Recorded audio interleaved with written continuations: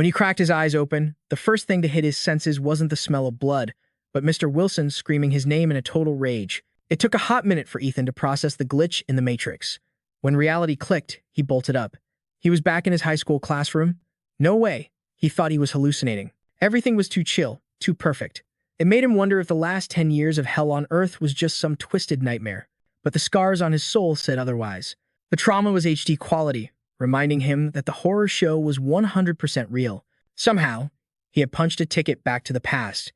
He was a high schooler again, standing in the calm before the viral storm wrecked the planet. The second the bell rang, Ethan sprinted to the restroom like a demon was on his tail. He splashed ice-cold water on his face to snap out of it. Staring at his reflection, he muttered, "Damn, I looked soft 10 years ago. All my battle scars. Erased? Makes sense. The world hasn't ended yet, and I'm just a normie student." But the moment he thought about the virus, his vibe crashed straight to zero. He almost forgot the mission. Rewrite history.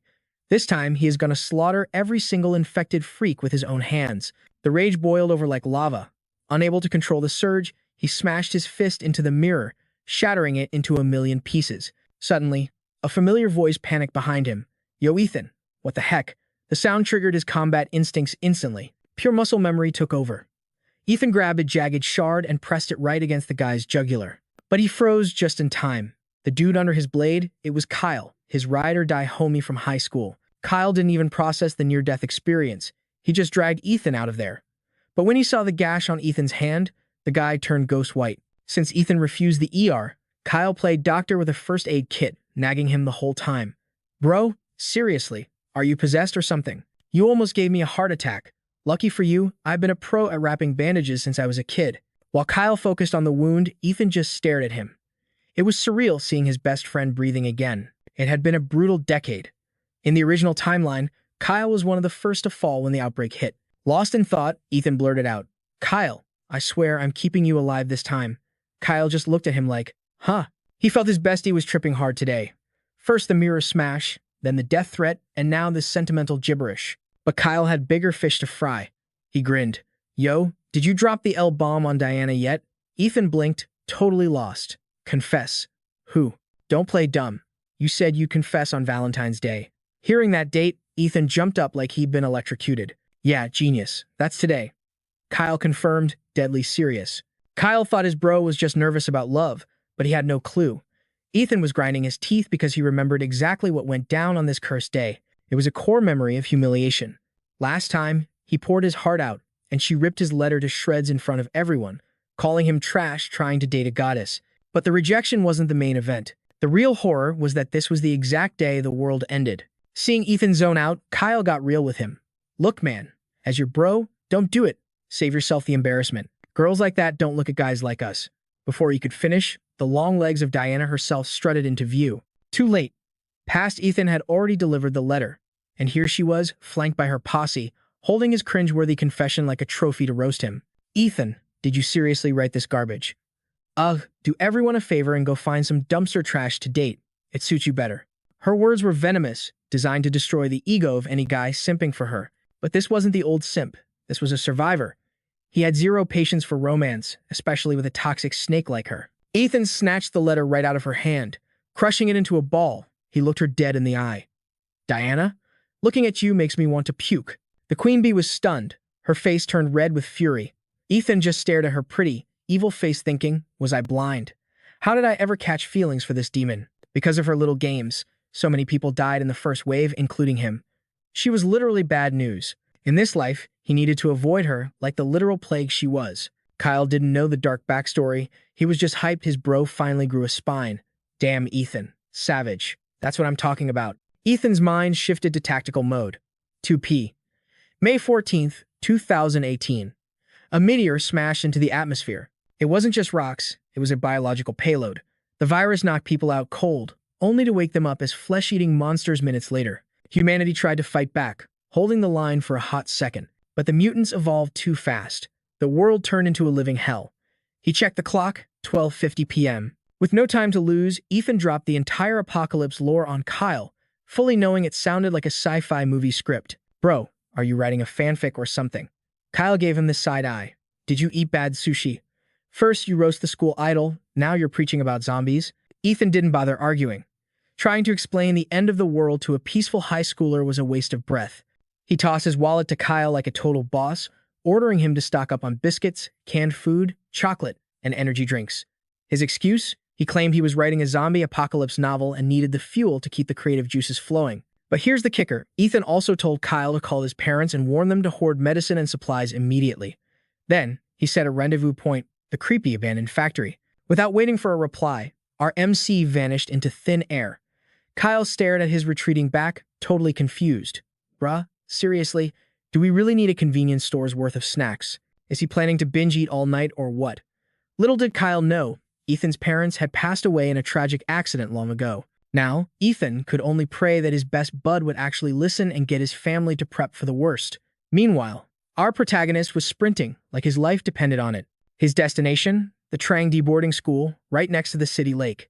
In the coming chaos, this place was going to be the ultimate safe zone, and it held the loot he needed to survive. Plus, the nearby abandoned factory had materials he could craft into weapons. But man, this new body was weak. Just a short run and he was already gasping for air. Being a high schooler again meant his stats were reset to 0, so fragile. By the time the clock hit 1:30 p.m., Ethan had secured his weapon of choice, a trusty crowbar. Way better than a clumsy axe. The early stage infected are slow as molasses, so keeping distance with a long weapon is the meta. This factory was about to become their fortress. Ethan gave the crowbar a few practice swings. Whoosh, whoosh. He swore to himself right there. No more mistakes.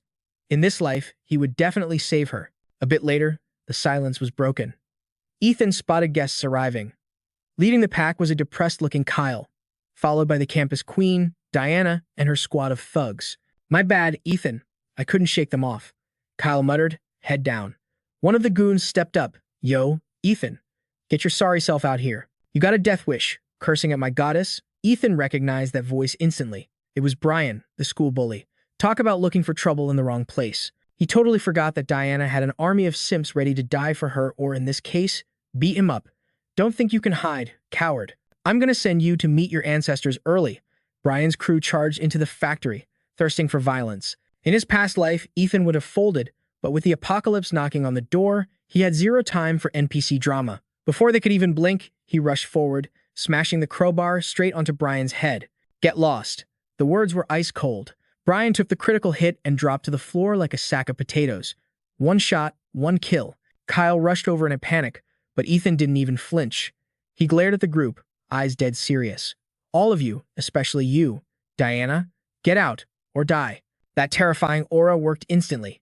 The queen bee and her simp army scrambled away in fear, totally confused why the school pushover had suddenly turned into a demon. Diana was furious. On the way back, she kept nagging her defeated champion. Hey, I thought you were a tough guy. Why'd you fold so fast? Why are you such a chicken? But Brian was too shook to flex.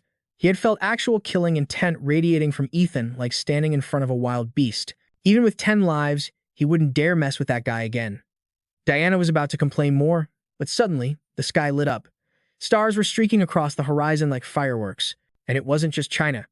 From Japan to the US, the entire globe was witnessing this massive meteor shower at the exact same moment.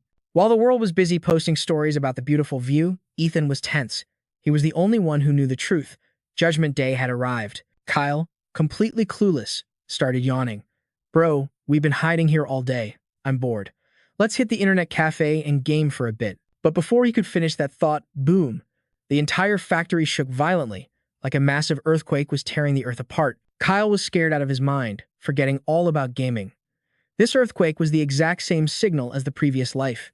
Ethan checked the mental clock, 20 hours until the virus goes airborne. Everyone would fall into a coma, and when they woke up, welcome to hell on earth, folks. Even knowing the future, Ethan couldn't fight the biology.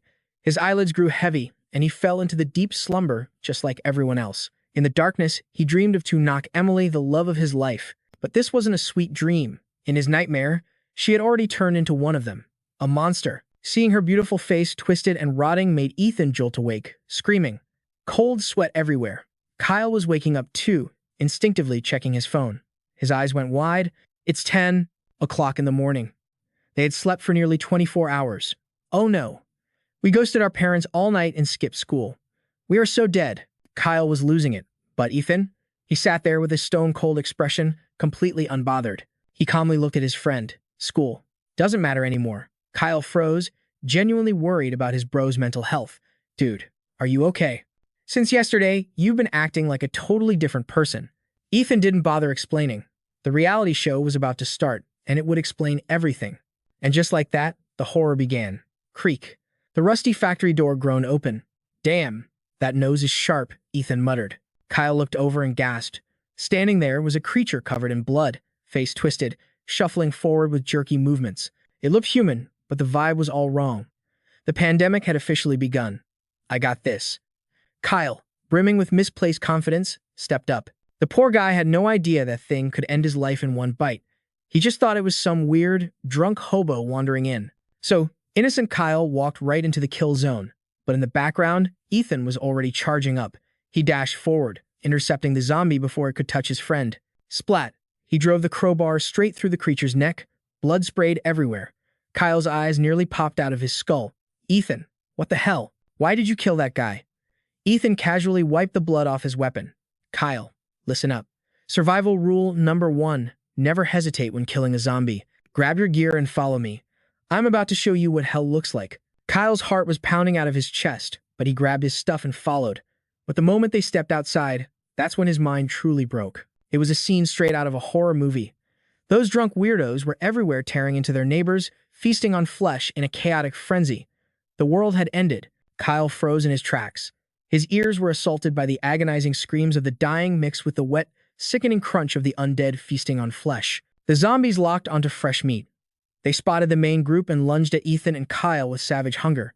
Kyle, he was total dead weight, freezing up like a deer in headlights, completely unsure of how to fight back. But our MC, he's built different.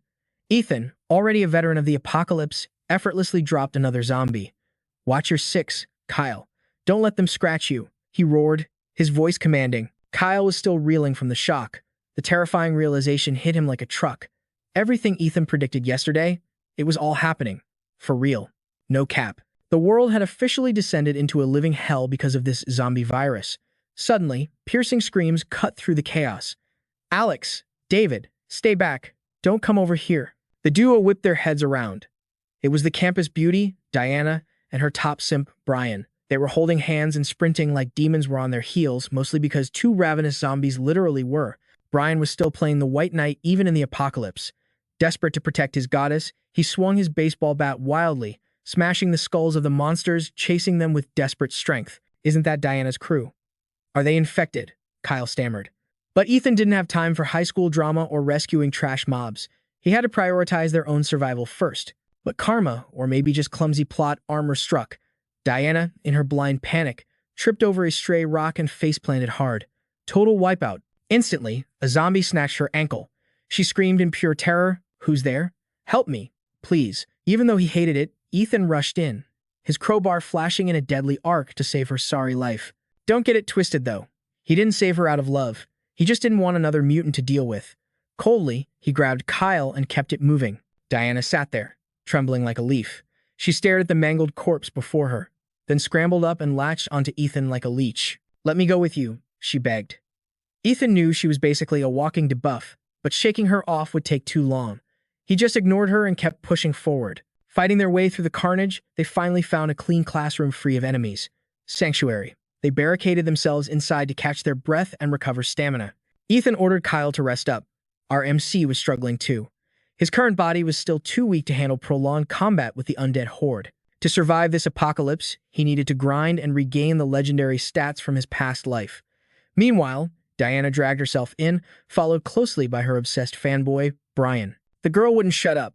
What do we do? Where are the cops? Why aren't they here yet? She was useless and loud, a deadly combination that was ticking Ethan off big time. Diana, shut your trap, he snapped. She zipped it immediately. But Simp King Brian couldn't handle his queen being disrespected like that. He pointed a trembling finger at the MC's face. You're crossing the line, man. Diana is just a fragile girl. Back off. That gesture was a fatal mistake. It revealed a nasty, deep gash on Brian's wrist.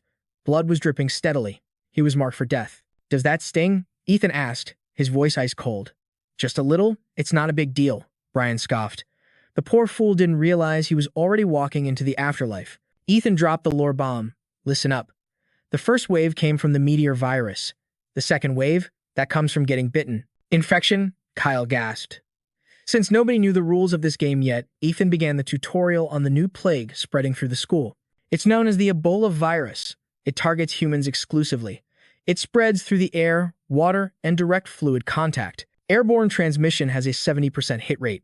But direct contact, that's a 100% guaranteed infection. In other words, if you get bit, you join the horde. Hearing this, Diana's face twisted.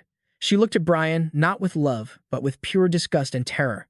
Brian refused to accept his fate. He screamed, "What kind of nonsense is that? You've been watching too many horror movies, you freak." He had no clue he was talking to a time regressor. Ethan had survived 10 years of this hell. His info wasn't a guess, it was an absolute fact. The MC gripped his crowbar and stepped forward, menacingly. "You've got 10 minutes before you turn. No cure. I need to end this before you become a monster. Do you want a clean death? I can help you go out as a human, rather than a flesh-eating beast." Feeling the murderous aura radiating from Ethan, Brian stumbled back, raising his bat in defense. "Stay back.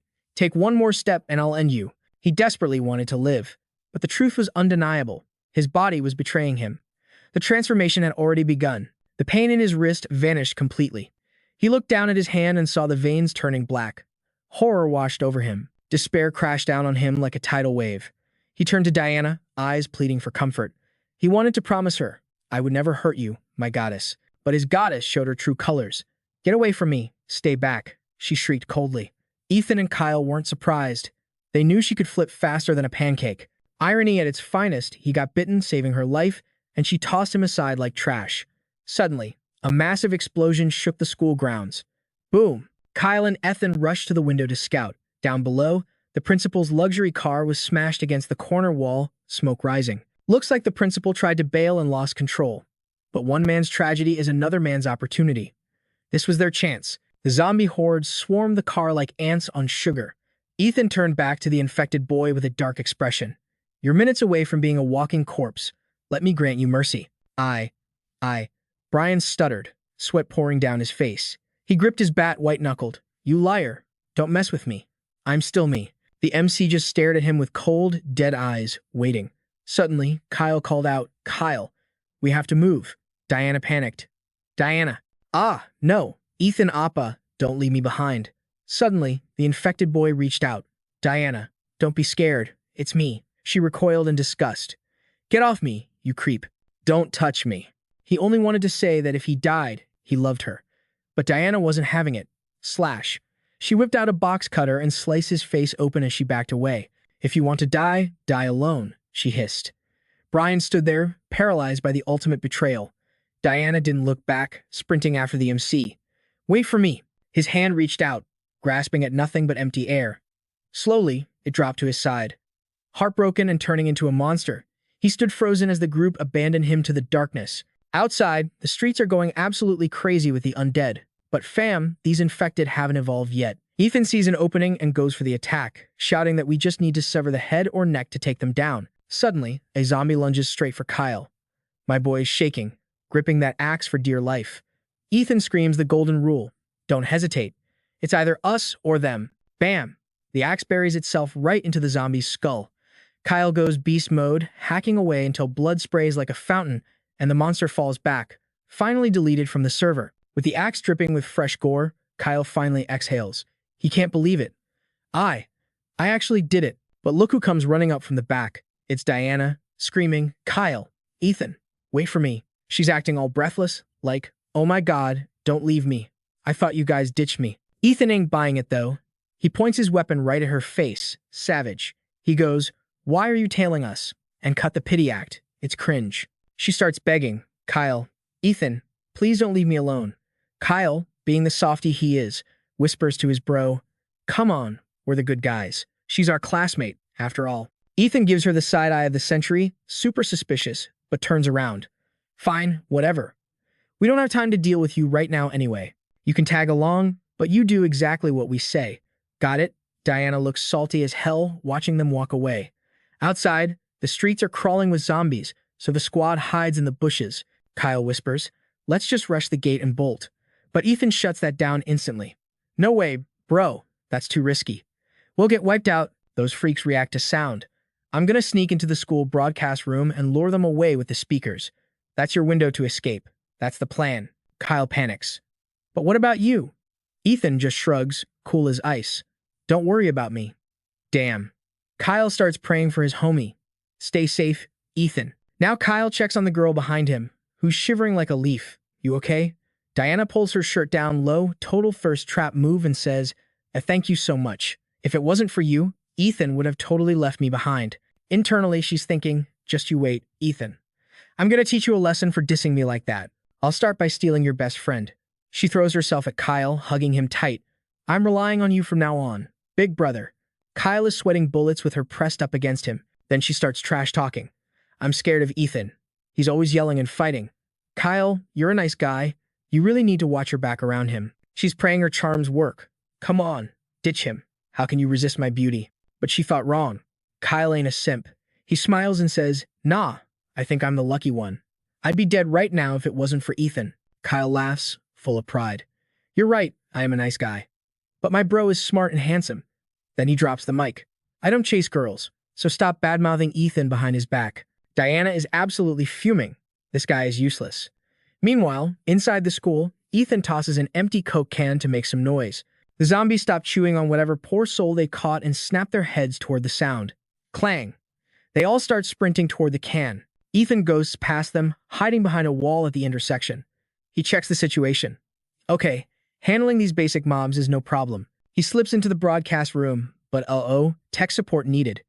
He's trying to figure out how to work the equipment when surprise. A zombie spawns right behind him. Ethan spins around, reflexes on point. Who's there? The thing snaps its jaws at him, but he grabs its neck. It's thrashing like crazy.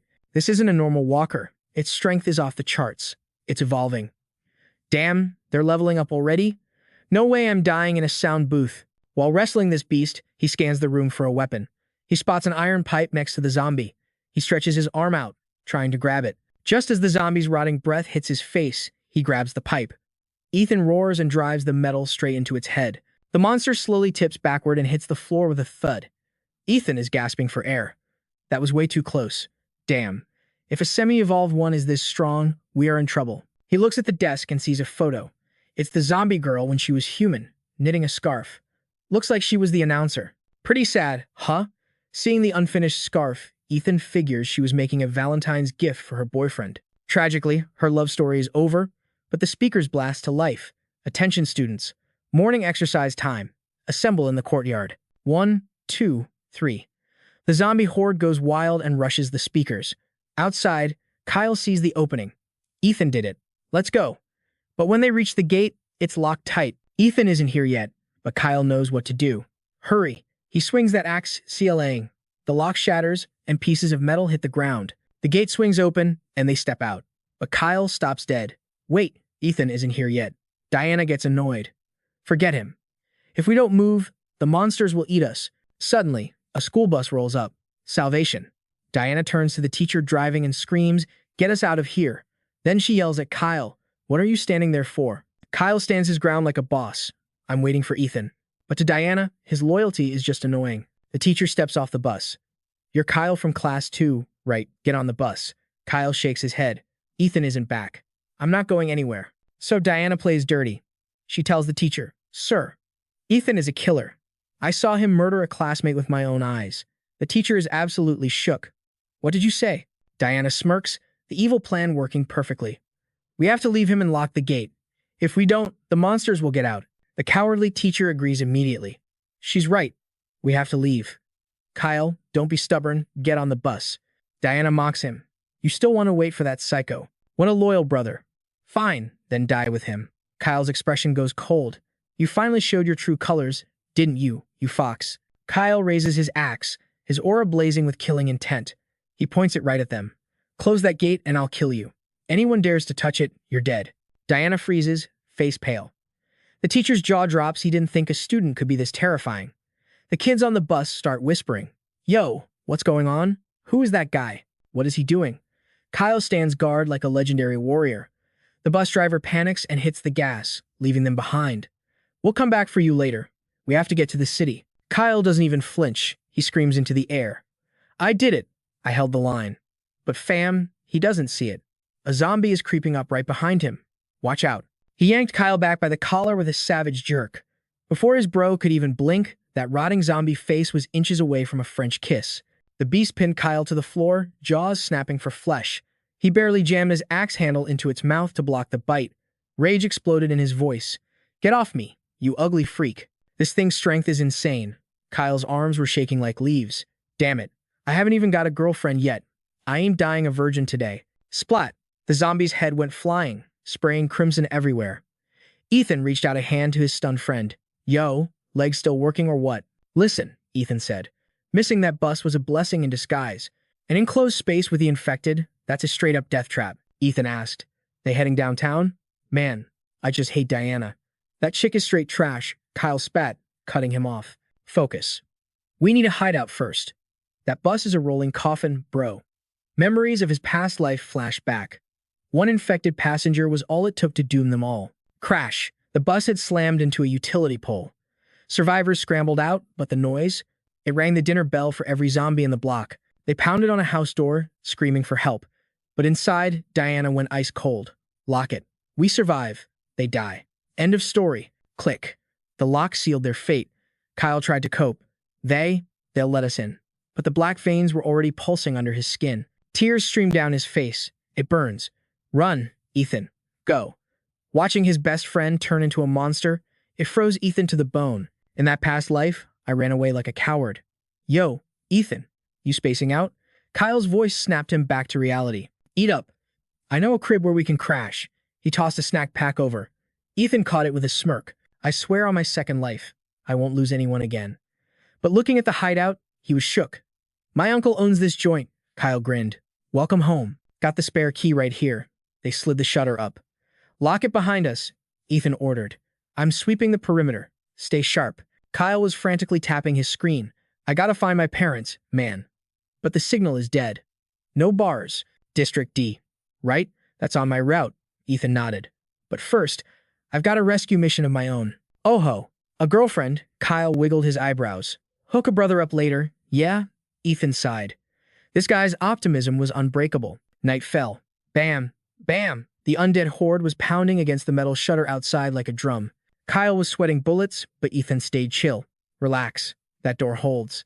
Now, listen close. School is in session. This virus ain't new. It's ancient. But the meteor shower, that was the catalyst. It triggered a global mutation. Most people's bodies crash and they turn into mindless beasts. But the elite few? We can resist. We can dominate it. We break human limits. We evolve. Kyle squinted. Bro, how do you know all this sci-fi stuff? Details later. Just copy me. Breathe steady. Visualize the virus. Don't let it rule you. You rule it. Feel that burning sensation? Don't freak out. That's the dormant energy waking up. Seize control. Let it pool into one specific point. That's your evolution center. Ethan focused. Just like his past life, the power surged to his right palm. Low-tier evolution. Stats get a small buff. Honestly, it's trash tier. But hey, better than being zombie chow. Evolution peaks when you're on the brink of death. With his future memories, failure wasn't an option. My talent might be garbage, but I have one cheat code, 10 years of survival experience in this living hell. Then, the nightmare took him. The city center. Past life. He was dragging Emily, but she stumbled. Baby, you okay? My ankle. It's gone. She winced. The horde was screeching behind them. Hop on my back. I got you. No. Leave me, Ethan. Just go. If you go solo, you'll make it. Don't die for me. Shut up. We live together or we die together. He sprinted forward, but then, despair. The bridge ahead was snapped in half. Damn it all to hell. The path was gone. Behind them, a tsunami of rotting flesh. It was a dead end. Ethan, put me down. Never. I'll find a way. He braced his legs, channeled every ounce of power, and leaped. He slammed onto the other side. Safe. But physics was cruel. The momentum threw Emily backward. He stabilized, but she was slipping away. He clawed at the air. Too slow. She plummeted into the abyss. No, Wyan, don't go. Ethan woke up gasping, heart hammering against his ribs. Kyle was cuddling him tight. Don't go. Oh, you love me? Get off me, you weirdo. Ethan kicked him away. What time is it? Never sleep next to me again. As he geared up, Kyle got serious. You really gotta go? She's my everything, Ethan said simply. Kyle nodded, fist bumping him. Then bring our sister-in-law back in one piece? Yeah? You know I will. He peeked through the shutter. Coast was clear. The streets were eerily empty. The motorcycle engine roared to life. Listen to me, Kyle. Stay locked down. Open for N01. Not even God. Kyle felt the love but smirked. I ain't a kid, bro. As the bike revved up, his voice softened. Come back alive, okay? Ethan's eyes turned steel cold. He twisted the throttle, rocketing into the apocalypse. Kyle watched him go, a prayer on his lips. As our MC Ethan raced down the highway like a bat out of hell, a realization hit him. He totally forgot to tell his buddy Kyle the girl he's searching for is actually his soulmate from a past life. Emily is his MVP, the love of his life. But in this timeline, they are total strangers who haven't even met yet. Cruel fate, right? He pulled his ride over at a roadside shop. He rubbed his neck, feeling the stiffness. It makes sense, he forgot the route. He hasn't seen these streets in 10 years. Just as he was complaining, a soda can rolled out of nowhere. Ethan stared at it, and boom, 2 zombies lunged from the shadows. He scoffed, trash mobs, and drew his weapon. With a swift slice, he sent their heads flying. Get wrecked. He speed ran that fight in seconds. Looking around, he realized this zone was swarming with infected. But wait, there were survivors. 2 sisters cowering in the back. Laura held her little sister tight. Outside the car, the undead were smashing everything. Don't be scared, she whispered, though she was shaking like a leaf seeing those monsters. Smash. A zombie broke the glass and stuck its ugly mug inside. Ethan grabbed a brick, channeled his inner pitcher, and yeeted it right at the horde. Get lost, freaks. The sisters were stunned to see this mysterious Chad blocking the path of the undead. Ethan spun around and delivered a legendary Sparta kick to the closest zombie. Both monsters went flying like ragdolls. Samantha 2A's eyes sparkled with admiration. This guy is cracked. Meanwhile, our MC sliced through the remaining zombies like butter. Latuiet peeked out, fangirling hard. So cool. At the same time, Ethan felt a stat boost. His reflexes and strength were definitely leveling up. He evolved way faster than the average player. Even if it was just a low-tier awakening, compared to normal NPCs, he was already overpowered. Staring down the last few stubborn zombies, he taunted, "Come get some." Moments later, the ground was painted red. He cleared the entire wave solo. Ethan panted, stamina draining. Laura looked at him with puppy eyes. Thank you so much." He waved it off. "Save the thanks. This safe zone is compromised. We need to bounce, now." She blinked, confused. "Run where?" He pointed down the road. "There's a convenience store ahead. It's a temporary base. Take the kid and go." Laura hesitated. "What about you?" He smirked confidently. "Relax. I'll be right behind you." She struggled for a second, but knew she had to make a choice. "Let's move," Laura said. Latuiet whined. "But my teddy bear. Priorities, kid." Ethan ignored the drama and started siphoning gas for his ride. He could feel his senses sharpening. It was the early stage of evolution kicking in. Even a small buff like this felt amazing. But his radar pinged a massive horde was incoming. Back at the store, Latuiet was worrying. "Sis, is that big brother gonna be okay?" Laura sighed. "I don't know." She looked outside anxiously. "You stay here, okay? I'm gonna go check on him." But the little sister went into clingy mode. "No way. I'm coming with you." Laura gave in. "Fine, but stick to me, like glue. Don't wander off." Outside, the zombie wave had arrived. Ethan smirked, a cigarette dangling from his lips. He flicked it into a puddle of oil. Boom! A cinematic explosion turned the zombies into barbecue. Can we get a like for that epic scene? He stood there looking cool as cucumbers while things burned. Laura ran up with a cleaver, totally shocked. "Who is this mystery man?" Ethan frowned, clearly annoyed. "Bruh, didn't I tell you to camp in the store?" But they had already run back to him. He looked at Latuiet. "Is that your mom?" The girl pouted. "No, that's my sister." Ethan tossed her a teddy bear.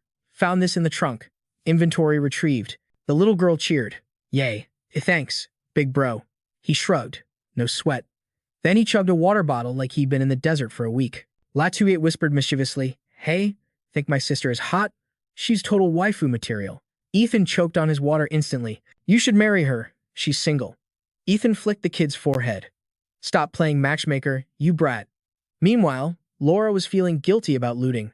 "Shouldn't we pay for this? It feels like stealing." Ethan rolled his eyes. "Wake up, sister. The world has ended. If we don't loot it, someone else will." "Why make life harder?" She sighed, realizing he was right. "I guess. A few days ago, I was just a teacher, and now this." That caught his attention. "Teacher? Wait, do you teach at Nat Ting High School? Talk about a plot twist." Laura nodded. Yeah, I do. Ethan grabbed her shoulders. Do you know a girl named Emily? She looked uncomfortable. Can you let go of me first? He froze, realizing he was being too intense. My bad. Laura rubbed her arm. Emily. I know her. She's my student. Do you know her? Ethan replied, we're friends. But in his head, he knew they were basically strangers right now. She tried to comfort him. If you're looking for her, she's probably at the school. I left early, but the students stayed back. Don't worry, she's a smart girl. I bet she's surviving. Ethan went silent, looking totally depressed. Laura analyzed the situation. To risk his life for a girl, they must be lovers, right? The romance radar was pinging. She stared at his lonely back and, on impulse, kissed him on the cheek. Maybe she was wrong about the girlfriend. Ethan covered his face, blushing hard. What was that for? Laura smiled brightly. A thank you kiss for saving us. We won't trouble you anymore. Go do your hero thing. But La Tuette wasn't having it. She screamed, no way. Sis, let's stick with him. He's cracked at the game. He can carry us. He'll protect you too, sis. Laura tried to hush her. Be quiet. He's done enough. We can't be a burden. Besides, he has a quest to finish. We'll cross paths again. La Tuette, being a good kid, just started crying her eyes out. Ethan walked over, patted her head, and turned to Laura. Can you drive? She nodded. Yes. He stood up. Then what are we waiting for? Let's roll. The little girl sat in front, absolutely hyped. Laura hugged Ethan's waist from the back seat, asking, why did the world turn into a horror movie? Ethan explained. Basically, it's a virus. Just like those zombie flicks you binge watch. Laura asked, so where are we going? The motorcycle pulled up next to a car. All right, pit stop.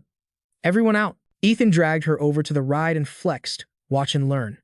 I'm about to hotwire this whip faster than you can blink. But Laura panicked. Hold up. You're just a high schooler. That is straight up illegal. He paused for a second. Wait, how'd she clock him? Oh, right, the school drip. Then Laura dropped some serious advice. If you really want to find your friend, call the cops. The school is a death trap right now. Ethan just laughed. You've got to be kidding me. Police? You think the 5-0 can save anyone in this apocalypse? He pointed behind her. You mean like that guy over there? A zombie cop shuffled forward, groaning for brains. Laura's face went ghost white. Ethan stayed ice cold. What's your name? She stammered. I'm Miss La. He stepped in front of Miss La like a total boss. Listen up. Bam. He stomped the ground and obliterated the zombie cop. This world just got a whole lot darker than you think. The sister's jaws hit the floor. Crimson blood sprayed everywhere in a gruesome display. Ethan immediately looted the body. Talk about RNG luck. This riot gear is top tier. No gun, but at least the biters can't chew through this plating. He tossed her a steel pipe. Equip this. It's your lifeline now. Drop it, and it's game over. She grabbed it tight. Understood. Listen closely. The law is dead. Nobody is coming to save you. If you want to survive, you only trust your own strength. I hot-wired the engine. Just drive. He turned away. I can't go with you. Find my crew and tell them Ethan sent you. Laura gasped. Your name is Ethan? He nodded. That's me. She replied, I'm Laura, and this is my little sister, La Tuette. Stay frosty out there. Both engines roared to life. Laura yelled out, promise me you'll come back alive. You have to. Ethan smirked. Is that even a question? He sped off, leaving a heartbroken Laura. La Tuette sighed. Sis, you should have shot your shot. Too late now.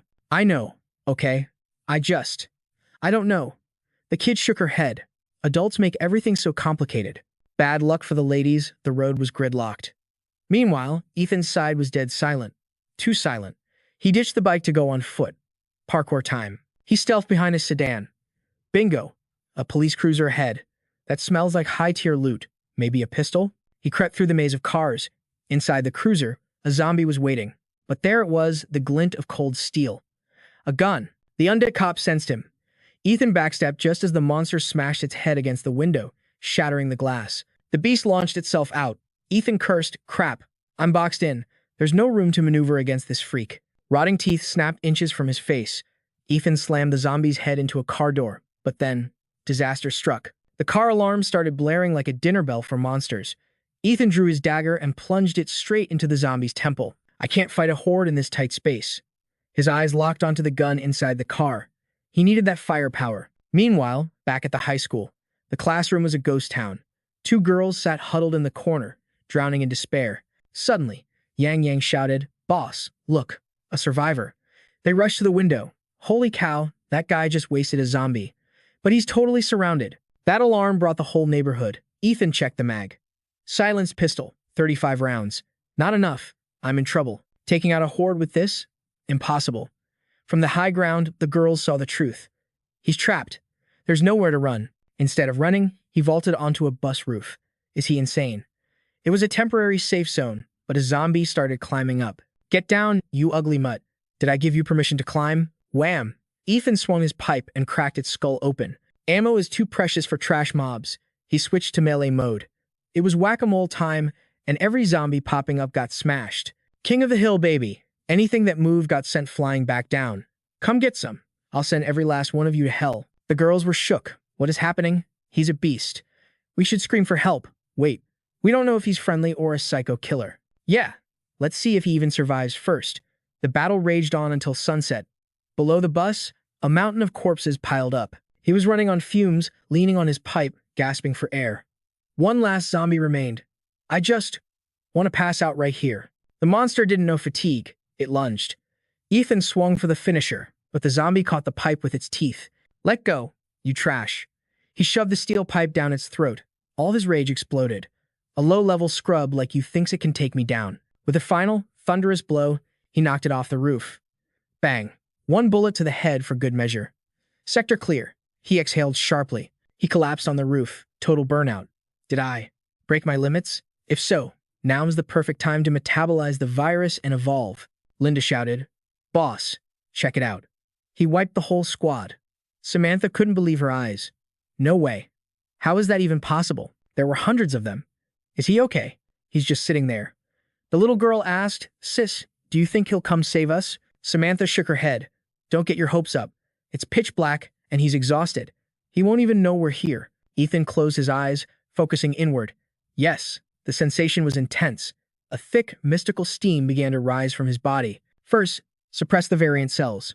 Channel the energy. The virus rewrote his DNA, forging a complete evolutionary pathway. His stats were skyrocketing. He picked up the crowbar, it felt light as a feather. Oh yeah. Dealing with these basic zombies is going to be a walk in the park now. My physical strength has doubled at least. I haven't tested my other stats yet, but I can feel the power coursing through me. I've leveled up. Priority number 1, get my strength back, fight the virus, and reboot the system. With my Omni system online, I've got a radar for anything creeping within a 5-meter radius. Nothing hides from me. It freezes me in place, sure, but once I max this bad boy out, that range hits 20 meters. Still, it's nothing compared to a spirit class. I remember Emily could scan a whole kilometer like it was nothing. You're in there, aren't you, babe? Hang tight, Emily. Eyes on the school. Your knight in shining armor is coming to crash the party. Midnight strikes, and our boy Ethan pings the radar. Ugh, the range is pitifully small right now.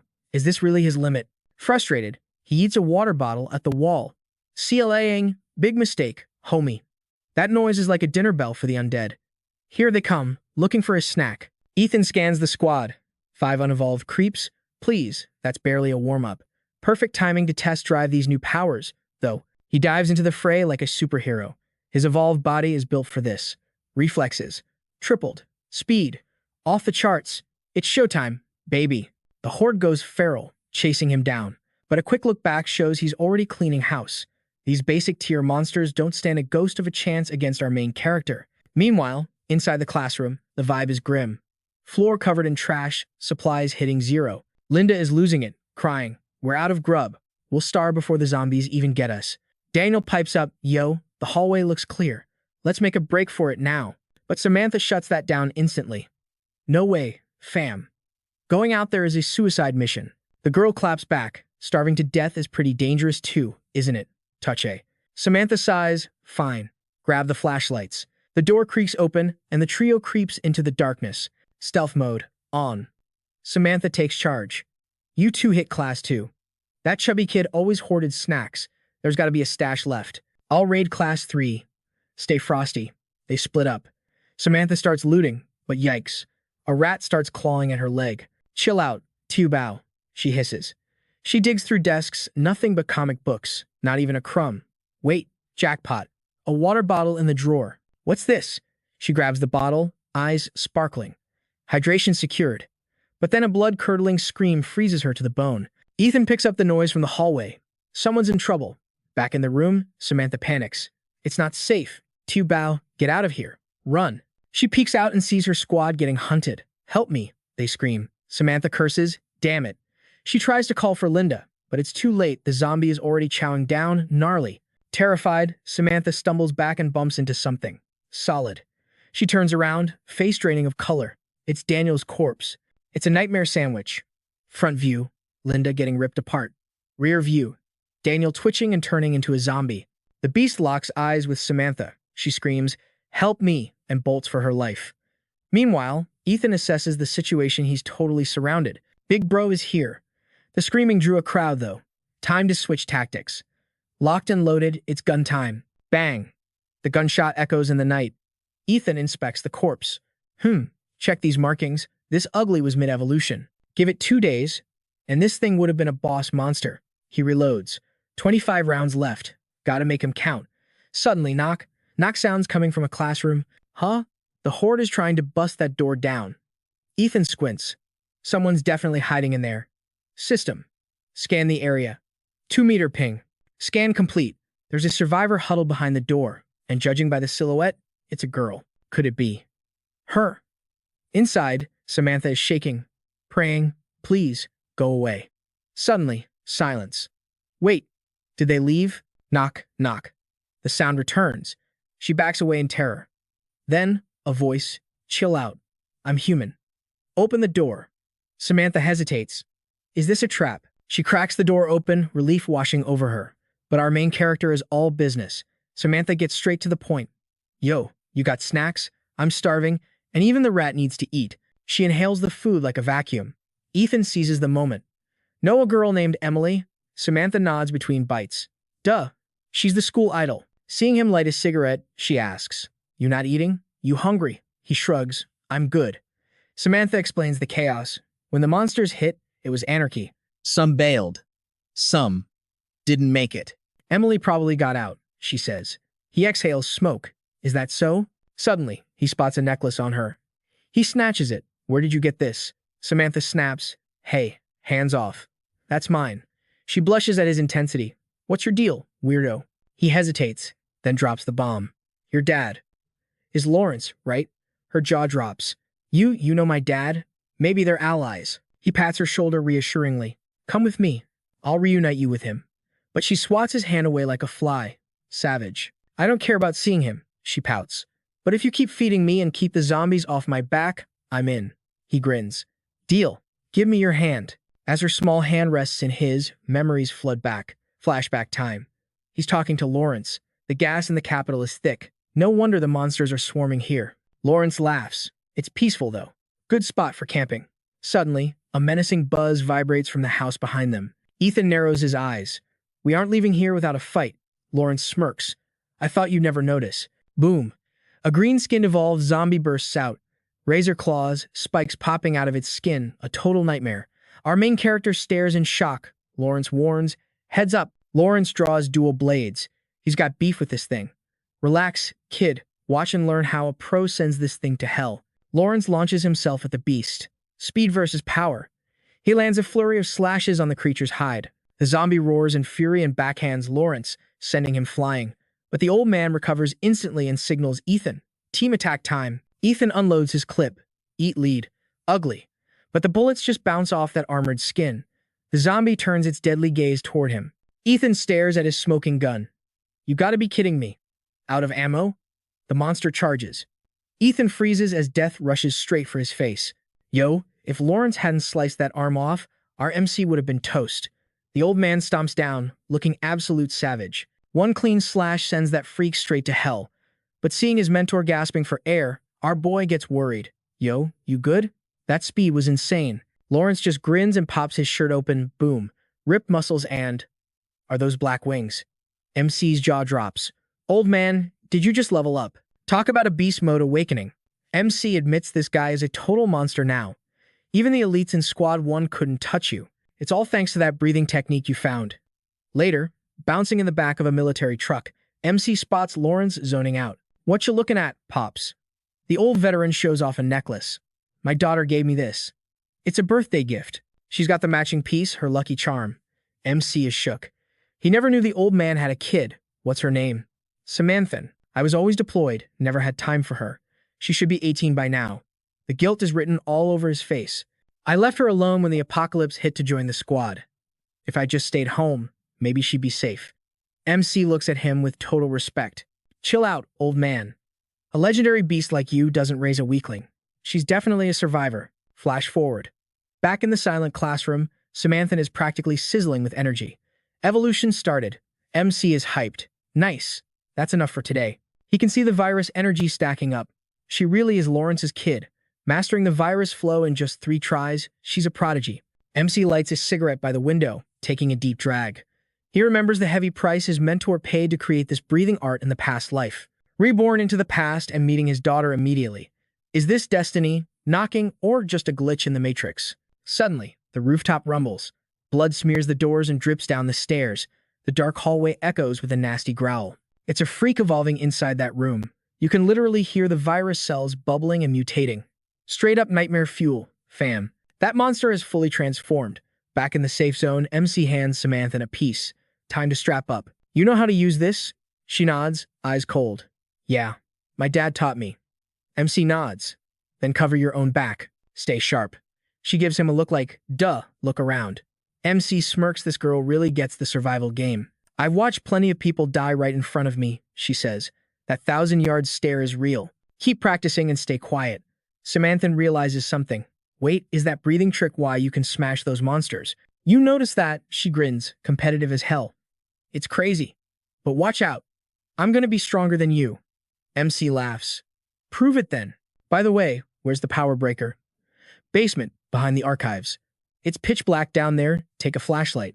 MC heads out, activating his spiritual radar. Scan complete.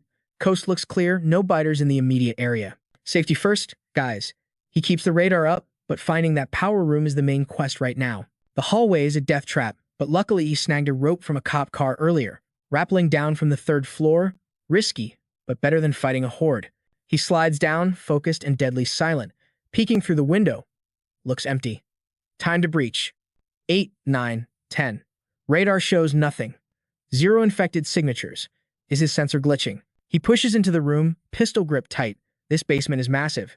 Maybe his radar isn't high level enough to scan the whole thing yet. Surprise. That evolved freak was camping in the shadows. Finally, MC spots the target. There's the breaker room. He grabs the handle, but damn my luck. The door opens and he's staring right at a zombie. It glares at him. MC doesn't hesitate. Boom. A point-blank headshot sends black blood spraying everywhere. But wait, the thing doesn't drop. It swings a massive haymaker. MC dodges just in time. Crap. It's a tier 2 mutated. That fist whooshes past like a cannonball. MC leaps back, creating distance instantly. This thing is fast. One hit, and our boy is paced. Tier 2 mutants have iron bones, especially that thick skull. I need heavy artillery for this. He switches to his steel baton and whack, cracks it right across the dome. Dust clears. And the monster didn't even flinch. You gotta be kidding me. Tactical retreat time. MC shoves a locker over to block its path. The beast roars, spotting him on top of the furniture. MC looks down with a smirk. You really think you can take me out? Out here in the open, I can dance circles around you, ugly. He hooks the baton around its neck and delivers a devastating kick. Down goes the monster. Crash! But the tenacious freak rises again. It tilts its head back and lets out a maddening screech. The sound waves literally shake the building. Upstairs, Samantha freezes. She rushes to the window. That wasn't just a scream, it was a dinner bell. Hundreds of zombies start swarming the hallway, marching toward the noise like an army. The mutant keeps screaming. MC is done playing. Summoning your squad? Not on my watch. Wham! Another brutal strike to the skull.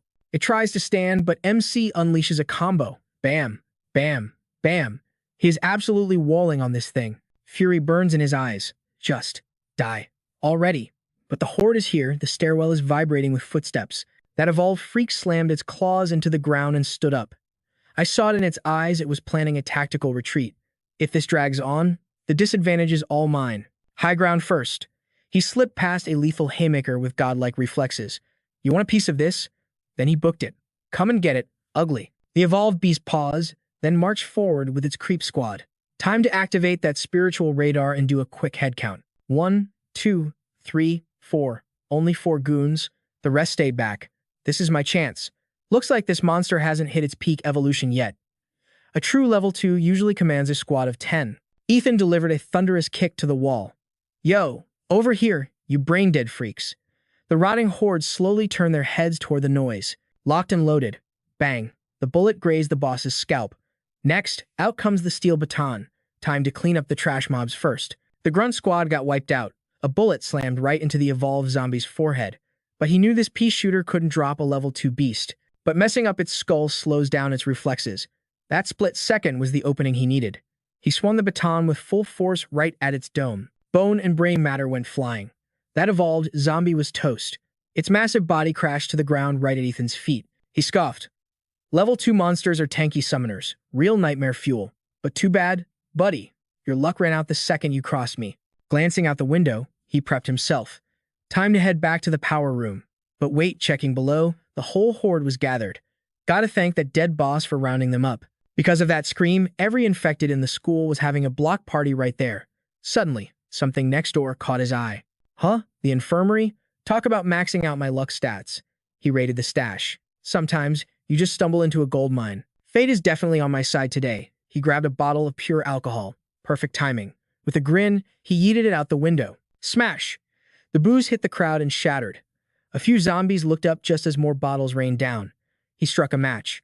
Y'all picked the wrong spot to hang out. Sayonara. Boom. An inferno erupted, swallowing the horde in a sea of fire. Samantha watched the cinematic display and gasped. That was legendary. The lights flickered to life. She cheered. We got power, and the PA system is live. Suddenly, his voice boomed over the speakers. Is this thing on? Whatever. Listen up. Huan? No, wait, Emily. I'm here to save you. If you can hear this, meet me at the front gate tomorrow morning. We're strangers, but you have to trust me. He cut the mic, desperation in his eyes. Please, you have to be alive. Silence fell over the haunted campus. Back in the classroom, Samantha broke the ice. I heard that broadcast. So, you don't actually know Senior Toe. I knew it. You're not friends. I figured out your secret identity. It was a sunny day, crowded street. Your eyes met hers, and boom, Cupid shot you. Love at first sight. You're a total stalker, aren't you? Just following her around like a puppy. Admit it, I nailed it. Bonk. He chopped her head. Stop talking nonsense. Go to sleep. We leave at dawn. Rubbing the massive bump on her head, she pouted.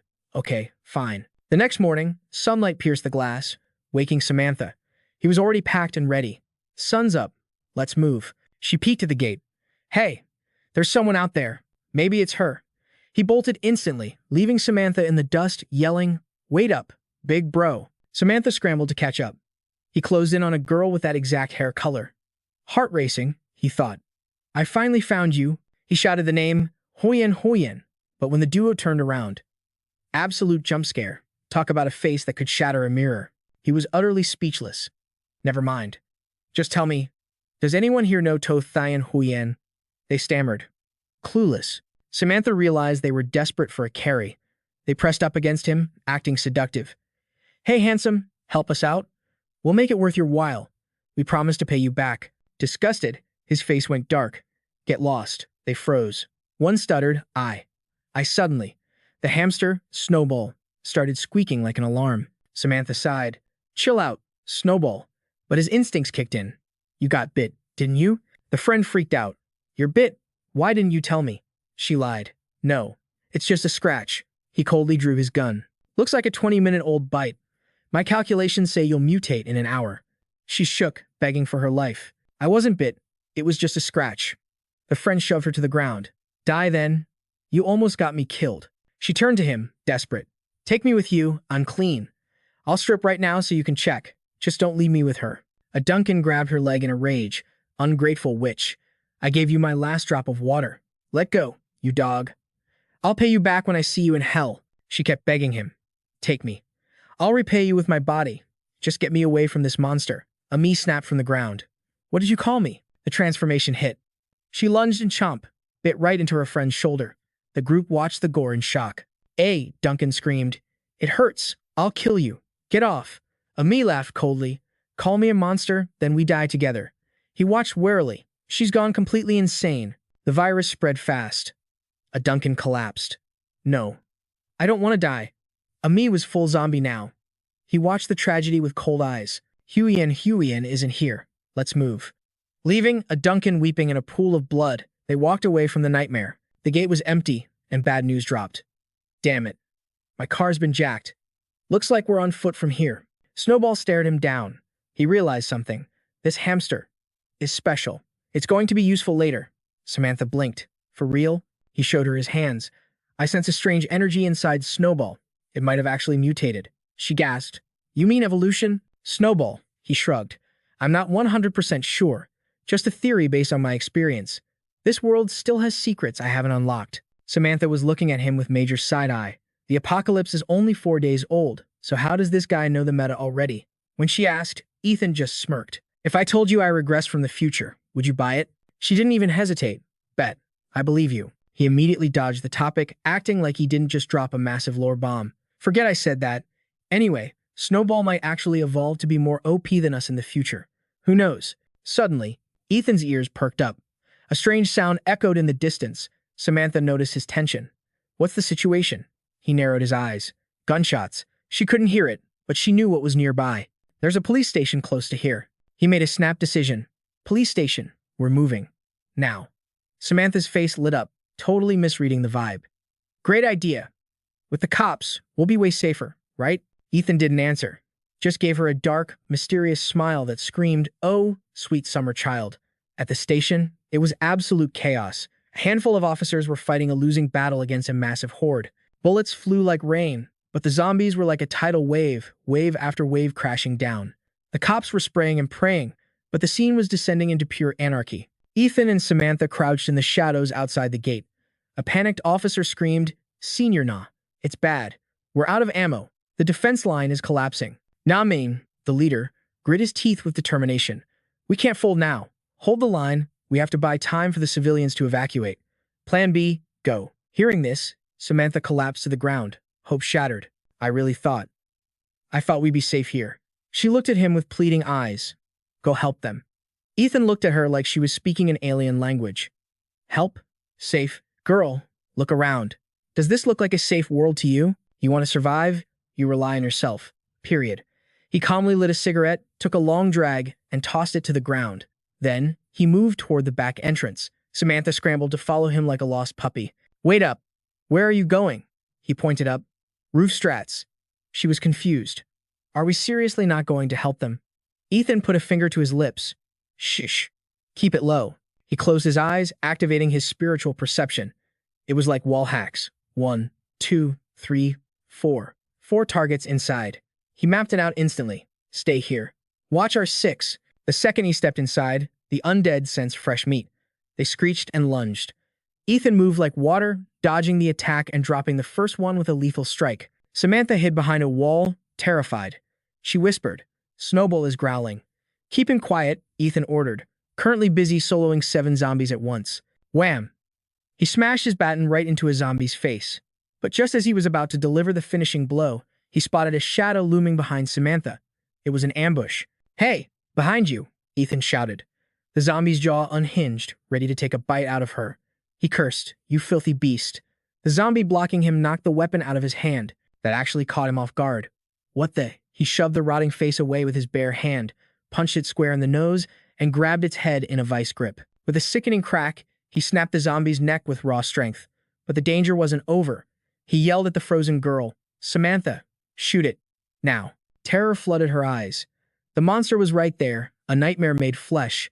Her hands shook violently on the grip. No, don't come closer, the zombie roared. Squeezing her eyes shut, she pulled the trigger. Bang! The gunshot was deafening. The bullet drilled straight into the zombie's skull. Dark blood exploded outward, and the creature collapsed right at her feet. The barrel was still smoking. Ethan reached out, his face softening from battle mode to big brother mode. Samantha looked down, guilt-ridden. I'm sorry. I wasn't paying attention. Chill, he reassured her. You're breathing, that's what matters. Just keep your head on a swivel next time. She stared at the corpse, traumatized. He gently patted her head. No excuses. Listen to me, kid. One day, you're going to be even stronger than I am. I calculated everything. From this vantage point, we have a VIP view of the entire battle. Samantha was still hung up on it. But why? Why didn't you help them? He sighed, explaining the basics. Shooting wildly like that, it's not just useless. It's a dinner bell for every monster in a 5-mile radius. If they keep that up, they're speedrunning their own deaths. But they have guns, Samantha argued. Ethan walked into the room, casually looting. Even a 7-year-old knows not to fight a losing battle. It's common sense. 10 people versus thousands, jumping in there is just suicide with extra steps. Samantha bit her lip. So why didn't we help them escape? He lit another cigarette, cold as ice. We wait. When they die or run, that's when we grab the loot. Outside, the battle was reaching its tragic conclusion. Officer Lamb screamed over the radio, "Senior, there's too many of them. The line is broken." Nauman knew it was over. "All right, fall back. Everyone retreat." He shouted the order. "All units, stay close and move out." Hearing that, Samantha knew it was their turn to move. "They're retreating," she reported. Ethan nodded. "Cool. Pack your bags. We're leaving too. I already looted the place. Mostly trash, but I found this combat knife. It's decent. Take it." "Oh, and I scored car keys too." Samantha looked at the key fob. It was still blinking, connected to a vehicle in the garage. It was a valid drop. "Got it. Let's roll," he urged. Ethan pressed a magazine into her hand. "I'm out of ammo. This is the last mag. Do not use it unless you are absolutely going to die. Understand?" Samantha took the knife. "About this knife." She suddenly thrust it at him, but Ethan caught the blade between 2 fingers effortlessly, his expression turning deadly serious. "I told you," he said, his voice dropping an octave. "You only evolve when you're pushed to the brink of death. You have to break your limits." Truly the daughter of Lawrence. Like father, like daughter. Samantha pouted. "I just don't want to be dead weight. I want to level up too." She paused. "Wait, you said the monsters evolve too, right? Why haven't we seen any yet?" Ethan dropped some intel. "Actually, I saw one, but it wasn't fully cooked yet. Tier 2 monsters are rare drops. Maybe 1 or 2 in every few hundred zombies. Tier 2 gets buffed stats, speed, defense, strength, but they're still within human limits. The real problem, they have insane defense, and they can summon the horde. Their skin is like armor, but a heavy caliber round can still put them down. The higher tier nightmares, we won't see those for a long time. How long does it take for them to level up? A normal one takes a week to a month to hit tier 2. Depends on their genetics. The one in the basement was a special elite mob, but even it wasn't at peak form yet. But notice how they just chase sound? No brain, just aggro. Anyway, let's bounce." "It's getting late," Samantha asked. "Is the coast clear?" "We're good," they cleared out. They walked to the car parked outside. He clicked the unlock button. Beep, beep. The headlights flashed. "Whoa, fancy," Samantha gasped. Ethan nodded approvingly. "Engine sounds healthy. Load the gear. We are out of here." The car slowly pulled out of the station, leaving the carnage behind. "Yo, fam, smash that like button if you think our girl Samantha is going to be okay." Ethan warns her about the creepers lurking inside, but she hits him with that sassy attitude. "Chill out, I ain't a noob-level kid anymore." She stashes Snowball, her chonky hamster, in the car for safekeeping. "Stay put, little buddy." But checking the minimap. Uh-oh. 2 shady NPCs are rolling up to the front gate. Inside, a henchman reports to the big bad. "Boss. The zombies and the cops are gone." The boss narrows his eyes. "But what? Spit it out." The scout grins. "We got fresh meat. A guy and a girl just entered the server." The boss peeps the scene and starts dropping F-bombs. "Are you kidding me?" The lackey smirks, trying to score points. "Don't sweat it, boss. Our squad is already breaching the perimeter. It's free real estate." The villain's face twists into a nasty grin. "You think I'm playing? Get in there, loot the guns, and save that girl for me." The goon squad starts creeping toward the back door, their boots heavy on the pavement. You can practically hear the villain music kicking in. It's a 4-man raid party versus our duo. Inside, the hallway is a graveyard absolute carnage of zombies and fallen officers. Ethan and Samantha step over the mess, scanning the rooms for loot. Ethan analyzes the scene. "Looks like the cops wiped the mobs before they went down. I'm hitting the warehouse." Our brave little savage nods. "Cool, let's split up and cover more ground." Ethan agrees, though it's risky. "All right, I'll clear the 2nd floor. Watch your back." He heads up, leaving Samantha to hold down the fort. Spoiler alert, splitting up is always a bad idea in horror movies. He creeps up the stairs, closing his eyes to activate his senses. No smell of rotting flesh, no enemies nearby. This spot feels different. It's got to be the storage room. The door's locked? Please. With a leg kick that would make a pro fighter jealous, Ethan obliterates the lock. Crash. The door hits the floor, and what he sees inside makes his jaw drop. He starts scavenging the cabinets. Bingo. He cracks open a sealed chest and finds dual pistols. Yo, straight into the inventory. This is the upgrade we needed.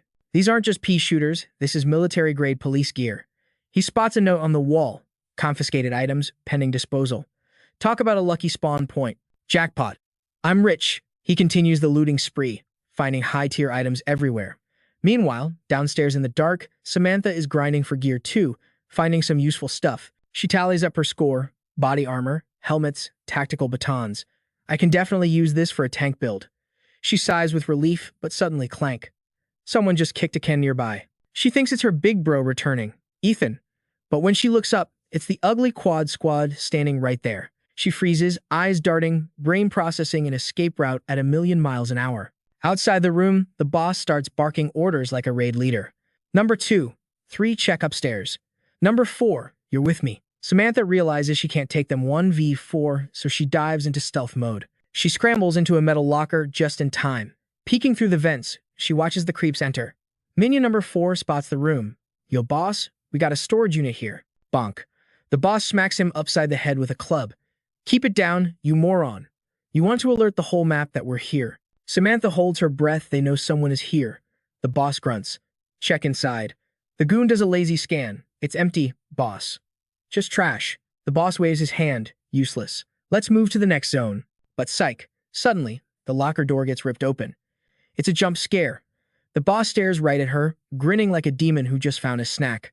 Found you. Meanwhile, Ethan is wrapping up his loot run upstairs, but his spidey senses start tingling. Heavy footsteps approaching. The vibe just shifted from chill to dangerous. He melts into the shadows against the wall. Lackey 2 and 3 walk right past him, totally clueless. Hey, number 3 asks, you think that kid Q Quan is going to be a problem? The other guy laughs. Please. Our boss is a regional fighting champion. That kid is just an NPC compared to him. He doesn't stand a chance. Number 3 is still nervous. But what if he's packing heat? Number 2 scoffs. Bro, it's 4 against 1. We'll gank him before he even draws. Simple math. We'll camp in the shadows and backstab him, the scumbag plots. But suddenly, a voice cuts through the darkness. Oh, you mean a sneak attack like this? Ethan steps out like a boss. Wham! Before they can react, he drops them. But as he stands over their unconscious bodies, realization hits him. If the minions are here, the boss is downstairs with Samantha. Oh no. Samantha is in trouble. Downstairs, the situation is critical. She's pointing a gun at the boss, but her hands are shaking like a leaf. The boss, he isn't even sweating. The villains fake surrender, raising their hands. Whoa there, little lady, the boss purrs, his voice dripping with venom. That toy looks heavy. Why don't you put it down? He takes a step closer. We're friendly, I swear. Just want to chat. Maybe team up? We don't have to do this the hard way. Stranger danger level 100. Fam. Samantha ain't buying it. I got nothing to say to you creeps. Get lost. But the boss keeps inching forward. Don't be antisocial. We can share the loot. Come on. Suddenly, number 4 snickers. Samantha panics. Stay back or I'll blast you. She squeezes the trigger. Click. Nothing happens. The silence is deafening. She flinches, expecting a bang, eyes squeezed shut. When she opens them, she sees the boss looming over her, his face dark and twisted with malice. He snatches her wrist, twisting it painfully.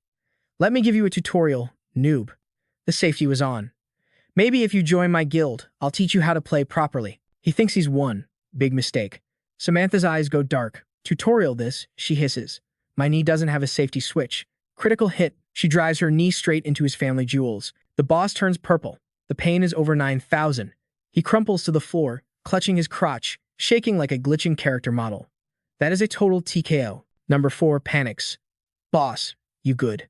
Samantha is gasping for air, adrenaline pumping. The boss wheezes out a command through the pain. Get that brat. Don't let her escape. She bolts, parkour mode activated, but she's just a second too slow. The goon grabs her by the scruff of her neck. Gotcha, where are you going? She kicks and screams, let me go, you trash. He jams a pistol against her temple. Stop moving or it's game over. The tension is maxed out until a weird scratching sound interrupts the drama. The heck? What is that? It's Snowball, and he looks like he's been bulking. The brave hamster raids the guy's pants. He scurries up the leg and chomp. Direct hit on the ankle. The goon howls in pain. Taking the opening, Samantha sinks her teeth into his hand like a zombie. He screams again and drops her. It's a double-team combo. While the guy is dancing in pain, Samantha scrambles away. The guy grabs the hamster, furious. You little rat. But Snowball ain't finished. He chomps down on the guy's finger. The disrespect. The goon flings his hand, and Snowball sticks the landing. Samantha yells, "Snowball, retreat. Come to mama." That guy holds a grudge. But the goon snaps. He raises the gun, blind with rage, and starts spraying bullets. Bang, bang. Samantha dives for the stairwell, bullets chipping the walls around her. She tumbles down the stairs, ouch. Dizzy and terrified, she looks up and sees a hand reaching out from the shadows. It's him. The MVP returns. "Ethan." He puts a finger to his lips. "Shh." He pulls her into the shadows just as the angry goon stomps into view. "Come out, you little witch." The crippled boss limps behind him. The real boss fight is about to begin. One of the goons asked, "Yo, boss, you holding up?" The leader spat back, "I'm alive. But that little witch nearly ended my bloodline. Where is she? Tell me she didn't vanish." Number 4 reported nervously. "I popped a cap earlier, so they know we're coming. That girl is fast, but don't trip." Numbers 2 and 3 are guarding the upper floor. The boss raged, smacking him, "You moron," with a gunshot that loud. Of course they know. They might have already bolted or set a trap, Samantha whispered. Panic in her eyes. "What's the plan?" Ethan turned, his voice calm amidst the chaos. "Chill out.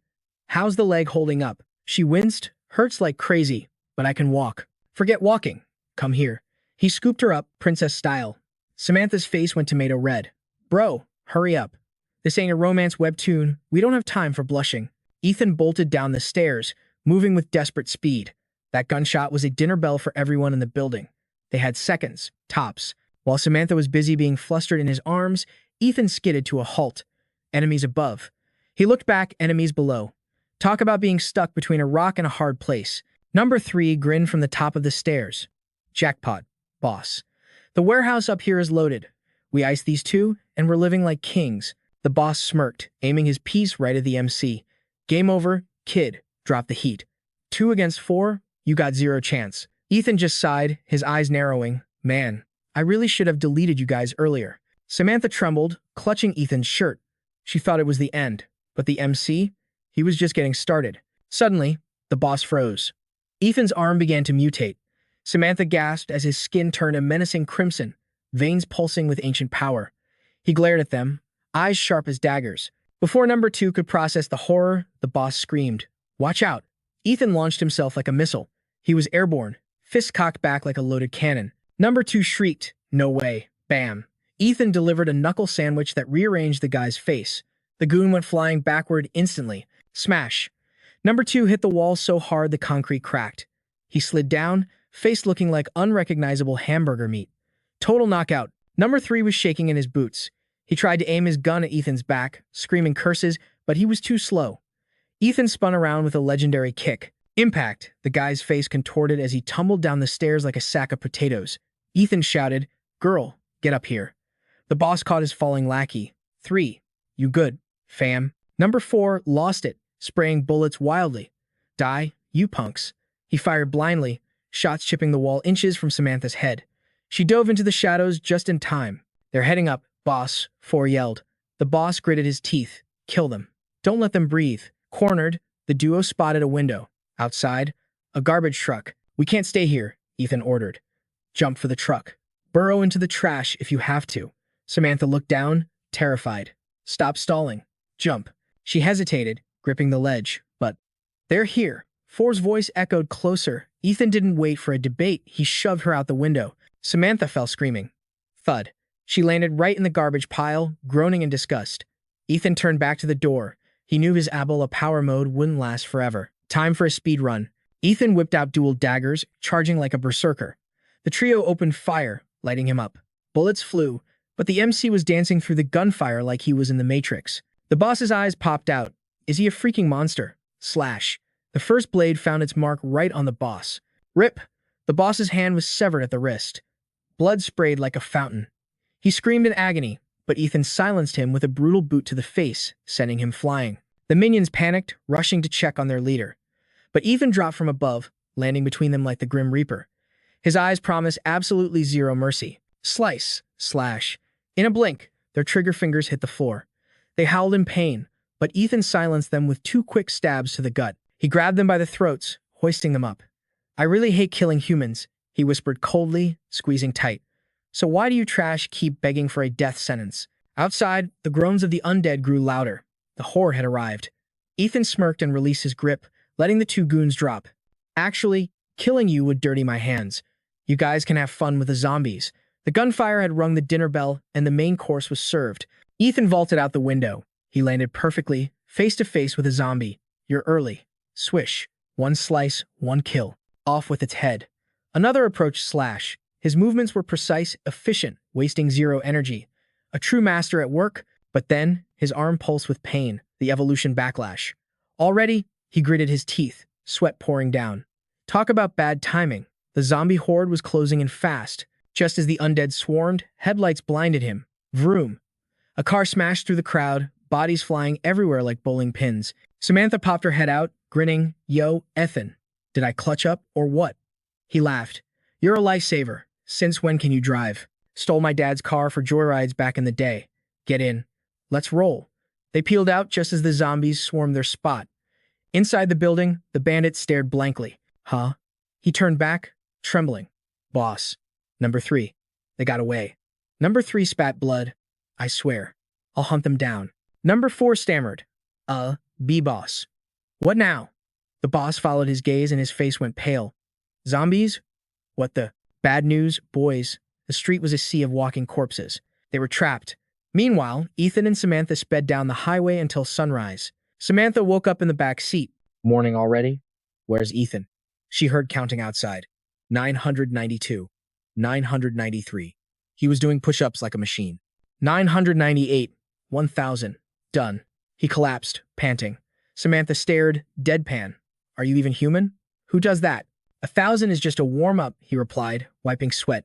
But that Ebola burst yesterday drained my battery. I'm barely running on fumes. How's the recovery? She asked. I'm at maybe 70%, he said, hopping into the driver's seat. Not great, but enough to survive. Give me 2 days of rest, and I'll be back to God-tier status. Let's move. There's a gas station ahead. Looks like a loot spot. Samantha smirked. All right then, buckle up. This pro driver is taking over. She slammed the gas, drifting the car into the station like she was in Fast and Furious. Ethan stepped out, bat ready, shielding Samantha. His eyes scanned the entrance. Hold up. The door is barred from the inside. We aren't alone. Damn, your eyes are legit eagle tier, the girl said, totally impressed. He tossed her the heater, stepping up to scout the danger zone himself. Eyes closed, he triggered his spiritual sensory radar. Is that dude dead or just chilling? The main character gripped his baton tight. No worries, he could handle the heat. Smash. He shattered the glass door like it was made of sugar.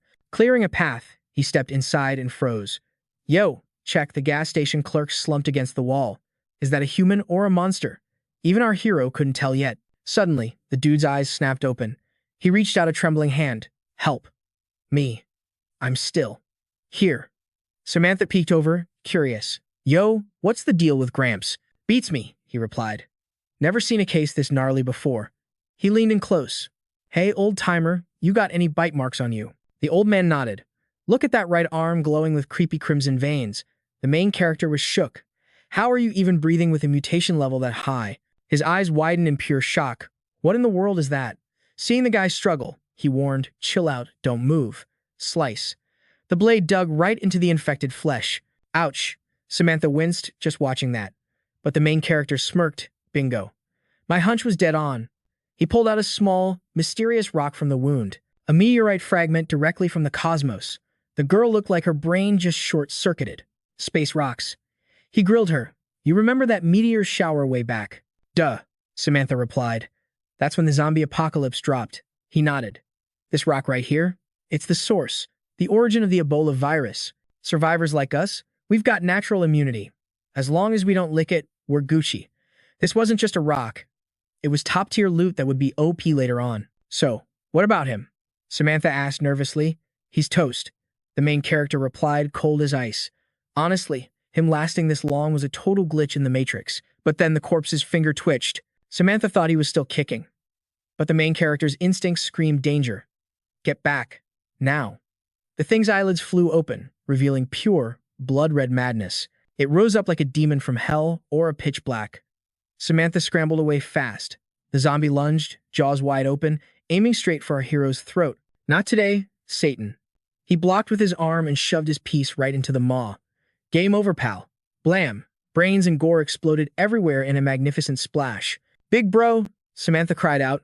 I'm good. Chill, he reassured her. Staring at the stone in his hand, he couldn't believe his RNG. Talk about insane luck. In his past life, a fragment this size would sell for a fortune. Useless for now, though, he muttered, stashing it. Let's bag it and tag it. Time to fuel up the ride. Tanks are dry anyway. Samantha couldn't help but ask, Yo, big bro, what's the deal with the space rock? Is it gonna nuke us if we keep it? He hit her with a pop quiz. You know that virus channeling skill I taught you? Guess who made it? The first legend to successfully fuse with a meteorite. She gasped in horror. Will I turn into a creeper like that guy? Nah, he shook his head. Humans aren't ready for fusion yet. You gotta grind through 3 evolution stages first. Once your body hits max level on those 3 mutations, only then can you absorb the cosmic power and wield it like a boss. So, anyone actually pulled that off yet? She asked. Not yet. 0, he replied, but something wasn't adding up for the kid. Then how do you know all the cheats? He smirked. Told ya. I traveled back from the future.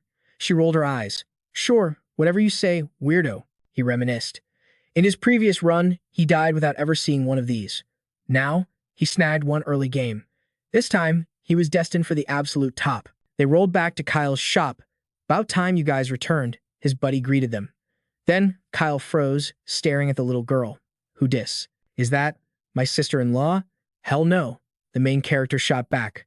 Kyle laughed, I see you. All talk, but turns out you've got a thing for lolies. Huh. Shut your trap, he warned.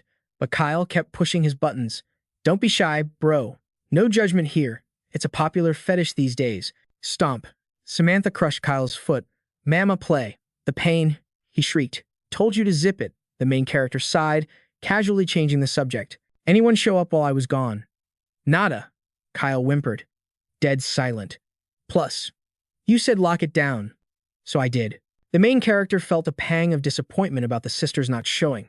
Whatever, he gestured. Meet Samantha, daughter of the guy who saved my life. And this idiot is Kyle, my bro. Samantha just clicked her tongue in disgust. She wouldn't even look at him. Kyle awkwardly cleared his throat. So, no luck finding your girl. The main character shook his head. City's a war zone, man. Finding one person in that chaos, needle in a haystack. What's the play now? He looked at his friend. Didn't you say you wanted to check your hometown? Let's roll out. Kyle's eyes watered up. Bro. Thanks. The main character got serious. Just prepare yourself for the worst. I know, he whispered. Darkness wrapped around the world. While the others snored, our hero was wide awake, eyes closed. He began his secret midnight grind. Cultivation time, baby. He recalled his last breakthrough. It boosted his evolution speed, but the debuffs were nasty. Physical weakness, that was the easy part. The real danger was the viral overload. It spiked the infection rate in his blood. Without his resistance, he turned into a mindless zombie instantly. Sweat poured down his face. Yes, he suppressed it. Gotta chill on this technique until I hit stage 3, or I'm toast. But the loot? Totally worth it. He weighed the meteorite in his hand. 200 grams. That was a massive haul for a newbie zone. Back in the day, only Emily got lucky with 100 grams. Suddenly, Kyle started mumbling in his sleep. Big sis. Not there. Oh yeah. Blood trickled from his nose. The main character sighed. This guy has zero shame. Kyle kept going. No, we can't. It's forbidden. Shaking his head, he finally crashed. By the time the morning sun hit the shop, our hero was already up, grinding out push-ups like a machine. 2,999. 3,000. Done. His recovery speed was god tier. Samantha rubbed her eyes, waking up to the gun show. Yo, rise and shine, he barked. Gear up. Before we bounce, I'm handing out some toys for protection. 5 heaters total. I'm keeping 2. You guys get 1 each. There's extra ammo in the ride. Samantha pouted instantly. No fair. I want 2 guns too. He shut that down real quick. Your recoil control? Trash. You're not ready for the heavy artillery. He handed her a single piece. This one's your lifeline when things go south. She knew better than to argue and took the weapon. Yo, check the drip. Ethan tossed the battle suit to his homie. Perfect fit for a tank like you. Put it on, it'll save your skin. Kyle looked at the gear like it was garbage. Bro, this is hideous. I'm gonna look like a clown in this. Our MC didn't give a damn about fashion. It's not a runway. It's a war zone. Wear it or die. Kyle grumbled, but he suited up. Survival over style, I guess. And take this blade. He handed over a combat knife. Keep it strapped at all times. Before he could finish, Samantha and Kyle finished his sentence in unison. It can save your life in a pinch. Yeah, they memorized the lecture. Ethan smirked, glad you're listening. He unrolled the tactical map on the hood. Kyle ran the numbers instantly. To Cat District, we're talking 900 kilometers, minimum. That's a long haul. That's a 12-hour drive. Samantha calculated quickly. We could be there by midnight if we push it. But the MC cut in, negative. The shortcut runs straight through, so Diana City. We can't risk it. But that's a major hub in the central region, she argued. Why not hit it? We have to pass it anyway, and we could raid for epic loot and supplies, right? Wrong move. Ethan dropped the bomb. Infection rate is 80%, 12 million residents. You do the math. That's 9,600,000 zombies. It's not a city anymore. It's a monster mosh pit. Literal hell on earth. We're taking the detour. It was a massive haul over 1,500 kilometers winding through mountain passes. It's a trek, and the terrain is rough, but at least we won't get eaten. Kyle spotted the flaw immediately. Bro, the tank is running on fumes compared to that distance. We got maybe 100 liters left, and this beast isn't exactly a hybrid. It's too heavy. Pray we find a pump on the way. If we run dry, we're hiking the rest of the apocalypse. Hope you got good shoes. Stay alive, and anything is possible. The schedule was brutal. 8 hours on the road, the rest for sleep and hardcore grinding. If the stars aligned, they'd hit Emily Cat in 2 days. But before we roll out, strict orders. The other two felt a chill down their spines. Ethan's eyes gleamed with a demonic intensity that spelled trouble. Drop and give me 500, then 200 laps. Go. Pure despair washed over them. No way. Fast forward, and they were face down in the dirt, gasping for air like dying fish. Just kill me now, Kyle wheezed into the dust. Same, Samantha moaned. Ethan shook his head in disappointment. Y'all learn the poison-free breathing art. How are you this gas already? Weak, Kyle snapped, rage burning in his eyes. Big bro, are you glitching? 500 reps? Are you even human or some kind of cyborg? Samantha chimed in. Don't ask. I saw him do 1,000 the other day, and 3,000 yesterday morning. Ethan shrugged.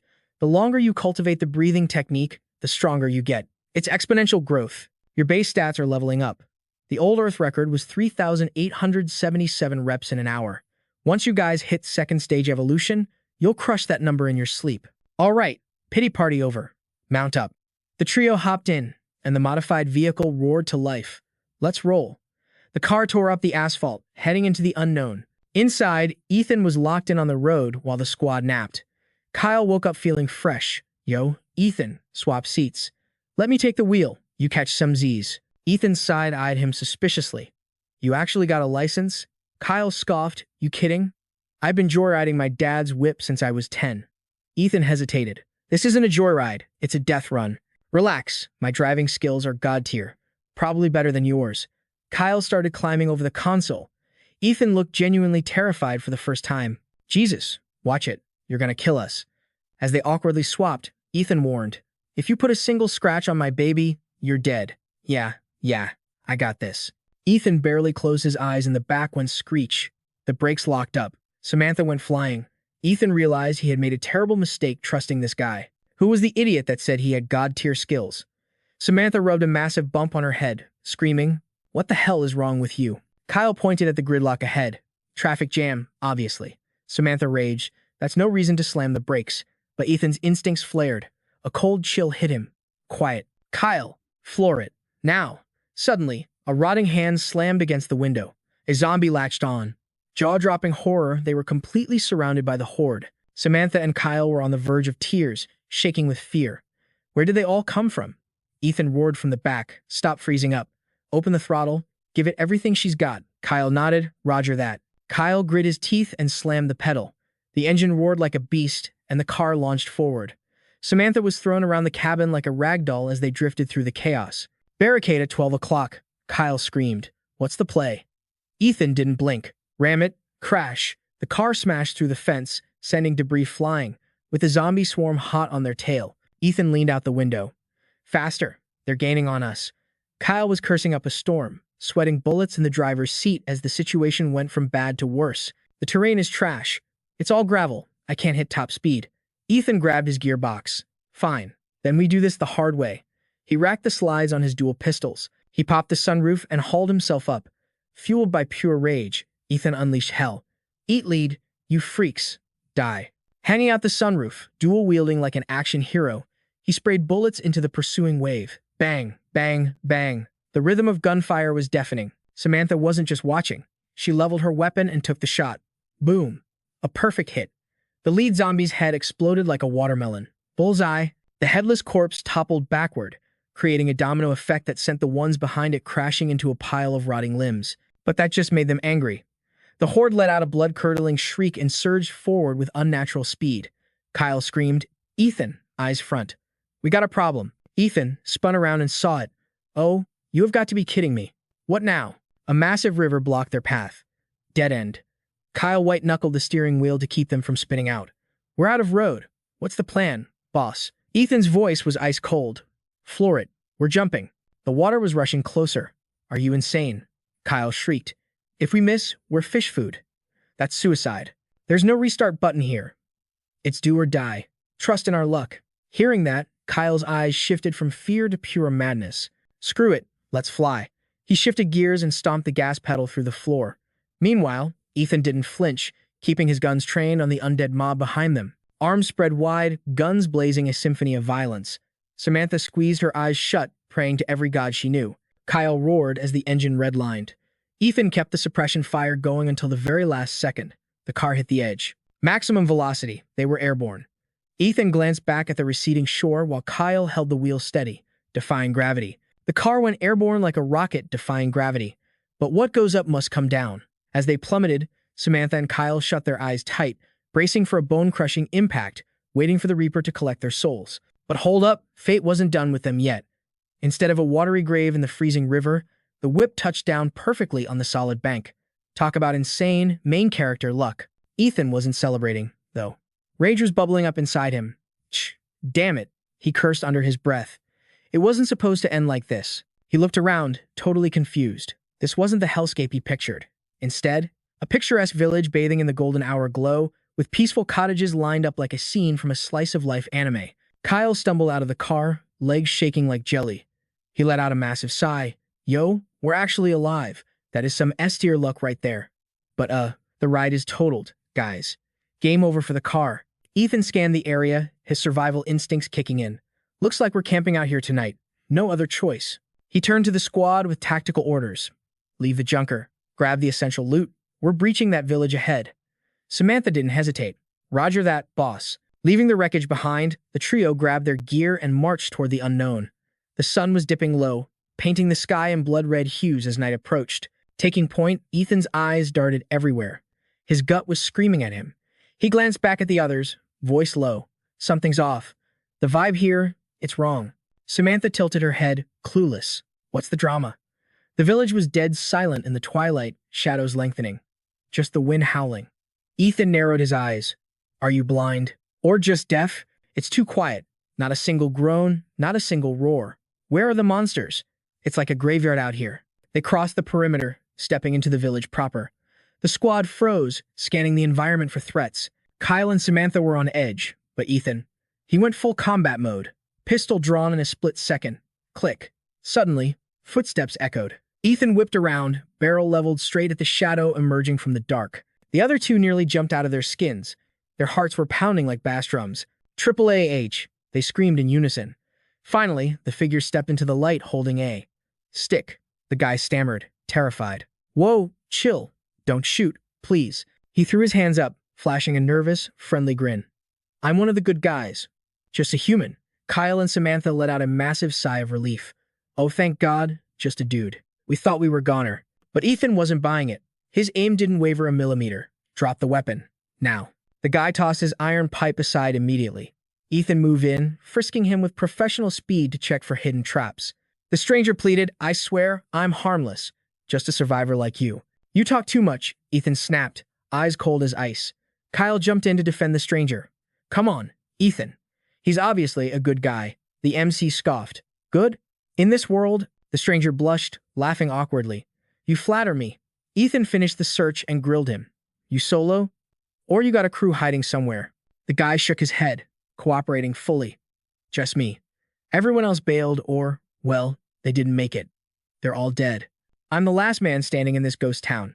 The young ones left for school or work ages ago. Only the elderly stayed behind, and now they're gone. He kept rambling on. Name's Din Din. I ran a little convenience store. Never thought the apocalypse would actually happen, you know? It's crazy out here. While the MC was analyzing threats, the two goofballs were already making friends. Kyle grinned. Hey man, since we're all humans here, mind if we crash at your pad tonight? Dennis lit up. Totally. Make yourselves at home. I haven't seen a living soul in a week. My place is just around the corner. Samantha chimed in. You're a lifesaver, big bro. Kyle was practically bowing. I owe you one. Seriously, you're the MVP. Ethan cut through the bromance like a knife. He glared at Kyle, interrupting the celebration. Hold up. Dramatic music. We are not going anywhere with him. He turned to Ding Ding, voice steady but firm. Look, the village is empty. We'll just squat in a vacant house. We don't want to impose on you. Samantha frowned, pushing back. Bro, chill. He's clearly nice. Where's your manners? Kyle leaned in, whispering loud enough to be heard. Stop being so paranoid. Look at his face. He couldn't hurt a fly. Ethan didn't budge. Trust is how you get killed. Vigilance is how you survive. Dennis just stood there with a goofy smile while they debated his character. Kyle rolled his eyes. You're overthinking it. Besides, it's 4 against 1. We could take him easily. After a barrage of power of friendship logic from his buddy, Ethan sighed. He was outnumbered by his own team's naivety. Fine, whatever. But keep your guard up, he grumbled. Kyle instantly switched to party mode, wrapping an arm around Dennis. Sorry about him. My buddy here has trust issues. Don't take it personal. No worries, I get it. Dennis laughed it off. Moments later, the squad arrived at his humble abode. He scratched his head sheepishly, opening the door. Welcome to my crib. Come on in. Time skip. Suddenly, the table was loaded with a steaming hot pot, bubbling with spicy goodness that smelled like heaven. Kyle and Samantha were practically drooling, eyes sparkling at the feast. Dennis chuckled. It's nothing fancy, just some leftovers. Hope you guys dig it. The table was stacked with delicacies. The 2 starving survivors dove in like wild animals, chopsticks flying a blur of motion. This is legendary, Samantha mumbled with a full mouth. You're a master chef, the host beamed. Eat up, there's plenty more where that came from. Don't be shy. Kyle stuffed his face. I'm going all in. Haven't tasted real food like this in ages. Meanwhile, Ethan sat there, eating slowly, eyes still scanning the room, cool as ever. Dennis noticed the icy vibe. Hey brother, loosen up. Dig in. The MC kept his cool. Thanks, I'm pacing myself. I can manage. Then, like a magician, the host pulled out the heavy artillery bottles of premium liquor to treat Ethan. You guys are awesome. It's destiny that we met today. Let's have a toast, yeah? Ethan muttered, Destiny, huh? A sudden pang of longing hit his chest. For a split second, Knock Emily's smiling face flashed in his mind. The pain was sharp. Knock Emily, will our paths ever cross again in this messed up world? His gloomy thoughts were shattered by Dennis's cheerful voice booming across the table.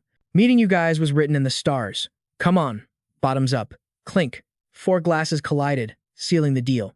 Fast forward an hour, and everyone was completely wasted. Kyle was absolutely wasted, screeching like a dying cat. Yo, pass the booze. Pass the booze. I'm not done yet. Dennis struggled to hold him up, laughing nervously. Bro, you're trashed. Even the usually stoic Ethan is totally gone. Listen to him. Suddenly, Ethan roared at the ceiling. I'll slaughter every last monster. Come get some. Samantha was struggling to drag the heavy MC, scolding him the whole way. Geez, how much did you drink, Ethan? You weigh a ton. Finally, the 2 drunks collapsed onto the bed in a heap. Even blacked out, Ethan was mumbling Emily's name. Samantha rolled her eyes, feeling a pang of jealousy. Seriously, wasted out of your mind and still thinking about Senior 2. You're hopeless. Dennis stepped in with a polite excuse. My bad, the crib is small. Not enough beds for the squad. Why don't you take my room for the night?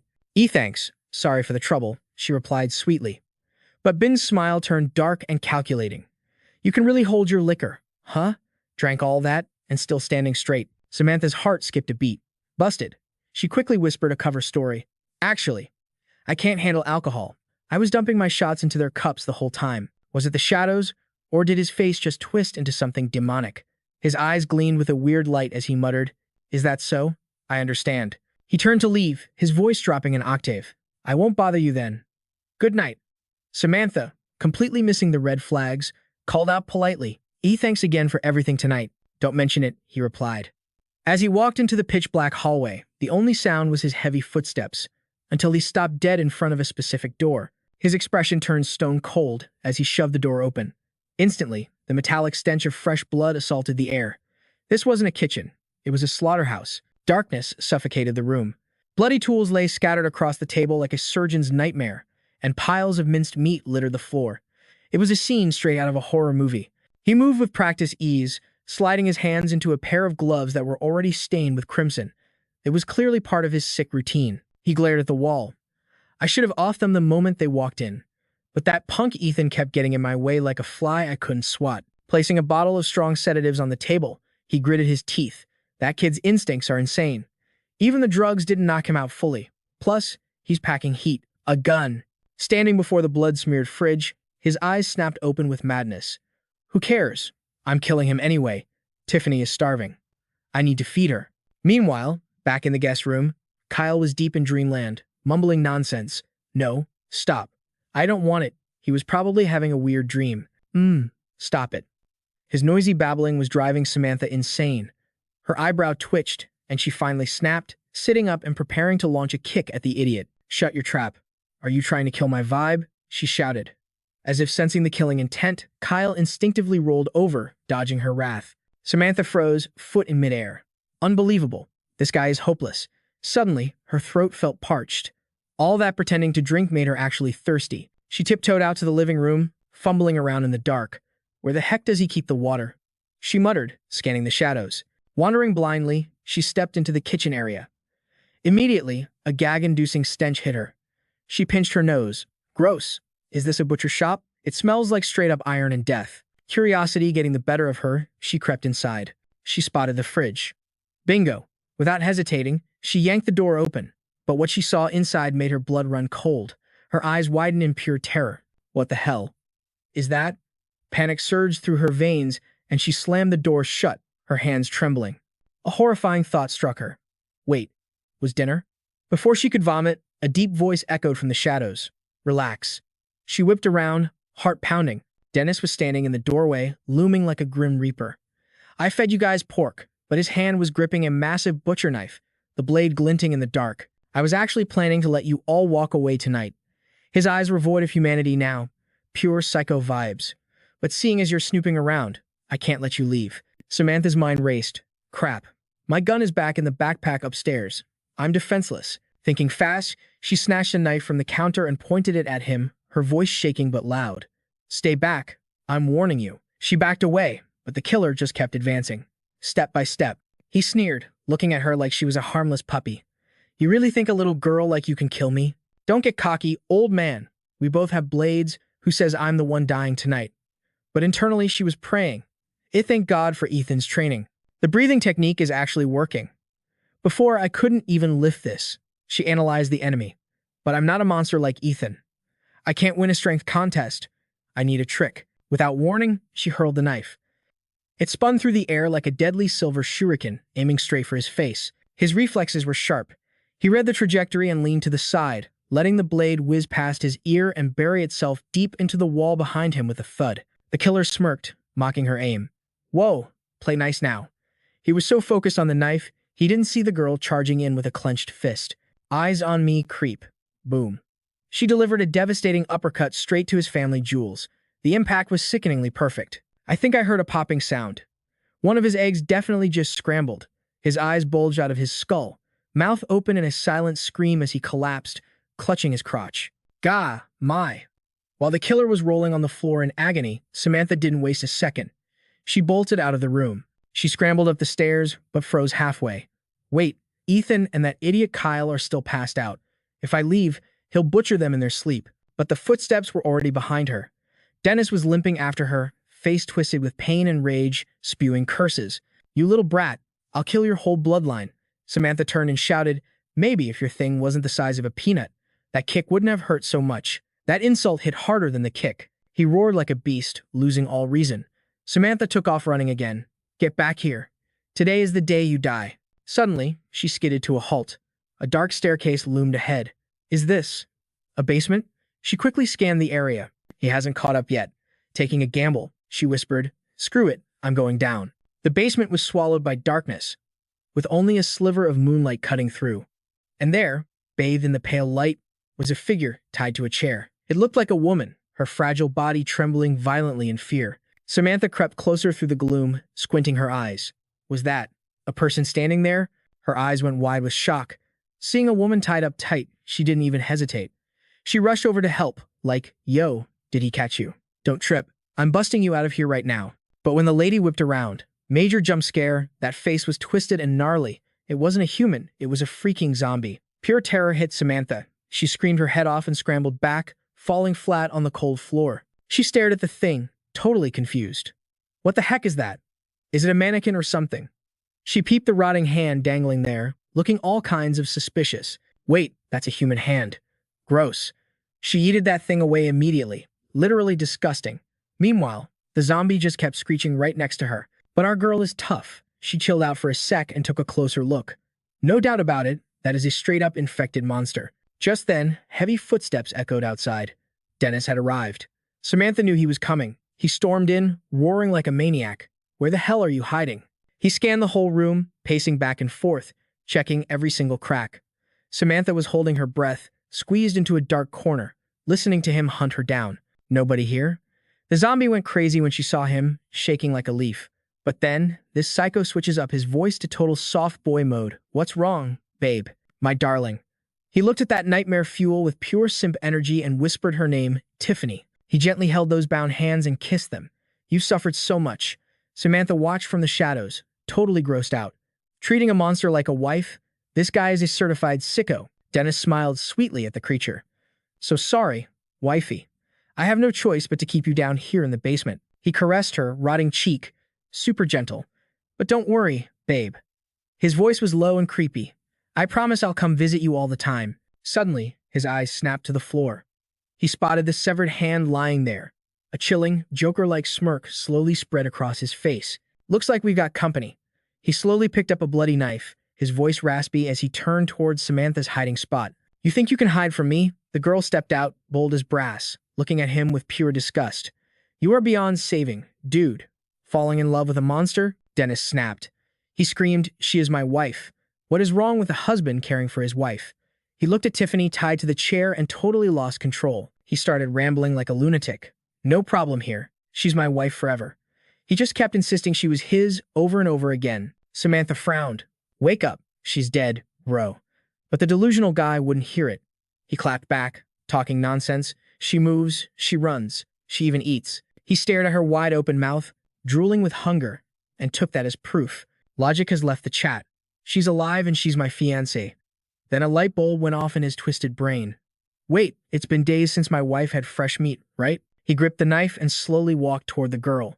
His eyes were wild, and his raspy laugh echoed through the freezing basement. My wifey is hungry.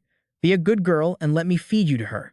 Samantha's survival instincts kicked in. She could feel his murderous aura freezing the air around her. The killer glared down at little Samantha with pure malice in his eyes. His smile got even more twisted, putting Samantha on high alert. Boom. She tried to roundhouse kick him, but he was too fast. He dodged it like it was nothing. In a flash, Dennis grabbed her leg. His grip was like iron, locking her in place so she couldn't move. Seeing the blade right next to her leg, Samantha screamed, "Let me go." But you can't reason with a psycho who's gone off the deep end. You really think you can escape? He raised the knife high, ready to strike. I'm gonna chop you up and spoon-feed you to my wife. Just as the blade was about to slice into her leg, bang. A gunshot tore through the air. The bullet smacked the knife right out of Dennis's hand. Both of them froze, totally shook. It was Ethan. The girl cheered. Big bro Ethan. While Dennis started freaking out even more. You again. But Ethan wasn't looking too hot. His vision was blurry. He thought, was there something in that wine? I let my guard down. Is this poison preventing me from healing? Seeing his chance, Dennis grabbed Samantha and pressed a knife to her throat. Drop the gun, or the girl dies. The psycho looked up and saw the open window. Sloppy of me. I forgot about the basement window. So that's how you rats got in. Ethan demanded, let her go. Now. But the guy wasn't having it. You threatening me? I've got the hostage. Idiot. Drop the weapon. Ethan's eyes went cold. Oh, we playing the hostage game? Without hesitation, he pointed his gun straight at the zombie's head. I've got a hostage too, buddy. The devoted husband instantly panicked, screaming, wife. He choked Samantha harder, waving his knife at Ethan. You bastard. Put the gun down. But Ethan stayed ice cold. Release the girl first. No way, the psycho yelled. Ethan didn't blink. Fine then. I'll send this monster to the afterlife right now. Tiffany started groaning and thrashing, straining against the ropes like she was about to bust loose. Seeing his wifey in danger, tears streamed down Dennis's face. He switched to begging mode. Don't shoot. Please. I can't live without her. Then let the girl go. On my honor, the monster lives. Dennis finally cracked. Okay. Fine. I'll swap hostages. Just don't shoot. Suddenly, the ropes binding the zombie seemed to loosen a bit. Seeing the guy agree, Ethan lowered his guard for a split second and started walking toward them. The psycho went pale with fear. Ethan's footsteps echoed, click, clack, as he approached, guns still locked on target. Snap! Suddenly, the ropes on Tiffany ripped apart. She broke free in a flash. All three of them froze, totally blindsided by this nightmare twist. Ethan whipped around, she was loose. Dennis screamed out in pure joy. My love. Samantha seized the moment. She sank her teeth into his arm like a cornered beast, then scrambled away before he could regain his grip. Ethan didn't hesitate for a second. He racked the slide and aimed his gun straight at the infected wife. But suddenly, Dennis panicked and threw himself into the line of fire. The gunshot rang out, but the bullet didn't hit the monster. That love-struck fool took the round straight to the chest, shielding the creature with his own body. Both Ethan and Samantha froze, completely shocked by his insanity. Gravity claimed him instantly. Dennis collapsed onto the cold, unforgiving earth. Blood pooled beneath him, yet he struggled, trembling as he tried to push himself up. Even with a hole in his chest, his only thought was for that monster. Honey, are you okay? Blinded by love, he looked up at the twisting, growling thing that used to be his wife. Her eyes were empty voids, staring back at him. But seeing she was unharmed, the fool actually felt relieved. Suddenly, a flood of heartbreaking memories crashed into Dennis's fading mind. He remembered the day the infection took her. She had begged him, sobbing, please, just kill me. I can't live like this. But back then, Dennis couldn't do it. He had held her, whispering lies like, don't say that. It's going to be okay. Don't be scared. She had possessed the courage to end it, to die as a human rather than become a beast that would hurt him. She had pleaded, end it now. I don't want to turn into a monster and kill you. But he had just hugged her tighter, refusing to accept reality. Why would you say such crazy things? No matter what, you have to live. She had buried her face in his chest, trusting the man she loved. But fate is rarely that kind. Now, the cruel truth shattered his delusions. Fear crept into his eyes as he realized the creature standing over him bore no resemblance to the woman he cherished. Snap. The zombie lunged, sinking its teeth deep into Dennis's neck. Samantha and Ethan could only stand there, paralyzed witnesses to this gruesome tragedy. The world seemed to go silent. The only sound left was the wet, sickening crunch of the monster named Tiffany feasting on her husband. Dennis died confused, his mind unable to process that the wife he died protecting was now ripping him apart. His eyes went wide, then glazed over into nothingness. Ethan and Samantha watched the horror show, speechless. While the creature was busy gnawing on Dennis's corpse, Ethan raised his weapon again. No mercy this time. He didn't hesitate. Bang. A clean, precise shot to the head put the monster down for good. For a brief second, a shadow of sorrow crossed the main character's stoic face as he looked at the two bodies entangled in death. Ethan broke the silence, his voice cold as steel. Don't overthink it, Samantha. That guy and that woman. They were already dead. There was no emotion left, no humanity. He turned his back on the carnage. Let's move. Samantha hesitated, her feet heavy, but she eventually turned and ran after her leader. After a few steps, she couldn't help but glance back one last time at the tragic couple lying on the cold ground. A wave of emptiness hit her before she turned back to chase Ethan's shadow. Finally, the emotions spilled over. Samantha asked the question haunting her soul. Why did the world have to turn out like this? The little girl hung her head, lost in thought. If this damn virus didn't exist, Dennis and his wife would be living a happy life right now. Ethan nodded, his expression grim. You're right. Without the pandemic, you, me, and Kyle would just be normal students sitting in a classroom. He flicked his lighter, the flame dancing in the dark as he lit a cigarette. But the apocalypse is real. That's our truth now. He took a long drag, exhaling a cloud of smoke. Listen to me, kid. In this hell, you only need to remember one rule. Do whatever it takes to survive. His voice cut through the silent night, echoing under the cold, pale moonlight. Cut to the next morning, the squad was gathered around their vehicle. Ethan leaned against a wall, casually smoking, while Samantha was crouched by the car, helping with repairs. Suddenly, a hand shot out from under the chassis. Kyle barked an order. Wrench. Now.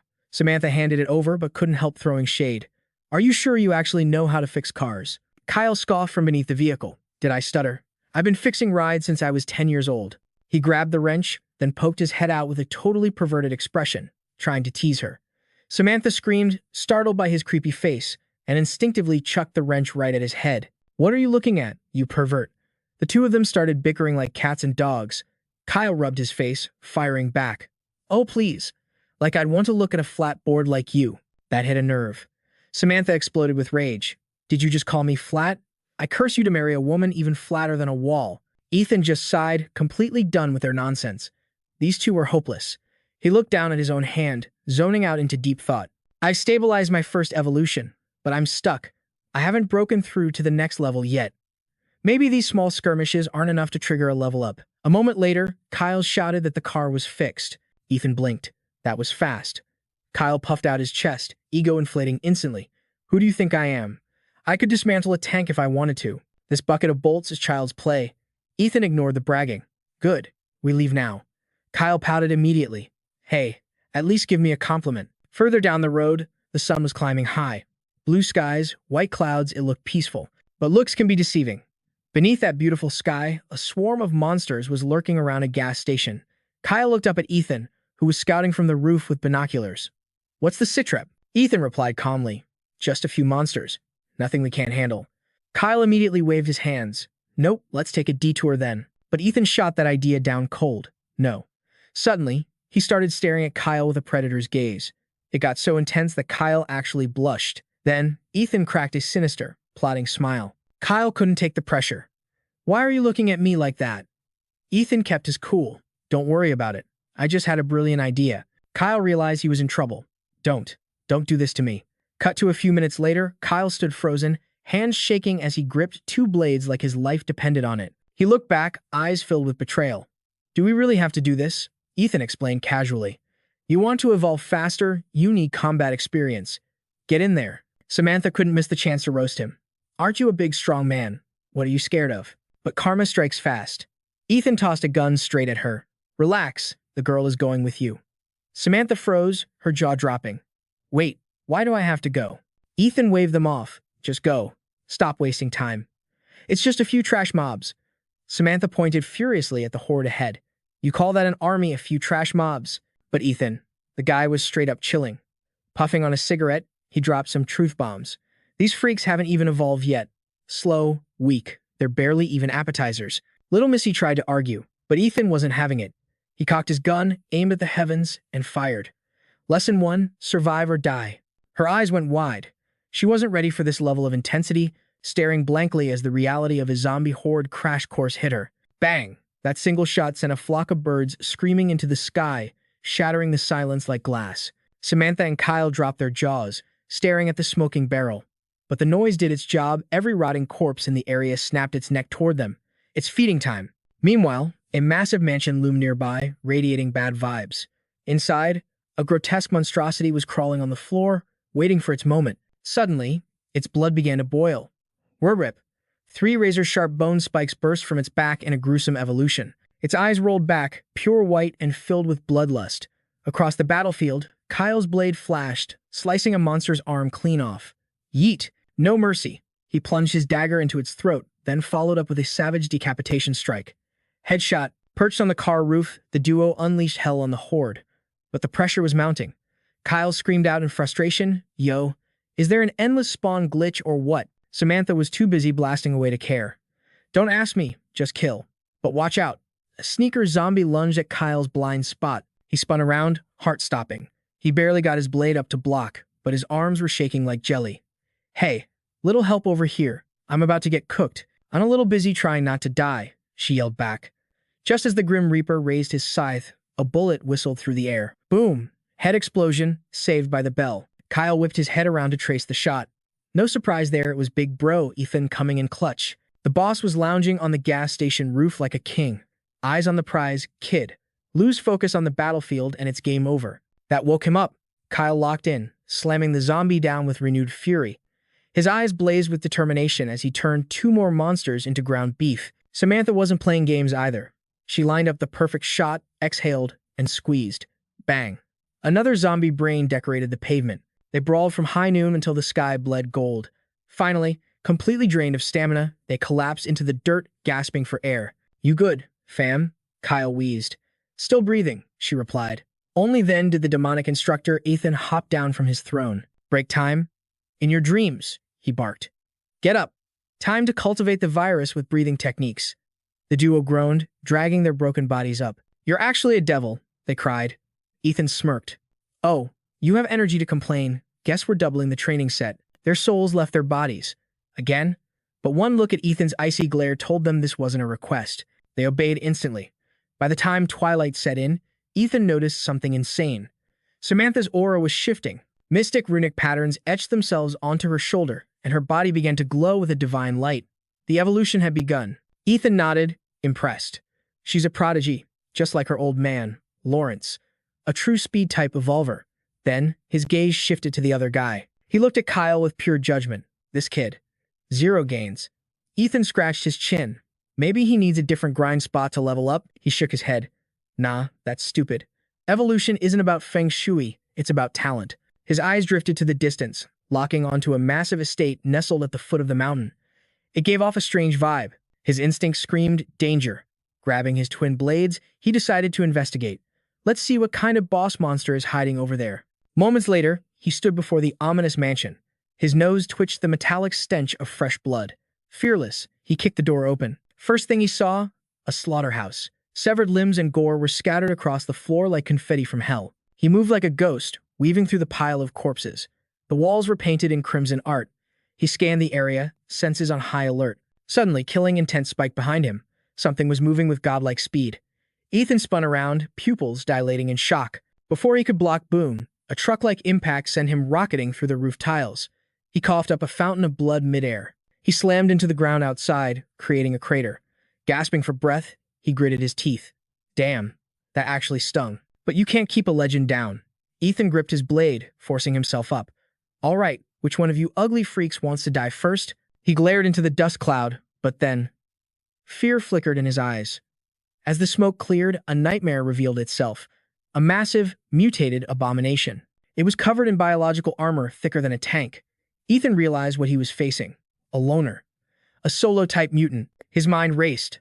This wasn't a normal zombie. This was a rare elite spawn with a special mutation. These things hunt alone because they're apex predators. I might actually die here. The beast inhaled, charging up an attack. Ethan braced himself, aura flaring. Roar! With a deafening bellow, the monster unleashed a T-tangent shattering punch aimed straight for his head. Ethan's instincts took over. In the fraction of a second before impact, he twisted his body, dodging death by a millimeter. He stomped on a nearby tree trunk, compressing his legs like a loaded spring. Launch. He fired himself back at the beast like a human bullet, locking onto the enemy. With his blade raised high, he prepared to deliver a critical hit. Aerial execution style, Ethan spun in midair, channeling all his power into a devastating slash right across the monster's back. That cheap shot triggered the boss's berserk mode. His eyes glowed crimson with pure, unadulterated killing intent as he spun around for the counterattack. The angel saw the move coming, but his body just couldn't keep up.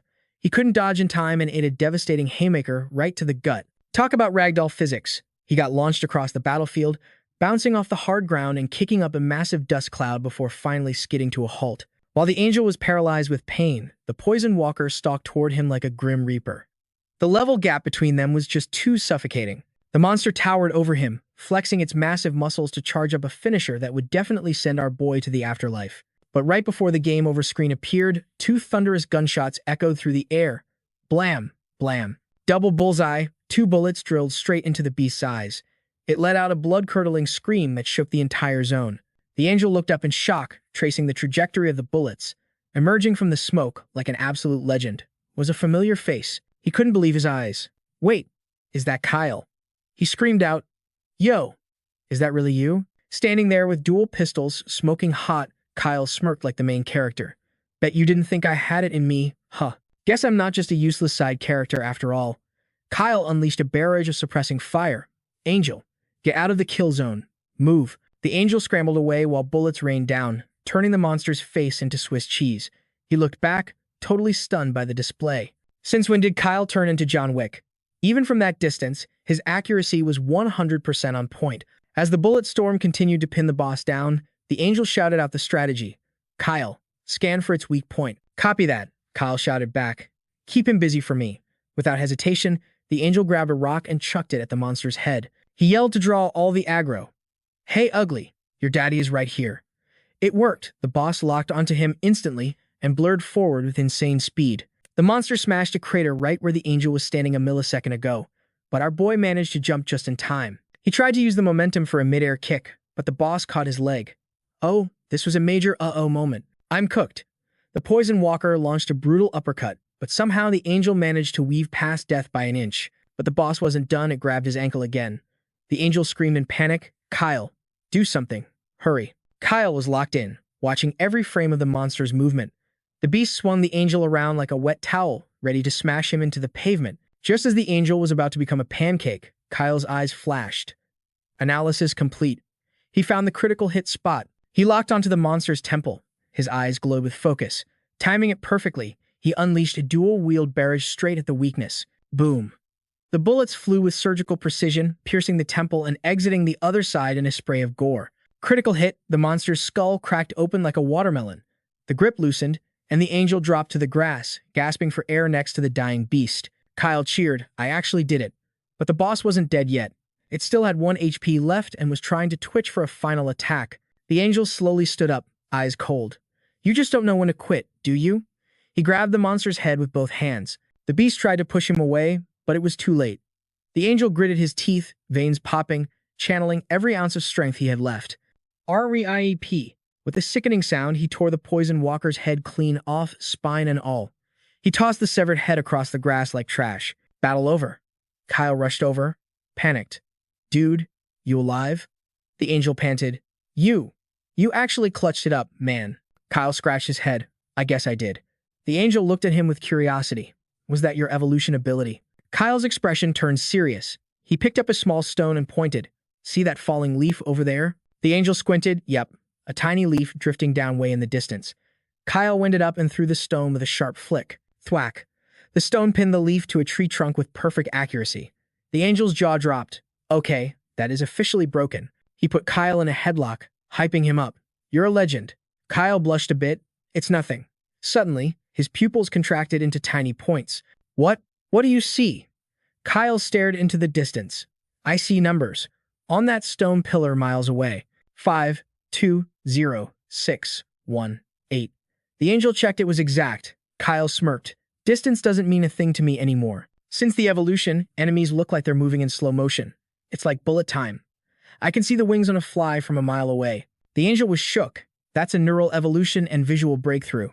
That is an S-tier support skill. Bro. He patted Kyle on the back. Let's go home. We gotta get you a high-tier sniper rifle as soon as possible. Kyle clenched his fist, fighting back tears. I'm finally not a burden to you anymore. The angel slapped his back hard. What are you talking about? We're partners. Idiot. Kyle looked up, eyes shining with loyalty. Angel, no matter what happens, I'm following you to the top. The look in his eyes said it all, pure ride or die energy. The angel smiled and gave him a fist bump. Best friends forever, man. Meanwhile, Samantha was locked in deep concentration nearby. She was meditating among the monster corpses, radiating a powerful aura. Glowing mystical runes began to crawl across her skin. Suddenly, Samantha's eyes rolled back, turning completely white and soulless. Scorching waves of heat exploded from her body, making her scream in pure agony as she looked up at the sky. A split second later, the girl lost all control and started roaring like a wild beast. Ethan instantly realized something was wrong, so he and Kyle rushed over. This looks bad, real bad. Kyle panicked, asking, what's wrong with Samantha? Ethan quickly explained, she leveled up her cultivation too fast, and her body can't handle the surge. She's going into chi deviation. Kyle was losing his mind. So what do we do, man? Ethan gritted his teeth. There's no other choice. I have to use the ultimate technique. He immediately raised his hand high in the air. Without hesitating, Ethan put his whole back into it and slapped Samantha across the face with legendary force. Her face swelled up instantly, and she trembled uncontrollably from the sting. That had to hurt. The pain snapped Samantha back to reality immediately. She screamed, you scumbag Kyle. You got a death wish hitting a lady like that? Kyle tried to defend himself, but it wasn't me, I swear. Samantha narrowed her eyes. Who else would it be? Huh. Kyle yelled desperately. It wasn't me. It was Ethan. But of course, Samantha wasn't buying it for a second. You liar. Why would big brother Ethan ever hit me? Just then, Ethan took a drag from his cigarette and coolly admitted, stop the violence. If I hadn't slapped you back to your senses, you would have turned into a mindless monster by now. Hearing the truth, Samantha finally cooled down and stopped trying to murder Kyle. She let him go with a sassy attitude, saying, "I'm only sparing your life out of respect for brother Ethan." Kyle lay on the ground, beaten black and blue, wanting to cry but no tears would come out. "Bro, I literally didn't do anything." Ethan tossed his unfinished cigarette and started walking. He called out, "Let's bounce. We'll crash at the gas station tonight and move out at dawn." Let's rewind the clock back to the past, when Kyle was just a little kid. One day, a bully pushed him from behind, and as he fell, he accidentally grabbed a girl's chest to break his fall. The girl, named Tiu Tur, immediately burst into tears after being touched. She screamed, "You pervert!" Kyle was totally confused, while the kid who pushed him smirked with satisfaction, and the other bullies started mocking him. Kyle assaulted her. "Go tell the teacher." Later, Kyle stood there looking devastated, his voice trembling. "Teacher, I really didn't do it." But the teacher didn't believe him at all. "I'm calling your parents right now." When Kyle's mom arrived, she was immediately attacked by Tiu Tu's mom. He's so young, but already a predator. With a pervert like this, who knows what he'll grow up to be? You call yourself a mother, but can't even teach your son. Like mother, like son. A trash mom raises trash kids. Kyle's mom didn't say a word, just silently taking all the insults and verbal abuse from this. "Karen, your thug son dared to touch my daughter. You people should just go die." Kyle tried to speak up again to clear his name. "But auntie, really?" Someone pushed me from behind. The woman didn't care about the truth and kept threatening him. "Shut up, you delinquent. I'm going to make sure the school expels you." Finally, Kyle's mom couldn't take it anymore. She grabbed Kyle's hand and turned to leave, but Tiu Tu's mom kept screaming like a banshee behind them. "Hey, I'm not done talking yet." "Who said you could leave?" They walked a long distance away. Kyle was drowning in despair because nobody believed him, when suddenly his mom spoke up firmly. "I believe you, son. I know you didn't do it." She looked down at her son with the most gentle, loving smile in the world. Mom knows Kyle would never do something like that.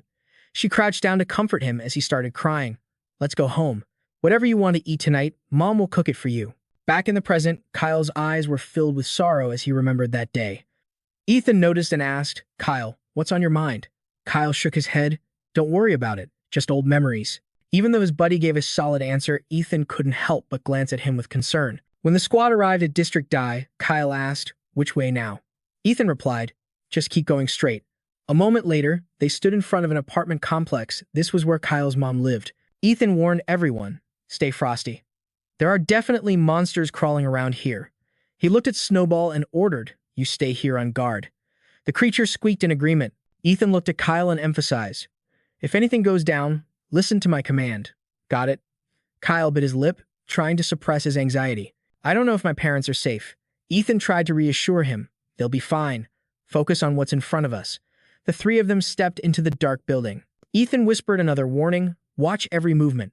Whatever happens, do not let the zombies spot us." But inside the apartment, piles of monster corpses littered the floor, stacked on top of each other. The squad opened the door to see enemies already defeated. Kyle was stunned. "Yo, what is this situation?" Ethan analyzed the scene. Someone was here. Looks like they already left. Suddenly, panic flooded Kyle's eyes. "No!" He gripped his gun and sprinted deeper inside. Ethan shouted, "Kyle, where the hell are you going?" He and Samantha immediately chased after him. "Kyle, wait up!" Footsteps thundered as they rushed up the stairs. Reaching the upper floor, Ethan looked around frantically. "Kyle," but he only saw piles of zombie bodies on the floor. Kyle was nowhere to be seen. Samantha was surprised. Where did he disappear to? Ethan gritted his teeth in frustration. He moves too fast. He should be right here. Suddenly, a bone-chilling scream echoed from the room next door. They realized instantly that was Kyle. They didn't hesitate and sprinted toward the sound. Inside the room, Kyle was firing his gun uncontrollably at something ahead. He completely lost it, screaming in absolute agony and rage. His eyes went dead and hollow as he stared at the horror in front of him. Ethan and Samantha rushed in from behind, watching Kyle go berserk with his weapon. Ethan's eyes went wide with shock as he called out, "Kyle." Kyle collapsed to his knees in the doorway, so traumatized he couldn't speak a single word. His face was frozen in horror. Then, all the color drained from his skin, his breathing became chaotic, and he hung his head in utter despair. Ethan saw his best friend clutching his head in madness and stepped forward. "Kyle, what happened?" But before he could get an answer, he glanced to the side. And then he saw it. The mangled, mutilated corpse of Kyle's mother hanging from the ceiling. Her hands were bound tight, her body covered in gruesome wounds, suspended in the air. Below her were the corpses of several zombies. Kyle cried until his vision blurred. tears streaming down his face as he called out for his mom in pure heartbreak. Seeing his mother in that state made him scream even louder. Ethan and Samantha froze, their expressions turning dark and grim. Kyle looked up at the sky, wailing in a way that would break anyone's heart. Ethan observed the scene and realized the sickening truth. Someone deliberately hung her up there. As live bait to feed the zombies, Kyle's wails tore through the silence, heartbreaking and loud. Ethan just closed his eyes, cold as ice, letting out a heavy sigh. But Samantha was fuming, gritting her teeth in pure rage. What kind of sick animal does something like this? Suddenly, Kyle staggered to his feet like a zombie himself. Samantha reached out, calling his name, but he was in a trance. He stumbled over to Ethan, standing right before his mother's corpse. His whole body was shaking like a leaf as he reached out, voice trembling, "Mom." But reality is cruel. That wasn't his mom anymore, she was a monster. Her eyes snapped open, rolling back into a terrifying white stare. She let out a guttural roar, lunging forward. In a split second, Ethan tackled Kyle, dragging him away from the jaws of death. Kyle's eyes were filled with absolute, soul-crushing despair. The woman he loved more than anything. Fate had turned her into a grotesque, flesh-eating beast. He broke down completely, snot and tears mixing on his face. He buried his head, refusing to accept the nightmare in front of him. No. No way. Mom, please. But then, his trembling hand stopped. It balled into a tight, white-knuckled fist. Bastard. The grief in his heart instantly ignited into a blazing inferno of hatred. Those damn bastards. In a flash, Kyle bolted toward the exit like a madman. Ethan's voice cut through the air. "Kyle, stop right there." I said, "Freeze." When words didn't work, Ethan raised his piece and fired a warning shot at the sky. Bang. The gunshot echoed like thunder, finally freezing Kyle in his tracks. Ethan seized the moment, stepping up. "Where the hell do you think you're going?" Kyle replied, voice dead and hollow. "To find that scumbag." But a second later, his eyes exploded with killing intent. "I'm gonna slaughter every last one of them." Ethan didn't hold back, snapping some sense into him. "Don't be an idiot. Do you even know where they are? How many goons? Do they have heat? Do you know anything? Stop trying to get yourself killed." Kyle clenched his fists, blood boiling but helpless. Ethan lowered his voice, shifting from commander to brother. "I know you want blood, but flying blind won't solve anything." Ethan walked up to the room where the nightmare hung. With a heavy heart, he firmly closed the door. "We have to end this now." He raised his gun, aiming right through the wood. "Rest in peace, Auntie." The heavy atmosphere crushed down on them. Kyle stopped screaming, his silent tears flowing like a river. Bang. A single gunshot signaled the final curtain call for a tragic life. The sky turned a blood-red dusk. Together, the three of them built a simple grave for his mother. Kyle knelt before the mound, sobbing his heart out. Ethan stepped up, dropping a truth bomb. "Kyle, pull yourself together. You're forgetting something crucial." Kyle froze, the gears finally turning in his head. His dad. The old man wasn't confirmed dead. Life returned to Kyle's eyes instantly. "That's right, my dad. He has to be alive." Samantha, curious about the drama, asked. "Kyle, did your family have beef with anyone?" Kyle looked confused. "Beef? Us?" Meanwhile, at a gritty abandoned factory, Kyle's dad, Charles, was thrown onto the concrete like a sack of trash. A punk with a bad attitude stepped up. "Boss, we dragged the old geezer back." The boss stomped his foot, screaming like a maniac. "Cowgee!" Charles struggled to look up, defiance in his eyes. "You piece of trash!" He roared in anger at the villain, Philip. Philip smirked, looking down on him like a bug. "Never thought the great Charles would end up beneath my boot, huh?" Rage overtook reason. Charles scrambled up, ready to fight to the death. "I'll take you down with me." But he was running on fumes. Philip stopped him effortlessly with a devastating haymaker. Wham! Charles hit the dirt, face down, blood pooling. The insults kept coming. "Stupid old fool." Philip barked orders at his minions. "Drag him over there. Make sure he gets the VIP treatment." The goons nodded like bobbleheads. "You got it, boss." Then he turned to his right-hand man. "What about the wife?" The lackey gave a cruel, sadistic grin. "Did exactly what you said, boss. Tied her up and made him watch as the zombies ate her alive." Philip clamped his cigar between his teeth, laughing like a villain. "Good. That's pure gold." Just then, the lackey handed over a shiny gold watch. "Boss."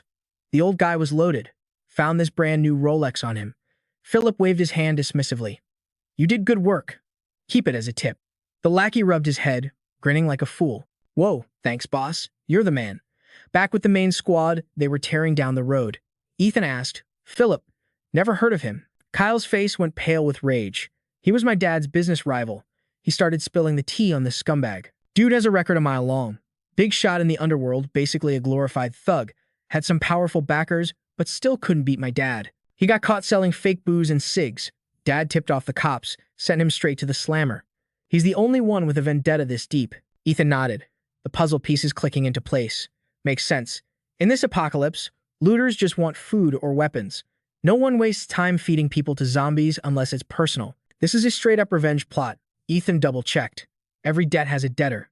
Is he really the only enemy? Kyle's expression darkened. My parents were saints. It has to be Philip. No one else is that twisted. Screech.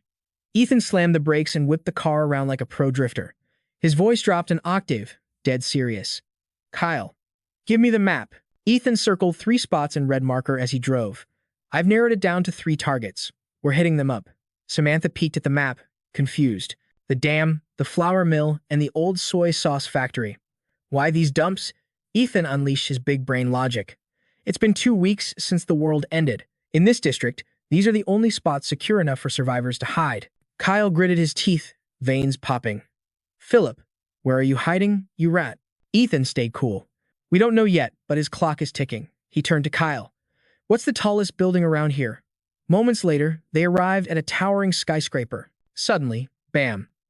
A zombie went flying like it just got hit by a truck. It was Kyle, delivering a rage-fueled kick. Dark, negative energy was practically radiating off him.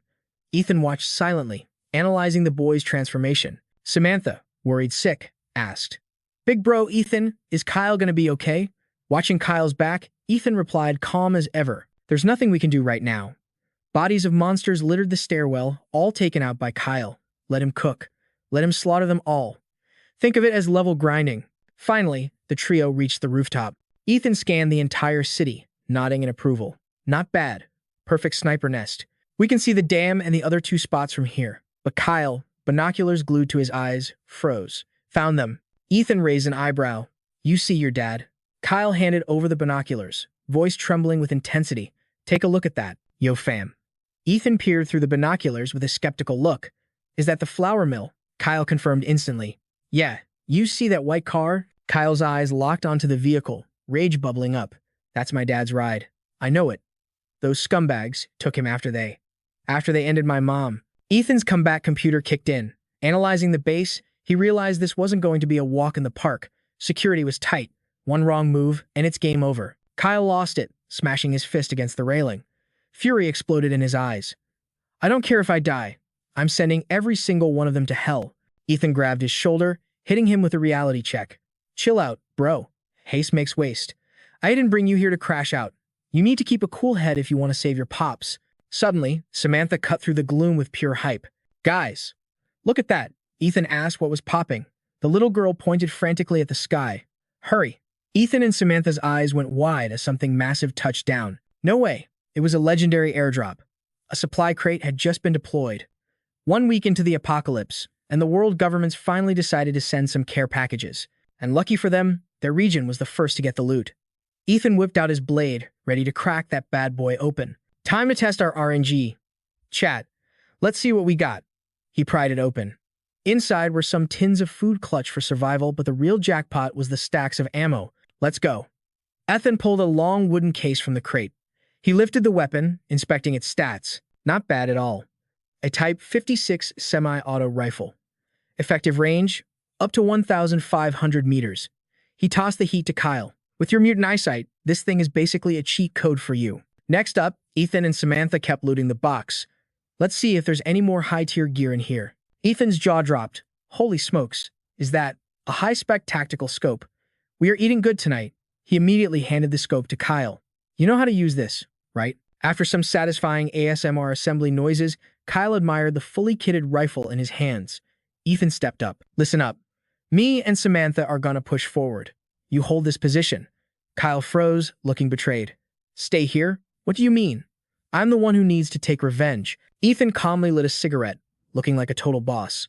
We're homies, he said, taking a smooth drag. Your beef is my beef. He turned his back, ready for war. Master that rifle, and you'll get your revenge from a distance. Kyle felt the brotherhood, clutching the gun tight to his chest. Kyle declared, Ethan, this debt? I'm taking it to the grave. Ethan smirked. Bros for life? Man, don't sweat it. Meanwhile, At the flour mill gate, some goons were on patrol. The trio crouched behind a car, observing the enemy like predators. Ethan whispered, "Kyle, what's the sit rep?" Kyle's eyes glowed with power. "I see them. My night vision is fully active." He scanned the targets. 3 tangos, all strapped. He zoomed in on their weapons, confused. "Weird. They're only rocking Type 97s. You'd think they'd have better loot by now." Samantha muttered, 3 guns. "We need a plan." But suddenly, Ethan stood up, shocking everyone. The girl panicked. "Bro, what are you doing? Get down before we get spotted." Ethan just shrugged. "Wait until you evolve to stage 1, kid. You'll get it. In situations like this, we don't need a plan. We are the danger." With that, he walked out into the open like he owned the place. At the gate, the fat guard was dozing off. He was hugging his gun like a teddy bear. Floral shirt guard was fighting sleep, complaining. "Night shift is absolute trash, man." Blue shirt guard was yawning so hard he was crying. "I just want to sleep, but with monsters everywhere, I can't." Suddenly, blue shirt froze. "Huh?" He pointed into the dark. "Who goes there?" The fat guard swung the spotlight. A zombie, but when the light hit Ethan, they realized it was a player. Blue shirt yelled, "Hey kid, what do you think you're doing?" Fred aimed his rifle, growling, "Freeze right there or get smoked." But Ethan didn't flinch. He just stood there, menacingly. Floral shirt aimed his gun too. "You got a death wish or something?" Boom! Before he could pull the trigger, his head snapped back. A sniper bullet from Kyle deleted him instantly. He hit the dirt, leaving the other 2 shook. They realized too late it was a sniper ambush. Kyle had cleared the path. Ethan crouched low and launched himself into the air like a superhero, landing on top of the gate. He dropped right in front of the enemies. Fred and Blue Shirt tried to react, aiming their guns to blast him. But in the face of death, Ethan was ice cold. In a split second, he grabbed both of them by the collar with god-tier strength. With a savage roar, he smashed their heads together. Their guns clattered to the ground as they went limp. Ethan glanced back at Kyle's position. They exchanged a signal mission start. Ethan scooped up the 3 Type 97 rifles, loot secured for the squad. The guys inside definitely heard that ruckus. Ethan turned toward the factory. "I'll be back. Gotta go clean house." Kyle gripped his sniper, eyes burning with determination. "Don't worry, nothing escapes my crosshairs. I'm wiping them all out." Inside the factory, Boss Philip was getting way too comfortable, groping a girl while she fed him grapes. "Oh, boss, you're so naughty." Suddenly, a minion named Akiem burst through the door. "Boss, we got a situation." Philip, annoyed at the interruption, stared at the girl's assets and asked coldly, "Spit it out." Akiem stammered, We're under attack." Philip shoved the girl off his lap and sprang up, furious. "Attack? Who is it? Is it Larry?" Akiem shook his head. "I don't know, man. All I know is there's a sniper. We already lost 4 guys." Philip frantically threw his clothes on. A sniper. He cursed his luck and shouted, "Summon the boys. Everyone get out there now. It's war." Back at the gate, silence had returned. Philip's minions were hiding behind the walls, terrified. Barry nudged his friend. "Yo, go peek that angle." The guy with hair shook his head violently. "You trying to get me killed? I want to live, bro." Barry sneered. "Trash. I don't believe there's a monster or a player out there." But the second he peeked his head out, bang. A bullet pierced his skull. He collapsed, leaving his friends staring in horror. Kyle was keeping a mental scoreboard, counting every single body he dropped inside. Philip watched the whole massacre through his binoculars, cursing in pure rage. He turned to his lackey and screamed, "Yo, what is the actual head count in there?" The goon stuttered, I don't know, boss." Whack. Philip slapped the soul out of him. "You useless trash. Why do I even keep you around?" He roared, "All units, move out. Now." The ground shook as the entire squad mobilized instantly on Philip's command. Kyle peeped through his sniper scope and read the situation immediately. "Damn, this is looking bad." Samantha felt the vibe shift and asked, "Hey, what's going down?" Philip's goons were rushing in fast. Kyle warned, "Incoming. Get ready." Samantha saw a wave of shadows charging at them and started low-key panicking. "There's too many of them. What's the plan?" Kyle didn't hesitate, run. They booked it at max speed, but one sharp-eyed enemy spotted them instantly. The goon pointed straight at them. "Over there, it's them," he screamed. "Chase them down." Just then, a legendary figure Ethan spawned on the rooftop. Meanwhile, 2 guards were just chilling, completely clueless. Black Shirt puffed his smoke. "Yo, heard that? Gunshots at the main gate. Sounds like a party." Red Hair took a drag and replied, "Probably Larry again. Dude thinks, 'cause he's a cop, he can mess with the boss." "Another turf war?" Black Shirt shrugged. "But didn't the boss only snag that old guy, Charles. Red hair laughed. Yo, your intel is actually decent for once. Black shirt smirked. You know it. Suddenly, Ethan dropped from the sky. Black shirt froze up like a statue. Huh. Ethan landed right between them. Don't move. Don't scream, or you're deleted. He pressed a cold blade against their backs. This is the spine, right? They looked at him like he was the Grim Reaper himself. He grinned. I ain't a doc, but I know one slice here means you turn into a vegetable. Forever. Ethan looked at Black Shirt with a friendly smile. Wanna be my test subject? The dude went pale. No. Please, no cap. I don't want to. Intimidation check passed. Ethan got serious. 3 questions, answer or perish. 1. Is Charles still breathing? 2. Where is he? 3. Who is Larry? He stared daggers at Black Shirt. The poor guy was shaking from Ethan's overwhelming killer aura. He's alive. He's locked in the factory workshop. Ethan pressed. Which workshop? Be specific. He pointed a shaking finger at a nearby building. That one over there. The dude literally wet himself, but Ethan didn't blink. And Larry? Who is he? He's from the district police. Super skilled guy. He helped locate the base at the old city wall. Something about building a new civilization? Ethan paused to process that. Larry. That name didn't ring a bell. A new player on the board, then he dropped the final bomb. I have one last question for you boys. The goons nodded desperately. Ask. We'll spill everything, just don't end us. Ethan's eyes went ice cold. How do you want to die? Before they could even realize they were cooked, blood dripped from the blade. Red hair hit the floor, face first. Game over. Ethan locked onto the target factory. Rescue mission start. He vanished and reappeared at the destination instantly.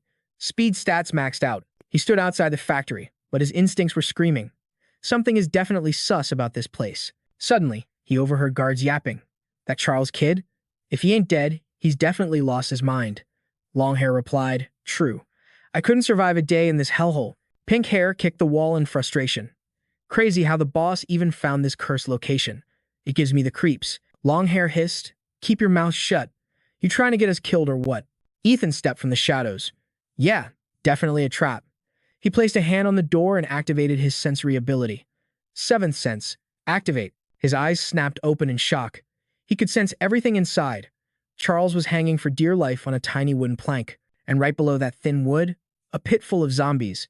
Charles was shaking uncontrollably, staring death in the face as the night got darker. Back outside, the mob cornered Kyle and Samantha at the factory gate. Four Eyes tried to act tough. So, who's taking point? Red Shirt shouted. Why you scared? Everyone rush him at once. He can't clap us all. But Cleft Chin in the back was hesitating. Yo, what if it's a setup? Dude might be camping, waiting for us to push. It's a trap. Red Shirt snapped. If we don't zero him, the boss will end us anyway. Move. They started swarming inside like lemmings. Red Shirt took the lead. Suddenly thwip, a bullet passed clean through Cleft Chin's head. Silent kill. Kyle watched through the scope. 6 targets? Still not enough. The body hit the floor before they even realized they were under fire. Kyle's eyes were cold. Every single one of you is getting deleted. Red Shirt finally spotted the glint. He's up top. Get him. Gunfire erupted, lighting up the night like fireworks. Kyle didn't even flinch. He just scoffed as the goons rushed the stairs. Meanwhile, Boss Philip was losing his patience completely. Arg, I'm done waiting. Philip screamed at his squad. Gather another team. We're ending this right now. If you don't flatline him, don't bother coming back. Yes, sir. Suddenly, footsteps rushed in. Boss. Emergency. What now? The minion panted. The factory defense squad. They're all wiped out. Philip's face went purple, veins popping. Say what? Damn it. He ground his teeth. Him. Get the crew. We're going in personally. Back at the factory, Ethan smashed through the skylight with his bare fist. Crash. Peering through the broken glass, he saw Charles sitting in despair.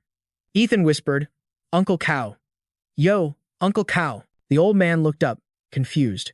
Ethan quickly explained, Don't panic. I'm Kyle's classmate. The name's Ethan. Charles's eyes were completely dead, like the lights were on but nobody was home. He just kept mumbling names like a broken record. Ethan sighed, sorry to disturb you, and dropped the lifeline. Our MC slid down that rope like a pro. He landed on the wooden plank with cat-like balance. Posing for a second to steady himself, he looked down at the zombie mosh pit below. Reaching out, Ethan said, Uncle Cow, I got you.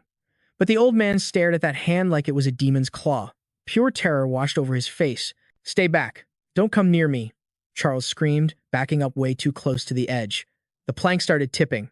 Oh snap, gravity is not our friend right now. Ethan yelled, "Uncle, stop tripping," and tackled him football style. He pinned the old man down. "Don't move or we're both pancake mix." That's when it hit him. This poor guy's mind was completely shattered. Charles kept trashing around. Ethan thought, can't blame him. This hellhole would make anyone lose their marbles. No time for therapy. Ethan delivered a clean chop to the neck. "Sorry, Uncle." Instant knockout. But just as things settled, the bad guys showed up. Talk about perfect timing. Every single one of them was packing heat. Ethan scanned the crowd. "Wow, you guys are fast." The leader, Philip, grilled with a smile that was way too wide. "Not bad, kid. You got guts." Philip sneered as his goons surrounded our boy. "But nobody steals my prize right in front of me." Ethan didn't even flinch. He looked dead serious. "So, you're Philip?" Suddenly, a terrifying killing intent exploded from the MC. The air got heavy. "Perfect. I was looking for you." Philip stopped smiling when he felt that pressure. "You just walked into your own grave, kid." Then, this meathead named Akeem ripped his shirt off like he's in the WWE. "Boss, chill. Let me handle this scrub." He flexed his muscles, looking down on our MC. "Hey, shrimp. Think you're a hero?" Akeem stepped closer. "Probably watched too many kung fu movies and think you're tough enough to crash this party." He got right in Ethan's face. "Justice? Please. This is the real world, kid. You watch too much TV. Let me teach you a lesson. Murder ain't illegal anymore." But before he could finish his monologue, boom, Ethan introduced his fist to Akeem's face. The guy literally got launched into orbit. He didn't just fall, he bounced. The dude ragdolled across the ground like a glitch in a video game. That hit was personal. Philip and his squad dropped their jaws. Akeem was unrecognizable, spitting out teeth like chiclets. Ethan shot them a look that could cut glass. "You're right," the MC said, pulling out dual blades. "Murder isn't illegal anymore." It was time for a solo raid against the whole guild. Philip screamed, "Don't just stand there. Get him." Ethan looked at them like they were bugs. They had guns, but he had main character energy. He charged in. In a blink, 3 guys were deleted. Gone. Philip was sweating buckets, screaming orders at his terrified minions. "Get him. Everyone attack." But Ethan was a blur. Slash, slash, slash. Suddenly, a sneak attacker aimed a gun right at the MC's back. Swish. Ethan sliced him in half before he could pull the trigger. Philip started panic firing. Die. Just die already. Bullets missed everything. Ethan closed the gap. 1 tap, 1 kill. Another goon bit the dust. It was a massacre. Everywhere the MC moved, bodies dropped. Philip stood there frozen, watching his entire crew get dismantled. He couldn't do a thing. Who is this monster? Philip thought, trembling. Ethan glanced at him, and the boss felt the fear of God deep in his soul. Meanwhile, over with Kyle and Samantha. The bad guys were hunting them down. "Yo, Brandon, you sure they're here?" "It's way too quiet." Brandon was sweating bullets. "Damn it, didn't the scout team check this?" He crept forward, steps light, trying not to make a sound. Samantha whispered, "Kyle, another squad incoming." Kyle stayed icy calm. "I got him." He looked through his scope. 1 shot, 1 kill. Down in the lobby, bodies were already piling up. Brandon walked in and saw the carnage. No way. One guy did all this damage. He didn't know he was already in the crosshairs. Kyle watched him through the lens. "You're next, buddy." Suddenly, Kyle spotted something. A gold watch on Brandon's wrist. His face went pale. That wasn't just any watch. Samantha noticed the vibe change. "What's wrong?" Kyle's voice trembled. "That watch. It belongs to my dad." Brandon definitely did something to him. Kyle lost his cool. "You scumbag," he screamed, giving away his position. "I'm right here." "You bastard." Kyle grit his teeth. Brandon smirked. "Oh, look who it is. Charles's idiot son." Kyle demanded, "Where's my father? You want to see daddy?" Brandon taunted, sticking his tongue out. "Surrender now, and I'll let you two have a touching reunion in hell." Kyle clenched his fists so hard they bled. Samantha tried to hold him back. "Don't do it. He's baiting you." Brandon laughed when he saw Samantha. "Ooh, a bonus girl." But Kyle's voice went deadly cold. "Don't worry. I'm calm. I'm perfectly calm. Did you hurt my family?" Kyle asked. Brandon shrugged. "Since you saw the watch, I'll tell you the good news." He grinned like a demon. "I tied your mom up and let the zombies have a feast." That was the breaking point. Kyle's soul shattered. Samantha screamed his name, but it was too late. An intense red aura exploded around Kyle. His power was awakening. "Get to safety," he told Samantha. His voice was pure death. He grabbed his guns, eyes burning with vengeance. "We're done talking. They all die today." He charged straight out of cover. Solo. The bad guys were shocked. Is he crazy? Bang, bang. Kyle went full dual-wield mode. 2 shots, 2 headshots. 2 goons behind Brandon dropped before they knew they were dead. Brandon's squad opened fire. A wall of lead flew at him. But Kyle's eyes, they saw everything. His visual prowess had leveled up. It was like the world moved in slow motion. He weaved through the bullet rain like it was nothing. I can see it all, he thought. You guys are finished. Kyle hit that matrix lean, dodging every single bullet like it was nothing before sending the shooter straight to the afterlife. He fired one clean shot forward, and boom, another enemy ticket punched to the Shadow Realm. Brandon's eyes nearly popped out of his skull. No way this was happening. He and his remaining goons stumbled back in terror.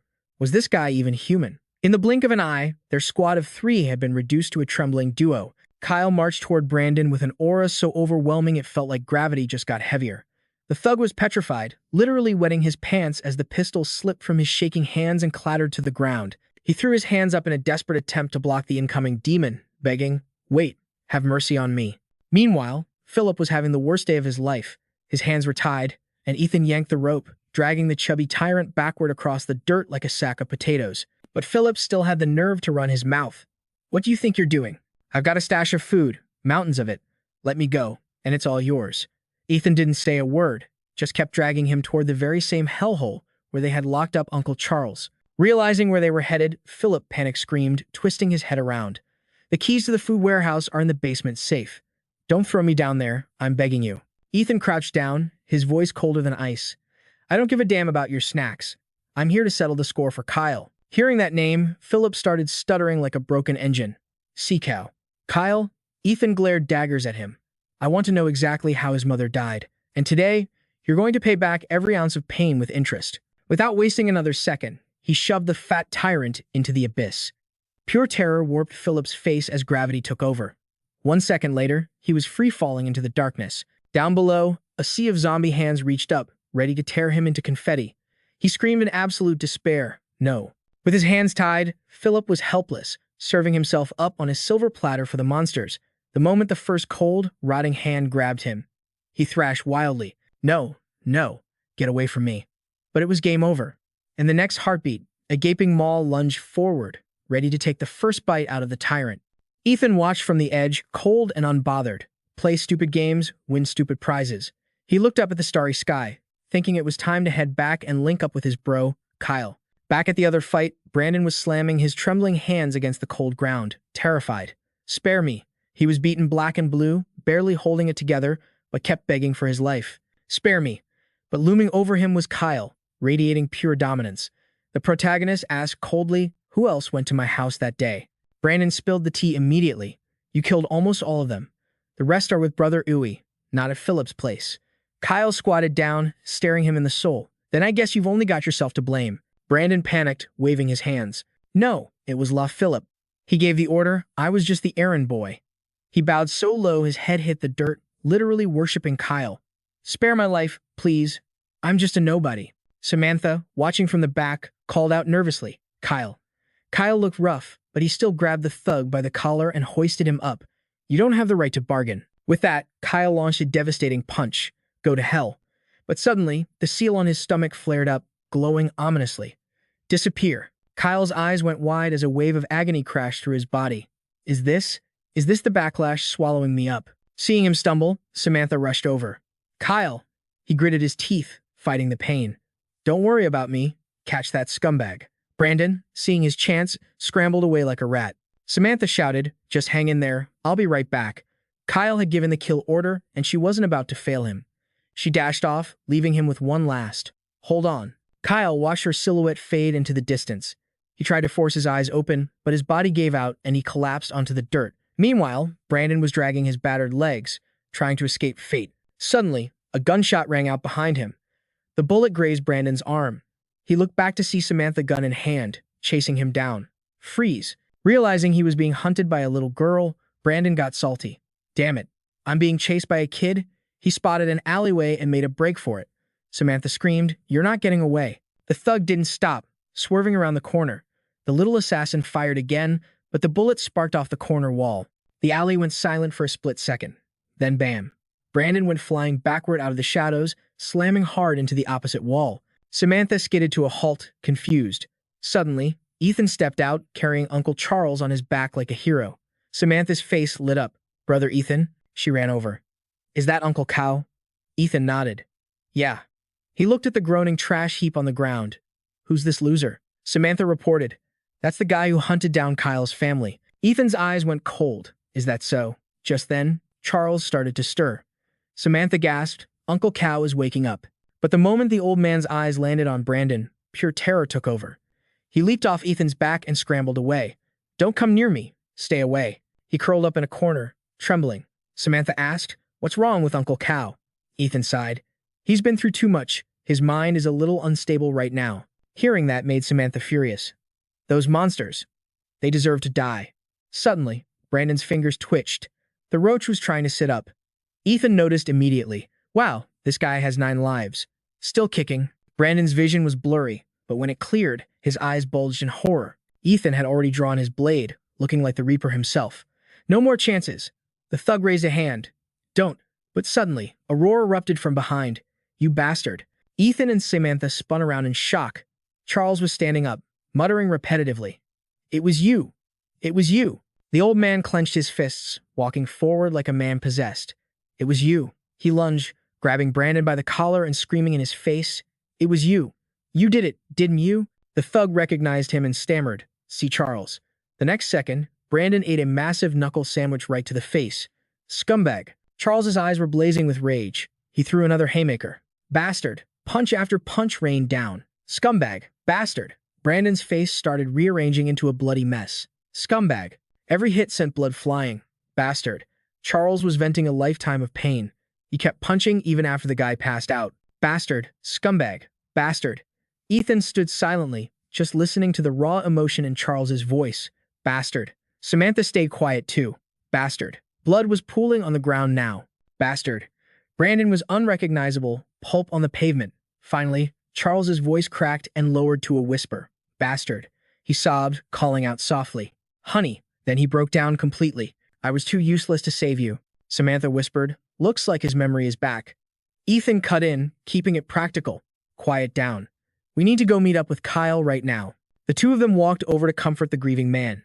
Time ticked by as the afternoon sun cast long shadows over the ruined city. In a dim room, Kyle slowly peeled his eyes open, confusion washing over him as he lay in bed. "Where the hell am I?" Then, realization hit. He spotted the exhausted figure sleeping beside him and whispered, "Dad." Charles snapped awake at the familiar voice, rubbing the sleep from his eyes before stammering, "Little Kyle?" A split second later, panic turned to relief as he lunged forward to embrace his son. "Little Kyle, thank God. You finally woke up." The old man's voice trembled with emotion. Seeing his son's eyes open, Charles's face lit up like he'd just seen the sun for the first time in years. Father and son locked in a tight hug, the world outside fading away. "It's so good, Dad, you're alive." After a moment, Charles patted his son's shoulder, a heavy weight lifting from his chest. "Seeing you back, I can finally breathe again." But reality rushed back in. Kyle pulled away, eyes frantic. "Dad, did that scum, Philip, hurt you? You were hurt bad. And that gang of trash, are they finished?" The old man stayed calm, a small smile playing on his lips. Thanks to your 2 best friends, your mother's vengeance has been served." Just then, Samantha walked in, carrying a tray of food like a little angel of mercy. The little girl beamed. "Brother Angel was right. You really are awake." Kyle looked at her, his expression softening. "Hey there, Samantha." Samantha brought the tray closer, the smell of food filling the air. "Starving, right? Dig in." Kyle felt a lump in his throat. Thanks, Samantha." That simple nickname made the kid grin from ear to ear. "No big deal. It's what I should do," she chirped.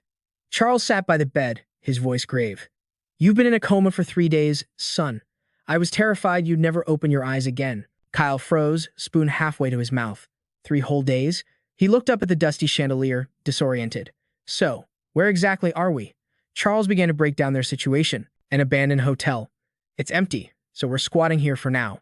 On the table, a meager feast awaited: a few eggs, a slice of bread, and a glass of milk. Samantha pointed proudly.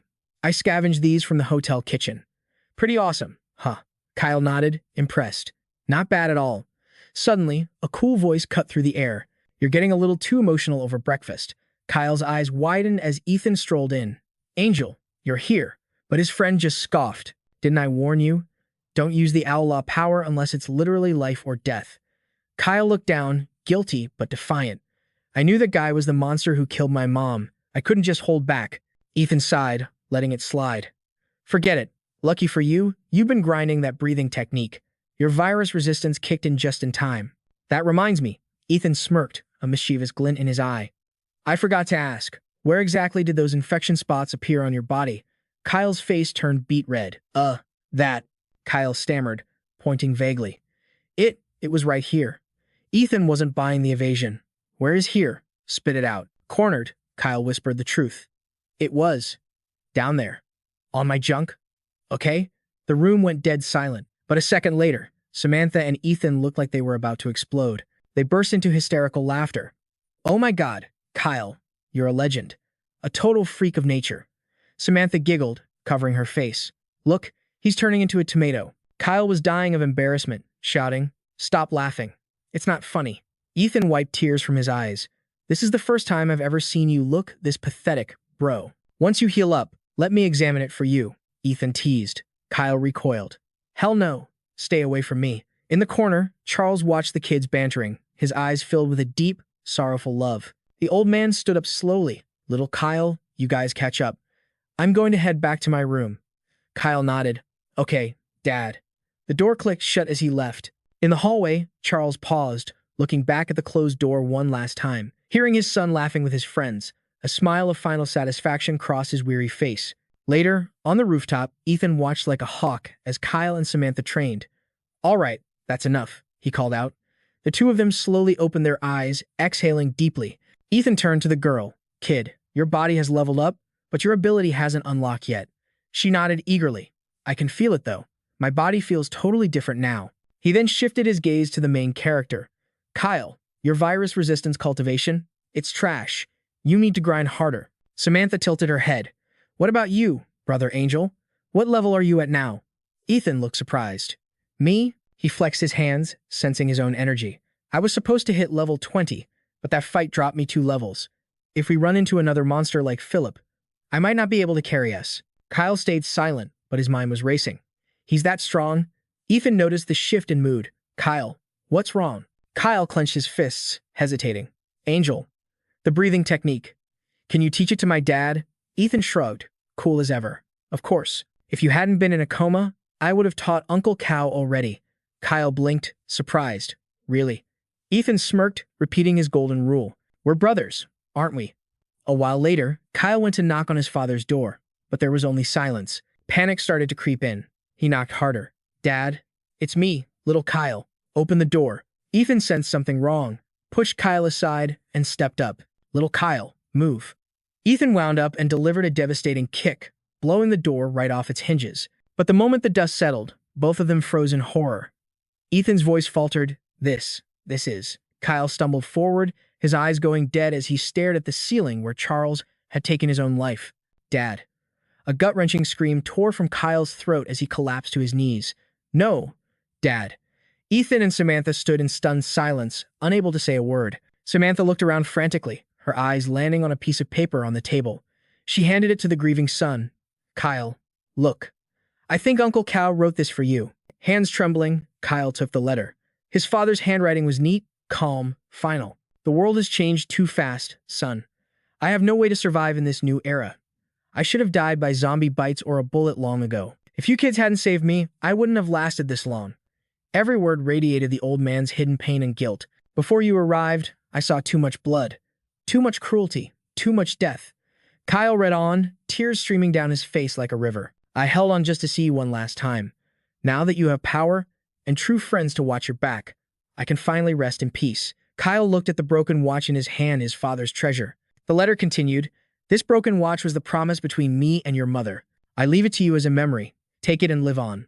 Flash forward, Kyle knelt before a fresh grave, the words echoing in his mind. Little Kyle, cherish your friends. I'm old and useless now. I can't be your burden anymore. Remembering his father's final command to be strong, Kyle wiped his tears, stood up with a new fire in his eyes, and said, Let's go. Ethan called out to him, his voice soft, trying to break through the wall of grief. Kyle. But Kyle just bit his lip, holding the pain inside like a ticking time bomb. Ethan, tell me, what is this world now? He looked up at the azure sky, searching for answers. Slaughter, betrayal, cruelty, danger lurking in every shadow. Are we going to be stuck in this living hell forever? Ethan slowly lit a cigarette, the smoke curling up. To be real with you, even I don't know. Even an angel can't fix a broken world. The world is already twisted into this nightmare. I'm powerless to change it. I don't even know where to start. The three of them stood before the grave. Ethan spoke of those who gave up and left and those who chose to fight destiny. Kyle asked the ultimate question. So, what's your move, boss? Ethan exhaled a cloud of smoke, his eyes calm. I choose neither. I just want to survive. With you guys. Because as long as we breathe, there's still hope. Kyle froze. That answer hit him harder than a bullet. Only the living have hope. Ethan silently passed the cigarette to him, a brotherly bond sealed in smoke. Kyle reached out, his hand trembling. The emotions finally crashed over him. Ethan didn't speak. He just patted his back, a silent warrior's comfort. Tears finally streamed down Kyle's face. After a long silence, Ethan broke the trance. Let's go. Time to head back. Suddenly, Samantha's cheerful voice shattered the gloom. Brother Ethan, let me get a puff too. He instantly shoved the brat away. Get lost, kiddo. What's a child doing smoking? Go play. 1 month later, the training montage begins. Kyle and Samantha faced off on the rooftop. The little girl looked deadly serious, and Kyle stared back, his aura blazing. Boom! In a blink, Samantha vanished from her spot. That speed was insane, but Kyle, his veteran eyes tracked her movement instantly. Just as her fist was about to smash his face, Kyle dodged with zero effort.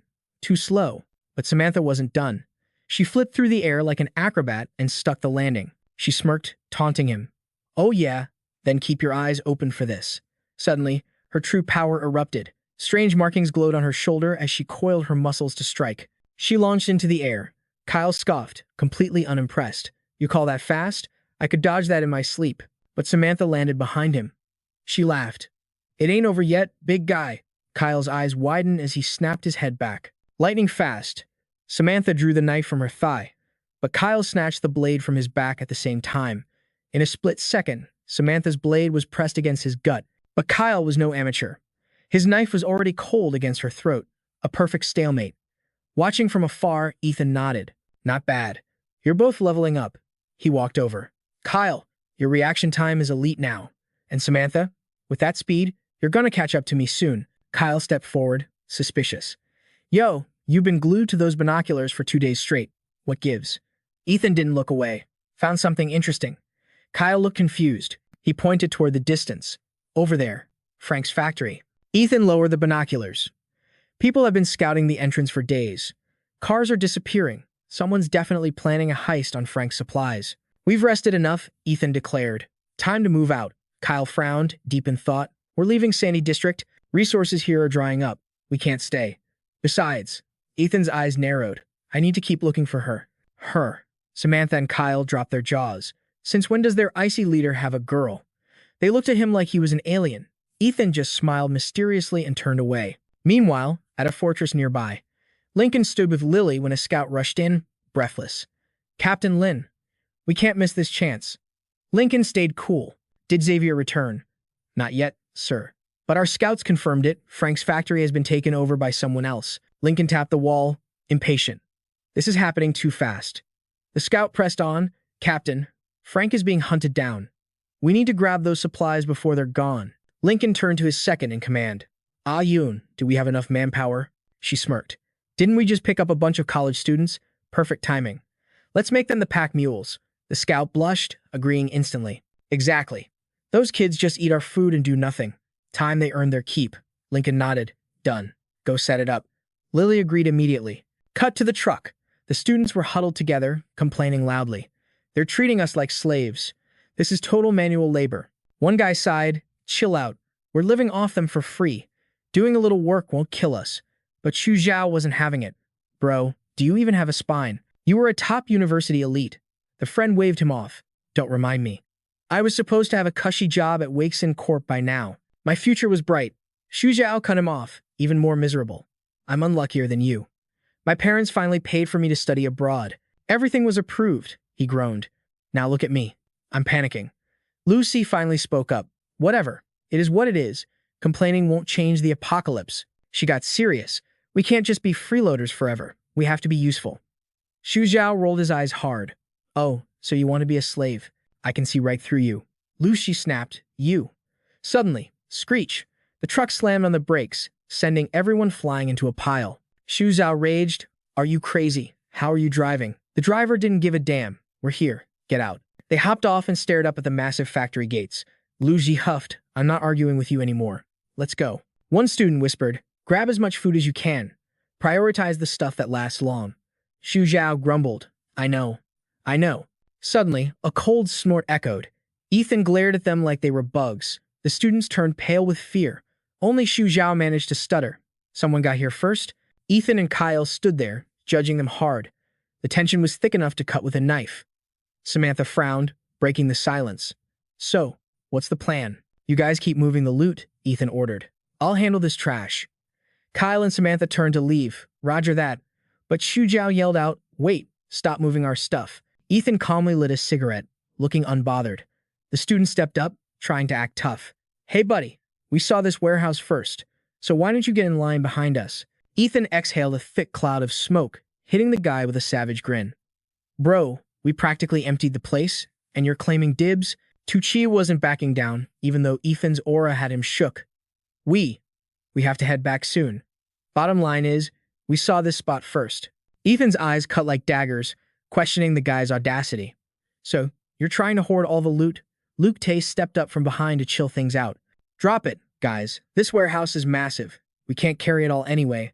But Tuccio was acting totally toxic. But they're taking all the high-tier items. Luke Tay whispered, look, it's just 3 of them, and they have a kid. Have a heart, let it go. Tuccio spat on the ground in disgust. Heart? Who cares about me? If not for this stupid zombie virus, I'd be living the high life overseas right now. Lam Nin suddenly had a light bulb moment. Wait, they look tough but young.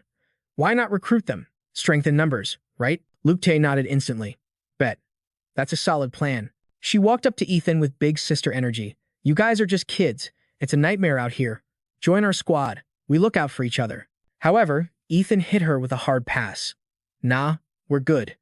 You take your loot, we take ours. We stay in our own lanes. He signaled Kyle and Samantha to keep loading the truck. Tuccio exploded with rage. Don't be ungrateful. We're offering you a lifeline. Luke Tay had to hold him back. Chill out. Why are you beefing with kids? Tuccio shoved her hand away. Why don't we just rob them? It's faster. We outnumber them. Why are we scared? But Luke Tay stood her ground. We're all survivors here. It's not easy for anyone. Why do you have to be so petty? The rest of the group agreed with her. Yeah, don't be a jerk.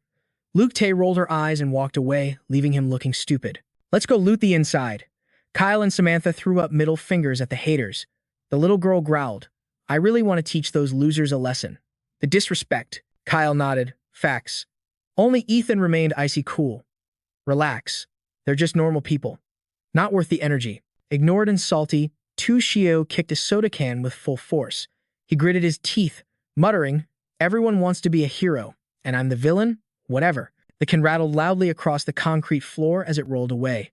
Suddenly, something caught his eye. Tuccio found a hidden warehouse door. Meanwhile, back at the base, Tunji sprinted to Captain Lam, gasping for air. Captain, you're back? Tuni panicked. Captain, did you send a squad out? Larry paused, gripping his arm. Where? What's wrong? Tuni could barely breathe. To Philip's factory. Tell me you didn't send anyone. The captain replied, I sent the new college kids there to scavenge. Tuni wiped cold sweat from his forehead. It's over. Larry frowned, confused. What's the tea? Talk to me. Then Tungi dropped the bomb. That factory isn't empty. It's a zombie breeding ground. It's crawling with the undead. Terror washed over the captain's face. Say what? Get a van over here, now. The subordinate shouted, Yes, sir. Back at the scene, Ethan was checking their haul, water, snacks, booze. But he needed one thing. Hey, Kyle. Got smokes? Kyle tossed him a premium box. 1916 brand. Top-tier stuff. Good? Ethan's eyes lit up as he caught it. Not bad. That'll keep me sane. He signaled the crew. All right, we're done here. Let's roll out. His team shouted, Roger that. Suddenly, Luke Tay ran up one last time. Seriously, come with us. We have a survivor base. It's way safer than being out here alone. Ethan raised an eyebrow. A survivor base? Huh. He turned back. How many heads you got over there?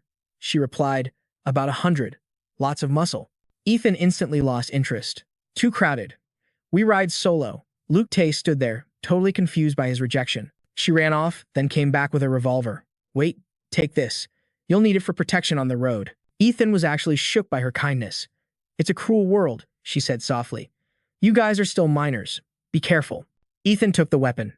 Thanks, sis. He turned to his driver with a serious look. Yo, Kyle. Leave the mustache of smokes as a trade. Kyle nodded. Got it. Moments later, the engine roared to life. Ethan leaned back in the rear seat, closing his eyes to rest. While Kyle drove, Samantha kept watching the rearview mirror. She saw Chiyu and another guy messing with a massive door. What are those idiots doing? As the car cruised down the highway, Samantha's face went pale. Big bro, Ethan. I think they just cracked open that sealed workshop. Ethan bolted upright. The workshop? Which one? The little girl pointed back. The big ominous one right by the main gate. Ethan's eyes widened. Oh, hell no. Kyle glanced back. What's up? Samantha asked innocently. Is there good loot inside? Should we go back and check? Ethan gripped the revolver Luke Tay gave him and made a split-second decision. Stop the car. We have to go back to save them. Back at the factory, Chiyu was still struggling with the lock. His buddy whispered, Yo, Chiyu, I got a bad feeling about this. But he ignored the warning. Shut up. You're paranoid. There's legendary loot in here. I know it. He was getting frustrated that the door wouldn't budge. Trash lock. TV shows make this look so easy. Chiyu raged. He whipped out his piece and aimed at the padlock to blow it open. Bang! The gunshot echoed like thunder in the silence. Luke Tay screamed, Chiyu. Are you crazy? He turned with a grin.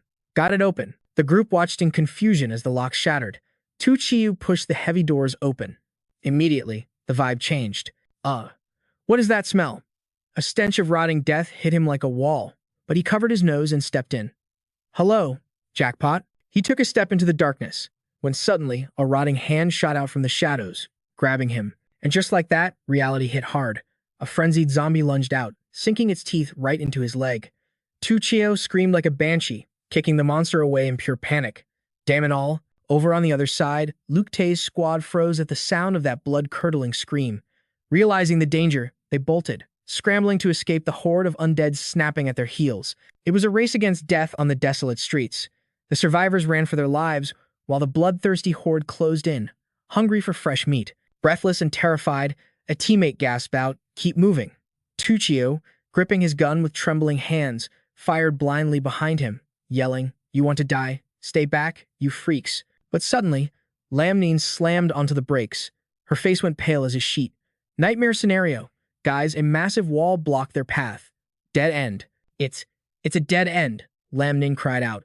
Luke Tay's eyes filled with despair as the zombie wave got closer. A teammate roared, Forget running.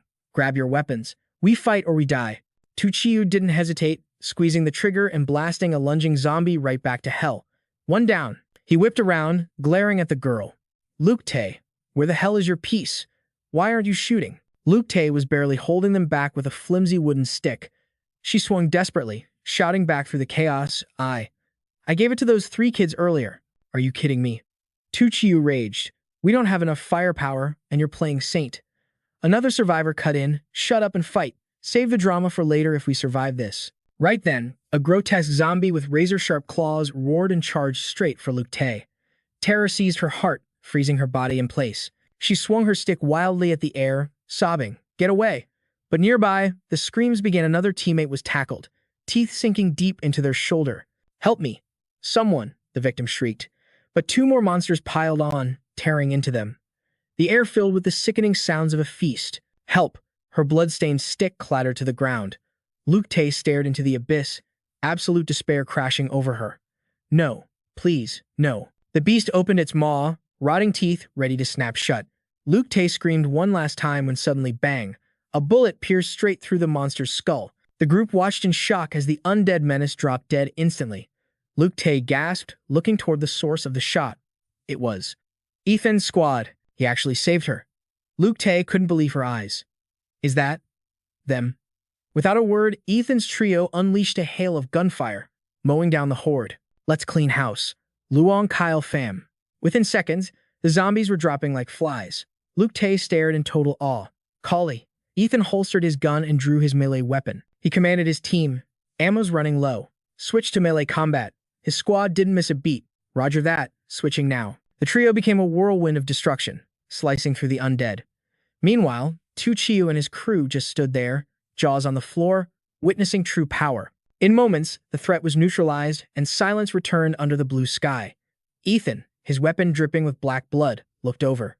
"You guys still breathing?" She stammered her thanks. Samantha grinned at the zombie pet, smile for the camera, tang boo. Kyle snapped back, smile my ass. Cry for me. Ethan just sighed. These two idiots. Ethan walked up and extended a pistol to Luke Tay. "Here. This belongs to you." She waved her hands frantically. "Huh? No way. I can't take that back. I gave it to you, so it's yours," Ethan insisted. "Stop being polite. I'm loaded with gear." He tried to hand it over, but suddenly, Tu Chiu snatched the gun out of the air. He gripped the weapon greedily. "Yeah, Luke Tay. Don't be rude. Accept the man's kindness." Tu Chiu put on a fake smile. "Hey, brother. Why not join our camp? Safety in numbers, right?" Ethan's eyes went cold. "Pass. I don't do crowds." Rejection didn't stop him. He leaned in, whispering to Luke Tay. "Look, that guy definitely has the hots for you. Use your charm and get him to join us." Luke Tay blushed crimson. "What are you saying?" Suddenly, Tang Bu the zombie woke up and shouted, "Practice." Ethan spun around, shocked. The zombie spoke. But Ethan's focus shifted back instantly. He glared at Tu Shio. "Hey, you got bit earlier, didn't you?" Tu Shio froze. "Huh? What? What are you talking about?" "I don't get it," Tu Chiu stammered. Ivan's voice dropped an octave, dangerous and low. "I asked, did a zombie bite you?" Tu Chiu started sweating bullets. "No, no way." Ethan's eyes locked onto Tu Chiu's leg. Fresh blood stained the fabric. "Is that right? Then roll up your pant leg." Tu Chiu stepped back, terrified. "This? It's nothing." Ethan smirked humorlessly. "The virus numbs the pain quickly after infection. You're not feeling it just proves you're turning." Snap! Tu Chiu leveled the gun straight at Ethan. "Stay back. I'll blow your head off. You know what happens to the infected. I won't let you kill me." Ethan didn't even flinch. He stood his ground, radiating menace. "That toy is slower than my hands. If you want to live, chop the leg off now." Terror consumed Tu Chiu. "Impossible. I'm not gonna die." He screamed like a lunatic and pulled the trigger. Bang. "I won't die." Reflexes of a god. Ethan grabbed Luke Tay and dove for cover. "Get down." Tu Chiu took the chance to bolt. Samantha roared. "You think you can run?" Ethan stopped her. "Let him go. He's already a walking corpse." But then, Kyle stiffened, sensing a dark aura. "Boss, something big is coming." "I know," Ethan replied calmly. Suddenly, AGHHH. A blood-curdling scream echoed through the ruins. Luke Tay gasped. That was Tu Chiu. Tu Chiu didn't stand a chance. A massive, mutated hand crushed his skull like a grape. Ethan narrowed his eyes, watching a hulking monstrosity step out from the shadows. Warning, level 2 infected detected. The beast was a nightmare-made flesh, growling with a dry, rattling sound as it stalked toward them. Pure death energy. The pressure was suffocating. While the others flinched, Ethan stood like a mountain, his expression unshakable. He spoke without looking back. "You too. Get out of here." Luke Tay's face was drained of blood, trembling violently. "But what about you?" Ethan's eyes darkened, an abyss of resolve swirling within them. "You'll just get in my way," he said, his voice steel. "Stay here, and you die. Now go." Lam Neen didn't waste a second. She grabbed Luke Tay's arm, adrenaline taking over. "Come on, we have to move, or we're dead." She dragged the reluctant girl away from the battlefield. As she was dragged away, Luke Tay twisted around, screaming desperately back at him. "Please stay alive. Just hold on. I promise I'll bring help." "Yo," that undead freak was screaming its head off. But our main character, he didn't even flinch. Wham! One punch and that monster was seeing stars. "Sit down, ugly." The beast slammed into the concrete face first. That impact? Absolutely brutal. It tried to crawl back up, groaning like a broken engine. Seriously, the sound was straight-up nightmare fuel. Kyle realized the bad news. This wasn't a normal scrub. It was a Tier 2 evolved nightmare. A boss monster that can summon the Horde. But our MC just laughed it off. Let it scream, he smirked. We already wiped out its whole crew. No one is coming to save it. Pure savage energy. He turned to his squad of the challenge. "I'm tagging you two in. Consider this your final exam. Don't disappoint me." Then he dropped the ultimate condition, 2 versus 1. No guns allowed. "And if you lose, don't bother coming back." Challenge accepted. Kyle and Samantha drew their cold steel. They were hype, ready to prove they weren't just side characters. They launched a coordinated strike. Blades flashed as they aimed for the kill, right as the monster tried to recover from the MC's punch. Meanwhile, the rescue team was pushing the pedal to the metal. "Faster!" shouted Commander Lily. They were racing against death itself. Suddenly, the driver spotted something ahead. "Yo, check that out. Isn't that their ride?" Screech! They slammed on the brakes. Luke Tay leaned out, desperate. "Commander, we gotta move. They're gonna get slaughtered."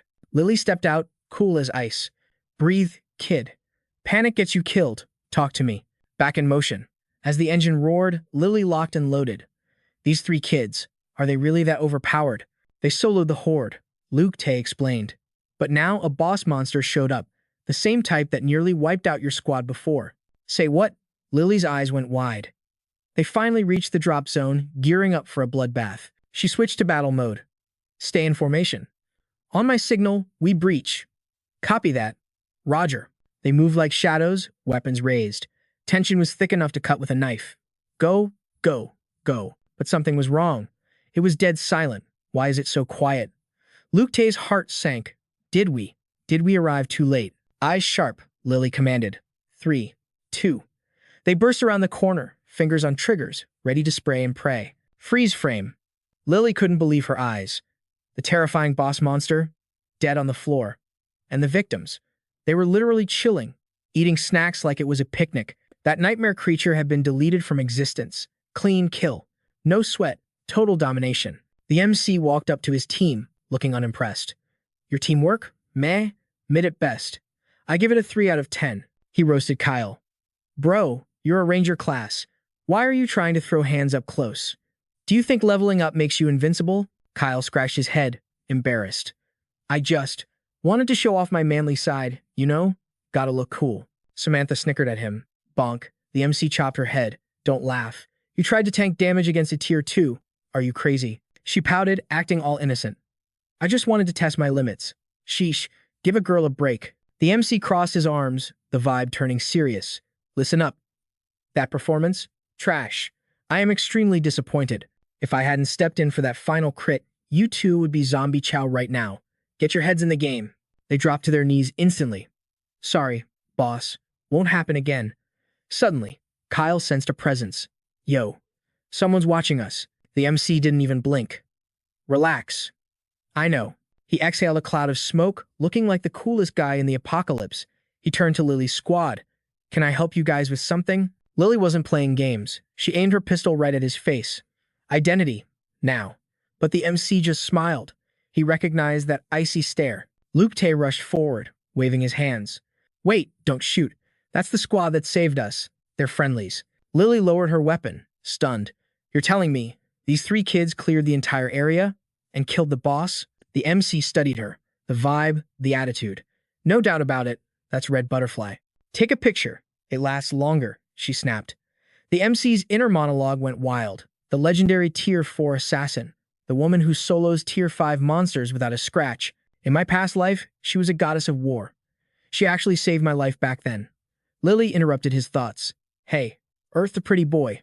I asked you a question. Are you deaf or just stupid?" she barked. The MC shrugged, keeping his cool. "Nothing much." "You just remind me of an old friend," he lied smoothly. Lily rolled her eyes. "Wow, a pickup line. In the apocalypse? That is so cringe." The MC was speechless. This woman has zero chill. Meanwhile, Luke Tay looked back and forth, completely lost in the sauce. Luke Tay tried to break the ice.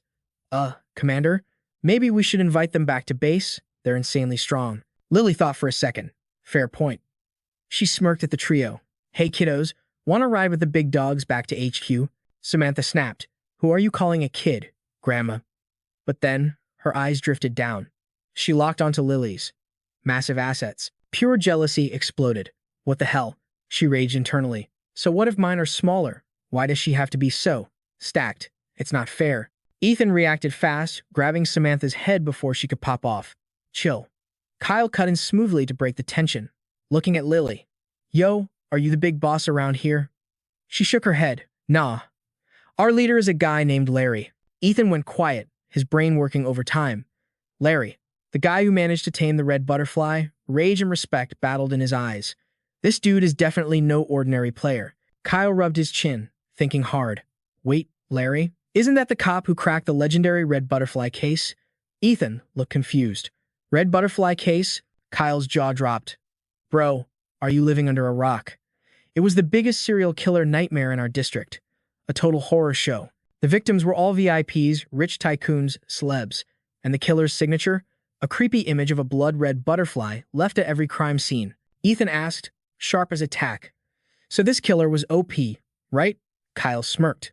Maybe, but he was nothing compared to Captain Larry back in the day. He went in solo, one man, one gun, and took that monster down. Ethan connected the dots instantly. Police captain, red butterfly, assassin. All right, he said, cutting the tension. We're in. Both Samantha and Lily looked shook.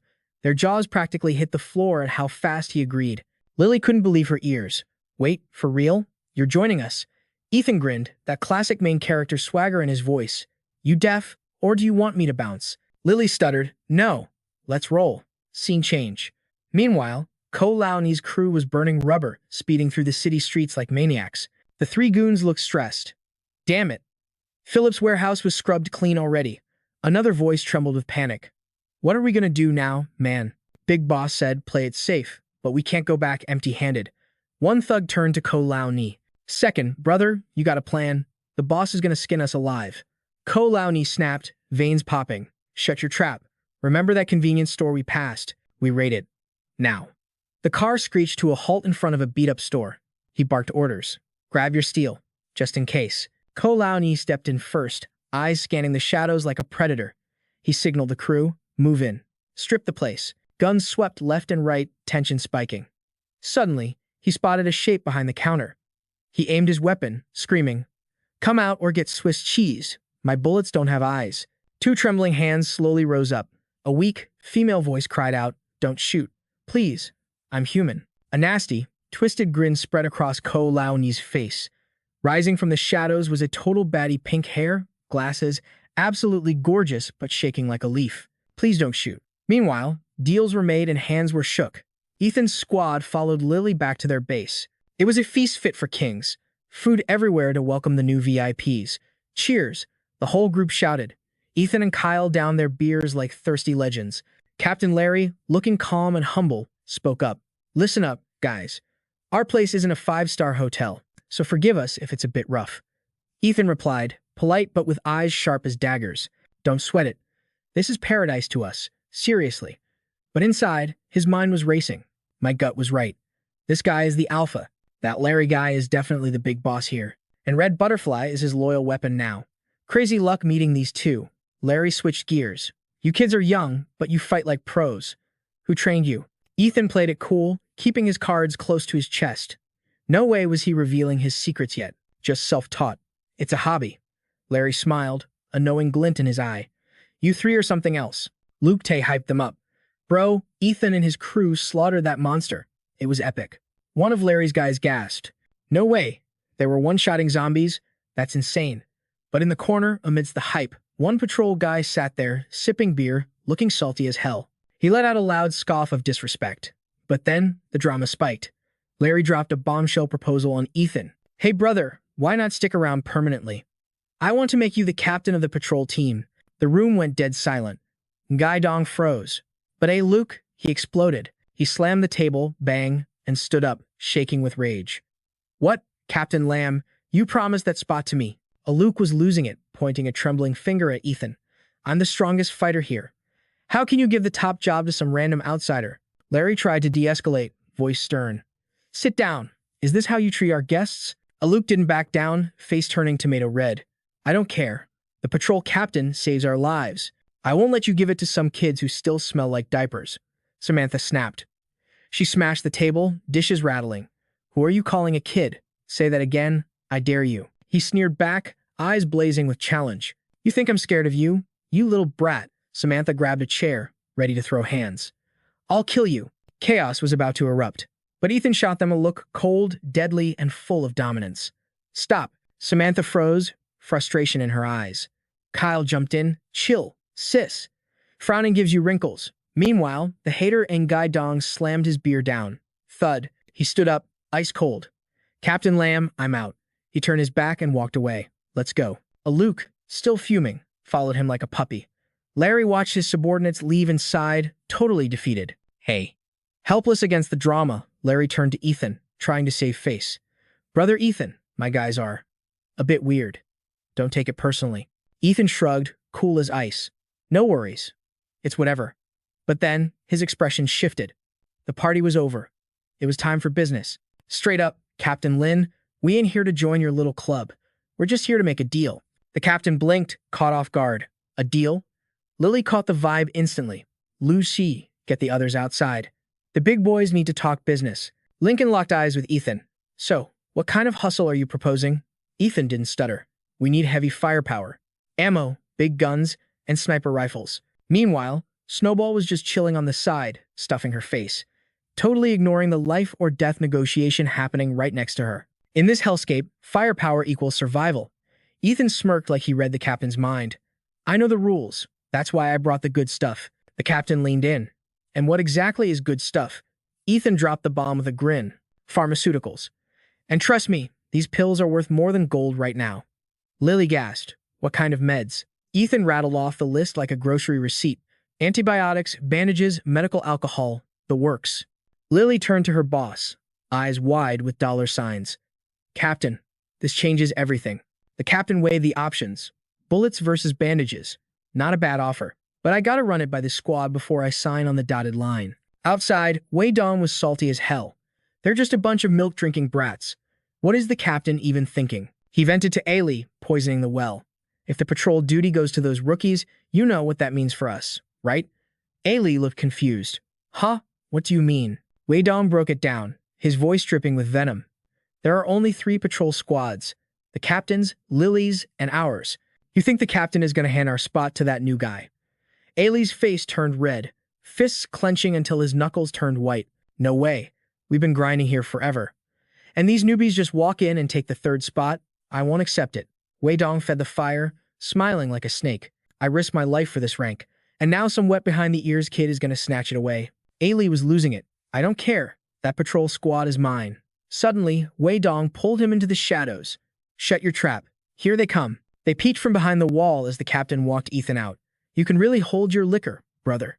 Next time, we're going all night. Ethan played it cool, humble as ever. You're too kind, Captain. Just doing my part. From the shadows, Wei Dong glared daggers at Ethan's back. Jealousy was eating him alive. That arrogant little punk. Captain Lin turned to his lieutenant. Lily, treat our guests like royalty. I've got business to handle. She nodded. Consider it done, boss. Give them the VIP package, whatever they want. We need to make sure they stay. Roger that, Lily replied. She led the squad towards the guest quarters. Follow me, kids. Samantha was bouncing off the walls, totally hyped. Whoa, this place is lit. Kyle dropped some knowledge. This fortress used to be a tourist trap. Designed by a Ming Dynasty prince, actually. The little girl was oohing and ahhing at everything. Meanwhile, Ethan kept his poker face on. Not a bad crib, huh? Lily smirked. The captain says these are protected artifacts. But for you guys, we're making an exception. Samantha was already inspecting a priceless antique vase. Cool, you guys are awesome. All right, get some rest, Lily waved. Ethan nodded, much appreciated. Outside, the dynamic duo of Dumb and Dumber were fuming. Wei Dong couldn't hold back his envy. Can you believe the captain gave them the royal suite? Ailey was about to explode. Are you kidding me? I'm still sleeping in a damn tent. That was the last straw. Ailey rolled up his sleeves, veins popping.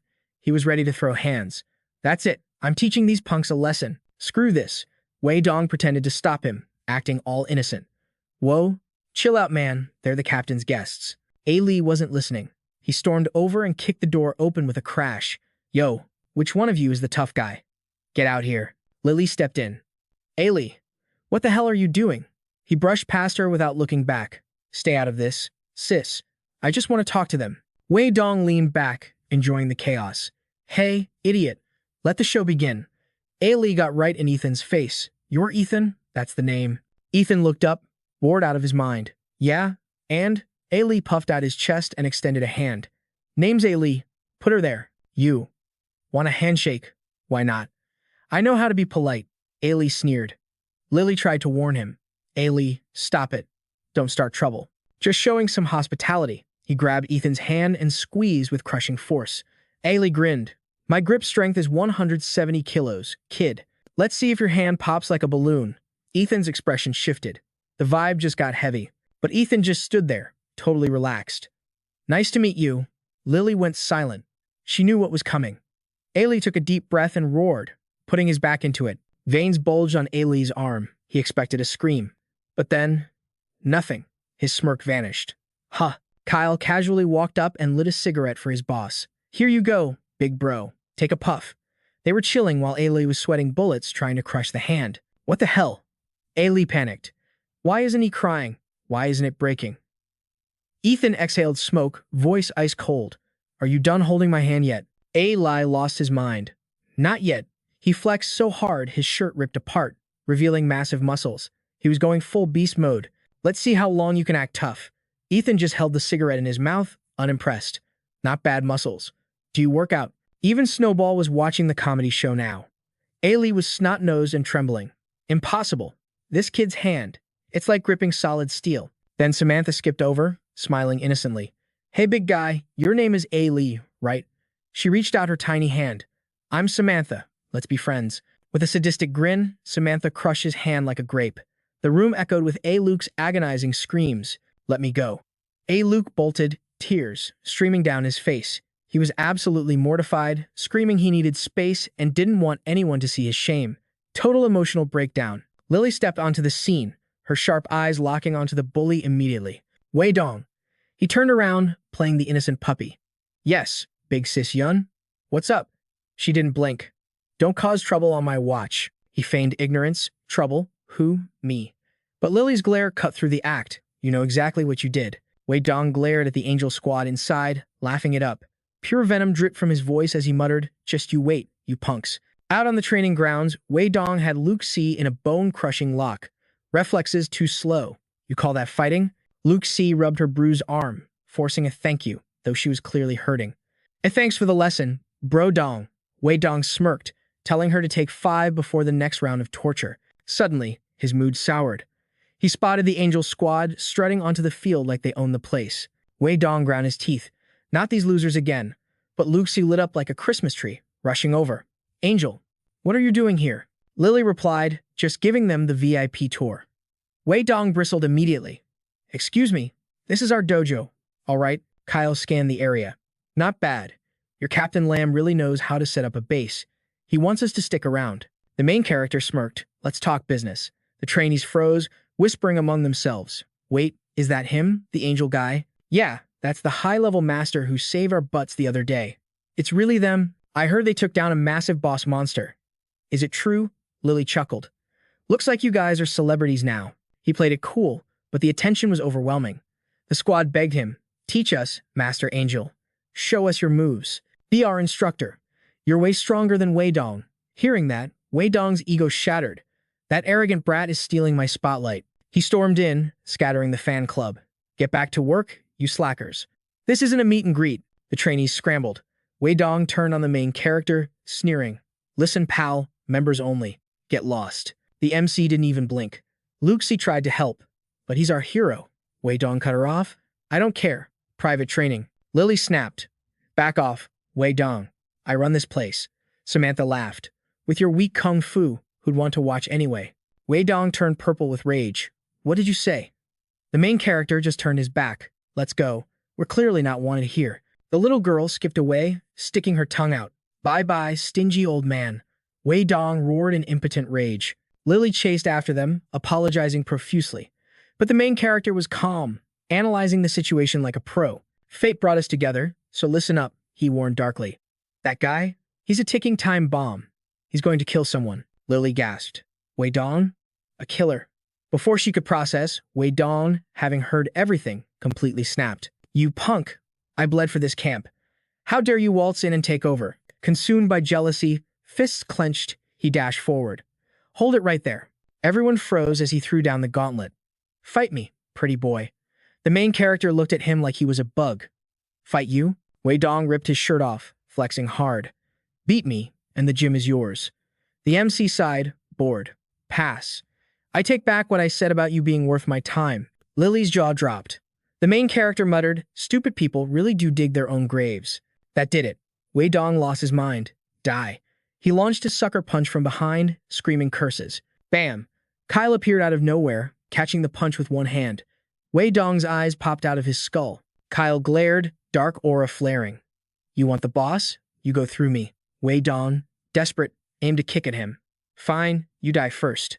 Boom! Kyle's counter kick was faster than lightning. It connected with Wei Dong's face, sending him flying in a spray of blood. Lily couldn't believe her eyes. Wei Dong was out cold.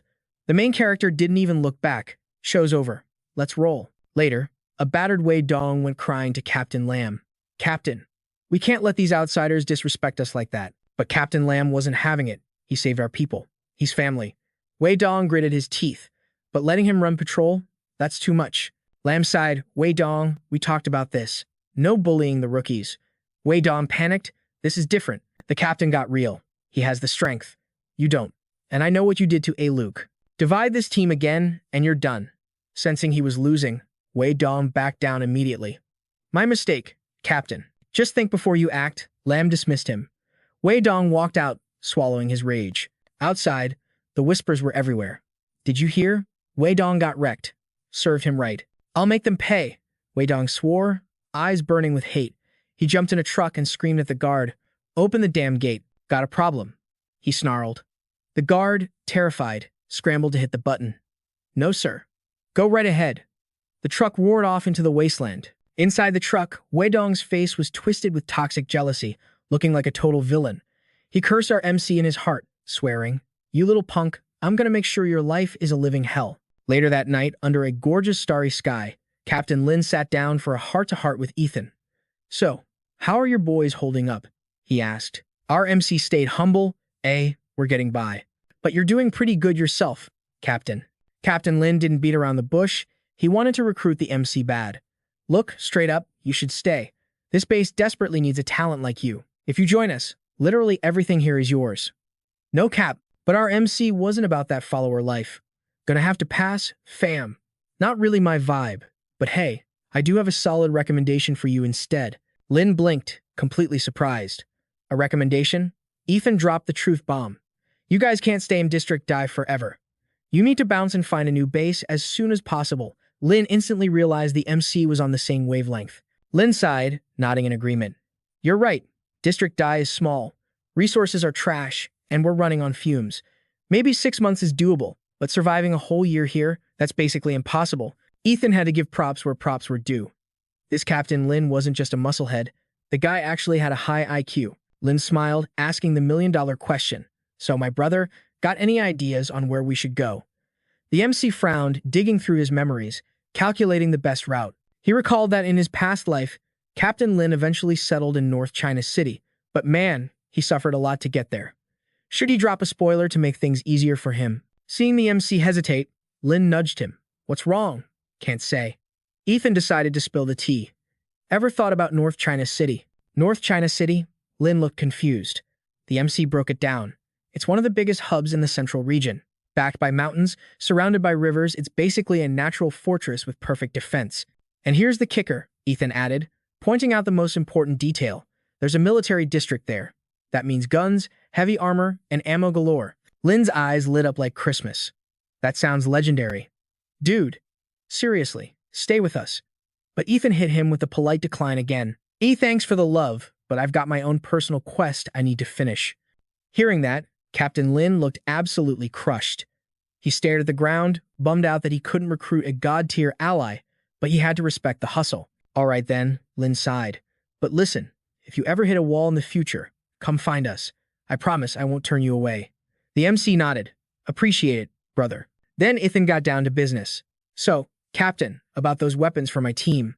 Lin scratched his head, embarrassed. Yeah, about that. We're broke. Literally only have 2 pistols to our name. The MC was like, for real. Lin quickly added, but hey, if you do us a solid and help with 1 mission, I'll give you the guns for free. Deal? Ethan accepted. Thanks, I'm listening. Lin dropped the location, the hydroelectric station. You guys know the place? The MC looked curious. The hydro station. Outside, Kyle and Samantha were eavesdropping and couldn't resist. Kyle walked in, asking, What's the tea? You mean that station near the district border? Ethan raised an eyebrow. Wait, District Dai has a functional hydroelectric station, Lin explained. Yep. Before you showed up, this area was split between three factions: Frank's factory, our old city base, and the last one belongs to a psycho named Brother Long. They've turned the Hydro Station into their fortress, Lin warned.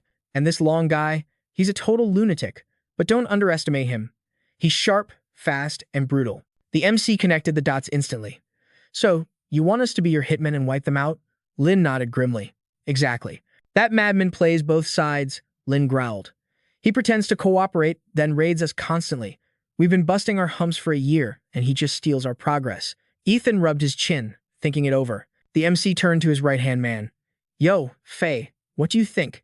Kyle whistled, looking away dramatically. Who? Me.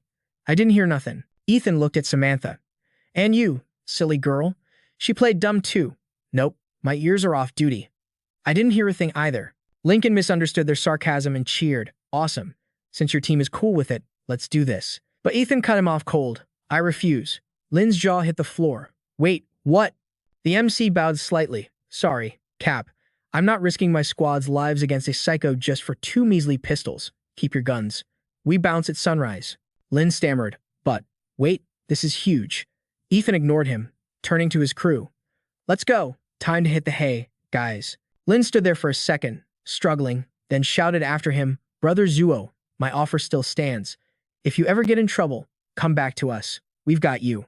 You got it. Ethan called back, thanks. But meanwhile, outside the base, trouble was brewing. A massive mob of armed thugs was gathering in the shadows. One of them sneered, Everyone here? When I give the signal, we rush him. Suddenly, the base alarm started screaming. Bidu, Bidu. Lincoln jumped out of his skin. What the hell is happening? A soldier rushed in, panic written all over his face. Captain, bad news. Brother Long's gang is raiding us. Say what? Lin couldn't believe it. How is that even possible? Outside, it was total chaos. Gunfire lit up the night as the bandits stormed the gates. The enemy commander shouted, Get in there. Move, move, move. Heavy footsteps approached, radiating pure killing intent. It was Long Ting himself, looking dark as night. Number 2. What's the holdup? The inner gate opens in 30 minutes. His lieutenant sweated nervously. It's tough, boss. It's our first siege, and we killed a bunch, but Lin's men are fighting back hard with their elite units. Long Ting scoffed, guess Lin's subordinates aren't total trash after all. He frowned, turning away with a cold order. I don't care. Handle this. Take this place down now. The lieutenant roared to his men to hype them up. You heard the boss. Charge. Kill them all. Whoever breaks through gets the first pick of the food and the women. Nearby, a truck was idling in the dark. Standing there was the rat himself, Wei Dong. Seeing the boss walk out, he waved, Brother Long, over here. Wei Dong grinned. We pulled off the sneak attack. The credit for this victory is all yours, Brother Long. The traitor was practically begging for a pat on the head. Thanks, Brother Long. Thank why. Suddenly, Long grabbed him by the collar, lifting him up dangerously. But, if we fail. Long's face looked like a demon from hell. Wei Dong shook like a leaf, stuttering. Fail? Long's eyes were cold enough to freeze magma. He looked at the rat with pure suspicion. Didn't you say this was the exact time for their guard shift? Long hissed. So why are my men stuck outside? Why hasn't the defense collapsed yet? Wei Dong panicked, sweating buckets. Brother Long.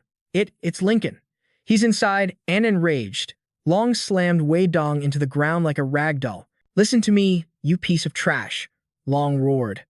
I don't give a damn about excuses or progress. I want results. I want their food, their people, and their equipment. Now, Leonard barked out his orders with cold calculation.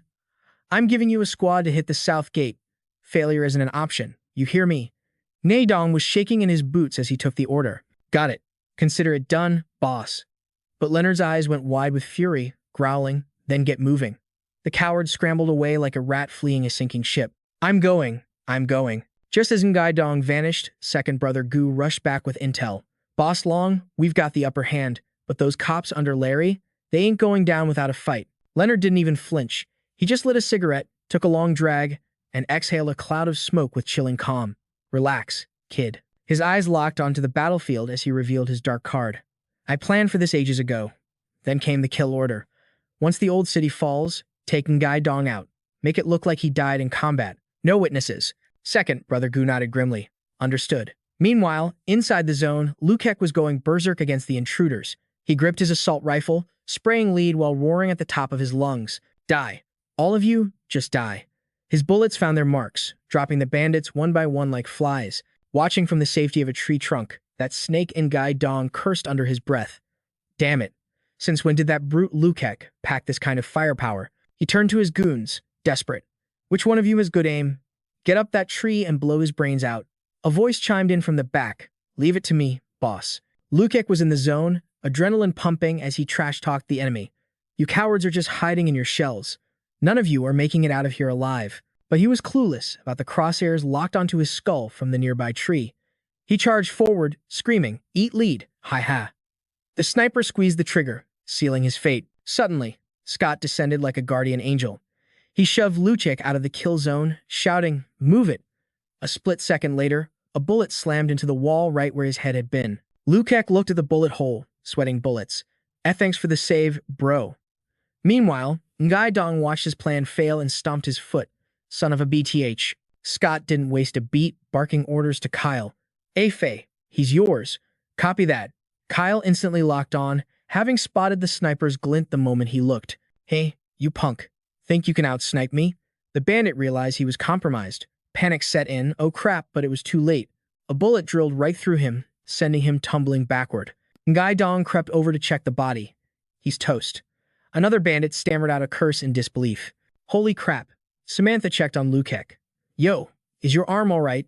Lukek was stunned, but Scott cut in. We've got this sector covered. Take your squad and go back up, Captain Lamb. Lukek hesitated, torn between duty and pride. But Kyle flashed a confident grin. Bro, just trust us. We got this. With that, the Angel Trio leaped into the fray, their voices syncing up perfectly like a legendary team. Winner, winner, chicken dinner. Over at Larry's side, it was total chaos. They fought tooth and nail, screaming battle cries to keep their spirits high. Hold the line. Do not let these scumbags breach the gate. A teammate yelled, Captain Lamb, the south gate is overrun. We need to send reinforcements. Larry gritted his teeth, helpless. We don't have the manpower to spare, damn it. Larry turned to Lily, who was scanning the field with her binoculars. Van, can you take the shot? Can you drop Leonard? Her face was tight with tension. It wasn't looking good. She tracked Leonard through her scope, shaking her head. This guy is a pro. He's way too cautious, zero openings. She paused, emphasizing. And he's terrifyingly calm amidst all this. Lily had a sudden idea. What if we ask Scott and his team for help? Larry hesitated, his pride battling his logic. Forget it. They're guests. We can't drag them into our death trap. He furrowed his brows and took aim, stealing his resolve. Our mess, our fight. We handle this ourselves. On the other side, Leonard was playing 4D chess. He signaled a henchman. Take a squad. You don't need a massacre, just apply heavy pressure. Make them sweat. The goon nodded vigorously. You got it, Boss Long. He rallied his crew, screaming. What are you waiting for? Move your asses. But another lackey rushed up to Leonard with bad news. Boss, if we keep spraying like this, we're going to run dry on ammo soon. It's a total waste, Leonard sneered. In terms of marksmanship and combat experience, those cops have us beat. You think you can just waltz up there and wipe them out? The lackey scratched his head, stammering, unable to answer. Leonard's face twisted into a sinister grin as he laid out the master plan. We lure their main force to the north gate. Once they're distracted, we crush the south gate and encircle them. Checkmate. The minion immediately started kissing up. Damn, Boss Long. You're a genius. But Leonard snapped. Cut the ass kissing. The job isn't done yet. His eyes gleamed with a terrifying light as he glanced at his hidden ace card, the secret squad. Meanwhile, Larry's team was barely holding on against the bandit wave. Lily was panicking. What the hell? Do they have infinite ammo hacks or something? Her voice trembled. We can't keep this up. We have to reinforce the south gate immediately. Just when all hope seemed lost, Lukek burst onto the scene roaring, Hey, you bastards. Your daddy is here to play. Larry's face lit up seeing him. Lukek. Lukek grinned, showing his teeth. Captain Lamb. Did I make it in time for the party? Larry rushed over. Why are you here? What about the south gate? Lukek explained rapidly. I just came from there. Scott and his crew told me to come back you up. He punctuated his sentence with a burst of gunfire at the enemy. They're holding the south gate, taking out the trash as we speak, and indeed, back at the south gate, Scott's team was in a fierce firefight. Samantha was a blur of motion, her dual pistols singing death. Scott danced through a hail of bullets like a phantom, teleporting behind a bandit with a cold scoff. The bandit barely had time to say, huh, before Scott grabbed him by the shoulder, spinning him around to use as a meat shield against a wall of incoming fire. A nearby thug raged seeing this, screaming, "You scumbag, using my bro as a shield?" But karma hits fast a second later. Scott grabbed him to block the next volley. A bullet went straight through his skull. Having cleared the trash, Scott turned and flashed a thumbs up to his sniper buddy, Kyle. Nice cover. They were just sharing a moment when Kyle spotted movement in Gaidong trying to sneak away. Kyle realized instantly. He screamed, "Scott, it's Ngai Dong. That rat is the traitor." Samantha launched herself into a sprint. Scott connected the dots instantly, his eyes burning with rage. "Damn it. Don't let him escape. I want him alive." The little speedster yelled back, "I'm on it. Watch this." Scott dropped another enemy, then watched her tear off with a satisfied smirk. Not bad. She's gotten a hell of a lot faster. The traitor Nai Dong was running for his pathetic life, lungs burning, muttering in panic. Shit, are you kidding me? How did they find out? These guys are straight-up psychopaths. The big guy's heart hammered against his ribs like a trapped bird. If they catch me, I'm dead meat. But just as he tried to slip away, a shadow blocked his path. The tiny fighter flipped over him with the grace of a ninja. "Yo, old man. Where do you think you're going?" She landed perfectly right in Wei Dong's face, a playful grin masking her deadly intent. He cursed, "You little." But the air was filled with chaos. Screams echoed in the midnight darkness like a horror movie soundtrack. "Let me go. Get your hands off me, you brat." Samantha looked up, her eyes dripping with disdain. "In your dreams, pal. If Ethan hadn't stopped me yesterday, I would have turned you into a pretzel already." Suddenly, a voice commanded from above, "Cut him down." Turns out, Wei Dong was already trussed up like a Thanksgiving turkey on a pole. The girl rolled her eyes. "Just hang tight. Literally. Wait for the boss to decide your fate." He kept spitting curses. "Damn it all, when I get down from here." Suddenly, Ethan walked into the light. "Hey, boss." Samantha chirped, her mood flipping instantly. Kyle arrived right behind him, looking cool as ice. He looked at the traitor and muttered, "Didn't think it would end like this." Ethan stepped forward, his aura overwhelming. "Spill it. You led that snake Long Ding here, didn't you?" "Yeah, I did. I told him everything about your defenses." Wei Dong didn't have an ounce of shame left. He glared back with pure venom. "So what if I did? What are you going to do about it?" Ethan's eyes narrowed dangerously. "There is nothing I despise more than a backstabbing rat." Wei Dong screamed back, veins popping in his neck. "You don't know anything. I bled for this camp. I gave everything. And then you guys show up and steal my thunder." His voice cracked with jealousy. "If I can't have it, then nobody can." Kyle and Samantha just laughed, looking at him like he was a clown. What an idiot. Ethan didn't even blink. "Let him down, Samantha. This fool still has one use left." Samantha pouted, crossing her arms. "No way. Do you know how hard it was to hoist him up there?" Ethan gave her a look. "Stop playing around. We're on the clock." Reluctantly, she sighed. "Oh, fine. Whatever you say." She pulled out a knife to cut the rope. Wei Dong's eyes went wide with panic. Wait, hold on." Snap. He hit the ground with a heavy thud. Before he could recover, Samantha grabbed the rope end. "I'll drag you myself, just to make it special." The trio walked back to base, dragging the traitor through the dirt like a bag of trash. But they weren't alone. High above, a pair of eyes watched through binoculars. It was one of Long Ding's scouts. They caught Wei Dong. The scout shivered, sweat forming on his brow. "Those three are monsters. Absolute freaks. I gotta tell Boss Long immediately." But Kyle's senses were on another level. He spun around, his sniper rifle locking onto the target in a millisecond. "We got a peeping Tom with a death wish." The scout screamed, "Oh crap," bang. The bullet whizzed past his ear, missing by a hair. The spy scrambled back, heart exploding. That was too close. My soul almost left my body. Kyle lowered his rifle, analyzing the shot. "Slippery little weasel." Samantha asked, "Did you flatline him?" "Nah, he dodged it." Ethan waved it off. "Leave him. Focus on the main event. Let's get back to business." Meanwhile, at the front gates, the tension was thick enough to cut with a knife. Lincoln stood face to face with the devil himself. Long Ding smirked, arrogance radiating off him in waves. "Lincoln, open the gates and surrender. I might just let you live if you beg nicely." Lincoln stood tall. "Keep dreaming, scumbag." Long Ding pointed his weapon, his voice dropping to a threat. "Look around you. I have the numbers. I have the firepower. You think you can hold out? You're delusional. You're a talented guy, Lin. Why die for nothing? Join my crew, and we can live like kings." Lincoln looked at him with pure disgust. "I'd rather die than bow to a piece of trash like you." His lieutenants, A. Lee and Dong Ming, stepped up, weapons ready. "You want to fight? Come and get it. We ain't scared of you or your goons." Long Ding sneered, Humph. A bunch of brainless meatheads. He turned to his sidekick. Any news from the South Gate yet? The goon nervously replied, I sent a squad over. They should be back any second. Long Ding tapped his fingers impatiently. Hey. Once the South Gate falls, checkmate, we win. Suddenly, a figure strolled out of the shadows, cigarette hanging from his lips. Yo, you must be Long Ding. Ethan exhaled smoke, looking completely unbothered. Got some news for you, buddy. Your boys at the South Gate, they're toast. Long Ding's jaw dropped. Huh? Lincoln saw his ally and shouted, hope returning to his eyes. Ethan. Hey, everyone. Good news, Ethan announced it like he was reading the weather. Captain Lin, relax. The South Gate is secure. He yanked the rope, dragging Wei Dong into the light. Get over here. He forced the traitor to his knees. Help me. Somebody help me. Boss Long. Big bro. Save me. Ethan put on an innocent face.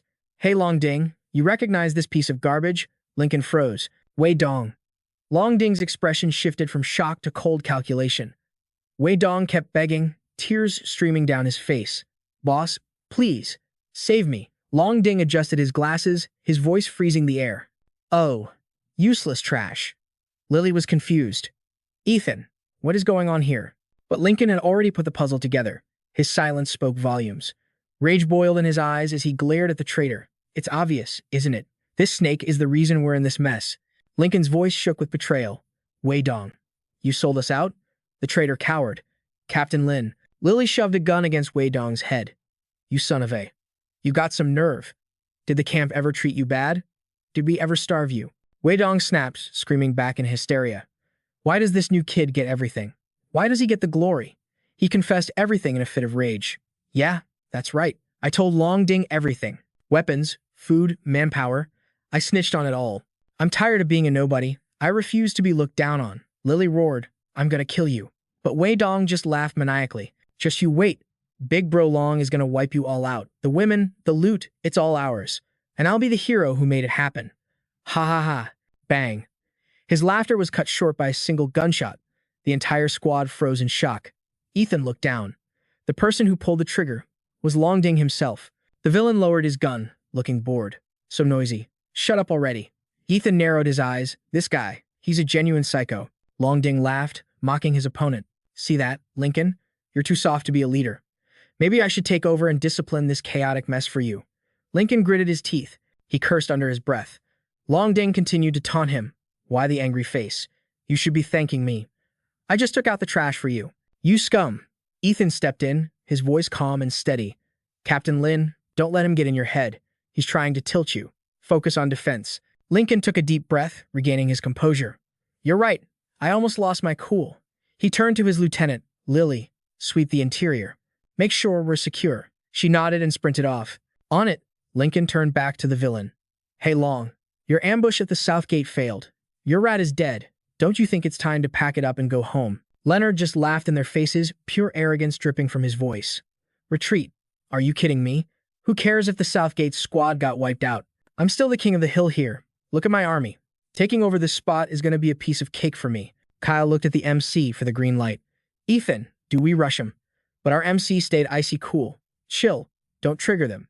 They're packing heat. Being reckless now is a one-way ticket to the afterlife. Kyle raised his rifle, ready to blast, but Ethan gave him a confused look. Yo, where's your scope at? Kyle smirked, tapping his temple. Bro, you think a toy's better than my eyes? Meanwhile, down below, the villain kept yapping. Larry, surrender now and I might let you live. But the captain wasn't having it. In your dreams. Leonard sighed. Have it your way then. He snapped his fingers. Bring him out. His goons dragged a group of masked hostages onto the stage like cattle. Move it, and keep your mouths shut. Ethan squinted.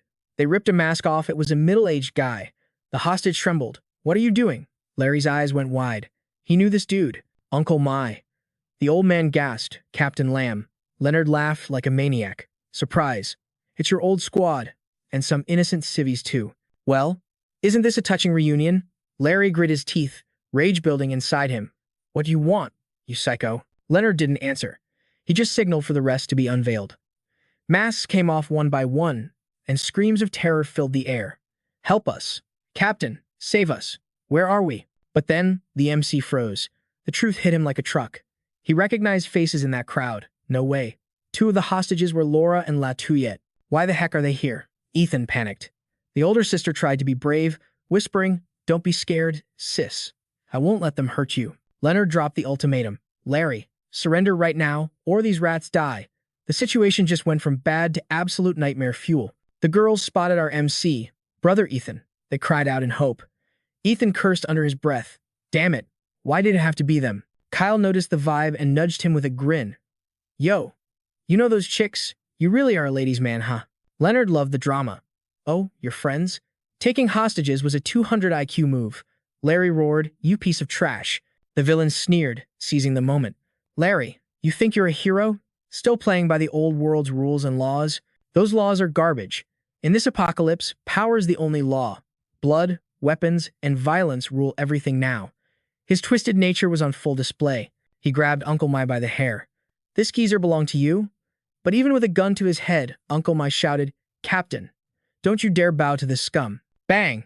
Without hesitation, Leonard executed the hostage right in front of everyone. Larry snapped. Pure, unadulterated fury took over his mind.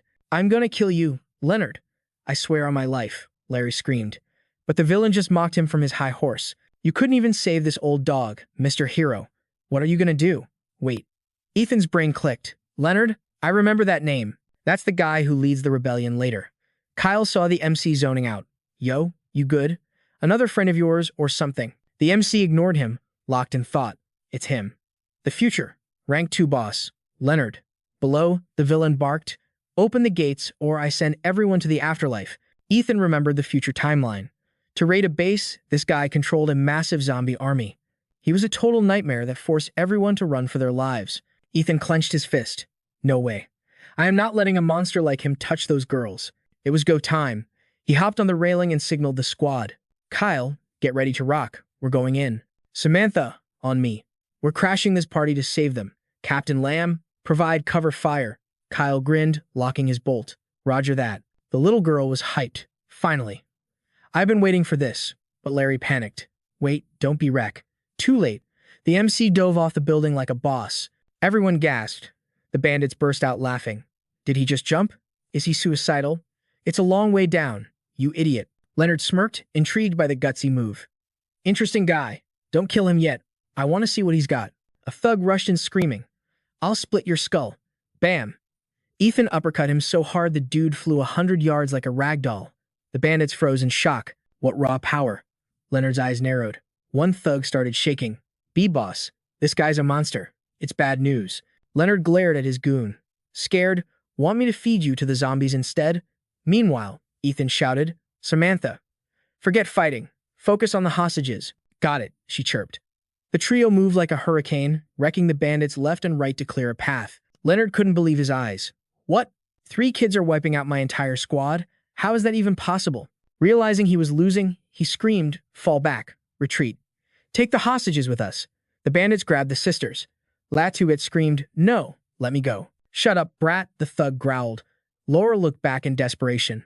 Brother Ethan, help us. They're taking us away. The MC signaled the sniper. Kyle, take the shot. I got you, Kyle whispered. Bang. The bullet dropped the guy holding Latuet instantly. As the thug collapsed, Latuet plummeted through the air. Sister, Laura screamed. But a shadow swooped in. Ethan caught her mid-fall like a superhero. You saved me, brother God. She cheered. But Kyle cursed. Bad news. They're dragging the other one away. He aimed, but his hand shook. I can't shoot. It's too risky. I might hit her. Latuet hugged the MC. You got so strong. Ethan turned to his partner, focused on the mission. Samantha, guard the kid. I'm going after Teacher Lack. On it, she nodded.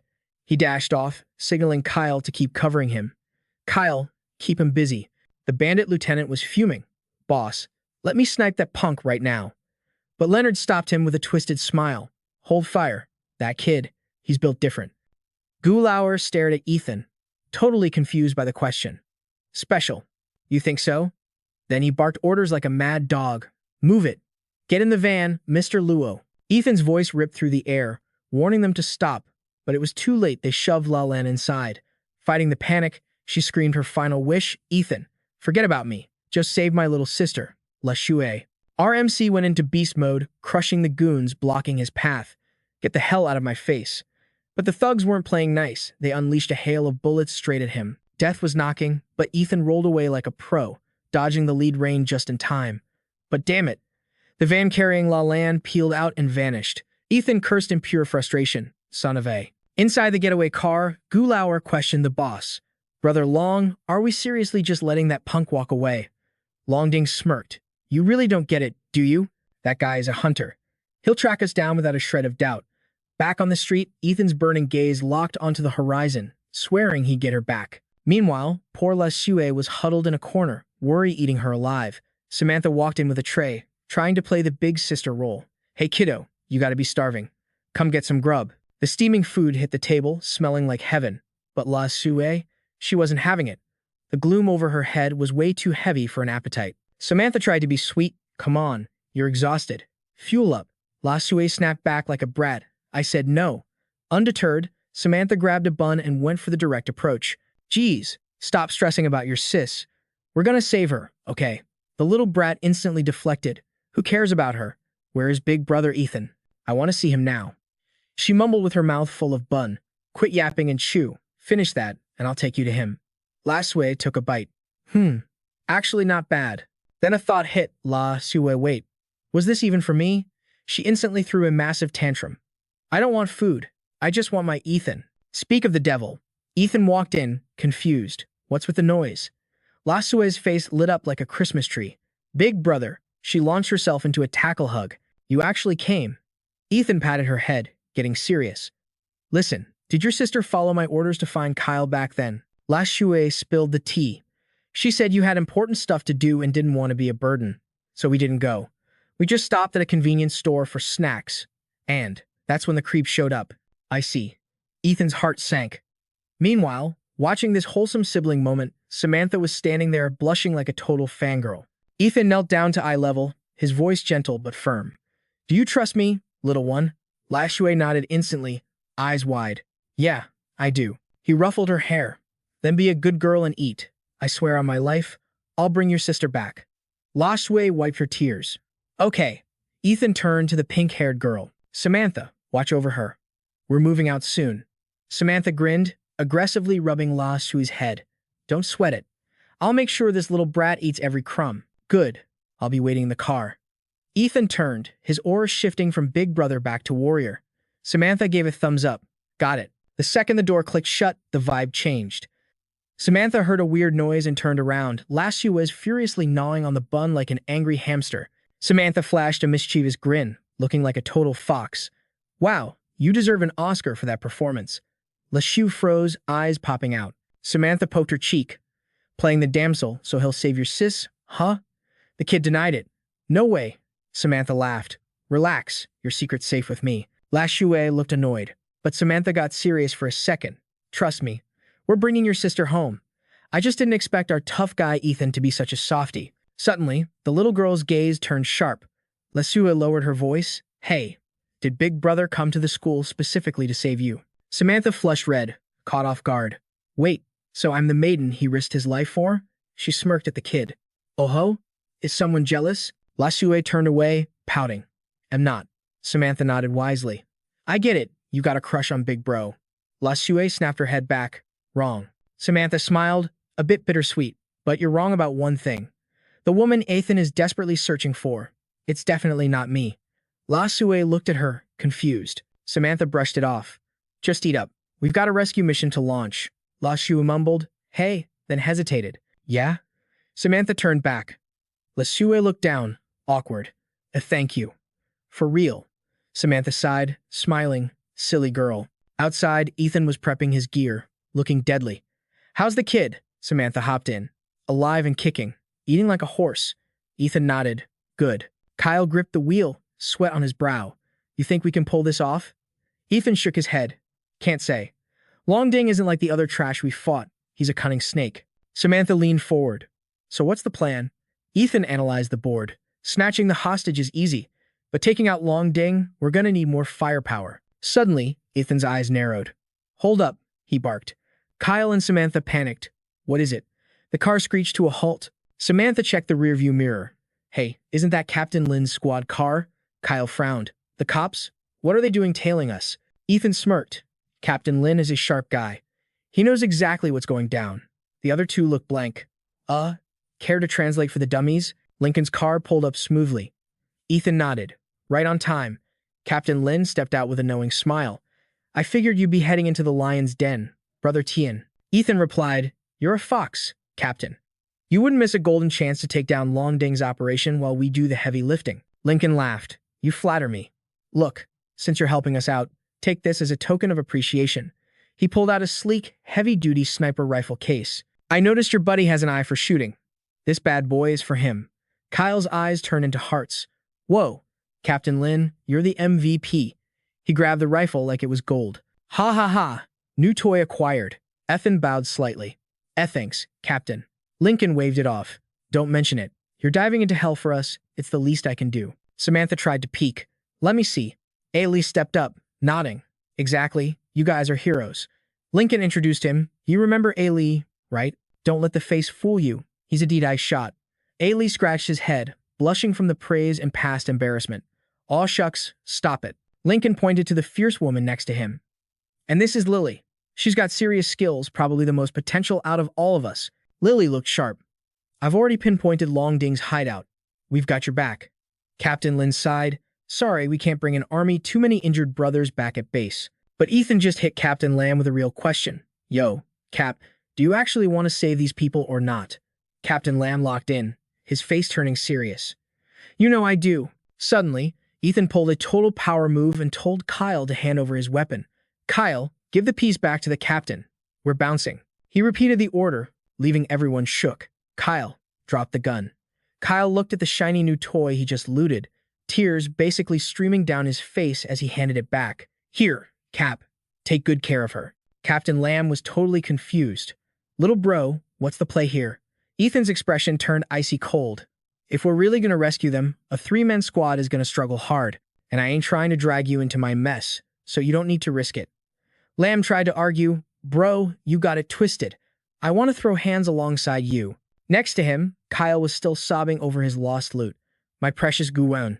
Luke jumped in to hype them up too. Don't be humble, savior. We got your back. But Ethan shut it down cold. Listen, Cap, we don't need you. This level is way too high for your squad to handle. Captain Lamb pressed him. What are you really saying, brother? Meanwhile, background character Kyle was still mourning in the corner. My poor gun. Ethan's aura flared up.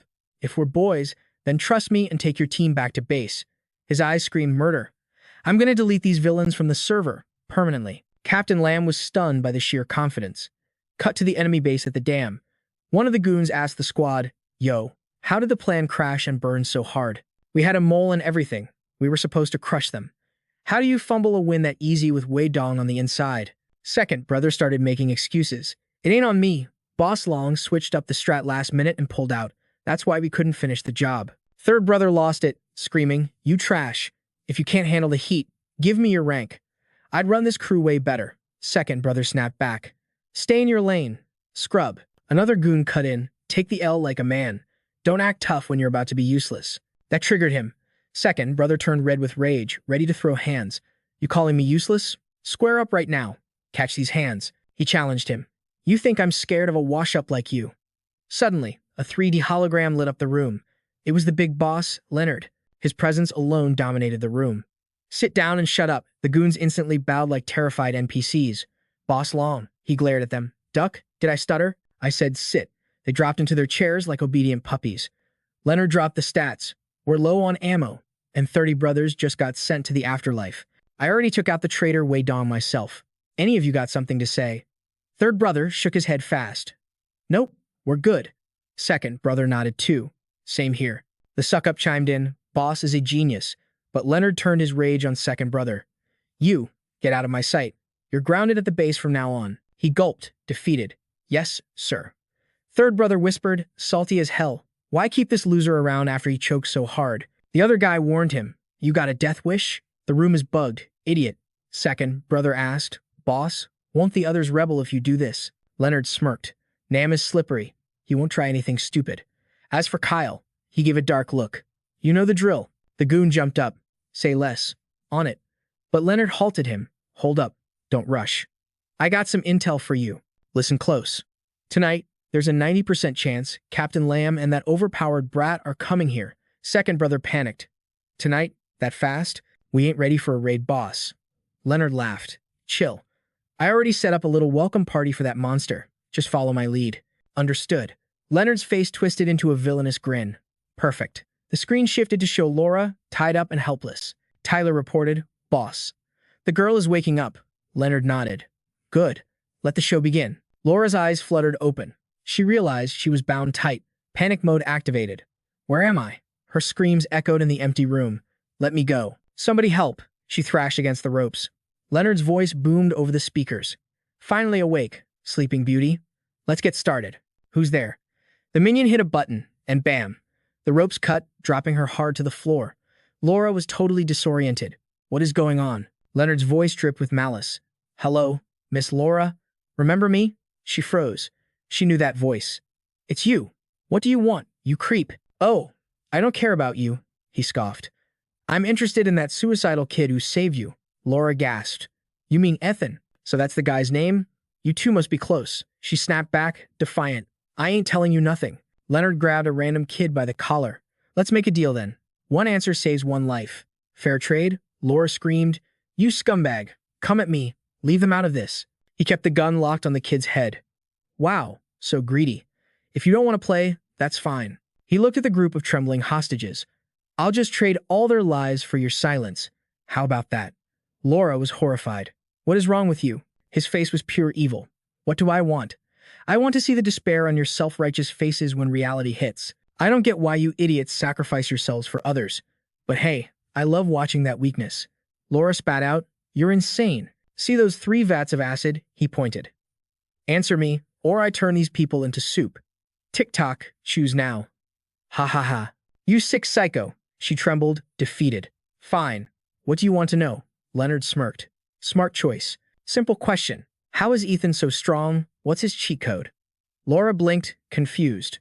Strong? What do you mean? I don't get it. What are you talking about? Meanwhile, a minion screamed at a crying kid. Shut your mouth or I'll end you. Leonard growled. That kid wiped out my entire squad with just 3 people. You telling me he's human? Laura insisted. He's just a guy. He's definitely human. I don't buy it. Leonard narrowed his eyes. No normal human has stats that high. Not even the biggest meatheads or martial arts masters move like that. Laura was totally shook. She hit him with a slow question. So, let me guess. You're thirsty for Ethan's power? Leonard busted out, laughing like a total maniac. Bingo. But honestly, even I don't know where that kid gets his juice. Plus, he's not going to fall for your tricks that easily. He started pacing around the room, dropping facts as he moved. Humans always have a weak spot. And you, sweetheart, you're the perfect example. If he was willing to risk it all for you once, he'll show up eventually. Laura snapped back. You scumbag. But he just smirked. You really have no clue what that kid is truly capable of, do you? Since we've got time to kill, let's play a little game. He popped the door open, but let's be real, this smelled like a total trap. He laid down the challenge. Escape my maze and you get the jackpot. But if you fail, the punishment is going to be absolutely brutal. Laura was hella confused. Say what? The villain glared at the other hostages, his voice dropping low. I don't really like her attitude. This guy had zero chill. He slammed the red button without blinking. Laura's eyes went wide with terror as she screamed, "Stop it right now." But it was too late. The tanks opened up, raining acid down on the victims below. The screams of agony were absolutely deafening. The scene turned into a living nightmare. Smoke, melting flesh, and pure horror. Laura was trembling, begging, "Please, stop." But Leonard just gave a sick, twisted smile. Hee hee. Why the long face? Isn't this entertaining? There's a knife in the room. Cut yourself loose. He tilted his head. Why are you still freezing up? Move it, or I'll start the next show. Laura was paralyzed with fear, her legs giving out as she slumped into the corner, completely broken. Leonard barked, "Hurry up before I get bored." Finally, she steeled herself. She forced her body to move. Fine. I'm going. Meanwhile, the rescue squad had arrived. Lily pointed out the dam's layout. Ethan scanned the area. I see him. Security is tight as hell. Walking in the front door is a suicide mission. Lily suggested, let's skydive from above. It's dark, so they won't see us coming. Ethan didn't hesitate. Solid plan. But looking at the floodgates, Lily got nervous. Wait, what if they open the gates while we're inside? Ethan shook his head. That would flood the whole district. Even Leonard isn't stupid enough to pull a stunt like that. But she wasn't buying it. Are you sure about that? A psychopath like him is capable of anything. There's no line he won't cross. Suddenly, Larry's voice blasted through the comms. He's right. We can't risk the floodgates, so we're holding off the main assault. Lily cringed hard. Damn it. You almost gave me a heart attack. Turn your mic down, bro. Larry shot back. Just lower your own volume. He continued, see that door? That's the control room. I scouted it a few days ago. Ethan turned to Kyle. Lock that place down. If anyone tries to enter, drop him. Kyle grinned. Consider it done, boss. Ethan radioed the support team. Lamb, Lukek. I need you guys to cause some chaos. If they panic, their defense crumbles. Lamb replied, we got you. Lukek cracked his knuckles, hype levels rising. Making noise? Oh yeah, that's exactly what I was born for. He turned to Lily. Lead the way, sis. She flashed an okay sign. Say less. I'm on it. Silencers clicked into place. Saving lives was the goal, but dropping bodies was part of the job. Ethan signaled the team. Inside the base, a goon rushed to report. Boss, we spotted their vehicle. Leonard didn't even flinch. They're fast. Is everything set up for the party? The minion nodded. Fully prepped. Zero mistakes. Leonard smirked with confidence. Perfect. Now get out there. A wicked grin spread across his face. Hee hee. Finally, things are getting spicy. Outside, Larry signaled Lukek. It was ambush time. Lukek nodded. Roger that. They opened fire instantly. The guards panicked, screaming, we're under attack. Take cover. Larry spotted a guy looking like a literal monkey. Is that the Monkey King? He chuckled, then shouted, distraction complete. Let's ghost this place. He radioed back, mission accomplished. Back at the entrance, a sign read, welcome in big letters. Samantha paused. Seriously, a welcome mat? Lily sighed. They knew we were coming. This psycho is mocking us. Ethan didn't care. He kicked the door off its hinges. The squad rolled in. Ethan scanned every corner with eagle eyes. Lily kept her guard up as a massive hallway stretched out before them. Damn, she whispered. This place is huge. Suddenly, Leonard's voice echoed through the speakers. Ethan, I've been waiting for you. The creep was watching them on the screens, since you're here. Want to play a little game? Ethan didn't say a word. He just smashed the surveillance device to pieces. Let the hostages go, or you die. He glared into the lens. Leonard lost it. You think you can threaten me? Have you lost your damn mind? Ethan kept destroying cameras, his eyes burning with killing intent. Let's move. Back in the control room, Leonard smashed his keyboard in rage. What the hell? I'm blind here, his lackey stammered. The kid. He broke the cameras. Leonard screamed, switch to the backups. Now. A map flashed on the screen. Lily analyzed it fast. Control room is southwest. 3 more blast doors to go. Ethan nodded. Got it. Leonard's voice came back. I tried being nice, you know. Ethan frowned, muttering, this guy clings like a starving leech. You rude little brat. At least listen when I'm talking to Blam. Ethan shot the speaker out like it was nothing. Leonard was fuming. You bastard. Fine. A good dog doesn't block the path. Huh. Do whatever you want. You think I'm a joke? He turned to his henchman, eyes crazy. Open cage number 1. The guy froze. Wait. Cage 1, boss? Are you questioning me? Leonard growled. Did I stutter? Open it. Terrified, the minions scrambled to obey. Yes, sir. Doing it now. A heavy silence settled over the group, a brief eye of the storm. Noticing Snowball sitting on the ground without a care in the world, he asked, Hey, why is Snowball tagging along with us anyway? Don't look at me, Samantha replied instantly. I just brought the little guy because I had a feeling he'd be useful. Suddenly, the entire station shuddered violently. Ethan tilted his head, listening intently to the vibrations. Footsteps. Snowball started screaming like crazy. Squeak, squeak, squeak, Samantha scolded. Snowball, hush. But Ethan barked out an order. Lamb, get back here. Now. The little girl finally sensed the anomaly, a chilling pressure in the air. Samantha gasped, there are too many of them. Lily looked around in panic. Zombies? Where? I don't see anything. Ethan closed his eyes, extending his senses into the darkness. Far ahead, a massive horde of the undead was marching straight for them. We're completely surrounded, the MC announced, his voice grim. He immediately urged them, you two can't fight in this darkness. It's suicide. Get to the elevator and escape. Now. Split up? Lily asked frantically. But what about you? Ethan didn't waste a second. He grabbed the heavy doors, muscles bulging as he forced them open with raw power. Why are you hesitating? Go. Move it. Lily froze, paralyzed by fear, but Samantha grabbed his arm. Trust in Big Brother, Ethan. We have to go. Hurry. The two of them scrambled through the exit Ethan had forced open. The MC turned back, facing the tide of zombies flooding in from the shadows. He cracked his neck, a confident smirk playing on his lips. Perfect timing. I haven't had a good workout in days. The slaughter began. Ethan attacked blindly, relying purely on instinct and aura to land devastating blows in the pitch black. Watching the surveillance feed, Tyler stared in disbelief. Brother Long, this kid is actually soloing his way to the third floor. I see it, Leonard replied coldly. He pointed at the screen, analyzing the fight. The arrogant brat isn't even opening his eyes, yet he's wiping them out with zero effort. He's a straight-up monster, Leonard laughed, a twisted sound. I told you from the start, this kid isn't your average player. He's built different. Tyler grit his teeth, sweating. Damn it. If we don't kill him now, he's going to be a massive problem later. Leonard snapped at him. You idiot. What do you know? I don't want him dead. I need that freakish power of his. The boss issued a cruel command. Release a fresh wave of zombies every 2 minutes. I don't care how strong he is. Nobody has infinite stamina. Tyler bowed his head. Understood, boss. Leonard grabbed his walkie-talkie. Old 2. What's your status? Cage 1 is almost cleared out, the henchman replied. We're wrapping things up on our end too. Old 2 added, we're just hunting down that idiot Kyle. Leonard barked. Hurry it up. I need access to Cage 2 immediately. Don't make me wait. Roger that. Old 2 turned to the low-level grunts, his face dark. Where is Fred 3rd? I need to have a little chat with him. Boss 2.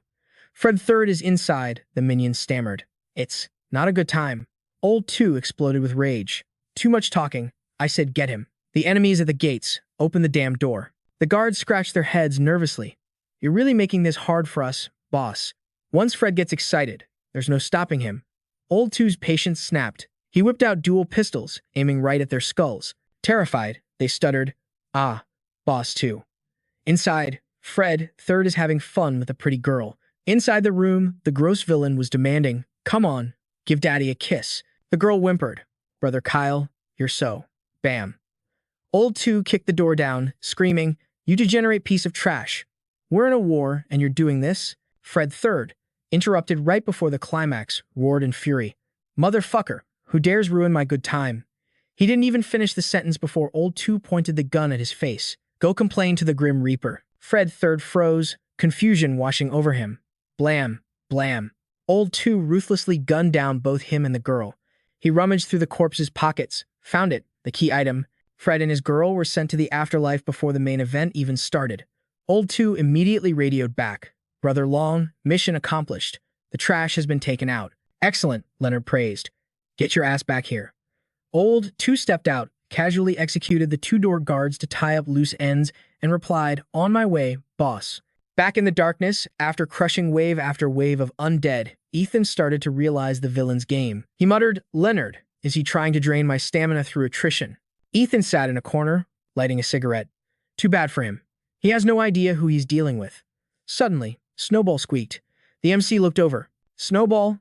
Ethan asked, amused. You got some guts coming back here. Suddenly, the creature snatched a pistol and bolted. Hey, what are you doing? The MC scrambled to chase the thief. Get back here. He sprinted after the critter. Snowball led Ethan to a hidden garage, peeking through the door. Snowball, stop playing games. The creature seemed to be pointing at something. It sat perfectly still next to the stolen gun, acting innocent. Ethan grabbed the animal, scolding. Damn it, this isn't the time for tag. But Snowball wiggled, gesturing frantically. Ethan looked up and his jaw dropped. No way. Is that a fully customized motorcycle? A wicked grin spread across his face. Ha ha, now things are getting interesting. He hopped on, revving the engine. The beast roared to life with incredible power. It was time to unleash his inner street legend. Back in the day, he was the king of the asphalt. Popping a wheelie with this beauty? Child's play for a god-tier rider like him. He charged straight into the zombie horde.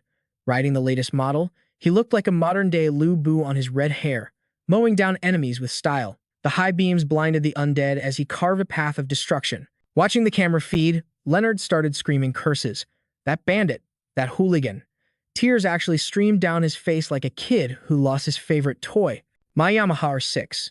No. Tyler tried to comfort him. Brother Long, calm down. He pointed to another screen.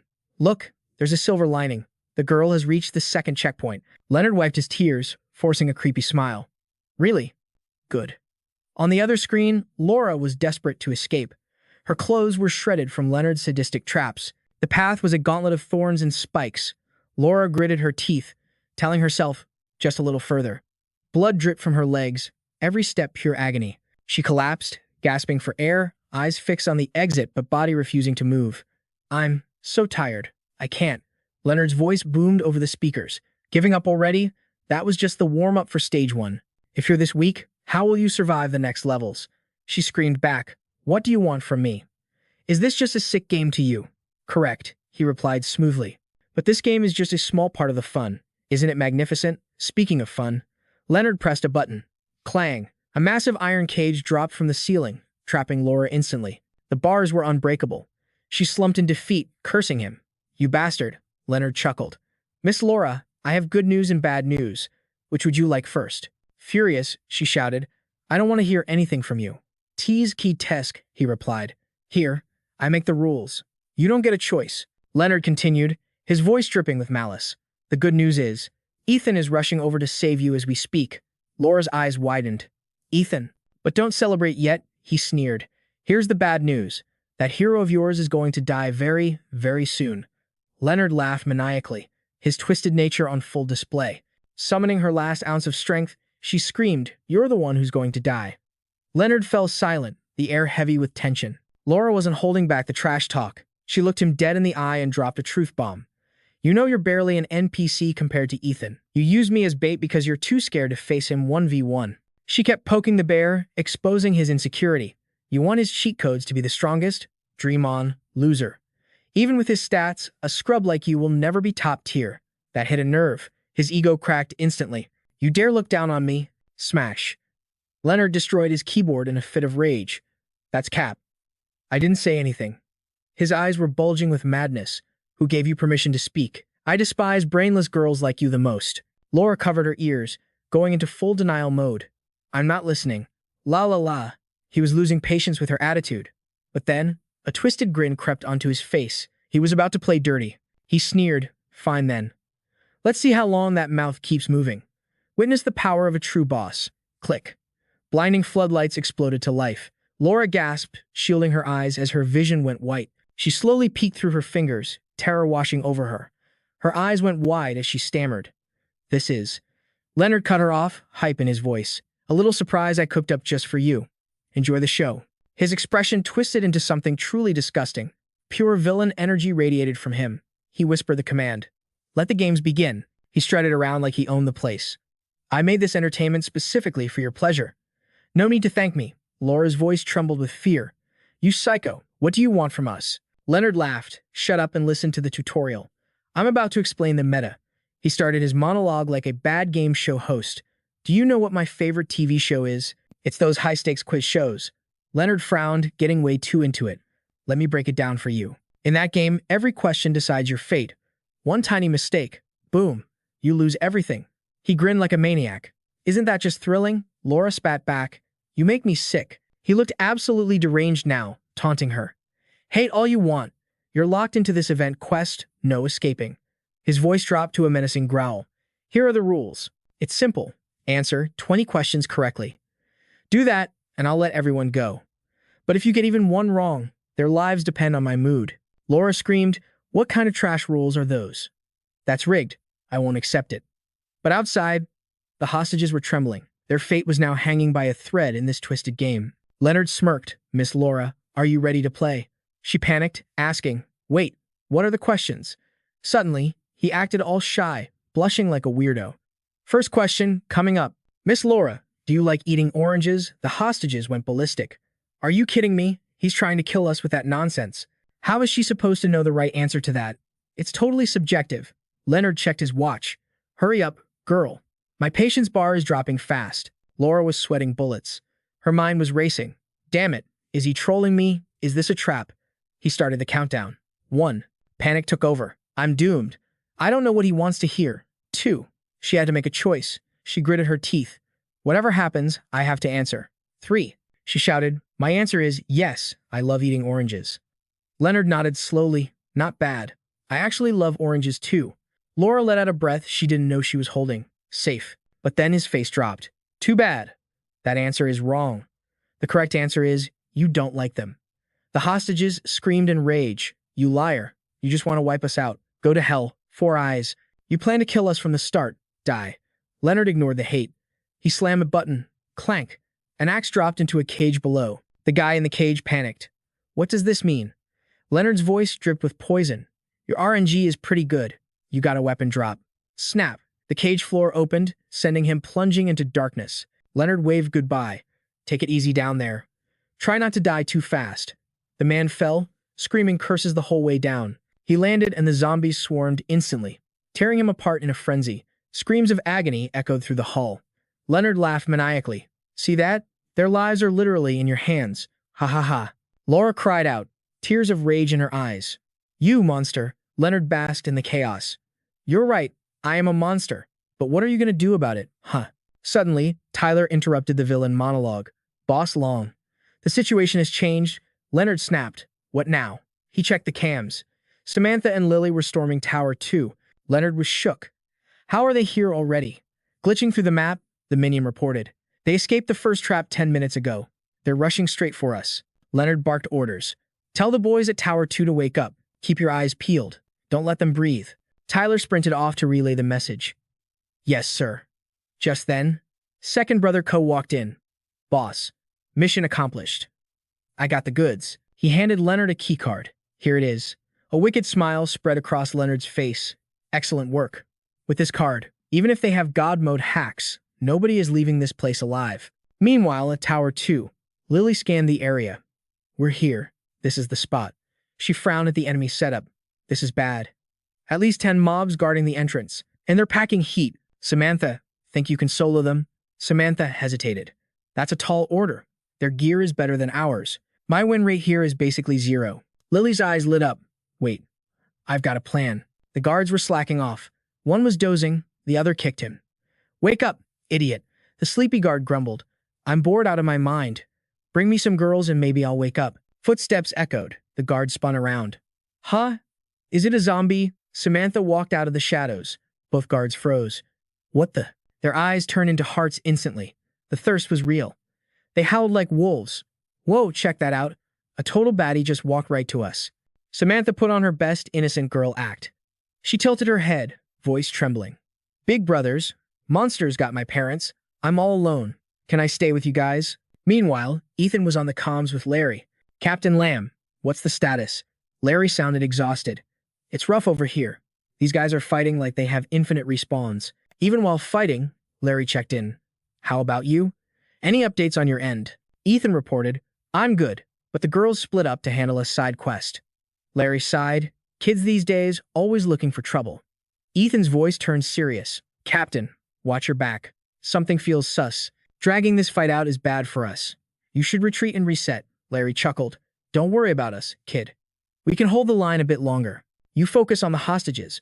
Leave the trash mobs to us. Nearby, Lily was hiding behind Samantha, waiting to strike. Ethan signed off. Understood. I'm counting on you. Stay safe. He immediately switched channels to Kyle. Kyle, give me a sitrep.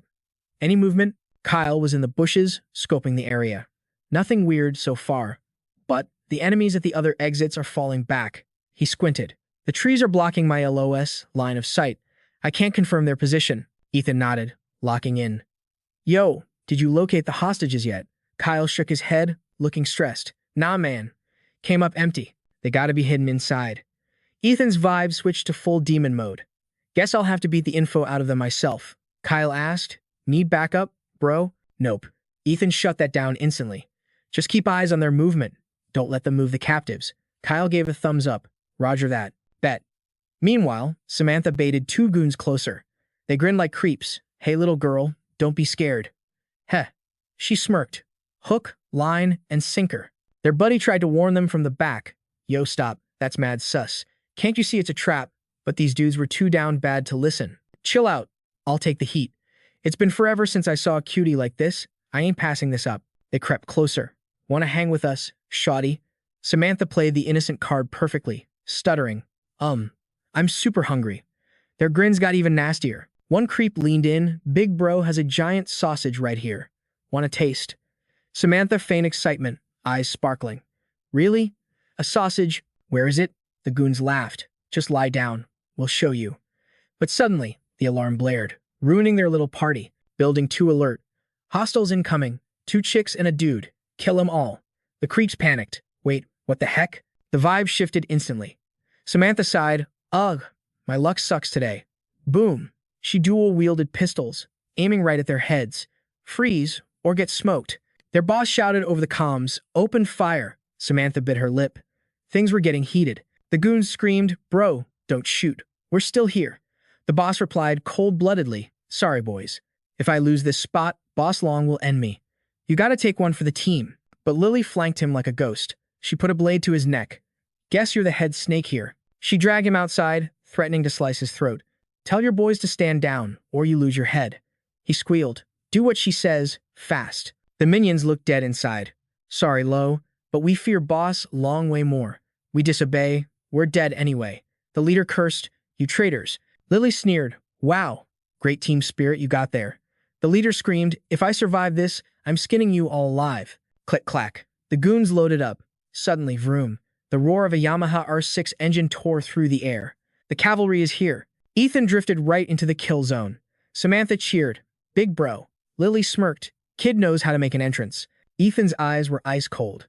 He unleashed a bullet storm while riding. Headshot. Headshot. He skid to a halt amidst the smoke. Everyone was shook. He dusted himself off, cool as a cucumber. You ladies good. The boss and 2 lackeys raised their hands, trembling. Samantha asked, what do we do with trash? Bang. Bang.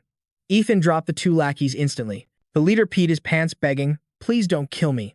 Ethan glared into his soul. Answer, 3 questions, and maybe you live. 1. Where's Leonard? 2. Where's the crew? 3. Where are the hostages? The dude looked like he was gonna vomit from fear. I can't say. Ethan's aura darkened. Excuse me? The guy sobbed. Please, man. If I snitch, Boss Long will torture me. Ethan pressed the barrel to his forehead. Answer, or your brain hits the pavement. Choose. Him later, or me right now. The guy was sweating bullets. Meanwhile, Tyler watched on cam, panicking. Boss Long. They're gonna spill the beans. Leonard rocked his jaw with a punch. Shut up. I know. He tossed a device to a tech guy. Unlock this. Now. Yes, sir. Tyler saw the device and went pale. Wait. Isn't that number 3's USB? Leonard side-eyed him. Oh, you know about this. Guess 3 ran his mouth too much. Tyler gulped. Yeah. Too bad he's worm food now. I'm taking overbuilding too. Tyler's eyes popped out. He's dead? Leonard started typing like a maniac. Tyler freaked out.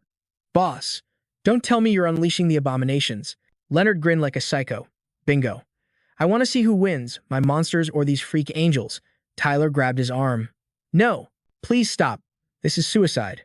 Tyler was shaking. We lost 20 men caging those things. You can't let them out. Leonard glared. You dare lecture me? Tyler fell to his knees, begging for his life. Please, boss. He bawled his eyes out. My own brother got eaten by those things. I watched him die. Don't do it. Leonard's face softened. Tyler, you have such a kind heart. I get it. I won't let anyone end up like your brother. His voice was so soothing. Tyler felt relief wash over him. Thank you, Boss Long. Flash. In a split second, Leonard put a gun to Tyler's skull. Oh wait, save your thanks. Bang. He blew his brains out instantly. 'Cause you won't be alive to see it. Join your brother in hell. He chuckled darkly. Hey, now we wait. Back outside, the leader cracked. Leonard ain't here. Samantha raged. Not here. Then where is the rat hiding? He's at the observation deck. It connects to the dam. Lily facepalmed. That's why we couldn't track him. Ethan pressed on. The hostages, basement of building 3. And the other team, Leonard is watching them. Watching them? Ethan froze. The leader gasped for air. He just ordered the ambush. They're bait. Say what? Lily shouted. Samantha panicked. Captain Lamb is in trouble. Ethan grabbed his comms, shouting, Captain Lamb, come in. Can you hear me? The MC snaps into action, tension spiking in the air. He barks orders, you two, get to Captain Lamb's squad, stat. I'll hold the fort here. Lily responds instantly, roger that, watch your back. As the team moves out, our boy grills the captured leader. Spill it. How many zombies did Long Ding stash in here? The goon looks terrified. Wait, you know about the undead. He points his baton at the looming tower like a boss. Listen up, scrub. Every single walker in that building, I already sent them to hell. The dude's jaw drops. Say what? Our MC gets up in his grill, eyes blazing with fury. You deaf or just stupid? Answer the question. Terrified, the goon starts singing like a canary. Okay, I'll talk. I'll talk. They're from the basements of Tower 2 and Tower 3. Long Ding said they were just for defense. That's the whole stash. I swear on my life. Hearing that, our boy realizes Long Ding is straight up twisted. A total psycho. He commands the goon, get moving. Take me to the hostage. Now, the guy stammers, all right. As they hustle through the corridor, he drops some info. Towers 2 and 3 are connected. This door is the only way through. Our MC trails him, eyes peeling for traps. Less talking, more walking. Suddenly, Long Ding pops up on a wall monitor. Well. You've actually cleared hundreds of zombies solo. Color me impressed. Bravo! The goon cries out in relief, Boss Long. But our MC just aims his piece at the screen, ice cold. You got cameras everywhere, or are you just a stalker? The villain cackles through the speakers. Ha ha ha. Impatient little brat, aren't we? Don't you want to save your damsel in distress? The screen switches to Laura, trapped in a cage like an animal. His voice drips with slime. Look at Miss Laura here. Is this your girl? She's waiting for Daddy to save her. I planned a fun little game for us, but you came in too hot and ruined the vibe. Honestly, you've really ticked off the Long family today. Rude. Rage flares in our MC's eyes. He roars at the monitor. Cut the crap. Spit it out. Trash. Long Ding just keeps smirking, enjoying the show. The rules are simple. Find her before the clock runs out, or she's dead meat. Our boy loses it and smashes the screen to pieces. He spins the goon around. Lead the way. Move it. But the guy just freezes up like a glitch. Our MC pokes him with his baton, getting annoyed. Yo, Earth to idiot. Why are we stopping? No answer. Suddenly, his body starts convulsing. Gray skin, popping veins, fangs growing out. His eyes roll back white. He's transforming into a zombie right now. Our MC steps back, shocked. He's infected? Since when? The beast roars and lunges, launching a devastating kick straight at our boy. The impact sends his weapon flying. The zombie grabs him with both hands, trying to crush him. Our MC catches the claws, gritting his teeth. Damn, he's strong. He sizes up the monster, then slams it into the concrete. Bam! But not strong enough. He smirks. Wait, something feels off. What the hell is that? The threat level just spiked. A grotesque creature crawls out of the guy's neck. Our MC's eyes widen. A parasite? Are you kidding me? He's read about these nasty green things. Parasite monsters. A rare mutation, similar to the lone walkers.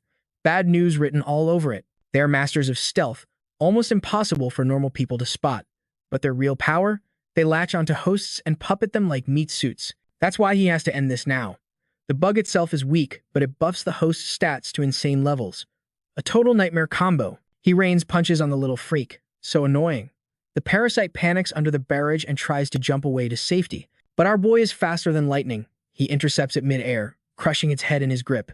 He growls, "Think you can run?" Squelch. He squeezes with zero mercy. Not today. He tosses the carcass aside like trash. Disgusting. To keep these things as pets, Long Ding must be powerful and completely insane. Encountering a parasite here is a massive red flag. Better safe than sorry. He closes his eyes to focus. System. Activate perimeter scan. His perception skill flares to life. Thanks to his current evolution rank, the range is huge now.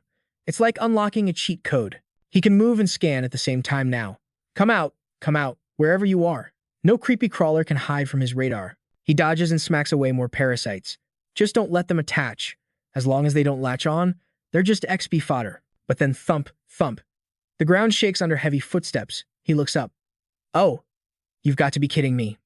More guests? The little parasites are swarming onto something massive. Out of the shadows steps a hulking giant with a face only a mother could kill. Identification confirmed, level 2 parasite zombie. Before he can blink, the behemoth charges and drops a hammer fist right on his position. Whoa! He leaps back just in time. Close call. Seriously, is this place a breeding farm for evolved monsters? They just keep coming. Whatever. No matter how bad it gets, he always finds a way. But a level 2 host controlled by a parasite? That's bad news. It's not just stronger than a normal level 2. It can mutate further into something even more nightmarish. Inner monologue screaming. Kill it before it evolves.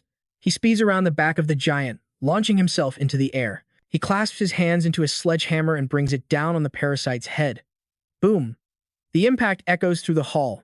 One down, wait, another one. He gets blindsided. The blow sends him flying, flipping through the air before he skids to a landing. He grits his teeth. Okay, that actually hurt. The next, level 2 zombie steps over its fallen buddy like it's nothing, cold-blooded. But our MC isn't sweating it. These things have a fatal flaw. The parasite itself is squishy.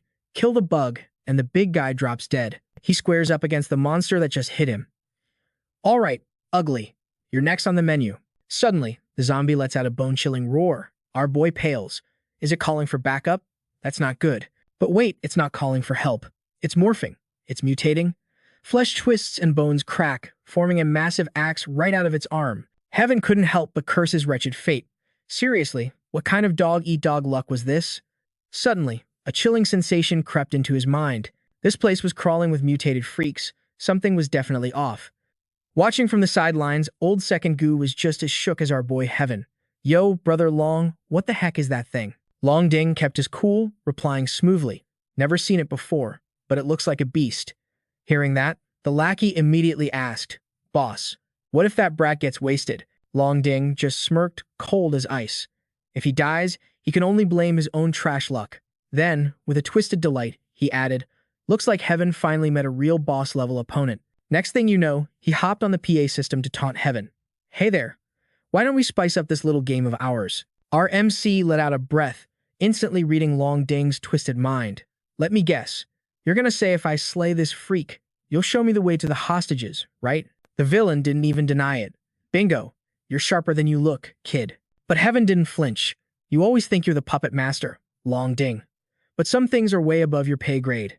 He flashed his smile, dripping with killing intent. However, if you want to play, I'll take you on until the bitter end. Seeing Heaven dish out threats instead of fear made Long Ding grind his teeth in fury. You arrogant little punk. Heaven's fist, charged with raw power, froze in mid-air before crashing down. He aimed straight for the axe monster's gut, but that was just the warm-up. Heaven cocked his other fist and launched another devastating strike. A barrage of blows rained down, faster and faster, but to the axe monster, it felt like mosquito bites. The beast raised its massive axe hand, ready to counterattack. Facing the monster's overwhelming bloodlust, Heaven's heart skipped a beat. That incoming attack, it was packing some serious destruction. By some miracle, Heaven managed to slip away just in time. He gritted his teeth. This axe monster was no joke, it was a total nightmare to deal with. This mutation came from a parasite infecting a host, granting insane power. Superior defense, plus an arm that morphed into a deadly axe. Talk about a cheat code. Its power was barely a step below a solo ranker's. Suddenly, a voice crackled in his ear. Heaven, you good, bro. You've been in there way too long. But Heaven ignored his own injuries and asked, Faye, what's the sitch on your end? The reply came instantly. Zero movement, everything's chill. Hearing Kyle was safe, Heaven let out a sigh of relief. Awesome. I need you to do something for me. But before he could finish, the axe monster's massive shadow loomed over him. Heaven couldn't dodge this time. He shouted a curse as the impact slammed him into the wall, sending him flying like a rag doll. The shockwave blasted Heaven right out of the building. Seeing the crash, Kyle panicked. Yo, Heaven, did you just fly over here? Are you okay? Heaven stumbled to his feet, groaning. Don't worry, I'm not dead yet. Unlike him, Kyle shivered just looking at the beast. What the hell is that thing? It's terrifying. But Heaven cut him off sharp. No time for story time. Listen up, here's the plan. Do exactly what I say right now. Back at the base, even Long Ding had to admit it. That monster is seriously OP. Old Second Goo dropped his jaw in agreement. For real, boss. Suddenly, Long Ding pulled his ace card from his pocket. Music, if we're talking ultimate power, this is it. His voice went cold. Anyone who touches this either dies or turns into a monster. A wicked scheme cooked up in his mind. Long Ding muttered, If Heaven doesn't want to play with me, then fine. I'll play a little game with him instead. He turned to old Second Goo. Our base has been breached. Staying here is useless. Split the men, half stay here, half follow me to the warehouse. The lackey nodded. Understood. Once the orders were given, Long Ding smirked with arrogance. As long as I have Teacher Lua as a hostage, I know that Punk won't dare to cross me. His eyes gleamed with pure malice, unable to hide his excitement. Let's move. I'm going to have so much fun breaking them. Meanwhile, deep in Long Ding's gloomy dungeon, agonizing screams echoed endlessly. Stop it. Laura panicked, desperate to save them, but she was totally powerless. The bald hostage next to her shrieked in terror. No, make it stop. But the ear-piercing screams of the girl being torn apart by monsters still rang through the cell. Save me. It sounded like a death knell, making the bald guy tremble and mumble like a lunatic. Another one gone. The crushing pressure snapped his sanity. No. I'm gonna die here. She couldn't let him lose his mind completely. Laura looked at Gu Zhenan firmly. Pull yourself together. We still have a chance. But he shot back instantly. No, we don't. We're all gonna die. However, she stood her ground. No, we have 5 questions left. If I answer correctly, we survive. The bald guy stuttered, looking at her in disbelief. Survive? Laura's eyes burned with hope. Yes, live. So stay calm. Suddenly, Long Ding's mocking laughter echoed through the room. Teacher La, you really are an optimist, aren't you? She completely ignored his sarcasm. Stop wasting time. Just ask the damn question. Her attitude only amused him more. Not bad. I'm actually impressed. As a reward, let's make things a little more exciting. Laura asked in disgust. What are you planning? Long Ding dropped the bomb. The final question. If you get it right, everyone walks free. If not, I kill every single one of you. This do-or-die situation made Laura furious. She bit her lip, trembling with rage. You despicable scumbag, you wouldn't dare. But while he gloated, Laura found her resolve. Is there anything I wouldn't dare do? Ask it. Her spirit forced a compliment out of Long Ding. You've got guts, lady. All right, let's begin. He sneered. Guess exactly where you are right now. Get it right, and you're free. But how could a kidnapped hostage like Laura possibly know that? She screamed at the ceiling. You trash. Only your grandfather would know that. But Long Ding laughed it off. Relax. Don't get heated. I'll give you a hint, he continued. Option A, Building 1. Option B, Building 2. Option C, Building 3. Or is it none of the above? Laura closed her eyes, mind racing. This guy is a snake. There's no way he kept the hostages in the main building. She couldn't help but glare at the camera. Was he trying to trick her into choosing option D? But while she hesitated, Long Ding slammed the buzzer. Time's up. Answer now. Laura screamed in panic. That was way too fast. But Leonard wasn't about to give her a free pass. He started the countdown like a ticking time bomb. 3, 2, 0. No turning back now. Laura didn't hesitate, screaming out her final answer. D. I choose option D. Her answer made him smirk, mocking her confidence. You think you're so smart? You're right about one thing. This isn't the main building. Hearing that, Laura couldn't help but rush him. Then let them go right now. But Leonard instantly crushed that little spark of hope. Whoa there, slow down. I never said you got the answer right. Like a slap in the face, panic flooded her eyes. Huh? You? That's when Leonard twisted the knife with his slippery logic. I told you to guess where you were trapped. You just said it wasn't the 3 options, but you never actually said the location. His dirty tricks made Laura squeeze her fists until her knuckles turned white. You played me. But Leonard just shrugged it off like it was nothing. Played you? Nah, I don't see it that way. With a click, he opened the floor hatch, looking down like a god judging a mortal. And way down in that dark basement, Laura's eyes were completely dead inside. Staring back at those eyes full of despair was Leonard, grinning like a cunning fox. From the very start, you were dancing in the palm of my hand, Teacher La. Meanwhile, outside the base, the showdown between Ethan and the axe monster was heating up. Our MC was dodging lethal strikes while shouting into his comms. Kyle, did you get the plan? Tell me you got it. But Kyle, being the absolute confusion king, just shouted back. Bro, can you explain that one more time? Ethan parried a massive blow from the axe monster, his voice frantic. Do I look like I have time for a lecture right now? Kyle put on his most pathetic voice. But your plan is too complicated. My brain can't load it fast enough. Suddenly, a Chad voice cut through the noise. Brother Ethan, I understand the plan. Leave these guys to us. Hearing that familiar voice, Ethan's eyes went wide with surprise. Captain Lamb. Larry smiled through the comms. Thanks for calling us in earlier. We're safe now. Seeing Captain Lamb and his squad pull up was a massive relief for our boy. Thank you so much. With Captain Lamb here, I can actually focus. Seizing the chance, Ethan passed the burden. Thanks, Cap. I'm entrusting these 2 idiots to you. Please guide them. Hearing this, Samantha got triggered instantly. Why 2 idiots? Kyle is the only dummy here. But Kyle wasn't taking that disrespect. Hey little girl, you think you're better than me. Ignore them, Captain. Ethan cut straight to business. Listen up, follow Captain Lamb's orders. I'm starting the operation now.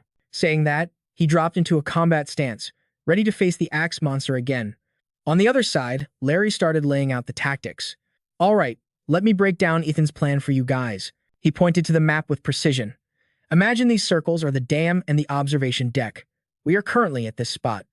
Looking up with a serious expression, Larry assigned the roles. Samantha and Kyle, you 2 rush the observation deck immediately. If you see Leonard, kill him on sight. The little girl tilted her head, confused. But what if he isn't there? Larry nodded, expecting that question. Exactly. That brings us to phase 2 of the plan. Ethan had already predicted that Leonard wouldn't stay put. Samantha asked again. So if Leonard is a ghost, what do we do? The captain explained patiently. The observation deck is the highest point around here. With Kyle's vision ability, he can overlook the entire battlefield from there. Samantha looked at Kyle with total doubt. Larry had known about Kyle's hidden potential for a long time. He spoke slowly. That's right. That is Kyle's true power. With his eyes, we might find where they're hiding the hostages. Samantha was shocked. Wait, aren't the hostages in the third building? Even while trading blows with the monster, Ethan was listening in. He dropped some new intel. They aren't there. I already checked.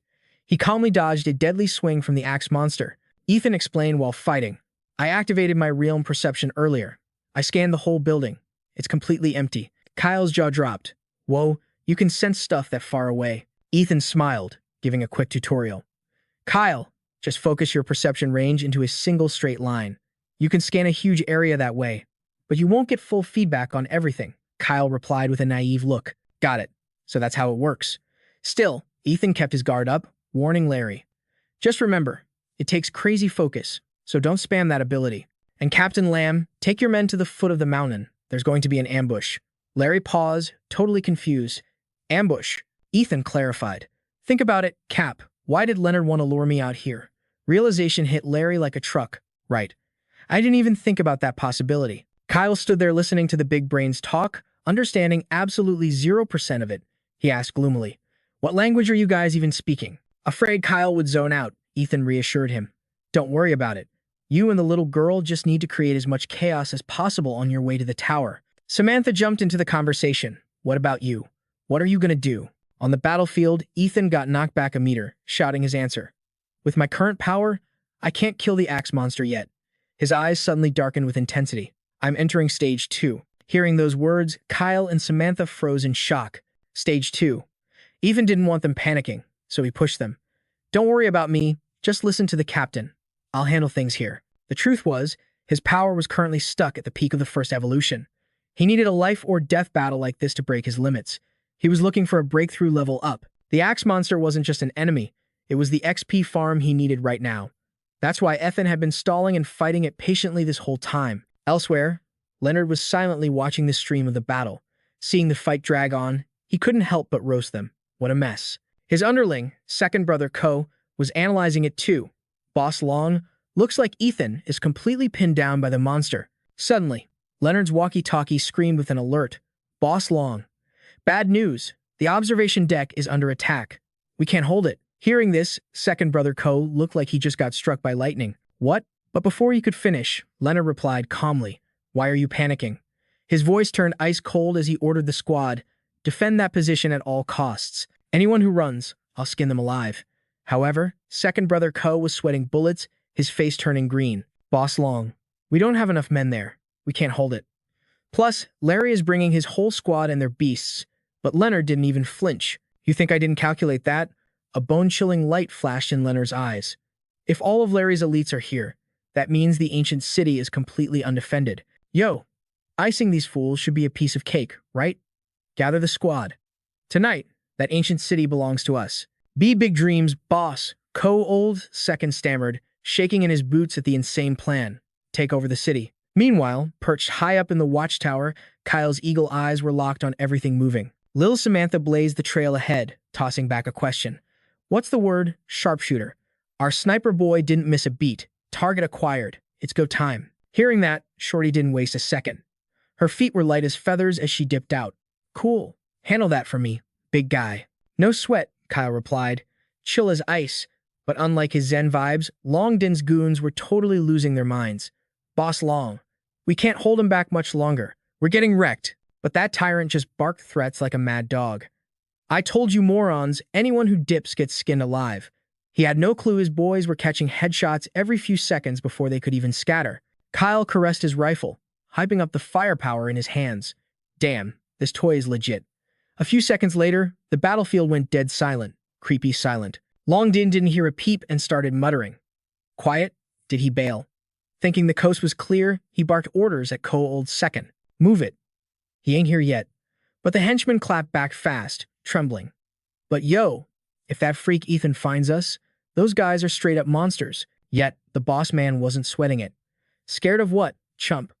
You forget we got leverage. The hostage. Long Din grinned so wide it nearly split his face. Besides, even if he tracks us down, how's he getting in? Unless. Looking at the sea of zombies outside, Long Din got cocky again. Unless he wipes out this entire army of undead. Meanwhile, back to the main event, Ethan versus the Axe Monster. The MC launched a savage kick right at the beast's dome. The impact was massive, making that titan stumble. But the monster dug its heels in and regained balance. Luckily, our boy Ethan caught that micro-movement instantly. And thanks to those sharp instincts, he barely slipped the monster's counterattack. His boots skidded across the dirt as he slid back to safety. Even though he was gassed, Ethan kept his eyes glued to the Axe Monster. He'd been throwing hands with this beast for nearly an hour. 2 hours of grinding, yet still no level up. Is the system glitching? Why hasn't he evolved? But he could feel it. His stats were maxed out at peak level 1. He was just 1 XP bar away from level 2. Suddenly, a voice in his ear broke his concentration. Yo, Ethan.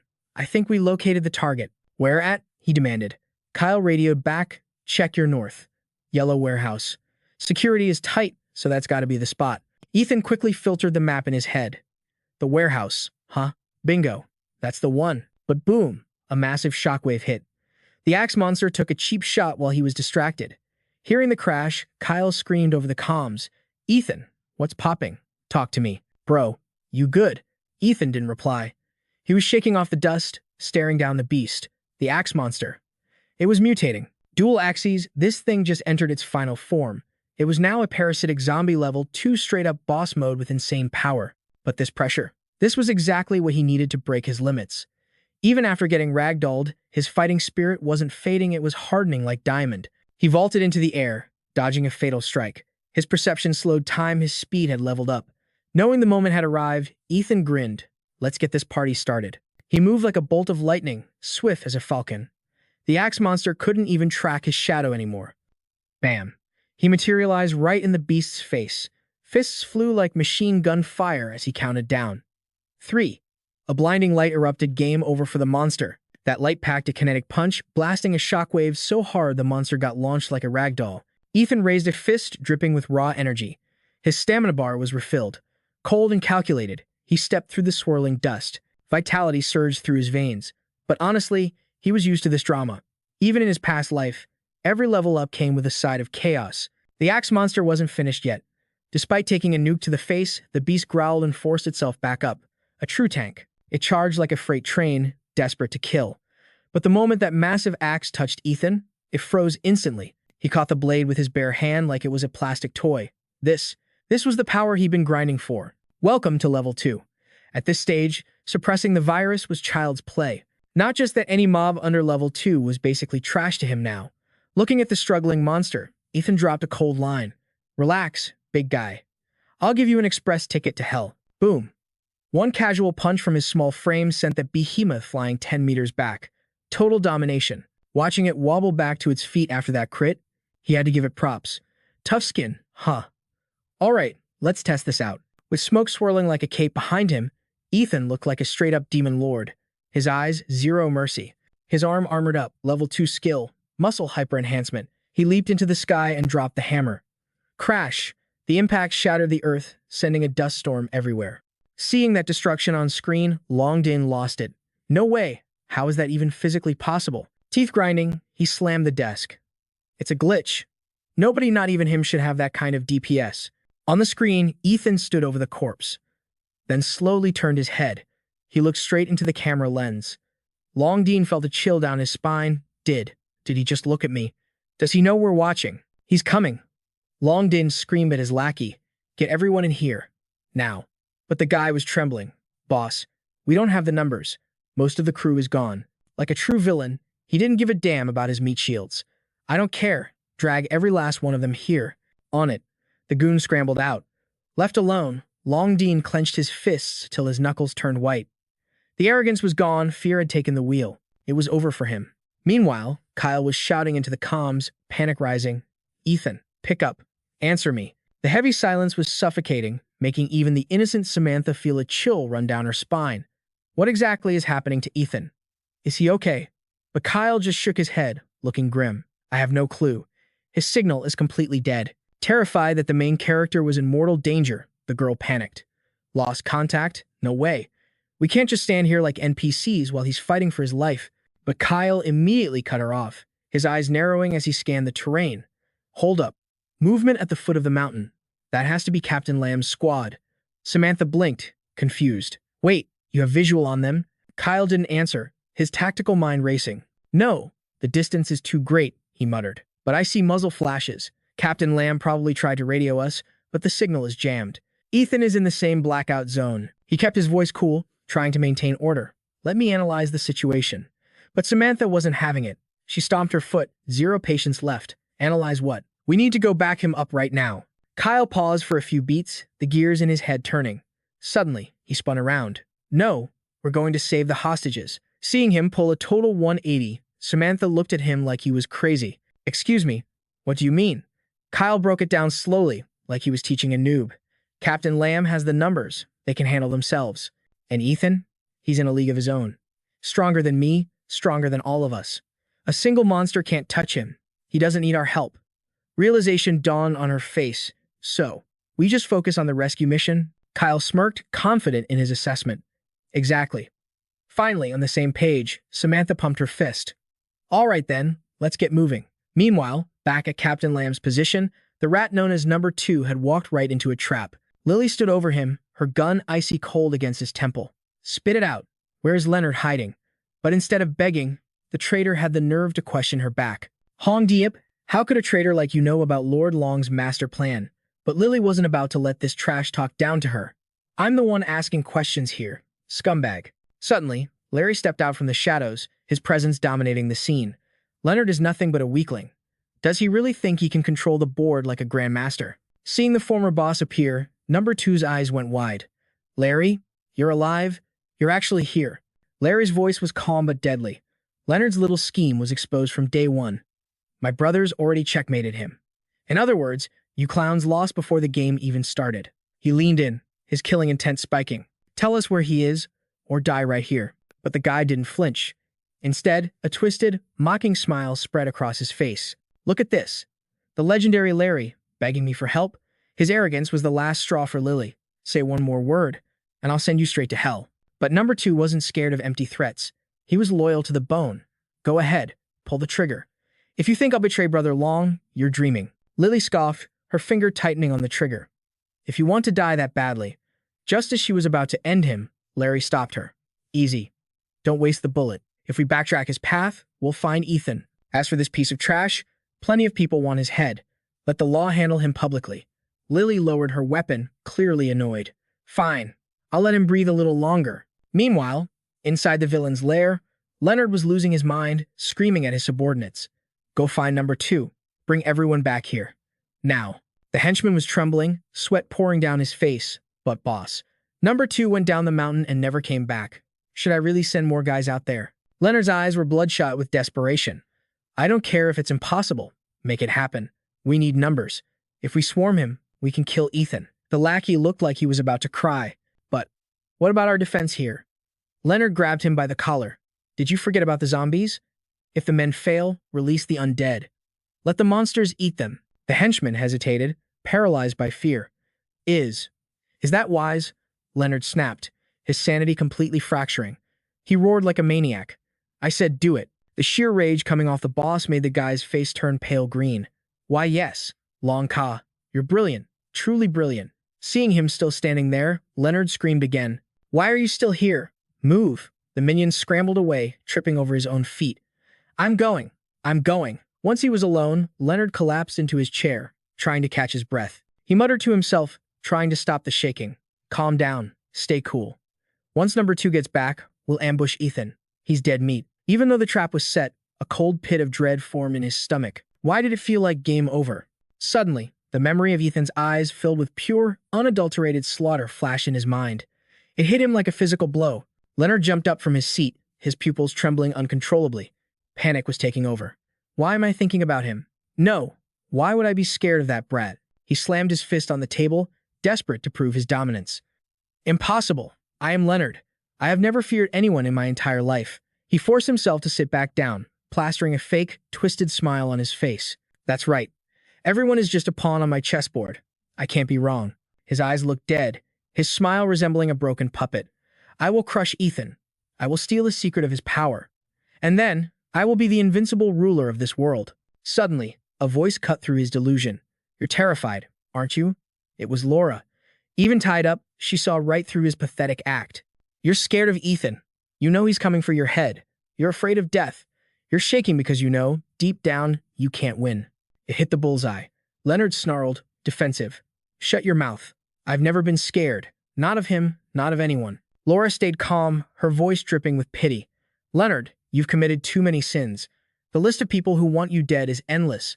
No one is coming to save you today. But the villain refused to accept reality. Keep dreaming.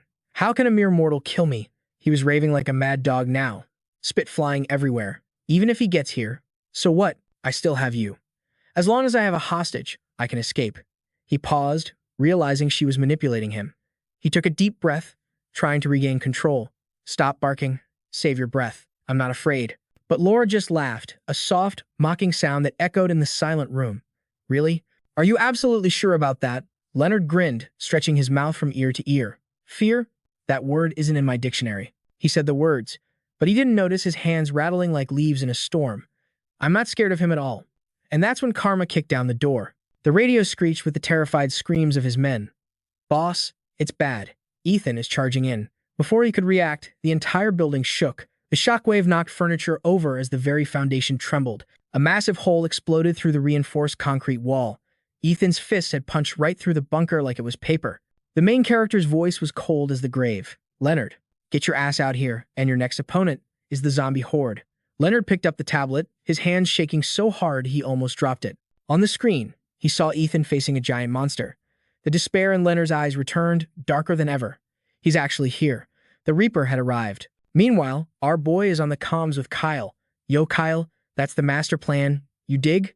Kyle's eyes go wide, totally lost in the sauce. Can you run that back one more time?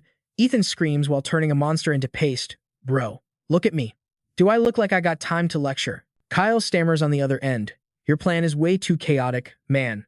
My brain can't even process half of it yet. The zombie horde floods in like a tidal wave. Ethan looks down at the swarm like they're ants and thinks, this Leonard guy really has a freakish zombie fetish. After a quick scan, it's showtime. Blitzkrieg tactics. Leonard glares at the screens, absolutely losing it. He's hacking.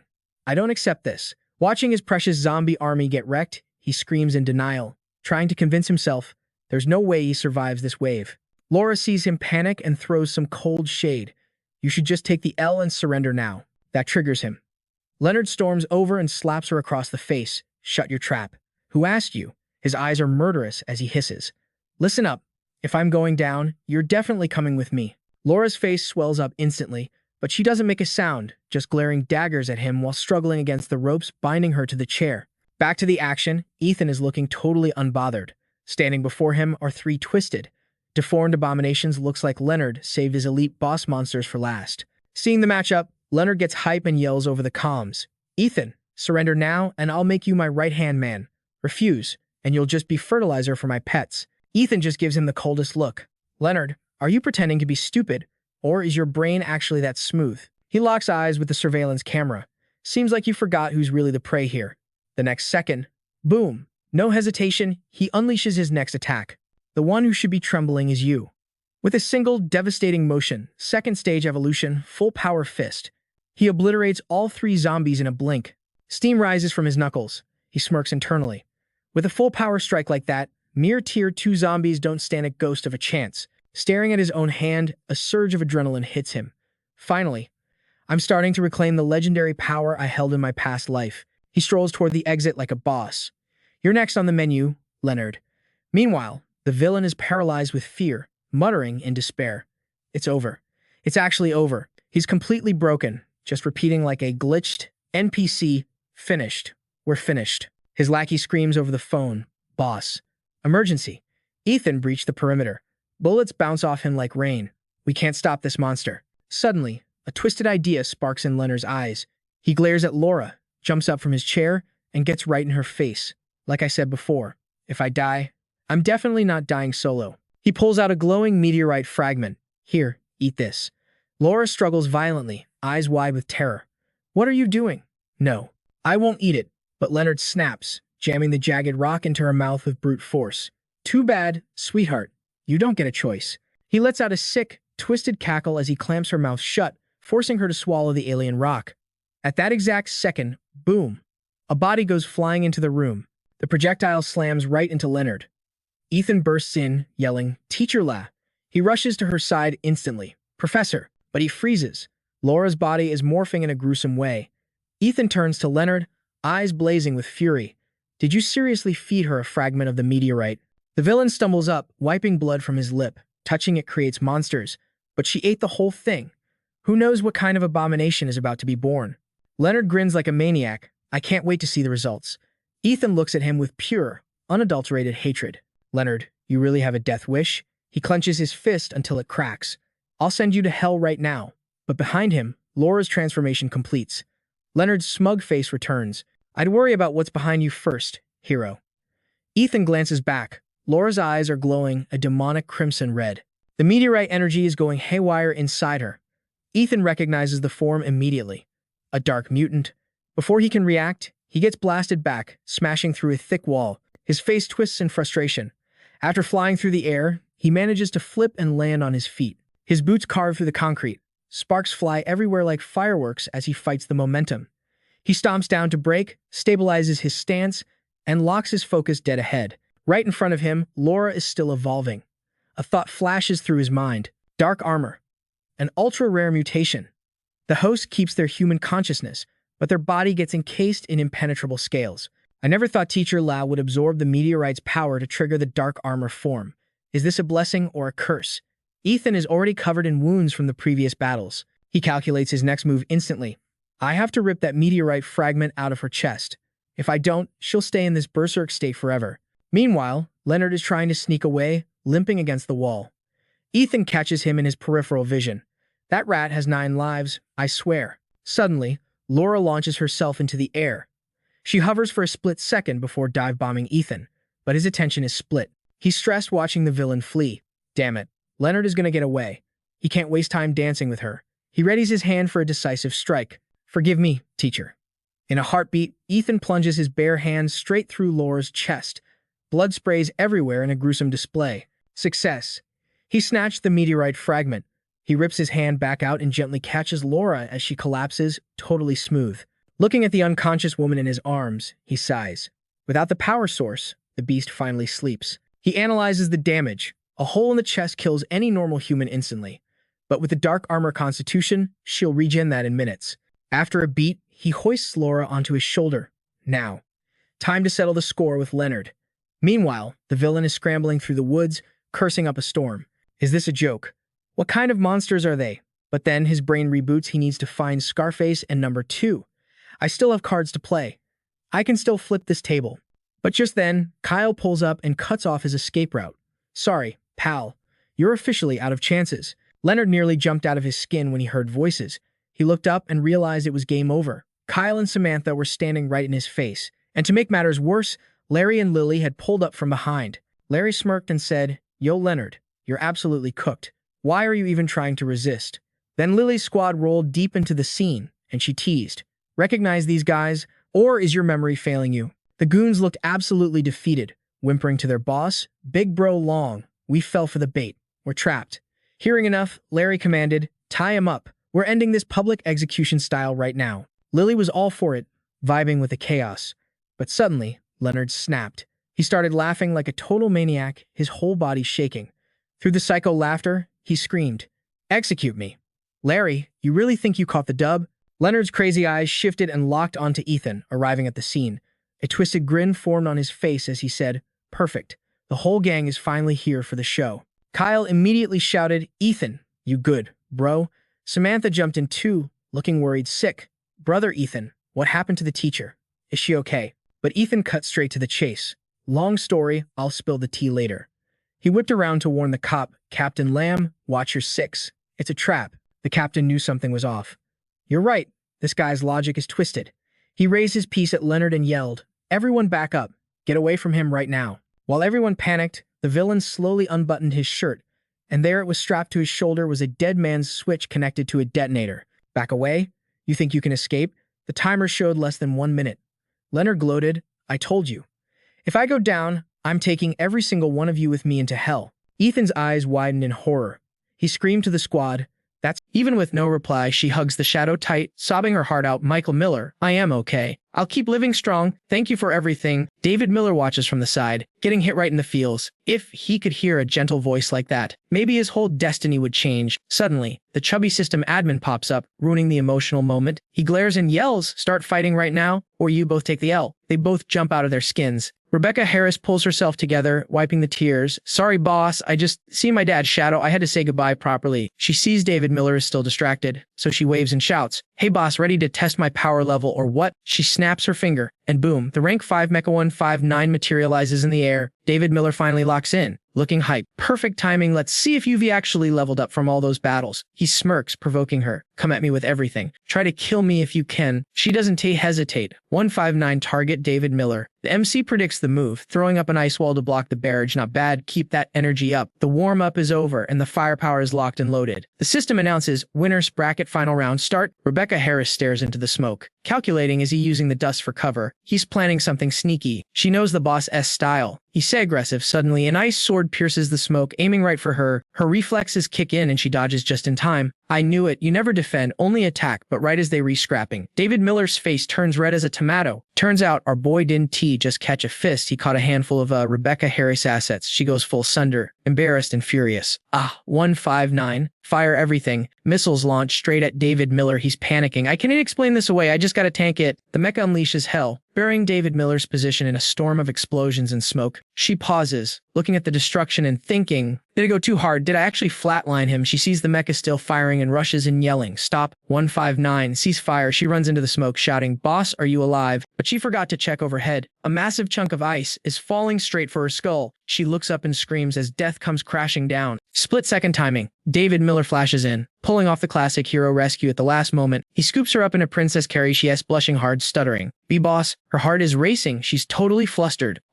He's actually holding me. Once she is safe from the ice, David Miller kills the vibe immediately with electric. "This is a battlefield. Focus your powers once he save you. If your head's in the clouds, if you get hurt, it's gonna be a huge drag for me." She blinks, confused like a puppy. A drag? Why? David Miller's eyes accidentally drift down to her chest. Remembering the accidental grab, he realizes the awkward position and literally drops her on the floor. Thud? "Nothing. Just fight me for real this time." She watches him run away into the smoke, pouting, "Hey, come back here and explain. And why was your face all red just now?" David Miller hides in the dust, questioning his life choices. "Why am I panicking? This is weird. Get it together, man." He secretly uses his power to fix her armor so she's not exposed. "Gentlemen moves only." Rebecca Harris waits, then gets serious. "Fine. If you want to come out, I'll force you out." Her eyes sharpen. No more games. She is absolutely determined to win this duel. 159. Switch to full burst mode. Max firepower. David Miller hears this and actually starts sweating bullets. "Yo, she's actually trying to delete me from the server. She's serious." The mecha locks on and unleashes a storm of destruction. The arena turns into a wasteland of cratered rock and fire. She stands amidst the chaos, smirking, "Boss, can you even hide from this kind of heat?" David Miller is behind a massive ice fortress, barely holding on against the barrage. "Hide. Nobody could tank this easily. I feel like I didn't build you a mech. I built you a doomsday device." Rebecca Harris laughs. "I'm the only one who can unlock 100% of your gear's potential.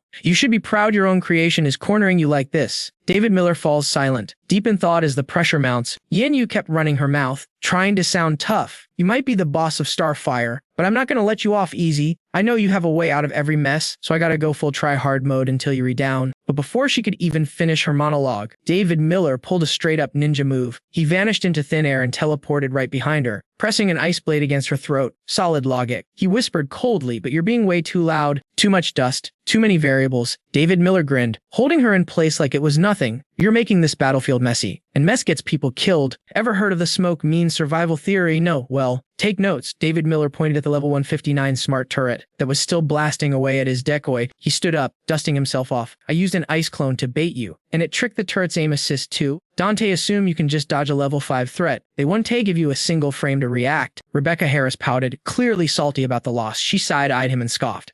"I was just slacking off." Okay, I relied too much on your reputation, boss. I didn't even use my ult yet. Watching her make excuses with that stubborn look, David Miller couldn't help but laugh. He bonked her on the head with his ice dagger. And you think I was using my full power, please? You didn't even merge your mechs at the start. That's on you. Rebecca Harris rubbed her head, whining dramatically. Ouch, that actually hurt. After teasing her, David Miller's expression suddenly turned serious. He looked her dead in the eye. Real talk, though. What's your read on Duan Rebecca Harris paused, shifting gears. Duan honestly, she's a single-cell organism socially, but her brain is massive. She spends all her time researching stuff that goes nowhere. But she really is a certified genius. David Miller rubbed his chin, deep in thought, simple-minded. Something wasn't adding up. If she is so simple, why hide the truth about the healing potion failing to save Rebecca Harris' mother? Seeing him zone out, Rebecca Harris's intuition kicked in. Boss, are you thinking about how Duan asked Xiao when to break the news about my Linda Miller? You think she's plotting something? You think she's trying to start a civil war in the faction? David Miller nodded, crossing his arms. Exactly. But you're talking about it so calmly. Don't you feel betrayed that she hid it from you? She did it on purpose. Rebecca Harris reached into her dress and pulled out a tiny high-tech bug. Boss, remember, I'm a mechanic. I can hack anything you build, including this listening device you planted on me. You did it out of kindness, right? You bugged us so you could monitor my mental state. She looked down, her voice getting shy. You knew everything already, but we never had a chance to talk. So I'm using this moment to clear the air. Summoning every ounce of her courage, she clenched her fist and shouted, even without this bug. Have you told you? I, Rebecca Harris, am 100% loyal to you. Always. Her face flushed bright red as she added in her head. And I'm totally crushing on you too. David Miller smiled gently, patting her head. I know, but you got one thing wrong. Rebecca Harris was currently in heaven getting head pats from her crush. What did I get wrong? David Miller took the bug back. This was only on you. Because of your Linda Miller situation, I was worried you'd crash out and do something reckless. I needed to be ready to stop you. But looking at you now, I wasted my time. You're cool as a cucumber. Rebecca Harris's brain short-circuited, only hearing the part that mattered to her. She stammered, face burning. Wait, you made it. Specifically for me. David Miller stepped back, checking the timer. All right, time's up. You go to the winner's bracket. I claw my way up from the loser's queue. Just keep winning. Once the herd thins out to 5 people, someone gets a bye round. A free pass to the next stage without fighting. Seeing David Miller about to disqualify himself, Rebecca Harris panicked. Boss, wait up, she yelled out her true plan. You need to be in the winner's bracket. We all want you to take first place. You're the only one who can uncover the truth of the world and save us all. And she thought to herself, I'm never letting you die in front of me again. If anyone's dying, it's gonna be me. David Miller looked shocked. You want me to take your spot? You think you can survive the loser's bracket? Rebecca Harris went full ride or die mode. That doesn't matter. What matters is that I finally get to taste what it's like to die for you. Suddenly, the level 159 turret locked onto her. Bang, bang, 2 shots fired, and David Miller froze as they headed straight for Rebecca Harris's head.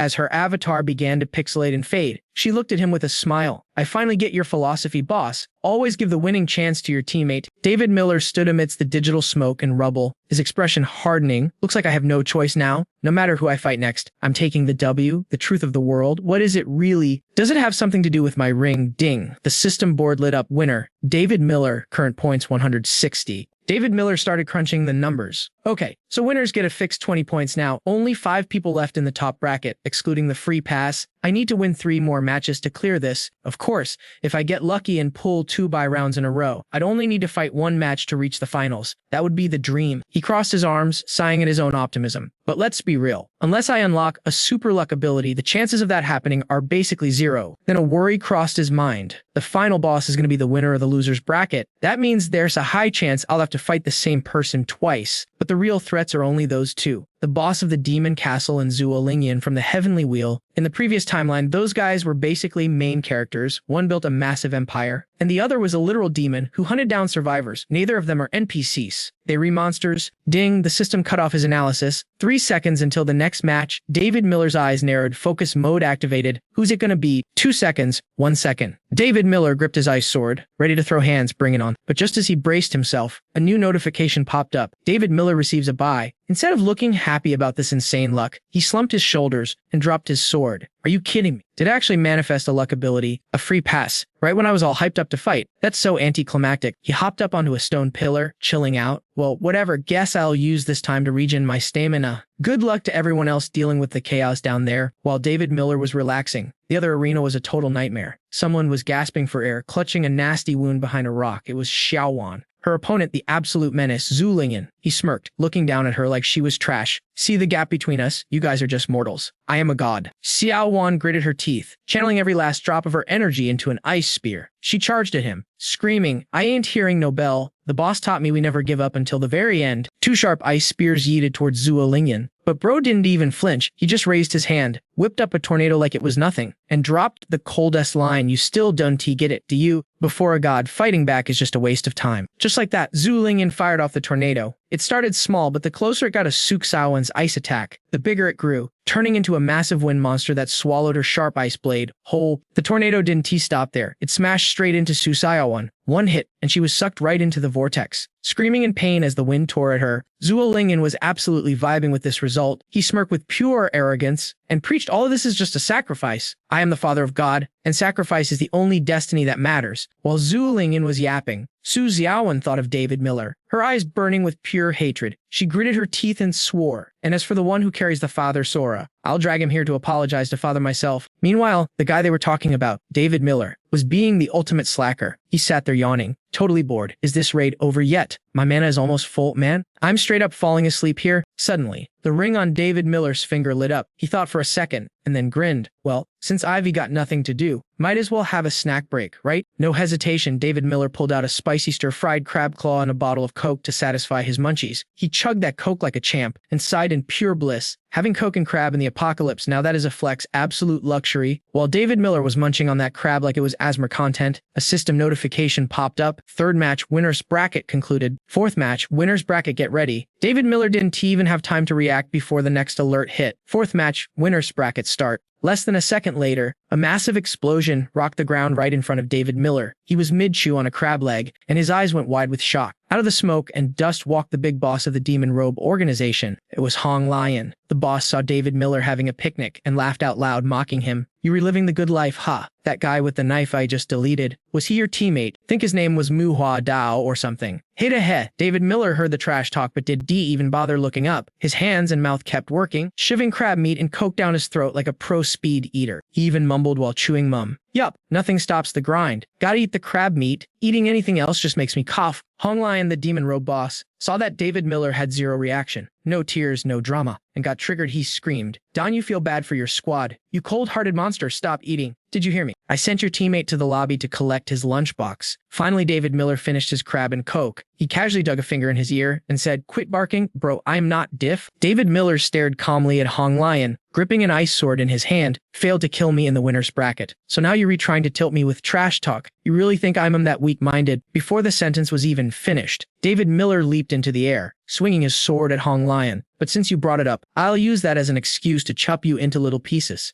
Unlike David Miller's aggressive vibe, Hong Lian just stood there like an NPC, not even moving. He smiled, showing all his teeth. Fine then, come and kill me. David Miller was actually surprised by this weird reaction, but David Miller didn't hesitate. He plunged the ice sword straight into Hong Lion's chest. Blood sprayed everywhere. David Miller looked at the boss taking the hit and asked, does your ability have something to do with blood? Because if not, you were just an idiot standing there letting me beat you up. Hong Lion didn't show any pain at all. Instead, he laughed like a maniac who just won the lottery, spreading his arms wide and screaming, yes, cruelty, bloodshed, so many sins, oh great God, do you see this? Ha ha ha, David Miller didn't have time for this crazy talk. He immediately summoned another ice blade to attack again, shouting, I don't care what you are. I'm smashing you to bits. But this time was different. Hong Lian didn't dodge, yet David Miller's ice swords were completely blocked. The villain kept laughing like a psycho. It's useless. It's useless. Great divine God, please show yourself. Suddenly, Hong Lian ripped his shirt off, revealing a body that looked skinny and malnourished. But on his chest, there were creepy tattoos and a blood formation glowing in the center. Hong Lian looked up frantically at a massive ball of fresh blood gathering above him. He started chanting like he was summoning a demon. I use my body as your vessel. Descend and cleanse all the sins of this world. David Miller was done listening to this guy's monologue. He fired a barrage of ice swords and cursed, summon your Linda Miller. Just die already. Why are you still casting spells? Keep dreaming, but before the ice swords could hit, a gigantic red arm burst out of the blood sphere and smashed David Miller's attack into dust. David Miller's jaw dropped to the floor. He stared in horror as a terrifying monster emerged, bull face, massive horns, and huge fangs. Hong Liang looked at David Miller with pure smugness, waving his hand to introduce his masterpiece. "This is the god of sin, haha. There is no way for you to win." Then Hong Liang glared at David Miller with hate in his eyes because living is a sin. As soon as he said that, the god of sin let out a roar, its body growing to a terrifying size. David Miller looked at this unreal monster, feeling a bit shook. He thought, using the sensory powers of the Flame Emperor, "All I feel is killing intent and evil energy. What the heck is this thing?" Hong Liang pointed straight at David Miller and gave the order to the beast, "Go, my god, wash away the sin." Instantly, the sin god's left arm morphed into a sharp axe. It swung wildly at David Miller, forcing him to flash step away just to survive. David Miller panicked, thinking,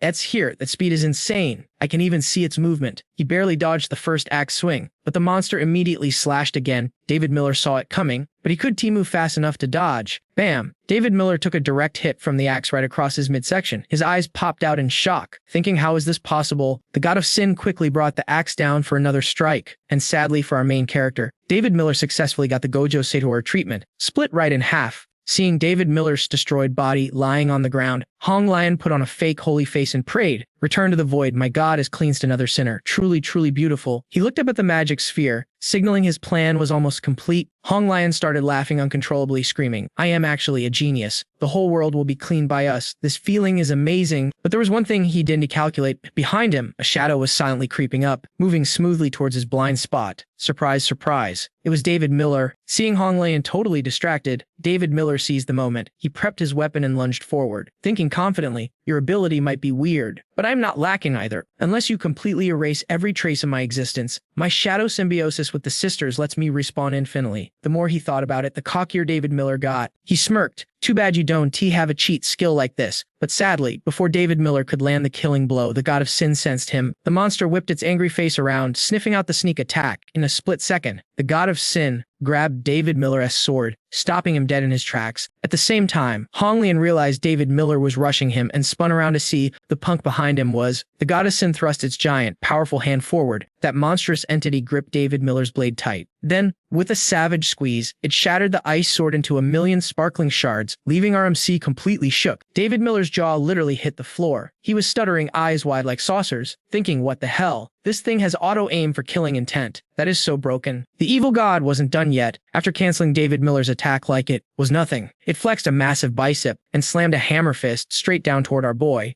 But hey, David Miller isn't a noob. Thanks to all that XP he farmed from countless battles, his reflexes kicked in. He managed to dodge that critical hit from the demon god. Just in the nick of time, Hong Liang rushed over to inspect the crater in the floor tiles, but David Miller's body was missing. He looked around, salty as hell, and hissed, "Titch, this cockroach is still alive. Did he shadow step out of there?" Hong Liang's face twisted into a mask of pure rage. He roared, "That weird ability. He's not just a sinner. He's a straight-up heretic." This rage triggered a core memory. The tragedy of the Ben family flashed before his eyes. His Linda Miller and Michael Miller being burned alive, screaming for help while everyone just stood there cursing them as sacrifices. Hong Liang started laughing like a total psycho. His emotions were a messy cocktail of fury and despair. Barn must burn them all. He cackled, his thirst for revenge skyrocketed to dangerous levels. The dude summoned a dark magic orb, screaming in twisted ecstasy. "Ursi, you all must be purified by fire, burned to ash." Feeding off that toxic energy, the evil god grew massive. David Miller, hiding behind a wall, peeked out and watched Hong Liang pumping mana into that monster. Our MC was sweating bullets, thinking, is this guy mentally unstable? What's his endgame here? Suddenly, the evil god, fully charged with dark vibes, unleashed a flamethrower breath attack. That heat was no joke. It felt like it could incinerate reality itself. Anyone dumb enough to be standing there would have turned into human BBQ instantly. David Miller watched the destruction with terror in his eyes. Yo, does he plan to torch the entire arena? Meanwhile, the evil god just kept spewing more fire, getting stronger by the second. The heat was suffocating, terrifying enough to wipe out every single person who had wronged Hong Liang's family back in the day. Speaking of Hong Liang, the guy was standing right in the middle of the inferno, looking smug as he watched his chaotic plan unfold perfectly, wrapped in deadly flames. Hong Liang walked forward with dead, soulless eyes. It was like he had checked out of reality, focused only on nuking the people who messed with his family. Looking like a serial killer with nothing left to lose, his face went dark. "This is the holy fire of judgment," he announced. "None of you can escape your destiny. You're all getting cooked." David Miller was clinging to a giant statue for dear life, watching Hong Liang mutter to himself below. Great, he thought. The villain is monologuing again, total nonsense. But wait, while Hong Liang was yapping, his energy spiked. David Miller analyzed the situation, did some quick math and smirked. I can exploit this glitch. He thought. The scene shifts and we see what Hong Liam is seeing, the horrific memory of his parents writhing in agony within a devastating firestorm. Hong Liam frowned, his hatred maxing out. He truly believed that if he wiped out all the heretics and cleared the map, the true Lord would bring his parents back to life. Talk about delusional. Finally, the backstory drops. The tragic origin story that turned his heart into stone is revealed in 4K resolution. Flashback time. Hong Liam's parents are tied to wooden crosses. They watch helplessly as their son falls into the hands of the village leaders. The masterminds behind this execution. Panic set in, despite their own pain. The parents screamed in unison, begging the mob, "Please, spare our son. He hasn't done anything." The Michael Miller used his last breath to plead. That mark on his arm is just a birthmark, not a curse from the stars. The plague has nothing to do with him. But before he could finish, the fire consumed him, and he let out a gut-wrenching scream. The whole village was paranoid, convinced this innocent family was the source of their bad luck. Logic zero. One villager shouted back, spitting facts that weren't facts at all. "Your whole family is the plague. If you hadn't moved here, we wouldn't be sick." Another guy chimed in, totally brainwashed. The Taoist nun said it, "Only by burning you can we survive." The mob mentality was out of control, fueling their rage. A third villager pointed a finger, right at the dying couple. "You're a curse. We were nice enough to let you in. And this is how you repay us, by killing the village." It got worse. They dragged little Hong Liam down, forcing him to kneel and watch his parents die while he cried his eyes out. Suddenly, footsteps approached. The chaos. It was an old lady, maybe 80 years old, the Taoist nun herself. The villagers immediately switched up, bowing and scraping. "Lady Taoist, why are you here?" They tried to suck up to her, blocking her path. "This is too gruesome for you. My lady, your legs are bad. Please don't look." But she saw it all. The charred bodies, the orphan left behind. The nun let out a heavy sigh. "I told you to banish them, not barbecue them, you fools." Filled with regret, she walked over to the despairing little boy. As Hong Liam turned his tear-streaked face toward her, she extended a hand. "Come with me, child. We leave this village tomorrow. I failed you." Hong Liam just sat there, frozen in trauma. Eventually, he stood up and followed her, embarking on a long, lonely road. But as he walked away, the kid turned back, the look in his eyes, pure, unadulterated hatred. Fast forward to a shabby house inside the village later that night. Dead silence. The nun was asleep. Hong Liam sat there, staring into the void, his mind replaying the horror over and over again. The image of his Linda Miller and Michael Miller burning. Because of these ignorant villagers tore him apart. He scratched at the birthmark on his arm until it bled. "Bastards, you're all bastards. You killed them." Drowning in despair, Hong Liam sobbed, making a dark vow. "Just wait. When I grow up, I'm gonna kill every single one of you. I'll burn you all." That darkness in his heart attracted something. A voice echoed from nowhere. "Why wait until you grow up? You can unalive them right now." Hong Liam's eyes snapped open. He stared at a floating shadow in front of him. "Ho, who are you?" he stammered, seeing a glimmer of hope in the darkness. The shadow opened glowing red eyes and whispered with a sinister grin, "I am the true Lord. Purge the sin, unleash your desire." Snap, the demon chuckled. "Congratulations, kid, you've been chosen." And just like that, the deal with the devil was signed. Hong Liam's wish was about to be granted in the worst way possible. That night, the village became a literal hellscape. Fire consumed everything. Thick black smoke blotted out the sky as the villagers ran out of their homes, coughing and screaming. Panic everywhere, people holding their heads, stuttering. Who set the fire? But it was too late. Karma had arrived, and those who deserved to burn were finally getting a taste of their own medicine. Yo fam, check this out. Hong Liam is standing there like a total psycho, actually enjoying the view. He's watching these kids scream for their moms, terrified they're gonna get deleted, just like he almost did back in the day. Seeing them burn exactly like his own parents. That's pure trauma fuel. But instead of feeling bad, rage explodes in his eyes. He looks down from his high horse, heart empty as the void, and hisses, "You sinners deserve this. Die, all of you. Just die for me." But deep down, the pain is real. Tears start rolling down Hong Liam's face as the flashbacks hit hard. He remembers the agony, the desperate screams of his parents in that fire, and grows through the pain. "But no matter what, my parents can never come back." That desperate wish for resurrection. It summoned something dark. A shadowy demon appeared with a smile that screamed absolute danger, whispering, "You regret that you couldn't save them. Is that your heavy burden? The true Lord can do anything." The shadow promised, even bring the dead back to life. The moment Hong Liam saw that glimmer of hope, his resolve shattered. He was ready to sell his soul right then and there. Hong Liam turned to the demon, desperate, asking, "What do I gotta do? How do I get the true Lord's help?" The shadow grinned, finally dropping the quest instructions he was waiting for. The demon whispered, "Purge the heretics, judge all sins, unleash your true nature, and keep killing. The day you see the truth of the world, the true Lord will meet you and grant your wish." And just like that, he drank the Kool-Aid. Hong Liam grew up nurturing a soul full of death and murder. His hatred leveled up every single day, becoming an uncontrollable monster inside him. The more he hated, the stronger he got. His mind, body, and power became dedicated to evil. He was sinking deeper into the villain path with no way out. He truly believed that if he became the rank 1 challenger, God would love him and show him the truth.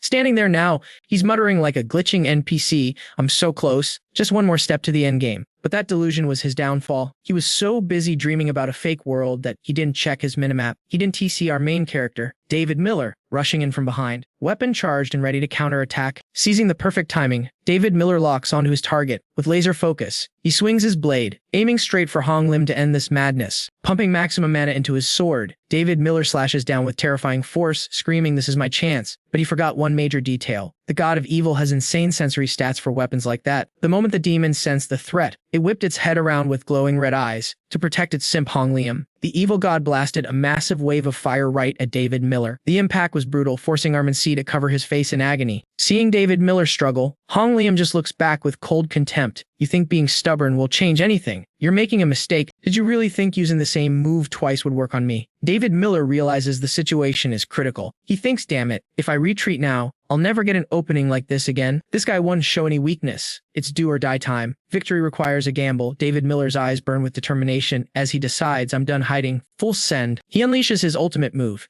David Miller channels every ounce of his energy and roars, "Go Thunder Spider Nanhan Loy." The sheer pressure of the attack causes the ground beneath them to shatter into dust. The Thunder Spider charges straight at Hong Liam, but the villain just laughs, "Ha ha ha. Useless under the protection of my god. I am invincible. I will not die." He commands the demon above him, "Rip him to shreds." David Miller grits his teeth. "You want T die? We all see about that. Everyone, attack, tear him into 1,000 pieces." He orders his knights forward. "I cannot lose here." The red giant demon slams its fist into the ground. Boom, earth and rocks explode in a massive shockwave, kicking up a cloud of dust that blinds everyone. But wait, Hong Liam spots movement in the smoke. A squad of knights emerges. He's confused. What are these things? Where did they come from? The knights scream kill and charge straight for him and the demon. Hong Liam panics. "Get away from me, you freaks," while the demon is busy wrecking the soldiers. David Miller is analyzing the boss from a distance. That bull-headed monster is cracked. It's definitely a summon, but it acts like a living creature. Wait, it's not a real biological being. I don't know for sure, but can I use Source Devar to suck it into my shadow army? If I can loot that thing, my shadow army's power level will go through the roof. Calculations complete. David Miller gathers his energy and sprints toward the evil god. He shouts to his knights, "Clear the lane, I'm taking this one solo." His knights obey instantly, splitting into two rows like a well-trained honor guard. David Miller realizes, these shadows, they have intelligence. They're looking at me with total loyalty. Hong Liam raises his hand, controlling the demon. "You want to die? Fine. I'll grant your wish." The bull-headed god lunges and grabs David Miller in its massive grip. The demon holds David Miller right in front of Hong Liam's face. The villain starts monologuing. "Trying to be a hero? Too bad you lack the skill. Since I can T-kill you simply, I'll offer you as a live sacrifice to my god." Even in the grip of death, David Miller is setting a trap. He struggles out a question. "Before I die, tell me, is your god actually alive?" Hong Liam arrogantly replies, "Of course he is the servant of the true lord, the god of evil. Gotcha." David Miller smirks. His trap sprung. He activates Source Devar. "Perfect if it is alive. Then I want your god for myself." Hong Liam suddenly feels a chill. David Miller slips out of the demoness grasp as a massive purple vortex opens up. The Source Devar skill locks onto Hong Liam and his demon. Hong Liam screams, "What the hell is this?" The evil god is stuck in the center of the vortex. Growling in fear, David Miller roars with authority, "Get over here." Hong Liam panics, gathering power. "Kill him. We have to kill him to stop the suction." Following the order, the evil god tries to attack the vortex to break the spell, but David Miller interrupts the cast. "Not today, your time for mindless slaughter is over." A blade of pure light materializes in his hand. David Miller dashes forward and slash, he cuts the evil god's arm clean off. Hong Liam is stunned. How is this possible? He and the demon get dragged helplessly into the devouring vortex. As he fades, he thinks, "I guess I won't meet the true lord, but at least I can finally see you too." Linda Miller, Michael Miller, a vision of his parents appears before him. Hong Liam smiles peacefully, and then boom, a massive sphere of light explodes in the sky. David Miller curses, "Son of a, it hit me with a parting gift. Damn it, if I let go now, we're all finished. Not even my symbiotic powers can save me." His clothes are tearing apart from the sheer energy pressure, but he holds on. David Miller screams, pushing his limits. Source Devour, suck it all in. The infinite purple vortex begins to shrink. It compresses down into a gray sphere, protecting him from the final shockwave. After the fire clears, the power condenses into a small black orb, floating gently into David Miller's hand. He stares at the loot. What kind of item is this? It actually managed to control the Source Devar? He shakes his head. Whatever. Thinking about it now, one T change anything. He tosses the item into his shadow to merge it. Go. David Miller waves his hand. The orb sinks into the darkness, creating ripples across the ground. He calls out, "If the battle is over, then come on out." The chaotic energy disperses, and a new form begins to rise from the shadows. The evil god has been reborn with a new name, Shadow Night Bull Demon. David Miller checks the stats. Not bad, it retained its 7th stage power level. No wonder I couldn't even react to its attacks earlier. Then a thought hits him. Wait to Thang, you 1T die. I absorbed his summon. but what happens to the guy? He's curious, maybe the system will give me a notification. Right on cue. The system interface pops up. Winner, David Miller. Points 180. Loser, Hong Liam. Status, dead. David Miller's jaw drops. Dead. People in the winner's bracket actually die. What is going on with this tournament? Yo, hold up. Where was the glitch in the logic? Then it hit him. The dealer's twisted rules. The loser's bracket is heaven, and the winner's is hell. So if heaven crashes into hell, it's just straight up inferno mode. Haha, David Miller's brain finally rebooted. Does that mean Hong Liam wasn't a winner, but a scrub from the loser's bracket, since the arena didn't T-morph? I just assumed he was top tier. David Miller stared at the notification board, clenching his jaw. I get it now. To you freaks, we're just action figures you smashed together for content. Actually, fam, the whole winner and loser bracket thing. Deleted since round 2. A screeching voice pierced the air behind David Miller. That's right. It's all wrong, baby. Haha. He spun around. It was the dealer. The freak continued, so the next draw ain't following the meta either. Haha, David Miller thought. Not following the meta? Does that mean I finally get a squad? Or am I soloing again? The dealer shrieked. It's the grand finale, noobs. Welcome to the endgame. As he yeeted himself into the sky, David Miller was shook. Finals. Already, if the matchmaking is broken, shouldn't the other PvP matches still be running? From high above, the dealer trolled him. Game over for them. Hee hee. Check the patch notes. Genius. David Miller muttered. Points finale, meaning the two players with the highest CAD ratio have to throw down. One last tip. If you take 2 lows in a row, the loser from round 1 gets a respawn ticket. Enter the loser's bracket, random 1v1, no ban list, kill to win. Grab 10 points. Loser drops 10. The dealer smirked. You're sharp. Everyone else has already been kicked from the lobby. Hee hee, it's just a 1v1 now. Talang Yun stepped out of the smoke, flexing hard, so my final boss is you, base commander, Mr. David Miller. We meet again. David Miller stared him down. I knew it was going to be you. If he hadn't regressed, the previous match would have been the demon leader Hong Liam versus this monster. The scoreboard popped up. David Miller, 180 points, rank 2. Talang Yun, 190 points, rank 1. The dealer interrupted. Hold your fire, new patch dropping. Check your stats first. Ha, Talang Yun scoffed. Called it.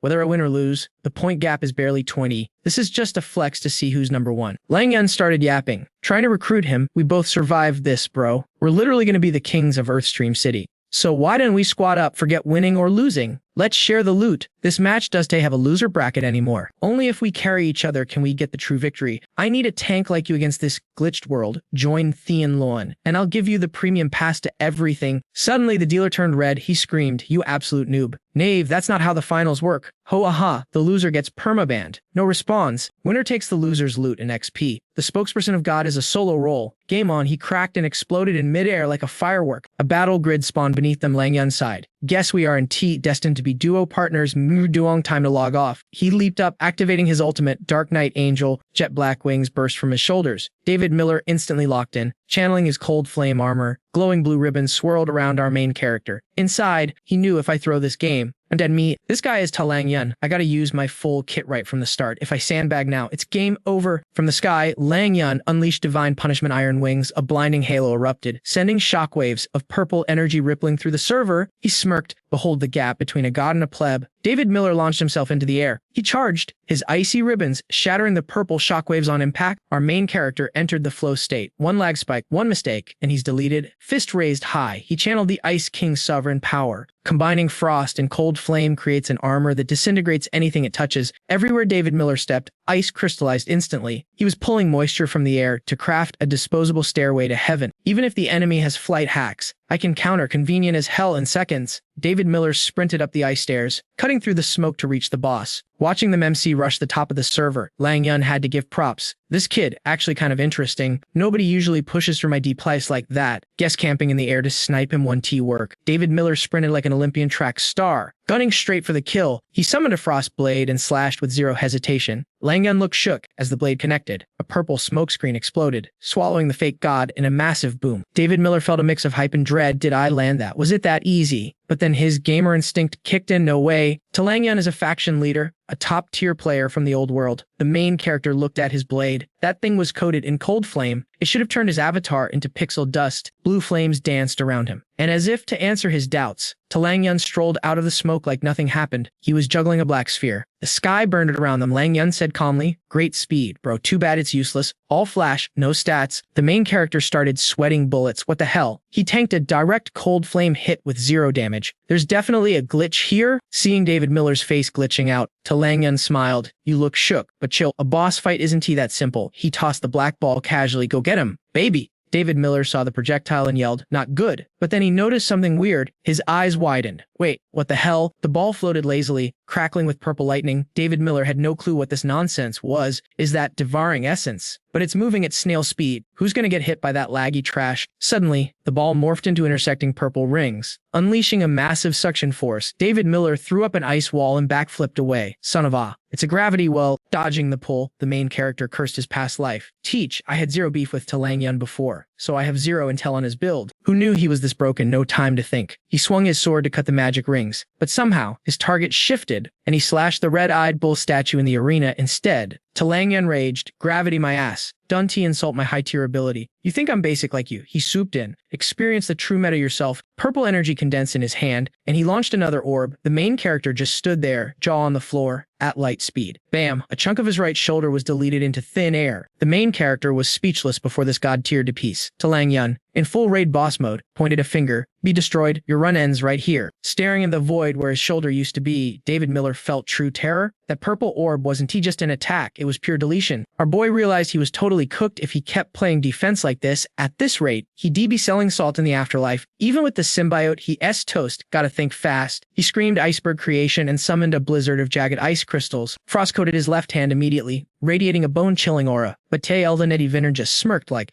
you really think making a big ice cube is gonna save you from my gravity? Nice try, loser. Sad reality check. Great concept. Terrible execution. The main character watched helplessly as his ice arm got shattered by those purple light beams. He gritted his teeth, thinking, is this seriously useless? Furious, he roared. You forced my hand, and cocked his ice arm back for a counterattack. The villain just laughed. Oh, I forced you. Good. Show me everything you got, scrub. Daddy's waiting. Suddenly, black smoke erupted. The ice flame shadow soldier had arrived. Our boy shouted, if I'm going down, I'm taking you with me. A shadow soldier materialized, looking generic as hell, but ready to throw hands. It ghosted through the purple haze and flew straight at T.L. Minji Ven. The villain's eyes popped out like Nanny, as the shadow soldier latched on to him like a clingy ex-girlfriend who hasn't seen you in years. Get off me, you creep, he cursed, taking the chance. Our cool guy MC yanked both the shadow and the villain toward him, planning to use the villain's own destruction orb against him. Karma time. T.C.L.N.G.V.N. actually panicked for real. He muttered, damn it, am I not trying to double suicide with this guy? This wasn't part of the plan. He wasn't about to die a lame death like that. So, snap. He canceled the gravity sphere instantly. With the spell broken, both DT and the villain started free falling through the air. But the MC shadow soldier was still hugging the boss like he's a bag of cash. The villain looked at the ugly shadow with pure disgust, thinking, I need to shake this simp off right now. Boom! They hit the ground butt first, triggering a massive mushroom cloud. When the dust settled, T.C.L.D.N.G.V. and Vin walked out looking arrogant as ever, holding the severed head of the shadow soldier. He spat out one word. I hate getting my hands dirty with this garbage. He looked around. No MC, hiding like a rat again. T.L.D.N.G.V. floated back up, looking down at the burning arena like a literal god. He muttered, hiding is pointless, bro. I can nuke this whole dimension if I want. You know I got the power. But suddenly a silhouette appeared in the smoke. You really think I didn't know that? Dishu Hum's voice cut through the noise. You think this is a game? I wasn't hiding. The main character stood there, arms crossed looking smug. He stared through the dust and declared, Ivy decided your soul is mine. T.L.D.N.G.V. laughed so hard his face twisted. What the hell? You want to harvest my soul? Just you, a piece of trash like you? You were actually making me laugh, kid. He raised his hands, charging up 2 blood-red orbs, surrounded by blinding white light. I didn't want to go this hard. He sighed. But you just had to piss off a god today. Staring at the red energy, he started lecturing like a professor. There's levels to this power system. Buddy, creation came before ice. But nothing beats the power of pure extinction and destruction. T.A.L.D.N.G.V. raised the orb high, sucking in all the surrounding white light to charge up his ultimate move, the 3 ends earth flame. But hold up, plot twist. Thanks to the villain flexing, our main character noticed something huge. Wait, you have a ring too? D.N. entered played him, watched him play with the orbs, and it finally clicked. So that's how it is. So I'm not the only one with a magic ring. No wonder these guys leveled up so fast. The villain paused, confused by DTGM's mumbling. What do you mean too? The main character flashed his own massive ring. You ain't the only one with bling. Fam, I got one too. Problem is, I still haven't unlocked its full potential yet. The villain replied, I knew I smelled that aura on you. So we have the same gear, but you're still too noob to use it. He raised 2 massive purple fireballs, mocking him. TLNE1 screamed, you useless waste of space. Let me send you to meet your ancestors. Maybe you can unlock its power in the afterlife. He launched the orb straight at D2 Aju's Pam. Watching the attack fly in, the MC had a crazy idea. 2 rings. Let's test a theory. Daddy Fame channeled his energy, gathering sparkling green light in his palm. The destruction energy closed in fast. DNG Fam backflipped away and fired back with his devouring origin bow. Boom, the impact shook the entire dimension. But our boy realized the bad news instantly. His absorption power couldn't stop this attack, only slow it down. He had to take out Day 11 Inji Vin directly to break the deadlock. No time to waste, D-Team Fam launched himself into the air. Closing the distance, he unleashed everything he had. Full release Ice Flame Strike Die, he swung his sword down, but, get this, Tael Dunzivan caught the blade with one hand effortlessly. Snap, the villain's ring sparked with purple lightning. He laughed manically. I found this ring by luck too. But guess what? It gives me dominion over all flames. Any fire born from heaven and earth is useless against me. You can T-burn the master of fire. We are not the same. Scrub, crack. He snapped the MCS sword like a twig. Now, get wrecked. He launched a counterattack screaming, fall. Get eaten by my tricolor sun flame. I'll take good care of your ring after you're dead. The fire blasted forward, but suddenly, whoosh, a wall of shadow soldiers tanked the hit completely. Dear Njufam said calmly, I'm not like you, don't underestimate the power of the squad. Even mortals can kill a god if they work together. On command, 3 shadow soldiers rushed the villain. He blocked with his wings, still running his mouth. You scumbags, you think this fodder can hurt me? You can even scratch me, but Tekbonim wasn't done. Fine, if fire doesn't work, I'll use water, I'll use ice. I'll use the source of all life. If fire is destruction, then water is creation.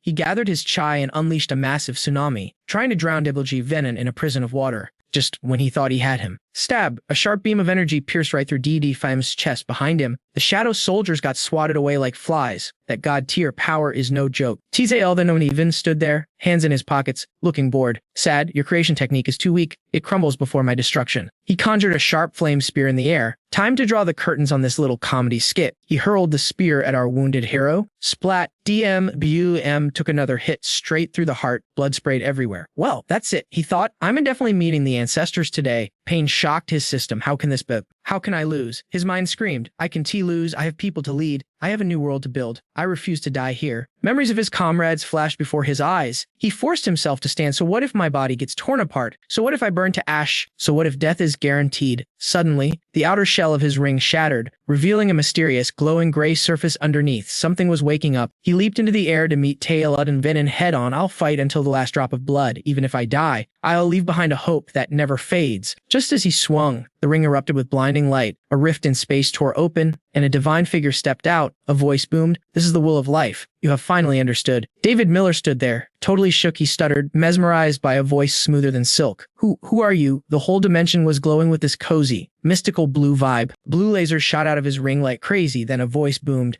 waking up the realm of water. David Miller looked around, panicked. Yo, where the heck am I? Suddenly, a mysterious chick in a purple dress pulled up right in front of him. This is the rift between worlds. Destiny brought us together. Fam David Miller craned his neck, eyes popping. You, who are you? She was massive, appearing out of nowhere like a ghost. She smirked. My name doesn't matter. What matters is you just unlocked the origin of water. From this second on, you re the chosen one, baby. He scratched his head, confused. Origin water? What is that? I only know how to whip up some ice. The goddess waved her hand gracefully. Check your right hand, kid. David Miller lifted his hand, and whoosh, magical streams of water spiraled out of his ring. He gasped, no way, my ring. Is it actually the source of the primal water? The fluid energy danced around him. Absolute magic. The goddess nodded. Bingo! You've earned its respect. Now brace yourself. The real trials of this world are about to begin. She dropped the lore. 5 primal elements are scattered across the map. Unite them to restore the light. Save the world or crush it beneath your boot. The choice is yours, player. With that mic drop, she faded into the mist. David Miller reached out, desperate. Wait up, I've got questions. But silence swallowed the void. He was all alone again. He blinked. Did she just ghost me? Suddenly, the ground rumbled. A massive whirlpool erupted beneath his feet. Oh snap, what now? The water spiraled up and morphed into a cute little sprite with green hair and eyes. She giggled, floating around him.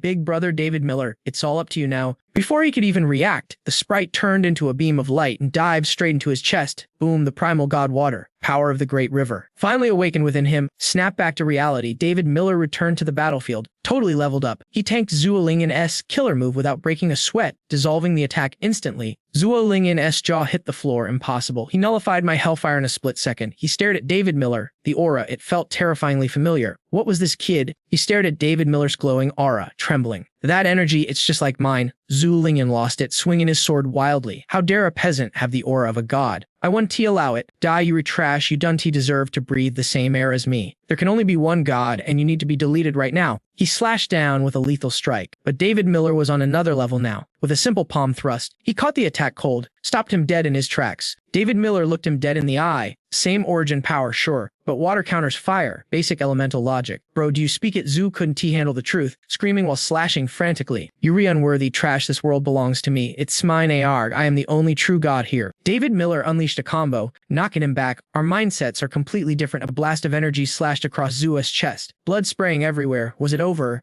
Zhu froze, eyes going empty. Finished, just like that. No, suddenly his life flashed before his eyes like a sad movie. I was never like the others. I was a born genius, top of the class, the kid every parent wanted. Everywhere I went, people worshiped me. They knew nothing was impossible for me. I was a powerhouse. Humans naturally sim for the strong. College at 13, master's degree by 20. But my Michael Miller, he never gave a damn. He was cold, heartless. Because I was a curse, my birth turned my mother into a vegetable. I thought if I became perfect, she'd wake up. I became a doctor to save her. Until the apocalypse hit, a zombie broke into her hospital room. I grabbed a knife and hacked it down. Its core fell on her bed, and suddenly, beep, the heart monitor started pinging. She reacted. That disgusting rock made her react. I found the cure. I formed Chinlun, built an army just to harvest more cores. I didn't care who I had to hurt. With my hard work, she started recovering. When she finally smiled at me, I knew it was all worth it. But then, the normal cores stopped working. To keep that smile, I became a monster. I needed more cores, better resources. That's why I opened the ultimate battle arena. I did whatever it took. I can still lose here, not for her. Zhu Lingyan snapped back to reality, screaming, I'll drag you to hell with me. If we both die, my score will still be higher. I'm the winner. David Miller's eyes widened. What the hell? This guy still has gas in the tank. He's an absolute tank. Seeing the maniac charging, David Miller did the math. Water powers would die stop a suicide bomb. He had to suck his soul out first. David Miller activated the devouring origin. Come get some. David Miller knew this was do or die. He dodged the embrace and slammed his devouring palm straight into Zua's chest, roaring, hand over your soul. A blinding light exploded. Boom. The battlefield was torn apart, dust choking the air. Go big or go home. Right as the smoke cleared, only heavy panting could be heard. David Miller lay in a pool of blood, missing an arm and a leg. Zhuo Lingyan was vaporized. Good Yang thought. Living like that was torture anyway. I did him a favor. System alert winner, David Miller. He lay there drained, whispering, I won. Finally, with his remaining hand, he activated his power, Arise. A shadow version of Zhuo Lingyan rose from the ground, kneeling. I am here, Master David Miller wheezed. Whenever I devour a soul to make a shadow soldier, I see their deepest memories. You don't have my will yet, but I saw what you did for your mother, and I need to tell you the harsh truth about that. I actually had a mission to protect a woman like the one in your memories. I was a grunt for Tianlun back then, but what I saw was nothing like your fairy tale. I was guarding a secret room. I asked my squad mate, who are we guarding? He said, check for yourself if you want, but it's a VIP. I ain't looking though. I like having a head on my shoulders.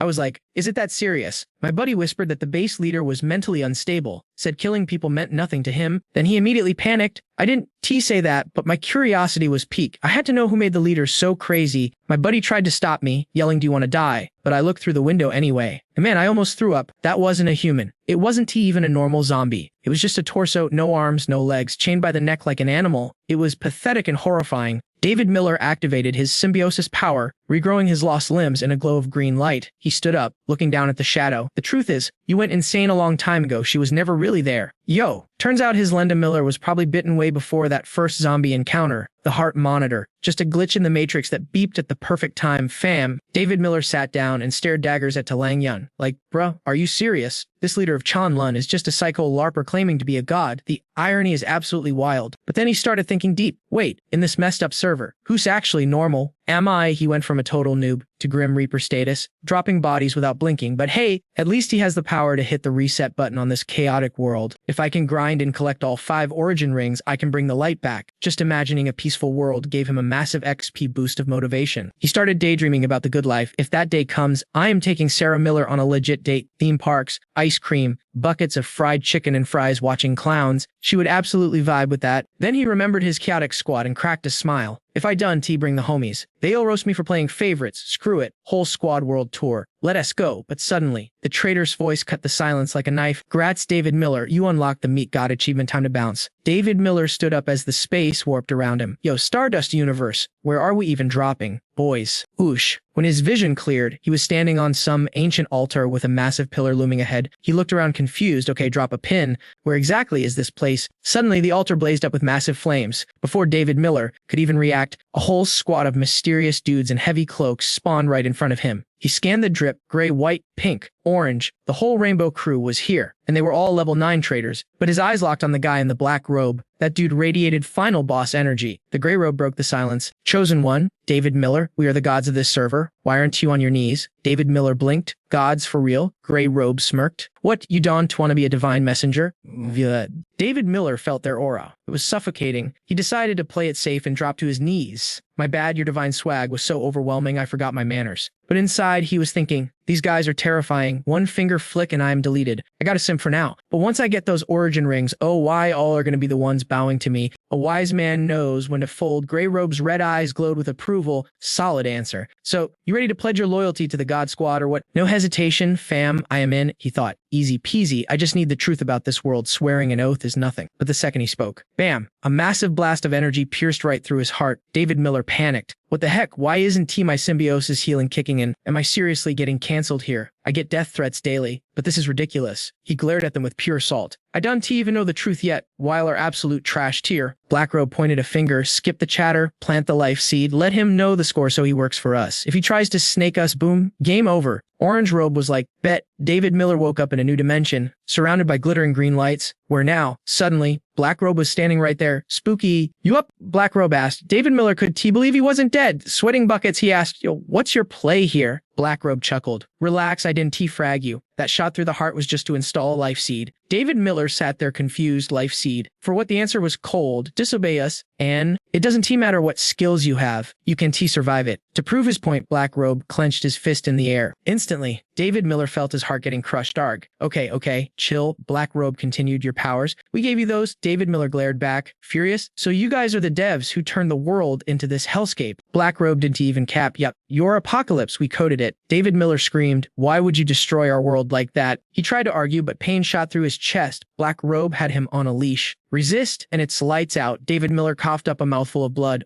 Oof, the villain warned. Disrespect us again, and that seed turns your heart into confetti. Now, let me explain why we nerfed your civilization. Honestly, for a guy like you, the apocalypse is a buff. If this didn't happen, you'd just be another boring NPC living a basic life. You'd live a pointless existence aside from like 2 people. Nobody would care if you lived or died. Black Robe was roasting him hard. Just a background character, completely irrelevant to the plot. He reminded him of the grind. Rotting in an office cubicle, worse, coming home to a cold house and getting cheated on by the people you loved, emotional damage. Your life was a glitchy mess. Even your own blood relatives were just toxic trolls dragging you down and threatening you. And don't look for sympathy, look around. There wasn't a single person willing to help you out. David Miller used to beg for help, but all he got was the dial tone. The subscriber you're calling is not available, man. Old David Miller was down bad. In the end, all you had was despair. He was spiraling, drowning his sorrows in booze just to cope with being a loser. Totally pathetic. Black Robe was spitting facts, and David Miller couldn't even clap back. He just stayed silent, then came the pitch. We made this apocalypse to give you a glow up. If you're strong enough, you can have it all. He started listing the loot drops, endless hotties, loyal minions who do whatever you say, infinite cash, it's all yours. This isn't the end of the world. It's your playground. He grabbed David Miller's chin aggressively. This is the golden age for a nobody like you. Work for us and you live like a king, refuse, and you get deleted from existence. His eyes were glowing red like demon fire. David Miller knew it was a trap, but he had to ask, so what's in it for you guys? Why turn the server into a zombie survival game? The villain smirked. Profit, obviously. Turning you guys into superhumans and zombies. That's our biggest harvest. David Miller's eyes popped out. Say what now? Seeing the time, the villain shrugged. Whatever. Telling you now is pointless. Grind hard for us, and maybe we'll drop some lore later. David Miller was so annoyed. Come on, don't leave me on a cliffhanger. But the guy turned to leave. Your mission is simple, he tossed back. One red eye glared back. Build a massive base. Recruit powerful players. Start wars. Make everyone go crazy with power. David Miller paused.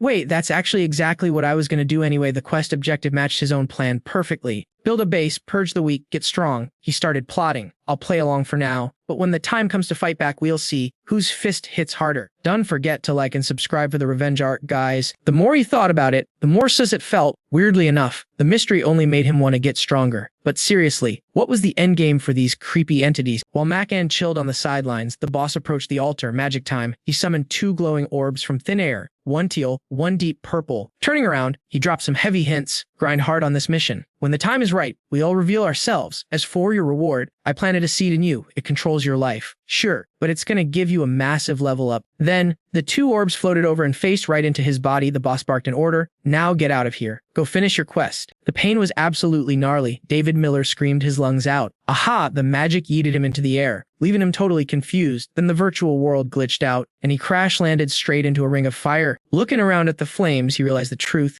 This was the transition zone. The tutorial was over, and he was heading back to the real server. Suddenly, a blue holographic interface popped up in the smoke. The leaderboard: rank 1, David Miller. Rank 2, Qi Feng. Rank 3, Luz Hai. The list went all the way down to number 10, Chuxiao Yuan. Seeing his name at the top, total dopamine hit. The system even hit him with a notification. Congratulations to first place, David Miller. Calculating rewards now. His heart was racing like crazy. After all that fighting, payday was finally here. He cleared the second floor and took down the bosses. What kind of legendary loot was waiting for him? The system started spamming notifications. Preview of rewards. Fruit of the Realm 1. World Truth Key Fragment 3. Auto-used. Return Qualification Card 1. Rank 6 Evolution Potion 7. Rank 6 Ability Potion 9. Holy Recovery Water 1. Green Stars 30. Cloud Stones 10. Nebula Fabric 10. White Cloud Jade 10. Heart Detector 1. The list was long, but David Miller had questions. Where were the legendary crafting materials from his past life? No Ultimate Cloud Stone, no Nebula Fabric. Instead, he got a stash of high-tier potions, 9 ability potions and 7 evolution potions. That's insane. But then he saw the last item, Heart Detector. What the heck is that? He'd never heard of it before. Before he could think, a blinding golden light exploded in front of him. It lit up the whole area like a flashbang. He had to shield his eyes as a massive gust of wind hit him. When the glare faded, the light condensed into a golden bag. It was just floating there. Menacingly, it turned into a loot bag. He muttered, totally confused. He grabbed the sack. Oof, it was heavy. Looks like all the goodies were stuffed inside. Then a new notification popped up. Challenge complete. Initiating warp sequence. The sudden voice made him jump. He thought leaving would be a whole process, but nope. Forced ejection. A blue light started wrapping around his legs, consuming him. The game master looked down at him with a judgy glare. Calculating something, his face went dark, and his voice got super creepy. The 7th messenger has officially left the chat. The creature's screen stretched all the way to its ears. It looked absolutely demonic as it whispered a threat. The other 6 messengers, they were sharpening their knives, just waiting for you. Shwing, shwing. That sounded like a butcher sharpening a cleaver for a slaughter. The fairy dimension vanished instantly. Boom. Back to reality. Blue skies, white clouds, fresh air, no more virtual illusions. But the view wasn't too pretty. Among the ruined skyscrapers, a massive fire was raging. And stepping out of the flames like a total boss, it was David Miller. He stood there looking epic amidst the wreckage. But as reality set in, he was shook. He couldn't help but yell, "This is Earth River City." The place was a wasteland, buildings destroyed, cars wrecked. Everything turned to ash. Standing in the middle of the apocalypse, David Miller was freaking out. What the hell happened while he was gone? Before he could process it, more fireballs started raining down on the city. It was his squad. The other players were spawning back in the same way. They made it out too. He cheered. Within the flames, he spotted his allies, Rebecca Harris, Chuxiao Yuan, and Robert King, but they were all unconscious, just as he suspected. Everyone was banged up pretty bad.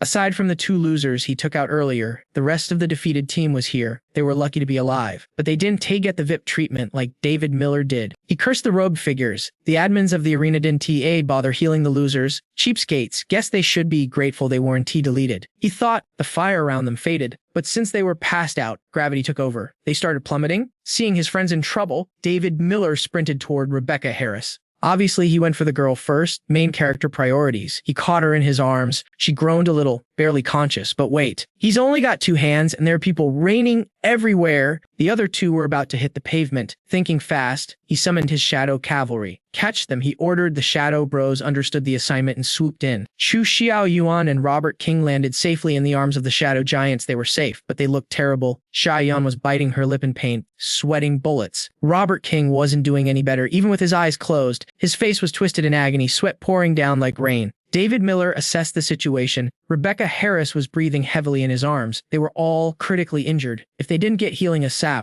it was game over for the whole squad. He was racking his brain. The healer Lin Chun Yao wasn't here. The city was destroyed. Where are you supposed to find a doctor in the apocalypse? He looked at his loot bag. I have the holy recovery water, but only 1 bottle. That 1 tea saved 3 people. What do I do? Suddenly, Rebecca Harris' body convulsed. She started coughing violently. Cough. Cough. Blood sprayed from her mouth. It was getting messy. David Miller was panicking. His crush was dying right in front of him. Then, out of nowhere, a voice called out, "Help me, help me." It was Lu Zihai. Well, the guy possessed by Su Tan Yu. He was wrecked too, but he was awake enough to make a deal. I have a way. Give it to me. He was eyeing the holy water like it was the last Coke in the desert. David Miller was skeptical. Why should I trust you? Bro, the guy pleaded, trust me, my ability. It can create a miracle. I can save everyone, he gasped. Looking at the other dying teammates, don't you want to save them? If you want them to live, you have to bet on me. The guy seemed desperate but sincere. David Miller frowned, weighing his options. All right then, holding Rebecca Harris princess style, he started walking toward him, his shadow stretching out endlessly on the pavement.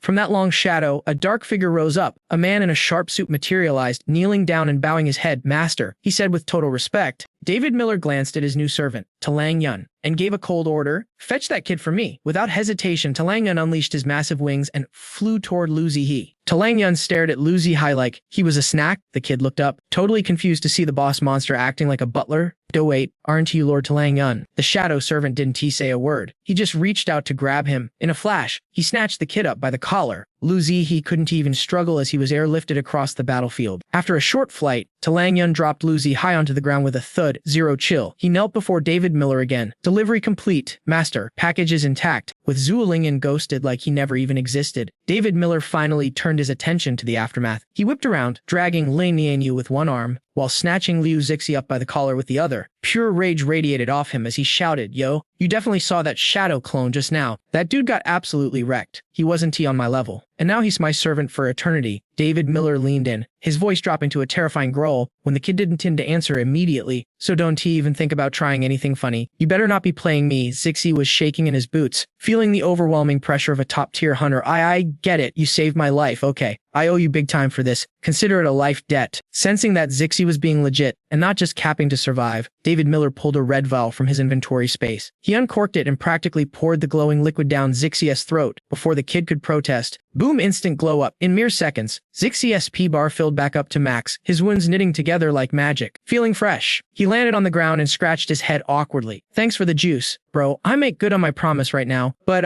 heads up, my healing method is kinda unconventional. It's not exactly medical school approved."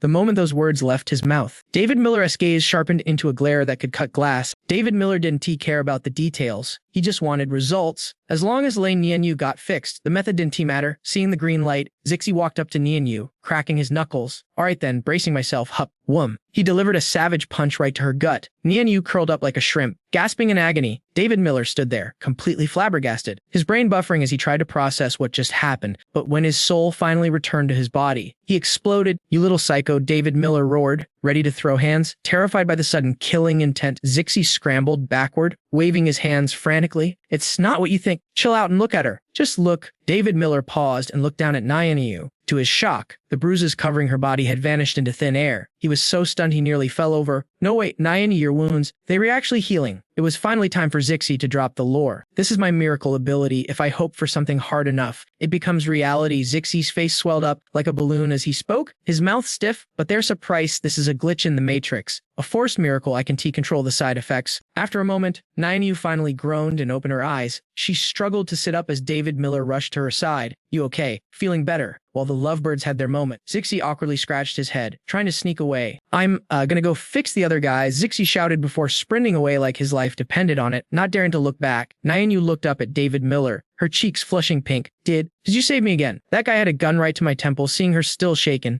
David Miller dropped the tough guy act and spoke softly. "The battle royale is over. You made the top 10 rankings. We need to get out of this zone." Nianyu processed the info, realizing they had survived. "So, what's the play? Do we regroup with Olivia Lee?" David Miller nodded, confirming the destination. "Yeah, we were heading to Sea Sky City." Plan set. David Miller helped her up, his arm draped casually over her shoulder for support. Suddenly, from the distance, Sug Zaiwan and Robert King came running towards them, waving frantically. "Brother Yang, sister." The duo skidded to a halt, their jaws hitting the floor when they saw the intimate pose. Robert King, being the absolute legend he is, ignored the romance and focused on health. "Are you two all right?" "No." Realizing how it looked, Nianyu panicked. She shoved David Miller away with a massive push, stuttering. We refined, nothing happened." "He's fine, I'm fine." She tried to back away, but, classic clumsy move, tripped over a pebble. She was going down, but before she could hit the dirt, a hero appeared. David Miller swooped in, catching her wrist and pulling her into a chest-to-chest embrace. "Careful there," he teased, Don't want to undo all that healing. Su Xiaowen watched from the sidelines, and you could practically hear her heart cracking. Since when did Brother Yang and Sister Nyanyu get this close? The chemistry was off the charts. Why can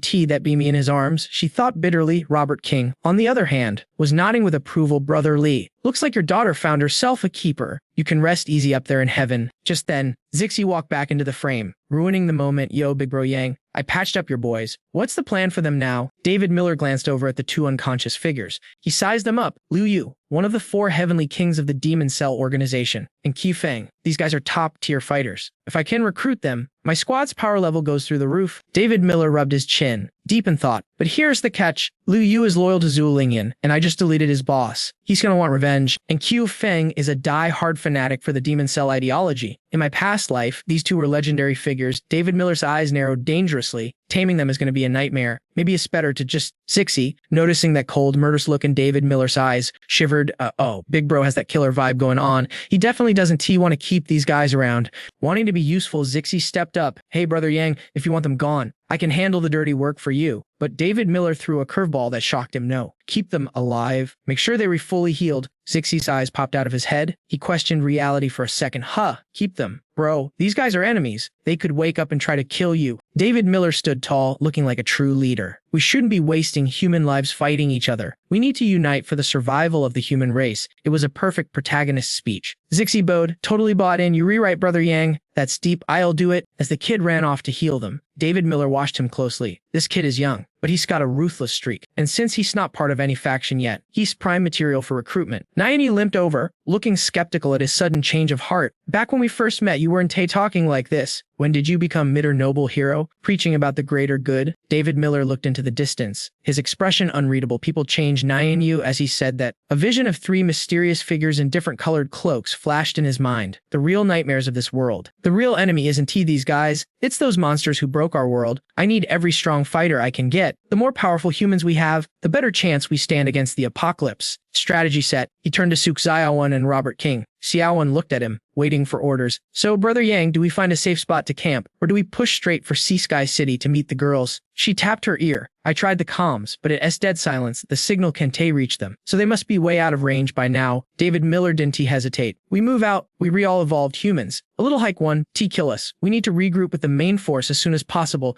The team nodded in unison. Roger that. Suddenly, Zixi called out, looking desperate. Wait up. Can I roll with you guys? Seeing their hesitation, he started selling himself. I healed the bad guys just like you asked. I did good. I don't have a crew or any friends out here if you take me with you. I swear I can be useful. David Miller didn't say yes immediately. He stared the kid down. Think carefully. Kid, if you join my squad, you lose your freedom. It's not a democracy. Zixi didn't flinch. Brother Yang, I'd be dead if not for your holy water. We fought, but you saved me. Plus, I want to follow you. You've got a different vibe than the other tyrants out there. You're actually decent. His words made the whole group fall silent. David Miller turned and started walking without a word. The team followed. Zixi stood there, heart sinking, thinking he was rejected. Damn, am I not good enough? Then, David Miller glanced back, grinning. What are you waiting for? Freeze tag. Let's go. Zixi spun around to see David Miller smiling. Welcome to Team Spark. Let's go set the world on fire. Zixi's face lit up like a Christmas tree. Yes, sir. Coming. Meanwhile, in the distance, the steel jungle of Sea Sky City rose up, a massive metropolis of skyscrapers and concrete. But it wasn't peaceful. Smoke was billowing from a massive crater, the aftermath of a recent explosion. On the top floor of the tallest tower, overlooking the chaos, a man sat by the window. He looked sharp, radiating power and authority. This was Chen Yinghui, the Lord of Sea Sky City. He stared at the destruction with cold, calculating eyes. Another city-leveling explosion. Things are getting interesting. Looks like the final divine envoy has entered the chat. David Miller flexed his sub-zero powers, effortlessly taming the colossal monster, like it was a household pet. The squad hopped onto the bull's back. Robert King grabbed the reins,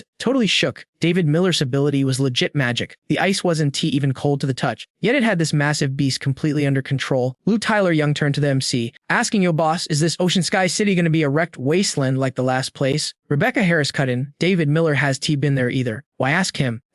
But David Miller dropped a truth bomb. Actually, Ocean Sky City is the capital of Huaxia. I've been there. People call it the Steel Fortress. That place is a literal metal giant, but it's totally gate-kept. Back in the day, security was tighter than a bank vault. If you weren't on the VIP list, you got kicked to the curb, no matter how much you begged. Rebecca Harris was confused. When did he have time for a road trip? David Miller ignored the plot hole and told everyone to chill and sort through their loot from the challenge arena. Time for an unboxing video, whatever I can use. I lel share with the fam. Sukshawan cheered. Yes, I knew Brother Yang wouldn't he leave us hanging. Hearing this, Rebecca Harris looked at her small loot bag, realizing she hadn't even checked her inventory yet. I need to level up. I have to be useful to Brother Yang, or at least a core member of Team Spark. Meanwhile, David Miller stared at his mystery bag. Let's see what this scanner actually does. He reached in and pulled out a round gadget. After inspecting it, he thought, not what I expected. It looks like a round iPad. Suddenly, the device lit up, projecting a hologram of a planet. David Miller was stunned. This is Blue Star. Why is it showing our planet? The map zoomed in on Hoaxia, revealing 7 glowing points. David Miller's location was blinking green. Green is me. So these red dots are the enemies. A notification popped up, and David Miller gasped. Mission: eliminate the other 6 targets to remove the parasite seed inside you. He analyzed the situation. What is this? A battle royale, so the system chose other players besides me. Suddenly, the monster bull slammed on the brakes. The team panicked. What's the drama? Why do we stop? Robert King looked down. Someone was blocking the road. He recognized the guy immediately. Leo Yu, you got a death wish. The man looked up with a grim expression. I'm here for David Miller. The rest of you MCs can beat it. David Miller stepped up. What's your beef with me? Liu Yu frowned, his voice dripping with rage. I saw the leaderboard. My boss wasn't in the top 10, but you were number 1. That means you fought him. David Miller didn't cap. Yeah, we threw hands. Save the speech. What do you want? Suddenly, Liu Yu fell to his knees, begging desperately, where did you hide my boss? Please, let him go. Our guild, Tan Lun, is nothing without him. David Miller felt a twinge of respect. Zuoling Yun lived a trash life, but at least he had one ride or die hummy. He told Liu Yu, stand up. Your boss is dead. Tangshim Lun is game over. The guy lost it. What, you were lying? Stop capping. My boss is invincible. A scrub like you couldn't kill him. He jumped up, eyes blazing with fury, ready to attack. If you done hand him over, I am taking you out right here. Robert King rolled up his sleeves. You want to die? Lou Tyler Young stepped in. I got this. But Lee Yu ignored them, charging straight for the MC like a maniac. He unleashed his blazing fist at David Miller. But suddenly, a pitch black hand grabbed his wrist, freezing him in place. Liu Yu screamed, let go of me. He turned around and saw a shadow standing behind him. He froze. Boss, why do you look like a ghost? David Miller smirked. I gave you a chance. If I hadn't ordered him to save you, you'd be dead already. I only let you see his shadow because I respect your loyalty to your old master. As soon as he spoke, the shadow raised its hand. A burst of dark energy pierced right through Liu Yu's chest. He didn't even dodge. Just let out a final breath and collapse. He smiled faintly as he faded away. Boss, dying by your hand? No regrets. David Miller turned to Robert King. The lackey is down. Now the main villain is about to show up. Mu was confused. Wait, what? You mean someone was controlling him? The S another enemy? David Miller corrected him. Not controlling, guiding. Come on out. My scanner says your location is right on top of mine. Right on cue, a figure emerged. She was drop dead gorgeous, rocking a red dress, purple cape, and thigh-high boots. She sashayed out. Not bad for a divine envoy. You spotted me already. Robert King's jaw hit the floor. Total simp mode activated. She's a baddie. David Miller clenched his fist. You re an envoy too. You here to kill me? She nodded. We have the same mission, Don Tiwi. Why shouldn't I kill you? It's the will of the gods. After all, David Miller hopped off the bull. Meanwhile, Suk Xiaowen gasped. Wait, isn't he that the pop star? QGU. Lou Tyler Young added, yo, that's the otaku goddess, the sexy idol. Why is she out here in the wasteland? Rebecca Harris glared at him. You re-underage. Why are you following sexy idols? Lou Tyler Young laughed nervously. QGU heard them and smirked. Oh, I still have fans. In that case, I'll let you see my full power before you die. She leaped into the air, activating her mutant ability. Eagle Queen transformation. Her body morphed instantly. Her arms became massive wings. Razor-sharp talons sprouted from her feet, and her beautiful face twisted into a bird with a beak. The two fanboys, Sue and Lou, looked traumatized. My idol, my goddess, she's ruined. Rebecca Harris snapped, stop simping and get ready to fight. Your goddess is about to give you a funeral for an autograph. The Eagle Queen dove at David Miller. Let's see how strong a fellow envoy is. Dante disappoint me, David Miller shouted. Everyone back off. Dante interfere. He instantly cast ice creation, shield, and spear. If she said divine envoy, she won a battle royal just like I did. This isn't it a fight for the squad. Her attack was op. David Miller struggled to hold his ground as his ice shield cracked under the pressure, pushing him backward. She laughed arrogantly. Is this the best the survivor of Dichuan City can do? Weak haha. Keep trying, little brother. You can touch this. David Miller channeled his aura, creating ice needles. He gritted his teeth. Don't get cocky. You re too scared to come down and fight me on the ground. I have to bait her away. He thought, or else she'll owe my team. He fired a volley of ice arrows. She blocked them easily with her wings. Does that tickle? Trying to lure me away, cute. But you read the only target I care about. If you want a private session with Big Sister, I'm a down. Lou Tyler Young shouted. I gotta help Brother Yan. Su Xiaowen agreed, me too, but Rebecca Harris blocked their path. No, if you consider yourselves part of Team Spark, you follow the leader's orders. She watched David Miller run off, praying silently. I trust you, David Miller. You're invincible. Just done to get wrecked out there. Listen up, I'm the only one he s after. Nan and Guyet tell Uncle Mike C to switch lanes. Stat, you guys keep pushing forward. The boss is gonna clutch this and catch up, no doubt. Bro is drifting that monster bull like he s in Fast and Furious, heading straight for the objective. David Miller pulls the ultimate bait and switch, dragging Kyu Chiangite way off the map while keeping that social distancing on point. She is hella confused right now. Damn, is this really a divine envoy? All you do is dodge like a sewer rat. Boring. Let's see how you like being sliced into a million pixels. She unleashes the steel feather formation. It's a bullet hell out there, raining death. But David Miller, he's moving like a glitch in the Matrix. She's shook. That speed is insane. He's got to be at least peak rank 6 to dodge that. She keeps taunting him. Aw, did little brother dodge my love tap? Big sister wants to play a little rougher. Slice, her claws rip through his defense, carving 3 deep lines across his chest. Blood spatters everywhere. She's feeling herself now. Aya can't even tank one hit. Weak. You want to be a god's envoy, you gotta win the ultimate arena first. How did a scrub like you even qualify? But suddenly, she feels a creepy chill right next to her. She whips around. David Miller's ice sword is already mid-swing. She barely dodges, scraping by death. David Miller already used his symbiosis ability to regenerate. He is impressed. Tried to bait her with an arm, but she still dodged. Not bad. Looks like your talent is all in your speed. She launches a kick, her leg claws slashing like lightning. She screams, a monster like you shouldn't even be able to lift a finger. David Miller claps back. Aren't you a monster too? They clash again, trading blows. Suddenly, David Miller looks up with the most awkward expression ever. She's fighting so hard, she's having a major wardrobe malfunction. David Miller drops some fashion advice. Yo, fighting in a miniskirt, bad idea. You're reflashing the whole neighborhood. She freezes, blushing hard, and hops down. What the hell? Men are all the same. Pervs. She pauses, realizing this guy is no joke. He s like a raging tsunami, so she switches to verbal warfare. Oh, did my body catch your eye, little boy? If you agree to hand over your life, I might just let you have some fun with me tonight.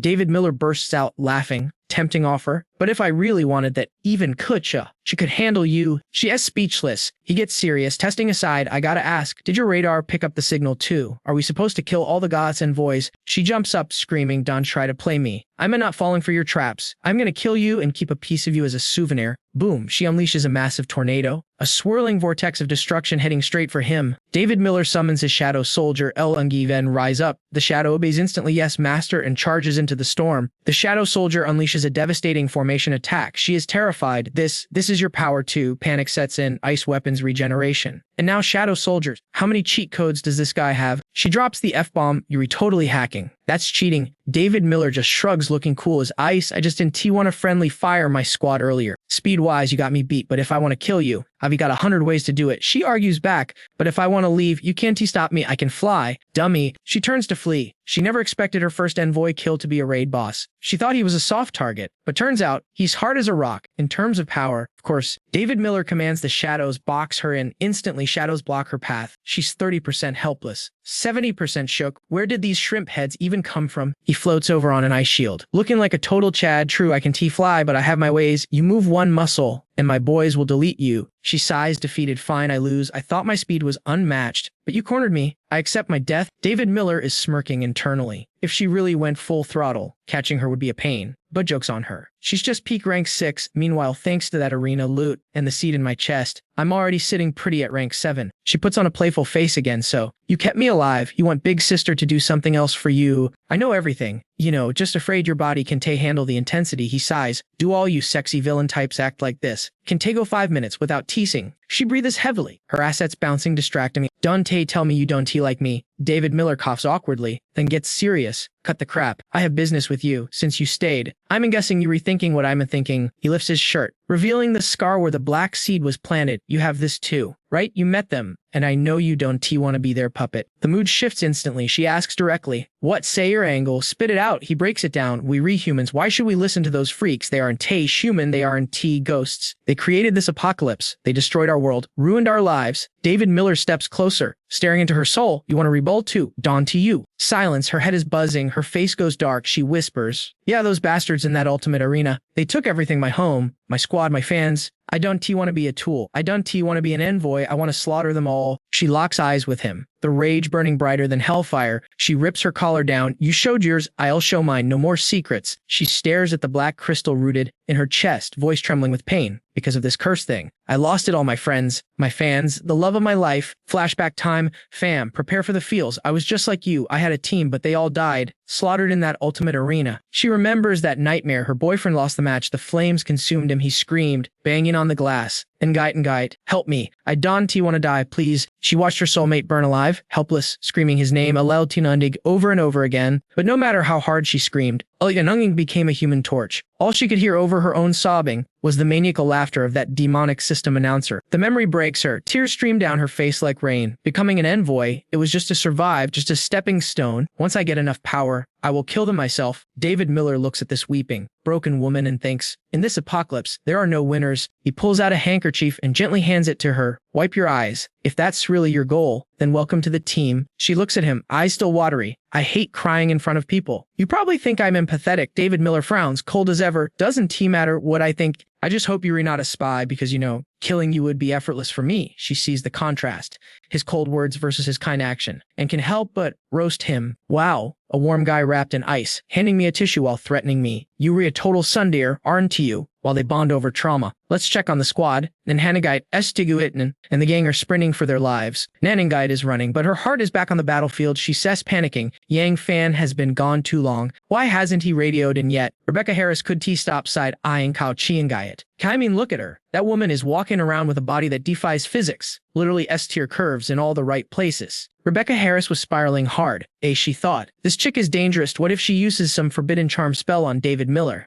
Just as her imagination was going rogue. Lu Tu Hai suddenly bugged his eyes out and screamed, we redoomed, scaring the soul out of the girls. Uncle Mock spun around, totally confused. What's wrong with you? Rebecca Harris was on edge too, shouting, spit it out. Did you sense an enemy or something? Lu Tu Hai put on his most serious face, clearly thinking about Kao Chi and Gaiat's assets. Listen, that woman is an otaku goddess? If she uses a honey trap on the boss, our team leader is going to get simped into oblivion before he could finish his fanfic. Rebecca Harris bonked him on the head with the force of 1,000 suns. Shut your trap, you jinx. Just so Tioyan from the back seat jumped in too. If Big Bro Duong disappears, I'm feeding you to the zombies. Getting roasted by the two squad beauties. Ludihi curled into a ball. Koch. My bad, I yield. Can no more trash talk, I sweared. While the squad was chaos as usual, a figure leaped down from a mountain, a flash of light. Gate was none other than David Miller. And the new girl, Kao Chi and Gaiat. David Miller grinned. What's the commotion? Yeah, but Kao Chi and Gaiat cut in, teasing. So, you guys into bullying kids now, caught red-handed. So Tioyan waved her hands frantically. Gee, no, it's not what it looks like. Rebecca Harris jumped in to save face. We just educating him. Big Bro Duong, you gotta believe us. Lu Tu Hai tried to salvage his dignity. Guy, I'm not a kid. I'm 14 years old, basically a grown man.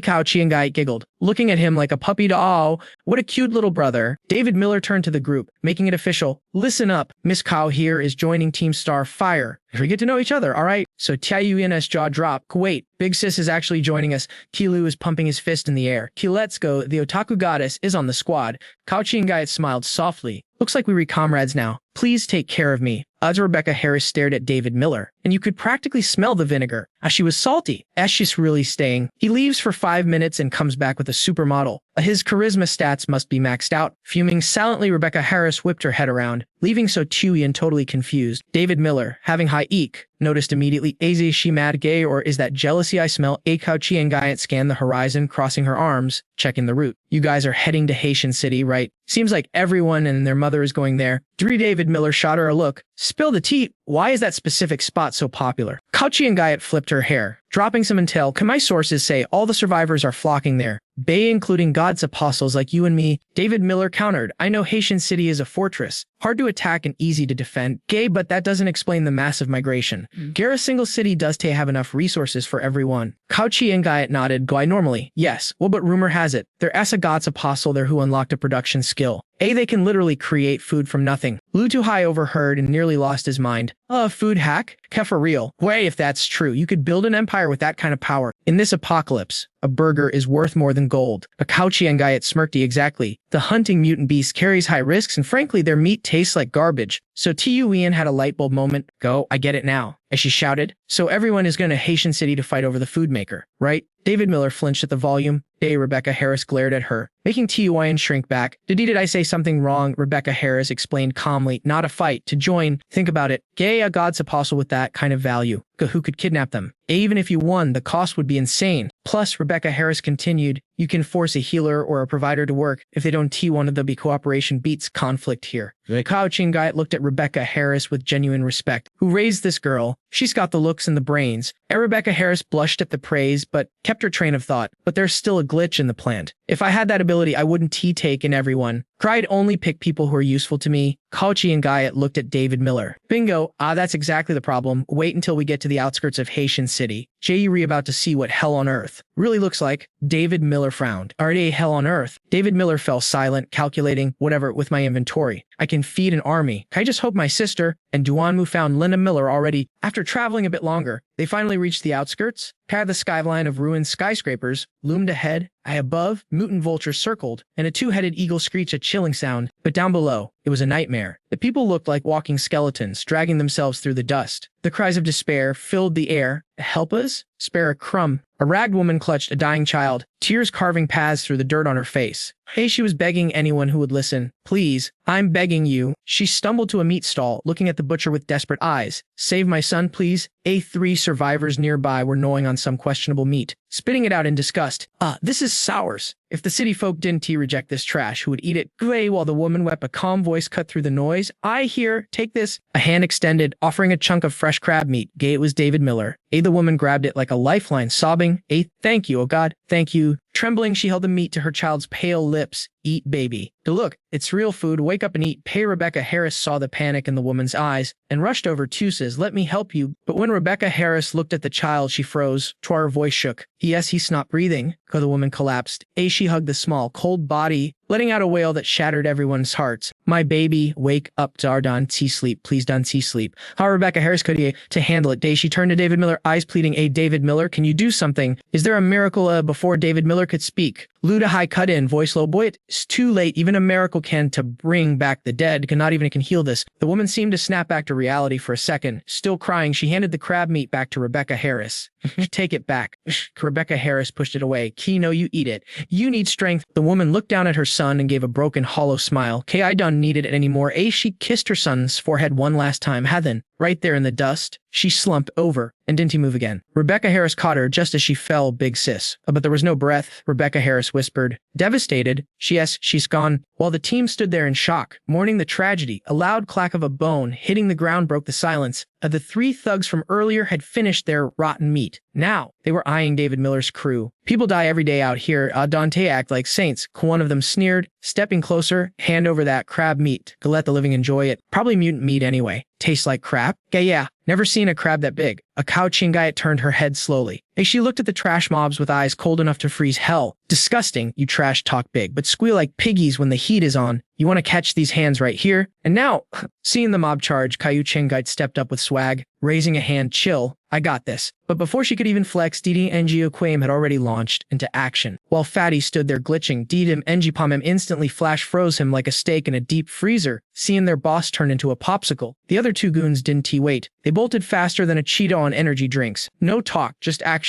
Didi Ngipamem conjured razor-sharp ice shards, and with a flick of his wrist, bam, the spikes pierced their shoulders, dropping them to the dirt, writhing in agony. Oh, that's gotta hurt. Dihim Jupam stared down at these three stooges with eyes colder than the Arctic. You know where Zone C, Streets 9 to 13 is? Be my GPS, and I might let you keep your heads. Hearing that address, Fatty started sweating buckets, even while frozen solid. Be big boss. Why go there? That place is a monster mosh pit. Kenji Pam's glare cut deeper than the ice as he clapped back. Obviously, I know that. I said, lead the way. One look from our MC nearly made Fatty soil his pants. Shaking like a leaf, he stuttered. I got it, big boss. I'll take you right now. Under the curious gaze of street wanderers, the three beat-up thugs led the way like obedient puppies. Fatty put on a fake smile, trying to butter up D-Thing Hyde Sem. Only my bros know the route to Zone C. You picked the right guys, but the bystanders were whispering in horror. Zone C. Are they trying to speedrun a death wish? Yo, that place is lawless. It's a tragedy for those fresh-faced girls. If they enter, some creep is definitely gonna snatch them up. A bit later, the squad rolled up to Zone C of Sea Sky City. It looked less like a city and more like a giant burning landfill. Stifling the stench, STB gagged. Is this seriously Zone C? No human can live in this dumpster fire. Why would Sister Own Mike C be here? Nanangayat chimed in, my headset is static, a magnetic field jamming signals. That actually checks out. Nanangayat turned to the MC. The last trace of Own Mexi came from Streets 9 through 13.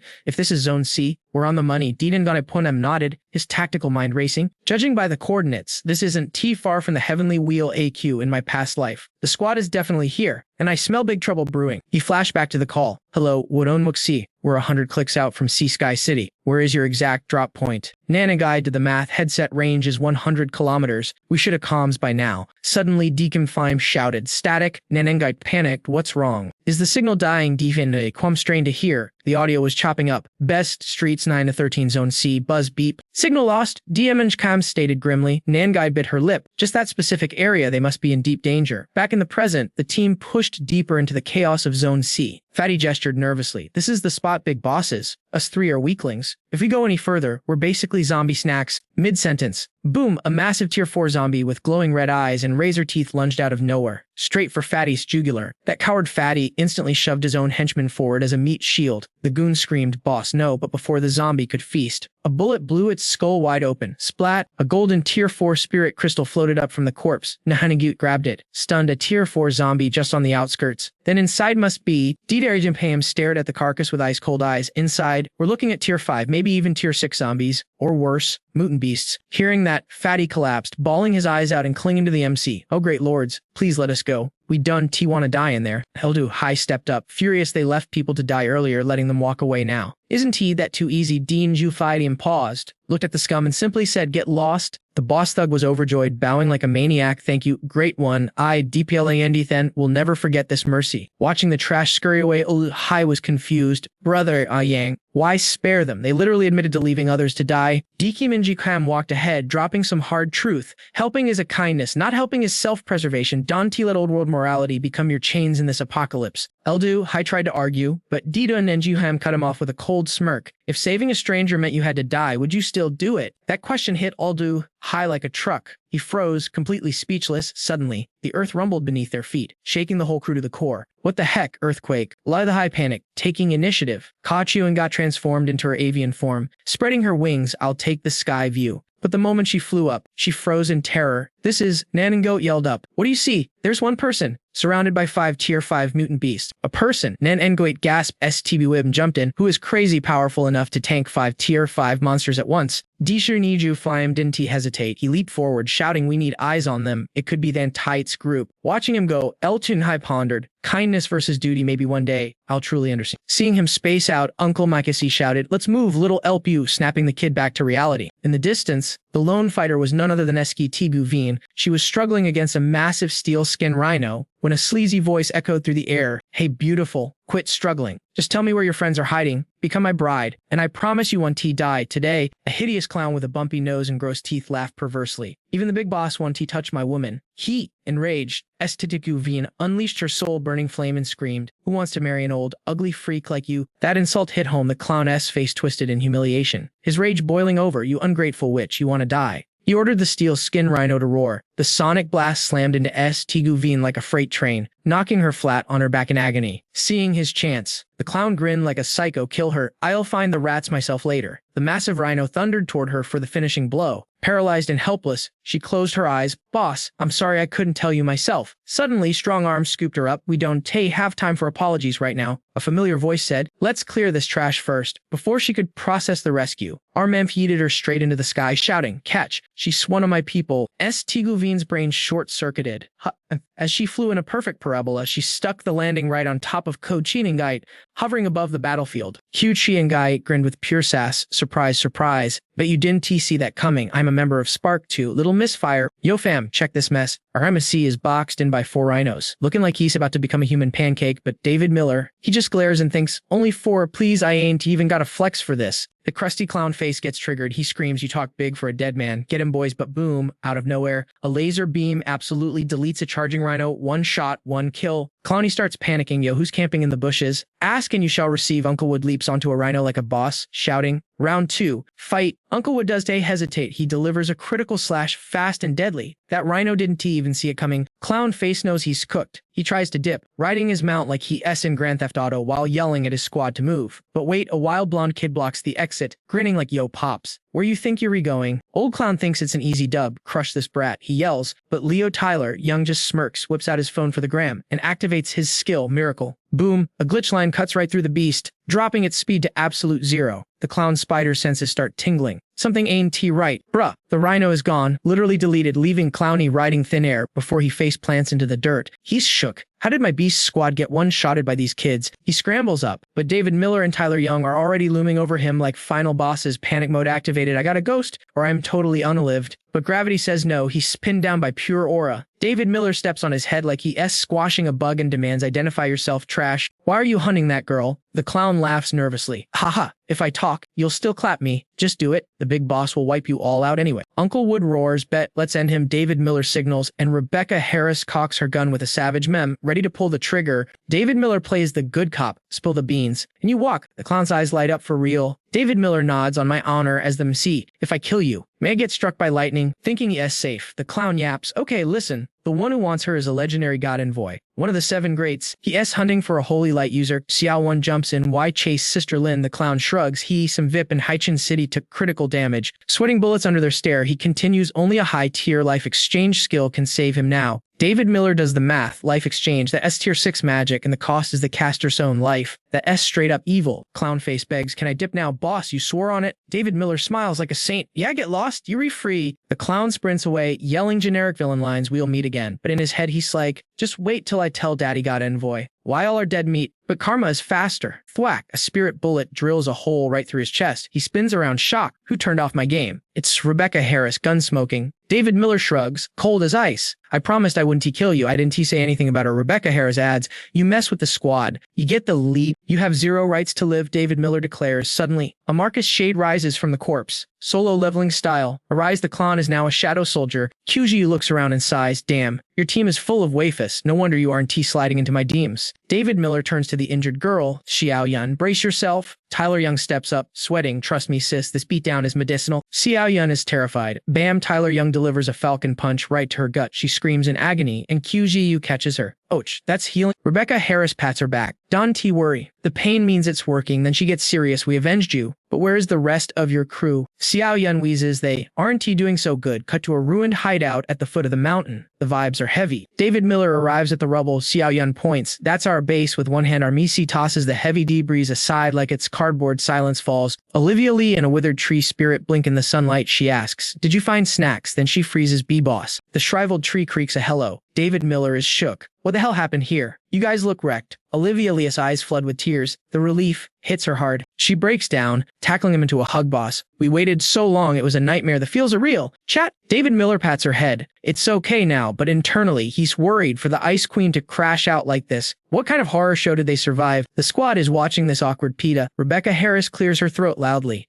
Hate to interrupt, but where is Duan Sarah Miller? Olivia Lee snaps back to reality. Sorry, lost my cool there. She wipes her face. They inside. Follow me. She explains the lore as they walk. After we split up, we went full stealth mode, dodging zombies and beasts, sticking to your map perfectly. It was smooth sailing until we hit Haichin City. Miao Chun used her powers to save a kid. Big mistake. We got exposed. Flashback mode, she shudders. Suddenly, these cloak creeps blocked our path. They came at us nonstop, waves of enemies. They wanted our healer, but not for a checkup. They had darker plans. A memory flashes of a mysterious figure with a glowing red aura. We were holding our ground until he showed up. She recalls the team lying defeated, with only the tree spirit standing strong against the mystery villain. His poison fog was up. We got wiped without even seeing his face. Back then, Uncle Wood was still buff and glowing with life energy. Uncle Wood is the MVP, she says, looking at the withered stump. He tanked that poison mist with his own body so we could escape, but the poison cooked him. He can T-shapeshift anymore, and even our best healing spells aren't working. He is fading. David Miller frowns at his loyal pet. Tyler Young, work your magic, but the blonde kid shakes his head. Boss, this ain't normal poison, it's rapid aging. My miracle punch, can he fix old age? David Miller analyzes the stats, withering that's a nasty debuff. Probably some forbidden tech from the central challenge zone. This is going to be a headache to fix. Suddenly, a soft voice echoes, is that really you? David Miller snaps his head up. The reunion continues. A slender hand reached out, clawing at the empty air like it was trying to grasp a lifeline. Yang Pham arrived on the scene. And Pham, it was a total nightmare. His entire squad was absolutely wrecked. Yang Thiantiat, eyes squeezed shut, was waving her hands blindly, desperately trying to find him. Trandu lay motionless in a pool of blood. Honestly, looking totally unalive. Uncle Lu was missing an entire arm. Sinan had lost an eye, and Lam Diaxuan was slumped against the cave wall, passed out cold. The whole vibe was tragic. You could even look without cringing. So Tiyuan covered her face, sobbing uncontrollably, stammering, he s here Lu too high. The calm one analyzed the situation cold. Looks like the enemy really wants to spawn camp us until we re-extinct. Yang Fam rushed over, grabbing his sister's hand, fury blazing in his voice.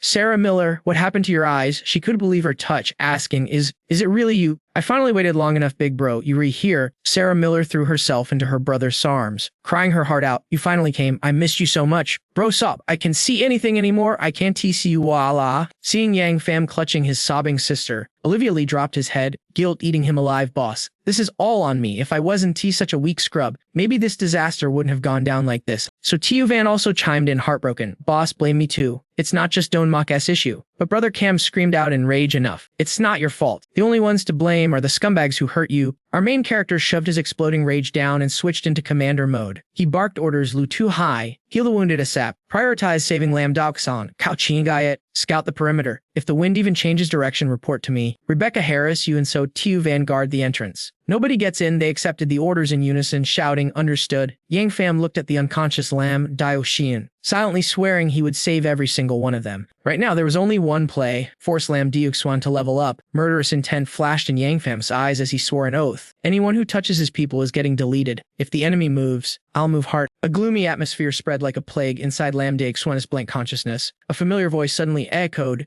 Diuxuan, wake up. She cracked her eyes open, confused, asking, boss. In the dark cave, the image of Yang Fam appeared before her. She was confused. Why was he here? Was she hallucinating? She leaned weakly against the wall, thinking, am I just too weak right now? Is this it? But being with the boss feels so safe. She thought, damn, these 30 hallucinations are getting high-tech. The figure suddenly placed a hand on her shoulder to reassure her. Wake up, it's me, Yang Fam. Feeling the warmth radiating from his hand, Lam Diuxuan snapped awake. This texture, I'm not dreaming. He pinched her cheek and smirked. Hurt yet sleepyhead, you fully awake. She yelped happily, Och. Holy crap, it's real. Rubbing her cheek, she gasped. Boss, it's really you. I thought I was dreaming. But the dream came true. Does this mean I should try dreaming about winning the lottery too? Yang Fem replied, yeah, you guys had it rough this match. But right now, I need your assist. Can your body handle it? Daixuan answered honestly. Back when we were being hunted, I burned all my stamina to keep everyone alive. So I passed out, but other than that, no issues. She suddenly looked full of energy, so, boss, just give the order. Yang Fam looked at the recovered girl, extending his hand with determination. Good. I need you to help me by force evolving yourself to rank 6. Her face went blank. A giant number 3 and a 6 appeared in her mind, with an arrow pointing from 3 to 6. Daixuan couldn't believe her ears, asking what the hell, rank up to rank 6. But I'm only rank 3 right now. Isn't that like asking a pig to climb a tree? The MC shot back, of course I know that. I also know what you guys went through. But if we want to restore everyone to full health, you hitting rank 6 is our only hope. He put his hands on her shoulders, leaning in close with a tempting offer. That's why I need to take you outside. We were gonna unalive the scumbags who hurt our team, steal their resources, and use that loot to power level you to rank 6. The handsome guy trap was super effective. Diu Swan's face turned beet red as she thought, oh my god, he's too close. I can feel his breath. Yang Fam stared straight in her soul, asking, the question is, do you dare to follow me out there? Lam Daixuan looked at her boss, furrowed her brows, and locked in. She confirmed it. Hell yeah, I dare. I want revenge for everyone too. Yang Fam fixed his cloak, praising her very good. Kauchi and Guy had already pinged their location. Let's go. He turned around without looking back, dropping a cold line. Time to kill them. Lam Diuxan, fired up with adrenaline, followed right behind him. At a messy scrapyard filled with debris,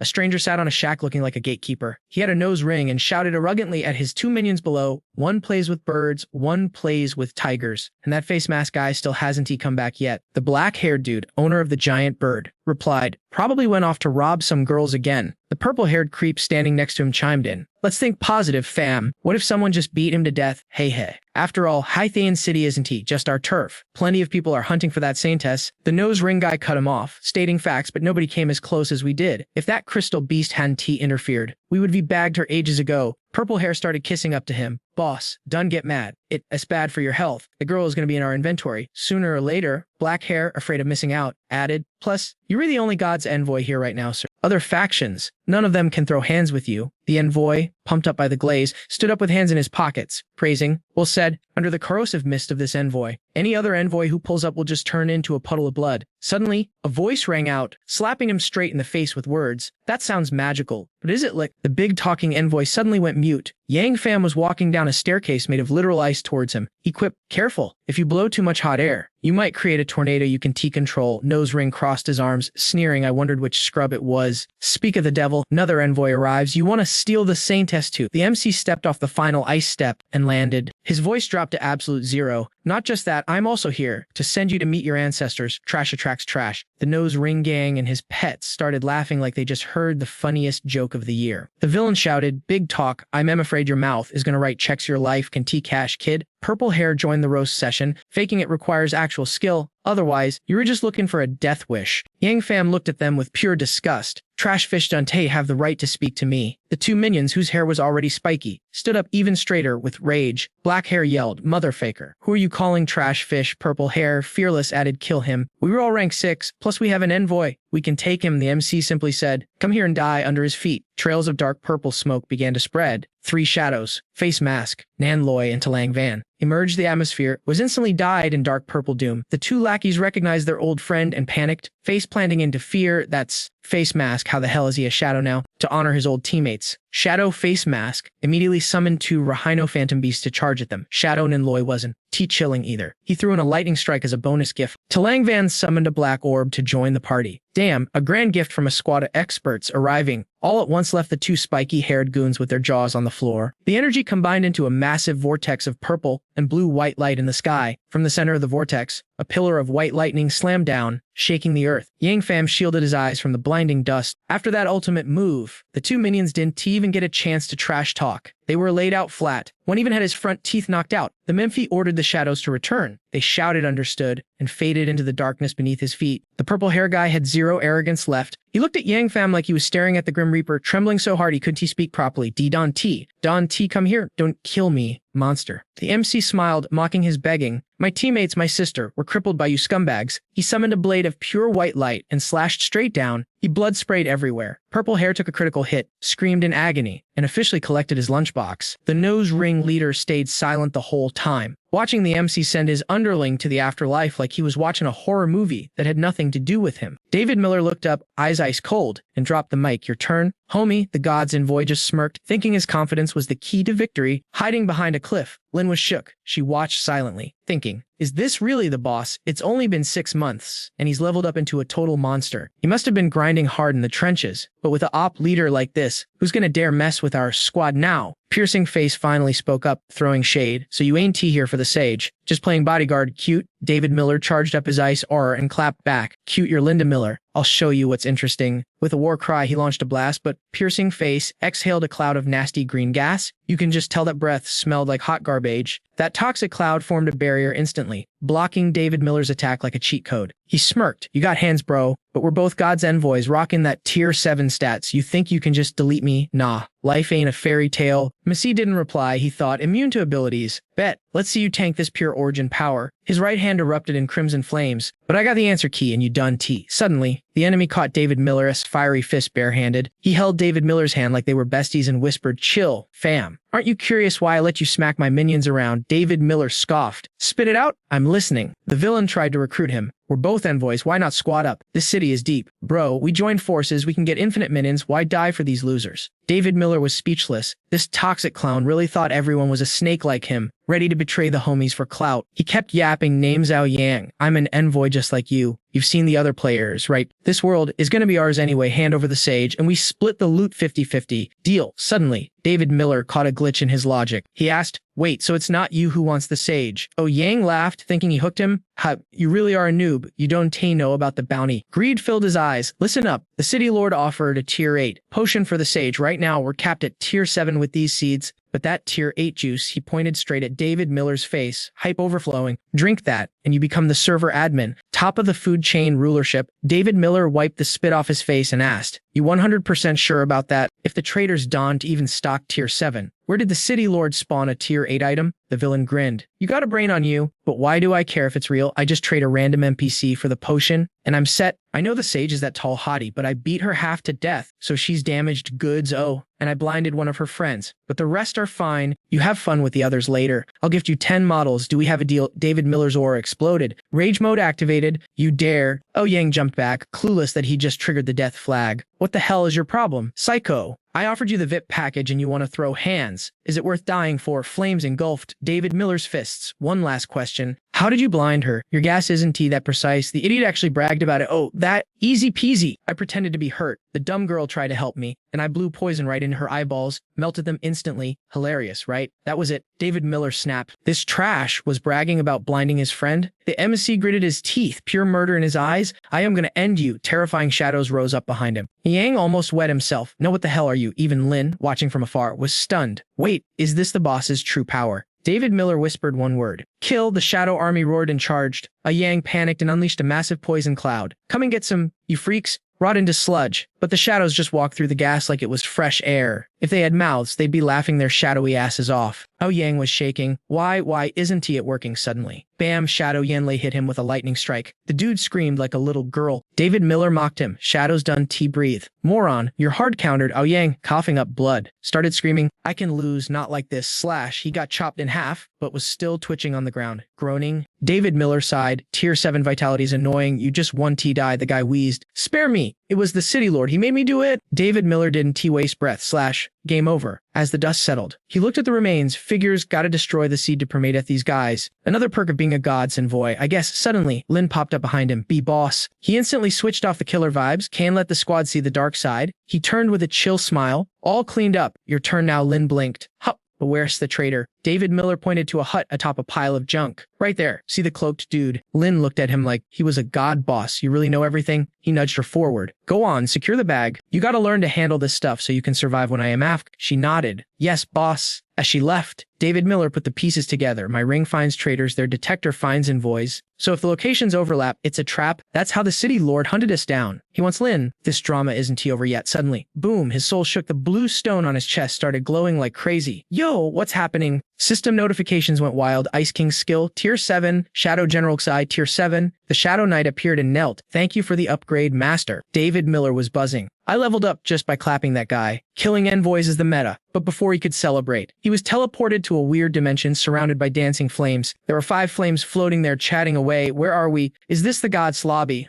Feels gross. I'm in kinda nervous, fam. Looks like the chat room just opened. Yo, check this out. Out of nowhere, this creepy black ball pops up, grinning like a total psycho. It drops the news to David Miller. Congrats, player. One god's envoy has been eliminated. The Slayer just bagged a divine buff. Keep that kill streak going, folks. But hey, if you snooze, you lose. The other envoys are leveling up fast, so don't get left in the dust. David Miller stares at the floating flames, realizing this is the loot drop he was waiting for. So, those 5 flames represent the remaining envoys. One of them actually starts talking through the flame. Idiot. Who triggered the kill feed this early? You think you were slick? Huh. But Armincy isn't stupid enough to reply and docks his location. The voice keeps trash talking. Silent treatment. You retrash. Don't worry. I'll find you. And when I do, it's game over. David Miller just leaves him on read, ignoring the haters as a power move. Suddenly, his soul gets yeeted out of that dimension. He hears Lin Mayachen's voice fading back in. Boss, I hit rank 4. Let's go hunt the next traitor. We got a power level to rank 5. Stat, David Miller rubs his neck, looking totally drained. That teleportation really messed with his equilibrium. Even an up character like him is dizzy. Maya-chan notices he's swaying and panics. Boss, she starts healing him. You good, boss? You look wrecked. He waves her off. I'm good. What did you just say? She repeats herself. I said, shouldn't we speedrun to the next traitor? I'm rank 4 now. I can help. They both stand up. She looks around, confused. Wait, is there even a traitor here? I don't see anyone. That's when David Miller pulls out a glowing green vial. Rank 6 ability potion. This is the good stuff. Maya-chan hesitates, but I'm only rank 5. Can I even handle a rank 6 potion? She reaches for it, but David Miller gives her a reality check. You can, but it's gonna hurt, like peeling your skin off. Breaking bones kinda hurt.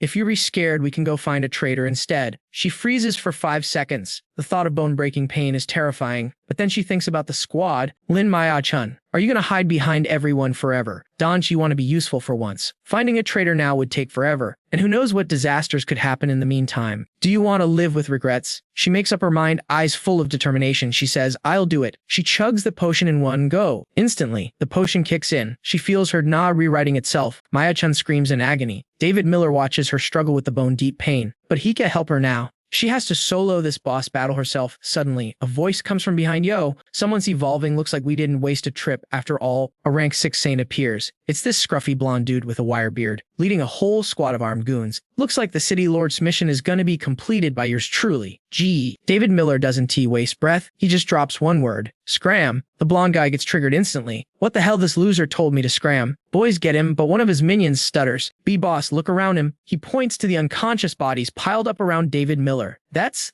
spooky. No wonder people say the White Sun group walks with a demon. The bald minion starts shaking. Boss, maybe should dip. I see corpses from Envoy Ayang's crew in that pile. Another goon chimes in, wait, if he killed an envoy, isn't he a god's envoy too? Boss, envoys are rank 7. Fighting him is literally suicide. The boss slaps the bald guy so hard he almost knocks his teeth out. Shut up, you cowards, you know the saying. No pain, no gain, go big or go home. The goons look stressed. Boss, this isn't the time for motivational quotes. The minion wants to punch him. Are you crazy? But the boss is shaking with excitement, trying to hype them up. If Ayang's men are dead here, it means this guy just fought Ayang. He must be out of mana, he's running on fumes. The boss wants to gamble everything on this one play. This is our only chance to kill a god's envoy and steal a saint. Think about the clout. The Gold Wolf gang will run waiting Haitian City. After this, Boss Ross pulls his gun, trying to look cool. This is our moment to go viral, boys. For the glory of humanity. His squad hears the speech and gets pumped up, ready to throw their lives away. Meanwhile, Maya-chan is still in agony. David Miller mentally cheers her on. Hold on, you got this. This evolution is all on you, girl. The bad guys open fire. Bullets rain down, and one guy even launches a rocket boom. A massive explosion rocks the area. The boss screams, charge, while the smoke is up. It's over, follow me, but barely 2 steps in. His jaw hits the floor, the smoke clears, and David Miller is standing there, totally untouched, not even a scratch. David Miller had popped a barrier just in time. These noobs really thought they had a chance. The bald guy screams, M-monster, the other goons are shaking in their boots. Is this the power of a rank 7? We were gonna die instantly. Boss Jill drops his knife in terror. He turns around and books it. Run, everybody run for your lives. David Miller smirks. Too late, boys. Nobody leaves this lobby. He flash steps right in front of the boss and slash one hit, and the boss is sent straight to the spectating screen. Meanwhile, back to my... A green aura glows from her forehead. Her consciousness is fading. Am I dying? She worries. Did I fail everyone? Tears stream down her face. Xiao King, I want to see you, sis. Flashback time, we re-back to when Maya-chan was a rookie intern. I'm Lin Mia-chan starting today, please. Sorry to bother everyone. She bows nervously. If I make a mistake, please scold me. I want to be a great doctor, but nobody pays attention. She's just an invisible NPC to them.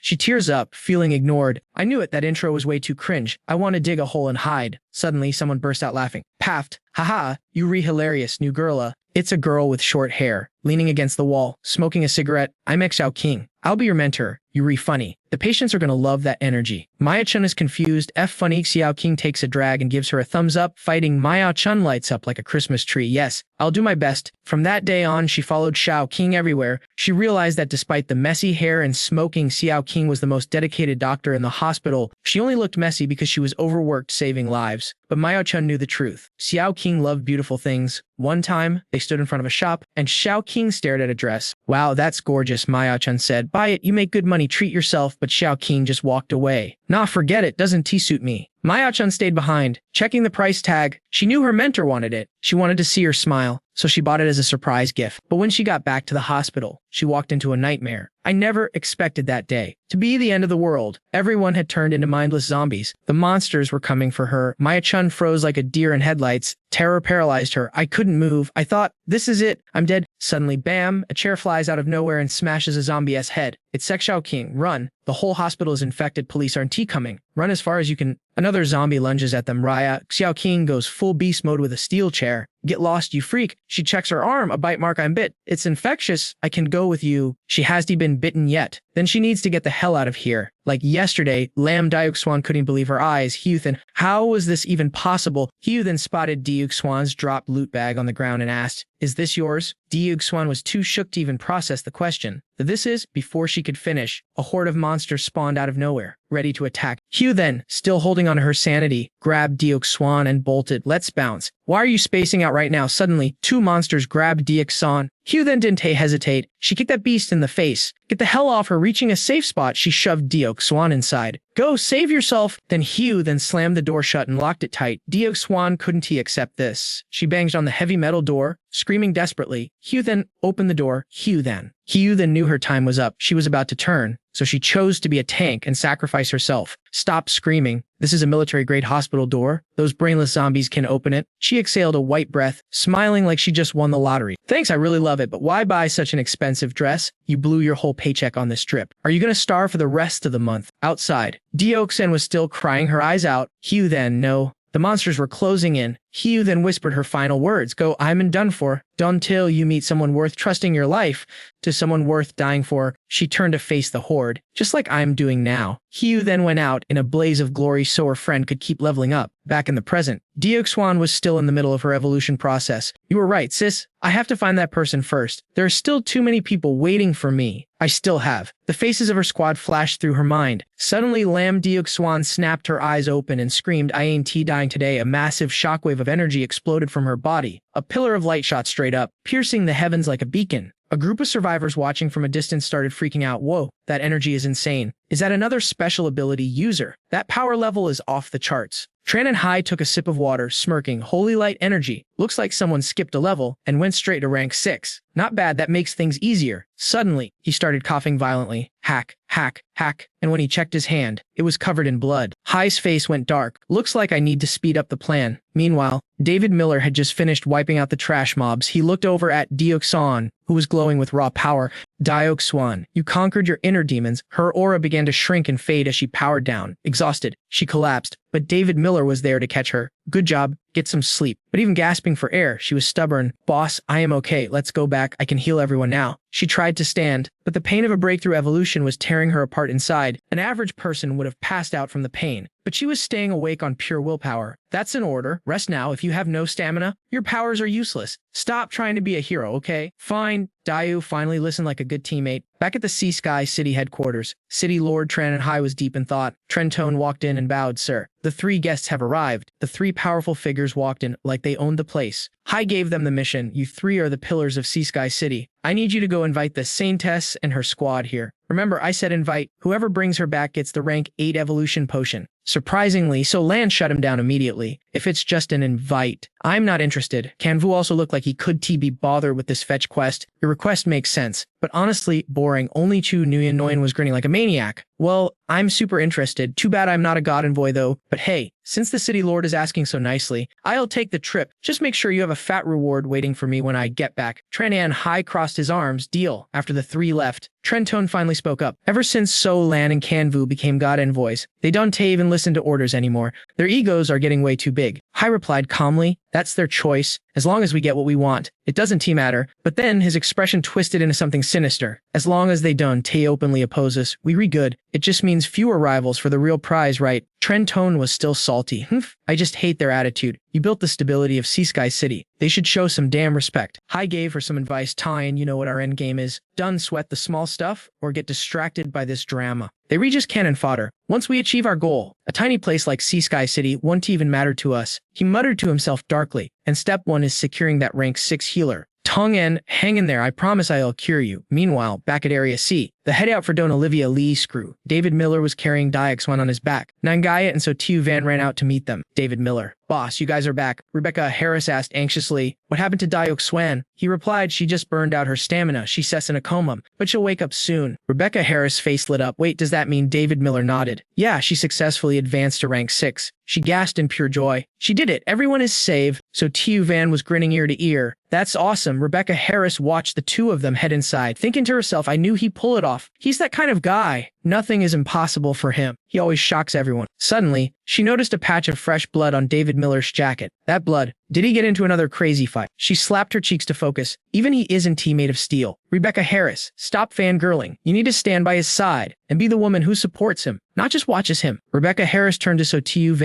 Van, let them handle the healing. We need to secure the perimeter and protect the base. Tiu Van nodded. You got it. Suddenly, a massive rumble shook the ground like an earthquake. They looked outside to see Tu Nguyen Nguyen drifting on a motorcycle, leading a massive train of monsters behind her. Yeehaw. Tiu Van was confused. Is that... Rebecca Harris analyzed the situation and barked orders. A horde of high-tier zombies is chasing her straight toward us. Get ready to engage. The biker girl spotted them and laughed. Looks like luck is on my side. Found them. That was easy as pie. Hee hee. Inside the cave, Don Mukti walked up to David Miller and the sleeping Deoxwan. So Dioswan hit rank 6. David Miller was surprised. How did you know? She pushed up her glasses like a true nerd. Over the last 6 months, our overall power has jumped quite a bit. I'm not a fighter, so I focused on upgrading my gear. I modified my glasses to analyze power levels. I can read the data of anyone I look at. Dioswan's stats are way higher than before, so it was an educated guess. David Miller set Dioswan down gently. I see. Wait, did you just say 6 months? Olivia Lee replied, yeah, damn, a lot of god envoys have popped up in the last half year, but they appeared in random spots. I'm guessing the time flow in that trial arena you went to is totally different from reality. David Miller nodded. Yeah, that explains a lot. He thought to himself, in my past life, I didn't enter the arena. But Talang Van did and caused a huge scene, but when he came out, almost half a year had passed in the real world too. David Miller sat down, suddenly realizing something. If Dioswan is out cold, give me the satrap. How strong have you guys gotten? Don't Olivia Lee went into deep thought. Got it, I need to give you a full report anyway. Boss, after thinking for a second, she broke down the current meta. Right now, our strongest fighter is So Tiu Van. She's a rank 5 ability user because she's a combat type, so we dumped most of our resources into her. Tiu Ho has been stable at rank 5 too, then there's Smee, Sarah Miller, and Uncle Lou. We are rank 4 ability users. Since our skills are more support-oriented, we get fewer resources finally. Tran Du and Chris Evans are rank 3. The rest of the crew have all leveled up to rank 1 or rank 2. Olivia Lee snapped back to reality, shaking the power hierarchy chart out of her head. She looked over at the girl, who was completely speechless. The big boss probably already knows what's up with Dioswan. Speaking of the devil, Mokta pushed her glasses up with a dramatic enemy flare. Yo, Dioswan, you finally awake. Why the silent treatment? David Miller looked over, totally confused by the vibe. Dioswan was blushing like crazy. Pouting like a total tsundere, she finally cracked her eyes open, face burning red, and confessed, you guys were having such a serious talk, I was too scared to interrupt the flow, but her stomach had zero chill. Grumble, grumble, the sound of starvation echoed loud and clear. David Miller and Mokti exchanged a look. 30% hopeless, 70%. Are you kidding me? Mokti decided to break the ice before it got any more awkward. Listen, we gotta save lives here, no time to be shy. But the second she stopped talking, her own stomach betrayed her with a massive growl. Dioswan was absolutely done. David Miller saw the ladies dying of embarrassment and stepped up like a true Chad. Alright, food first, you can save the world on an empty stomach. Let's see what the menu is. His words hit them like a reality check. After a short walk, Mokti led the squad to a massive, bubbling cauldron. Behold the 5-star kitchen setup. She introduced the sad-looking cooking station. Chef Tran Du snapped to attention the moment he saw David Miller. A perfect military salute, Commander Don Mok, Commander Lam, and the big boss himself. The MC stared into the abyss of that pot. It was basically hot water with bad vibes. He scooped up a spoonful of sadness. You guys actually survive on this. Mokti dropped the truth bomb, her voice heavy. It wasn't always this bad, but with everyone hunting us down, we can farm new mutant beasts or enter the city for supplies. We were desperate. We had to send Tiu Van out just to scavenge scraps. Hearing their struggle, David Miller let out a heavy sigh. He clenched his fist, and suddenly, the ring on his finger flared with mystical light. Boom, mountains of juicy, fresh meat poured out from the void. He waved it off like it was nothing. Beast meat tastes kinda mid, but it'll do. Eat up. Once we hit Sea Sky City, you'll feast like kings. David Miller smirked, looking at the fresh loot. The ring of water wasn't tea just for combat. It was the ultimate portable fridge in this apocalypse. Fresh meat is the ultimate flex. The squad's jaws hit the floor. This is just a snack. They were about to cry tears of joy.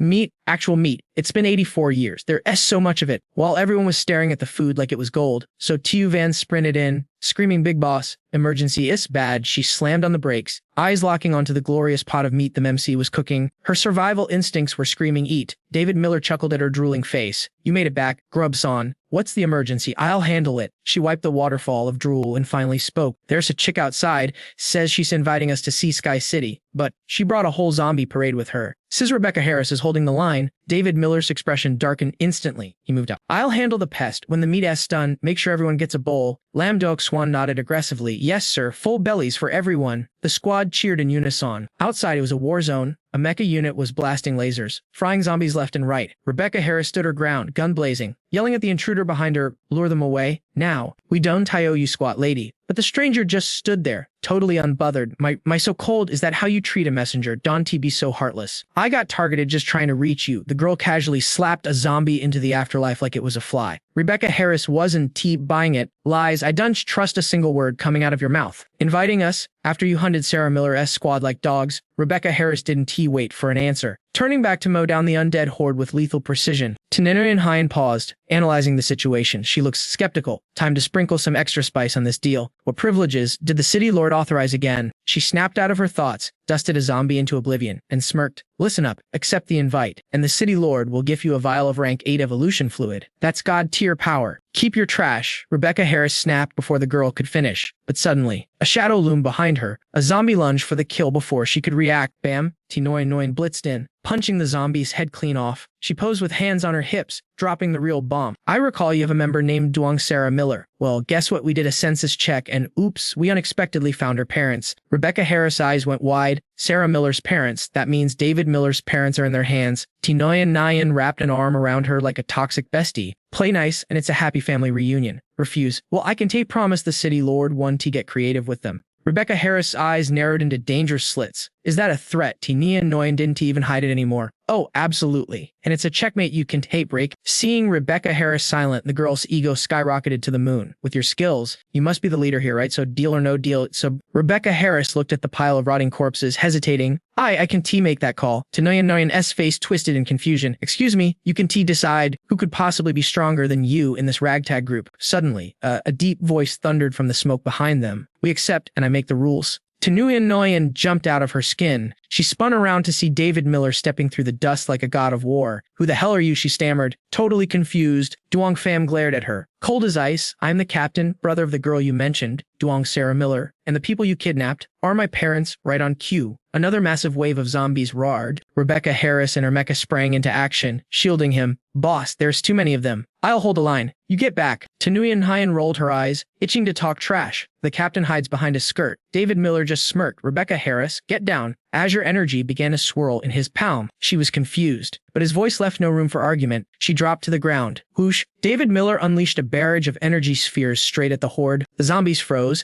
A mystic water barrier encased them, and in seconds they dissolved into nothingness. The squad gasped. Nia Nguyen's eyes sparkled with twisted delight. Interesting, the mecha girl was impressive, but this guy, he's a monster. She licked her lips metaphorically. We hit the jackpot with this one. She tiptoed over, pouring on the charm. So powerful. The City Lord is going to absolutely love you. David Miller gave her the dead fish stare. Zero interest. He walked right past her. Wait here. I'm briefing my team. Then we roll. She beamed instantly, of course. Just make sure to bring Sarah Miller along. I can show up empty-handed to the City Lord. Done. David Miller signaled Rebecca Harris, and they headed back to the Hungry Mob. On the walk back, panic set in for Rebecca Harris. David Miller, are we seriously going to see Sky City? It's obviously a trap. Knowing what she meant, he looked at her with tired eyes. I know it's a setup, but right now we have zero options. He clenched his fist. First, they have my parents, and second, you guys need a real place to rest. If we curve them now, High Teen City is just going to keep throwing shade and sending goons our way. He paused, eyes locking in with that main character determination. Deciding it was time to snatch the crown and delete the whole enemy server, Rebecca Harris tried to clap back with logic, saying a mega city like that definitely has an boss or even a divine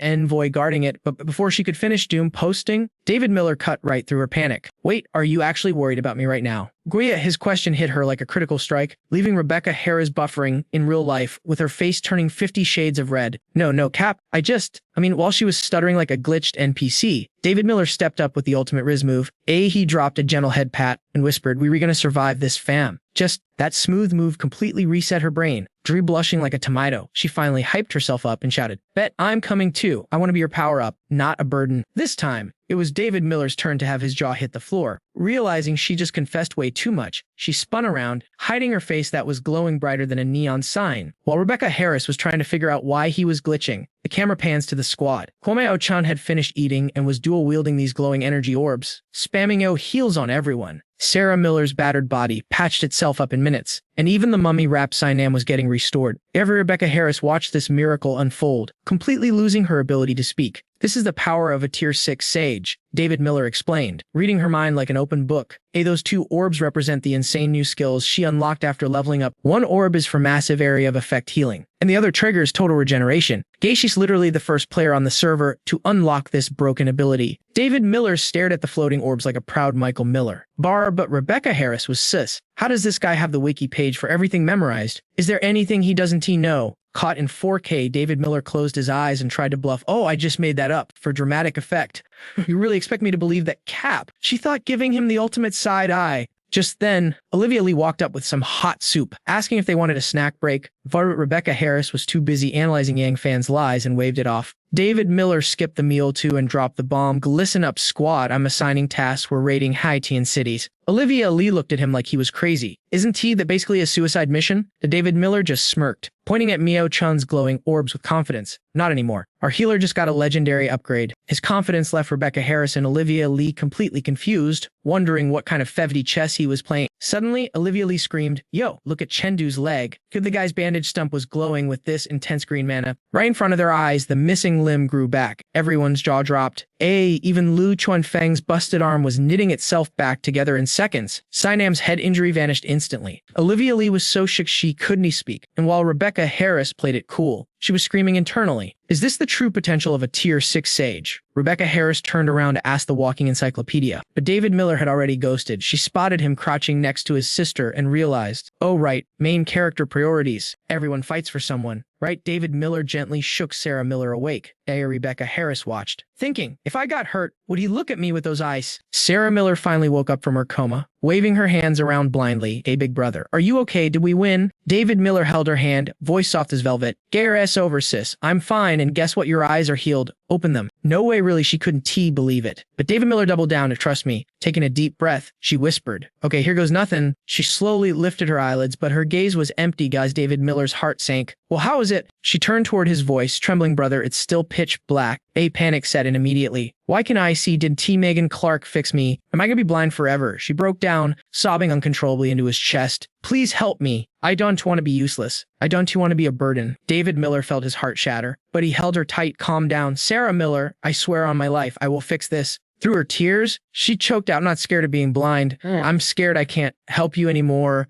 He hugged her tighter. Don't ever say that you were going to heal. You just got to hang in there. Rebecca Harris and Olivia Lee watched the tragedy unfold. But suddenly, thud, Miao Chun collapsed face first into the dirt. The squad rushed over. Olivia Lee guessed she just ran out of mana from spamming her ult too much. Miao Chun opened her eyes, looking like a ghost. I'm fine, Shiwiz. I just need a little more energy. I can fix Sarah Miller. David Miller walked over, his voice grim. It's useless. You could drain your life force until you drop dead, and it still wouldn't bring her sight back. He handed her a stamina potion and dropped the lore. The guy who did this, used a specific decay ability on her eyes. Olivia Lee was still lost. So why can't we heal it? David Miller broke it down. That enemy was a tier 7 boss. Miao Chun is only tier 6. The level gap is too huge, and his decay attribute literally counters her regeneration skill. Unless we purge that rotting energy from her eyes first, spamming heal spells is a waste of time. Miao Chun chugged the potion, realizing the grim truth. So I need to hit tier 7 to fix her. Olivia Lee jumped in. Boss, how do we even power level to 7? Farming cores is way too slow. There's no shortcut right now, David Miller admitted.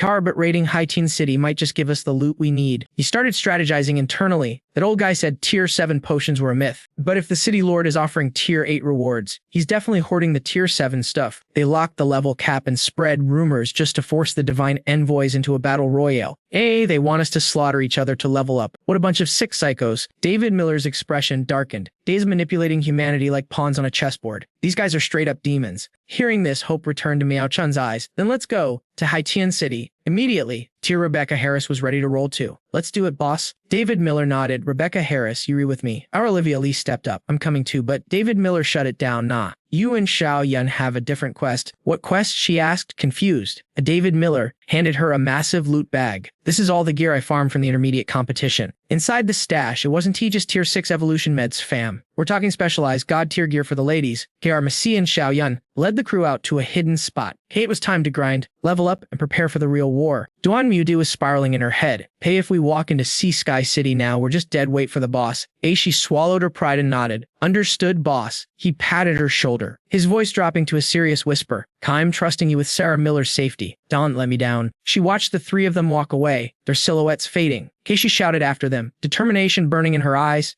Boss, I swear on my life, history won't repeat itself. Duan Mudi never breaks. Rebecca Harris watched the scene unfold and turned to David Miller. God, looks like the guilt is eating her alive. Aren't you gonna comfort her? His reply was colder than ice. No need. She needs to own that weight. Go one wrong step in this game doesn't just cost points. It costs lives. Rebecca Harris stared at him, impressed. Gerdam, Dala compared to the rookie I met back then. He's leveled his mindset completely. He's a true leader now. At the cave entrance, the dynamic duo was waiting. Dakyu Jiyu and Leo Tyler Young looked salty. She crossed her arms, raising an eyebrow.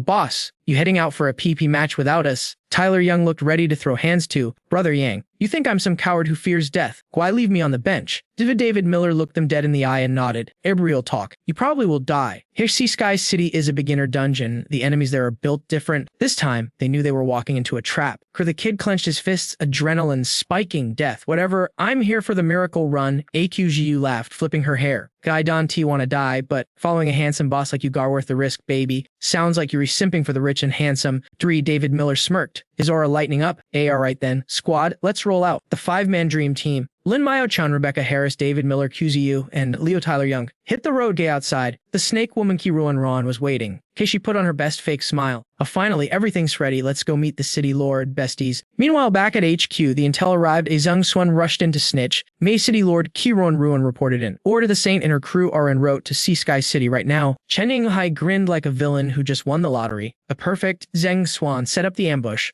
Kill everyone, leave only the Saint alive. The beast mount sprinted across the wasteland, closing in on the city fast. Kwai Ruan Ruan rode her motorcycle alongside them, acting like a tour guide. Straight ahead, guys, welcome to Sea Sky City. Unlike the slums, you get the VIP treatment here. QGU leaned back, looking skeptical. I don't know why, but I'm getting major flashback vibes. Like back when I was the otaku goddess and rich dudes invited me to dinner. Liu Tyler Young looked confused. Sis, what does your idle days have to do with our survival odds? She shot back immediately. Everything, you noob. Whenever we got invited to a feast, we were in the guests. We were the main course. Guy, have a feeling we might get boxed before the appetizers even arrive. Kyron Ron realized this girl was too sharp. She quickly tried to cover it up. While Big Sis has a wild imagination. Trust me, Sea Sky City is throwing a huge welcome party just for you. And there it was. A massive banner over the gate warmly welcomed Lord Saint to Sea Sky City. Citizens lined the streets, hyped out of their minds, dry waiting in the courtyard were the welcoming committee bosses, Su Lang and King Wu. King Wu was dressed in a tuxedo like a Vegas magician. He chuckled to his partner. Our city lord is a genius. His acting skills are Oscar-worthy. Don't you think? Making up a fairy tale like this, wild. Su Lang, younger and built like a tank with a K-pop face, crossed his arms. God, the bloodbath later is going to look great against all these decorations, right? He checked his scouter, power levels detected. This Saint crew isn't a joke. My radar shows 2 divine users with them. King Wu sneered. What? Is the famous cold face killer Su Lang scared? Su Lang didn't talk. He threw a punch instantly. King Wu blocked it effortlessly. What? Bro, why is it Su Lang frowned, his killing intent spiking. Talk trash again, and I'll kill you before I even touch the enemies. Suddenly, a shout echoed. Official Kieron Rowan has arrived with the Saint. Open the gates, go. The crowd went wild, waving flags and screaming. It was like a pop star concert. Welcome, all hail the Saint, hail. Hey, but when the monstrous mount appeared, the crowd flinched. Whispers spread like wildfire. Is that a mutant beast? Why is it here? David Miller's crew entered. Scanning the perimeter, this is Sea Sky City. Haven't seen this many living humans in ages. The crowd realized it was a mount. Go, it's the Saint's pet. So majestic, Rowan hopped off her bike and walked to the hosts. Hey, magician, ice boy, where's the big boss? I brought the goods in perfect condition.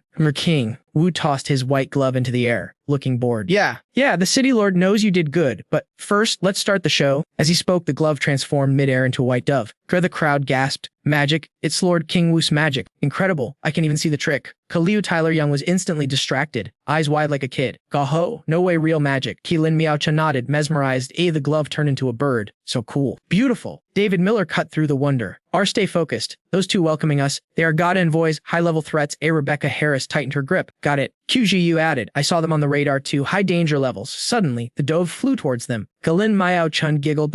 Look, it likes me. Rebecca Harris sensed a trap, but seeing the bird land gently on Miao-chun's shoulder, she hesitated. Maybe I'm just paranoid. King Wu snapped his fingers. Magic isn't just for entertainment. Folks, David Miller's instinct screamed danger. Something's wrong. He lunged toward Lin Miao-chun to grab her, but he was a split second too late. Poof! The single dove exploded into a massive flock of hundreds. In the blink of an eye, Miao-chun vanished into the flurry of feathers. Everyone froze in shock. Damn it, I knew it. Rebecca Harris drew her gun instantly. Bang, bang. Give her back, you freaks. QGU transformed, wings spreading as she took to the sky. I'm on it, I'll catch them. Lou Tyler Young was still processing the lag. He sat there, mouth open. What just happened? The gunfire caused mass panic. Screams erupted, gunshots. Run, the Saint turned into birds and flew away. David Miller saw Rebecca Harris shooting uselessly at the sky. Save your ammo. It's a spatial ability. She's already been teleported somewhere else. Rebecca Harris panicked. But then what do we do? David Miller's eyes went dark. We didn't come here for a vacation. Should we wipe out the trash and we hunt down the city lord? King Wu laughed, twirling his mustache like a classic villain. He dropped the act completely. You won the city lord, too bad the Saint is gone. Gan, you lot, attacking civilians. By the laws of Sea Sky City, you're all under arrest. Kwairu and Rowan jumped in immediately. You guys frame people fast. Bart, remember, The credit for bringing them in is mine. Su Lang stepped forward. Attacking civilians is a death sentence. Or he raised his hand. Mana surging. Welcome to my domain, Naboom. He unleashed his ability. Ice Cave Master. Or the entire street instantly froze into a massive glacial cavern. David Miller felt the chill in his bones. Go watch out. This isn't T-normal ice magic. It's a specialized freezing domain. Su Lang smirked, arrogant as hell. Smart guy, you rewrite. This isn't to your average ice trick. Su Lang roared, his energy exploding. The ice armor formed over his body like a jagged porcupine suit. Kalu Tyler Young stared, terrified. Holy crap, that dude just became a walking refrigerator. Ko Shi Eingite closed the distance. Sizing up this clown, he looked totally clueless. So why not just delete him from existence right now? Meanwhile, Nenengai didn't hesitate. She unleashed a full clip of ammo straight at Kao and V. But the old man roared, "We are built different," and tossed out a deck of cards. Kao Chenagate paused, confused. Was this guy seriously trying to block bullets with poker cards? Kiman VB smirked. Not block, darling, transform. Boom! The cards instantly bloomed into flowers, confusing the heck out of her. She had to admit that was some pretty trippy magic. Kalan Vabi, acting like a total drama queen, declared, "It's an illusion, it's romance. This is the only beauty in this apocalypse." But Kahuchi and Guy wasn't having any of it. "The only beauty I want to see is you turned into a flower of blood," she screamed, launching a savage claw attack. Her claws tore through him, but wait, was this guy made of paper? Kadun and Veeb laughed. "You can beat magic with brute force." Noob, also check the clock. You've even standing in this absolute zero zone for a full minute. Guess what happens now? Suddenly, everyone froze up. Nenengai panicked, raising her weapon. My gun, the barrel, is iced over. The chill was seeping deep into their bones. Kao Chi Engai tried to flap her wings, but she was glitching out, shivering uncontrollably. Her speed tanked.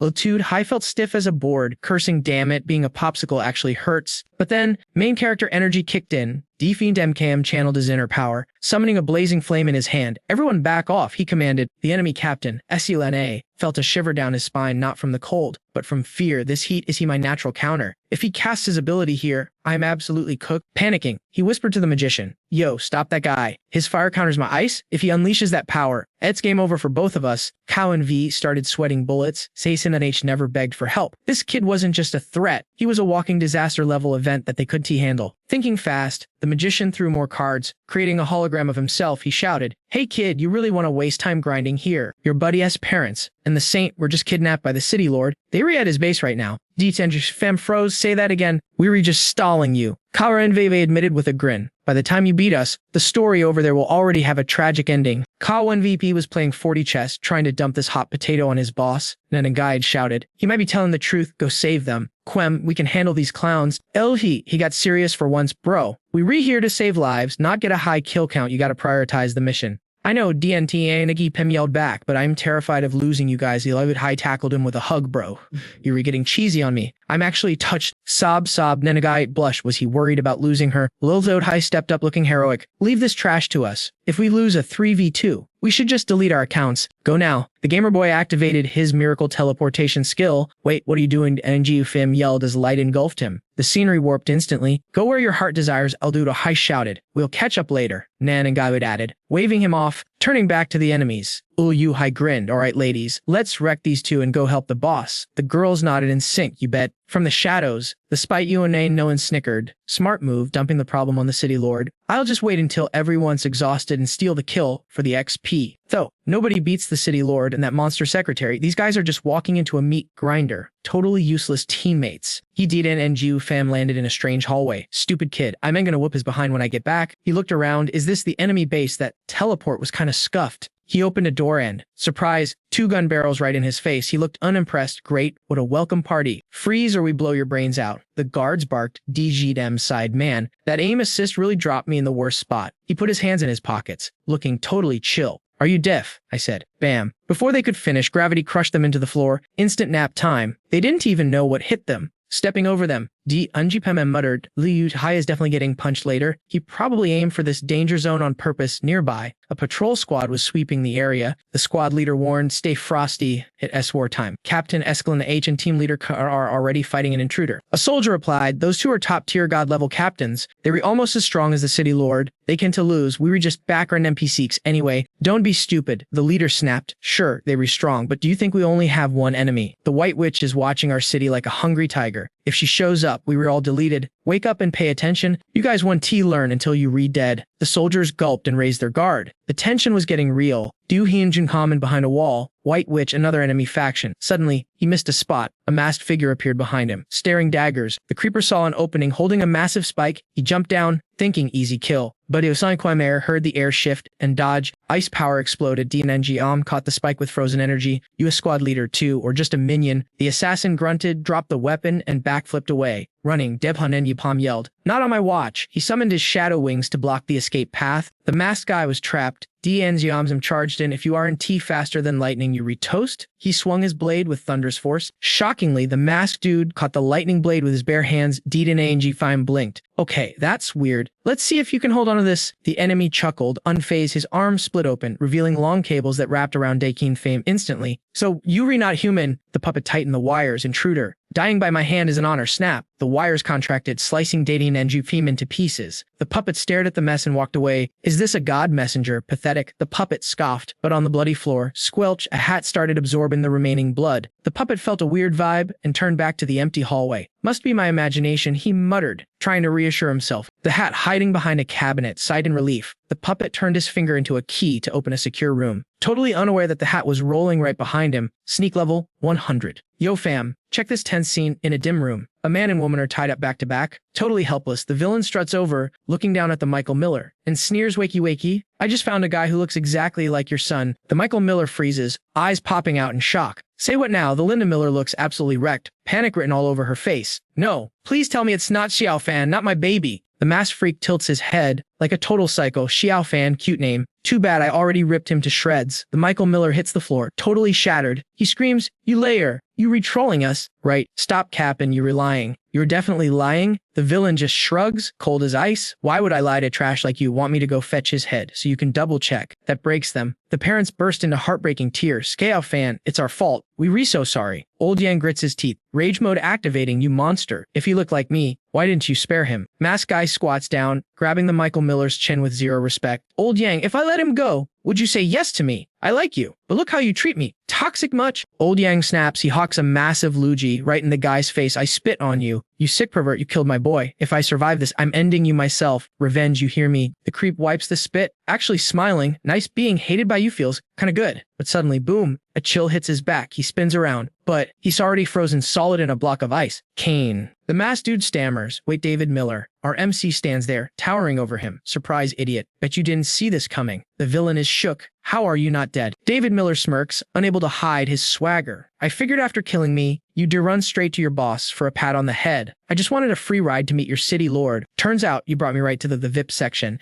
Thanks, bro. David Miller delivers a devastating punch, smashing the creep's head in. Game over. He turns to his parents. Voice soft mom Michael Miller. Sorry you had to go through that. Linda Miller tears up, pure joy flooding her face. Xiao Fan, is it really you? Dad's speechless, just stammering son. David Miller kneels down with a blindingly bright smile. He reassures them, don't worry, my squad will heal you guys up in a sec. But before he can finish, Linda Miller tackles him with a hug, crying her eyes out. Boo-hook Xiao Fan, we were so worried. We were terrified, we really thought you were gone. Sob. Michael Miller steps in to calm things down. It's okay, he's alive. That's all that matters. David Miller holds his line to Miller tight. It's from today on. Nobody touches you guys. I'll protect this family. Suddenly, Linda Miller pauses. Wait, where's Sarah Miller? Michael Miller panics. Did she not come? I heard rumors she got hurt. Is she okay? Is she alright? Linda Miller asks, anxiety spiking again. David Miller hesitates but decides to keep it real. I won't lie to you guys. Sarah Miller sighs. Something happened to them. She's blind. I'm here to save you, but also to find a cure for her eyes. Hearing that, Linda Miller looks like she got hit by lightning. She covers her mouth, sobbing. Sarah Miller, my poor baby girl. Old Yang stays logical amidst the chaos. Son, Sky City is crazy dangerous. We've seen high-level mutants enter and never leave. Do you really have a plan? Can you pull this off? David Miller flexes metaphorically. Michael Miller, Linda Miller, I'm up now. Trust me, he summons 2 shadow assassins. No time to explain. These guys will escort you out. Go now. Run. Linda Miller clings to him, scared to let go. Fan, he flashes a confident grin. Relax, Linda Miller. She hugs him one last time. Terrified it's goodbye forever. Michael Miller nods solemnly. Be careful, son. Take care of Sarah Miller. I'll be back soon. With that, he dashes out. Now that my family's safe, the gloves are off. Hey, City Lord, I'm coming for you. No mercy. The second he steps out, boom, an entire gun squad blocks him. A dude in a wheelchair rolls up. Took you long enough. Can T believe you wasted my white face agent? Meet Meow. one of the 4 squad captains of Sky City, legs useless, but he's rocking creepy devil masks on his head and hands. Dude looks straight out of a horror game. He glares at David Miller with murderous intent. You got guts, kid? I am ticked off. And now you die. David Miller yawns. Chill out, you're about to be a corpse anyway. Dead men don't get angry. Meow snaps. Fire, turn him into Swiss cheese. Machine guns roar, spraying bullets everywhere. But David Miller, he just stands there. Bullets, please. His rhino armor's tier 4, and his body is tier 7 god mode. David Miller sneers. Are you guys trying to tickle me? Pathetic. He raises a hand at counter, but Meow taps the mask on his arm. Get him. Puppets. Instantly, 2 puppets, blue and red, lunge forward, but against David Miller's ice power, 0 chance. Before they can even touch him, they're refrozen into statues, Ice Age style. Mew's jaw drops, frozen instantly. That S tier 7 power, no wonder Whiteface got deleted. We in trouble. Suddenly, Zheng Xuan appears, looking fierce with offense up top and defense in the back. If you know what I mean, she smirks, dashes in, and kicks David Miller's fire attack right back at him. David Miller is stunned. She kicked my fire. Who is this chick? Zheng Xuan puffs out her chest, size 50 by the way, and yells, Invader, know your place, act tough here and you end up dead. David Miller scans her stats. Whoa, another God's Envoy. She can deflect my attacks. She S at least tier 7. But it's not just power, there's a vibe about her. Feels super familiar. But I can put my finger on it. Have we met? Zheng Xuan notices him staring and gets annoyed. What are you looking at, perv? Keep staring and I'll gouge your eyes out. Eyes up here. Pal, Muo starts spiraling in jealous thoughts. Is he seduced by her looks? That sicko. He looks just like Brother Yang, but he only likes women. Am I not attractive enough? Why? David Miller pulls out 4 hidden daggers, calm and collected. You just look familiar, lady. But you're strong, so no holding back. He waves his hand. Go attack. The daggers fly. Zheng Xuan leaps up, unleashing a flurry of kicks to block them all. Is that it? Is this the power of the arena champion? Don T make me laugh. Weak. Suddenly, David Miller clenches his fist. Boom. Explosions rock the hallway. Smoke everywhere. Using the chaos, David Miller grabs Meow, covers his mouth, and drags him away. Kidnapping success. When the dust settles, the shooters are confused. Can't see a thing. Too much smoke. Did he use it to escape? Zheng Xuan is furious. That cord fighting dirty like a rat. Show yourself. Meanwhile, David Miller is dragging Meow up the stairs like a sack of potatoes. City Lord is on the top floor. Right? Don, play dumb. Lie to me, and you get another beatdown like earlier. Meow, face swollen, screams back. You villain. You couldn't even beat the secretary. The City Lord will destroy you. David Miller shouts, I ain't here to brawl. I am here to chat with the boss. Meow keeps yapping, no chance. The secretary will catch you any second. You retoast. David Miller cuts him off. By the time she figures it out, I'll be chilling with your boss. Watch and learn. Back downstairs, Zheng Xuan spots a figure in the smoke. There you are. She charges in. When she gets close, it's just a shadow clone, and this one is interested in fighting. The shadow spots her curves and goes full creep mode. It stares at her chest and tries to grab her thigh. Zheng Xuan freaks out. You pervert pig, you want to die? Get off me.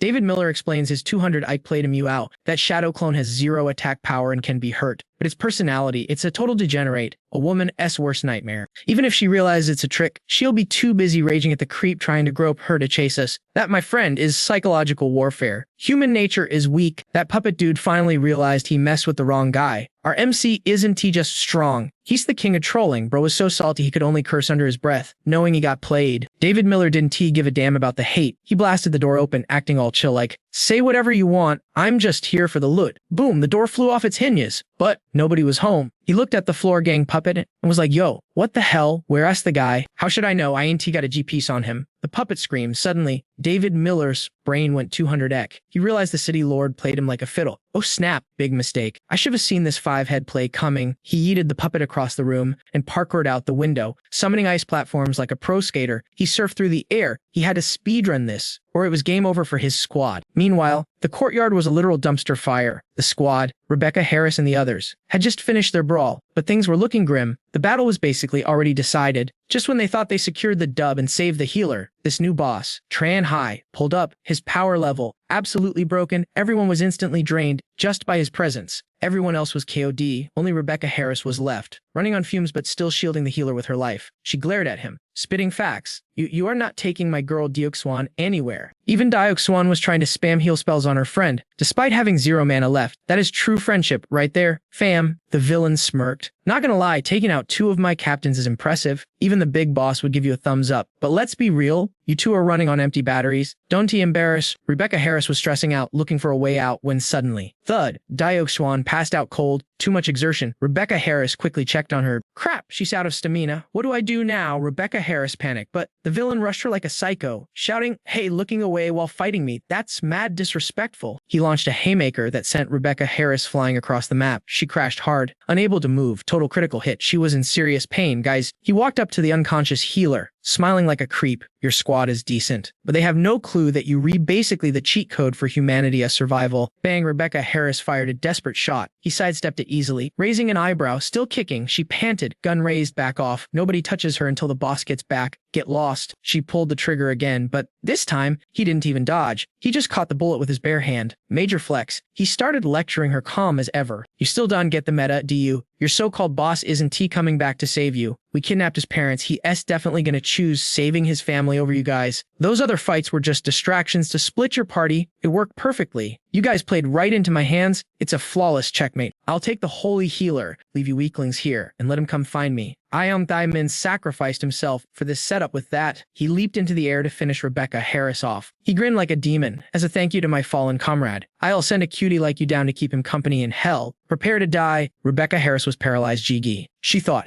it's over. She closed her eyes as the lightning strike descended, but the impact never came. A shadow appeared, tanking the massive hit. She stammered, boss. David Miller looked back with that signature confident smile. Good job holding the line. Go rest and subscribe to the channel. I got this. She literally started tearing up. I am alive, she gasped. Tran and Hai sneered. I didn't say you could leave. He launched another attack, but David Miller instantly popped an ice shield. Clang, blocked. Didn't expect you to rotate back this fast. The villain admitted, looking shook. David Miller shot back. And I didn't expect a villain NPC to actually have a high. I thought being a leader would make you cocky and reckless. David Miller mocked. Tran and Hai shrugged. True, but right now, my only mission is to delete you from the server. Lightning energy exploded. David Miller smirked. Bet, let's dance. The two clashed instantly, trading fatal blows in a blur of speed. Neither one was backing down. It was pure chaos. Rebecca Harris watched from the sidelines, absolutely shook. The power gap between Tier 6 and Tier 7 was insane, but she was confused about that rumor regarding the City Lord's Tier 8 evolution potion. The girl had said, come to Hythian City, and the Lord will gift you a Tier 8 potion. Sounds like a scam, right? In this apocalypse, nobody passes up a power-up, so why didn't the City Lord use it? Why offer it as a prize? It smells super sus. Suddenly, Tinuan Hyan appeared behind her. Because you gotta be a god envoy to use it safely, she whispered. The City Lord isn't T1, and if a minion uses it, they become too OP to control.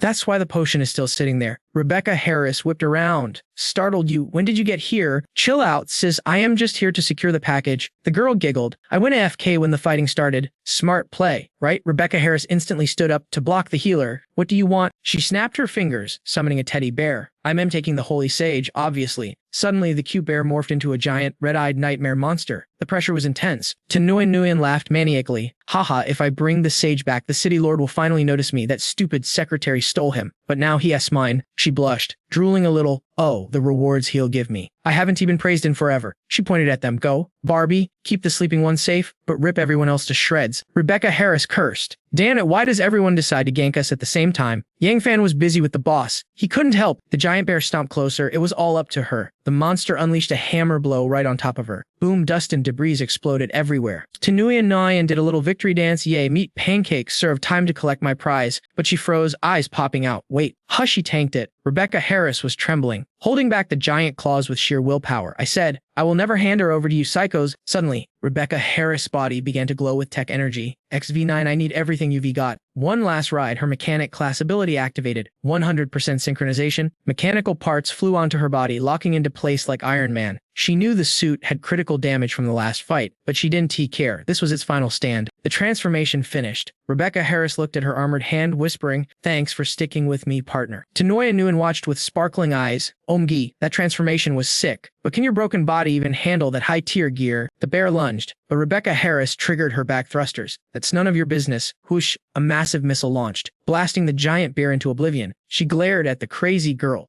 Lightning crackled around Rebecca Harris' fist as she dashed in, but Tanuyan Hyan didn't even look scared. She just blushed harder. So handsome. Seriously, Yuri looking like a total Chad right now. Besides the City Lord, Yuri the hottest thing I've seen. I want you. She hopped away from the attack, giggling. Ivy decided, I'm gonna chop off your arms and legs so you can stay with me forever as my little doll. Nanengite smirked. You want to chop off my limbs? Let's see if you've got the guts to try. She didn't even wait for a reply before unleashing a barrage of attacks. Tierenheinhein whistled. Whoa, Speedy. She hopped onto a pile of rubble, looking down like a queen. Listen, honey, I'm a squad leader of Sea Sky City. Besides the boss and the secretary, I'm the strongest one here. And Hanengite snapped back. Shut your trap. I need to end you fast. But just as she dashed forward, red alert windows started popping up everywhere in her vision. Propeller CX-51 critical failure, firepower low. Suddenly, pain exploded in her chest, and Nanengite coughed up a mouthful of blood before face-planting into the dirt. She tried to crawl up, but her body felt like jelly. Completely drained to why now? My mech and my body. Tijaner Nguyen tutted. Tiskas. Looks like someone's battery just died. How are you gonna fight me like that? Nanengite screamed internally, trying to reboot her suit. Move, come on, damn it. Move. Seeing her chance, T laughed. Guess I'll kick you while you redown. You broke my toys earlier. So meet their angry friends who want to help me rip you apart. They are super pissed. She tossed out a handful of plushies, and boom, in a second, they morphed into savage tigers, lions, and leopards. Just one of these beasts could tear Nanengite to shreds.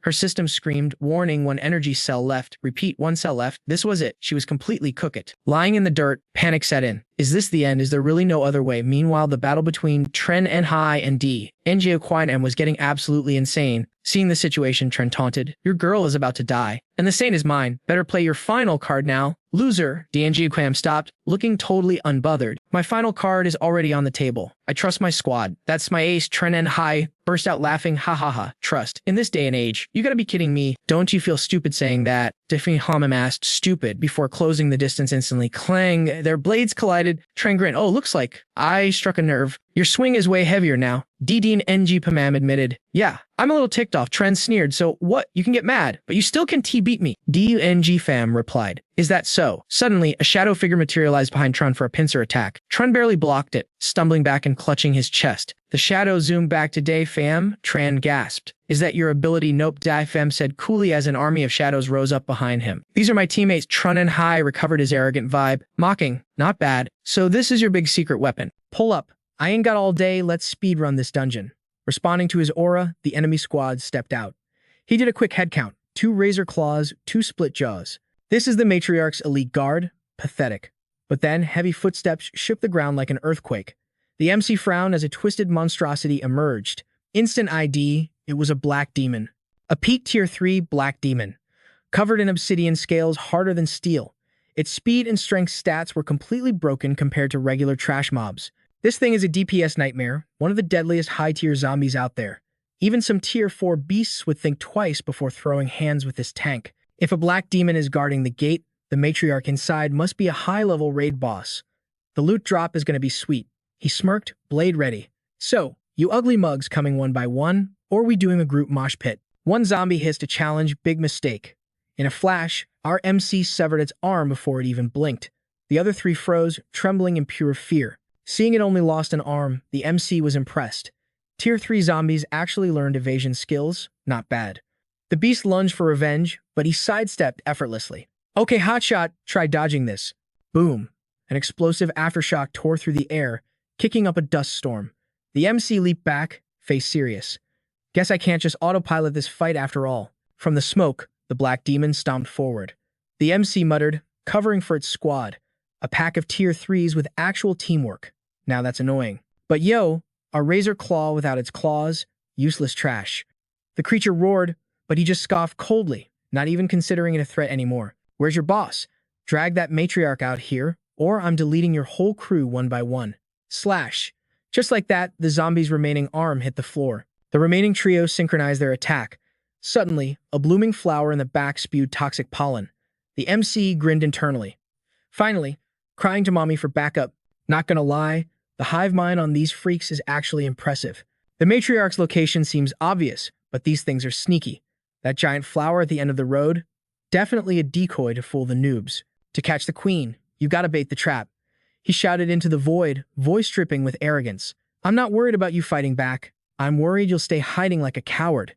He radioed Onion. The pollen's toxic. Get to cover. As soon as possible. Onion panicked, realizing the chaos. Oh snap, big bro definitely just started the boss raid. Back on the battlefield, the MC laughed. That little pollen trick was your help? Weak. You call yourself a boss? You ain't worthy of the title. Fine. I'll toy with your minions a bit longer. He swung his heavy blade, smashing it right into the black demon's torso. Clang! The attack barely scratched it. Those black demon scales are legit, tough as hell. But our boy didn't flinch. He wound up for another strike. But let's see you tank this. The blade bit deep, slicing through the defense.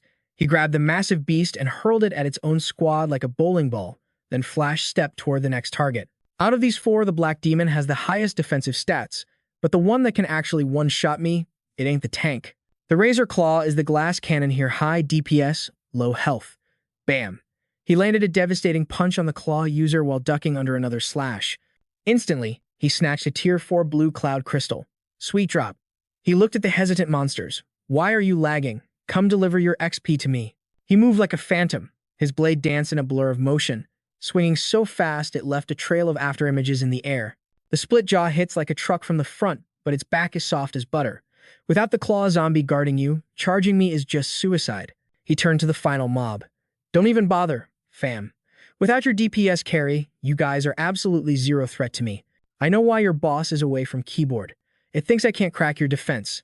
And yeah, your hide is tough, even my cloud crystal blade struggles to cut it. Suddenly, roaring flames engulfed his blade, the heat distorting the air. He grinned like a predator. But let's see how you handle fire buffs. Want to test it? The zombie's eyes bulged. It froze, then unhinged its jaw for a demonic screech. Suddenly, vines erupted from the ground, wrapping our hero in a tight bind. The zombie's body twisted, branches bursting from its flesh. A massive flower bud rose from its back, pulsing. The MC stood there, watching the cutscene like, okay, show me what you got. The zombie flower bloomed in all its grotesque glory. He scoffed. You waited until your squad got wiped to show up? 0 out of 10 leadership skills, bro. Razor-sharp vines shot at him like spears. He didn't even blink. Swish. His blade sliced through them like a hot knife through butter. More vines lashed out as the host zombie screamed in agony.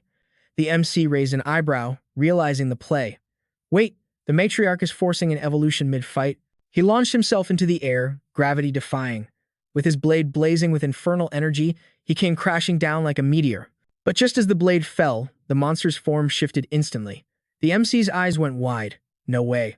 That's a form change, a tier 4 black demon ability. Celestial didn't give a damn about the fatigue. He swung his blade, sending the dark demon flying backward. No cooldowns, just straight up spamming attacks. But by the end, his breathing was heavy like running a marathon heavy. He thought, damn, this beast is built different. If this was his past life, one hit from that thing and he would have been wasted or crippled for life. A level 4 dark demon is usually a game over for most evolvers. With his current stats, the only way to delete this mob was to use that move. Thanks to his leveled up mental stats, his energy control was way more precise now. But even then, going full power mode drained his stamina bar like crazy. 3 strikes, that was his limit. After 3 swings, he'd be completely out of juice. 3 strikes to wipe out both the zombie flower mother and the dark demon. Facing the demon, Celestial raised his blade with stone-cold focus. Both sides charged. Strike 1.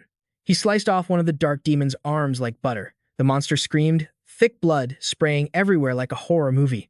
The dark demon ground its teeth in fury and spun its remaining arm like a tornado, aiming to smash Celestial into the ground. Strike 2. Celestial chopped right through that rampaging arm before it could hit. While the demon was still screaming, he didn't stop. He delivered a Sparta kick straight toward the zombie flower. Strike 3. Absolute destruction. The dark demon was sliced into pieces, its body split clean in half before hitting the dirt. He gasped for air. That combo really drained his battery. He stepped forward to grab the loot, but suddenly he froze. A clawed foot stepped out. The real boss, the zombie flower mother, finally showed itself. He glared at the nightmare in front of him. A flower with razor-sharp teeth and glowing eyes, the true form of the zombie flower mother. You sacrificed a dark demon just to keep your cover blown, he thought. Vines instantly shot out like spears toward Celestial. Before he could react, he was wrapped up tight. He realized too late this thing planned it all along. It wanted to turn him into a host to replace the demon. The spot where he stood was now a sealed vine cocoon. Inside the cocoon, a weird bubbling sound echoed. Suddenly, rip, a sharp blade sliced the shell open. Celestial burst out, looking savage. Nice plan. You really are a cautious little weed. If I hadn't saved my last bit of strength, you never would have come out to play. But too bad for you, Celestial has a cheat code, the Cloud Crystal. I've got this. The energy in the Cloud Crystal was supposed to be empty, but that level 4 crystal refilled it nicely. It wasn't fully charged, but it was enough to replenish his virus energy.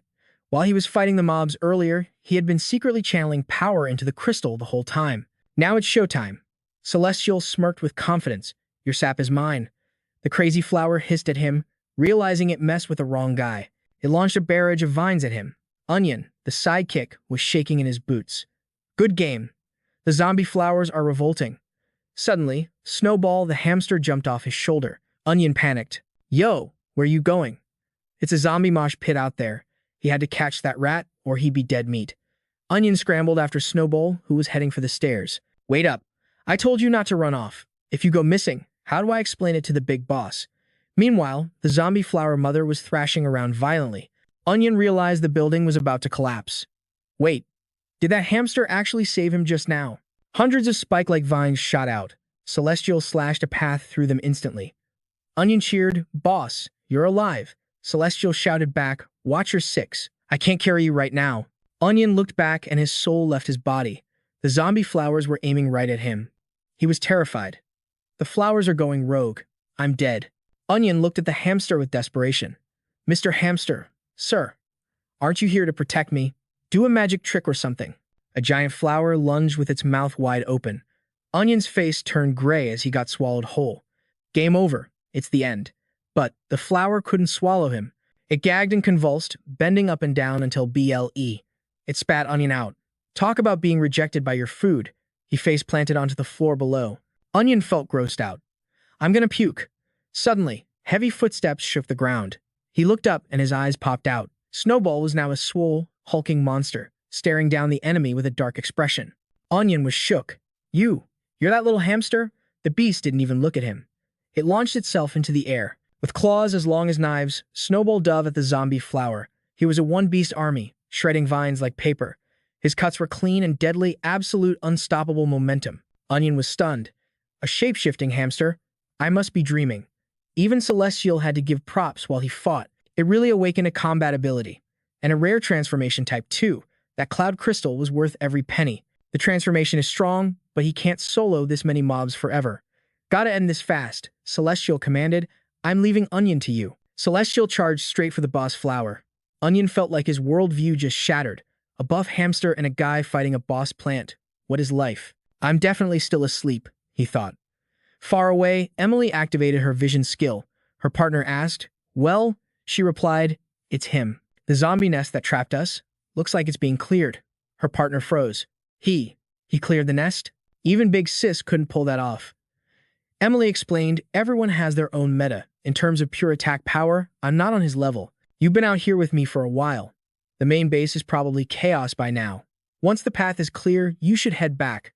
Her partner asked, You're not coming? Emily replied, After this, I'm going to sue Joe. I can't stop him anyway, so why try? He made his choice, and I respect the grind. Back on the ground, amidst the debris of the dead flower, Onion listened as Celestial scolded the beast. Snowball, drop it. That's not food. I told you not to eat it. Onion stared at the pile of flower resin on the ground.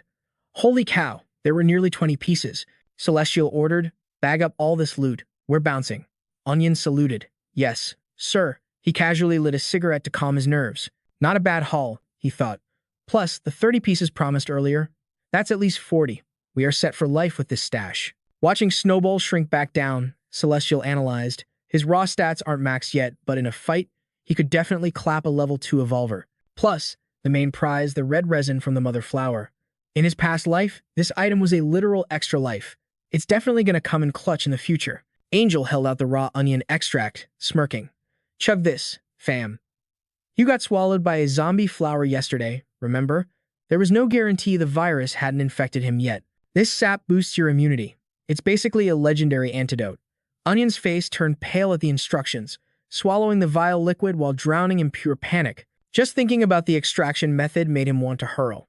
Big bro, can we please never speak of last night again? That remains top secret, okay? Philip spotted them returning and lit up like a Christmas tree. Finally, my guys are back. I thought you got wiped out or something. Angel shrugged it off. Just handled some side quests. The squad gathered around, grinning. Yo, Onion, what exactly went down last night? Yeah, were you two grinding XP all night or what? No way. You guys didn't, right? The teasing sent Onion over the edge, and he puked his guts out. Stop asking. I want to delete that memory from my brain forever. The crew whispered, amazed that the extraction process wrecked him this bad. Absolute savage. Kyle cut in. So, did we secure the bag? Are our inventories full? Samantha beamed. I knew you'd clutch it, big bro. Philip stepped up from behind. Little brother, I loaned you the manpower. We good to launch the raid now. Lead the way. Angel silently prayed that with 3 evolved humans plus himself and Onion, they could clear the path safely. 10 minutes later, they arrived at the zombie flower forest. Philip briefed the team. These giant zombie flowers are raid bosses, super tanky. Usually takes my whole squad to down just one. But with you 3, we might actually clear this dungeon. Angel activated his analysis vision. These flowers are solo mobs, no hive mind. They're big but uncoordinated. Breaking through here is definitely the high IQ play. Looks like Philip actually knows his enemy. He's got some decent game sense regarding these floral nightmares. Angel probed, have you guys actually thrown hands with these things before? Philip hesitated. Us? Well, Angel read him like a book. Facing a swarm like this would make anyone hesitate. He just wanted to check the power levels of his allies first. Philip shouted, squad up. Don't worry, bro. These are my elites. No noobs here. We won't drag you down. We've had a raid strategy for these flowers since day 1. He pointed. Onion, lead team 1 to the far left. I'll take team 2 to the right. We engage slowly. Wait for the aggro. These flowers guard their territory. As long as we hold formation, we'll clear a path before nightfall. With 3 high-level players joining the server, we've got this in the bag. You guys hyped? The men roared in unison. Yes, Philip thought to himself. That's the energy. I gotta show confidence and morale, or these pros won't respect us. But I need more. Besides confidence, I need to show I'm calm and steady. That's true leadership. He added aloud. We have experience. We know the meta. I've thought this through. We can't just face tank the damage. My team will draw the main aggro. You guys look for the crit spots to finish them. Brother, if you think my strat is weak, we can run a practice drill. He was trying to be sophisticated and rough at the same time. Angel shook his head. Nah, no need. Your plan isn't bad, but it's too laggy. Too slow. Philip started sweating. Brother, these flowers aren't trash mobs. We can't rush B. My way is slow, but it's a guaranteed win. I say we play it safe. Kyle interrupted, eyes flashing. Unnecessary. We're doing a speedrun. Blitzkrieg tactics. Before anyone could react, he and Samantha dashed forward. Philip screamed from the backline. Don't rush in. You'll get one-shotted. He truly believed a single evolved human would struggle against 1 flower. 2 against 5? That's suicide. He barked at his minions. Go. Support them. Don't just stand there, away from keyboard. But Onion just stared blankly. Boss Kyle. Look. Philip turned around and his jaw hit the floor. The duo was sweeping the battlefield, deleting every zombie flower in their path like they were using cheat codes. Onion stammered. How? That's illegal damage. He questioned his entire existence. They're too OP. Angel just watched calmly as his teammates flexed their skills. Samantha gathered the loot. Brother Angel, look. 5 more mutant resins dropped. Angel nodded. Solid drop rate. Quality looks high tier. The spectators muttered, too fast. It hasn't even been 3 minutes. Insane skills. Philip felt a wave of relief. He had recruited actual monsters. Jackpot. Onion thought, terrifying. It's not just the leader. His minions are busted too. Thank God we didn't start a war with them earlier. A minion whispered to Philip. Hey boss, they farmed a lot of resin just now, right? Maybe we negotiate. Count that resin as their payment. I mean, they're so strong. Farming more is easy for them. Philip snapped, furious. Say what? You trying to get us killed?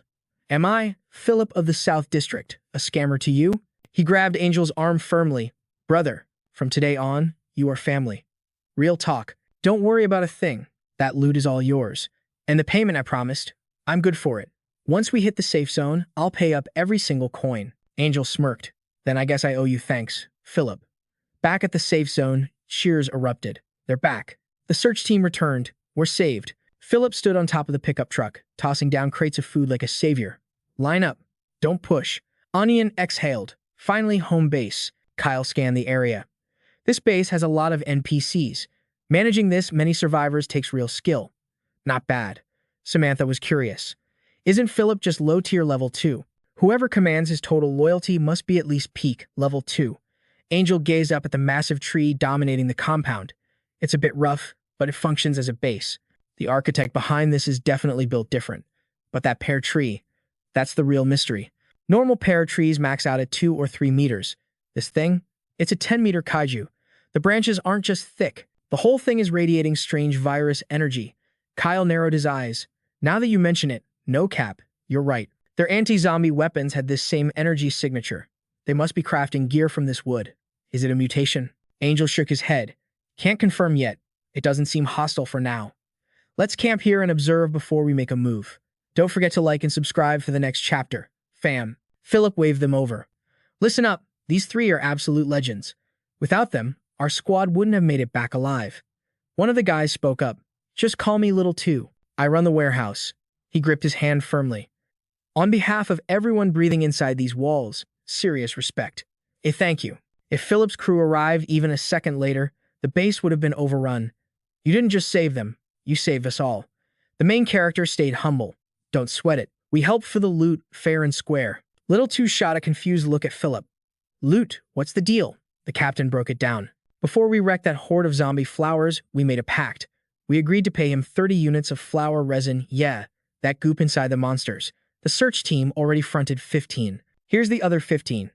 He cleared his throat. 30 units of resin hurts the wallet, but it's a cheap price for buying back my squad's lives. Anyway, thanks a ton.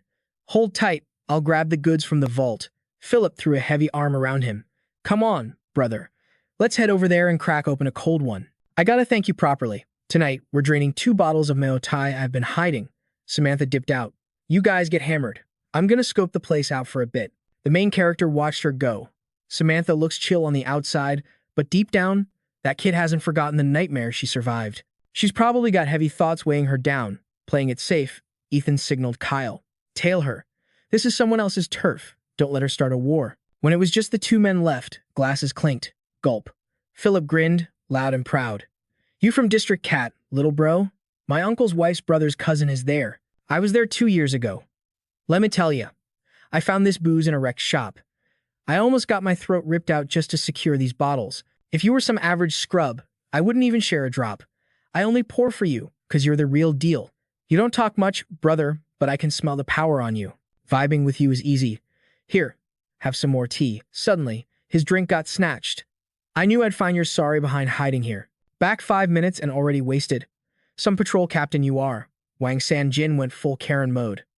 I'm the chief healer of this base, and I am not amused. Did you log the wounded? Did you count the loot? What about the supply losses? Did you even write a harvest report? All you do is chug booze. When Boss 3 Braids gets back, I'm spilling everything about your incompetence. Philip turned red. Yo, keep it down. Can't you see I got a guest? The healer snapped back. I don't care if the president is here. Give me back the gear you borrowed right now. He sighed. Little bro, this is our medical chief. Dude's got a permanent stick up his rear. Don't take it personally. Philip tried to negotiate. I'll explain later, okay? I'm busy right now. San-jin wasn't having it. No way. This is official business. Return my stuff, now. Ethan was secretly impressed. They actually have dedicated healers? This place is way more organized than I imagined. San-jin grilled him. Didn't you find meds on the run? How much are we talking? Take me to inspect it. I got patients bleeding out who need 15 units like yesterday. That emergency kit you took, don't tell me you used it all. Hand it over. My experiments are stalled. Philip made a zip-it motion. Lower your voice, man. Save me some face in front of the guest, will ya? San-jin exploded with rage.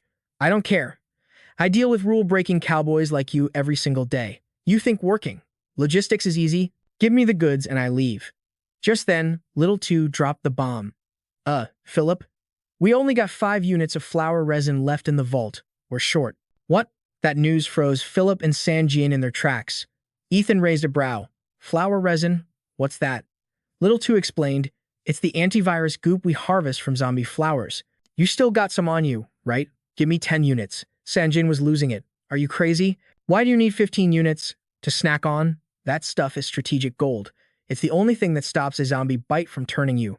My research depends on it. Philip couldn't take it anymore. San-jin, shut your trap. Just grab the stuff. I'll go out and hunt more in 2 days, okay? Ethan thought to himself. So, someone finally figured out the secret. Flower resin can boost viral resistance for evolved humans for a short burst. Mix it with Star Cloud and herbs, and it heals wounds. High-grade resin plus Star Cloud, that's practically a resurrection potion. Little Two stepped in to mediate. San-jin, chill. Philip needs the cloud bits to pay a life debt. The healer blinked, confused. Life debt? Say what? Here's the story. After hearing the recap, Sanjin blew a fuse. What?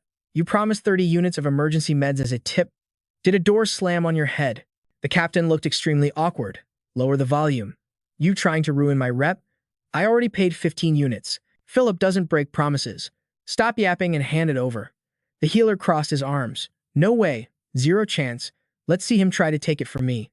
I want to see who has the guts. Ethan cut in smoothly. Brother Kyle, let it go. Your buddy here isn't budging. If the resin isn't urgent, let's just finish our drinks. Don't kill the vibe. Sanjin side-eyed the stranger with suspicion. He's not base personnel. Did you drag an outsider in here? Little too started. This is Ethan. He's the one who Sanjin cut him off. Save the sob story. You forgot the base protocols? Outsiders need to register at medical for screening. I haven't even punished you for the unauthorized meds, and now you're smuggling people. Wait till Boss 3 Braids hears this. Philip pleaded. Just listen to me. Sanjin turned away. There is nothing to discuss. Bring this so-called benefactor to me. I'll teach him whose word is law around here. Suddenly, a terrifying, suffocating pressure hit Sanjin from behind. Ethan's voice dropped to absolute zero. Oh? And how exactly do you plan to teach me a lesson? Sanjin broke into a cold sweat instantly. This guy is the benefactor. His mind raced.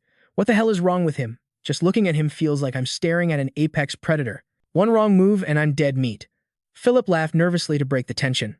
Ha ha. You're right, brother. Let's drink. Little 2, get the stuff for our guest. Move it. On it. He grabbed the healer. Let's go. Sanjin struggled awkwardly. Hey, stop dragging me. You're really just giving it to him. Little 2 shoved him along. Just walk. Yo fam, the vibe switched up real quick. A beer can hit the floor, and Ethan goes full combat mode. Kyle and Timothy are shaken, asking if it's an earthquake, but then a minion screams, Doctor, Wang, the ancient tree is tweaking out. Hearing that, the blood drains from their faces. Say what? The boss looks like he just heard the world is ending. It's absolute chaos outside. Massive roots are smashing through the concrete like Godzilla. Civilians are screaming, help, run for it. The guardian tree is raging. We're all gonna die. A kid stands there, frozen as a giant root swings down, dust everywhere. But boom, Samantha swoops in like a superhero and saves him. She's looking around like, yo, what is even happening right now? Kyle is tactical with it. Chill. Don't attack yet. Wait for Ethan. Suddenly, the roots go limp and retreat. That's mad sus. Why did they stop fighting? It stopped. Samantha comforts the kid. You're good, little homie. Go find your fam. The kid thanks her just as his mom comes running over. Tearful reunion time. But the mom gives our squad the stink eye. The kid pleads, Mom, chill. She literally just saved my life. The Karen energy is strong with this one. It was you guys, she accuses. Samantha and Kyle look at each other. The vibe just got toxic. Kyle tries to de-escalate. We're just normal folks, but the mob starts circling like sharks. Is it them? Yeah, I saw them. The crowd is turning on them. Here comes the drama king. Timothy pushes through screaming. Move. What did you do to the ancient tree? It's all your fault. I saw you guys looking at the tree earlier. You touched it, didn't you? And now it's angry. This guy is reaching for any excuse. Timothy is fuming. Where are you from? Don't you know the rules? He sees Kyle smoking and loses it completely. I'm talking to you. Who's your leader? Bring him out. Kyle claps back with zero fear. Bro, your tree didn't have a do not touch sign on it. Samantha backs him up. Facts. If it's so precious, put up a sign. How are we supposed to know? Too bad I didn't take a selfie. Timothy explodes. You think this is a tourist trap? Get your leader out here or things are gonna get ugly. Samantha smirks. Oh, how ugly exactly? She is not intimidated. Her attitude makes him shake with rage. But then, the main character energy arrives. Ethan walks up calmly. What's the situation? The squad salutes. Boss. Ethan. Timothy is confused. Wait, you guys are with him? You're already causing trouble? Kyle steps in to referee. Back off. These are guests of the patrol team. My bad. I haven't explained the server rules to them yet. Timothy isn't letting it slide. Hold up. What did you do? Why did the tree go berserk? The tree never acts like this. No zombies, nothing. Explain yourselves right now. Give us an answer. Kyle yells back. Timothy, are you crazy? You think we wrecked the tree on purpose? Timothy plays the crowd card. I didn't say that. But listen, everyone. The tree went mad because of these outsiders. We only survive because of the guardian tree. Protecting the tree is protecting our lives. These guys are a threat. The crowd starts whispering. He's right. Who are these guys anyway? Probably spies or something. Why would anyone want our stuff? Don't be naive. People are shady these days. Exactly. We can't risk the tree. Kick them out. Make them leave. Timothy is grinning internally. He wants those 30 packs of flower resin. Kyle calls his bluff. Are you seriously doing this for the loot? Timothy plays the victim. Let me go. It's not about the resin. I'm doing this for the safety zone. Look at the damage. The roots destroyed everything. Do you know how hard ironwood is to fix? Chopping this will take all day. Cleaning this mess will take a week. You patrol guys don't care about logistics. You think it's easy? Kyle snaps. Patrol team. Lock and load. We will clean this mess ourselves. Nobody kicks my brothers out while I'm breathing. Timothy cites the rulebook. Don't forget the regulations. Kyle yells, screw your rules. Since when do I listen to you? Ethan interrupts the bromance. Thanks, Kyle, but we don't need you taking the heat for us. He steps forward. SCH doubling. With one casual slash, Ethan chops the massive root in half. Timothy and Kyle turn pale. Everyone is shook. The unbreakable root is sliced like butter. Kyle gasps. That power. Not even the top rankers can do that. Ethan isn't done. Swish. He drives the blade into the ground, right between Timothy's legs. The dude is shaking like a leaf. What's the plan now? Ethan asks with ice in his veins. Are we satisfied? The silence is loud, fam. Timothy stumbles back in terror. Stay back. What do you want? Ethan exposes him instantly. You thought I didn't see you plotting? You just want to kick us out to steal the flower resin. Timothy panics. Lies. You vandals broke the tree. I'm doing this for the people. And don't you dare touch my experimental materials. Kyle steps up. What? Those 30 packs of resin were the reward for brother Ethan. He saved our entire squad. We wouldn't be here without him. Timothy sneers. 30 packs to save you losers? Seriously, is that worth it? Kyle is stunned. Did you just call us useless? Yeah, I did. You drink, you break rules, and you bring back fewer supplies every time. You cost us more than you make. That 30 resin is wasted on you. Yo, are you serious? You think you guys are worth less than 30 pieces of plastic scrap. The dude just couldn't take the heat and broke down right there.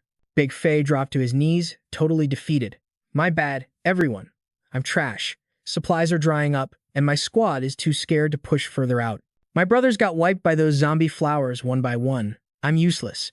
I couldn't protect the squad. I failed your trust. I'm just a total waste of space. But then, Chester stepped up with that main character energy. Yo, Faye, don't waste your tears on a clown like him. Supplies in every city are capped, fam. Running low is normal. Don't blame yourself. Blame this greedy dirtbag right here. He's just beefing because he doesn't like us outsiders. But let's be real. He looks down on his own crew too. You risk your life in the danger zone to feed these people. And to him, you ain't worth 3 lumps of flower resin. Does a loser like that really deserve your tears? The crowd started vibing with that logic instantly. Facts. Big Faye breaks his back for this safe zone. That loot ain't worth more than the patrol team's lives. Heartless. Sanjin, you're tripping. That's way too cold. The criticism was coming from all sides now. Yeah, you're out of line, man. Sanjin snapped. Y'all lost your minds. Siding with outsiders while you're sick and hurt? Who treats you guys for free, huh? You're roasting me for some scrubs and 3 strangers. Without me, this safe zone is dead meat. Suddenly, a voice cut through the noise like a blade. Shut your traps, all of you. The crowd lit up immediately. It's Boss Sanbian. He's back. Chester clocked the new guy. So, this guy is the big cheese of the safe zone? Sanbian went off.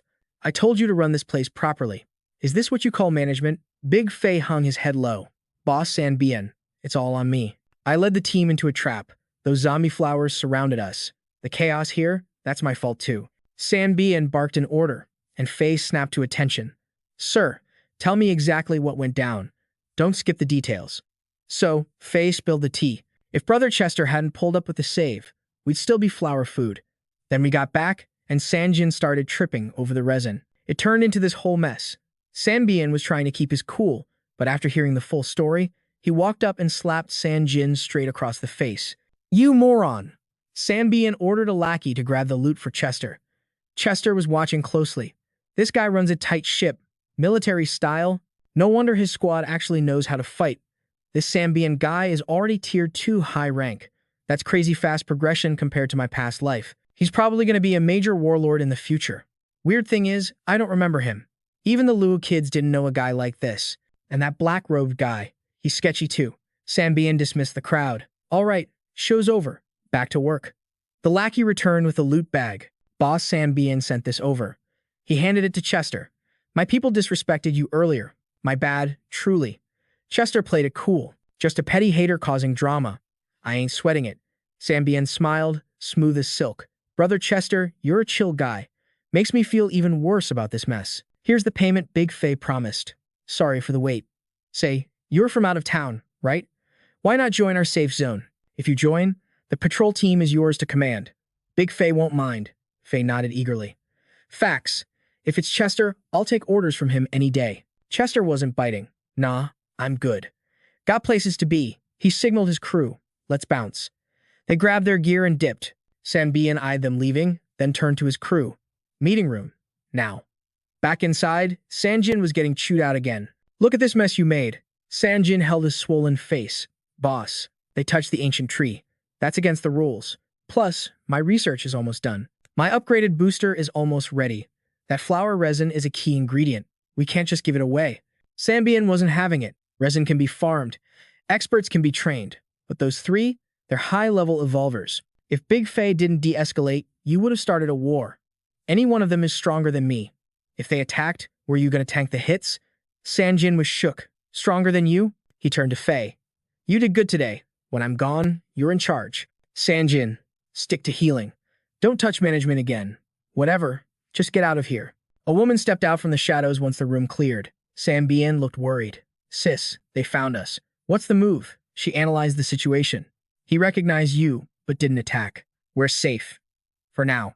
Sanbian sighed. I'll keep tailing them. You stay at the base. She gave a warning. Watch your back. That Wang Sanjin guy is trouble. Meanwhile, Chester's team was confused. Why are we rushing, boss? Yeah, it's getting dark. Why not crash there for the night? Chester dropped the bomb. That base is sus. Specifically, that ancient tree. Never heard of it before. It fights off zombie flowers, so it's gotta be at least tier 4. But when I scanned it, some weird virus energy blocked me. There's something wrong with that tree. It might be worse than the zombies. I'm not sleeping near that thing. Kyle realized something. Yo, that makes sense. The reason I touched the tree earlier? I caught a whiff of virus energy coming off it. Samantha nodded. Yeah, the scent was strong. Any evolver would notice it. Chester pointed his finger. Bingo. That's the problem. That base has at least 5 evolvers. They definitely know the tree is infected, but they're keeping their mouths shut. Don't you think that's shady? Plus, they didn't warn you guys. And check this out, that 3-braid guy and the black robe dude, they've been following us since Longhua City. They kept their distance after I fought during the landslide. They know we're dangerous. I didn't know what they wanted, so I let them trail us. But turns out, they run this base. Kyle frowned. Wait, are they from Longhua City too? We totally wrecked that place back there, didn't we? Bet they're super salty. Samantha scoffed, flipping her hair. Like the opinion of those Longhua losers matters? Zhang probably cleaned up the mess already. Ethan smirked, chilling them out. Yo, stop stressing. We're way too OP right now for them to be a threat. Even if every single evolved try-hard from that base rushed us at once, we'd still wipe the floor with them. Easy claps. If their power level is lower than ours, we just hold our ground. Simple. But internally, his mind raced. Those guys. Something about them felt nostalgic but alien. That's the only reason I didn't delete them from existence. Kyle pumped the brakes, looking confused. Hold up, Tien. Didn't we already exterminate the floral freaks in this sector? He stared at the blooming nightmare ahead. Yo, the respawn rate is insane. Already, Tian's eyes narrowed. This isn't normal. These plant zombies are buffed way higher than the last wave. They're fully evolved forms. Nah, that growth speed is logically impossible. It's like they're on steroids or using a cheat code. He decided to reroute. Once, twice, 3 times, blocked. Samantha groaned, Are you kidding me? Every street is swarming except this one. Talk about suspicious. Kyle squinted. Looks like a massive plaza ahead. Wide open space. Ethan's instinct screamed. Heads up, fam. This zone is glitched. My sensory radar is getting jammed hard. Some kind of viral energy is suppressing my aura. I'm practically blind here. My detection range just tanked to under 20 meters. The flower creeps camped all the exits. Only the plaza is open. It's a classic kill box setup. We're walking straight into a trap. The squad panicked. A trap. Since when do zombies have IQ points? What's the play? Do we retreat? Circle back? Should we brute force it? Suddenly barking. Samantha blinked. A dog? It was Buddy. The stray from earlier, skidding to a halt right in front of them. The pup was going crazy. What's his deal? Samantha asked. Kyle squinted. Think he's blocking us. Ethan didn't care. Ignore the mutt. Keep moving. Whatever. Let's go. But Buddy latched onto Tien's pant leg like a vice. Samantha connected the dots. Hey, you said there was danger ahead, right? Maybe the doggo is trying to save our skins, so that's why he's stopping us? Kyle grinned. Look at that loyalty. Came all this way to warn us. Respect. Ethan glared at the pup.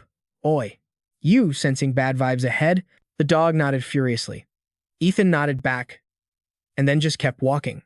The dog stood there, completely flabbergasted. Bruh? Tien dropped the lure. Listen, in Lihua County, we're not just farming resin. We need those high-tier green cloud crystals. This dog is a living converter. He turns virus energy into crystals. If we power level him with enough resin, we might get a legendary green crystal drop. Xiao Bai. Guard the loot dog. Don't let him die. Xiao Bai hopped onto Buddy like a battle mount, barking orders. Ethan's aura flared. Quit lurking in the shadows. Come get some. Squad, combat mode now. The ground erupted. Flower zombies surged up like weeds from hell. Buddy froze in terror, but Xiao Bai, beast mode activated. Claws extended, body hulking out. Xiao Bai punted the scared dog to safety. Ethan's eyes turned cold. No holding back this time. Unleash everything. Wipe every single one of them off the map. Roger that, Ethan's blade sang, severing limbs instantly with a single strike. Samantha became a blur, speed blitzing the flowers before they could react. Kyle stood amidst a storm of severed plant limbs. Die. Xiao Bai was tearing through enemies just as hard as the humans. Meanwhile, Buddy sat there, watching the carnage in 4K resolution. 1 hour later, victory. The trio gasped for air, lungs burning. That raid was a stamina drain. Buddy was still frozen, processing the absolute violence he just witnessed. Ethan dumped a mountain of flower resin in front of the dog. There. Is that enough? Feast, you glutton. It's all prepared for you. Tears of joy streamed down the dog's face. The dog dove in, devouring the loot. Samantha watched closely. You really think he'll drop a green crystal if he eats all that? Tien nodded, calculated. I tagged him with a spirit thread. I can feel the energy condensing inside him right now. Kyle frowned. Yo, what if he eats and dashes, scams us? Thud. Tien jammed his blade into the ground right next to the eating dog, smiling like a demon. Don't sweat it. Be a good boy, and I won't turn you into stir-fry. Capish? Samantha shivered. Yeah, that dog is traumatized for life. He's loyal to you forever now. Tien turned back to business. Inventory check. How much resin we got left? Kyle crunched the numbers. Plus, the loot from this wave. Total 50 or 60. After feeding the bottomless pit, we're sitting on 35 stacks. Solid, Tien replied. Stop hoarding for now. Let's see what kind of ROI this dog gives us on the crystals. They stared at Buddy, curled up and snoring. Bro has been asleep for 2 hours, Kyle noted. Must be an evolution coma, just like Xiao Bai used to do. Kyle asked. So, what's the play? We just camp here? Ethan shook his head. You guys and Xiao Bai guard the sleeper. I'm going on a night run. They blinked. Where to? Tien's eyes darkened. Don't you think it's sus? We stepped 1 foot out of that base and got ambushed instantly. These zombies were coordinated. Someone lured us. I'm betting it's the survivors back at base, especially that shady old tree entity. I'm going to do some recon tonight. Samantha tilted her head. But with our current stats, breaking the siege is easy, right? Why worry? Plus, being surrounded is just an infinite XP and loot farm. Don't you agree? Tien shut that down immediately. Nope, we burned 80% of our stamina just now. If the whole road is this hardcore, we'll gas out before we reach the destination. We're OP, sure. But in combat, one bad RNG roll creates an accident. And against these evolved zombies, that accident means death. That wave was manageable. But double the numbers, we'd hit 0 energy. Once we're empty, it's game over. I'm not risking a team wipe. We've got enough loot. The new meta is stealth. Avoid massive aggro at all costs. I need to know why we're being targeted. Find a safe zone and camp. I'm infiltrating the base tonight. Night fell. Ethan ghosted past the sentries, slipping into the base like a phantom. Weird, he thought. I pinged that black cloak guy's energy signature here earlier. Why is his signal gone now? Did he leave? Suddenly, voices drifted from a nearby tent. Ethan froze. Jackpot. Yo, Doc Wang, this feels super sketchy. Timothy snapped, cutting off his subordinate. Sketchy. Please. I run this medical squad. Okay? I make the calls, you just follow orders. Quit tripping over what happened this morning. Just vibe with it for a second, he barked, ordering a double dose like he was ordering extra shots at a bar. Are you deaf or just slow? Pump it up to 200%. The assistant hesitated, sweating bullets. But boss, the standard dose is barely half that. If we spike it, things could go sideways real fast. Remember how the ancient tree went berserk earlier? Doubling down is standard procedure, bro. Chill out and trust the process, he insisted, waving off the concern. That little tantrum the tree threw this morning, that was just 'cause some randoms messed with its aura. We really shouldn't risk it. Timothy wasn't hearing it. I said, do it, don't make me repeat myself, rookie. Look, I was a top-tier surgeon in the States while you were still learning your ABCs. Trust me, a little extra juice won't hurt.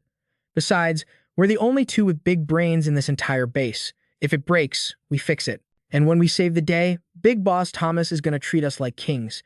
He shoved the tray of heavy-duty meds and syringes into the guy's trembling hands. Hurry up. It's going to be fine, I swear. Hiding in the shadows behind the tent, Ethan was piecing it all together. Looks like these two clowns are plotting to drug the ancient tree. Wait, can they actually manipulate the tree's behavior with drugs? If that works, it means they understand this monster way better than I thought. Guess I'll just ask him myself. Timothy was grinning like he just won the lottery. High risk, high reward, baby. How's a brute like Di Kyle supposed to run this camp anyway? Once this master plan works, my status is going to skyrocket straight to the moon.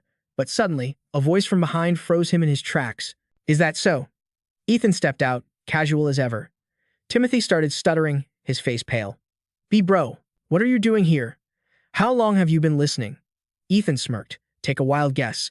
Timothy instantly dropped to his knees, slamming his head on the dirt. Big bro, I was blind this morning.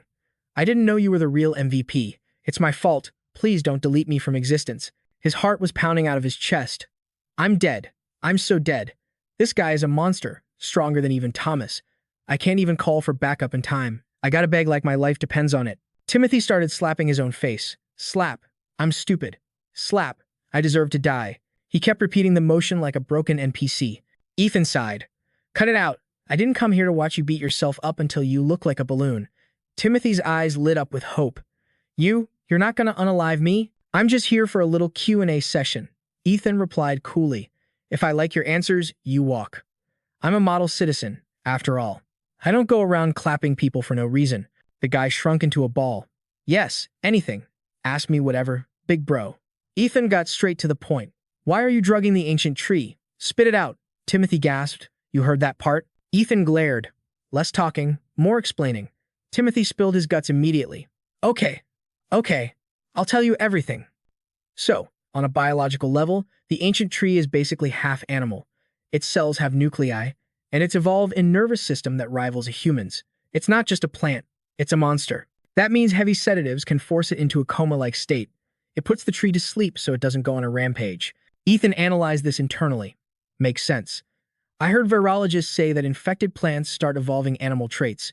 This guy isn't lying about the science. So sedatives slow down the infected. Got it. But tell me this: as soon as I stepped out of the base, the zombie flowers aggroed on me instantly. You know anything about that? Timothy shook his head frantically. No way. That wasn't me. I can only mess with the tree. I don't have hacks for the zombie flowers. Ethan pressed harder. I'm not blaming you yet.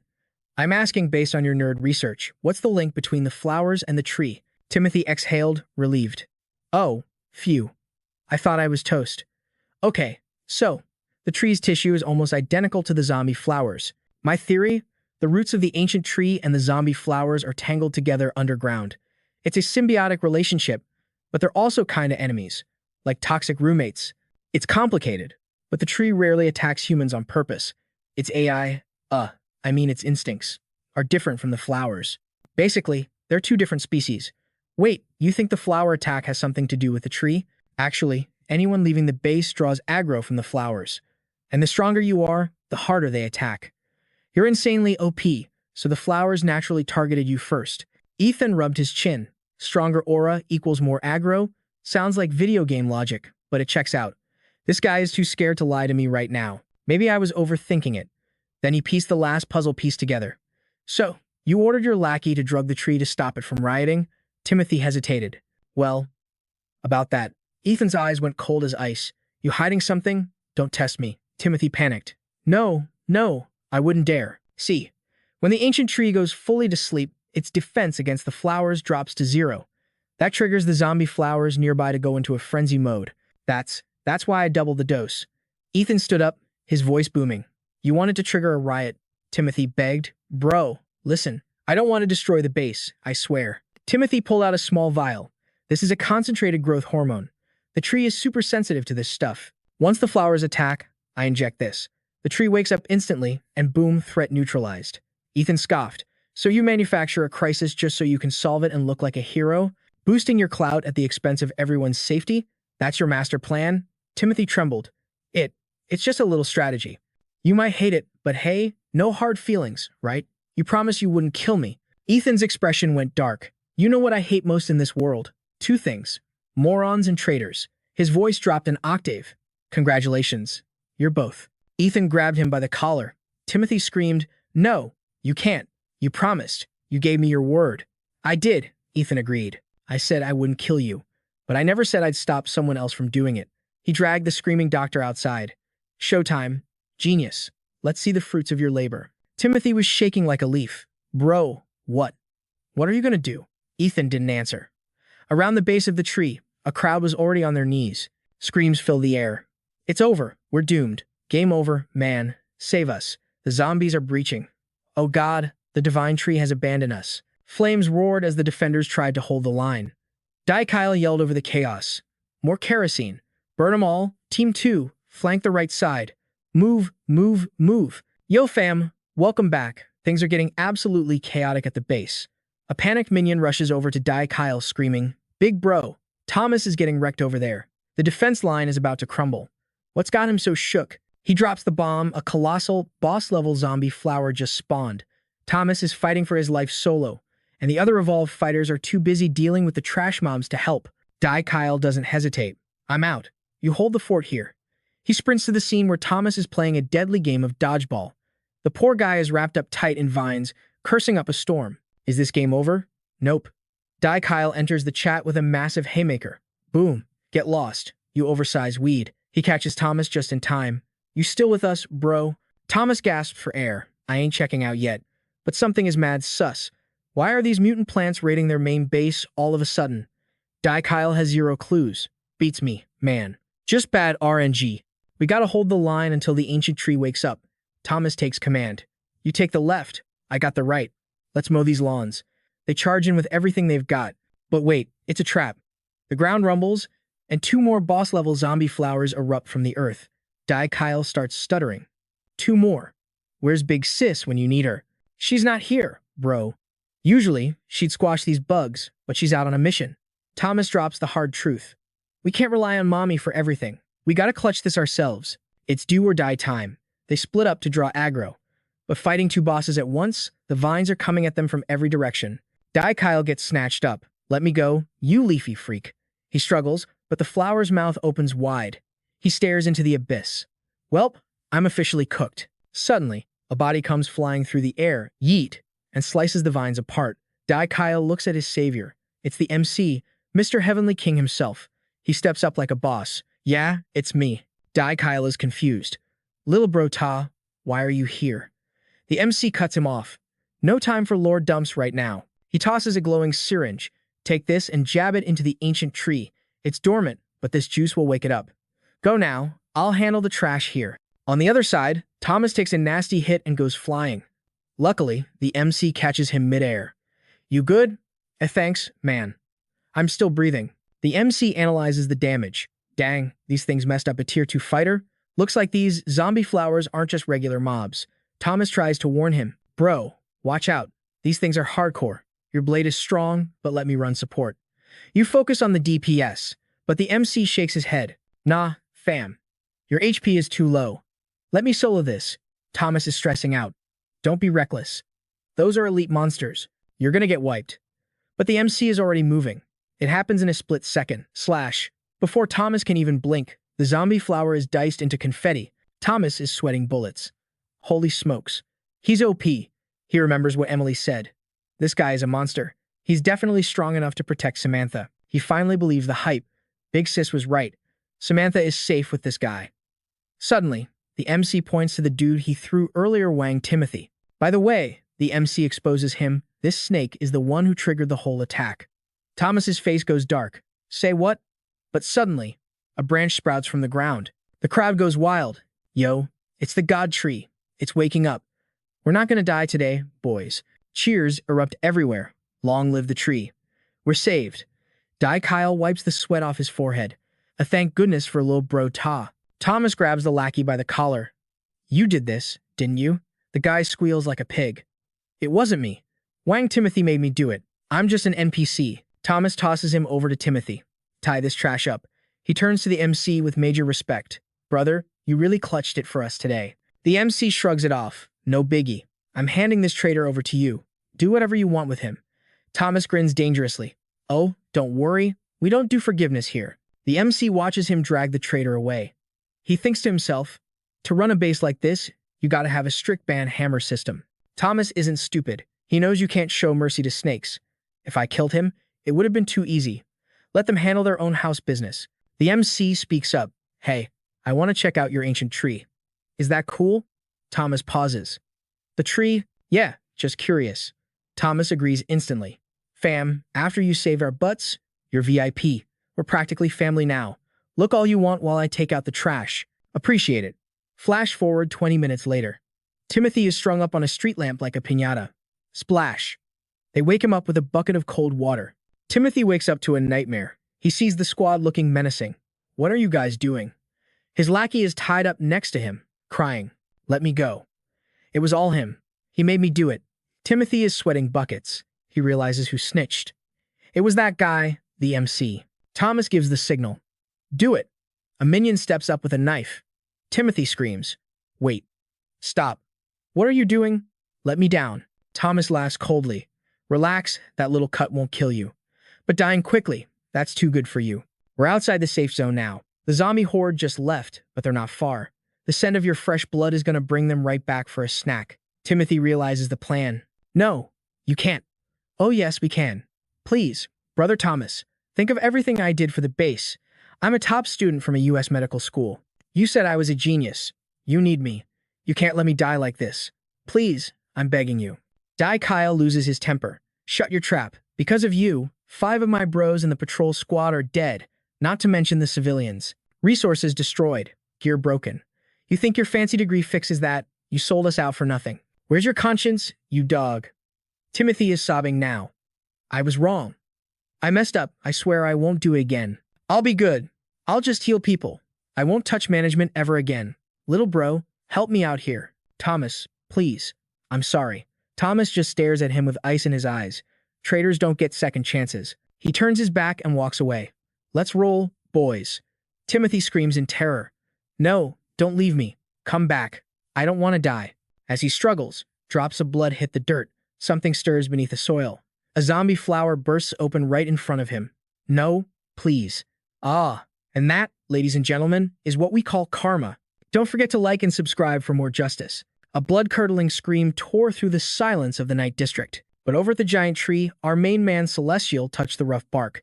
He realized immediately that this wasn't just some magic plant like that snake Thomas claimed. It was pulsing with 2 completely different virus energies. The first vibe, straight-up infection, just like those nasty zombie flowers. But the second energy, it was sneaky, hiding deep inside, trying to mask its true nature. Too bad for it. My mental radar is absolute perfection. I sense it right away. This second energy felt exactly like a high-tier human evolver. Could this massive ancient tree actually be a construct created by an awakened human? What kind of insane power is this? A special class? Or maybe a psychic type? Who has the juice to manifest a tree this big? Whoever did this has to be at least a level 3 master. Wait, don't tell me she followed me all the way here and built this base just to mess with me? If she controls this tree, then that zombie ambush earlier was definitely a setup. Alright, enough guessing. It's time to confront the boss. Thomas, get over here. Thomas walked up, wiping sweat from his brow. Yo bro, we handled that traitor. Thanks for the save earlier. We would have been total toast without you. Save the small talk. I don't like beating around the bush. Your base drama is handled, so now let's talk about us. The guy looked confused, like a deer in headlights waiting for the impact. Celestial laid it out cold.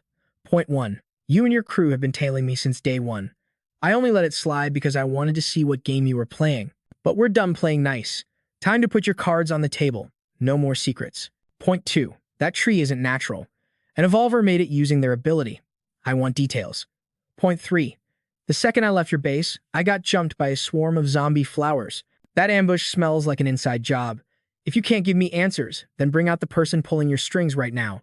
The guy started sweating bullets. Look, my guy, it's not that I won't talk, but this is top secret stuff. Crucial to our survival. Can you cut me some slack? My patience is thinner than paper right now, and the clock is ticking. If you don't talk, I'll handle this my way. And trust me, you won't like my way. Thomas hesitated, looking terrified. Celestial continued, I don't know anyone in this district, so I'm not the target. That means you're after Kyle or Samantha, right? You've been eyeing my squad like a hawk. And honestly, all this sneaking around is really ticking me off. Keep your secrets. I'll just take my team and leave this district right now. I'd rather fight a million zombies than deal with your shady backstabbing.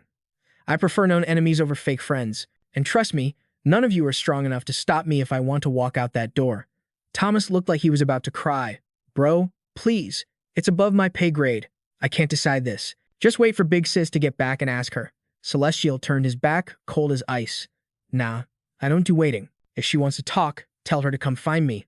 Suddenly, Kyle came sprinting out of nowhere, waving his arms like a maniac. Celestial. Big trouble. It's Samantha. Celestial's eyes narrowed instantly. Spit it out. What happened? Kyle gasped for air. We got swarmed. A massive wave of zombies and flower monsters hit us. Me and Samantha were fighting them off, but then that figure in the black robe from before showed up and snatched her. Even Thomas looked shook. Say what? There were too many enemies. I couldn't keep an eye on her. She grabbed Samantha and even took our dog, Snowball. We gotta chase them right now. Celestial's face went pitch black. A terrifying aura of killing intent exploded from him as he pointed his blade straight at Thomas. Explain. Now. Faced with imminent death, the guy threw his hands up. Whoa, chill. Put the weapon down, brother. Let's talk this out. At that moment, Kyle ran up looking panicked. What's wrong? Why the weapons? He looked at Thomas. What is going on? Thomas stammered. It was Big Sis. She took the girl. Kyle's jaw dropped. What? Why would she do that? Thomas yelled. You idiot. Haven't you realized? That little girl is the Samantha we've been looking for. The guy's face went blank. The kid was the target all along. Celestial thought, I knew it. They were targeting her from day one. Thomas begged. I swear on my life. Big Sis won't hurt her. She took Samantha, but there's no bad blood. She won't be in any danger. Celestial cut him off, voice dripping with venom. I don't care about your excuses. Tell me where she is right now. I don't know. Big Sis comes and goes like a ghost. No one knows her schedule. But please, trust me. Samantha is safe.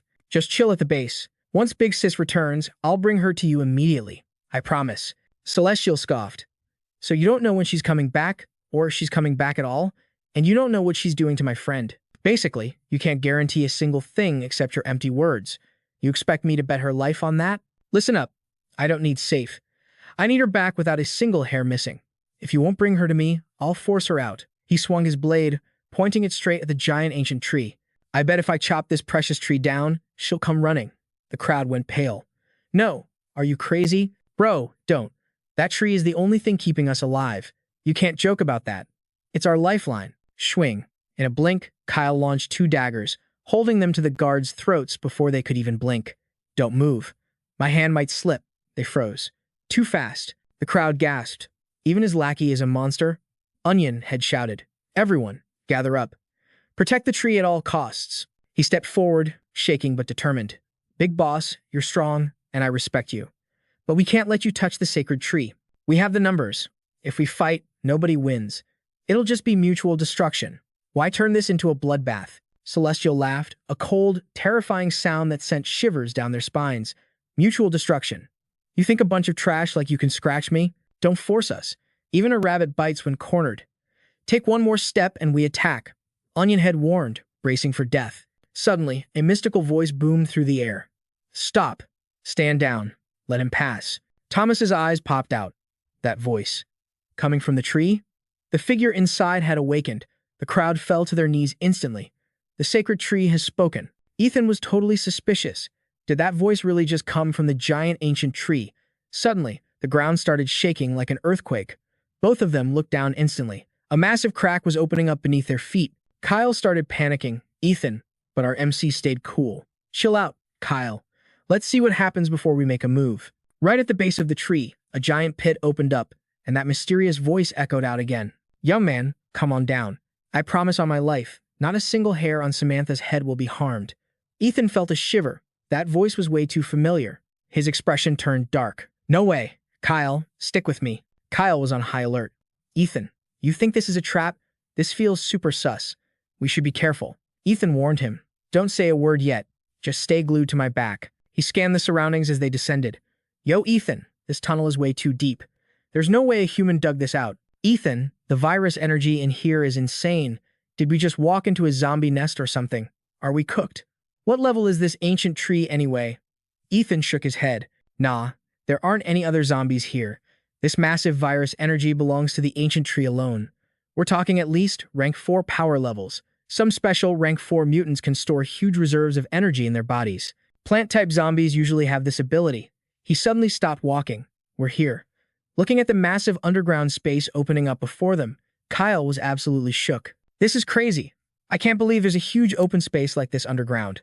Wait, are we literally underneath the ancient tree right now? The stranger spoke up. Hello there. Thank you for bringing Samantha all the way here. Suddenly, a hand reached out from the tree trunk, followed by half of a human body. Ethan was stunned. Uncle, you are. Kyle screamed his lungs out. Oh my God, it's a tree monster. The man quickly explained, boys, no need to be scared. I'm human, I swear. I won't hurt you. Let me introduce myself. I am Lawrence, Samantha's father. Ethan felt his world shake the moment the man stepped out. Why did this happen? Meanwhile, Samantha was currently waking up in a wide, empty underground bunker. Snowball squeaked to wake her up. Samantha looked around, totally confused. Where is this? She sat up, checking herself for injuries. Huh? What happened to me? And where's Kyle?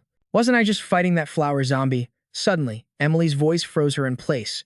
You're awake? Samantha jumped up, instantly on guard. Who are you? She reached behind her back, empty. Her weapons were gone. The stranger held up a dagger. Looking for this? She tossed both daggers onto the ground. Clang. Samantha realized it instantly. You're that black-clad attacker who ambushed us earlier, aren't you? Why did you bring me here? They stared each other down for a tense second before Samantha teleported, rushing straight at Emily. The girl dodged effortlessly. Samantha realized her moves were being read like an open book. She aimed a kick, putting all her power into it, but she still hit nothing but air. She ducked low for a leg sweep, but Emily was too agile. She leaped into the air, dodging the attack with zero effort. Samantha didn't give up. She thrust her dagger forward, but the girl just leaned back to dodge. Samantha had to admit this opponent was OP. It was like every single move she made was predicted beforehand. The girl's movements were so light, almost like she was just waiting for Samantha to attack. I have to use sonic speed. Even if I can't beat her, I gotta at least escape. Just as she prepared to burst, Emily pulled off her hood. All right, chill. No need to fight anymore, she asked with a smirk. You recognize me, right? Samantha froze, stammering. Sister, you're my senior. Oh, thank God. Sister too. We've been looking everywhere for you. Emily looked surprised. You guys were looking for me? Samantha spilled the tea. It was brother Ethan. If he hadn't run to our school specifically to find you, I never would have met him. Honestly, I probably would have died at school ages ago. Emily was skeptical. You mean that high-level expert traveling with you? I don't even know him. Why would he be looking for me? Samantha grinned. Duh, because of love. Sister too. You were the campus queen. People lined up just to get a glimpse of you. But I don't think anyone is as down bad for you as brother Ethan. Come on, let me take you to meet him. I didn't know you were this strong. You and Ethan are seriously a match made in heaven. Emily got serious. Wait, I have something super important to tell you first. Samantha was impatient, trying to drag her along. Whatever it is, tell me on the way. Meeting Ethan is way more important. Emily dropped the bomb. No, we have to talk now. This is about your dad. In a few days, he might lose his life. Samantha stopped dead, stuttering as she turned around. Sis, what did you just say? Meanwhile, back at the tree, Ethan stared in shock at Lawrence, who was literally fused with the roots. How? How did it come to this? Kyle was surprised. He'd never seen Ethan look this emotional before. What the heck is going on? Lawrence looked curious. Young man, have we met before? You look like you've known me for a long time. Ethan sighed deeply before replying. No, we're just friends of Samantha. Seeing you like this, it just really caught me off guard. Ethan thought carefully. He couldn't reveal that he was a regressor who came back from the future. Uncle Laz's condition was critical. Telling him the truth would just add unnecessary mental baggage. He introduced the squad. I'm Ethan. This is Kyle. We're Samantha's friends. You're her dad, so can I call you Uncle La?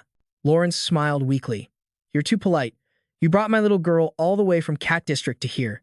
You must have faced crazy dangers on the road, right? For that alone, you are my greatest benefactor."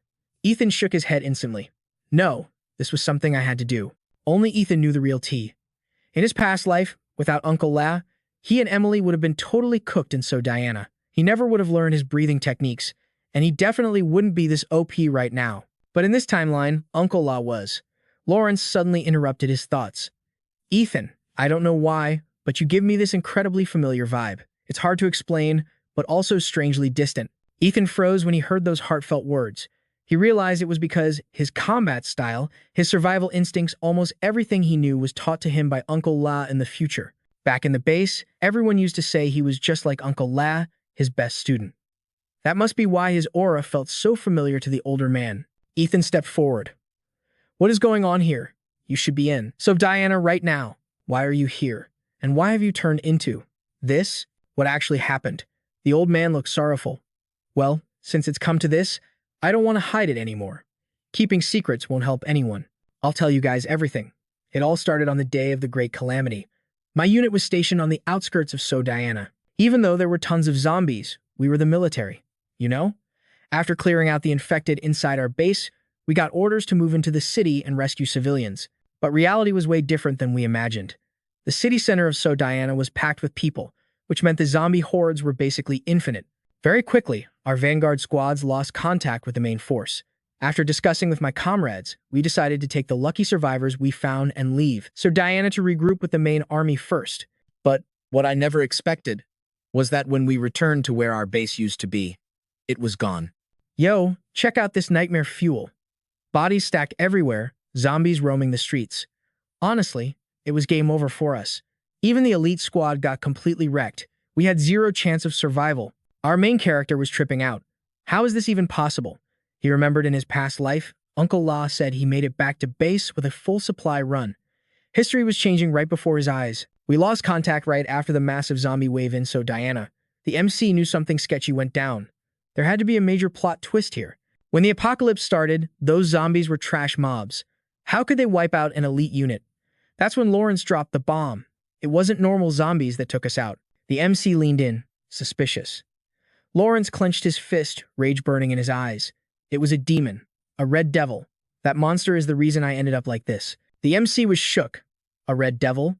A high-tier boss already? Lawrence explained. It wasn't huge, just the size of a normal human. But it had blood-red skin and actual intelligence. It spoke human language. Kyle completely lost it. Wait, hold up. Zombies can talk now? Yo, are zombies seriously that smart? The MC knew they existed, but a boss monster like that shouldn't be spawning this early in the timeline. The MC hit him with a question. Did that red devil keep capturing living people? Lawrence froze, confused. How did you know that, kid? That's impossible. It's the red demon. Spawning this early in So Diana? That's bad news. Kyle was clueless, so the MC broke it down. The red demon is one of the rare zombie types with human-level IQ. It rocks blood-red skin. Even though it's technically close to Tier 5, its actual physical combat stats are only like a Tier 2 scrub. Kyle was skeptical. Only Tier 2 strength. Even with a big brain, how could it solo an entire army squad? The MC shook his head. Nah, don't underestimate it. Its attack power is low, but it has two abilities that are absolute nightmare fuel.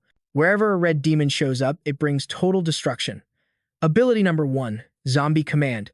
It can mind control any undead weaker than itself. At peak performance, it commands a legion of 5,000. With that kind of army, it can trigger a zombie wave whenever it feels like it. Wherever it moves, the horde follows. And we're not talking weaklings, it creates an elite army of Tier 2 zombies and up. Lawrence nodded grimly. You nailed it. That thing was surrounded by mutant freaks. They hid in the shadows, ambushing anyone trying to regroup with the main unit. But get this, the zombies it controlled didn't just kill us. They captured some of us as prisoners of war. We were used as lab rats. Kyle gasped in horror. Lab rats. Then the MC revealed the second horror, the red demon's second ability. Viral mutation infection. It doesn't just control zombies, it manufactures high-tier ones. It carries a super potent virus that forces rapid mutation in humans. It finally clicked for Kyle. So, that's why you look like this, Uncle La? The mutation? Yeah. It clawed my left leg, Lawrence admitted. After attacking me, it threw me into a massive warehouse filled with other infected victims. Most people turned into mindless zombies and walked out. Only a handful of us managed to keep our sanity. But then, something crazy happened. Our wounds healed. We got buffed stronger, faster. Some of us even awakened special abilities. We thought we hit the jackpot. We planned to bust out with our new powers. But the MC muttered under his breath, knowing the dark truth. Classic trap. The red demon lets you evolve because you become a carrier, a living seed for the virus to spread. Anyone who evolves from that infection has a ticking time bomb inside them, a parasitic viral seed attached to their very core. The stronger the host gets, the higher the virus levels go. Once it feeds on enough energy, boom. Catastrophic mutation. That's the red demon's twisted game. Lawrence continued. 70 of us managed to escape that hellhole together. We joined a refugee group fleeing to Lehoa district. But then, one of our guys glitched out. He morphed into a literal zombie flower. He was patient zero in Lehoa.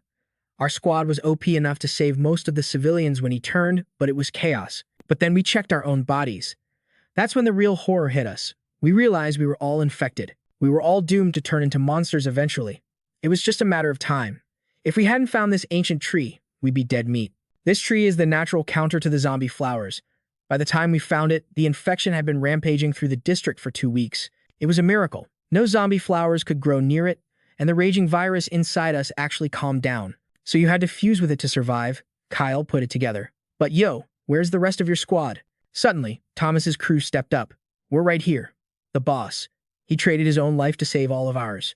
The MC's eyes widened as he realized the truth. Uncle La, don't tell me. The old soldier just smiled. Don't look so shocked, kid. I told you already. Let the past stay in the past. Thomas bowed low to the MC. Sorry for beefing with you earlier, bro. This is our base's biggest secret. We couldn't let anyone know about Lawrence's condition. But the MC cut him off, desperate. I have to know, did Uncle La absorb the virus from all of you? Did he take the burden all on himself? He sucked the virus out of every single one of you, didn't he? The soldier looked stunned. How? How did you know? The MC's heart shattered. He bit his lip until he tasted blood. If I was just a little faster, damn it, I could have saved him. Kyle was totally lost. Yo, MC, what's with the meltdown? Why are you freaking out? Darkness clouded the MC's face. This tree counters the infection by draining energy. It's super sensitive to the zombie flower virus. But here's the catch. It usually only absorbs energy it wants. It doesn't care about harmful trash energy, unless someone forces it to. Yo, my psychic energy is totally glitching out here. Kyle couldn't wrap his head around it. How is Uncle La even pulling this off? Isn't he suffering? Listen up. After hitting Tier 2, his ability evolved into fusion. Usually, that's for merging with metal to become a walking tank, but he took a crazy gamble and fused with this giant mutant tree instead. He hijacked the tree's power to save the squad, but the price? He's locked in. There's no logging out of this server, fam. Lawrence let out a heavy sigh. I had no clue you knew the virus lore like that. If we'd linked up sooner, maybe things wouldn't have gone down this dark path. Ethan flashed back. All this intel? Uncle La taught him that in his previous life. But right now, the stats don't add up. La is Tier 2, and that monster tree is a Tier 4 nightmare. He can't win a tug of war for control against that thing. He's liable to get absorbed. He's desperate to see Samantha because his clock is ticking fast. Lawrence's eyes softened. You brought my girl here? I can't thank you enough. That friend of mine, always acting on his own, thinking he knows best. Typical. Don't hold it against him. Then the main character stepped up. Uncle La, listen to me for a sec. Please, you gotta scrap this suicide mission. I'm serious. You've done enough for this world. The old soldier froze. Ethan knew the score with La's personality. He wouldn't drag his daughter here just for a teary hug. He's terrified, scared that seeing him like this would traumatize her. He'd never want their reunion to instantly turn into a funeral. You're bringing Samantha here for a boss raid, aren't you? Your willpower alone isn't enough to hack this ancient tree system. Only your own flesh and blood, with that matching DNA, can help you wrestle control. You want to weaponize this tree to wipe out the zombie flower infestation. I hit the bullseye, didn't I? Uncle La, I've got a cheat code to keep you alive. You won't be 100%, but I can buy you 5 more years. Heck, maybe even 8 years. Just stop this. The zombie flower outbreak in Lehoa district, that's not on you, man. Everyone has their own destiny. For once, just be selfish. The Thomas crew was shook, for real. Kid, are you capping right now? If you can keep Big Bro breathing, Kyle owes you his life. Suddenly, Lawrence roared. Enough. The silence was deafening. He sighed. My buddy said the exact same thing. Thank you. Truly. But like you said, everyone has a destiny. And I think this is mine. I am a soldier. It's my job to stand on the front lines when the world is ending, to save as many lives as I can. The invasion here was our screw-up. I led my squad into this hell. I have to reclaim the battlefield I lost, no matter the cost. Kyle and Little Two broke down sobbing. Even the tough guys were tearing up. Ethan whispered, I knew you'd say that. Then he turned. Let's roll. Lawrence panicked. Wait. Ethan smiled. Chill, Uncle La. I'm not bailing. Just stepping out for some air and to pick up your daughter. Once upon a time, there was a clueless kid who didn't know squat. A soldier saved that dying boy's life. That soldier taught him the ropes, turned a zero into a hero, a real man. That boy owes a debt he can never repay in a single lifetime. So whatever you decide today, I'm riding with you until the wheels fall off. I'll handle the rest. Back at the safe house, Kyle tossed him something. Yo, it's a trench coat. Same style he rocks. Found it in the stash. Try it on. Ethan nodded. Thanks, man. Kyle couldn't hold back. So what's the real deal with Uncle Lau? The vibe is heavy. You're saying we're powerless? That tree is battling him for admin privileges every single second. He gets zero sleep. His body and mind are running on empty fumes. It's a miracle he's held out this long. At this rate, his game over screen is popping up in 3, maybe 5 years. Kyle finally got it. But didn't you say you had a patch to keep him going? Ethan shot back. Yeah, but put yourself in his shoes. What would you choose? I dunno. Living like a vegetable? I'd rather log out. I know we want him here, but maybe he's just ready for freedom. Ethan looked away. Uncle Laz a true soldier. When trouble hits, he's the tank taking the aggro. When there's loot, he passes it to the squad. That's how soldiers are built, Kyle agreed. Ethan thought to himself, his dream is just to see everyone else smiling. For that dream, he'd sacrifice his own soul. That conviction is what drives him. And it's exactly what pushes me to level up every day. Emily, Kyle, Truong, Din Vu, Uncle La, all the homies who got deleted in my past life. That's my biggest regret. I grinded all the way here just to change that ending. That trauma is my fuel. In the bad timeline, he took a crit hit saving me. He died on the road because we had no meds. His last words, he just wanted to see his little girl one last time. And in this timeline, fate is trying to play the same cruel joke. I might not be a saint, but I refuse to let Uncle Lai die with regrets again. Meanwhile, Emily checked the map. Base is just ahead. You sure you want to do this, girl? Samantha raised an eyebrow. You trying to stop me? She sighed. Honestly, yeah, as long as you're breathing, there's hope. I never liked his martyr complex. I was going to kidnap you to safety and figure out a cure later. But meeting you, it changed the game. I don't know what power leveled your maturity besides that, Ethan guy. You might actually be the strongest evolved user I've ever seen. Back in the day, you were just a middle school punk famous for fights. Now, you've got this icy calm vibe. It's a total transformation. Samantha smirked proudly. That's all on big bro Ethan. Without him, I would have been fragged ages ago, let alone leveled up like this. Her friend rolled her eyes. This Ethan guy is sus. You're name-dropping him like every 3 seconds. Look, the plan was to run far away. But seeing your power level now, you call the shots. Go help your dad in that hellhole or bounce. It's on you. Samantha asked the million-dollar question. If her dad's crazy plan actually worked, how much time would he have left? She looked at Emily, waiting for the estimate. 3 months. Tops. The answer hit Samantha like a truck. Just 3 months? That was her dad all right. Always playing the hero for the squad, saving the world, but never looking out for number one. If I bail on him today, even if he lives to be 100, he'll be miserable. I've been such a brat my whole life, fighting him on everything. He wanted me to join the army, and I threw a fit. He wanted me to be a scholar. I wanted to be a thug. Last time he came home from the base, we had a massive blowout. I haven't been a good daughter for a single day, but right now, I just want to listen to him. The two girls locked eyes, and Emily looked totally drained. Then you gotta walk this path alone.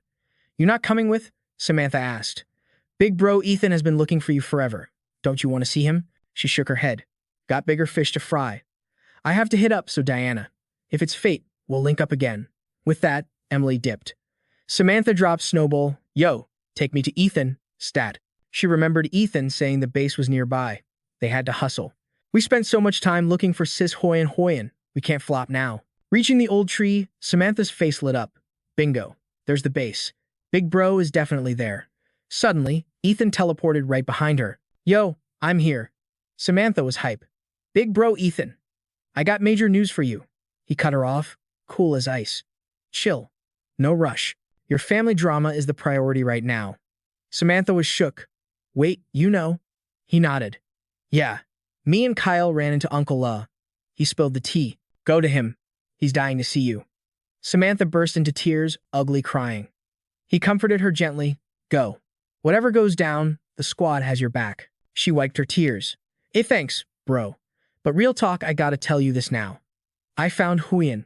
Huyen. She was that mysterious cloaked figure from before. Ethan was actually stunned. Huyen, where at? She explained. She hates my dad's sacrifice plan, so she bounced. Said she had urgent business in So Diana. She just left.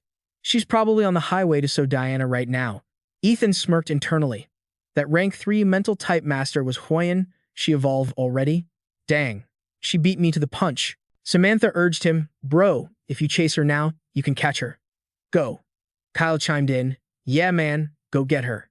I'll hold down the fort here. Ethan shook his head. Nah, we hold the line. If Huyen wants to go to So Diana, let her cook. We'll link up with her there. Kyle was skeptical. But didn't you say the red demon is in So Diana? Sister-in-law is walking into a trap to avenge Uncle La. What if she gets wrecked? Ethan dropped some lore. Once a mental type hits rank 3, their power scales differently. Huyen is a beast now. Even if she can't kill the red demon, she can definitely survive. Plus, she avoided us for a reason. She's emotionally awkward. She only shows her soft side to her inner circle. She can't handle goodbyes. Uncle La saved her life. Knowing her, she can't bear to watch what happens next. It would break her. Maybe this is just destiny. The stars are aligned for us to meet on the battlefield in So Diana. Meanwhile, Lawrence suited up in his military gear. Check the fit. How do I look? Kyle and Thomas hyped him up. Looking sharp. Boss. Epic drip. Samantha's gonna think her dad is the G. O-A-T. He nodded, resolute. This is it then. Didn't think the end would come this fast. Kyle covered his mouth, trying to stifle a sob. Yeah, the time has come. Samantha walked in, her voice trembling. Dad, I'm here. Father and daughter locked eyes. Kyle was bawling his eyes out. Finally, Ethan stepped back to give them space. Go on. We'll wait outside. Lawrence called out, Ethan. The young leader turned back. What's up, uncle? The old soldier threw up a crisp salute. Thank you. Ethan nodded respectfully. Just doing my duty. You two catch up. I'll handle the chaos outside. Samantha stood there in silence for a beat. Lawrence spoke first. Zaza, we haven't seen each other in over a year, huh? She looked down, sad.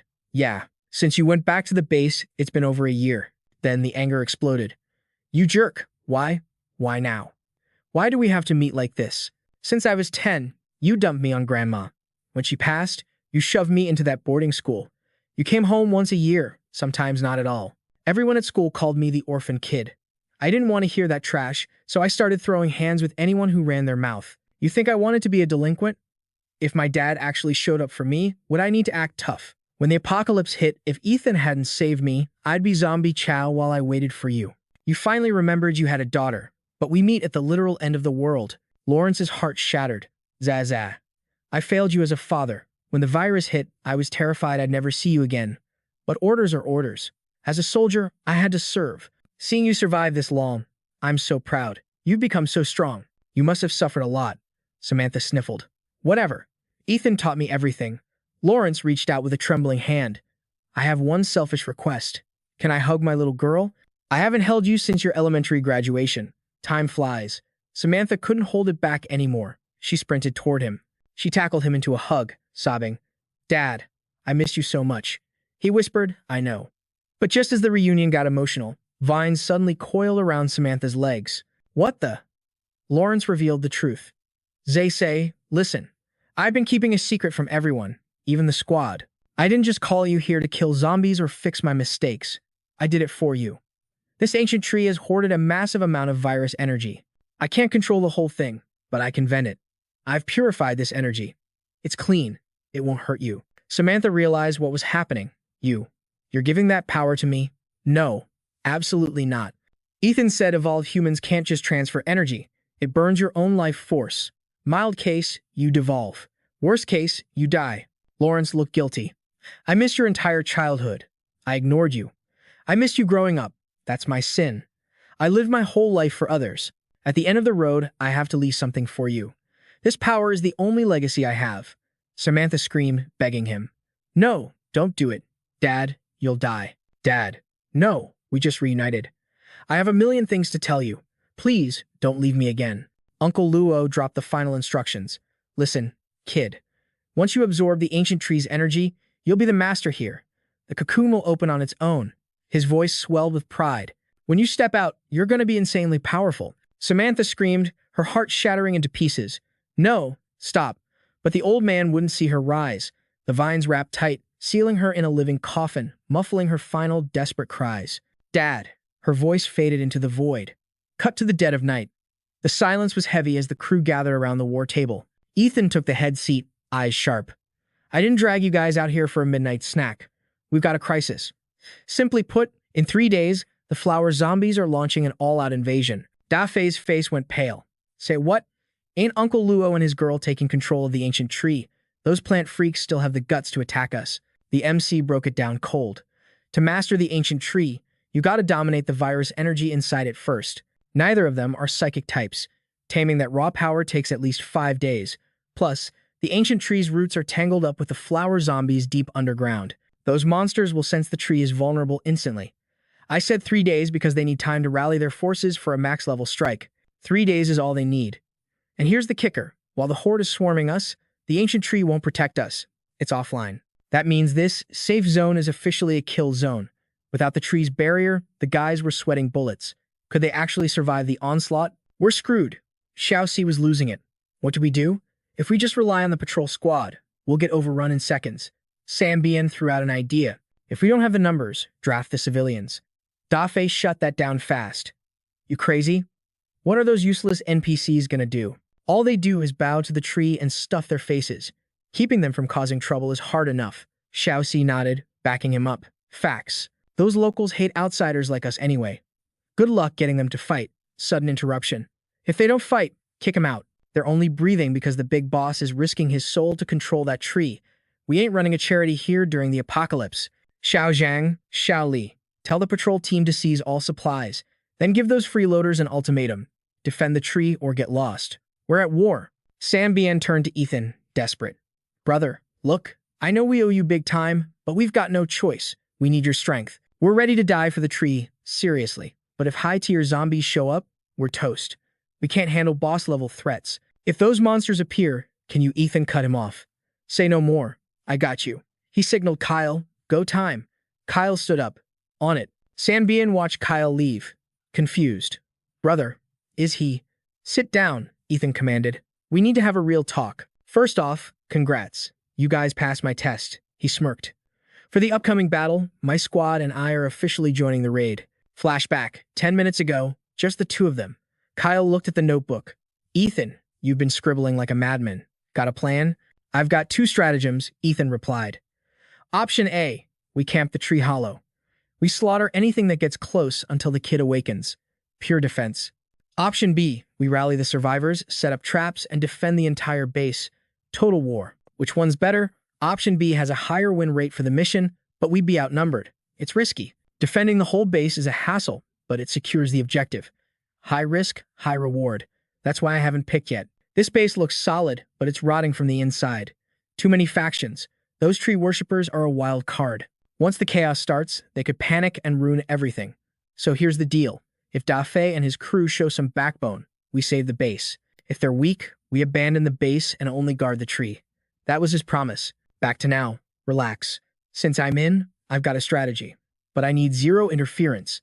Anyone staying in this base better not get in my way. You got it, Xiaoxi nodded. Most will fall in line. But what about the elderly and the kids? They can't fight, but they want to stay. They'd be useless on the front lines. Ethan didn't hesitate. Put them on support duty. Logistics. They can patch up the wounded. When the fighting starts, shove them into the tree hollow. As long as our defense line holds, they survive. Ethan slid a blueprint across the table. Take this. By tomorrow night, I want trenches dug around the tree. Deep ones. Just like the drawing. Whoa, that's a ton of labor, Dafei muttered, looking at the specs. Digging's fine, but trenches? Against flower zombies? Is that really necessary? Regular zombies just fall in and climb out. Plus, we're fighting close quarters. Won't these ditches just mess up our own footwork? Ethan kept it mysterious. The trenches aren't for you guys. Just get it done. You'll see the magic happen when the show starts. How's your stock of wooden weapons? Sam Bien thumped his chest. Solid. We harvested a ton of ancient tree wood recently. We can arm every man, woman, and child. I'll have the boys sharpen them up. What about explosives and rounds? Ethan asked. We got boomsticks, but bullets. Xiao Si scratched his head. Didn't we raid that police station? We should have like 100 rounds collecting dust. Sam Bien snapped his fingers. Oh yeah, totally forgot about that stash. Guns barely scratch these zombies, so we never use them. Ethan's eyes lit up. Perfect. Keep the explosives, but bring every single bullet to me. Now, also, build a scaffolding platform high up on the tree. I need a vantage point. Dafei and San Bien exchanged looks. A sniper nest? You planning to pick him off? Do we even have a marksman in this server? Dafei pressed. And hey, why not use the explosives? Isn't that better for defense? We tried shooting them before. It's like tickling them. Let's skip the tower and just dig more spike pits. Bullets are a waste of time. Thomas cut in, keeping it real. All right, listen up, fam. We do exactly what Ethan says. We're just amateurs here. He's the pro with the strats. I bet he's got a master plan cooking. Everybody just follow his lead, okay? Then he got serious with Ethan. Bro, you set up all this crazy stuff. You clearly got a scheme. We won't pry, but I gotta ask one thing. Once we start throwing hands with those flower zombies, it's gonna be chaos. We can't watch every angle. If one of those freaks slips past us into the tree hollow, the consequences. I don't even want to think about it. So, we need a final line of defense right here. No matter what, Uncle La stays safe. That's non-negotiable. Honestly, Ethan, I think you should hold this spot. If you're guarding La, the rest of us can go all out without worrying. Ethan shook his head instantly. Nah, I already thought about that. There's someone way better for the job. Thomas blinked. Huh? Who? Ethan whipped out. Snowball. This little guy is our last resort. The whole squad stared at the harmless hamster, totally shook. Philip stammered, bro, are you serious right now? What's a hamster gonna do against zombies? Ford nodded furiously. For real, that's our final defense? We're cooked. But Thomas had a sudden realization. Oh, I get it. Ethan means if we execute the plan perfectly, we won't need a final defense. He's just trying to hype us up. Thomas slammed the table, pumped up. You got it. Let's do this. You guys don't get it. Who cares about the hamster? As long as we stick together, we don't have to fear anything. With Ethan here leading the charge, we're definitely going to stomp those flower freaks. The others started cheering. Yeah, who needs a final defense? We got this. Victory is ours. Snowball looked at them like they were idiots, totally questioning his life choices. Thomas asked, Hey, speaking of, where's your heavy hitter? Did you send him on a side quest? Ethan rubbed his chin, looking unbothered. You mean Kyle? He's probably walking the dog. The trio was baffled again. Walking the dog? In the middle of an apocalypse. Cut to 20 minutes later. Kyle hauled out a crate. Buddy the dog harked up a blue cloud crystal. Ethan checked it. What number is this? Kyle reported, third one. Ethan sighed in relief. That should be enough. Kyle picked up Buddy. This pup is scary, smart, man. I totally forgot about him, but he found his way back to us. Ethan nodded. He was a tier 3 beast originally. His IQ isn't low. Even if he's downgraded now, he's still a solid tier 2. He checked the loot bag. Yeah, this is enough. Plus what we already had. He did a quick count. 120 crystals total. That's the stash. Kyle pressed a handful of items into Ethan's palm. Take these two. Rare loot. Don't lose them. Ethan nodded. Got it. But Kyle still looked stressed. Ethan, can we really hold them off? Ethan replied calmly. As long as you show up on time, we're Gucci. Kyle panicked. Don't put all the pressure on me. What if I choke? What if I mess it up? Ethan didn't hesitate. I trust you. Go. You got 3 days, max. Watching the man and dog leave, Ethan thought, I've done my part. The rest is up to fate. Whatever happens now relies on the team. Meanwhile, Timothy was getting ragdolled by vines. He screamed, Let me go. Where are you taking me? Unhand me, you freaks. Put me down. The vines dropped him. He looked up and froze. His soul left his body as he saw the sea of flowers. Isn't this the flower zombie nest? Timothy was shaking. A cold voice echoed. Human. A zombie stepped forward from the shadows. You come from the tree. I need you. Timothy realized with horror, holy crap, it's controlling the human host to talk. Flower zombies can communicate. It didn't kill me. It brought me here on purpose. It mentioned the tree. The ancient tree. Does it want intel to launch a raid? The monster pressed. Answer. The tree. You know it. Timothy scrambled to his knees, seeing a chance to live. Yes, Lord Zombie, I'm from the ancient tree. I know everything about their base. Just don't kill me. I'll do anything. I'll help you crush them. Lord, I want to switch sides. The zombie stared. You know, the tree. You will tell me, Timothy groveled. Yes, I'm ready. From today on, I'm your loyal servant. I'll fight for you. Just you wait, Ethan. My luck hasn't run out yet. When I come back with this army, you're all dead. Suddenly, vines wrapped tight around his body. Timothy panicked. Wait, what are you doing? Lord Zombie, I surrendered. I want to be your servant. The zombie sneered. No servant. Need. Sink. A vine shot straight into Timothy's mouth. His eyes rolled back, bursting with blood vessels as the infection took over. 2 days later, trenches were dug, towers built. Ethan checked the tree hollow. Inside, Samantha was wrapped in a glowing cocoon. Thomas asked, status? Ethan replied, Samantha is stable, but to control that massive energy, she needs a bit more time to cook. Thomas frowned, looking worried. It's been 2 days. The zombies are quiet. Too quiet. Should we send scouts to poke around? Ethan shook his head. No point. My gut says they're attacking tonight. Thomas's eyes widened. Tonight? Ethan broke it down. Flower zombies peak at night.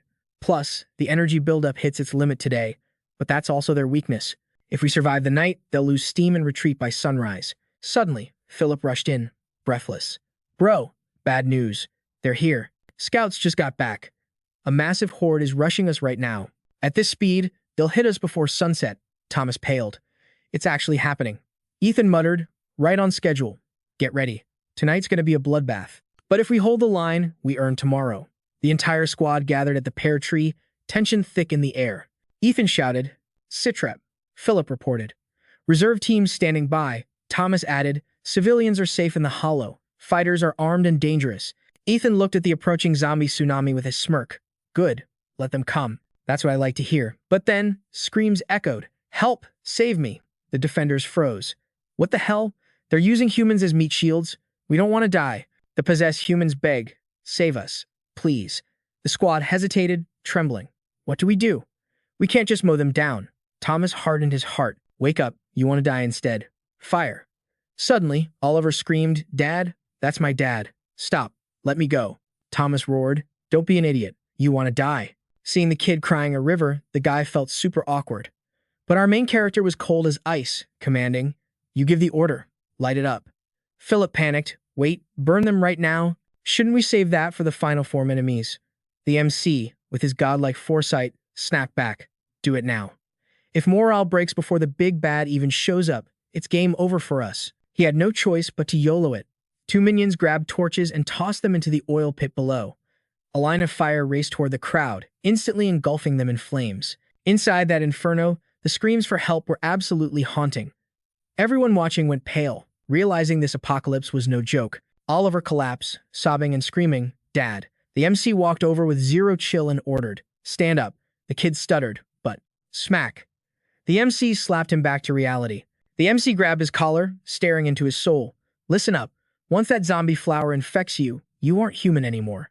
They are zombies, enemies sent to wipe us out. Your job is to kill those monsters and avenge your family, not sit here crying like a cowardly NPC. Man up. Listen closely. Everyone. Anything coming out of that fire is an enemy. Grab your weapons if you want to survive. If you stay, there is no turning back. The MC gave them a brutal choice. Fight like hell or die right here. Philip gripped his spiked bat, adrenaline pumping. Damn straight. Let's get this bread. Boys, we're putting everything on the line against these flower zombies. Kill. The roar of the crowd shook the air. Kill, kill, kill. Suddenly, the ground started shaking like an earthquake. But it wasn't nature, it was the enemy. A massive zombie flower burst from the cracks right beneath them. Arrows flew toward the flower, exploding on impact. The MC barked orders, Don't just stand there. Cut it down before it spreads its pollen. The MC nodded, Nice work. Kyle, take squad 1 and handle the flowers in the trench. Everyone else, follow me for close combat. The fire is dying out.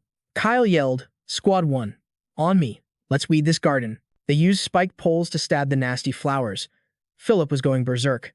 Take that. You think you can grow here? Not on my watch, you freaks. Philip finally realized the MC's genius. No wonder he made us dig trenches. Any zombie trying to climb up has to cross this ditch first. We can wreck them before they even form up. This feels amazing. With the MC leading us, we are actually going to make it.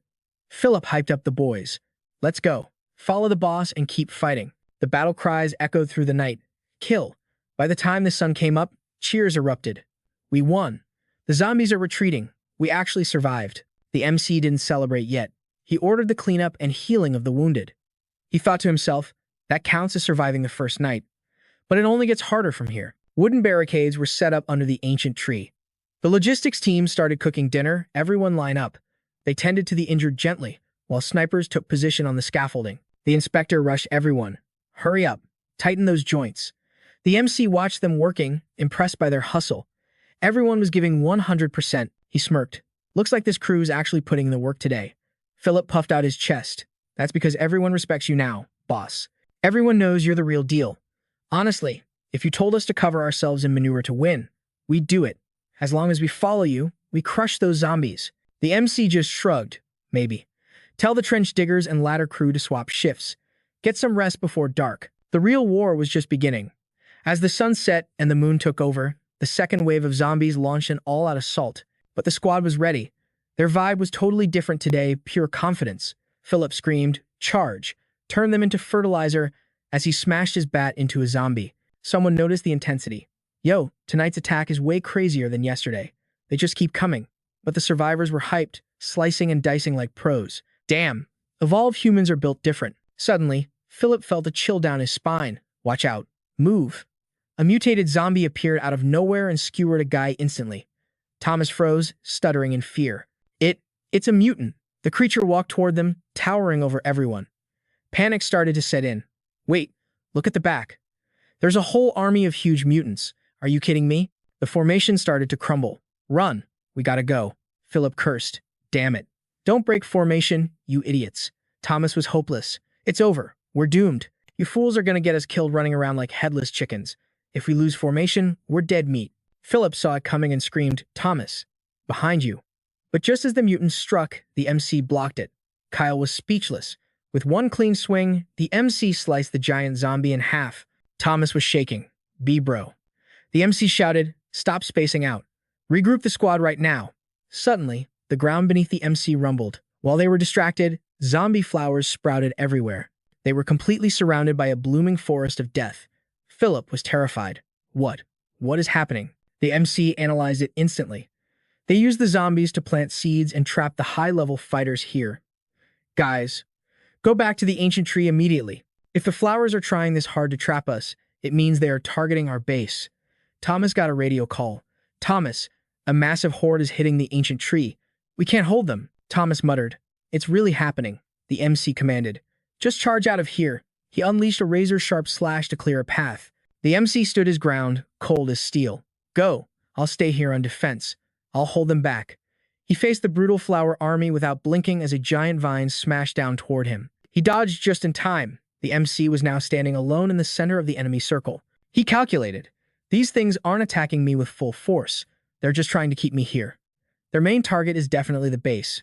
The radio crackled again. Bro, these monsters won't stop coming. The defense line at the tree is about to break. The MC replied calmly, hold on a little longer. It's almost time. The guy on the radio was confused. Huh? What did you say? The MC thought to himself, this diversion tactic is smart. If I don't go all out, I can't break their trap.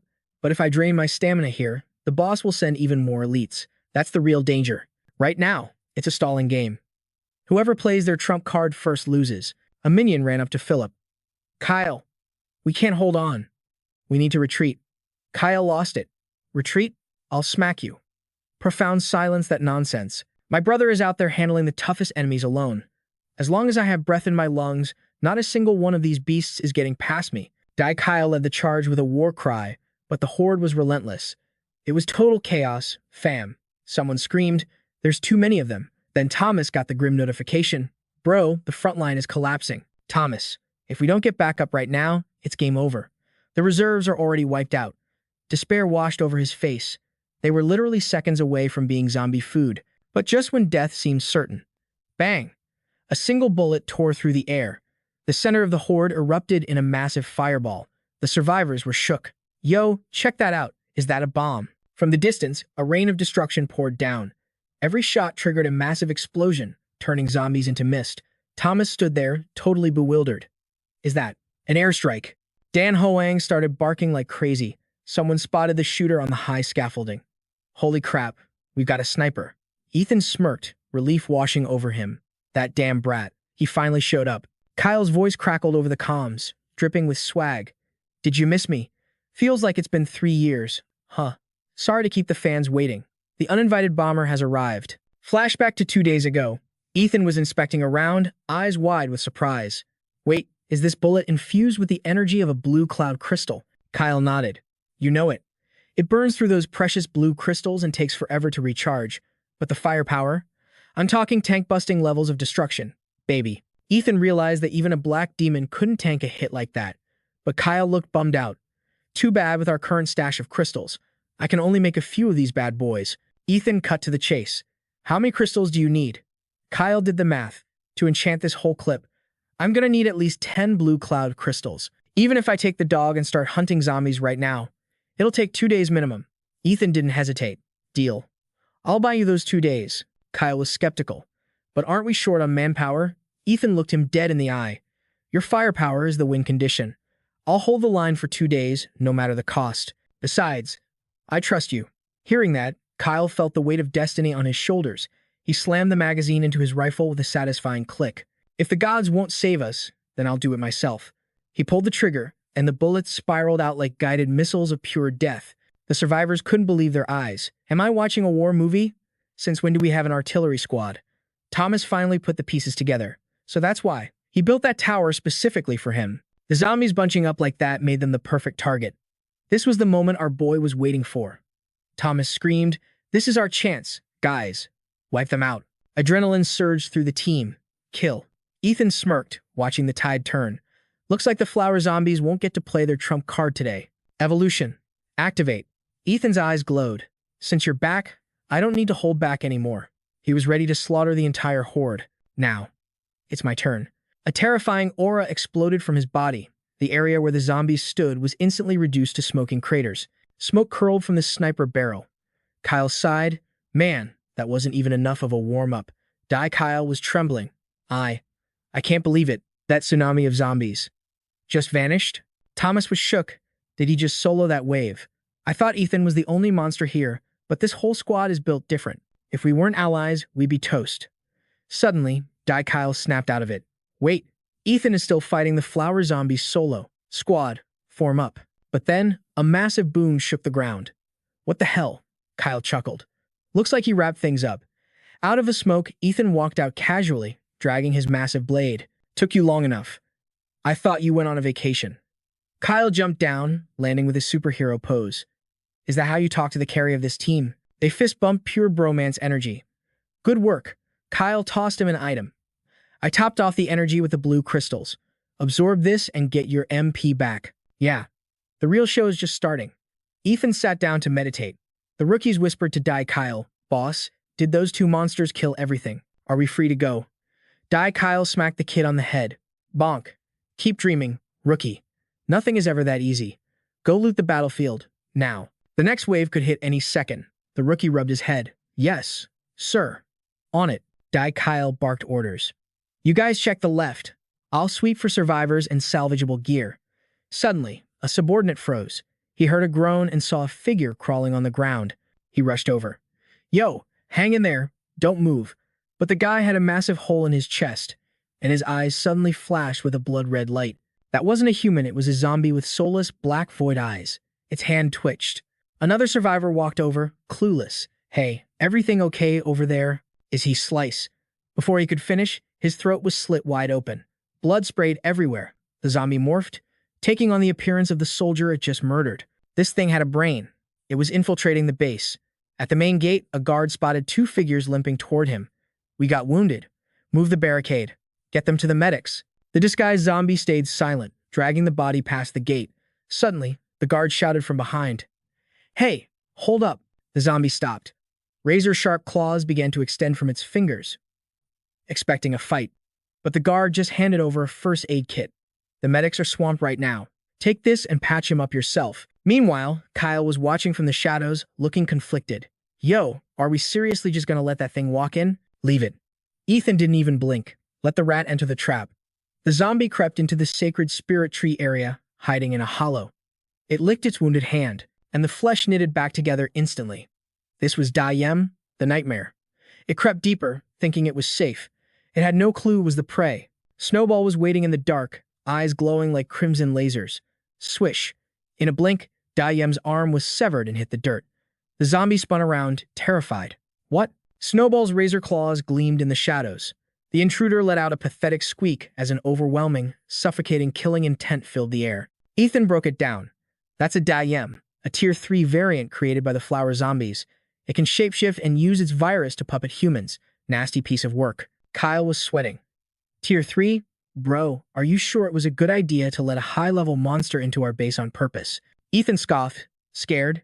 It's only dangerous because of its brain and stealth. In a straight-up fight, it's weaker than a Tier 2. It's basically a glass cannon. Snowball will eat it for breakfast. Inside the tree, Dayem panicked and blasted a wave of energy at the beast. Snowball stared at the attack like it was a joke. Slash. It cut through the energy blast like butter. Pouncing on its prey, it pinned Dayem down and began to drain its very essence. A high-pitched squeak echoed through the forest. Thomas's ears perked up instantly. That came from the hollow tree. Kyle didn't hesitate, shouting, "Yo, everyone on me, double time." The Angel Squad looked confused, but Thomas was already moving. He stepped toward the dark roots, but something felt off. The ancient tree screamed danger. Wait, what is that vibes? A massive roar shook the ground beneath them. The killing intent was suffocating.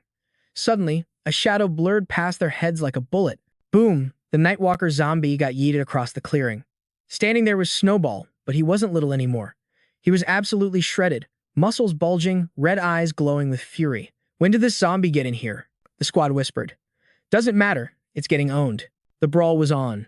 Snowball and the Nightwalker clashed in a frenzy of violence, but the hamster was too fast. Slash. The Nightwalker was being carved up like sashimi. Thomas watched in awe. That is god-tier strength. Kyle was shook. What even is that creature? Blue energy began to steam off Snowball's back. He's transforming. Poof. Just like that, the beast shrank back into a tiny, harmless hamster. The squad stood there, jaws on the floor. Wait, it was just a rat this whole time? Hold up, Kyle realized. When the MC talked about a final defense, he wasn't hyping us up. He meant this literal rodent. Bro, the pet rat is stronger than me. Thomas snapped them out of it. Stop staring. Clean up the mess. But the nightmare wasn't over. Suddenly, vines exploded out of the Nightwalker's corpse, aiming straight for Snowball. Watch out, they screamed. Too late. The vines skewered the tiny hamster. Snowball's eyes bulged out like white marbles in shock. More tentacles erupted from the zombie's body. Thomas and Kyle froze in horror. A massive zombie flower was blooming right out of the corpse. It was a parasite hiding inside the zombie. Thomas charged forward. Protect the ancient tree. But the vines slapped him away like a fly. His defense was useless. The duo scrambled back. How is this happening? Snowball lay motionless, eyes wide open. Then, the flower lunged and swallowed him whole. The squad watched in total despair. Kyle grit his teeth. That rat saved us. Attack. Thomas grabbed his arm. Don't be reckless. Look. I think the rat let it happen. The MC, Ethan, stepped forward with a smirk. Not bad, he laughed. My training paid off. Finally took the bait. Fam, hit that like button if you knew this was a trap. The flower shuddered, its petals clamping shut tight. Kyle yelled at his crew. Spread out. Stop gaping unless you want to die. Thomas looked at the MC, confused. Lil brother Ta, was this all part of your plan? The MC nodded coolly. Yup. Explanation later. Right now, eyes on the prize. He stared intensely at the throbbing flower. Flashback to 2 days ago. The MC was feeding Snowball a strange substance. Kyle was shocked. Are you seriously feeding him the red resin? That stuff drops from the boss flower. Can a hamster even handle that? Ethan explained, this resin boosts immunity and gives crazy regeneration buffs. No side effects. Snowball is built different. He'll absorb it. And once he does, he becomes immune to the zombie flower virus. Listen, when we defend the perimeter, the boss flower will send spies. I'm placing Snowball as bait. When the boss sees a unique beast like him, it won't kill him. It'll try to assimilate him. Kyle gasped. Assimilate. The MC grinned. The boss flower has limits. It captures strong zombies to do its dirty work. A rare shape-shifting beast like Snowball? That's like finding a legendary item. It won't resist. I get it. Since he ate the resin, the virus can't control him. Exactly. And with Snowball's power, once he's inside, he can hack the connection and track the boss's location. Back to reality, Kyle looked at the MC with respect. He's playing 5D chess while we're playing checkers. So you're gonna decapitate the queen, huh? The MC just smiled. Guess. Suddenly, rip, Snowball tore the flower bud open from the inside. He leaped out and landed in front of the boys. Thomas was trembling. What a tank. Absolute unit, the MC asked. Did you get the coordinates? Snowball chirped a confident, yes. Good boy. Meanwhile, deep in the forest nest, the mother flower sensed something was wrong. It let out a silent scream to its army. Back at base, a scout rushed to die Kyle. Boss. Incredible news. The zombie horde. They're retreating. All of them. Die Kyle couldn't believe his ears. What? It's not even dawn yet. Is this another trap? Ethan stepped in. Nope. We found their house, so they're running home to protect Mom. Die Kyle stared at him. Don't tell me. We're going on a raid. The MC's eyes turned cold. Fortify the defenses. Now. And get every evolved human to the meeting room. Tomorrow, we end this war. 30 minutes later, the tension in the room was heavy. Thomas spoke up. This is everyone, little brother Ta. Ethan did a quick head count. 10 people. Only 2 at rank 2. It'll have to do. He stood up. I know you're wondering why I kept the plan secret. Some of you are probably salty about it. I get it. Dai Kim waved his hands. No way, you're the carry. We just follow. As long as we win, you're the boss. The MC nodded. I appreciate that, but I'm not just being paranoid.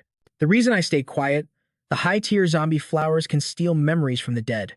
If too many people knew the plan and one of you died, it would be game over for all of us. And for this next mission, same rules apply. I give orders. You execute. No questions. Got it? The leaders nodded. We trust you. We wouldn't be alive without you. Whatever you say, we do. Excellent, the MC said. If I call your name, stand up. He listed the elite squad. Dai Kyle, Onion, Little Lee, Little Truone. The group shouted, Here, tomorrow, you ride with me. We're hitting the main nest. We kill the queen, the horde breaks. The threat to our base ends instantly. The room buzzed with excitement, but the MC raised a hand. Don't celebrate yet. I'm giving you 1 minute to decide. I can't promise you'll make it back. Tomorrow, people are going to die. Onion raised his hand slowly. Brother Ethan, I'm terrified of dying. But if we don't end this now, none of us have a future anyway. I'm in. Yo, honestly, Brother God is the real deal. Teaming up with him, that's guaranteed gains, no cap. I don't even know how to put it into words, man. I just trust you with my life. Straight up. Philip slapped his back hard enough to leave a mark. Hell yeah. Little bro Zuo, you're an absolute beast and our savior. You say jump, I ask how high. Let's get it. The others hyped him up too. Count me in. Let's go crazy. That zombie flower? Trash mob. Let's delete it. Third chimed in. Hold up, little bro. No disrespect, but can I tag along to raid the flower's nest tomorrow? I'm confident in my skills. I won't be dead weight, promise. But the MC shut that down. Negative. The zombie flower's activity is low during the day. Sure. But the second we aggro the mother host, every zombie in the city is gonna swarm us. You need to hold the fort and command the defense until we decapitate the boss. Plus, the squad I'm taking is built for speed and survival. We're going for a surgical strike. This formation has the highest survival rate. Tomorrow's raid is do or die, so don't get cocky. Just to be safe, I'm leaving Kyle behind to back you guys up. Third, realize something. The sniper god from today, if little bro Zuo says stay, you stay. Looks like tomorrow's gonna be a bloodbath, but with him guarding our 6, the ancient tree is safe. The sniper nodded. Cool. If Zuo says so, I'll hold down the base. The MC dropped the plan. All right. Philip and Onion, you guys stay put. Everyone else, dismissed. The two of them froze. Wait, us? Seriously. The MC told Kyle to get moving since mechanics are his specialty. He was chill about it. Kyle grabbed Philip's shoulder. Yo, big guy, I'm gonna need to borrow your pickup truck for a bit. Philip blinked. My truck? Kyle cracked a smile that screamed trouble. He was way too hyped for this. Kyle started loading gear onto the truck like a mad scientist. The ride got a full post-apocalyptic makeover. He welded sharp steel spikes all around the frame to turn zombies into shish kebabs. Philip started sobbing. My beautiful baby, look how they massacred my boy. Kyle slid out from under the chassis, looking dead tired. The MC asked, status report? He listed the upgrades. Impact bumper installed. Side blades reinforced. I pulled an all-nighter, but she's solid. Durability is maxed out. Now, I'm gonna bypass the engine's safety limiter. That'll give it the boost we need. The MC asked if it'd be ready by noon. Easy, Kyle confirmed. But with the limiter gone, the engine's gonna blow after one serious run. It's a one-way trip for this ride. Damn, waste of a good truck. Philip was trying not to cry over his ride. The MC patted his shoulder. It's necessary sacrifice, bro. Zombie activity hits rock bottom at high noon. That's our window to rush the boss with the highest win rate. Kyle has to guard the tree, so this truck is our battering ram. Philip was shocked. Battering ram? But at noon, the heat is insane, and the streets are paved with zombies. Inside the cabin, Onion looked out and panicked. There's too many of them. Philip was confused. I remember these green-skinned freaks. They're usually aggressive as hell, but I've never seen them just standing there like statues. Usually, they see a human and go feral instantly. The MC dropped some lore. Those are the Mother Host's elite guards. That's what makes the boss so terrifying. A normal tier 3 zombie can lead a squad, but they can't coordinate an army like this. The zombie flower operates like a hive mind. He turned to Snowball. The Mother Host is straight ahead, right? The squeak confirmed it. He shifted gears. Hang on tight. The truck launched forward like a missile into the horde. Philip was clinging to his seat for dear life. A zombie tried to jump the hood, but the uprated spikes parried it, slicing the thing in half. The truck was an unstoppable beast. They carved a bloody path through the horde, leaving the zombies in the dust. Onion couldn't believe it. We actually broke through. Philip was weeping. My poor little car. The MC stayed icy. Don't celebrate yet. This isn't over. Those zombies are going to chase us until one of us is dead. If we get to the boss room and they're still on our tail, we're screwed. Onion started sweating. So, what's the plan? The MC made a ruthless call. You, get out. Onion panicked. Say what now? The MC stared him down. Did you forget the training from last night? Use that technique and you can solo wipe these elites. Onion went pale. That technique? But I haven't mastered it yet. What if I mess up? The MC gripped his shoulder, eyes burning with intensity. You got this, kid. That absolute trust lit a fire in Onion's soul. Brother God, I got you. I won't let you down. The MC smirked. That's the spirit. Go. He literally threw him out of the moving truck. Onion hit the ground, left behind. Wait, what just happened? The zombie horde was closing in fast. Fate was calling. He spun around to face the nightmare. Let's do this. He clapped his hands together, channeling his energy. Stay calm. Focus. Compress the spiritual force. Onion's eyes rolled back, pure white power surging. His aura exploded into flames. He held a cloud crystal in his hand. Brother God lent me this treasure, and I'm gonna use it to send you freaks back to hell. He roared at the incoming wave. Come get some. Flashback to last night, Onion was gasping for air. I can't do it. Brother, this drains way too much mana. My body can't take it. The MC stood over him, cold as ice. If you were facing a horde right now, would you just kneel and die like a coward? Onion flinched. Sorry, I didn't mean it like that. But compressing spiritual force burns energy like crazy. At my current level, I can't sustain it. The MC stepped in to demonstrate. You're not using the technique I taught you. Watch closely. I'm only showing you this once. Your evolution mark is on your forehead. Right now, the energy is scattered. That's how all level 1 evolvers start. When you trigger the mark, the energy spreads, buffing your physical stats and your special ability. What you need to do is concentrate that spread. Force the virus energy into a single point under your absolute control. That's the only way to master your ability. Onion looked worried. That mode is OP, sure, but I can only hold it for like 2 seconds max. After 2 seconds, my mana bar hits 0. In a real fight, I'd be defenseless. The MC thought to himself, 2 seconds. That's actually insane. He learned the breathing technique and mark compression in one night. To pull that off so fast, this kid is a certified genius. Listen up, fam. Psychic type evolvers are absolutely broken. Once they hit tier 2 and condense their spirit mark, their potential is infinite. If Onion follows the training, he's going to unlock God mode in no time. Our MC tosses him a cloud stone. Yo, guard this with your life. It's basically an infinite mana battery. Grind hard tonight. Okay. Onion is like, what's this shiny rock? But holding it, he stares down a horde of undead. He's puffing his chest out because his idol just geared him up with legendary loot. Unlimited power is flowing through his veins. It is showtime. The Rotwalkers close the gap. 10 meters. 5. 3. Whoosh! He blinks away instantly. The zombie swings and whack, decks its own buddy. Onion is grinning like a maniac. Let's go. It actually worked. The zombie stands there confused, then bam. Retaliation shot to the back of the head. Suddenly, it is a full-blown mosh pit. Onion is on the sidelines hyping them up like a fight promoter. Hit him harder. Yeah. Back in the whip, Philip is shook. Wait, for real? Onion's power is literally turning the Horde into a battle royale. If he is this OP, why didn't he flex earlier? MC drops the lore explanation. At night, the mother plant's mind control signal is maxed out. Onion couldn't break through the signal before, but in daylight, the mother's grip weakens. That is Onion's window to clutch up and dominate. Plus, we were kind of busy running for our lives earlier. Philip is stunned. Bro, have you been playing 5D chess with these zombies the whole time? Your brain is scary huge. Suddenly, Snowball squeaks. Screech! Kyle slams the brakes. We are here. The mother plant's lair. A skyscraper completely consumed by mutant flora. The crew's jaws drop to the floor. That is the boss room? It is massive. Philip hisses. Shh. Zip it, or we are dinner. Kyle tells himself. Keep it together, man. Can't let the MC see you sweating. He turns around, trying to sound cool. So, boss, what is the play? MC is chill as ice. Relax. First step, recon. He turns to the locals. You guys are natives to this area, right? Spill the tea on this location. Lee steps up. I got you. I was actually an engineer on this project back in the day. This was supposed to be a world-themed park. We built replicas of ancient landmarks to trap tourists' money. But the apocalypse hit before opening day. That structure?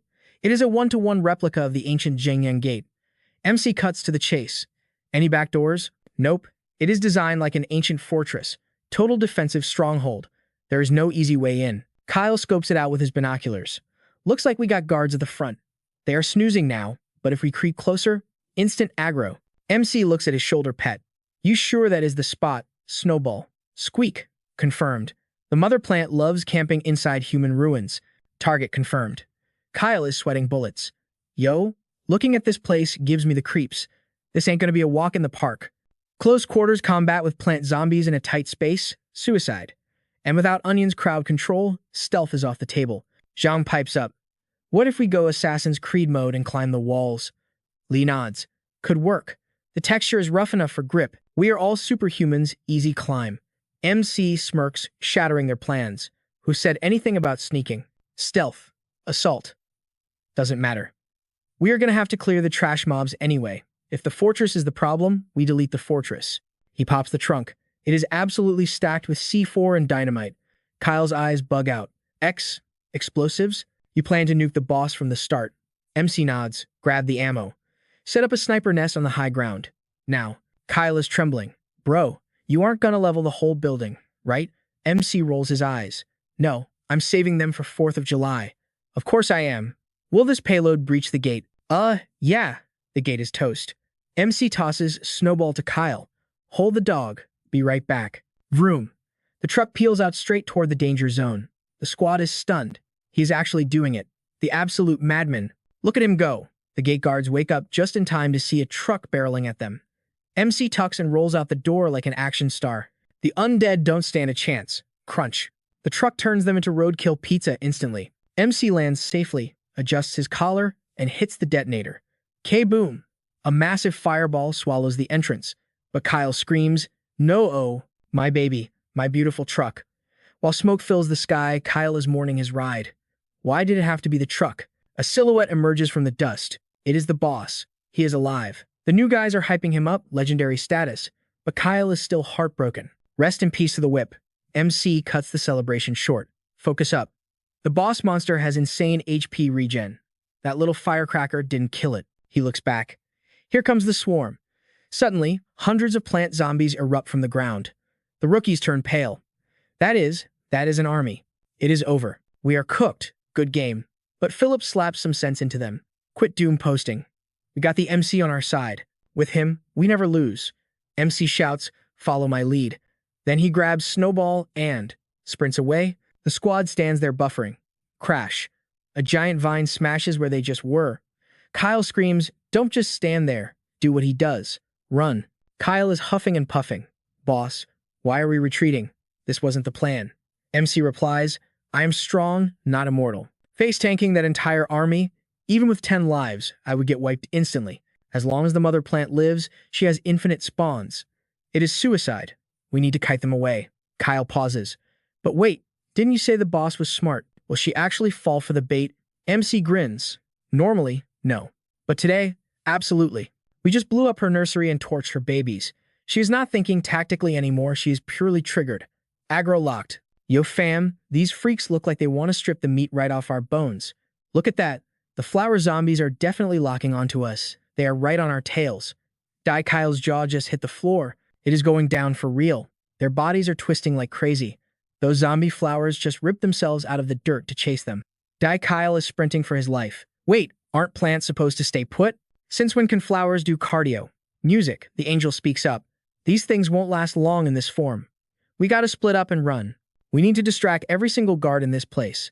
Kyle is absolutely shook. Split up? Are you crazy? He taps his earpiece to check on Onion. Yo, what's the sitch over there? We're closing in on your location. Onion says it's all good. Problem solved. MC replies, bet, just follow my lead. Seeing the angel stop, Little Lee and Jang are confused. Why isn't he running? Move it, brother Tsa. Kyle is like, you idiots, run. He's buying us time. Don't let him be a hero for nothing. He takes charge. Listen up. At the intersection ahead, we split. Do not become a burden for brother Tsa. You hear me? The duo screams, got it. Kyle thinks to himself. When it counts, Tsa is the real MVP, facing them alone to protect us. What a legend, standing there to time it perfectly. The flower zombie growls, looking down at the angel. Kyle screams, brother Tsa, dodge it. Get out of there. But get this, the zombie literally ignores the angel and chases the squad instead. The trio is flabbergasted. Ethan just stands there while the horde rushes right past him. Little Lee is running like his life depends on it. Brother Kyle, this wasn't in the script. Why is he chilling while we get chased? What is going on? How should I know? Just run. Split up. Even though they have no clue what Tsa is cooking, they have to trust the plan. At the crossroads, they scatter, and the zombies split up too. Kyle yells back, watch out, don't get wasted out there. Back there, the angel smirks. Looks like the bait worked perfectly. He signals. Come out. Onion steps from the shadows. Pant, I'm dead tired. Thought I was a goner for a sec. Fam. MC stays chill. Still early, bro. That was just the warm-up. He drops the bomb. The real boss battle starts now. Meanwhile, Kyle is getting chased like a stray dog. He is pushing his limits. Kyle screams into the mic, brother Tsa, where you at? Is the connection working? He sighs in relief. Finally got through to you. What's the move now? Tsa orders. Keep running, just stay in radio range. Kyle is triggered. We still gotta run? If brother Tsa says run, we run. Counting on you, man. Onion sits down to recharge and asks, so, what's the plan? MC says, give it a sec. He thinks to himself, I thought he'd be tapped out after wiping that mob, but his recovery speed is insane. That is actually wild. With progress like this, could it be? Onion jumps up, hyped. God, bro, I'm fully recharged. Let's go. The angel asks, did you hit rank 2? Onion nods, yeah, think so. Felt a weird vibe while fighting, then bam, leveled up. Does that mean I'm as strong as brother Kyle and the others now? MC shuts him down instantly. Nope. Because your ability is unique, if you fought Kyle, you'd only have a 20% win rate. Onion is crushed. 20%? Ethan thinks. He was already peak rank 1, so leveling up isn't weird. But that breakthrough drained a ton of energy from the Cloud Star gathering. This is a bit unexpected. Gotta ration our power now. He turns around. Let's roll. We're hunting the mother flower zombie. Onion gasps. That thing survived the explosion? You gotta be kidding me. The angel explains, you can't one-shot a rank 4 mother zombie with just a boom. This next fight is gonna be hardcore. Stick to me like glue. Onion realizes it's serious. If even the god bro calls it hard, we are definitely in trouble. Meanwhile, the main base is getting hammered. The flower zombies are hunting survivors inside. People are dropping left and right. 4 guys get cornered in a dead end. Luckily, Kyle's bullets rain down just in time. He's on the scaffolding, spraying and praying. Where are these things coming from? It's endless. If this keeps up, even 10 of me won't be enough. The radio screams, brother Kyle, Sector 3 needs backup. East-west side. Sector 4 needs help. Save us. Sector 1 is collapsing. We're gonna get overrun. Help. Kyle checks his pockets. He is almost empty. Gotta save these last clips for the clutch moment. Time to get my hands dirty. Suddenly, he spots something crazy. The survivors are shaking. Earthquake. Run. But behind Kyle, massive vines shoot out. They smash right into the zombies. In seconds, the vines tear the undead apart. The squad cheers. The ancient tree. It's a miracle. We're saved. The tree is clutching up for us. Kyle is hyped. It really is the tree. Samantha woke up. But then Lawrence appears. Young man, it is I. Kyle freezes. Uncle La, aren't you supposed to be controlling the tree with Samantha? The old man replies, emergency situation. Had to step in. It helps XAC finish the control process safely. This is the last bit of power I can control. Once it's gone, I'm pretty much useless. Kyle goes pale. The last bit? Don't tell me you. Lawrence pats his shoulder. Young man, I know my fate better than anyone. I am a soldier. Dying to protect the homeland is my duty. Since the day the apocalypse started, I should have died with my squad ages ago. Being able to hold on until I saw XASA again and meeting you young heroes, I have no regrets. But before I go, I have one last favor. A flower blooms from his hand, revealing a box. Kyle is curious. What is this? Lawrence commands, give this to the angel. It is a reward for bringing my daughter to me. Kyle is worried. Uncle La. The old man says his final goodbye. It is time. I have to go. Please, hand this box directly to Ethan. I'm counting on you. Kyle promises. Don't worry, I won't let you down. The vines on the ground collapse. Everyone realizes the tree is falling. The divine tree. It's withering. Panic takes over. We are cooked. The ancient tree is down. Nothing is stopping the zombies now. Without the tree, the next wave will wipe us out. We're dead. Kyle's voice booms like thunder. Everyone chill out. What are you scared of? Did you forget who owns this town? Yo, listen up. You think hugging these ancient trees is gonna save your skins? No shot. In this world, the only person you can rely on is yourself. If you want to survive this nightmare, you better fight like your life depends on it. The squad got the message loud and clear. He's right. I don't want to die here. Someone screamed out, what are you waiting for? Snap out of it. Build the defense line before those floral freaks overrun us. Everyone hustled, adrenaline pumping through their veins. Move it. If you value your life, do something. Let's go. Wreck those zombie flowers. The situation finally stabilized, and Kyle let out a breath. But his eyes were glued to Angel's side of the battlefield. That zombie flower over there, it was leaking some nasty purple aura. Onion was confused. Yo, god tier bro, what's up with the plant? Angel's face got serious. If I'm not wrong, it's about to evolve. Onion's jaw dropped. Say what? Evolution. Angel broke it down. That explosion earlier terrified the monster. It wouldn't risk a mid-battle upgrade unless it was totally desperate. Onion smirked. Then let's gank it while it's vulnerable. First strike wins. But before he could move, a massive wave of energy exploded toward them. Angel snatched him back just as deadly buds shot up from the ground like spears. Onion was shaking. That thing still has secret moves? Are you kidding me? Angel warned him. Stay focused. This boss isn't going down easy. Blue smoke hissed into the air. Angel scoffed. Just as I predicted. Poison fog. Onion stuttered as the shadows took shape. What in the actual hell are those? Angel narrowed his eyes. Dark magic. The royal guards of the mother flower. The pressure was suffocating. 3 absolute units, dripping with dark power. This raid just went from hard mode to nightmare difficulty. Back off, Onion. You'll get one shot in this fight. Just watch my signal and be ready to move. The sidekick nodded frantically. Got it, boss. I'm gone. It was Angel solo against the Dark Trinity. They didn't rush, they just stalked him like predators. Angel gripped his blade. This is going to be a grind. They're stalling for time so the mother can evolve. Clever beasts. Angel decided to speedrun this. Gotta wipe out the front 2 instantly. No mercy. The Shadow Fiend blinked, and Angel was already gone. Slash. One down before it knew it was dead. He flashed in front of the second one instant execution. Onion cheered from the sidelines. Easy clap. We got him. But Angel didn't smile. Don't celebrate yet, rookie. It's not over. The enemies were cycling out. As soon as one took damage, it retreated to the mother for a heal. An infinite loop of regeneration. They're tanking for the boss. Physical attacks are useless against that healing factor. Angel shouted, Onion, we need a new strat. Yes, sir. Angel charged back into the fray. The beasts roared and pounced. Angel danced through the air, landing precision cuts. Onion lost sight of them in the dust. Angel, watch out. 2 demonic silhouettes burst through the smog. They screamed, but Angel met them with cold steel. One fiend lost track of him, fatal mistake. Angel drove his blade straight into its eye socket. Blood sprayed like a fountain as the beast howled in agony. The battlefield was pure chaos, impossible to see through. Angel stood amidst the carnage, smirking. What's wrong? Out of stamina already? He channeled mana into his blade until it glowed white-hot. My turn to bring the heat. A flaming slash tore through the air. Burn. Boom.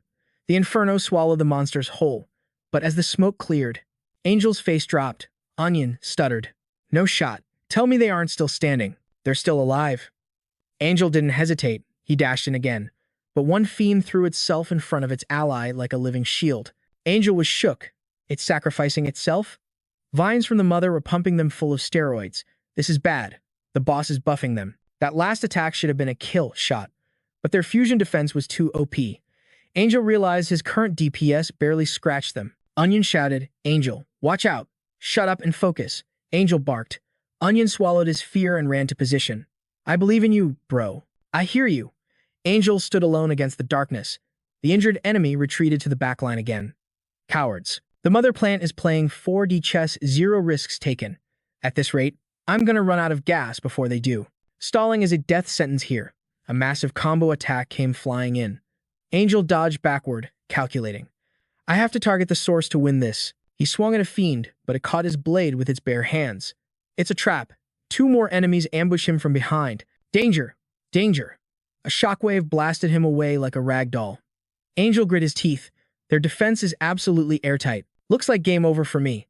The fiends didn't give him a second to breathe. Claws slashed past, barely missing his throat. Angel was barely dodging, sweat pouring down his face. He was backed into a corner. His foot slipped, his balance was gone. Wham! A massive fist connected with his jaw. Angel went flying through the air and slammed into the dirt. Thud. Thud. The executioners approached. He couldn't even speak through the pain. Before he could recover, the shadow loomed over him. Squelch. Blood painted the sky red. The fiend's arm was dripping with gore. The body on the ground was mashed into pulp. Total fatality. The monster roared in victory. But wait. The corpse started twitching. The fiend's eyes bulged. That wasn't the human. That was its own squad mate. In the heat of the moment, it had attacked the wrong target. It just decapitated its own ally because it thought it was Angel. Even the mother flower paused in confusion. Angel stepped out of the shadows, dusting himself off. Maybe check your target before you swing next time. Genius. They were totally shook. Onion stumbled out, panting. Boss, I'm totally drained. 0 mana left. The remaining fiend realized the trick. Angel smirked coldly. Finally figured it out? I was spamming high-speed movements to mess with your sensors, swapping positions constantly so you couldn't tell who was who. The fog blinded you, and I gave my stealth item to Onion to draw your aggro. Angel's eyes glowed. You love making humans kill each other, right? How's it feel to taste your own medicine? Onion gave a weak thumbs up. I did my best, bro. Angel nodded, gripping his blade. Rest up, kid. I'll handle the trash. His opponent hit the dirt, completely KO'd. With that burden gone, our MC felt the weight lift off his shoulders. Now, only the watchdog remained. His voice turned icy as he declared, "Get ready to die." The dark demon flickered out of existence and blitzed toward Ethan.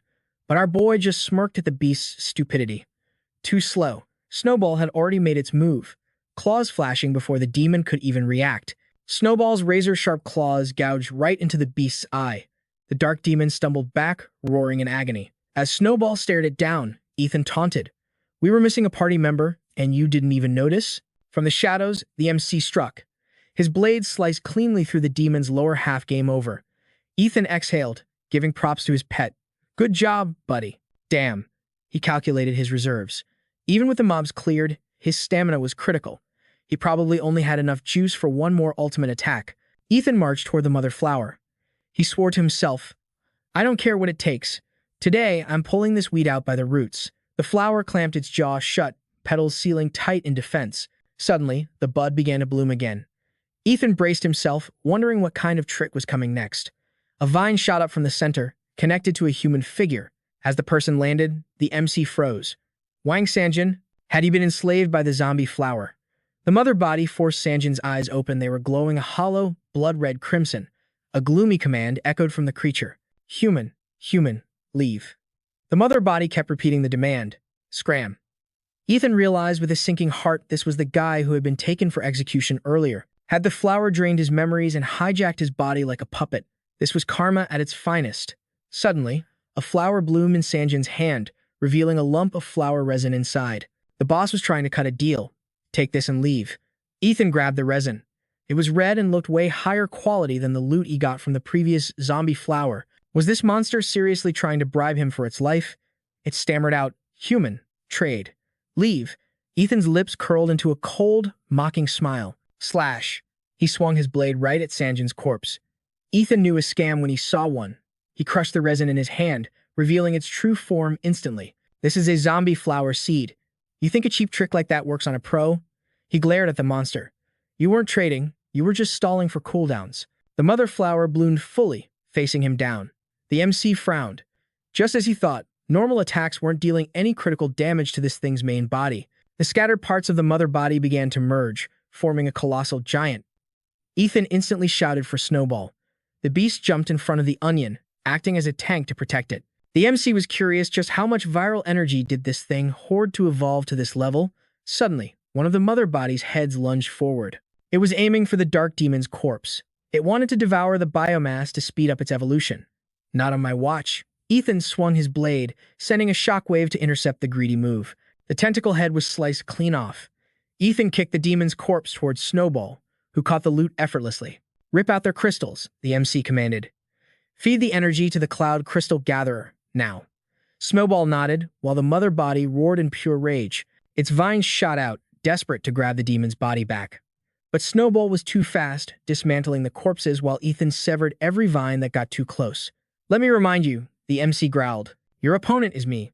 Desperate, the zombie flower unleashed its ult and SOS signal. Ethan narrowed his eyes. Was that sound a command to summon its minions? Daffy's voice crackled over the comms. Hey kid, the zombie flowers stopped chasing us. They're all U-turning. The MC's eyes widened. What? Oh no. Get back to base, now, Ethan shouted. They're targeting the ancient tree. The mother flower slammed its massive limbs into the ground, causing the earth to quake. Suddenly, rows of spiked vines erupted around the MC. They shot skyward, encasing Ethan in a terrifying wooden prison without a single gap to escape. He surveyed the trap coldly. Fresh buds sprouted from the ground, spewing toxic green gas. Daffy yelled through the radio, Kid, what's happening over there? That noise was insane. You okay? Ethan replied calmly, I'm fine. He turned to Snowball. Go! Support the base immediately. From here on out, I'm soloing this boss. Snowball tore a hole in the vines and bolted. Ethan knew as long as he held aggro here, the main army wouldn't chase his pet. Even if the beast couldn't help him fight, it could protect the onion and charge the cloud crystal. That was enough. Guess I just have to survive until the charging is complete. Meanwhile, back at the base, Samantha was in the middle of her absorption process. Her eyes snapped open, she was awake. Outside, the battle was absolute chaos. The survivors grit their teeth as the horde rushed them. There's too many. Hold the line. Don't let them breach. Panic set in. Variant zombies incoming. Fall back. We lost the checkpoint. Gunfire erupted, blowing a cluster of mutants to pieces. Kyle barked orders. Repair the barricade. Another wave is spawning in 3, 2, 1. Everyone scrambled. Hurry up. Bring the timber. Medic, we got a man down. The situation was getting desperate. Kyle checked his gear. Sanbian, I'm out of ammo. Sanbian gasped. Already. Yeah, they're pushing too hard. Kyle gritted his teeth. Looks like we're switching to melee combat, boys. We have to hold the fort until Ethan finishes his mission. Suddenly, Daffy's voice cut through the static. Can you hear me? It's Daffy. Tension spiked.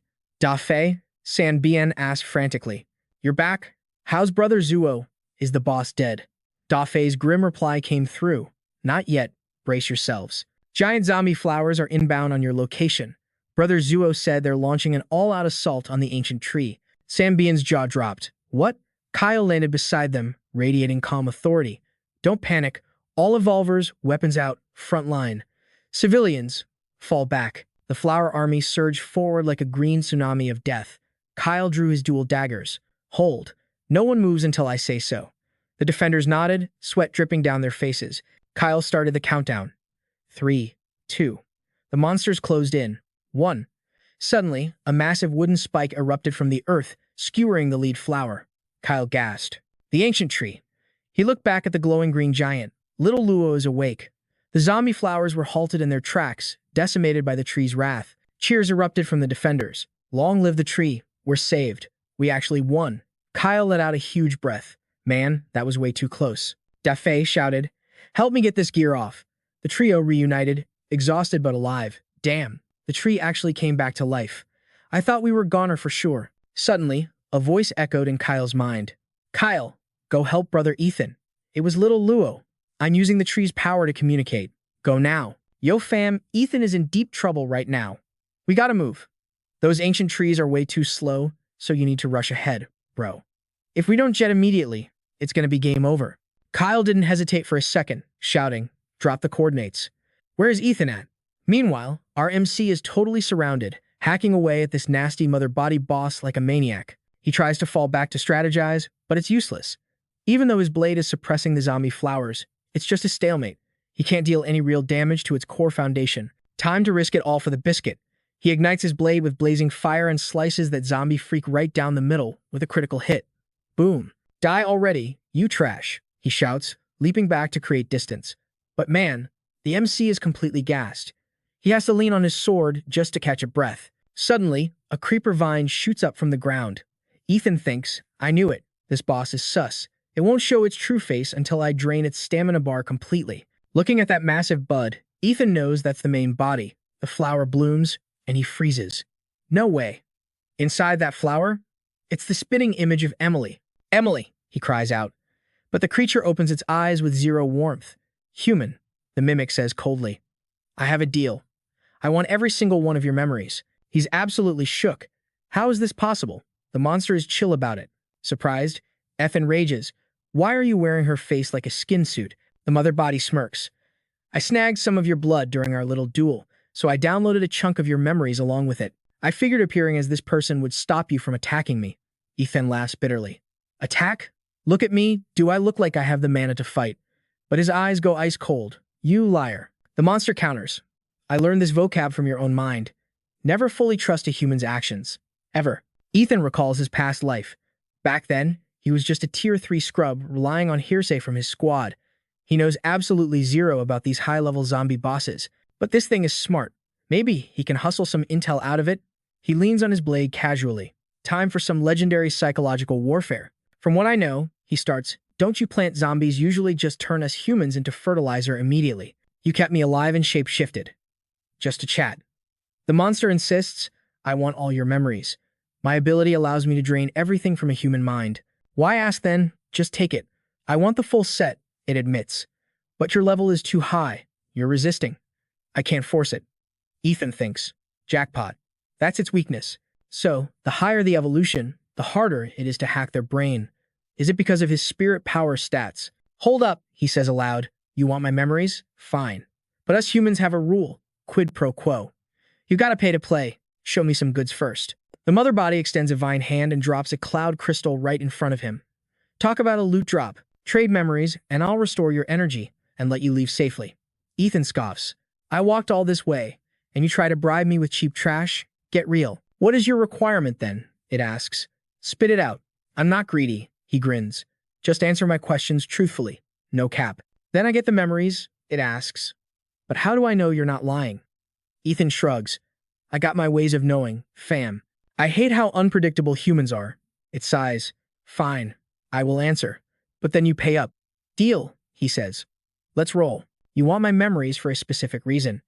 Don't be shy. Tell me what you're after. The monster suddenly blurts out, the system. Ethan narrows his eyes. The system? I want to evolve, it explains. But natural evolution is a random, glitchy mess. It can stop anytime for unknown reasons. But you have a systematic structure inside you. I need that code. Ethan realizes, is it talking about his breathing technique? You mean this? The monster lights up. Yes, that systematic order. Give it to me. Ethan connects the dots. You're already tier 5, aren't you? You stalled this whole fight just to drain me and wait for your cooldowns, right? That's why you're bold enough to show your true form now. You think since you hit tier 5, you're OP. Damn, you're ambitious for a plant. Already maxed out but still hungry for more power. But tell me, Ethan smirks, how do you know I'm not the one stalling? Slash. Suddenly, the monster's arm goes flying. Kyle is in the house, baby. Looks like I'm right on time, Kyle says, with Tubok right behind him. The monster screams in rage. You lied. Treacherous humans. I'll kill you all. The mother body morphs back into a hideous beast. What the hell is that? Kyle yells. But Tubok tosses the charged cloud crystal to the MC like a pro. Ethan catches it. Energy restored. Perfect. He rips his sword from the ground, aura exploding around him. Now, let's have a real dance. The squad rushes in. Ethan slices off another limb with surgical precision, while Tubok and Kyle unleash their ultimate moves, but vines instantly shoot out to replace the lost limbs. Instant regeneration. Yo, Ethan. Kyle yells. This thing is broken. It just won't die. That's plant types for you. Ethan shouts back. Their attack power is mid, but their HP regeneration is god tier. It's gotta be a tier 5 boss. Kyle panics. Can we even win? Only if we hit peak tier 3 right now. Ethan grits his teeth. So we're cooked? Kyle sweats. Is this a total wipe? Chill. Ethan commands. It just evolved. It's barely stronger than a tier 4. And help is on the way. Samantha should be here any second. Boom. Just like that, pear blossom branches explode from the ground. Even the mother body is shook by this new challenger. Kyle's jaw drops, but Ethan just smiles like a boss, right on cue. The vines wrap around the enemy, making it screech in pain. Samantha is here. We're saved. But then, a figure rises from the vines. Kyle gasps. Teacher Samantha. She opens her eyes slowly. Kyle freaks out. Why do you look like a plant monster too? She replies calmly. This isn't my main body. I'm away from keyboard at the base. Ethan is stunned. That's Uncle La's fusion ability. You inherited it? Samantha looks down, her voice heavy with emotion. Yeah. It seems Dad passes power on to me. But your pop spilled the tea on the strats, so let's speedrun this battle. If we clap this monster quick, you might just catch a glimpse of him again. Uncle La didn't just boost you to tier 3. He unlocked your spiritual potential. Even though his physical form is fully merged with the tree, his soul isn't gone, it's just taking a nap inside the ancient wood. Let's wrap this up, fam. I gotta get back before he completely zones out. I need to see him one last time, Samantha shouted, locking in. Roger that, Ethan directed. The ancient tree is the hard counter to this zombie flower. You've got full control now, so you know exactly how to mess up the main host, right? She nodded, full of confidence. Easy peasy. The tree drains and suppresses the zombie virus energy. Now that I'm in the driver's seat, it's game over for them. One critical hit, and it's lights out. Your blade is already lit with flames literally. Just hold the monster down. I'm pouring every ounce of power into this one strike. The mother host started tweaking, trying to break free, but the branches had it in a chokehold. It tried to bail, but the roots surged from the ground like a cage. Do it now, big bro, Samantha screamed. The zombie flower tried to escape, desperate to sever the vines, pinning it to the floor. Ethan barked orders. Kyle, Snowball, you guys are on cleanup duty. The squad rushed in to slice up the stray vines as Samantha yelled the signal. Now, Ethan spotted the core exposed and unleashed a legendary slash. He cleaved the mother host right down the middle. Get wrecked. Boom. A massive explosion rocked the whole district as the giant plant crashed down. Samantha checked her trembling hands. She was tapped out. Big bro, the source is cut, but double tap that thing just in case. I gotta bounce. Chill. I got this, Ethan assured her. But suddenly, the shredded mother host started mumbling. Kyle and the main character froze. This thing could still talk? Damn. It took a max power hit and is still yapping. Tier 5 zombies are built different, Ethan thought. The monster rasped. I stopped. Evolution. Evolution. Ethan raised an eyebrow. What are you waffling about? Ethan didn't wait for an answer. He swung his blade and finally ended the creature's life. As the dust settled, Kyle whispered, Hey, what was that about? The thirst for evolution. In his past life, the 10 years of the apocalypse were split into 3 arcs. The infection era, the transformation era, and the extinction era. The biggest shift from the infection to the transformation era was when massive waves of zombies and mutant beasts appeared, creatures that could go toe-to-toe with the strongest humans. And just like us, these zombies have a twisted, almost fanatical obsession with leveling up and evolving. It's only been 3 months. Are we already entering the transformation era? While he pondered, outside the barrier, Kyle was frantically stabbing the force field trying to get to them. Come on, put your back into it. Our boys are trapped, Kyle grunted. Suddenly, a blinding light flashed from inside, and the barrier shattered like glass. Ethan and Kyle walked out, looking fresh. Yo, you guys alive, Kyle cheered. Ethan didn't celebrate yet. Kyle, clean up this mess. You aren't going to check the loot drops? Kyle asked. Snowball's on it, Ethan replied. I realized something huge. I need to talk to Kid Law right now. Kid Law? Ethan dropped the bomb. Yeah. There might be a way to save Uncle La. The squad's jaws dropped. For real. Samantha looked like she'd seen a ghost. Truly? I can save my dad? Ethan nodded seriously. There is a chance. But don't start celebrating yet, kid. It's not going to be a walk in the park. She grabbed his arm. Just tell me. Even if it's a 1% chance, I'm taking it. Chill out and listen, he soothed her. Your dad isn't technically dead. If he was, even I couldn't pull a miracle out of my hat. To pass his power and control of the ancient tree to you, he fused his body and soul with it completely. Basically, right now, the tree is your dad and your dad is the tree. He can't manifest in human form anymore. Samantha slumped, the guilt hitting her hard. So, it's my fault. Don't trip. Ethan cut in. Because he did that, he actually created a loophole for survival. You've got a perfect foundation now. You're only tier 3 because your control is limited to that level. But as you master that energy, you'll naturally level up to tier 4, tier 5, and maybe even beyond God tier. Once you hit tier 5, you might be able to craft him a brand new body. She blinked, confused. Hold up. Tier 5 lets me print bodies. The key is the fusion ability you inherited. That's his lifeline. Samantha looked skeptical. Fusion. Ethan tossed her a dagger. Catch. Try fusing with that blade. Samantha gripped it and focused. In seconds, the steel morphed and became an extension of her own hand. She stared at her Wolverine-style hand. So, what's the verdict? He asked. The dagger is small, so it was easy, she analyzed. But the stats didn't go up much, useless for a real fight. If I fused 2 daggers, my strength would buff significantly, but the difficulty curve ramps up way higher. And if you don't want it fused anymore, what do? Ethan quizzed. I just separate it, she blurted out. That word sparked a light bulb in her head. Wait, if I hit tier 5, I can use separation to pull my dad out of the tree? Ethan smirked. Bingo. You got it. Everyone thinks fusion is just about combining, but it's a two-way street. It implies the power of separation, too. But fusing with a living being, that's risky business. Especially if the target is stronger than you. Mess it up, and they might take over your body instead. That's why you need to grind to tier 5 or higher. Your control will be precise enough to safely separate Uncle Law's soul from the ancient tree. Samantha's eyes lit up. So I just need to power level to tier 5. Not quite, Ethan shot her down. There are 4 victory conditions.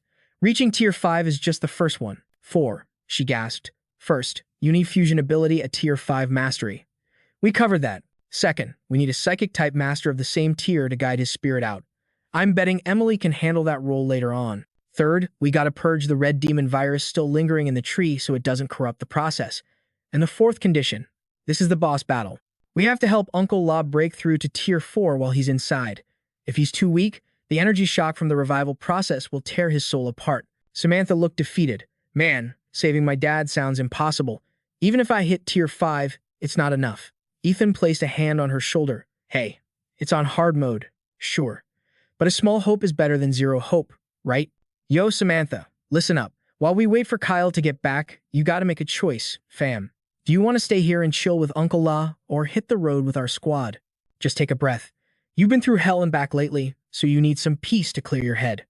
Stay or go. It doesn't matter, we got your back 100%. Take your time, sis.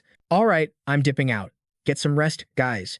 The night fell silent, leaving only the moonlight to spotlight the calm before the storm. Kyle dumped the loot on the ground like it was Christmas morning. Check it out. I stashed 5 high-grade flower gels, and the rest went to the doggo to farm some cloud crystals. And yo, I pulled these 2 bad boys from that giant zombie flower corpse. This small one has got to be that high-tier zombie core you were talking about, right? But this thing, it looks straight up like a coconut. No clue what it is, he muttered, weighing the coconut-sized mystery. You got a throwing knife? Kyle tossed one over. Yup. Ethan handed him a water bottle. Crack that bad boy open and hold this.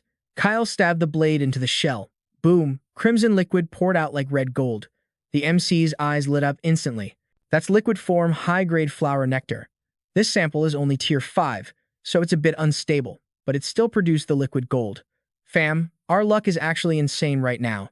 This is easily enough for 2 doses. Go grab a glass jar so we can split this up. With this nectar, plus the cloud, crystals, and the high-tier core, I can finally smash through the wall to tier 3. Kyle was buzzing with excitement. Tier 3? That's next level. We really hit the jackpot this time. Ethan nodded. Yeah, I'm saving half of this juice for you. Once your stats are up a bit more, you can use this to boost your own breakthrough.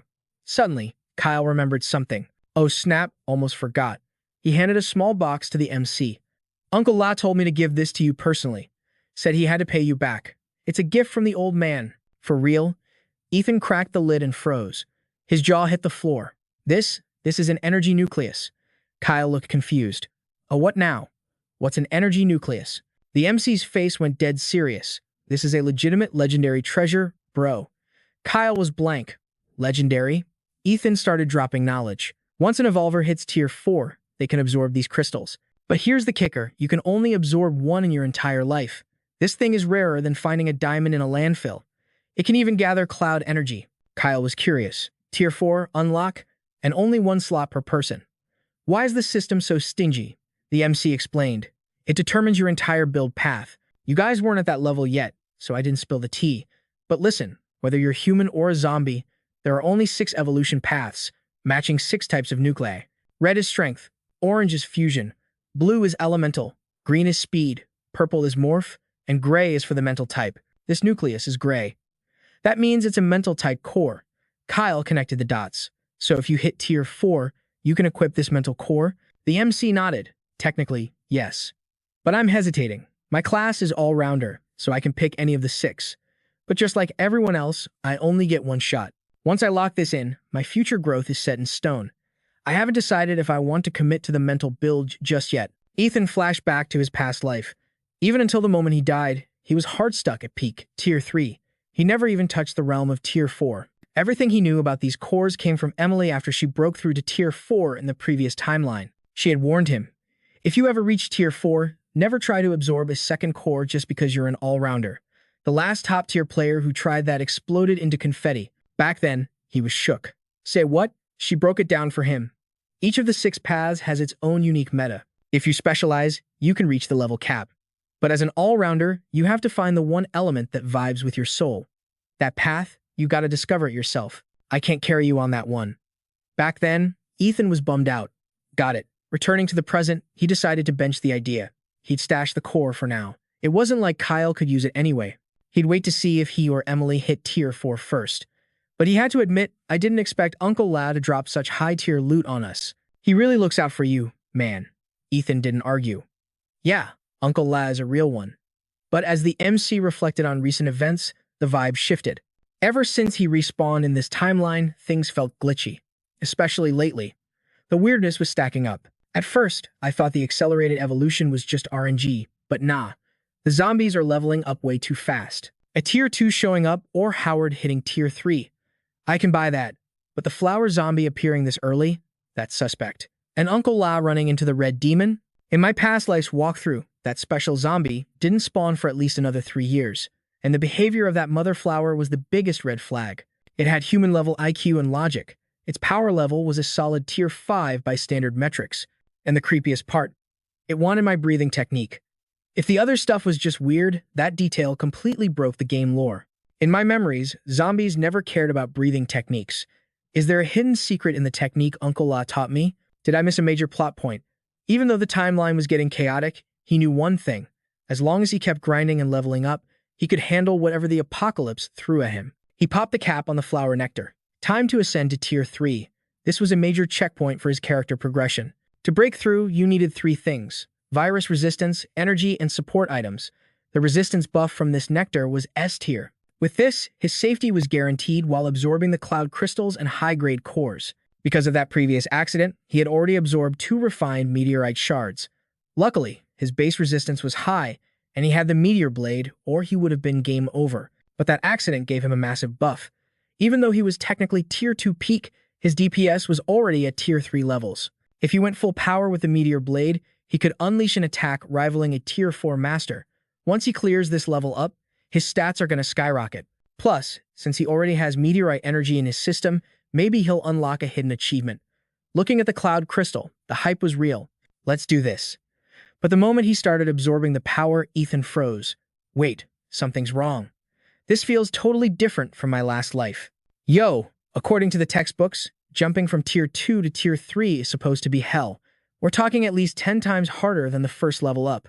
But my energy flow? Smooth like butter, no resistance at all. Man, this rush feels absolutely incredible. Our angel boy fell back, totally zen. But his dreams? Not so chill. He saw his girl, Emily, fighting beside him as the whole city burned. A massive meteor crashed down. Boom. The whole block got wiped in a sea of fire. He woke up gasping, heart pounding out of his chest like a drum. Wait, wasn't I mid-evolution yesterday? How did I knock out? Hold up. Check out that flame. Energy is tight and controlled. I actually hit tier 3. In my past life, this took way longer to master. But now, I'm a prodigy, baby. All that grinding and base building really paid off. Time to take this new power for a spin. Suddenly, the quiet night exploded with dust. The guards were freaking out. Yo, what's happening? Looks like the boss is testing a new move. Everyone gathered to watch the show. Is he for real right now? He signaled Samantha. She touched the ancient tree. Ready when you are. She prayed silently. Dad, lend me your strength. The ground started rumbling like crazy. Whoa, earthquake. What are they doing? The massive roots went wild, dirt flying everywhere. Samantha yelled, this wood is crazy dense. It's super durable. It's as tough as black demon armor. Back then, you'd need a full power slash to dent it. But our MC just smirked. Yeah? Not anymore. She blinked in surprise. Huh? I thought you'd sprout wings or something. He laughed. You watch too many movies. Suddenly, black spots swarmed his blade. Kyle's jaw dropped to the floor. No way. The armor. It's fusing with the katana. It happened in a blink. He revealed his secret card. Tier 3 perk unlocked. Mobile armor. Look at that black steel coating. I can shift my defense anywhere I want now. Buff it up or slim it down. And guess what? My meteor blade gets the upgrade too. Fusing that meteorite shard was the best call ever. Saved my life once. And now? It syncs perfectly with my virus energy. The blade feels alive. Don't blink, guys. Swing. One clean, silent cut through the massive trunk. The Onion Trio and Dai Kyle were absolutely shook. Even his main squad couldn't believe this power level. Little Sai was paralyzed with awe. The MC landed softly. Not too shabby. He eyed his blade. Yeah, I'm digging this output. Dust settled, revealing a massive crater. The goons whispered, that's insane. Totally overpowered. Kyle analyzed. That slash hits harder than a heavy sniper. Samantha nodded. The armor coating boosted the penetration power through the roof. He nodded. You got it. With the armor layer, the explosive impact is on another level. And I didn't even use my mana control yet. That was just a basic attack. For a single target hit, it's perfect. It's fast, flexible, and saves energy. I could keep this up for 2 solid minutes without breaking a sweat. Those tanky zombies won't be a problem anymore. But if I go full burst mode, I've got maybe 10 seconds of God mode. Bottom line, anyone under tier 4 better run, cause they can't touch me. I finally caught up to you, Emily. No more being dead weight. Just wait for me. The next morning, it was time to roll out. The crew gathered to say goodbye. He turned to Samantha.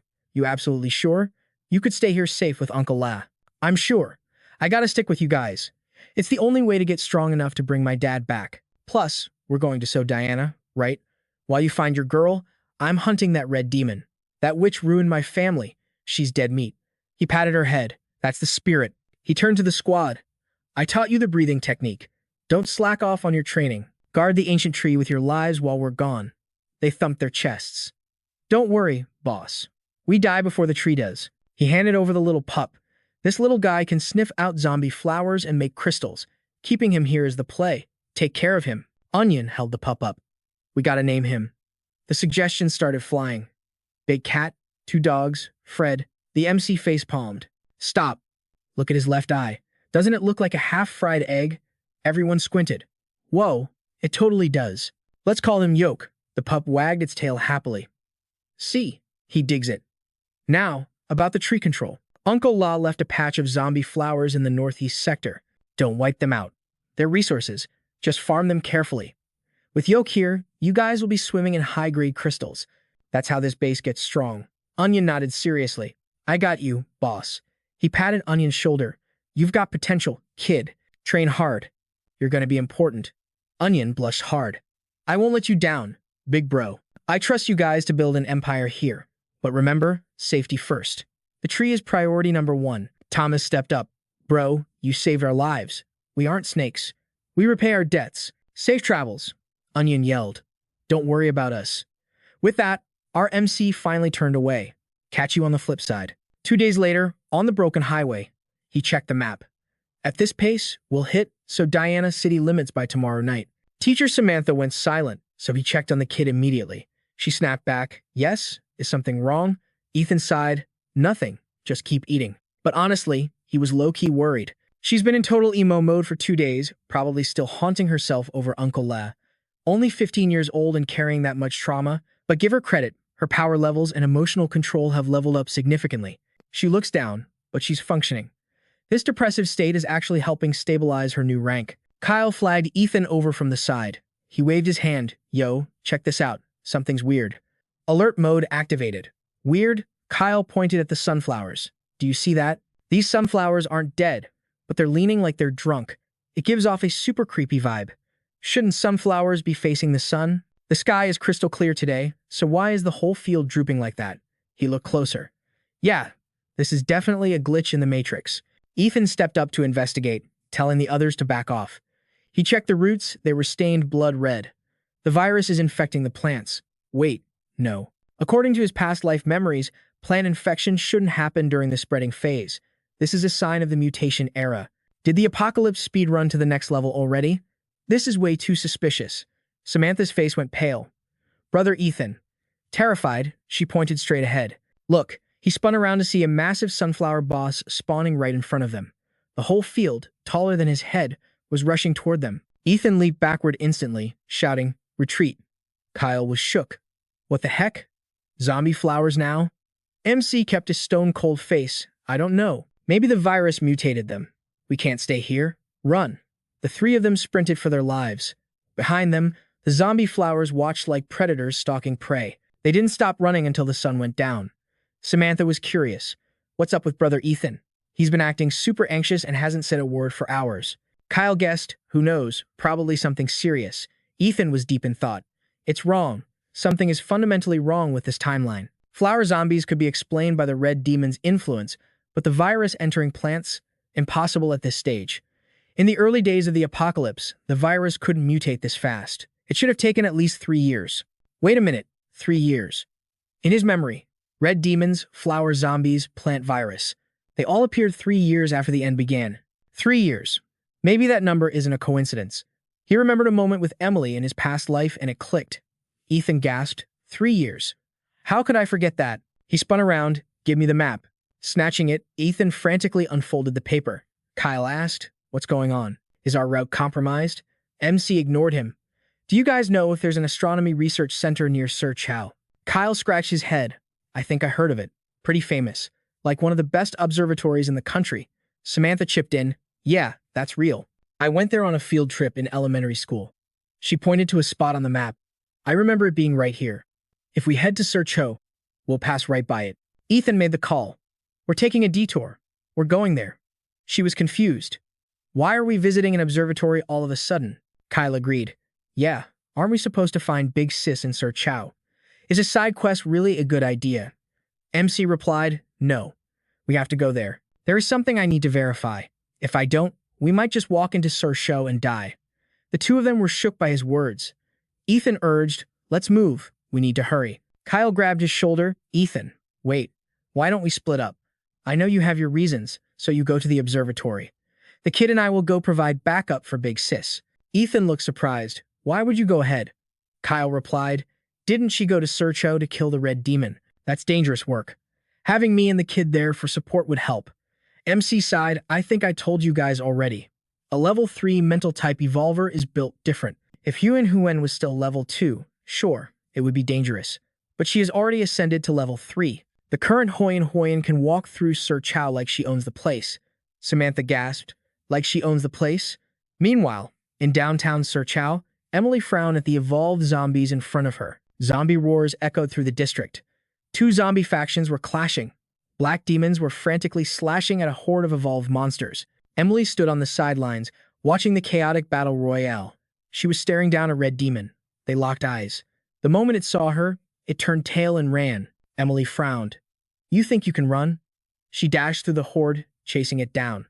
The red demon panted, desperate to escape this situation. She commanded her zombies to flank it. Her minions leaped in front of the red demon, cutting off its path. Emily stepped up. Now where are you going to go? The red demon howled, signaling for help. 2 shadows shot out from nowhere. She was startled as they latched onto her zombies. Emily realized they were parasite zombies. They bit into her black demons, making them roar in agony. Emily felt her mental control over the 2 black demons slipping away. The connection snapped. The black demons regained consciousness and sided with the red demon. Watching them charge at her, she thought, didn't expect this beast to have a trap card. Both monsters smashed their fists down simultaneously, but Emily had already vanished. She mocked them, where are you looking? Dodging effortlessly. Then, Emily clenched her fist and commanded, detonate. Boom! Both of her puppets self-destructed in a massive explosion of smoke. She landed on the ground, clicking her tongue, wasted 2 high-level puppets for nothing. And that wretched thing got away. Emily marked her target. Just wait. I'm coming for you. Early the next morning, sunlight hit the mountain path. They stood at a fork in the road. Kyle pointed right. Looking at the map, this path should lead up the mountain. But this map is low-res trash. The observatory symbol is just a rough guess. Once we're up there, we'll have to search for it ourselves. Ethan didn't care. Let's climb first, figure it out later. Kyle couldn't hold it in anymore. Ethan, what is actually going on? You've been acting paranoid since last night. Yeah, did something happen? MC hesitated. I can't say for sure yet. I'm just considering a possibility, but I'm not 100% certain. The duo was surprised. A possibility? Ethan confirmed, I have to get to that observatory to prove my theory. Suddenly, the bushes rustled nearby. The squad went on high alert. Samantha whispered, there's movement over there. Kyle asked, should we check it out? I can sense it, MC said. It's zombies. Ethan was surprised. Zombies in the deep mountains? Yeah. He decided to investigate the zombie brawl happening in the forest. Hidden in the shadows, our squad watched the chaos unfold from a distance. Samantha whispered the intel too. Level 2 zombies were throwing hands over there. Judging by the drip, those undead used to work at the observatory. Kyle knew they were close to the target, but the boss's voice dropped an octave. Things just got complicated. Usually, level 2s don't beef with each other unless a big bad boss is pulling the strings to start a zombie tsunami. That mountain is definitely crawling with level 3 monsters. The observatory crew is probably toast. If there are no survivors, this whole raid is a bust. Suddenly, 3 arrows ripped through the air, nailing the zombies instantly. Samantha sensed company. Kyle gasped. Did the boss attack? Nah, he was still chillin'. A new squad rushed in with hammers and pipes, screaming battle cries. It was the perfect ambush. The boss nodded in approval. The zombie formation crumbled instantly. Kyle analyzed the leader's aura, definitely a level 2 evolver. The boss confirmed the power scaling. That guy, Long Shuyan, was tanking hits from 2 monsters at once with just a staff. Only a legit level 2 evolver could face tank that kind of damage. This dude has got some serious skills. He flashed behind the trapped zombie like a ninja. A sharp wooden stake flew from his hand. Boom. Headshot. With the enemies down, he pulled his weapon back. Finish them off. Fam. Clear the area. 15 minutes later, the battlefield was clear. A minion reported, Donald, 0 casualties, but no loot found. Long Shuyan nodded. Clean up the mess, then we dip. Then, he looked straight at our MC's hiding spot. Coast is clear. You guys in the bushes. Come say hi. The boss decided to play nice, leading the trio out of the jungle. The strangers started whispering about the massive blade on his back.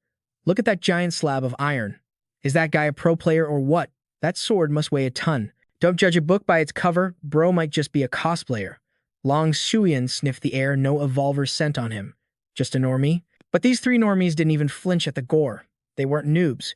They've definitely seen some blood. Crossing the city to get here, they got survival skills. Definitely potential recruits. Long Shuyan extended a hand. Sup, I'm Long Shuyan. These are my homies from the base. The boss kept it polite. Nice to meet ya. You guys lost or something? What's the mission? Something like that. Why build a base in the boonies? We used to work at the observatory, Long Shuyan revealed. Since the apocalypse dropped, we've been living off the lab supplies. The boss's eyes lit up. Staff, do you know about C1521X? You know the comet's serial number? Why do you care? The boss got intense. I need the data on that star. You guys have the logs, right? Long Shuyan stepped back, spooked by the sudden aggression. Whoa, chill, little bro. Let go of me first. We track thousands of stars. I can't memorize every single one, especially long-cycle comets starting with C. We need the main server for that. The boss played it cool. Is that so? Long Shuyan totally misunderstood. Didn't know you were such a space nerd. You came all this way just to stargaze? The boss realized he needed these guys to access the mountain server. He needed their clearance codes. Time to work that charisma stat and build some alliances. Long Shuyan saw they were tired. You guys look beat. Come crash at our base for a bit. The boss nodded. Thanks for the invite. As they walked, Kyle got curious. Is this comet thing why you've been stressing? The boss asked. Remember how the world ended? Duh. Meteor hit, shattered into 1,000 pieces. Virus everywhere. Who told you there was only one meteor? Kyle stuttered. Wait, there's more. That's exactly what I'm afraid of. The signs are showing. The second impact is coming. In his past life, the second rock dropped 3 years into the apocalypse. That's when the difficulty setting ramped up to hardcore mode.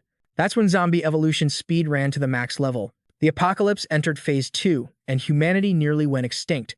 The boss continued, mutant flowers, the red ghost. These aren't normal early game enemies. 1 or 2 might be a glitch in the matrix, but we've seen 3 anomalies already. If we just hit phase 2 early, we can handle it with our current power level. But if that second meteor hits early, it's game over. Kyle was shook. So that comet is actually the second meteor? Samantha asked. You sure they have the data we need? Positive. The boss remembered his past life vividly. This specific station warned the world about the impact. Emily is a level 3 beast now. She's safe in the city. But if a timeline changes, all bets are off. He had to get that intel to survive. They arrived at a tricked-out resort farm. We fortified it when we got here, Long Shuyan explained. Electric fences, defense towers, it was legit. Not bad. Pretty solid setup. The boss knew that to survive, you need brains, not just brawn. Setting this up so fast, science really is the ultimate superpower. Suddenly, a minion ran up. Bad news, boss. The internal lines are fine, but the mountain connection is dead. We only have 3 days of power left on eco mode. Long Shuyan frowned. Are you serious? Looks like we're out of options, fam. He turns to the squad with a grin. Y'all must be starving, right? Let's grab some grub first. Our main character nods, grateful for the hospitality. Moments later, they're chowing down on a steaming hot meal inside the mess hall. Long Shuyan keeps it humble, though. Listen, it ain't a 5-star hotel, considering the apocalypse and all. So don't roast us too hard, okay? Dig in. Kyle is just happy to see real food. Are you kidding? This is a feast, but Samantha's curiosity is piqued. Yo, I went to the observatory on the mountain once as a kid. Why didn't you guys build your base up there instead? Wouldn't that fortress be way safer? Our main character starts connecting the dots. An observatory that size must have had a huge staff. Did they all turn into zombies? A shadow falls over Long Shuyan's face. Obviously, the crib up there is way better than this farm. We wanted to stay, believe me, but we got kicked to the curb. Kicked out, the main character's mind starts racing. This guy is already at tier 2 power. Whoever forced them out must be an absolute monster. The other survivors start spilling the tea. Some people let a little power go to their heads. Zombies are bad, sure. But humans with rotten hearts, they're the real monsters. Little Titch can't handle the slander. Shut up, you guys are lying. My daddy isn't a villain. He's a hero. He would never do something like that. Long Shuyan is left speechless as the poor girl storms off in tears. I'm done eating. The atmosphere gets super awkward. Drop it, man. She's just a kid. Watch your mouth next time. Don't trash her dad in front of her. Long Shuyan turns back to our boy, looking guilty. Sorry you had to see that drama. You asked about the situation earlier. Since you're curious, I'll spill the beans on what really went down. He lets out a heavy sigh. Honestly, it's on us. We made a bad call back then. See, I used to be the vice director of the research institute. Right after the world went to hell, the director and I awakened our powers. We thought the institute was the perfect fortress, so we gathered everyone and headed straight there. That's where we built our first sanctuary. You saw us fighting those zombies earlier, right? That strength is part of our evolution. The more we train and slay monsters, the stronger we get. It's the only reason we're still breathing. The main character nods, analyzing the data. In the early days, having 2 evolved fighters was a huge advantage. No wonder they could secure the observatory so easily. Long Shuyan continues the story. Once we were settled, we needed intel on the outside world. We decided to send a scout to Diana City. The director insisted on going himself while we held down the fort. Kyle mutters under his breath. So Diana again. Samantha catches the vibe. Does our main character know something about that place? Our hero cuts to the chase. So, did your director run into trouble in the city? He nods grimly. Yeah. When he came back, he was a different person. And his power, it skyrocketed. I couldn't even touch him. We tried to go back after he kicked us out, but he attacked anyone who got close. The guy next to him jumps in. It's true. Director Lamb is brutal now. He almost killed us. That guy is a straight-up demon. Long Shuyan takes over again. Plus, high-level zombies started swarming the mountain. It wasn't safe near the observatory anymore, so we retreated down here to this farm. The main character puts the puzzle pieces together. The director, the mysterious city. Looks like this mountain trip is going to be a total nightmare. He points to their gear. Did you guys build those weapons yourselves? Long Shuyan nods. Yeah, we're prepping for a mountain run. Our boy raises an eyebrow. You planning to take back the observatory by force? He shakes his head. No way. Unless I get a major power-up. Taking that place back is a suicide mission. Then why go up there at all? Suddenly, Mr. Grumpy interrupts. Listen, brat, this is internal business. Stop sticking your nose where it doesn't belong. Samantha snaps back instantly. You want to go? Tough guy. The dude slams the table and stands up. You got a death wish, little girl? Samantha's eyes flare with rage. Call me little girl one more time. I dare you. Our main character sighs. Classic Samantha. Her temper is still explosive. Long Xuan steps in before blood is spilled. Liu Hang, shut your trap right now. They are our guests. Stop beefing with a kid. He turns back to our hero. Look, I'll be real with you. Our power grid connects to the mountain, but it's glitching out. We're running on backup generators, but we've only got 3 days of juice left. Once that dies, our defense systems go offline. Then we're basically zombie food. So at dawn, I'm taking a squad and little Titch up the mountain to fix the lines. It should only take a day or 2. Kaya looks confused. Wait, that little girl from earlier? Isn't it super dangerous? Why bring a kid along? Long Shuyen looks defeated. Trust me, I don't want to, but we have no choice. The director's office is locked by biometric security. Only his or Tick's fingerprints can open it, and that's where the main power switch is. Plus, she's his daughter. If we run into him, having her there might keep him from killing us instantly. But don't stress. We'll be back before you know it. The power here will hold, so you guys just chill and stay safe. Our main character isn't convinced. Your weapons work on trash mobs, sure. But against an elite boss, you'll get wrecked. Long Shuyan pulls something from his pocket. I see you know your stuff. You're right, normal steel won't cut it. That's why we have this. Our hero's eyes widen as a glowing green crystal hits the table. Bet you've never seen loot like this? Huh. It drops from high-level zombies. We crush it into powder, mix it with acid, and coat our blades. Major damage boost. The squad is stunned. I didn't know you could use it like that. Our main character is actually impressed. As expected of a scientist, he figured out a use for the crystals so fast. Coating weapons is a total waste of potential, but hey, for early game, it's a solid strategy. Our hero makes a bold move. Donald, let us join the raid team tomorrow. Long Shuyan blinks, surprised. Wait, you guys want in? Liu Hang loses it. He slams the table again. You punks are crossing the line. Asking questions is one thing, but this? What are you gonna do up there? Die. This ain't a field trip for kids. Just because we saved your butts doesn't mean we're your babysitters. Long Shuyan has had enough of the toxic attitude. Liu Hang, zip it. Go cool off somewhere else. His squad mate drags him away. Come on, bro, the boss gave an order. Let's bounce. Get your hands off me. As he storms out, Long Shuyan sighs. Look, he's a jerk, but he's not wrong. You guys have potential, but you're not ready for the big leagues. We have to focus on protecting little Titch up there. If things go south, I can't guarantee your safety. Ethan looked the squad leader dead in the eye and said, Chill, fam. We can handle our own business. We just need to tag along for the map hack. Seriously, if you don't want us in the party, just drop the GPS coordinates and we'll bounce. Long Shuen had to think about that one. He realized these 3 weren't just random NPCs. They had brains, and if they survived this long outside the safe zone, they had skills. Finally, Captain Long sighed. Fine, I can't stop you. But real talk, the mountain is a death trap. I'm only clutching the save for little Cindy. You guys are on your own. Deal. Ethan nodded. Then he turned to his crew with a serious vibe. Heads up, squad. Tomorrow isn't going to be a walk in the park. Outside, Kyle was itching for answers. Yo, Ethan, did your spidey senses tingle? The MC nodded. Yeah. A zombie tsunami means we got at least 2 level 3 bosses nearby. But what's really eating at me is that observatory incident. My gut tells me this whole mess is linked to the Red Demon mystery. Ethan narrowed his eyes. It's sus. The director comes back from So Diana and suddenly everything changes. That's too much of a coincidence. Tomorrow we play it stealthy. Information first. Hide your aura and don't engage unless a level 3 monster shows up. Let the randoms do the work. The next morning, Ethan stepped out only to get flexed on immediately. Liu Hang was there, acting like he owned the place. Listen up, noobs. I'm Liu Hang, the deputy here. I'm carrying this team, and honestly, I didn't want to bring a bunch of kindergartners up the mountain. But since the boss insisted, I'm stuck babysitting. Just know this, once we go up, you follow my orders or you get left behind. I have no clue how you weaklings survived this long, but do me a favor, throw all that useless book knowledge in the trash. The apocalypse isn't some mobile game you can pause. He kept ranting, but the trio looked bored out of their minds. Hiding won't save you here. We smash zombies in the face. If you're scared, dip now. Meanwhile, Kyle was casually brushing his teeth, 0 cares given. Samantha was busy begging for candy, totally ignoring the guy. Give me the lollipop, Kyle scolded her. You'll get cavities, bruh.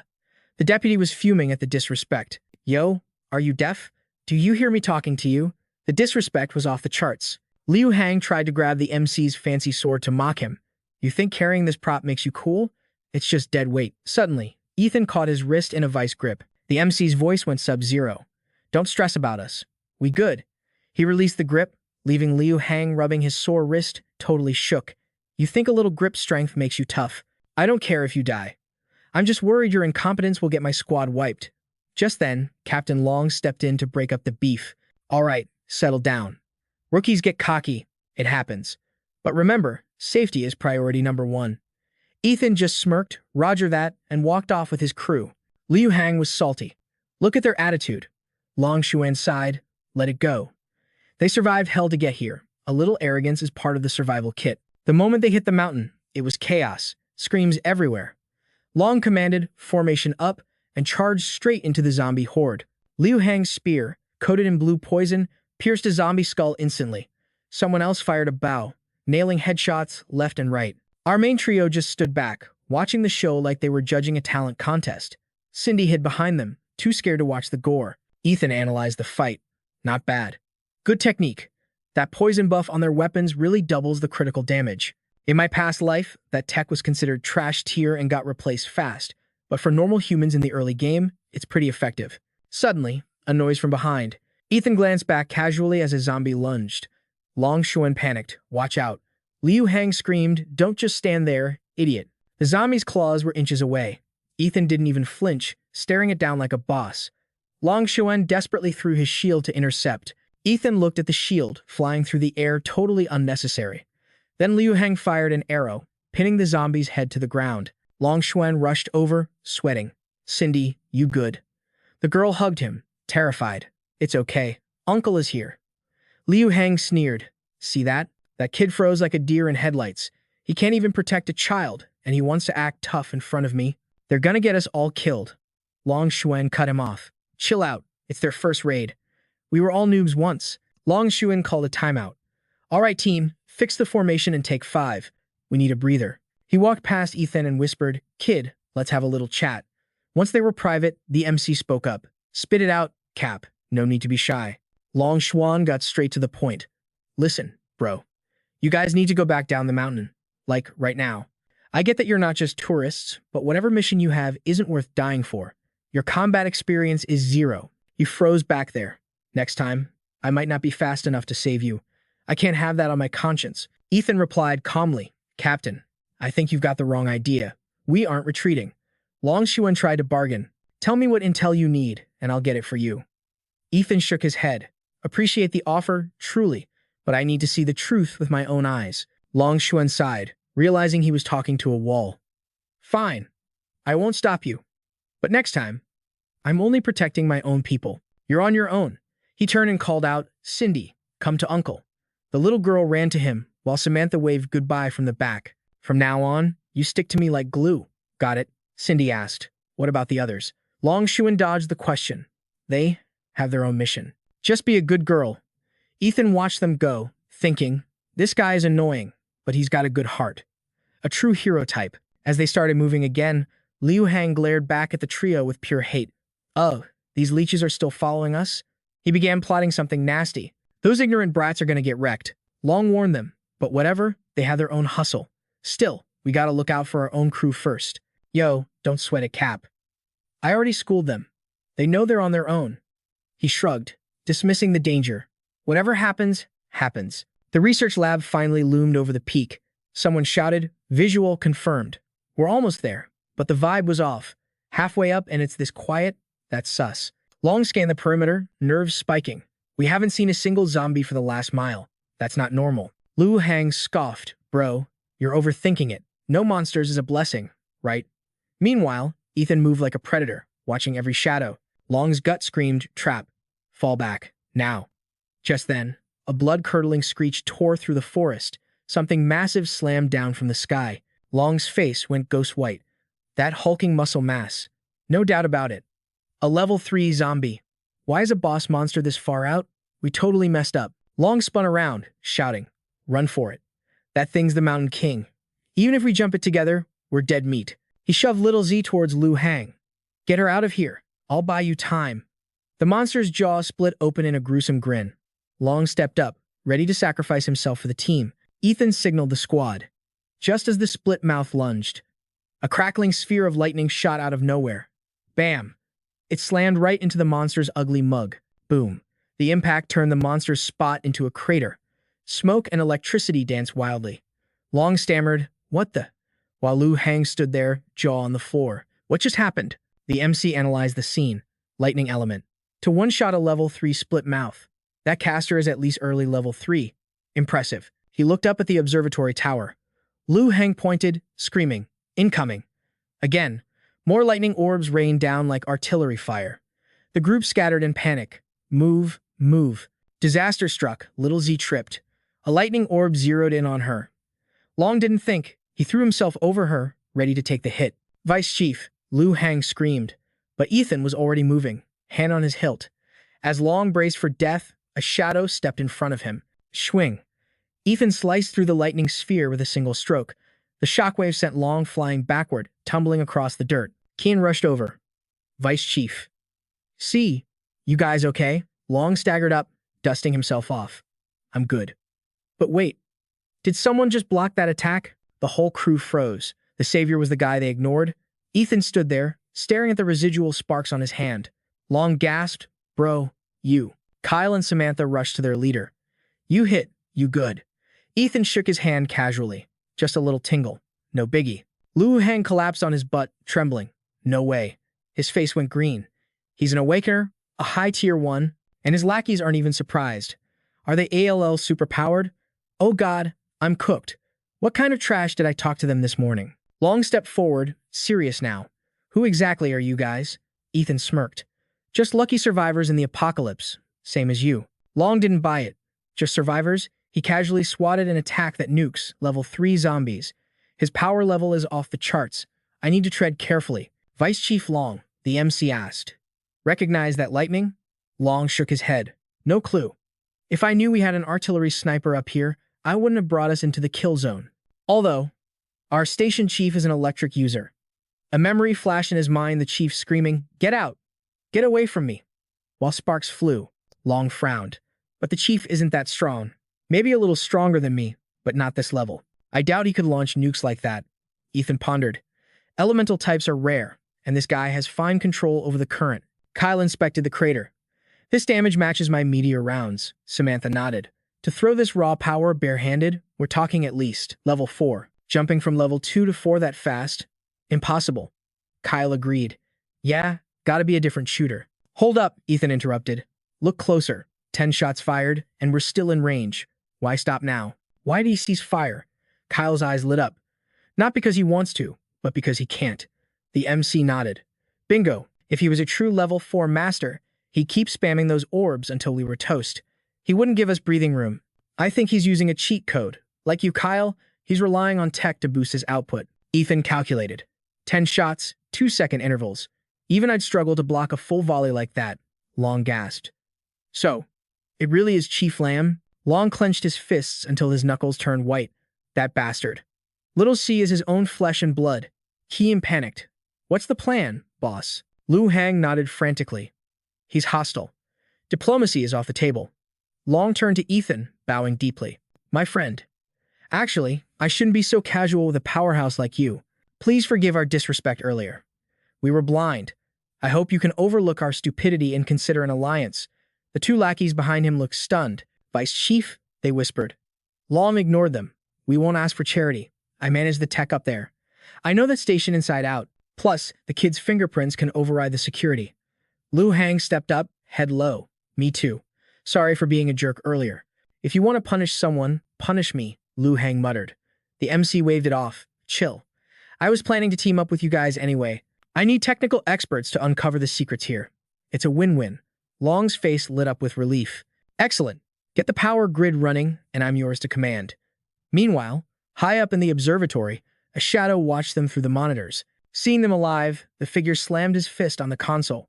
Chief Lamb's face twisted in fury, veins bulging, his eyes rolling back to reveal pure white madness. Back outside, Long halted the group at the entrance.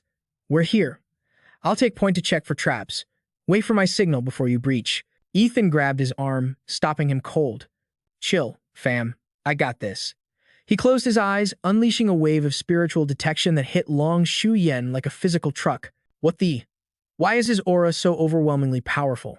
Long Shu Yen panicked internally. "I'm not even playing the same game as this guy." The other 2 stood there, totally clueless. What's wrong with the deputy? He looks like he's seen a ghost. Kyle stepped in with the facts. You guys are too low level to even feel the pressure radiating off him. Only the awakened can sense true power. The closer you are to his level, the scarier it feels. Honestly, it would take 10 deputy longs jumping him at once just to survive. Basically, the deputy could try to swarm him with numbers to create some pressure, but that's about it. He can feel the fear, but you guys, you're blind to it.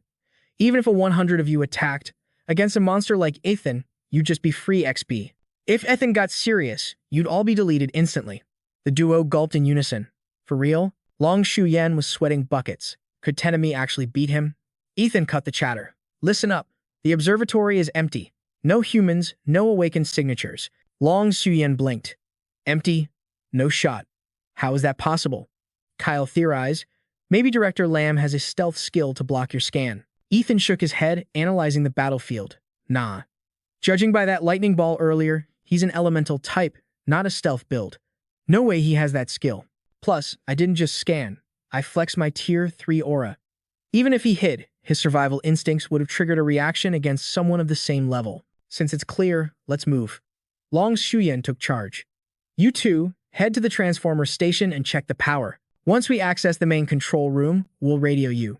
Stay on comms if anything goes sideways, Long Shuyan commanded. Let's go. I'll take you to the data archives. Little Tutich looked up with teary eyes. Uncle Long, where's my daddy? He sighed, rubbing her head. I don't know yet, kiddo. Let's fix the lights first, then we'll find him, okay? Tutich nodded obediently. Okay, the squad crept carefully into the research center. Long Suyen was surprised the internal wiring was actually connected. He spoke into the walkie-talkie, Lu Heng. Internal lines are good. The solar system seems fine. Check the main line down the mountain for any damage. The radio crackled back. Copy that, deputy. We're almost at the station. Suddenly, Tutich screamed. She bolted toward a door. That's Daddy's office? I'm opening it. But Ethan flashed in front of her. Hold up. Let me check it first. Everyone, back away. Ethan pushed the door open. And the vibe instantly turned to horror. The room was a slaughterhouse. Blood splattered the walls, body parts were scattered everywhere. Tutich broke down instantly. Daddy, what happened? Ethan turned back, his face grim. Grab the girl. Don't let her come in here. Long Shuyan nodded, terrified. Got it. Samantha shivered. This energy. It's aggressive. I've felt this nasty viral aura before. She realized with a jolt. It feels just like the infection at Uncle Le's place. Samantha bit her lip. Ethan confirmed the nightmare scenario. I'm betting this viral energy came straight from the Red Demon. The name dropped like a bomb. Red Demon. She glanced at Tutich. Her dad.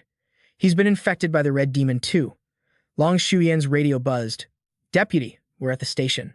Doors already open. We didn't need to break in. Long Shuyan frowned. Open, sus. Stay frosty. Guys, we'll grab the files and regroup with you as soon as possible. The other side replied, Roger that. Ethan walked over to the control panel. He gave a strict order. After today, seal this room. Nobody steps foot in here again. Long Shuyan gulped. Understood. They moved to the server room. Long Shuyan opened a cabinet. This is the Holy Grail.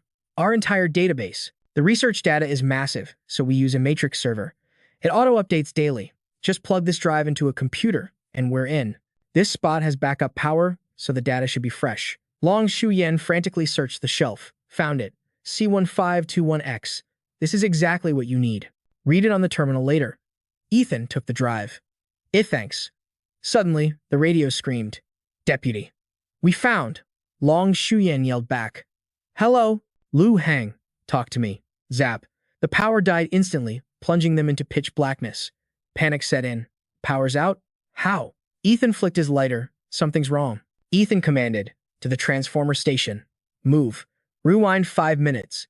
Lu Heng had just reported in. Deputy, doors open. We're going in. Long Shuyan had told them to be careful.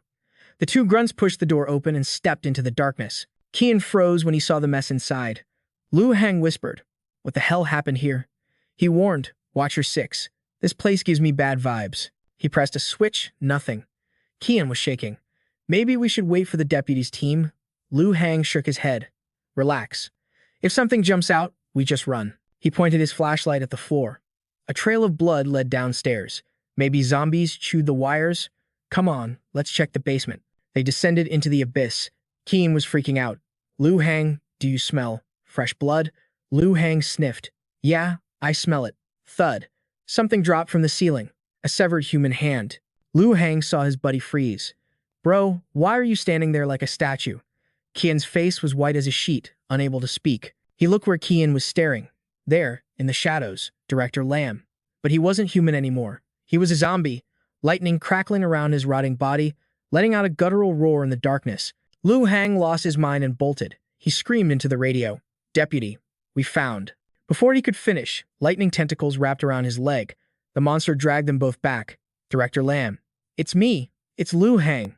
No, please. They were dragged across the concrete, fingernails clawing the ground, screaming until their voices were cut off. Silence.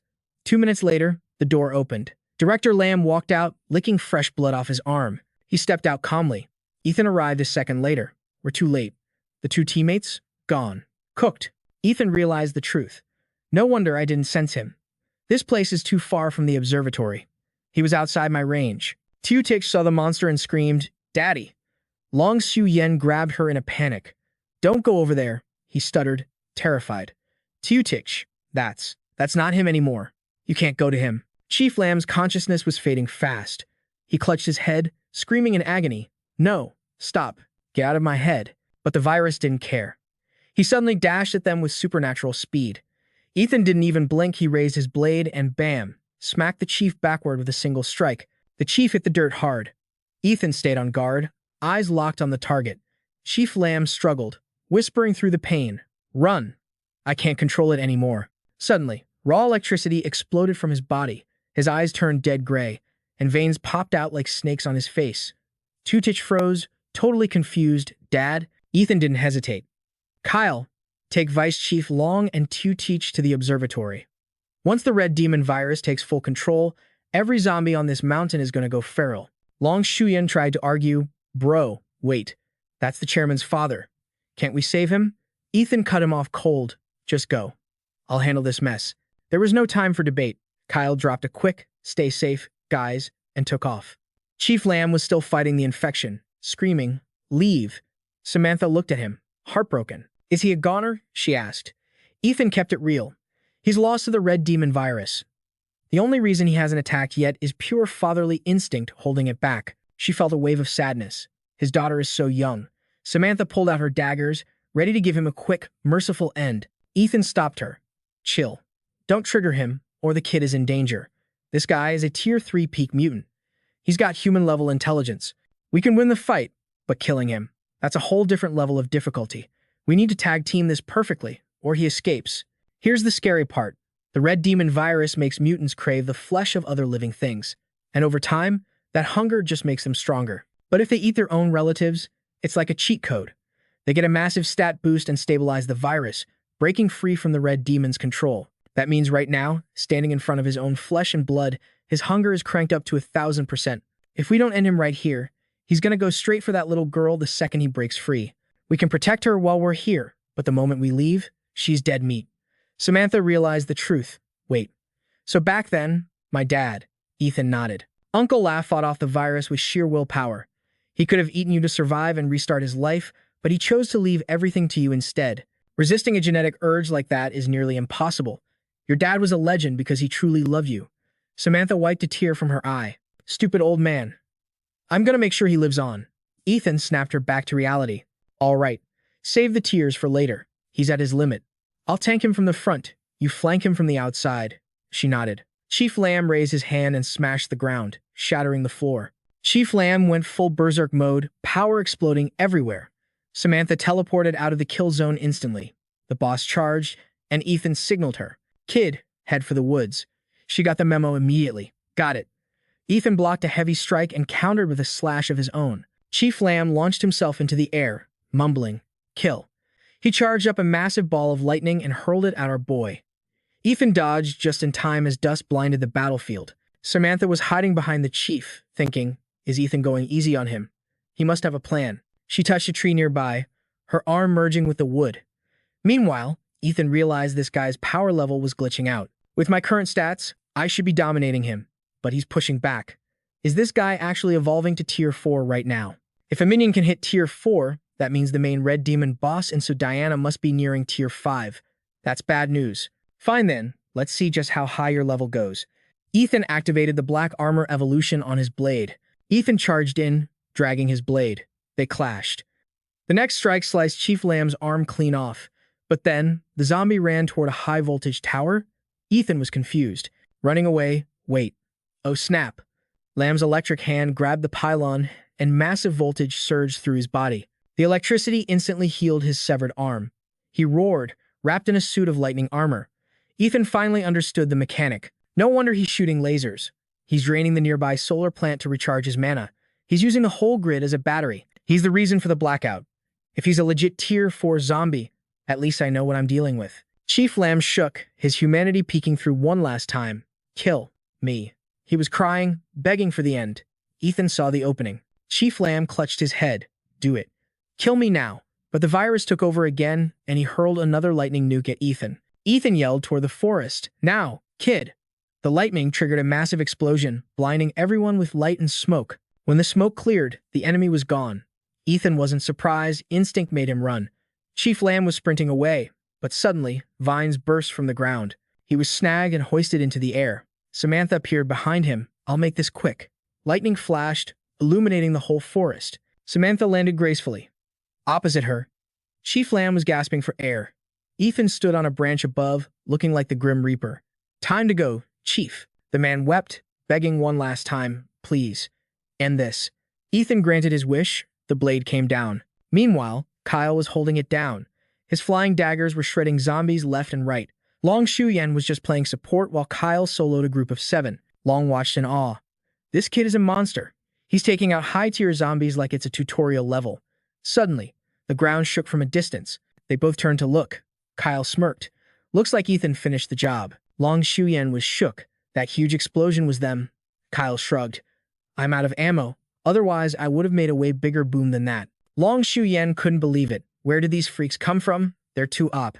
With the horde of undead totally wiped out in front of the research lab, the MC called out, Coast is clear. Cindy, come on out. The little girl stepped out obediently. Okay. He immediately scanned the perimeter for threats. Looks like the number of evolved monsters on this mountain is pretty low. Samantha signaled the team. We're back. Cindy rushed over the second she saw them. Big sis. How's my dad? Is he okay? That question hit hard. Samantha froze, not knowing how to break the news. Cindy saw the look on her face and understood instantly. Long Shuyan stepped in. Cindy, don't blame them. There was literally no other choice. In that mutated state, Director Lin would have hurt so many innocent people. The little girl burst into tears. I don't blame you guys at all. Cindy was heartbreakingly mature for her age. My dad must have been in so much pain, she sobbed. Thank you. Thank you for setting him free. Samantha pulled the poor girl into a warm hug. You silly girl, if you want to cry, just let it all out. Finally, Cindy stopped holding back and wailed, releasing all her grief. Ethan watched them, thinking of Uncle La. He suffered the same fate because of the red demon. Seeing this kid probably hit close to home for him. He turned to the deputy. Hey, Long, you haven't forgotten our deal, right? The guy nodded. Of course not. I'm going to check and repair the power grid right now. Give me 2 hours, max. You and Kyle head inside first. Let's give them some space. Ethan knew that after a trauma like that, Uncle La needed a moment to get his head straight too. Samantha stayed to comfort the girl. 2 hours later, the squad gathered in the surveillance room. Long Shuyan loaded the data into the system. Comet C1521X was detected way back. 20 years ago, our lab started tracking its stats.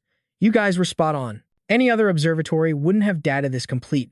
Suddenly, a red alert flashed on the screen. Collision warning. The risk level for the comet just skyrocketed. Analyzing data. The deputy gasped. No way. How is this possible? Ethan leaned in, suspicious. What's going on? The data said the comet wasn't supposed to be near Earth for another 3 years, but it just hit the gas pedal. It's diving towards Earth right now. Because of this sudden acceleration, the chance of impact is massive. Ethan was shook. Acceleration? Why? The deputy was clueless.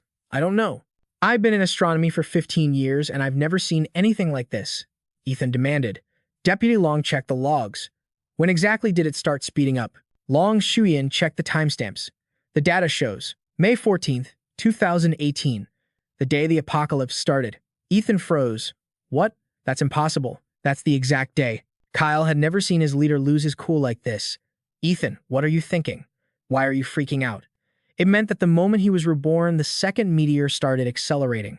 Could his rebirth have triggered the butterfly effect that doomed the world? He asked urgently. Where is the impact zone? Do we have a specific location? Ethan knew that once a comet hits the atmosphere, it breaks apart. He dropped some future knowledge. Just like the meteor from 3 months ago, fragments are going to blast all over the globe. Long Shuyen stared at him. How? How do you know that? Ethan slammed the table. It's the exact same pattern. Can you calculate the arrival time? The deputy shook his head.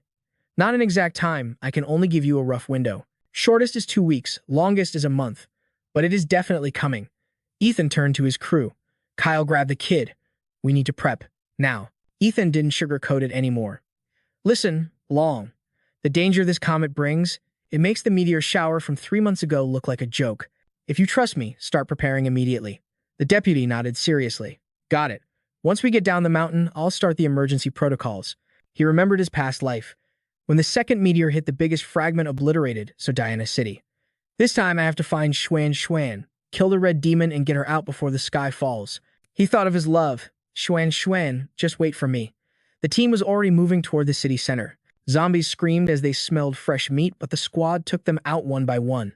Samantha frowned. These zombies look different, and their skin, it's way too thick. Kyle sighed. I wish we had infinite ammo. Suddenly, Snowball Peach pulled a glowing object from a corpse. Ethan's eyes widened. A cloud crystal? No way. Only Tier 2 zombies drop cloud crystals. Standard evolved forms shouldn't have these yet.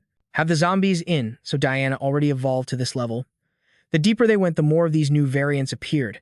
It looked like they were spreading fast. Samantha asked worriedly, Is this the meteor's influence? I hope Cindy and the deputy made it to safety.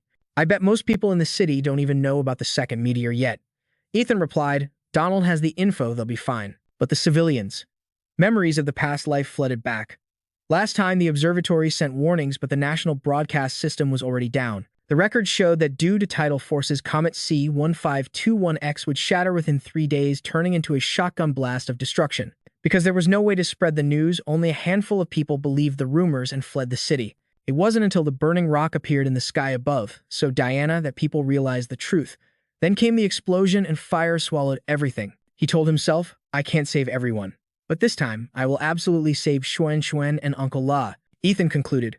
We could try to warn the citizens, but we don't have the manpower or time to save the whole city. We can only protect our own people. Let's move, stop wasting time. They arrive at the outskirts. A massive sign read, Welcome to Diana. An old, beat-up bus sat by the road packed with zombies screaming like maniacs inside. Kyle frowned. Here we go again, Ethan ordered. Fighting them is a waste of energy. Just go around. He was getting suspicious. We've been in the city for an hour and haven't seen a single living soul. Don't tell me Diana is already a ghost town. He searched his memories. So Diana shouldn't have fallen this easily. This didn't happen in the last timeline.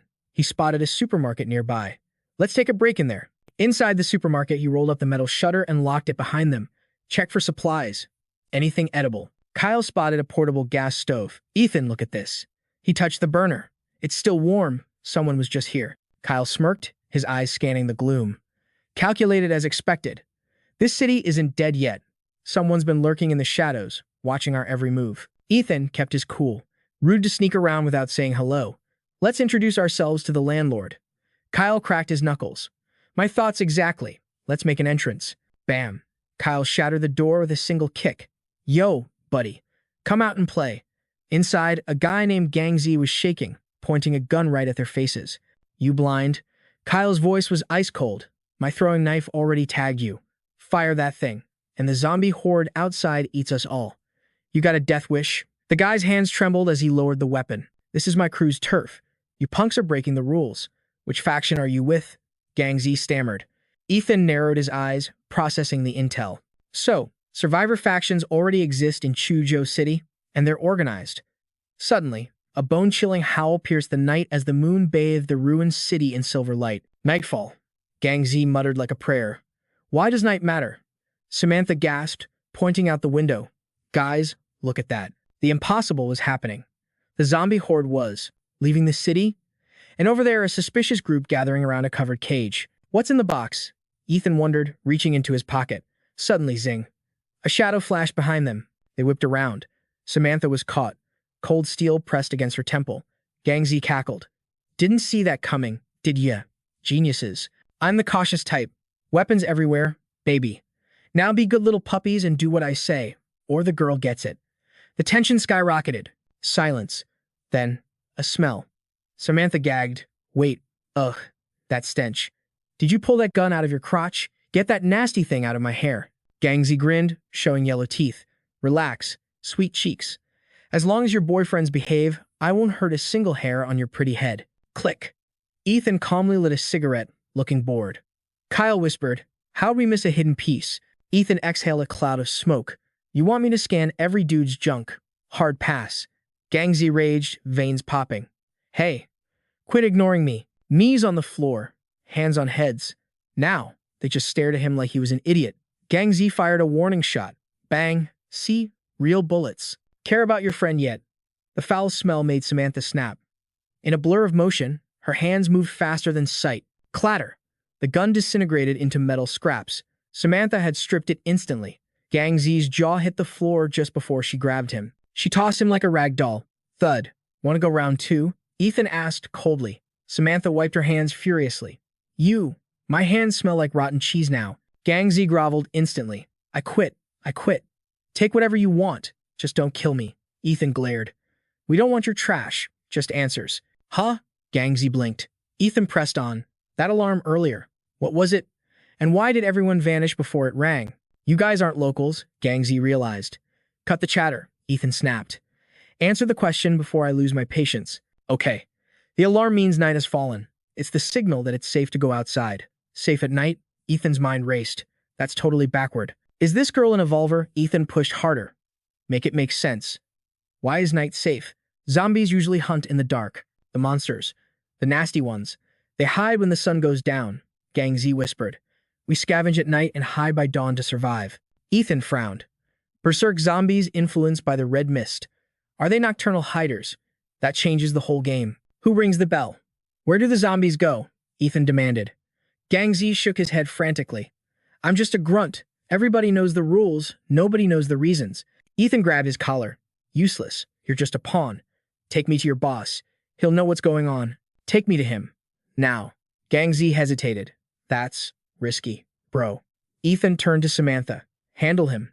On it. Samantha cracked her knuckles, radiating demon energy. Gangzy screamed like a banshee. Okay. I'll talk. Don't hurt me. I'm breaking the rules, but I'm dead either way. Gangzy led them through the ruins to a barricaded zone. It looked sketchy as hell. Kyle scoffed at the flimsy fence. A stiff breeze could knock this over, let alone a zombie. You joking? It's not a wall, it's a marker, Gangzy explained. The safe zone. Samantha raised an eyebrow. A safe zone in this hellhole? Seriously? Yeah. For some reason, the evolved zombies won't touch this central area. Ethan noted that. A blind spot in the apocalypse? Interesting. They navigated a maze of alleyways. Kyle was getting ticked off. Yo, are you walking us in circles? My patience is ticking, man. Almost there. Suddenly, rat-tat-tat. Gunfire echoed. That's a firefight, Ethan noted. Gangzy sprinted. Brother Bao, this way. Hurry. Ahead, zombies were getting their heads popped like melons. Black blood sprayed everywhere. On a rooftop, 3 figures rained bullets down on the undead. Kyle was impressed. Hidden fortress in the slums. Not bad. Ethan stared at the building. It felt familiar. A voice boomed from above. Gangzy, you idiot. Who said you could bring strangers here? That face. Ethan knew him. Brother Bao. A notorious scammer known as Jiang Hu. Ethan scoffed. He ripped me off big time back in my past life, Ethan thought, eyes cold. Of all the people to survive, it had to be this snake. Relax. Boss Bao. I brought big spenders. Gangzy yelled. Spenders? Bao leaped down from the roof, landing with a heavy thud. He thumbed toward the door. Inside. Now. And keep it down. You attract the horde. I feed you to them myself. Once inside, Bao smacked Gangzy upside the head. Whack. Use your brain. You want to get us killed? If the big boss gets mad, I can't save your sorry hide. He's in a bad mood, so don't mess up his flow. Ethan's interest peaked. Big boss? Is this guy really the head honcho? I'm not sensing any Evolver vibes off him. Is he just a total NPC? To be fair, most of the crew at this base are regular folks, but they're drilled hard. Some are practically knocking on the door of Tier 1. Brother Bao glared at his squad and barked. You call these snot-nosed brats VIPs? You said they were heavy hitters, man. I saw them walk into the city in broad daylight, boss. Especially that girl. Pretty sure she's an evolver. And Samantha keeps eyeing us like we're suspicious. The guy cleared his throat loudly. I'm Brother Bao. I assume Chiang Zi filled you in on my rep. I hold it down for the brothers here, keeping bellies full. They call me Brother Bao. Our main character thought. Bucktooth Jiang actually made a name for himself in this timeline. In his past life, this clown was just a street rat getting beat up for scamming people. Bao got straight to business. Word on the street is you need intel. Ethan nodded. That's right. I'm tracking someone who just entered Chuzhou. Brother Bao thumped his chest. You came to the right place, homie. In Chuzhou, I know every fly that buzzes male, female, or wingless. But hey, time is money, especially now. Everyone's scrambling to scavenge resources before the sun goes down. Can't let my boys work on empty stomachs, right? Premium service requires a premium fee. Ethan cut him off. I get the rules. He tossed something over. Is this enough? A red cloud crystal glowed in his hand. Brother Bao knew his loot. That was at least tier 2. Ethan calculated. A tier 2 cloud crystal is trash to my squad now. But for a newbie evolver, it's like winning the lottery. A single tier 2 cloud crystal was a fortune that could buy almost anything from regular survivors. Bao grinned. Good job, Shang Zi. You actually brought a whale. Shang Zi whispered, boss. They dropped a tier 2 crystal like it was nothing. Doesn't that mean they're strong enough to clap a tier 2 zombie? Bao scoffed. No shot. Masters like that are rare. Yesterday, high-tier zombies went berserk in the suburbs and tore each other apart. Crystals were raining like candy. Some scavengers just got lucky and scooped them up. We missed the boat, but I bet these kids just looted some corpses. The minion nodded. Makes sense. Bao thought, look at this kid. He didn't even flinch, giving that away. He is definitely holding more loot. Ethan spoke up. Well, is the price right? Bao switched to customer service mode. What is your name, brother? Ethan. Bao grabbed his hand enthusiastically. Brother Tien. My bad. Usually, we don't do manhunts. But since you're bawling like this, we can work something out. Who is the target? Ethan described her. Looking for a girl, about this tall. 16 or 17. Bangs, blonde hair. Might be wearing a mask. Bao rubbed his chin. Yo, that sounds familiar. She bought supplies from us. Ethan pressed. For real? You sure? Bao replied. She's a mental type evolver, right? Super strong. Ethan's eyes lit up. This guy actually knew her. I know her spots. I can find her. But the places she goes, straight up death traps. The price goes up. That crystal was just the deposit. Ethan's voice dropped to 0 degrees. If you were scamming me with fake intel. A terrifying aura exploded. Brother Bao gulped loud enough to hear. That pressure. That is not a kid. That is a killer. Bao laughed nervously. Just kidding, Brother Tien. We are legit businessmen. Boys, look alive. Grab the gear. Let's roll. He turned to a huge guy. Big boss, please lead the way. Ethan glanced at the muscle mountain. That guy is the leader? 0 energy radiating off him. No way. The real puppet master here is definitely Bucktooth Jiang. Bao whispered to Chiang Zi, go outside, rally the boys, and wait at the ambush spot. Chiang Zi realized Bao knew the kid was an evolver. Boss, are we sure? That kid is dangerous. Bao smirked. So what? We got numbers. Even if they are evolvers, we have our own. They are loaded with crystals. We just need to set the trap right.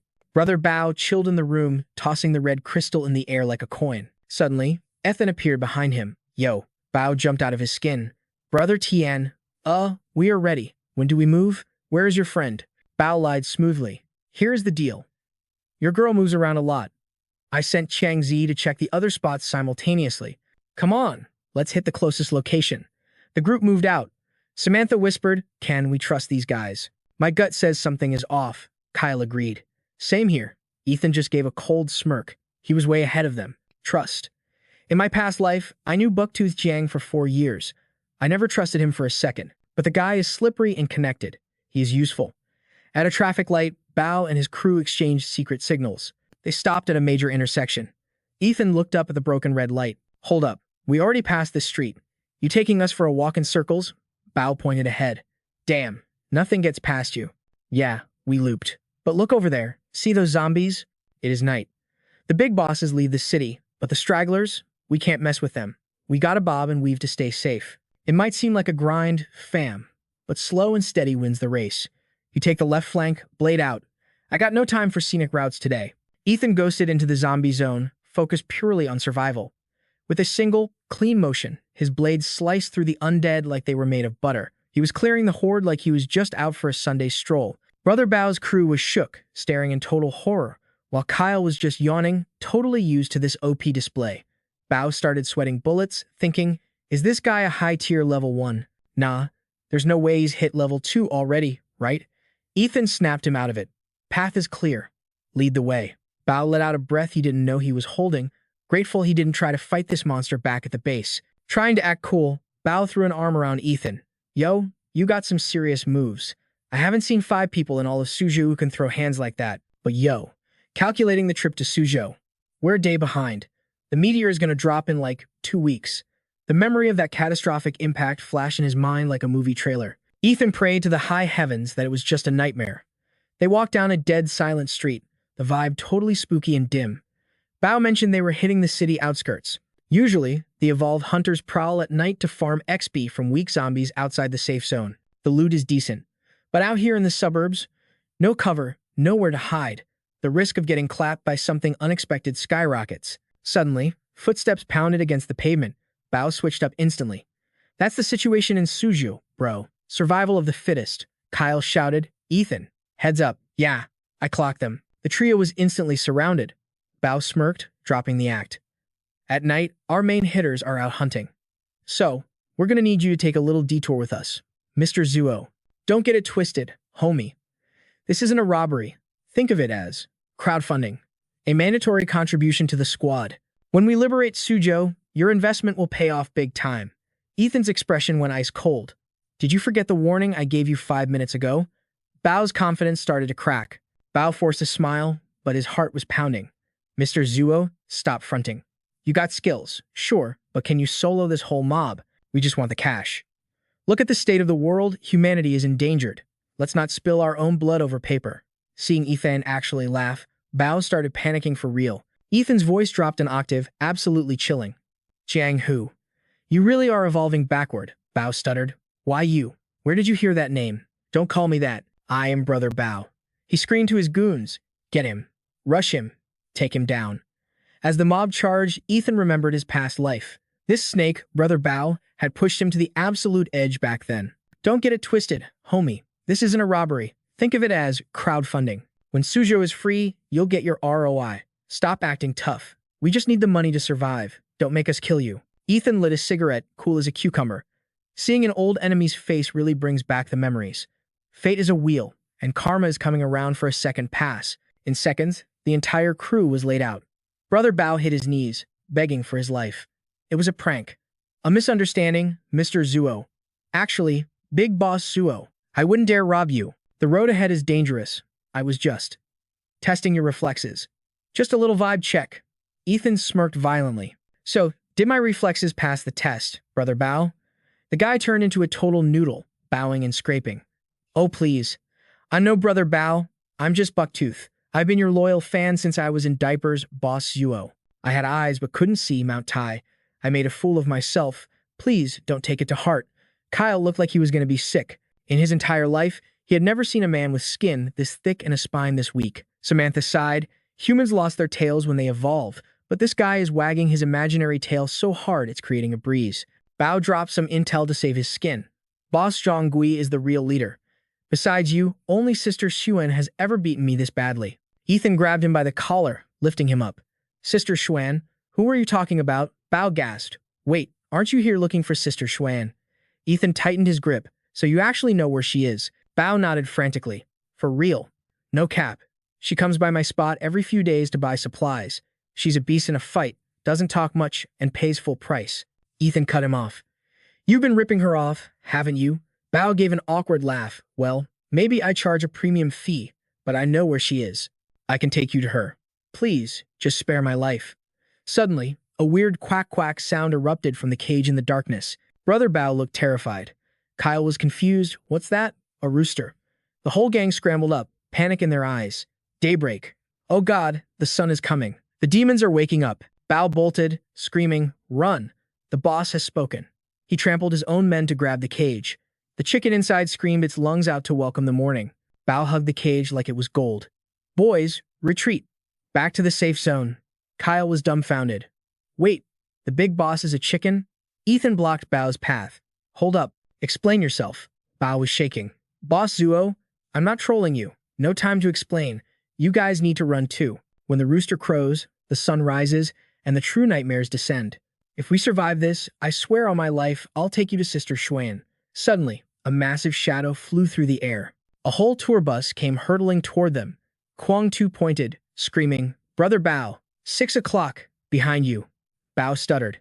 What is it? Ethan answered calmly. That thing just threw a bus. A massive, roided-out zombie stomped onto the scene. Kyle's jaw dropped. Is that? Split mouth. Samantha analyzed quickly. A level 3 already? That's insane. It locked onto 2 targets. They dodged backward just as the beast attacked. Ethan launched a throwing knife straight at the monster's face. Clang. No damage. It bounced off like a toy. Kyle gritted his teeth. This thing is a tank. Samantha shouted. Split mouth's weak point is on its back. Frontal attacks won't scratch its defense. Ethan whipped out 2 more blades, eyes narrowing. Watch this. Bao's goons were on the ground, crying their eyes out. It's over. We're cooked. We can't beat that thing. Bao hugged his chicken cage, tears streaming down his face. I was so stupid. We're too far from the safe zone. Big Boss Chicken, I'm sorry. Ethan stepped forward. You said if you live, you'll take me to Xuan. Was that a lie? Bao wailed. Bro, we're about to die. What does it matter now? We're all dead meat. Ethan's aura flared. Good. Just remember, you don't get a second chance to disappoint me. He stepped between the group and the monster. I got this. Kuang Tu and the gang watched in disbelief. What's he doing? Is he gonna 1v1 that thing? He's crazy, totally suicidal. Split Mouth glared at the tiny human and charged like a freight train. Ethan didn't even flinch. With one casual swing, he unleashed a slash so fast it was invisible. The beast froze and then slid apart in 2 perfect halves. The massive corpse hit the ground, smoking from the sheer power of the strike. 1 shot. Legend status confirmed. The whole squad was shook, jaws practically hitting the pavement. He barked an order. Snowball, dig in. That thing wasn't just some random mob. Might drop some legendary loot. Ethan glanced back as the sun started peeking over the horizon. Daybreak is coming. He ordered Kyle to secure the high ground and scout the area. His bro didn't hesitate. Bet, I'm on it. Standing in front of a skyscraper, Brother Bao tried to warn them. Yo fam, the elevator's busted. No way we're getting up there. But Kyle just crouched down, charging up his legs like springs. Shing. He stabbed his blades into the wall, scaling the building like a total pro. He radioed down to Samantha, Kiddo, stay in stealth mode and tail us. Wait for my signal. She nodded. Copy that. Meanwhile, Brother Bao grabbed Chiang Zi by the collar, absolutely losing it. You idiot, you call this reliable intel. Do those guys look like basic evolved humans to you? The lackey clapped back. Didn't you miscalculate too, boss? He side-eyed Snowball, who was savagely tearing apart a maw-mouthed zombie in the background. Look at that. That hamster alone could turn us into minced meat. From his vantage point, Kyle dropped the bad news. The route to the safe zone is totally cooked. A massive zombie horde has the road on lockdown. Ethan asked, how far out is the horde? Kyle did a quick calc. 5 minutes, tops. Brother Bao and Chang Zi turned pale. A zombie tsunami in 5 minutes? It's over. We just escaped the wolves only to land in the tiger's den. Ethan drew his blade. With time ticking down, he pointed the cold steel straight at Brother Bao. Ethan's voice was ice cold. Let's cut the chit-chat. Tell me now where is Xuan?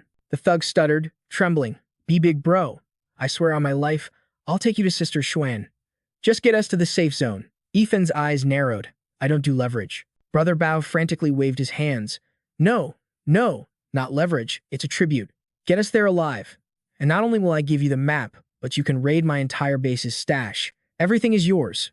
The air felt heavy enough to crush lungs as the blade hovered inches from his face. Finally, Ethan sheathed his weapon.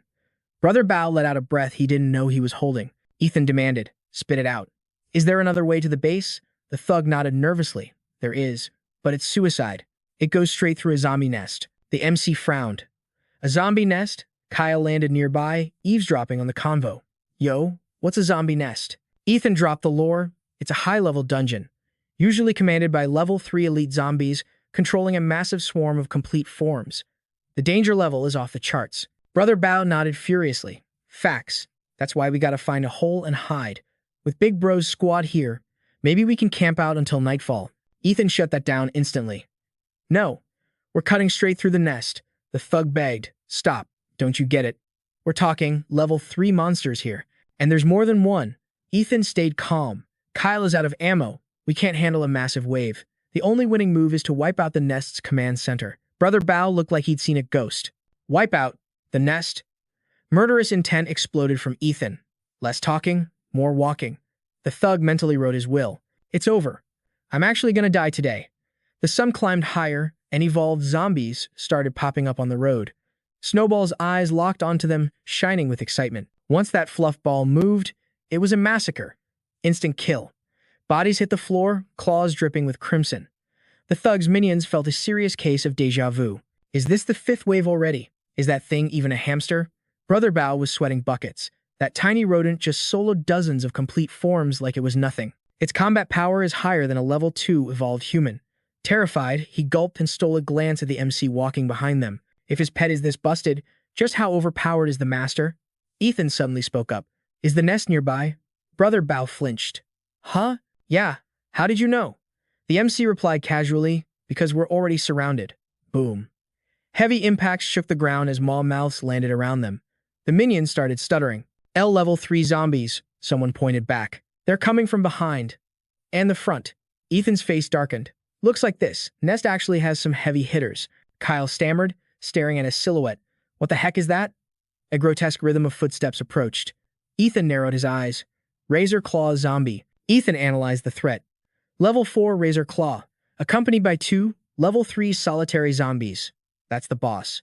Brother Bao's brain short-circuited. What? Level 4. The MC issued orders. I'll handle the 3 leaders. You guys clean up the trash mobs. And make sure Brother Bao doesn't die. Kyle grinned. Say less. The Razor Claw roared, locking onto the MC. It launched like a missile. But Ethan was faster. His blade intercepted the charge, thrusting straight forward. He ripped the blade out, and the zombie collapsed. Seeing their leader take a hit, the other monsters went on high alert. Ethan shook his numb arm. Damn, those level 3 solitary zombies evolved external bone armor. Way tougher than I thought.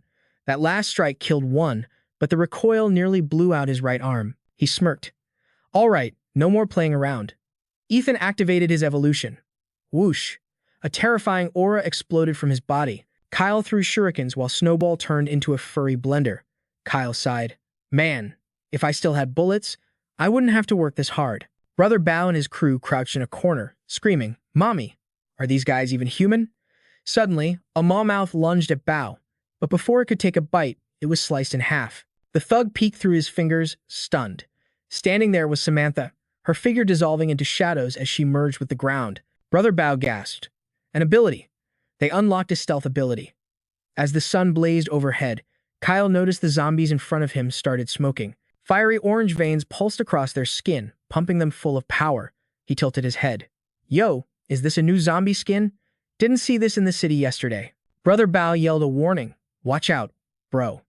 When the sun hits them, those red patterns awaken. Their stats go way up. Kyle radioed Samantha. Snowball and I have this side covered. Go check on Ethan. She hesitated. If that level 4 Razor Claw gets a solar buff, Ethan might be in trouble. Clang, clang. Sparks flew as the Razor Claw parried Ethan's relentless assault. Crack! The sound of bone against steel rang out. The zombie roared, smashing its fist down, but the MC caught the blow. The monster actually looked shocked as it was overpowered. Bam! Ethan delivered a brutal punch, sending the Razor Claw skidding backward. But something fell off. This isn't right. Even with the armor, it shouldn't be this tanky. Strength, speed, defense, this solitary zombie is leagues above the last one I fought. Could the secret lie in those glowing runes? While Samantha lurked in the shadows like a predator waiting to strike, our MC was busy throwing hands with not one, but 2 rotting monstrosities. She spotted the sharp claw analyzing Tian's movements, looking for a cheap shot. Samantha drew her dagger. This was the perfect moment to catch them slipping. With its attention fully locked on Tian, she calculated the trajectory. Sonic speed, activate. 1 hit is all she needed. Tian glanced back, a smirk playing on his lips. He knew exactly what she was plotting. This girl's got good instincts. Just as the undead duo launched a synchronized assault, Tian's blade sang through the air, intercepting their claws with a metallic clang. Now, Samantha became a blur, striking from the blind spot. But clink! Her blade bounced off its hide like it was made of diamonds. No way, she gasped. The zombie practically sneered at her futile attempt. She barely scrambled away from its counterswipe. Suddenly, the sun broke through the clouds, bathing the monsters in an ominous, power-boosting glow. Crimson veins pulsed across their rotting skin. One roared as flames ignited in its eyes, a twisted grin stretching its face. The sunlight wasn't just lighting them up, it was triggering a terrifying evolution. Tien narrowed his eyes. This was getting dangerous. Tien slashed forward, forcing the beast back to save Samantha. Get back. Both of them created distance. You good, kid? He asked, keeping his guard up. I'm straight, she panted. The zombies exchanged a glance. Creepy. Then, their arms locked together, flesh melting into flesh. They were fusing into one super entity. Samantha realized what was happening, but Tien barked, don't engage. Their viral energy has already merged. Russia now, and you're facing the power of 2 Tier 4 monsters at once. So we just watched the show? She asked nervously. But Tien was calm. This was all part of the plan. Of course. Let them cook. A fusion core drops way better loot anyway. The transformation completed. The sharp claw's carapace hardened into natural plate armor, and it let out a screech that shook the very air around them. The standoff began. Silence fell, broken only by the whistling wind. Samantha was confused. Yo, why isn't it throwing hands? Tien knew exactly why. For the monster, turtling up was the meta play right now. That evolved armor was so thick, even Tien's meteor blade couldn't smash through it instantly. If we rush, we leave an opening for a counter hit, Tien analyzed. By standing its ground, it's basically playing an invincible defense game. The zombies in Sodiana are definitely under the Red Demon's influence, he thought. Not only are their stats buffed, but their AI has leveled up too. Looks like survival here is going to be hell until that demon is dealt with. Tien tapped his comms. Kyle, you holding the line over there. Easy money, Kyle radioed back. Take your time, boss. Tien gave Samantha the signal. On it. She activated her speed and shot toward the beast like a human bullet. Clang! Her dagger struck, but the blade bent against the monster's hide. Undeterred, she switched to hit-and-run tactics, slashing and dashing before it could react. She was a ghost. The monster couldn't keep up with her frame data. Sparks flew as metal met scale clink, clink, clink. The sharp claw gnashed its teeth in pure frustration. Tien watched with a proud smirk. Since hitting Tier 3, the kid's speed is insane. No other evolver at her level can touch her agility stats. Her crowd control still needs work, but her evasion is maxed out. That thing can't find a single frame to counterattack. A cracking sound echoed. Kid, fall back, Tien commanded. Samantha returned, breathless. I chipped its armor. That's enough, Tien said firmly. But let me go one more round, she pleaded. Denied. Tien cut her off. You're doing damage, sure, but its HP regen is faster than your DPS. Look closely. Under your barrage, it heals in seconds. Even if I went in swinging my meteor blade like a madman, I couldn't drain its health bar this way. Listen up. For a tank like this, you need to find the weak point and land a critical hit. Samantha blinked. Weak point? Stat-wise, it overpowers you, Tien explained. So if it's stronger, why is it turtling? Ever think about that? It's forced to play defense because it's guarding a fatal flaw. The weak point is the chest. As if triggered by the truth, the monster screamed and charged straight at Tien. Bingo, Tien grinned. He caught its massive arms with his blade. Boom, a clash of titans. Samantha watched in horror as Tien's boots skidded across the pavement. Holy, its strength stat is high enough to push back the boss. Tien's eyes flared. You done flexing? My turn. Whoosh, flames engulfed his blade. The monster recoiled in shock as the burning edge slashed toward it, forcing a desperate block. Samantha's jaw dropped as she watched the slow-motion destruction. The tip of the blade inched closer to its chest. Block this, Tien taunted. The monster's feet slid backward, its entire body trembling under the overwhelming pressure. The blade aimed true for the core. Tien poured every ounce of strength into his arm. Go to hell. Squelch. The steel pierced right through its armored chest. The force launched the beast backward like a ragdoll. Crash. Dust billowed into the air. The sharp claw collapsed, its life force extinguished, leaving a massive crater in the wall behind it. Samantha stood there, stunned. Insane. I thought reaching Tier 3 meant I was catching up to him. Looking at the devastation carved into the earth, she swallowed hard. I'm not even close. Tien inspected the glowing orb in his hand. Samantha peeked over. Is that a Tier 5 core dropped from the sharp claw? Yeah, Tier 5, Tien nodded. RNG is on our side today. This one rock is enough to max out the energy gauge. He tossed it up. Go help Kyle loot the rest of the battlefield. Don't leave a single coin behind. I need a word with Brother Bao. Back at the base that night, Brother Bao was sobbing like a baby, tears of joy streaming down his face after surviving the apocalypse. Boss Tien, I swear, I don't deserve this. My crew and I, we're total scum. If you hadn't been the bigger man and saved our sorry hides, we'd be zombie chow right now. You literally gave us a second life. From now on, you're not just a boss, you're family. You tell old Bucktooth here to jump, and I'll ask how high. Tien cut him off cold. All right, cut the Oscar-winning performance. I know exactly what kind of snake you are, Bucktooth. The man laughed awkwardly. Hey, you really do know me, boss. In my past life, this guy was famous for backstabbing. Tien thought. Money is his god. Shame isn't even in his vocabulary, but that makes him useful. As long as I'm the strongest in the room, he'll be a loyal dog. Tien patted Bao's shoulder heavily. Relax. I've got plenty of uses for you. When we get back to the safe zone, I'll clear my tab with you. He pointed to the map spread out on the table. Now, talk. Bao pointed to the markings. Here's the intel. Everything's circled. Green circle is the safe zone perimeter. Red circle, that's the zombie mosh pit. And this X marks the spot where Sister Emily usually hangs out. Tien frowned, inspecting the map under the dim light. This is suspiciously detailed, he accused, his voice dropping. You creeps stalking her or something. Bao waved his hands frantically. No way, boss. Who dares go there? Those spots are crawling with zombie nests. But guess who hangs out there? Big sis Emily. We didn't scout this intel. She told us herself back at the safe zone. The main character asked, Wait, she told you directly? Bro Bao stepped up to spill the tea. Turns out, she only respawns at the safe zone every few days to trade loot. The rest of the time, she's out in the wild, grinding levels. She's probably the top scavenger in the whole city. Heck, her combat power might even rival yours, boss. She's in a league of her own. The MC pressed. When's she coming back? Bao shrugged. Hard to say, fam. But I just sent a scout to check the perimeter. She just raided the shop 2 days ago. Samantha checked the map and realized if she bought that many supplies, she's bunkering down for a while. Camping here isn't a strategy, but searching every red mark on this map, that's a grinding nightmare. We might miss her entirely. Kyle had an idea. Let's split up, squad. There are 5 spots she farms at. If we divide and conquer, we'll find her in 2 runs max. But the MC shut that down instantly. No way. That's a death wish with all these zombies. But just waiting at the base, we're running out of time. Suddenly, the MC unlocked a clue. Hold up. That building in the center.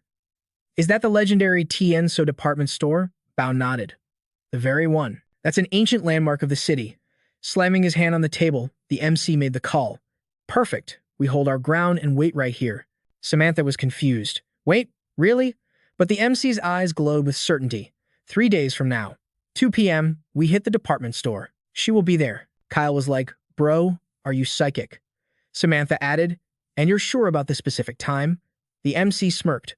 100%, because he's not guessing, guys. He remembers his past life. June 18th. That's the exact date he met Emily right next to that mall.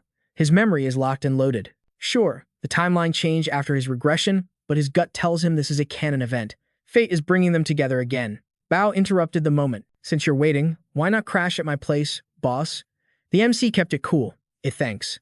Bao started kissing up immediately. Don't mention it. You saved my life, big bro. Then he barked at his minions. What are you staring at? Go prep the V. P. Sweet for our guests. Now, get the best room. Bao thought to himself, I gotta treat these monsters like royalty so they don't remember I tried to kill them earlier. Just survive 3 days and get them out. But wait, the MC wasn't letting him off the hook that easy. Hey, aren't we forgetting a little transaction? You said if you lived, I could take anything from your stash, right? Bao laughed nervously. Dang, I'm cooked. He had no choice but to lead them to the treasury. Here's the goods, fam. Help yourself. The MC stepped in. Don't mind if I do.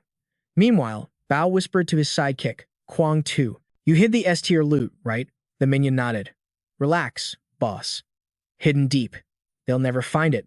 Bao finally breathed a sigh of relief. Kyle grabbed some ammo. Yo, this fits my piece perfectly. But Samantha was unimpressed, tossing aside some dusty protective gear. This is all garbage loot. The MC scanned the room with his hunter eyes. Nothing but trash. Kyle shrugged. I'm good. Just needed some bullets. Bao put on his best acting face. Sorry guys, we're just a small guild. We don't have legendary gear that suits high-level players like you. Boss, didn't your squad need ammo? I've got a bit left I can spare. Take it all. I feel terrible. I can't repay you properly. But the MC knows this guy's character build. He's a snake, and snakes don't change their stripes. While Bao was rambling, the MC casually flicked his cigarette. Boom. A large box crashed down, drawing everyone's attention. Bao started stuttering.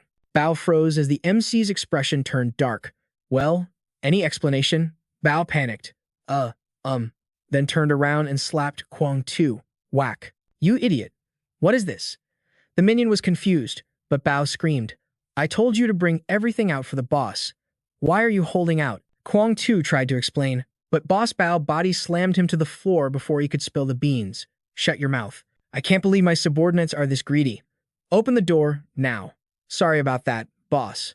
I need to retrain these noobs. The MC just said, lead the way. Bao was crying tears of blood internally. My stash. My precious loot. He kicked his minion again out of pure spite. You brat. You said it was hidden? Kwang Tu whined, I didn't know. I basically welded the cabinet shut. How did he know? Bao started praying to every god he knew. Please, let them miss the secret compartment behind the cabinet. If they find the real vault, we're bankrupt. They both held their breath. The squad walked right up to the suspicious cabinet. Samantha and Kyle started tearing the place apart. Whoa, look at this feast. Frozen chicken, meat, fish. Jackpot. Then they saw it. Is that lobster? Samantha laughed. Living the good life? Huh. You guys really know how to hoard. Bao forced a smile. Quick. Cook the lobster for our honored guests. Inside, his heart was shattering into a million pieces. The MC narrowed his eyes. Is this really everything? Bao sweated. In the apocalypse, food is gold, right? This is our most valuable treasure, I swear. The MC was just toying with him. This guy really doesn't shed a tear until he sees the coffin. Typical villain NPC behavior. Bam. With one savage kick, the MC smashed a crate, revealing a hidden trapdoor underneath. Bao's face went ghost white. Samantha gasped. A secret dungeon? The MC glared daggers. Do I open it, or do you? Bao was shaking like a leaf. I'll do it. He knew it was game over. Here it is. The real treasury is down here. As Kyle opened the crates, Bao felt his soul leaving his body. Then, Kyle screamed, Holy smokes, an M500. This hand cannon can drop an elephant. My D.P.S. just skyrocketed. He grinned at Bao. Thanks, bro. Bao forced the ugliest smile ever. No problem. Glad you like it. While his inner self was screaming in agony. Then Samantha yelled, Boss, check this out. A whole arsenal. This guy was really trying to downplay his stash. The craftsmanship is mid, he said, hoping the MC wouldn't notice the S-tier quality. He figured since the MC already had legendary gear, he wouldn't care about this trash. Bucktooth was betting on the MC's high standards to save his own inventory. If you want it, take it all, he bluffed. He was 100% sure the MC wouldn't bother carrying all these heavy shark swords. He was sweating, praying, Please don't take my loot. Surely you don't have space for this. He just wanted the squad to leave him alone. But reality hit him like a truck. Thanks fam, I'll take the lot. Bucktooth's jaw hit the floor. Wait, literally everything? The MC was thinking 5 steps ahead. Samantha's fusion ability needs high-tier metal fodder to level up. This mountain of swords was basically free XP materials. But hold up. The MC's intuition was tingling. Bucktooth was acting way too sus. I can't trust this guy's smile. Time for a vibe check. Bucktooth was praying to every god he knew. Please let him leave. Don't find the secret stash. But as long as the hidden item was safe, he wasn't technically taking a loss. Until the MC pointed right at it. There's a hidden compartment right here. Bucktooth felt his soul leave his body. I'm cooked. The MC lifted the false bottom, and there it was. He picked up the mysterious jagged rock. Star mineral? Bucktooth had never heard the name, but the MC's grip tightened on his collar. Where did you drop this item? The guy stammered. Outside the safe zone. The zombies avoided it like the plague, so I thought it was a rare drop. I just brought it back. Chill, bro. Don't get violent. I don't even know what it does. Just take it and let me live. Calm down. The MC smirked. I'm taking this, but I'm not a bandit. Once we find Emily, I'll pay you a cut of the cloud crystals. But you gotta make a blood oath right now. Bucktooth nodded furiously. Anything you say, boss. Forget this mineral ever existed. If I hear a whisper that you snitched about this, it's game over. Understood. My lips are sealed. Good. Not many NPCs know about this anyway. The MC signaled the squad. Let's bounce. We're done here. He was internally hyping up. Finding star mineral here was a legendary stroke of luck. Back at the base, Kyle asked, Yo, what's the deal with that ugly rock? You're guarding it like it's a mythic item. Samantha agreed. Yeah, even when we found meteorite shards, you didn't geek out this hard. The MC broke it down. Meteorite shards are rare, sure, but you can track them down if you follow the trails. But star mineral, it's total RNG, no pattern, absolute mystery. The squad realized they were looking at a god-tier item. So, what's the buff? It emits a radiation that absolutely fries zombies. Mix a tiny crumb of this into a weapon, and the damage multiplier goes through the roof. Samantha asked, "Is it like the cloud crystal powder?" The MC shook his head. Nah, cloud crystals are consumable items. They run out and you have to reapply the coating. Plus, the damage cap on high-level bosses is pretty low. Star mineral is permanent. If we had this for the zombie flower mother, one hit would have deleted half its HP bar. The squad was shook, but using it just for weapons is a waste of potential. The true meta use? Creating an absolute safe zone. A safe zone, the MC nodded. The radiation terrifies high-tier zombies. That's why the undead avoided Bucktooth when he held it. With a signal amplifier, we can create a sanctuary where no monster dares to tread. Kyle was gassed up. If we build this device, how much map coverage are we talking? The MC smirked confidently. The entire La Jolla district. Easy. Samantha finally understood. No wonder you threatened Bucktooth to stay silent. This thing is worth starting a war over. The MC stashed it away. This is our ace card for the future. But right now, the main quest is finding Emily. Kyle looked worried. Can we really trust that Bucktooth guy? He looks like a total snake. Samantha agreed. Yeah, we need a plan B just in case. The MC laughed. You guys are overthinking it. It's not about trust. It's about leverage. Bucktooth is slime, but he's smart. He knows the power gap. He knows he's an ant compared to us. He wouldn't dare lie about Emily. Yesterday proved that I can delete him from the server whenever I want. He confirmed he had the info on my sister-in-law first, just to bait us out here. Kyle caught on. He knew that without showing off our strength, he wouldn't respect us. Samantha nodded. We couldn't just kill him. We needed the intel. It was a calculated play to keep him alive. That's why the MC went easy, saved his life, and then robbed him blind. Made him owe a life debt while taking his best loot. The MC grinned. Like I said before, I never make a losing trade. The squad was in awe of his 4D chess. Get some rest. In 3 days, we go rescue the waifu. 3 days later, outside the Sodiana zone, it was a slaughter. A zombie tried to sneak attack but got sliced in half instantly. The MC commanded, "Clear the map." The squad replied, "Say less." Bucktooth watched them fight and trembled. These guys are absolute monsters. The MC finished the last mob. How much further? Almost there. The department store is right ahead. Kyle checked the time. 2 p.m. sharp. The MC's eyes narrowed. I know. Emily, I'm finally here. They reached the mall. Zombies roared outside, but across the chaos. Destiny was about to reconnect. Kyle was blushing like a total simp. Yo, is that wifey material? She's absolutely gorgeous. Samantha puffed up her chest. Duh, that's our school's beauty queen. But while the loudmouth was hyping her up, let me handle this. He was about to step in, but then paused. Actually, never mind. Let her cook. And boy, did Emily deliver. She didn't let the main character down. She was moving like a blur, dodging and striking in a deadly dance. The squad watched in awe as she parried every zombie attack with zero wasted movement. Total perfection. Her speed, it was rivaling Samantha before he hit tier 3. She's absolutely cracked. With moves like that, even 2 dark demons wouldn't stand a ghost of a chance against her. Ethan grinned. Her spiritual pressure was actually higher than his own. She's OP. Her mental radar covered the whole battlefield. Even moving at Mach speed, she predicted every enemy twitch before they even made it. Plus, her body control is S tier. She could literally stroll through a bullet storm without getting a scratch. Talk about skills. Yup, that's Emily for you. Past life or this one. She's a certified genius. Suddenly, she vaulted onto a dark demon's head like a ninja. Gotcha. She gripped its skull and boom mind control activated. The puppet zombie spun around and attacked its own buddy. The other zombies were shook, totally confused by the friendly fire. The puppet went ham, slicing the heads off 2 enemies instantly. Samantha and Kyle dropped their jaws. What kind of hacks is she using? RMC stayed chill. He's seen this show before. Emily whispered. Good job to the zombie, then. Bye-bye. Snap. Its head exploded in a ball of fire. Ruthless. But then glitch. She froze, clutching her chest in agony. It was happening again. Ethan screamed her name in pure panic. Emily. Her face flushed red, eyes rolling back as she collapsed. Our boy moved at light speed, catching his future wife before she hit the ground. The squad rushed over, panic mode on. Is she okay? What happened? Seeing her out cold, Ethan didn't waste a second. Base. Now. Back at the safe zone, he gently tucked her in. Samantha was freaking out. What's the diagnosis, Doc? What's wrong with her? Ethan frowned, looking stressed. It's complicated, and it's bad. Remember when Uncle La tried to suck out the red demon virus? Yeah, he didn't get all of it. He left some crumbs.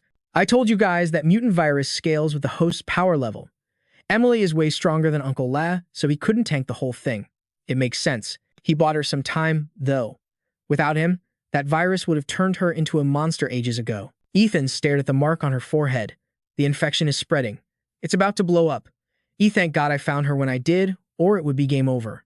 Kyle asked the million-dollar question. Is there a cure? The MC nodded. To kill a red demon virus. We need the red demon itself. I bet she knew that too. That's why she came to sue Diana personally. Not just for Uncle La, but to save her own life. Samantha clenched her fist. So we have to hunt that beast down. No mercy. Suddenly, she gasped. Look, her eyes. She's waking up. Squad. Alert. Kyle's eyes lit up with a terrible idea. Bro, follow me. Ethan was confused. Huh? She's waking up. Why are you dragging me out? Don't be weird. Kyle scoffed. Bruh, look at you. You gonna greet her looking like a hobo? Samantha said she doesn't even recognize you yet. You've been simping for years, right? Trust me, I'm the Riz God. To bag a goddess, you need a strategy. Ethan blushed. Shut up, don't talk nonsense. Don't ignore the facts. Back in school, you could fight, but I was the one pulling all the girls. I'm the romance master here. You gotta listen or you'll stay single forever. Ethan tried to argue. Kyle, chill. But Kyle cut him off. This is life or death, man. Serious business. I wrote a script just for you. Master this, and she's yours. First step, you need that cold CEO vibe. Pure dominance. Act rich. Repeat after me. Woman, you are interesting. And, congratulations, you have caught my attention. Oh, and, girl, you are playing with fire. And the finisher. I don't take no for an answer. He shoved a rose and a full tuxedo into the MC's arms. Memorize these 3 lines and you'll defeat the female species. Ethan blinked. Where the heck did you get a tux and a fresh rose in an apocalypse? Kyle waved him off. Don't worry about the plot holes. Just do it. Suddenly, Samantha burst out. Brother, she's awake and asking for you. Ethan turned beet red. She wants me? He yeeted that rose into the trash and ran back in. Get in there, tiger, Kyle whispered. Inside, she was standing by the window. The sunlight hit her just right. She was just as breathtaking as he remembered. He tried to stop his heart from exploding. You're awake? Emily smiled politely. First, thank you for saving my life. I owe you everything, but I have to ask. Samantha said you've been searching for me for 3 whole months. Why would you do that? From the doorway, Kyle was aggressively whispering. Stick to the plan. Be the alpha CEO.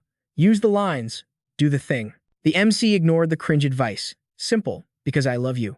Boom. Direct hit. She was stunned. Samantha facepalmed at the cheesiness, while Coach Kyle ripped his script in frustration. Ethan was dead serious. You heard me. It's love. I got stronger just for this moment. I traveled across the hellscape from Shuang Cat to So Diana just to find you. It's all for love. I know it sounds crazy and sudden, but it's the truth. I won't lie to you. And I don't expect you to say yes right away. But in the past life, this life, or the future, you are the only one I want.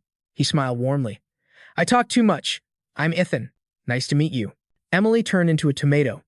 She reached out to shake his hand. Nice to meet you. But suddenly, hold up, Kyle barged in. Samantha jumped in, sweating bullets. Actually, we need the mental guy for a thing. Talk later. Bye. She literally shoved Ethan out the door. Bro, what is your problem? Inside, Emily wasn't even mad. She chuckled. He's kind of interesting. Outside, Kyle was lecturing him. Ethan, you psycho. You came on way too strong. Samantha nodded violently. Yeah, you scared her. Who drops a love bomb like that 5 seconds after meeting? Chill out, fam. I know exactly what I'm doing, he shot back. Forcing the vibe between us would just kill the mood. Some things just gotta flow naturally, you feel me? Besides, you guys don't get the connection between me and Emily at all. The 2 side characters looked confused. Connection? What connection? Ethan cut them off before they could spiral. Listen, I don't need you 2 trying to write my romance script. This is the most important quest of my life, so let me handle the grinding, alright? He flashed back to his past life. It wasn't love at first sight with Emily. No, their bond was forged in the trenches, fighting back to back through hell and high water until their souls synced up. No need for cheap pickup lines or cringe strategies. Seeing him walk in solo, Emily raised an eyebrow. Where's your squad? Why are you the only one coming back? Ethan got serious. I got some intel regarding your health stats that we need to discuss. She blinked, caught off guard. You know about that? He nodded. Clocked it a while ago, but don't trip. We still got time on the clock. She immediately put up a wall. I can handle my own glitches. Thanks. But Ethan read her like a book. Let me guess, you don't want to owe me any more favors, right? You think me saving you is a debt, and since I confessed, it feels like emotional baggage. You don't want to stack up more IOUs, so you're trying to reject my support buff. Am I hitting the mark? She hesitated, stunned into silence. He stepped closer. Emily, I know your character build better than anyone else in this game. You might be freaked out, maybe even scared. You want to push me away, but facts are facts. You can't gamble with your HP bar like this. Without my assist, you can't defeat the Red Demon boss. And hey, it's not just about owing me. Think about Uncle La. Taking down that monster is the only way to save him. You gotta know that deep down, right? Ethan gently grabbed her arm, his eyes intense. Just stay. At least until we patch up your health issues. If you still want to bounce after that, I won't block your path. Emily pulled her hand back, dodging the contact. Okay, look, I'll admit, you're definitely the most unique guy to ever slide into my life. Your offer is solid. I don't really have a logical reason to say no. But let me make one thing crystal clear so you don't get the wrong idea. I'm agreeing to stay because your combat power is OP, not because I'm catching feelings. Ethan smirked, totally unbothered. I'll take that as a flex. She rolled her eyes. Don't get used to it. That night, darkness took over. In her dreams, Emily saw a grotesque, pulsating red sphere bursting forth. It thumped like a cursed heart, freezing her blood cold. She was trapped in a crimson void, paralyzed with fear. Where? Where am I? Why can't I move? Suddenly, a shadow morphed in front of her. She gasped in horror. It was her own face. But then, the reflection twisted and melted into a nightmare. Red Demon, she screamed internally, jolting awake in a cold sweat. She gasped for air, heart hammering against her ribs. Just a dream. Just a dream. Suddenly, the door creaked open. You awake? Ethan walked in, checking her pulse like a pro healer. Recovery speed is looking good. The virus energy in your system has basically stabilized. She nodded, still shaken. I'm fine. Wait, didn't you say you were going on an intel run yesterday? He shrugged effortlessly. That was just an excuse to let you rest without guilt. Why waste energy scouting when I can just ask the server's top player directly? After all, everyone knows you're the strongest scavenger, and so Diana. Emily mumbled a thank you, taking the food he brought. As she ate, Ethan sat nearby, just watching her with a soft gaze. This was it, the vibe he could only find when he was next to her. Watching her gave him a sense of peace that no apocalypse could shatter. Past life or current life, it didn't matter. Emily always radiated this calm energy, like she was immune to the end of the world. Once she finished eating, she got straight to business. What do you need to know about the map? Ethan leaned in. I've only been here 2 weeks. You've explored way more of the high-level zones. I need the secret intel that regular NPCs don't have. She sighed. If you're looking for the Red Demon's exact spawn point, I don't have it. Ethan nodded. He expected that. I know, but you've been hunting him. You gotta have a lead, right? She confirmed. I can sense the concentration of the Red Demon virus. But the range is massive, so pinpointing him is a grind. I've only cleared a small fraction of the map, mostly zombie nests. She paused. Seems like you already figured that out. Ethan pointed at the map. So these mark spots. These are the nests you've already raided? Exactly, she said.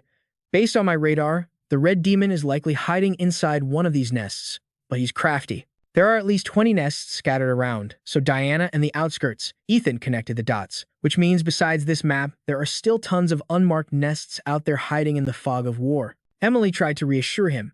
Don't stress too much.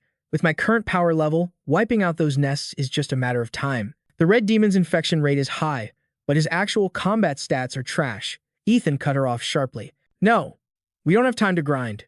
We need to evacuate. So Diana within 2 weeks, max. The Red Demon isn't just hiding, he's stalling. He's creating these nests to buy time. If he couldn't control the zombie horde, he'd be vulnerable. There's no way he'd let you pressure him like this unless he was planning something big. I'm betting he's undergoing an evolution.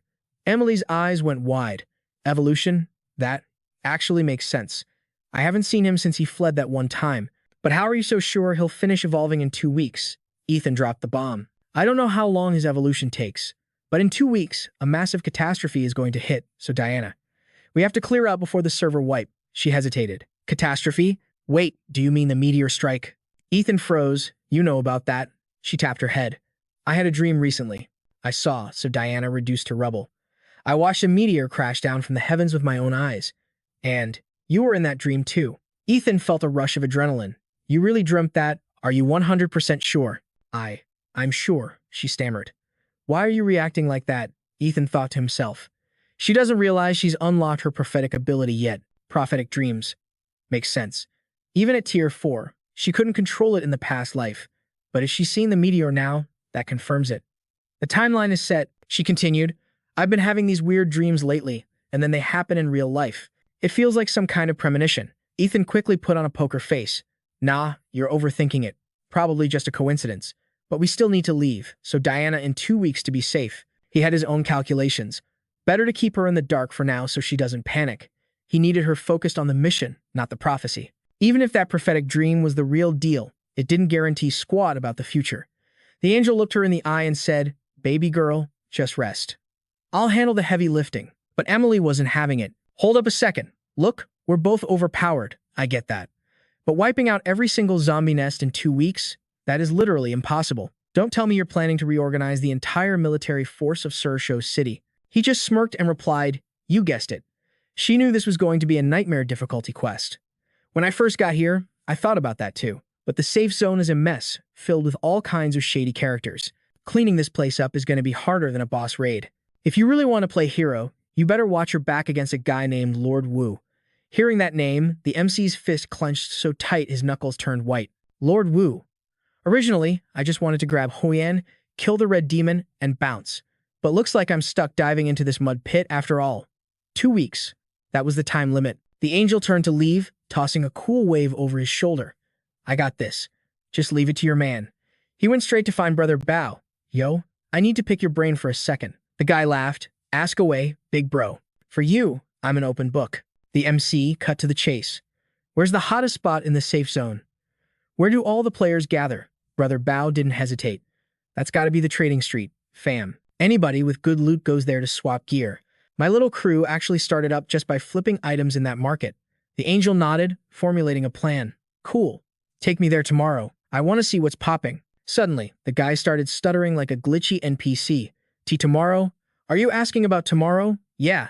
Is that a problem? It's not. Awkward. Exactly. But tomorrow I have a massive shipment of weapons to trade. And get this, the buyer is Lord Wu.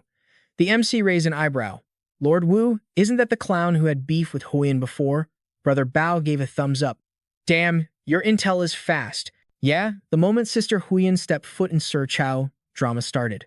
But you know how it is. With a face card like hers, it was inevitable.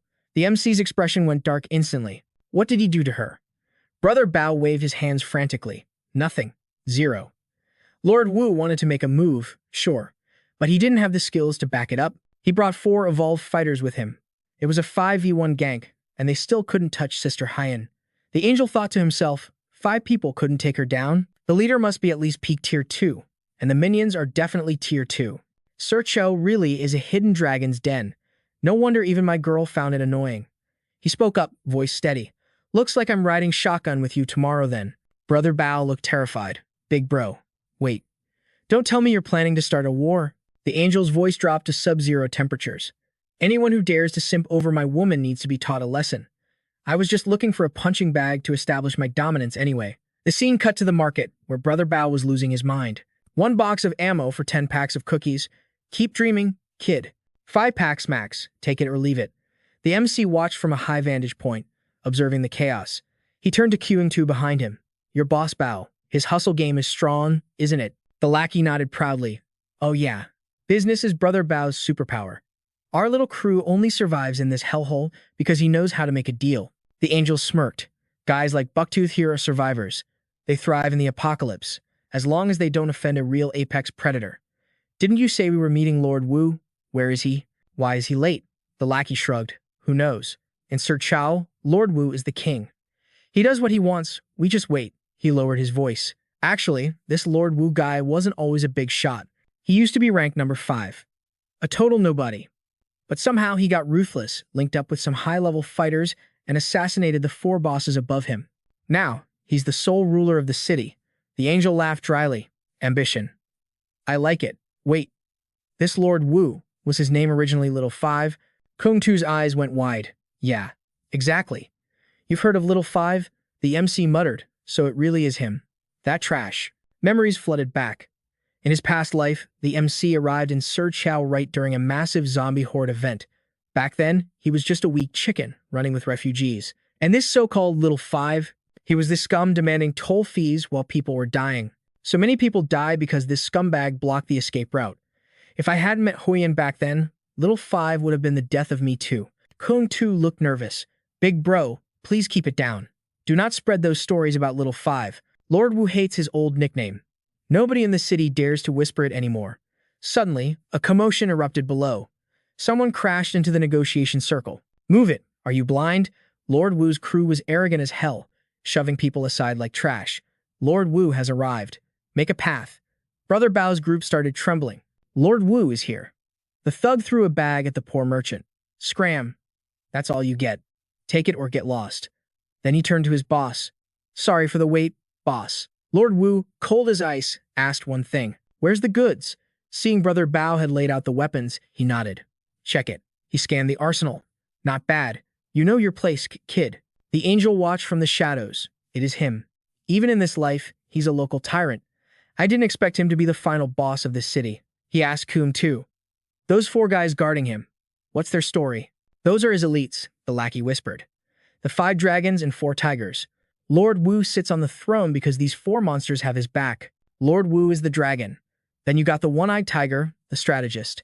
The one-armed tiger is the enforcer. He loves humiliating people. The guy missing a leg is the cloud tiger, his personal bodyguard. And the masked freak is the mystery tiger, former assassin. Very weird, very dangerous. The angel analyzed them instantly. Just as I thought, all tier 2. And Lord Wu, he's hit peak tier 2. They probably unlocked their special abilities too. No wonder Huyen couldn't wipe them out. They aren't just standard mobs. Lord Wu picked up a rifle, admiring it. Nice, quality stuff. I like it. Brother Bao went into full suck-up mode. Only the best for you, Lord Wu. I kept this stash hidden just for you. Lord Wu smirked and tossed 4 tiny crystals onto the table. Deal closed. Brother Bao stared at them, horrified. 4 crystals? And these are low-grade tier 1 crystals. Lord Wu signaled his boys to take the guns. Brother Bao panicked. Wait, hold on. You can't do this. 4 trash crystals for 5 crates of ammo and guns? That's robbery. Lord Wu's voice dropped an octave. What? You don't want to sell to me? Brother Bao tried to negotiate. It's not that, but the price. Look, ask the crowd. The price is too low. The crowd started whispering. 4 tier 1 crystals? That's insane. Who would ever do business with him again? That's messed up. Shish, don't get involved.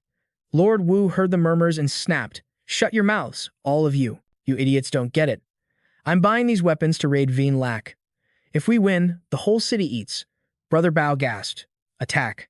Attack Veen Lac. The crowd exploded with chatter. He's really going to attack Veen Lac? That's a suicide mission. Is he crazy? The angel paused. Veen Lac. Isn't that the food processing plant? In my past life, that place was a public zone, paradise for scavengers.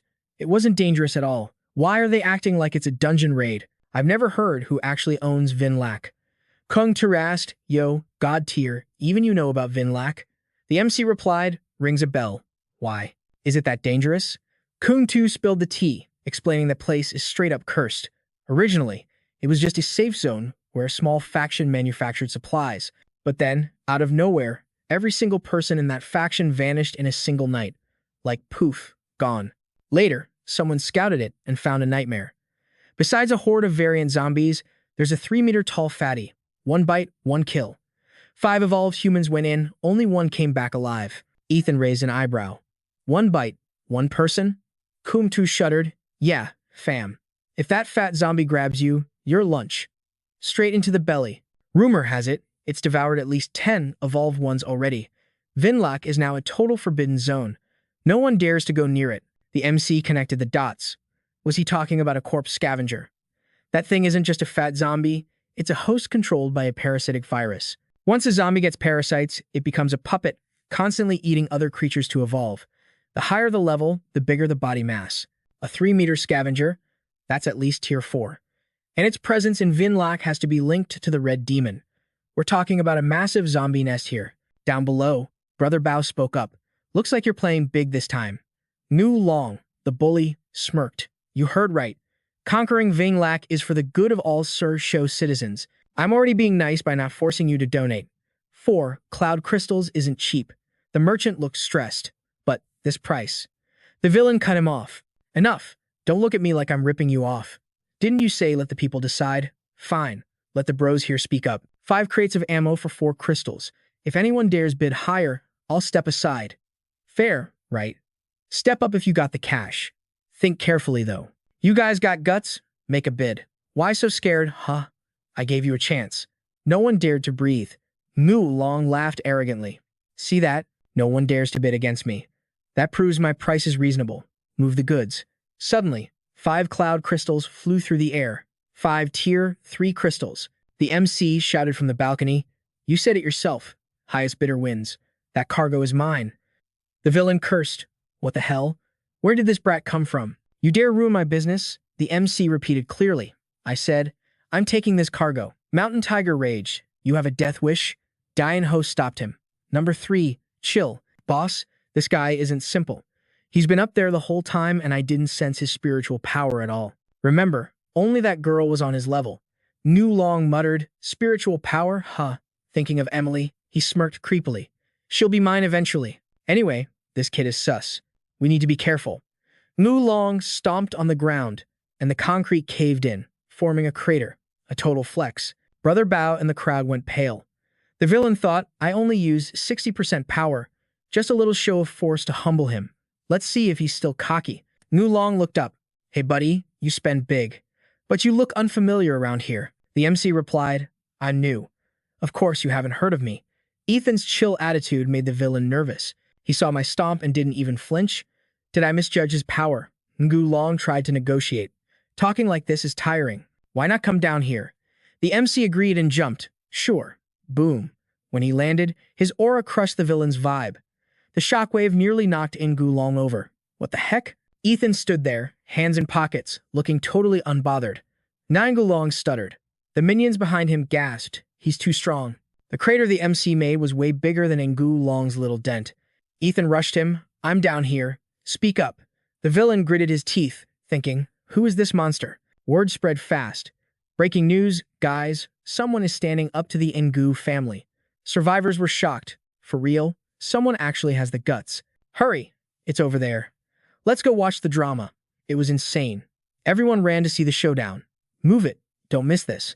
The guy leading the crowd was actually the MC's plant. He looked back at Kyle, hiding in the shadows. I did my part. Time for revenge on that old man, right? Kyle tossed the payment. Here. Thanks. He caught it. Kyle watched eagerly. The MC was waiting. The audience had arrived. The rest was up to Ethan. Dian Ho whispered, Boss, something's wrong. The crowd is swarming. If we don't handle this right, it'll be chaos. The villain replied, I see them. The advisor analyzed, this guy is a strength type. He's stronger than all of us. We only have a 60% chance of winning, but fighting him now ruins our plans. Plus, there are too many witnesses. Ngu Long asked, what if we all rush him? Dian Ho whispered in his ear, how about we do this instead? Ethan interrupted, Yo, Lil 5, why are you whispering like high school girls? The villain's face went dark. What did you call me? The MC trolled him, why the long face? Are you not brother Little 5? Mountain Tiger and Cloud Tiger snapped. Boss. Let me crush him. You can't say those 3 words. You brat. Ngu Long shouted. Shut up. All of you. He tried to act cool. I haven't asked for your name yet, friend. The MC introduced himself simply. Ethan. The villain probed, so it's little brother, Ethan. Why do you want this cargo? The MC replied, same as you. To raid Vin Lac. Even brother Bao was shocked. Raid Vin Lac? He turned pale. Holy crap, I never said I wanted to raid that hellhole. What is happening? Ngu Long exchanged glances with Dian Ho. What a coincidence. If you're hitting Vin Lac too, let's team up. How about joining my squad? Ethan rejected him instantly. No thanks. But if Lil 5 is generous, just sponsor me some gear. Didn't you just say it? Conquering Vin Lac is a good deed. You even paid Brother Bao extra because you guys are tight, right? We just met, so I won't be shy. Sponsor me 5 crates of ammo and 5 crates of armor. That's not too much to ask, is it? Ngu Long sneered sarcastically. You're funny, kid. You just got to Sir Show and you want to rob the rich already? The MC stayed calm. What do you mean, Lil 5? Call it a crowdfunding investment. When Vin Lac is liberated, your investment will pay off big time. Am I right, Brother Bao? The merchant quickly sucked up. Brother Thun speaks only facts. Bao's internal monologue was screaming. It had been days. but that absolute god of a man still held a grudge. "Oh, system above, please tell me he isn't going to mark me for death." Face Tiger saw 5 dragons killing intent spiking and whispered, "Chill out, boss. We still have the main quest to complete." Dragon muttered, "Little brat," and tossed the loot over to Bao like it was trash. Van Tin smirked and turned to the squad. "Thanks for the sponsorship, uncle. Don't flake on the deal now that you've paid up." Mountain Tiger scratched his head, confused. "Boss, are we really just gonna dip like this?" Face Tiger hissed. "Zip it. The boss is playing 4D chess right now." Dragon swallowed his rage and glared. "Whatever that kid took today, I'm going to make him cough it up with interest later." The next day, the streets were absolutely buzzing. Bystanders stared at the convoy like it was a UFO sighting. "Yo, isn't that 5 Dragons ride? Is he actually funding Angel? Who is this guy to tax the 5 families? Is so Diana flipping upside down? Rumor has it, Angel is more OP than the Dragons. Is the 5 family bowing down to a new king? First time I've seen them take an L like this." Dragon's minions were getting salty. "Boss, you're giving that Angel guy way too much face. It's embarrassing. I say we rush him tonight and wipe the whole squad." "Game over." Face Tiger sighed. "Bro, read the room. Can't you see the boss is already tilted?" Mountain Tiger grumbled, "I don't get your big brain plays. This disrespect tastes nasty." Tiger shook his head. "You're always too hot-headed. We never planned to raid Vinlac from the start. It was just smoke and mirrors, fam. The real goal is wiping out the remnants of the big factions in one clean sweep. Angel thinks he's playing us, but we're using him as bait. Gathering this many troops raises too many red flags. But saying we're hitting the zombie zone, that's different. It's dangerous, but it gathers everyone's attention in one spot like a magnet. Boss wants to wait until all eyes are glued to Vinlac. Then we hit them with a surprise ambush they'll never see coming. Once Angel clears the dungeon and grabs the factory, we take him out. We get the guns, the factory, and his loot. It's a total squad wipe for him, jackpot for us. Let him tank the zombies and waste his stamina. Then we swoop in for the victory royale. Mountain Tiger finally got it. "I don't get the math, but the result sounds tasty. Just follow the lead. You'll eat good." 5 Dragon finally spoke up. "Third brother, you're the gigabrain of the family. Guess what I'm actually plotting?" He rubbed his chin. "You thinking about ruling, so Diana after this?" Dragon shook his head. "Nah. Honestly, I'm bored of this city conquest stuff. Remember that blade on Angel's back? That is a legendary tier item, for real." Face Tiger blinked. "Just for a sword?" Dragon's eyes lit up with pure greed. "I'm a collector. I know a god-tier weapon when I see one. I swallowed my pride yesterday just for that blade. It's a masterpiece. Brother, after this raid, you run the gang. You're better at management. I need to evolve. In this apocalypse, only raw power commands respect. That Angel kid walks tall because he thinks he's stronger, but he's just carried by his gear. He only has that confidence because of the sword. Once I loot that blade, I'll break through to the next realm. Forget so Diana. Even a skeleton king won't be able to stop me then. So listen up, squad. The mission isn't the city." Nagu Long dropped the mic. "The target is Angel." Back at camp, Bao was hyping him up. "Boss, you're a legend. 2,000 rounds, over 20 guns, and armor. We're basically an army now." Angel replied coolly. He didn't give this out of charity. He wants us to clear the dungeon for him. Bao froze. "Wait, we're actually raiding Vinlac? For real? I said it in the market, didn't I? Real men don't cap about their missions. Why would I lie? Look, La is already gearing up the noobs. I called you here to roll out." Bao hesitated. Right now, Kyle was trying to teach the rookies, but it was looking rough. "I'm low-key worried about their DPS." "Hey, your stance is all wrong. Watch me do it," the rookie stammered. We fighting for real?" Kwang Tu asked anxiously. "Bao, what do? We can't take a fortress with this party. Feels like a suicide mission." Bao sighed. "Just trust the carry." "What are you saying? God-tier Angel is here. Pass out the vests," Angel interrupted. "Drop the armor. Wearing that is just a speed run to the grave. Most of you are normal humans or barely tier 1. Rule 1 of zombie survival, don't get grabbed. Rule 2, run fast. That vest won't stop a tier 2 slap. Better to be light and agile. When things go south, you need to sprint." Bao felt his soul leave his body. "Why do I feel like my death flag just popped up?" Kwang and Trung nodded. "Same energy, bro." Emily stepped out. Angel's gaze softened instantly.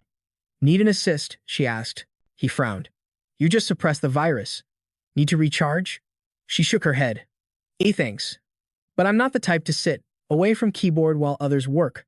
Angel nodded. "Perfect timing then. I need someone to handle the backline logistics. Emily was surprised. Rear guard? Just me? Might be a bit too hardcore. He whistled for Samantha Sa. Yo, get over here. Emily's jaw dropped. Whoa, she hit tier 3 already? That was fast.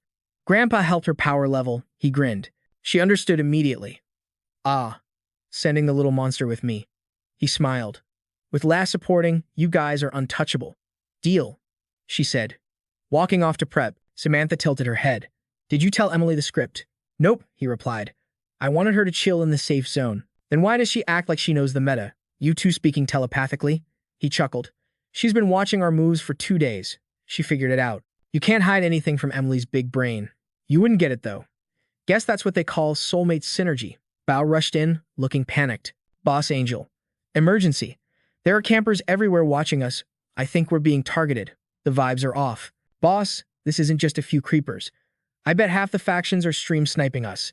Angel corrected him calmly. You're wrong. It's not half. It's the entire server watching us right now. Bao's face turned gray as ash. This was going to be one chaotic night. Don't forget to smash that like button if you want to see them survive. On top of that, Homeboy kept spitting facts. The second we dip, those vultures are going to be right on our tails. They're just waiting for us to clear the dungeon so they can swoop in and steal the loot. The guy was practically shaking. Bro, why are you tripping? This is a good thing. We're about to put on a blockbuster movie, and you can't have a show without an audience, right? Besides, the bad guys gotta show up for the climax or it ain't a banger. Meanwhile, up on the rooftops, the ops were already camping. 5 dragons and his goons were locked and loaded, waiting for the signal. Suddenly, a scout burst in with the tea. Big boss, Ethan is on the move. Literally every faction in the city sent their main forces to stalk them. The boss grinned like a predator. Excellent. Homeboy keeps his word. I dig that energy. Tung Ho asked, are we rolling out too? But 5 dragons shut that down. Nah, we got a different side quest to handle. His plan? Classic third-party strategy. Let them fight, then clean up the mess. They hopped in the truck and rolled out. There was a fork up ahead with 3 paths to Vin Lac, so they had to predict the MC's next play. Our boy checked the map. Looks like the Red Demon's arrival messed up the whole geography of So Diana. In his past life memories, there were only 2 roads. But now, a mysterious third path just spawned out of nowhere. Ethan asked, what's the T on these routes? Brother Bao pointed out the deets. The 2 on the left are long detours, but they're low-key safe. Before that boss monster showed up at Vin Lac, everyone took those. The MC asked, what about the right side? Bao replied, only big sis Emily takes that route. That's her exclusive intel. Ethan raised an eyebrow. Sus. You never went there? Bao shrugged. Not really. You know how OP sis Emily is. The road itself is chill, but it's crawling with zombie mobs. It's super dangerous. If we roll deep like this, we're basically walking targets. Ethan smirked. So, you're saying it'll cause a huge scene? Kyle's eyes lit up like he just saw a legendary drop. The MC made the call. It's showtime. We're taking the right path. Bao's jaw hit the floor. You trolling? The right path? For real? But the MC just beckoned Kyle over for a secret strat meeting. After hearing the whisper, Bao was hyped. Yo, that's wild. Let's get it. The MC warned him to wait. Trust the process. It's gonna be epic. Kyle looked down with a savage grin. He knew what was coming. The stalkers on the roof were confused. No shot. They're actually taking the suicide route. Are they trying to speed run death or what? They'll get clapped by zombies before they even reach the dungeon. Do we still chase? Bet on it. Homeman started running the numbers. If they go that way, they gotta fight the horde. That's our chance to third party and steal the kill. We aren't just here for the show. Even if we just loot their drop crystals, we might snag that weapon cache too. Let them waste their ammo on the zombies. We aren't the only ones lurking in the server. Once they're exhausted, we strike. His minions nodded. Big brain play, boss. Meanwhile, Kyle was giggling. Everything was going according to the script. The whole server is following us. Perfect. Ethan gave the signal. Your turn to carry, bro. Kyle racked his gun. Say less. My baby is hungry. Boom. The first shot rang out. The bullet flew with aimbot precision, hunting its target. Every single camping spot in the city got wrecked instantly. He screamed in pure ecstasy. Holy smokes. That felt amazing. Bro, this M500 is absolutely broken. Big bullets, insane speed, plus the buff enchantments. The damage output is off the charts. Bao chuckled. Why you glazing? That's my gun, remember? Longthy thought, Mom come pick me up. These guys are freaks. Are they even human? Homan's squad was frozen in fear. Boss. Should we still push? The boss snapped. You want to rush in and feed? Are you dumb? Then what do we do? Ho and Min gritted his teeth. I got a plan. He turned to the shadows. I see you lurking. One guild can't handle this raid alone. Stop hiding and let's talk business. Old Man Lu and Old Man Dien stepped out. Trio Ho and Min, you actually grew a brain cell. Boring. I thought you'd try to gank us. He mocked them. Nice stealth, but you guys are too loud. We could see you from a mile away. Old Man Lu cut the trash talk. Skip the intro. We don't have time. Ho and Min nodded. Bet. Let's be real here. You saw that DPS. My squad can't tank that kind of firepower alone. Old Man Lu agreed. Yeah, unless we get close, we're cooked. Tran Lei chimed in. With this many people, rushing them isn't impossible. They can't cover 360 degrees forever. But the real boss battle is that Ethan guy. Rumor has it, he's stronger than the 5 families. A melee god. The minions went silent, shivering like noobs. The boss saw the morale drop and yelled, Listen up, fam. No time for debates. We underestimated the MC. We have to team up or we wipe. If we want Vin Lack, the current squad ain't enough. Call everyone. Bring the elite raiding party. Now. Meanwhile, Ethan lit a cigarette, cool as ice. Kyle was buzzing with excitement. Yo, Ethan, how many mobs you think they'll summon? The MC replied, The more the merrier. By the way, your skill level went up, didn't it? Kyle gasped. You noticed. Ethan laughed. Duh. Just the gun alone doesn't deal that kind of crit damage. The M500 is a beast with my buffs, sure, but the damage scaling has a cap. Look at the ammo. Ethan checked the bullet. Whoa, projected energy? Did you hit tier 3? Kyle shook his head. Nah, not yet. Remember that meteorite shard energy you let me absorb? I've been feeling it lately. I unlocked this passive skill without even realizing it. I thought I ranked up, but it was a false alarm. Ethan bonked him on the head. Don't be greedy. That's a tier 3 ultimate move. Mastering a high tier skill early? That's legendary potential, bro. You're literally grinding XP for the next level right now. Just then, Brother Bao ran back. Boss, we're good to go. The ground was glittering with drop loot. The MC commanded, Go farm. You guys get 40% of the drop. Say less. Let's get this bread, boys, for the boss. The crowd roared, for the boss. Knives slashed into zombies, harvesting the cores. Ethan's squad watched with satisfaction. Everything went exactly as planned. Brother Bao was swimming in loot, jumping around like he just won the lottery. Jackpot. We hit the absolute jackpot. I have never seen this many cloud crystals in my entire life. Kung Tu looked at him sideways, thinking the guy had lost his marbles. Brother Bao, you good, fam. Brother Bao was hugging that pile of cloud crystals like it was his firstborn child. You just don't get it. I've been grinding in the streets of So Diana for ages, and every scrap of loot I earned almost cost me my life. But digging for treasure without having to kill for it, is there anything better in this world? For the first time ever, I feel true happiness. Even if I'm just following orders, this feels freaking amazing. Less yapping, more working. Bring all the loot to the boss. Stat. Ethan was busy appraising the goods. The color was pristine, most of these were level 3 cloud crystals. It seems that zombies influenced by the red demon drop higher tier loot when defeated. Kyle was grinning ear to ear. This is delicious. Hey Kung Tu, how much is left? Almost done. Brother Bao's crew is sweeping the perimeter. They'll be back in a sec. Ethan smirked. He knew Bucktooth was probably losing his mind over the loot right now. But aside from gathering resources, they had a much bigger mission to grind. We moved way too fast for them. There is no way those scrubs could gather enough manpower in time to stop us. Meanwhile, over at Hoan Min's camp, a scout came running back with a busted face and crashed to the ground. Trio Hai was panting like a dog after training, screaming at the top of his lungs, Bring it on, who's next? You want some of this? Come get some. The minions hesitated. This guy was a tank. You go first. No way. You think I'm stupid? You go. If you're so tough, you take him. Suddenly, a notification chime rang out. Make way. The Big Five is here. Nu Long walked in with his elite trio, radiating pure, ice-cold energy. Trio Hai immediately snapped. Number 5. It's you. My crew has no beef with you. Aren't you afraid of karma for pulling this stunt? Ngu Long looked at him with a mocking grin. Look at you. You don't even have the energy to curse properly. And what karma are you talking about? By the way, what did you just call me? His hand shot out, clamping around the guy's throat like a vice. Ngu Long whispered dangerously. Listen close. From now on, when you see me, you call me Lord Nu.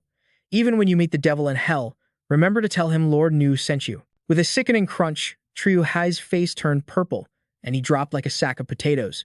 Turning back to Tung Ho, he smiled. You're back? What's the intel? Report. We confirmed it.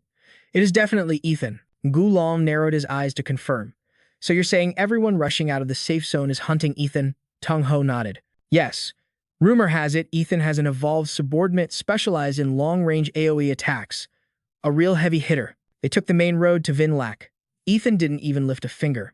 That evolved shooter soloed every zombie on the path. Gulong's face darkened. This Ethan guy, he really loves surprising people. Dian Ho chimed in, Boss, let's just go now. The elite fighters in the safe zone are mostly gone. The leftovers aren't a threat. But the boss shook his head. No, you guys stay here. I will lead the main squad. The minions were shook. What? Gulong got serious. We can't underestimate this Ethan character. It is best if we stick together. Number 3. There is something I haven't told you yet. My ability. It's fully restored. What? Dian Ho hyped up. It's back? That's game over. Mulong smirked with confidence. Exactly. I'm going all out. It doesn't matter how strong Ethan is, he's finished. Besides, with the top players out of the safe zone, the juicy meat is waiting for us. But the real prize is Ethan. I'll handle him personally. You boys just enjoy the playground around the safe zone. You've been bored lately, right? The crew cheered. The boss really knows us best. We'll follow your lead. I've been itching for a fight. Nai Gulong thought to himself, Ethan, you better level up fast. Don't disappoint me. Back at the Vinlac welcome gate, Ho and Min was camping the spot where Ethan's truck was parked. He asked, How long has it been? The scout replied, Almost 30 minutes. He frowned. They've been inside that truck for nearly half an hour. Yeah. Think they're plotting something? Triuhai, wait. The other guy was suspicious. Should we check it out? Huan Min finally realized. We've been played. The truck is empty. They dipped ages ago. The minions started buzzing. But we were tailing that truck the whole time. Nobody got out. There is always a blind spot. They probably bailed before the truck even stopped here. It's totally empty. So what now? We lost the target. Do we still raid Vinlac or nah? Huan Min calculated. Right now, almost all the high-level fighters are gathered here. Even if Ethan shows up later, it won't change the outcome. I say we take a squad of evolved fighters inside. Even if we don't kill the monster, we can grab some loot so this trip wasn't a total waste. Who's with me? They agreed instantly. Let's do it. He gave the order. All right, lock it in. Leave the normies to keep watch outside. If they see a trace of Ethan, signal immediately. All evolved fighters, assemble at the reed field. Brother Bao asked, God-tier boss, how much further? Are we there yet? Ethan pointed ahead. Right in front of us. Just through these reeds, we'll hit the back of Vinlac. Bao was confused, but the back door of Vinlac has been welded shut for ages. How are we getting in? The MC corrected him. We aren't using the back door. Bao looked lost. Not the back door? Then how? Ethan kicked the dirt, found it. Right here. A hidden trapdoor revealed itself. Ethan flashed back to his past life. Back when I was a scavenger in So Diana with Trundi and Vu, we stumbled upon this secret entrance. This tunnel leads straight to the factory cold storage. I found some legendary loot here back then. Who knew these old memories would come in clutch? He commanded, Brother Bao, Bucktooth, Kung Tu, and Kyle get down there with me. Everyone else, camp in the reeds. If anything moves, radio it in. Yes, sir. Heads up, it's dangerous down there. Stick to me like glue. Brother Bao stuttered, Dan, dangerous? They waded into the dark water, splashing through the gloom. The chill hit Brother Bao instantly. He looked around in panic, and then bam! A corpse floated by. He jumped out of his skin. Holy, that thing isn't gonna suddenly wake up, is it? Kung Tu was equally terrified. Brother Bao, you go first. This place gives me the creeps. Bao stammered. No, you go. You lead. I'll. Cover the rear. Drip. A drop of blood landed on Bao's chin. He looked up directly into the hollow eyes of a severed head dangling above. His soul left his body, and he bear-hugged Kung Tu. Bro, I'm scared. The tough guy act was gone. I'm scared too. Boss Ethan. We can't take this anymore. What the hell is this place? Ethan remained ice cold. This tunnel used to be packed with zombies. Be grateful, they are all dead now. Brother Bao was shaking. That just makes it creepier. The smell of fresh blood is crazy strong here, Ethan explained darkly. That is just the scent of a scavenger's feeding ground. Listen up, fam. The scavenger is a lone wolf, a total savage that deletes anything entering its zone, human or zombie. Doesn't matter. This beast's territory reeks of straight-up death and fresh blood. Bao was confused. Yo, if this thing rides solo, why are we sneaking around like ninjas? Can't we just jump it? But the MC had other plans. I'm looking for some specific loot. Suddenly, Kyle shouted out, Boss, Over here, a cold storage unit. Bao was shook. Wait, this is the treasure you were hunting for. A giant freezer? Seriously? The door was rusted shut, but Kyle went full beast mode and ripped it off the hinges. Foul water splashed right into Bao's face. Ugh, this smells like hot garbage. Kyle smirked.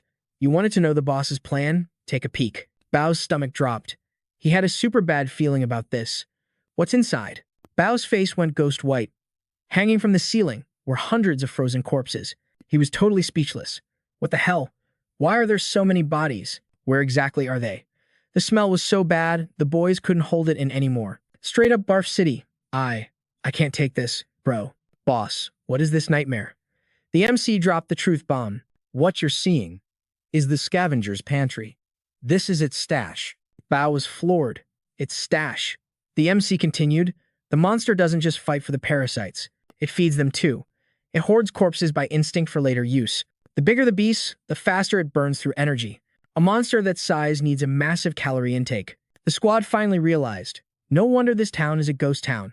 The scavenger ate everything. But that wasn't the worst part. The MC stabbed a corpse, and nasty green gas hissed out. These rotting bodies aren't just food, they're incubators. A single corpse this size can hold hundreds of parasite eggs. Hearing that, the boys started hurling again. That's so gross. I'm done. I'm actually gonna lose it. I'm going vegan. No more meat. Ever. Bao looked like he was dying. Boss. With this many bodies, doesn't that mean? Exactly. If these hatch, we're talking tens of thousands of bugs. The MC slashed again. Destroying this nest was my mission from the start. In this whole factory, only this freezer could hide this many bodies. If we don't burn this place, the next battle will be a massacre. Kwong nodded. That's why you made us pack the flamethrowers. Suddenly, Bao screamed, the bodies.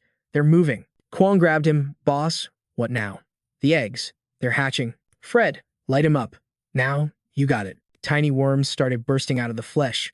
Kyle, you're up. Kyle's blade flashed. 2 bugs hit the floor, sizzling. Kyle was shocked. Their blood is pure acid. But my knife, it's fine. The MC grinned. Lam Vi forged that blade.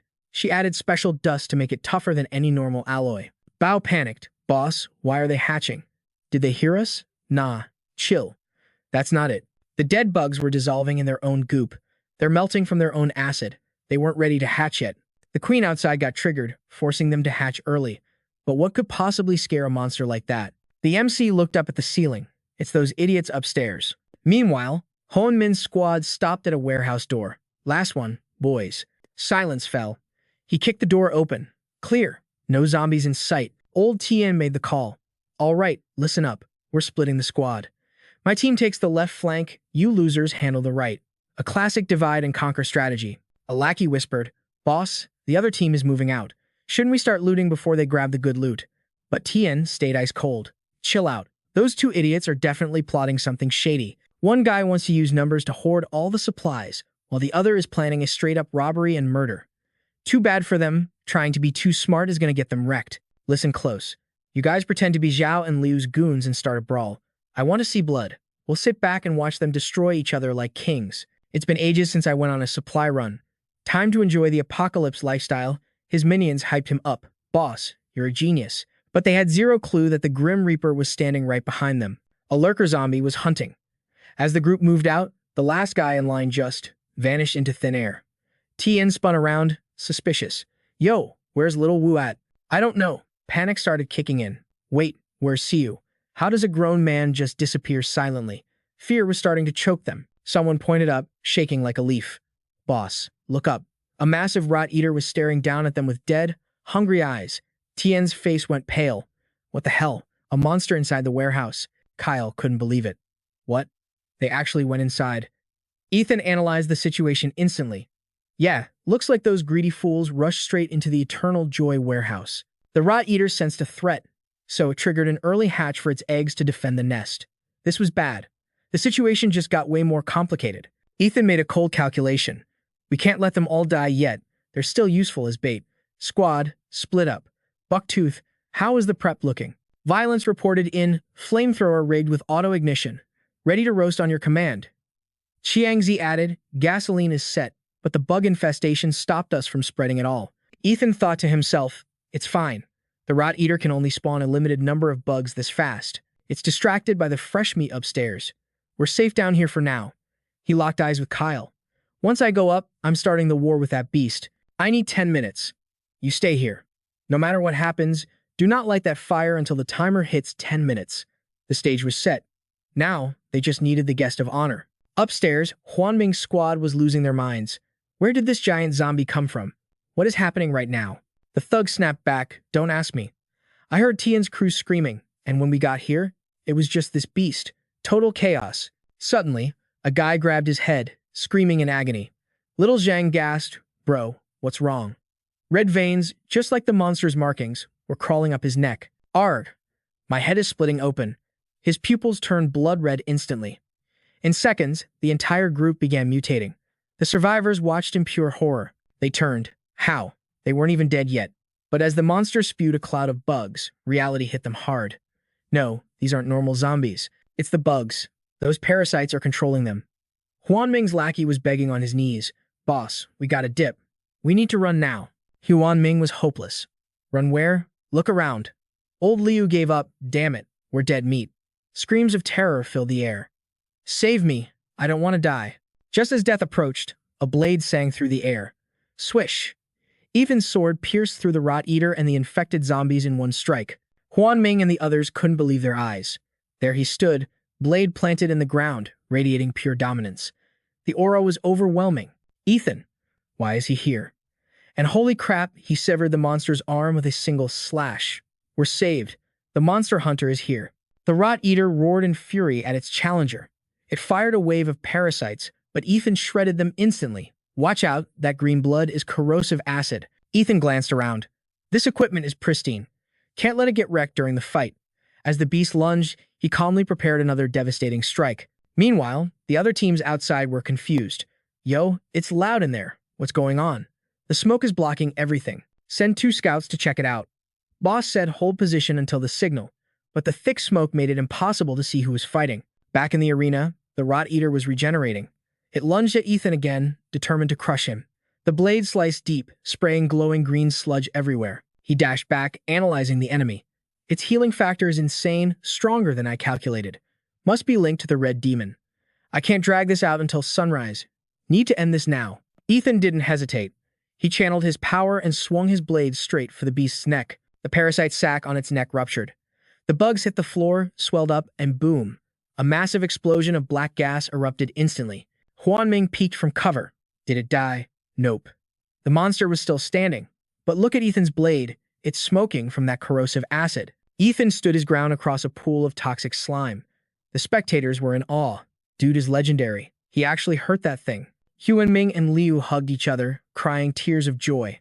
We're alive. With Ethan here, we're invincible. But a voice cut through the celebration. You idiots. The real nightmare is just starting. That wasn't a kill shot. I saw this thing fight 3 level 2 experts back in the day. It has a secret technique. When it gets desperate, it releases every single parasite in its body, the moment they touch living flesh. Boom. Instant explosion. Their faces went white. Every parasite. That's a nuke. Even Ethan can't block that. Ethan glared at them cold as ice. If you know, then run. Or do you want to die here? That woke them up. Run. Don't look back. The mob scattered like rats. The rot eater roared, raising its claw to crush the fleeing prey. Ethan appeared behind it, whispering death. Hey, ugly. Instead of chasing them, shouldn't you worry about your nest? The monster froze, looking down at the smoke rising from its lair. Ethan charged, blade gleaming. You realized it too late. The rot eater's jaw dropped in shock, but mercy was not an option today. With a roar of effort, Ethan slammed into the beast. Parasites spewed out as the massive monster was knocked backward, falling straight into the dark pit below. The bugs swelled up, ready to detonate. The survivors scrambled to the safe zone, lungs burning, collapsing on the floor. Screw this. I quit. I'm done with scavenging. Call me a coward, but I'm going home. They thought they were safe, until a cold gun barrel pressed against Huanming's temple. Leaving so soon? The party just started. Listen up, Huanmin. I run this table now, bro. You play by my rules whether you like it or not. The goons are freaking out about the numbers, causing Huanmin to snap. Old 5. What's the play here? The guy stays chill, acting totally innocent. Just looking for intel, homie. Is Angel inside that building or what? Ho Min stammers, caught off guard. And if he is, so what? Bam. Ngu Long smacks him down. None of your business. Just keep your eyes peeled and watch the show. The villain lets out a cold laugh. The real entertainment starts now. Toxic acid smoke rises like a green nightmare. A lackey reports, Boss Ngu, the evolved punks are totally neutralized. Anyone resisting got tied up. The tough ones, I slashed their tendons. Normies are disarmed. We run this block completely. Zero chance for a comeback. The boss grins wicked. Perfect. Now, the only loose end left is that guy, Angel. After that massive explosion, even if he survived, he's on death's door. So Diana City belongs to the Ngu family now. Smoke's clearing. Go verify the kill. The goons step into the smog. It reeks. That acid is potent stuff. Angel's definitely toast. But Nulong is sweating bullets. Wait, the acid. Is that legendary blade, okay? Yo, boss. Check it out. A minion points. The blade is stuck in the ground right there, totally scratch-free. The boss rushes over. Hype levels rising. Jackpot. It survived the acid bath. That's some god-tier gear right there. And now, it's all mine. But suddenly, a blur of speed tears through the air. The blade vanishes instantly. Ngulong gasps. What the heck? A voice drops from above. Yo, little five. Everyone snaps their heads up to the sound. The main character smirks. Swiping other people's loot? That's bad manners, bro. Nulong is shook. How are you alive? The insect swarm should have eaten you whole. There's no way he survived that mess without a scratch. Calm down. Breathe. Nobody tanks an explosion like that. He must have used a trick to dodge it. Damn, this kid isn't just a tank. His speed is insane too. Whatever. He burned a ton of stamina escaping. I haven't even flipped my ace card yet. The odds are still in my favor. Nulong shouts, Angel. Not bad, kid. You actually lived? Angel shrugs. And, suddenly, Kyle buzzes in the earpiece. We're clear. Team regrouped, 0 casualties. Angel nods. Solid work. I wiped out the scavenger beast. Take Bucktooth to loot the supplies while I handle the trash out here. Watch your back, Kyle warns. Hearing this, Nulong's face goes dark. He is being ignored. Angel, you're talking inventory while I'm standing right here? Am I invisible to you? He snaps his fingers. Bring the bait. Home Min and old Liu get dumped on the ground hard. Thud. The villain sneers. I know why you're cocky. You think I'm weak without my 4 elites, right? Sure. Without them, I can't beat you. But ask yourself, knowing that, why would I still show up to fight you? He grabs Hoen Min's head. The guy starts shriveling like a raisin. Stop. Angel's eyes widen. It's an absorption skill. In seconds, Hoen Min is a mummy, and Nulong's muscles swell with stolen power. The villain's torso pumps up like a balloon. Triu Hoen Min. High-tier strength evolver. His ultimate move? Explosive muscle activation. And guess what? That power belongs to Daddy now. Angel analyzes internally. In my past life, this guy was a scrub. I had no idea his tier 2 skill was Drain. He literally eats other people's abilities to level up instantly. The catch? It's a one-way trip. Once he drains you, you're dead meat. No respawns. Back in the old timeline, this ability was taboo. Anyone caught using it became public enemy number 1 and got hunted down by the entire server. Old Liu is shaking as Ngulong turns to him. Stay back. Angel narrows his eyes. Taking this guy out now means saving the world a huge headache later. The villain laughs maniacally. Take me out? You'll pay for looking down on me. The hand makes contact. No. Old Liu shrivels into dust. Clack. His dry skull hits the pavement. Suddenly, sparks of lightning crackle around Nigulong's legs. Zap. Blue electricity surges across his hulking frame. His fists are literally charging up with voltage. Yes, I've been craving this lightning element for ages. The crowd gasps. Holy crap, feel that pressure? Is this the boss's true form? Who's gonna win this clash? The villain cackles. I've leveled up. Suddenly, Emily radios in. Angel, I detect a level 3 powerhouse signature. What's going on over there? Angel replies calmly. Huyen. You arrive yet? Almost there, she confirms. Everything's prepped. How's the safe zone? She giggles. VIP guests have arrived. The audience is seated. Everyone's just waiting for your performance, star actor. Don't worry, Angel says. Cool as ice. Intro's over. Time for the main event. He stares down the electric beast. The onlookers whisper nervously. You feel that static? The boss's aura is insane. He might actually overpower Angel. Old Dian prays, sweating. Angel better win this, or we're all dead meat. You saw that absorption trick. We're just food to that monster. If Angel falls, there's no escape route. Everyone's panic levels spike. What do we do? He grimaces. What can we do? Just pray the kid wins. It's our only shot at survival. Meanwhile, Ngulong's eyes glow a demonic crimson. Angel watches the transformation, intrigued. Let's see what you got. The villain glares, sensing the MC's aura. Energy. He licks his lips. That power level. If I drain you, I'll be a god. He launches himself forward like a missile. Fist cocked back. You're mine, Angel. Boom. A massive dust cloud erupts. The survivors tremble. That hit was nuclear. Is Angel still breathing? Sizzle. As the smoke fades, Angel stands there, bored. The villain scoffs. You think dodging will save you forever? Angel ignores him, noticing something. That mark in his eye. Is it connected to the red moon? More power. Red veins pulse across the villain's skin like magma. Give it to me. Angel's blade ignites with flames. You want energy? Here, have a taste. Heaven unleashed a blinding blade of light straight at him. Is that it? The whole crowd gasped in shock. On the sidelines, Emily saw it clearly. Ngulong's body had been sliced into distinct pieces. Pitch black smoke started pouring out of the guy's body like a chimney. Heaven noticed the red demon marks were still there, and they were multiplying like crazy. Weird bubbling sounds erupted from those marks, making Heaven instantly go on guard. Ngulong's body healed up but started inflating like a balloon, with that gross gurgling noise echoing from inside. He swelled up until boom, a massive self-destruction with a blinding flash of light. Heaven knew immediately that wasn't from his meteor blade. Fifth brother was already dead before the chop even landed. Was the virus decomposing his corpse? Did this guy get infected with the red demon virus way before he even tried to square up with me? Old man Dian wasted no time mopping up Ngulong's crew. Waste these scumbags.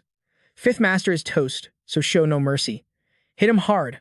Wait, they're running? Fall back. The 4 tigers are still in the safe zone. They might take control. We gotta bounce now. But Dian's men were bloodthirsty. Chase him down. Don't let a single rat escape. The enemies screamed, run for it. If we make it to the safe zone, we live. But suddenly, the 4 tigers' signature gear came raining down from the sky. Thud. One guy started stuttering in fear. This is the tiger's gear. Why is it here? Emily stepped out like a boss. Do I need to spell it out? Those 4 are on a one-way trip to the afterlife. They recognized her instantly, Emily, the #1 scavenger of So Diana. Emily soloed the 4 tigers. Wait, is she rolling with Heaven now? I thought she was a lone wolf who never teamed up. How did she just join Heaven's faction out of nowhere? No wonder Heaven recruited the strongest scavenger. It explains why Fifth Master got absolutely wrecked. She dropped the ultimatum. Tie yourselves up and I'll spare you. Take 1 step forward and you're deleted. Your call. The goons were forced to choose. They started whispering. Bro, what do we do? One thug yelled out, but got shut down immediately. Shut up. You want to die? Zip it. Emily looked at old Dian. Yo, stop spacing out. Cuff him already. He snapped back to reality. Right on it.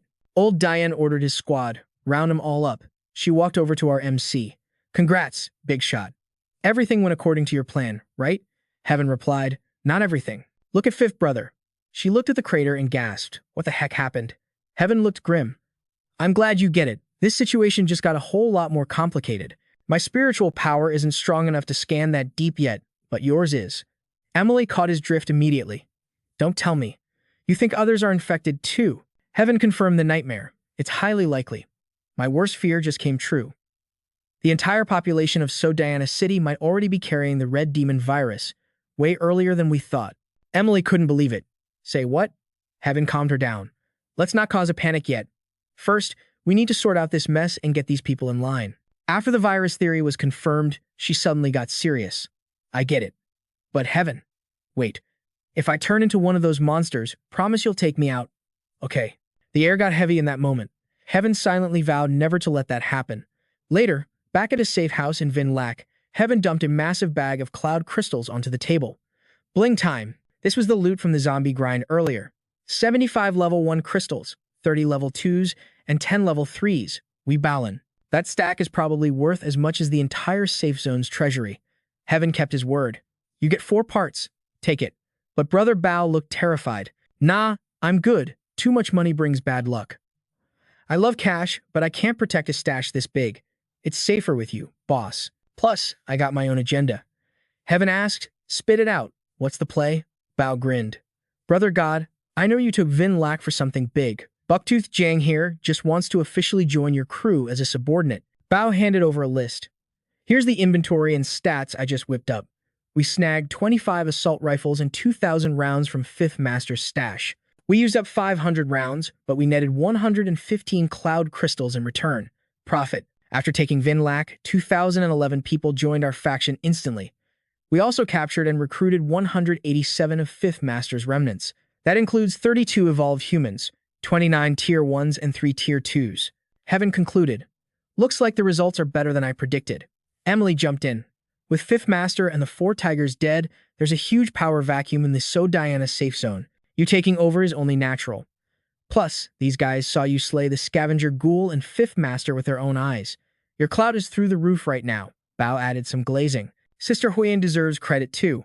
A lot of folks joined up just because they heard the legendary Scavenger Queen was on the team. I've already split them into 3 squads led by the Tier 2 guys. Just say the word, boss, and we move instantly. Heaven slammed the list on the table. Bam. Do you know why I called you here? Right person for the right job. I'm not great at managing factions, but you're a pro at this stuff. Bao hesitated. Brother God, you mean? Heaven replied, before, holding money was a burden. But from now on, you earned it because you're worthy. I'm preparing to build a new safe zone right here in Vinlac. I called you here because I need you to run the construction and manage the refugees coming in from the old zone. Bao hyped up. Done deal. I'll get the boys working as soon as possible. He turned to leave, but Heaven stopped him. Hold up, he signaled Emily. Test him. She warned, freeze right there. I need to check your body. Her finger touched Bao's forehead, and red veins started glowing on his skin. Emily turned back and nodded. Confirmed. Heaven waved him off. You're good. Go do your thing. Once Bao left, Heaven asked, what number is he? She reported, 15th. You 3 are clean, but every long-term resident of So Diana, including me, has traces of the red demon virus. You weren't paranoid. The whole city is infected. Heaven clenched his fist. Looks like Operation Kill the Red Demon just got bumped to top priority. We gotta move fast. Suddenly, Snowball dashed in, squeaking frantically at Heaven's feet. Kyle and Samantha ran in after it. Heaven looked at the furball in his hand. What's up with him? Kyle panted. You said take him treasure hunting, right? Well, he suddenly went berserk and bolted here like he was possessed. Couldn't even stop him. Heaven grinned. That means he found the jackpot. He told Emily to wait there and headed out. Samantha tried to be nosy. Any progress? She asked. Heaven shut it down. Quit being nosy. Get back to work. Kyle laughed. Classic. Snowball led them to a wall, and Heaven paused. Here, he turned to Samantha. Kyle and I are too big to fit in there. You go in. She obeyed and squeezed into the dark hole in the wall. On it. Instantly, a foul stench hit her face. Samantha wrinkled her nose, gagging. But then her eyes went wide at what she saw. Are these insect eggs? She grabbed one. The guys realized the truth. Yo, this gotta be what Snowball was sniffing out. Samantha frowned. Ew, are these scavenger eggs? Kyle grinned. Nasty. Should we roast him over a fire? Hold up. Ethan scanned the item. Negative on the eggs. That's a straight-up poison sac from the scavenger. It's packed with high-grade corrosive acid. This stuff is way more potent than their spit. We need to secure this. Stat. It's risky, but this lethal cocktail is going to be our ace in the hole. Grab some glass containers. And do not mess this up. One drop lands on you, and you can kiss your hand goodbye. Samantha shuddered, clutching her wrist. My whole hand? Kyle whistled. Savage. Good thing we didn't trigger its alt mode during the fight, or we'd all be toast. You two handle the toxic bottling. I'm out. Ethan bailed fast. Samantha blinked. Is it just me, or is our god-tier leader in a huge hurry? Kyle smirked. Duh. Time is money when you got a hot date. He's rushing back to teach Emily that special breathing technique. It's not just cardio, fam. It refines the virus energy and buffs her mental stats. But dang, looking at her speed, she's basically a cultivation cheat code. Me and La took 20 minutes to get it. She nailed it on the first try. Back in the day, Uncle La had to grill me for a whole afternoon just to finish one cycle. Guess us normies just can't compete with natural-born geniuses. Feels bad, man. With the breathing arts, Emily can finally nerf that red demon mark. Her combat power is recovering, but to actually delete the red demon threat, grinding zombie nests ain't enough. When the boss fight happens, I need a secret weapon. Time to upgrade the meteor blade. Energy began to cloak the steel in a shimmering aura. Kyle returned with 2 flasks. That's it. The sack looked massive, but the loot drop was terrible, only enough juice for 2 bottles. Ethan nodded. This is plenty. If we had this acid earlier, taking down that giant zombie would have been a cakewalk. 1 flask can melt a monster's lower body instantly. Keep these for emergencies only. Ultimate move status. Samantha eyed the pile of dust on the table. Why are you grinding that rare ore into glitter? he explained. The radiation from this meteor mineral deals critical damage to high-tier zombies. I'm buffing my blade with it. Why so stingy, she asked. You still got half a brick left. Ethan sighed. This stuff is legendary loot. We gotta ration it. Besides, this sprinkle is enough to wreck almost any zombie. Even if the red demon shows up, this dust will ruin his day. I saved some for your gear too. Let's all level up together. The duo cheered, best leader ever. Suddenly, a sharp hissing noise erupted from the blade. Smoke spiraled off the metal. Kyle stepped back. Yo, what's happening? Samantha narrowed her eyes. The blade. It's changing. Ethan grabbed another handful of dust. Let's push it. The sword hummed violently. Wait, he thought. I've felt this vibe before. It's like when I first forged the armor plating. The meteor blade feels alive, syncing with my soul. Is it because I used a meteor shard during the original craft? I thought it just gave plus 10 sharpness. But that shard actually unlocked a massive upgrade tree for this weapon. Did the powder trigger an evolution event? Ethan grit his teeth. Go big or go home. Samantha gasped. Boss, don't tell me you're gonna. Kyle panicked. Too risky, man. Ethan slammed the entire rock onto the blade. The heat from the blade liquefied the rock instantly. Smoke billowed everywhere. In seconds, the meteor blade devoured the mineral completely. Holy cow, it fused. They watched in awe as fiery veins converged on the steel. A blood groove. The blade cooled, now sporting a menacing crimson channel. The squad was shook. For real? What just happened? Ethan gripped the hilt. The strange psychic connection vanished, leaving only cold steel. We blew half our stash just for a blood groove cosmetic? Kyle stepped up. My turn. He slapped some dust on his throwing knife. Zero reaction. Kyle slumped. Bruh, it's useless. Samantha frowned. Weird. Sister Lamvi made both weapons with the same mats. Why is this sword special? Ethan explained. I fused a meteor shard into the core. Plus, my energy resonated with it while I was in that coma. That unique bond triggered the evolution. The blade definitely unlocked a hidden skill, but I'll have to test it in actual combat. Just then, Ann Bao burst in. Boss, mission accomplished. I split the rookies into 3 squads, each led by a tier 2 tank, and we raided the Vinlac warehouse. We got enough food to feast for 2 months. Ethan smirked. Good work. We launched the operation early. Bao's jaw dropped. Already? Ethan slapped a map onto the table. Emily confirmed over 20 zombie nests in So Diana. We're going on a raid spree. I want them all cleared in 2 weeks. Bao choked. All of them? Boss, I know you're ambitious, but this is insane.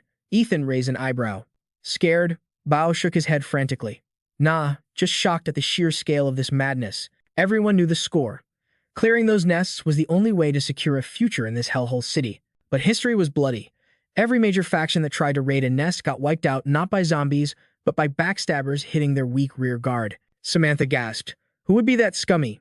On Bao spat on the ground. Who else? That snake knew. Ethan didn't blink. Figures. That guy made a career out of kill stealing. That's how he got so big. Bao clenched his fists.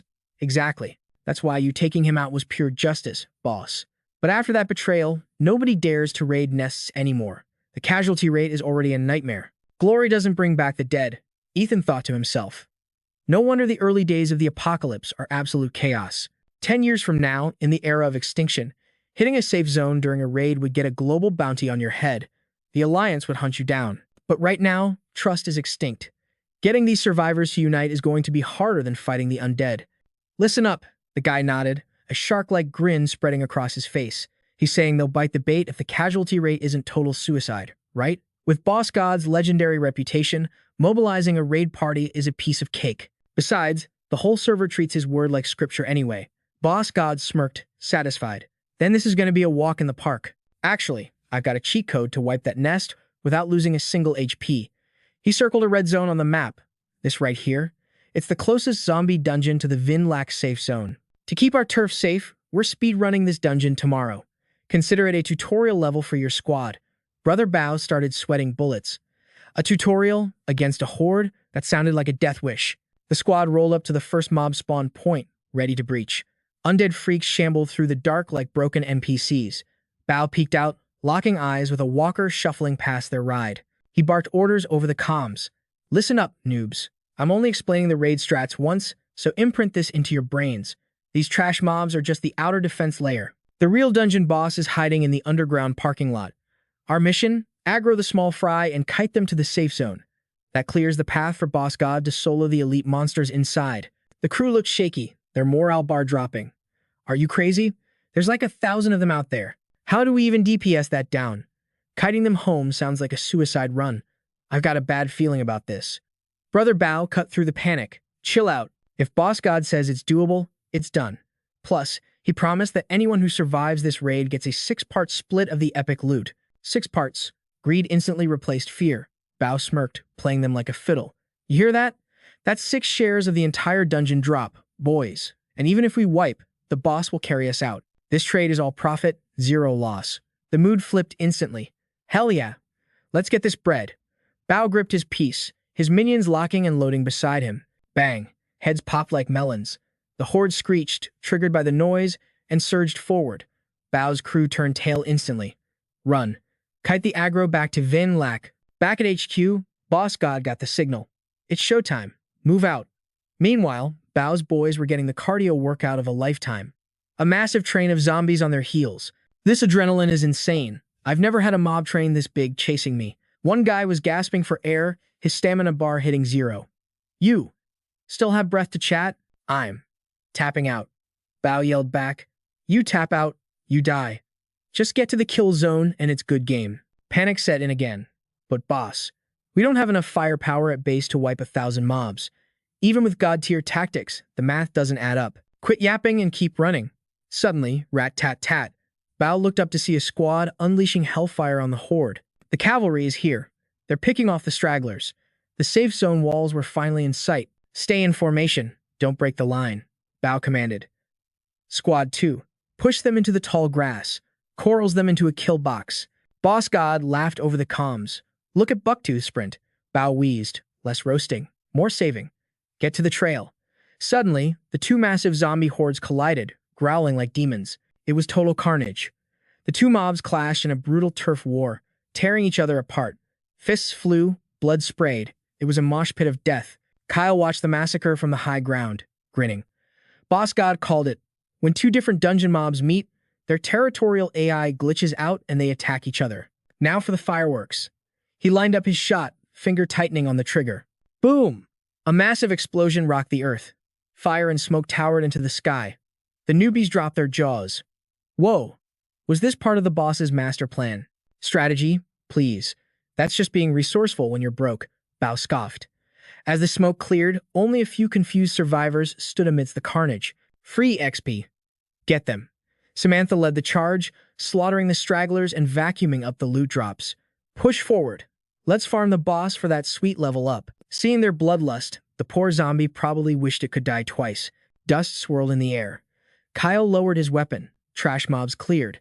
I bet Boss God is wrapping up the main event on his end. Meanwhile, at the observatory, keyboards clattered frantically. Long Shuyen paced the room. Status report, sir. New data just loaded. Processing now. Little Titch tilted her head. Uncle, what's everyone panicking about? He sighed. Before he left, that big brother told us to keep a hawk eye on the meteor. The readings have been glitching for days. We need to recalculate the trajectory. Her eyes widened. Is another falling star coming? Long Shuyen's face went grim. It's not a star, kid. It's an apocalypse event. We can't stop it. We can only prepare for the impact. Beep. Beep. Red alerts flashed on the screen. Collision imminent. Long Shuyen gasped. What changed? Sir. 20 minutes ago, the object hit hypervelocity. Impact estimate dropped to 7 days. 7 days? The room froze in horror. Long Shuyen clenched his fist. Boss God is still in Sodiana. We have to warn him before the sky falls. Back in the dark parking dungeon, Boss God sliced through the final enemy. He turned to Emily. Was that the last mob? Clean sweep. No stragglers detected. He wiped his blade. Any sign of the target? She closed her eyes, scanning the area with her mind. Nothing. The red phantom didn't leave a single trace. I can't sense that corrupted virus signature anywhere. This wasn't the one. That sly bastard, he muttered. The red phantom is playing hide and seek. But these dungeons are his creations. We keep wrecking his toys, and he'll be forced to rage quit and show himself. She hesitated. Wait, I need to ask you something. Back there. Were you spoon-feeding me easy kills? He raised an eyebrow. Is that a problem? Yeah, it is.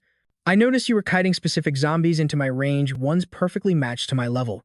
It's like you know my stats and skill tree by heart. But I never showed you my character sheet. Who are you really? You know that my flashy powers are actually just high-level mental force manipulation. You know I use psychokinesis to mimic the vibration frequency of matter. I sync my mental waves with their bodies until they self-destruct. That's how I pop their heads like balloons.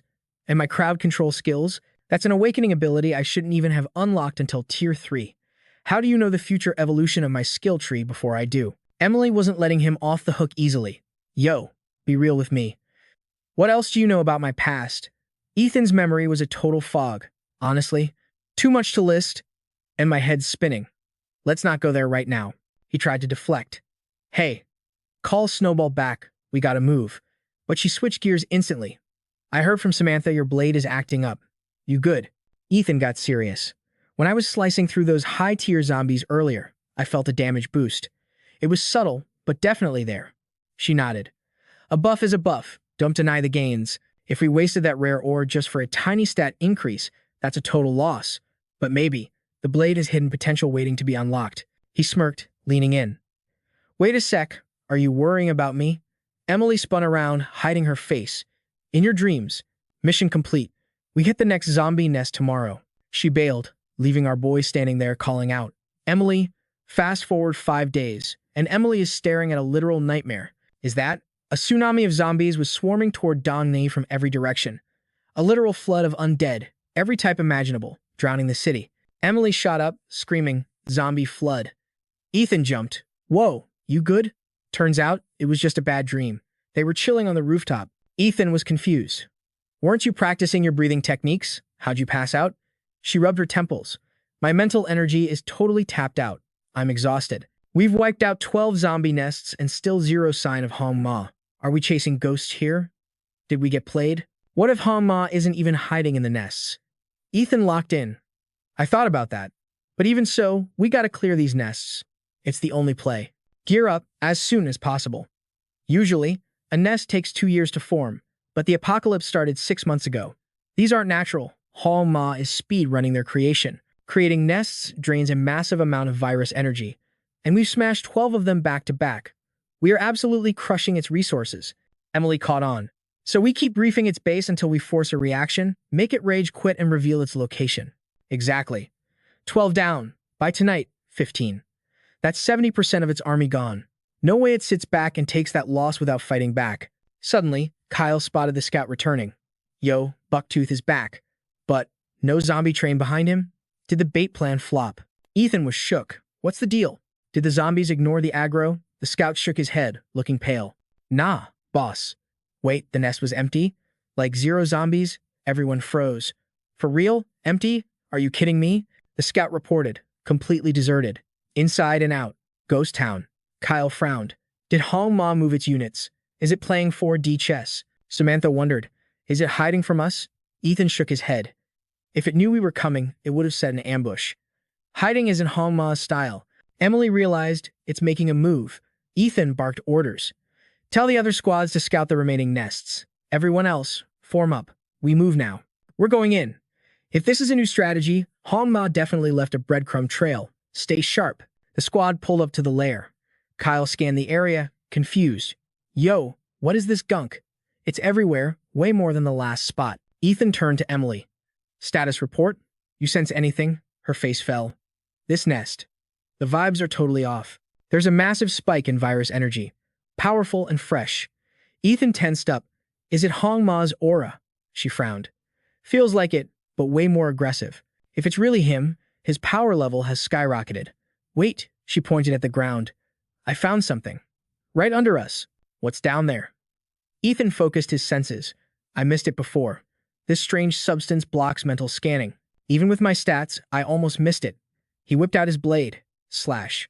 The ground split open, revealing a deep crater instantly. Kyle stepped up. I'll handle it. Samantha cut in. I'm faster. Let me go. Ethan, shut them down. Negative. Emily and I go. You guys hold the perimeter. They dropped into the pit. Ethan looked around. Weirdly clean down here. Then Emily gasped. Ethan, look at this. He spun around and his jaw dropped. Holy, it's an elite mob convention. Shark claws, black demons, maw zombies, over 10 high-tier monsters. They're hooked up to that broken egg shell. And they're completely drained. Dried husks. Emily whispered. Did Hanma do this? Bet on it. Ethan analyzed quickly. These were all peak Tier 3 or Tier 4. Hongma is cannibalizing its own army for XP. Is it trying to speed run to Tier 5? If that monster evolves, it's game over for humanity. He gritted his teeth. We need to regroup. Back to base. Back at the rendezvous, Bucktooth reported. Boss, we checked the other 2 spots. Empty. Just like this one. Totally cleaned out. Looks like our pressure forced its hand. Emily bit her lip. But we weren't fast enough. It still farmed those nests. Ethan corrected her. No, we were blazing fast. That's exactly why it had to panic farm them early. The strongest fodder was only mid-tier 4, nowhere near their max evolution. It ate them unripe because we put the fear of God in it. But here's the mystery. It drained the elites. So where the hell did the thousands of low-tier zombies go? How do they just vanish?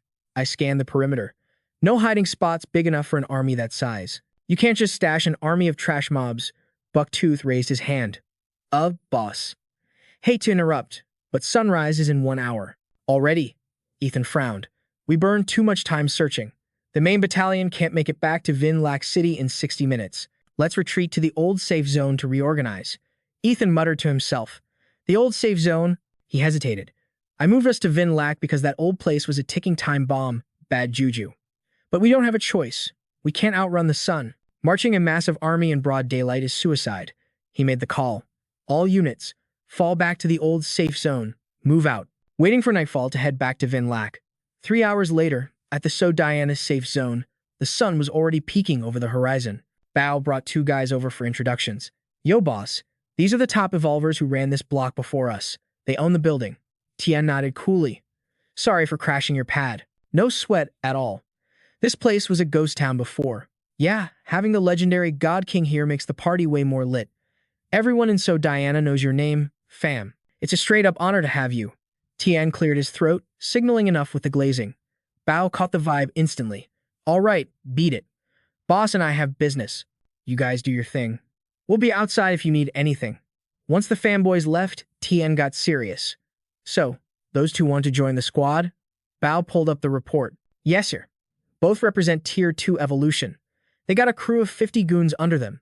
They used to be big shots in So Diana. Even the Wu family had to show them respect. But here's the kicker, boss. It ain't just them. Since we rolled up, 7 different factions are begging to join our alliance. We're trending right now. Coming to this safe zone was a 200 IQ play. We can expand the empire big time. Tian nodded. We'll take them in, but quality over quantity.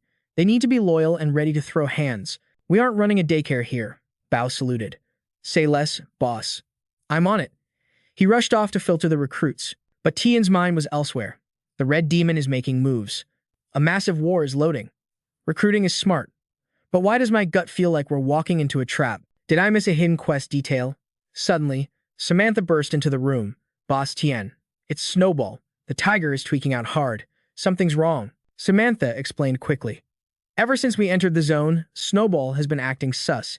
He's shaking uncontrollably like he's seen a ghost. This has never happened before. Is he evolving? Nah, no energy spikes. It's not a level up. We haven't fed him anything weird either. It looks like pure terror. Tia muttered, Snowball has maxed out danger perception. If he's scared, then we are in serious trouble. Suddenly, Emily kicked the door open with a bang. Tian.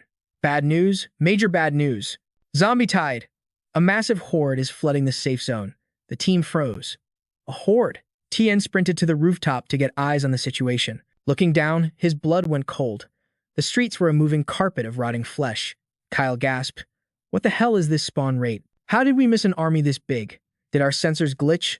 Samantha turned pale. It's pitch black down there. How many are there? Tian calculated instantly. At least 100,000. Flashbacks of his past life hit him. So Diana fell to a horde just like this. If we get boxed in, even a tier 4 master is cooked. Tian barked orders.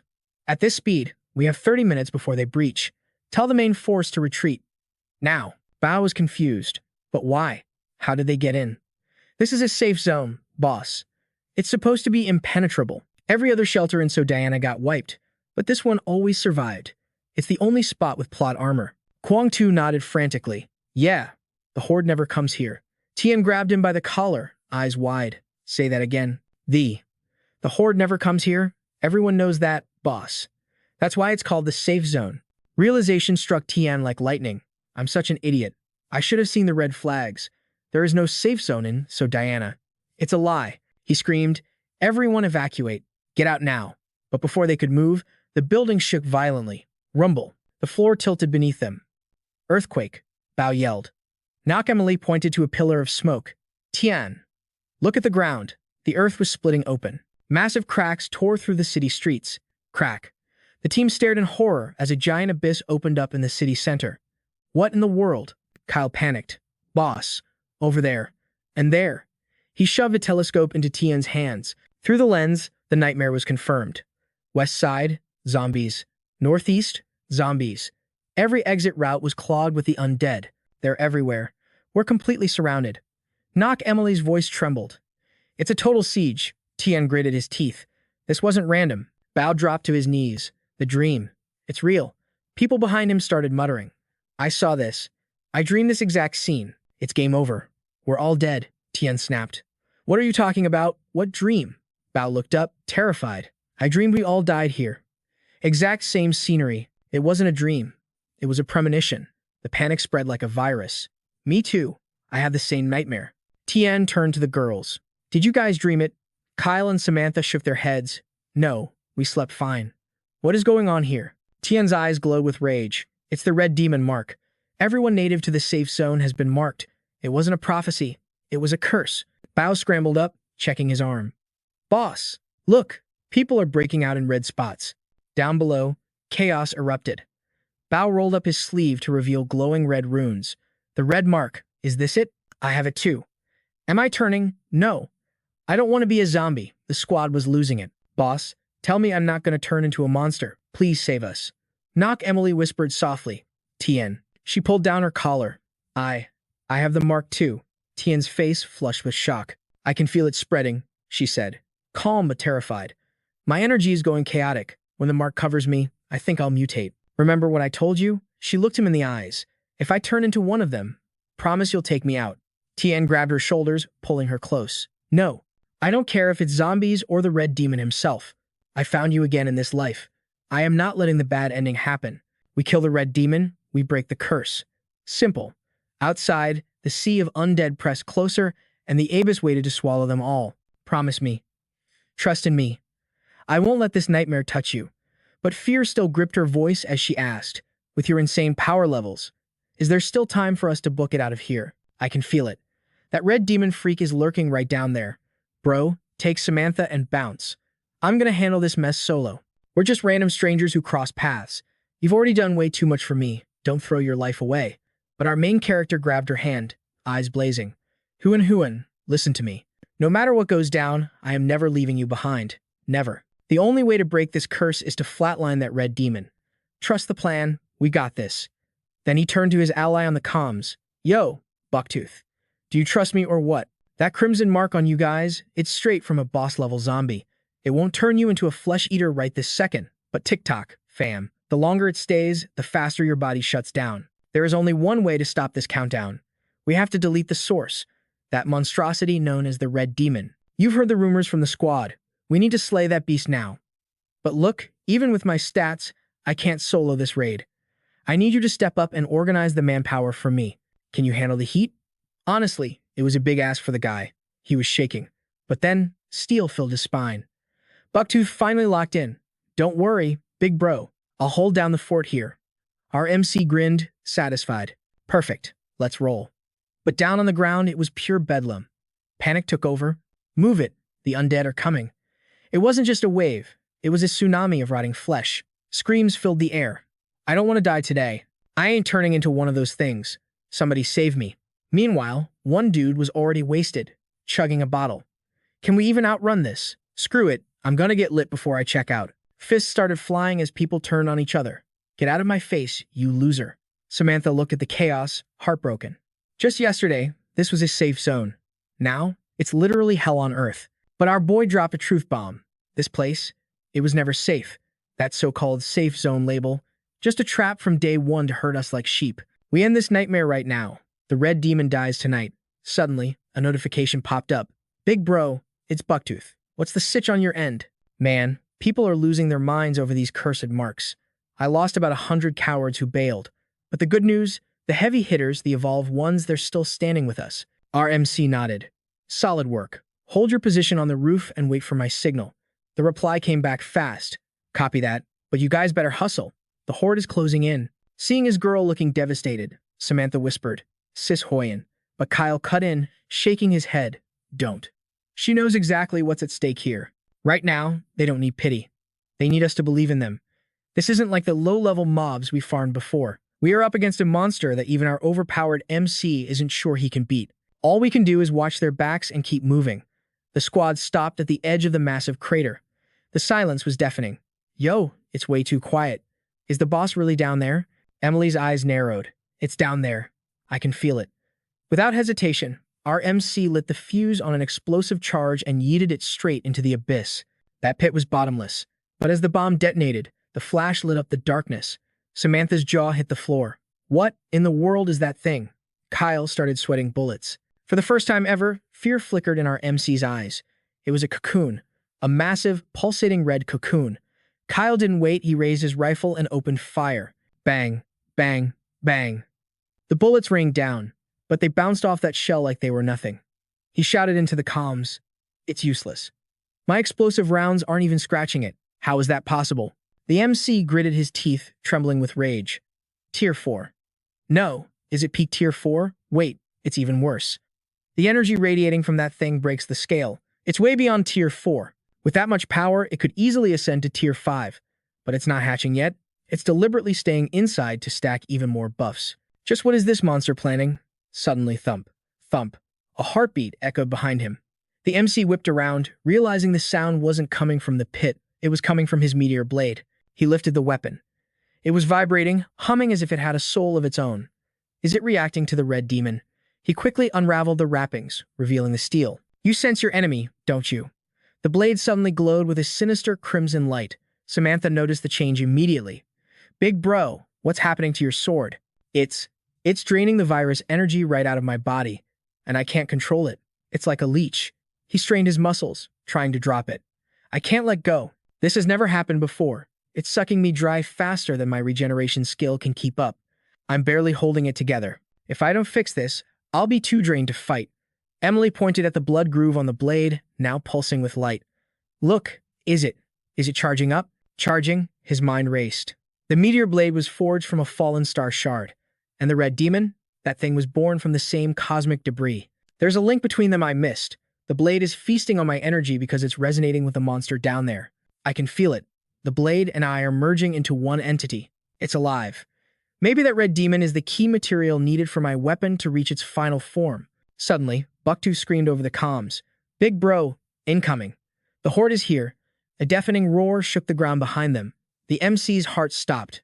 Crap, we're done for. We were so focused on the sword we forgot about the tsunami of undead behind us. If we get caught in that stampede, it's game over. The MC barked an order. Kyle, clear a path, now. On it. Kyle did the math instantly. I've got 40 rounds of explosive ammo left. Just enough to blast us and exit. But if we run now, we can never get back close enough to kill the boss. Suddenly, Bucktooth yelled again. Wait. Something's glitching. The zombies. They aren't attacking us. Say what? I swear. I'm standing right in the middle of the street and they're walking right past me like I'm a ghost. They're all rushing straight for the crater. Hold your fire. Something is definitely wrong here. Watching the endless stream of monsters ignore them, the MC narrowed his eyes. Copy that. The squad watched in awe as the horde flowed around them like a river, pouring blindly into the abyss. The mouth of the pit was a chaotic mess of falling bodies. Why are they diving to their deaths? Suddenly, a massive, slimy tentacle shot up from the darkness, snatching a zombie midair. As the tentacle drained the zombie dry, the MC realized the horror. It's feeding. The red demon summoned every zombie in the city. It's sacrificing its own kind to trigger its final evolution. Hearing the word evolution, Emily froze. Her eyes went blank. Evolution, she muttered, trance-like, as she started walking toward the deadly drop. Come, become one. The MC grabbed her just in time. Hoyen, snap out of it. She gasped, trembling. That was close. I heard a voice. It was calling me to jump. I almost listened to it. The MC looked down and saw the curse mark on her chest glowing with a sinister red light. Damn it, the red demon is activating the kill switch. The red demon is practically swallowing the whole area. Jumping from tier 4 to tier 5 takes an insane amount of energy. But here's the catch, even if it levels up, it's going to be severely nerfed for a while. Since we wiped out its zombie nest earlier, it lost its premium XP source. Now, it's trying to spam quantity over quality just to bypass that weakness phase. And it gets worse. It's eyeing the evolved humans as snacks. If that mark completely takes over Xuan, she's game over fuel for the beast. We have to delete the red demon, like, right now. Tian Shen scans the pit. The virus energy down there is off the charts. And this terrain, it's absolute trash for a fair fight. Jumping in blind is a suicide mission. We need a backdoor. Tian Shen turns to Bucktooth. Yo, you know any other way to crash this party? The guy grins. The subway system. That sinkhole. It leads straight to the central square station. 3 lines intersect there, and lucky for us, there's an intact entrance right inside the safe zone. Just 3 stops to the boss room. It clicks. Tian Shen remembers seeing those tracks earlier. He barks the order. Grab your gear, fam. We're hitting the subway. Move out. The squad rolls out to the subway entrance. The tension is high, everyone whispering like crazy, wondering if this is their final run. Bucktooth Bao reports in, Boss, we got 15 evolved and 73 norms. I convinced him to stay, but Tian Shen nods. I feel you. Looking at their defeated faces, he knows they've been through hell and back just today. The trauma is real. Staying here took guts, but fighting with this morale, they'll get wiped in seconds. Tian Shen decides to drop the act. Listen up, no more secrets. I actually spotted those curse marks on you guys a week ago. The crowd gasps. Even his own crew is shocked he's spilling the tea now. That mark comes from a massive threat, the red demon. It's right below us. And guess what? Your marks. They're already active. You're all ticking time bombs. Soon, you'll turn into zombies and become XP for that monster. Panic explodes in the crowd. Wait, we're gonna die? I thought there was hope. I don't want to die. Chaos erupts until Bao screams, shut it. Let the man speak. Silence falls. Bao looks desperate. Boss, there's still a chance, right? You said if we kill it, we live. Tian Shen nods grimly. Yeah, but the odds are thin. He draws his meteor blade. My weapon is drained. I need to constantly feed it energy right now. Until this baby is at 100%, I can't unleash my full power. I need you guys to carry me. This tunnel leads to the boss's lair. I need a squad to clear the path so I can get close enough to end this nightmare. It's going to be a bloodbath down there. People will die. I won't force anyone. No brave speeches today. If you're evolved and want a shot at living, step forward.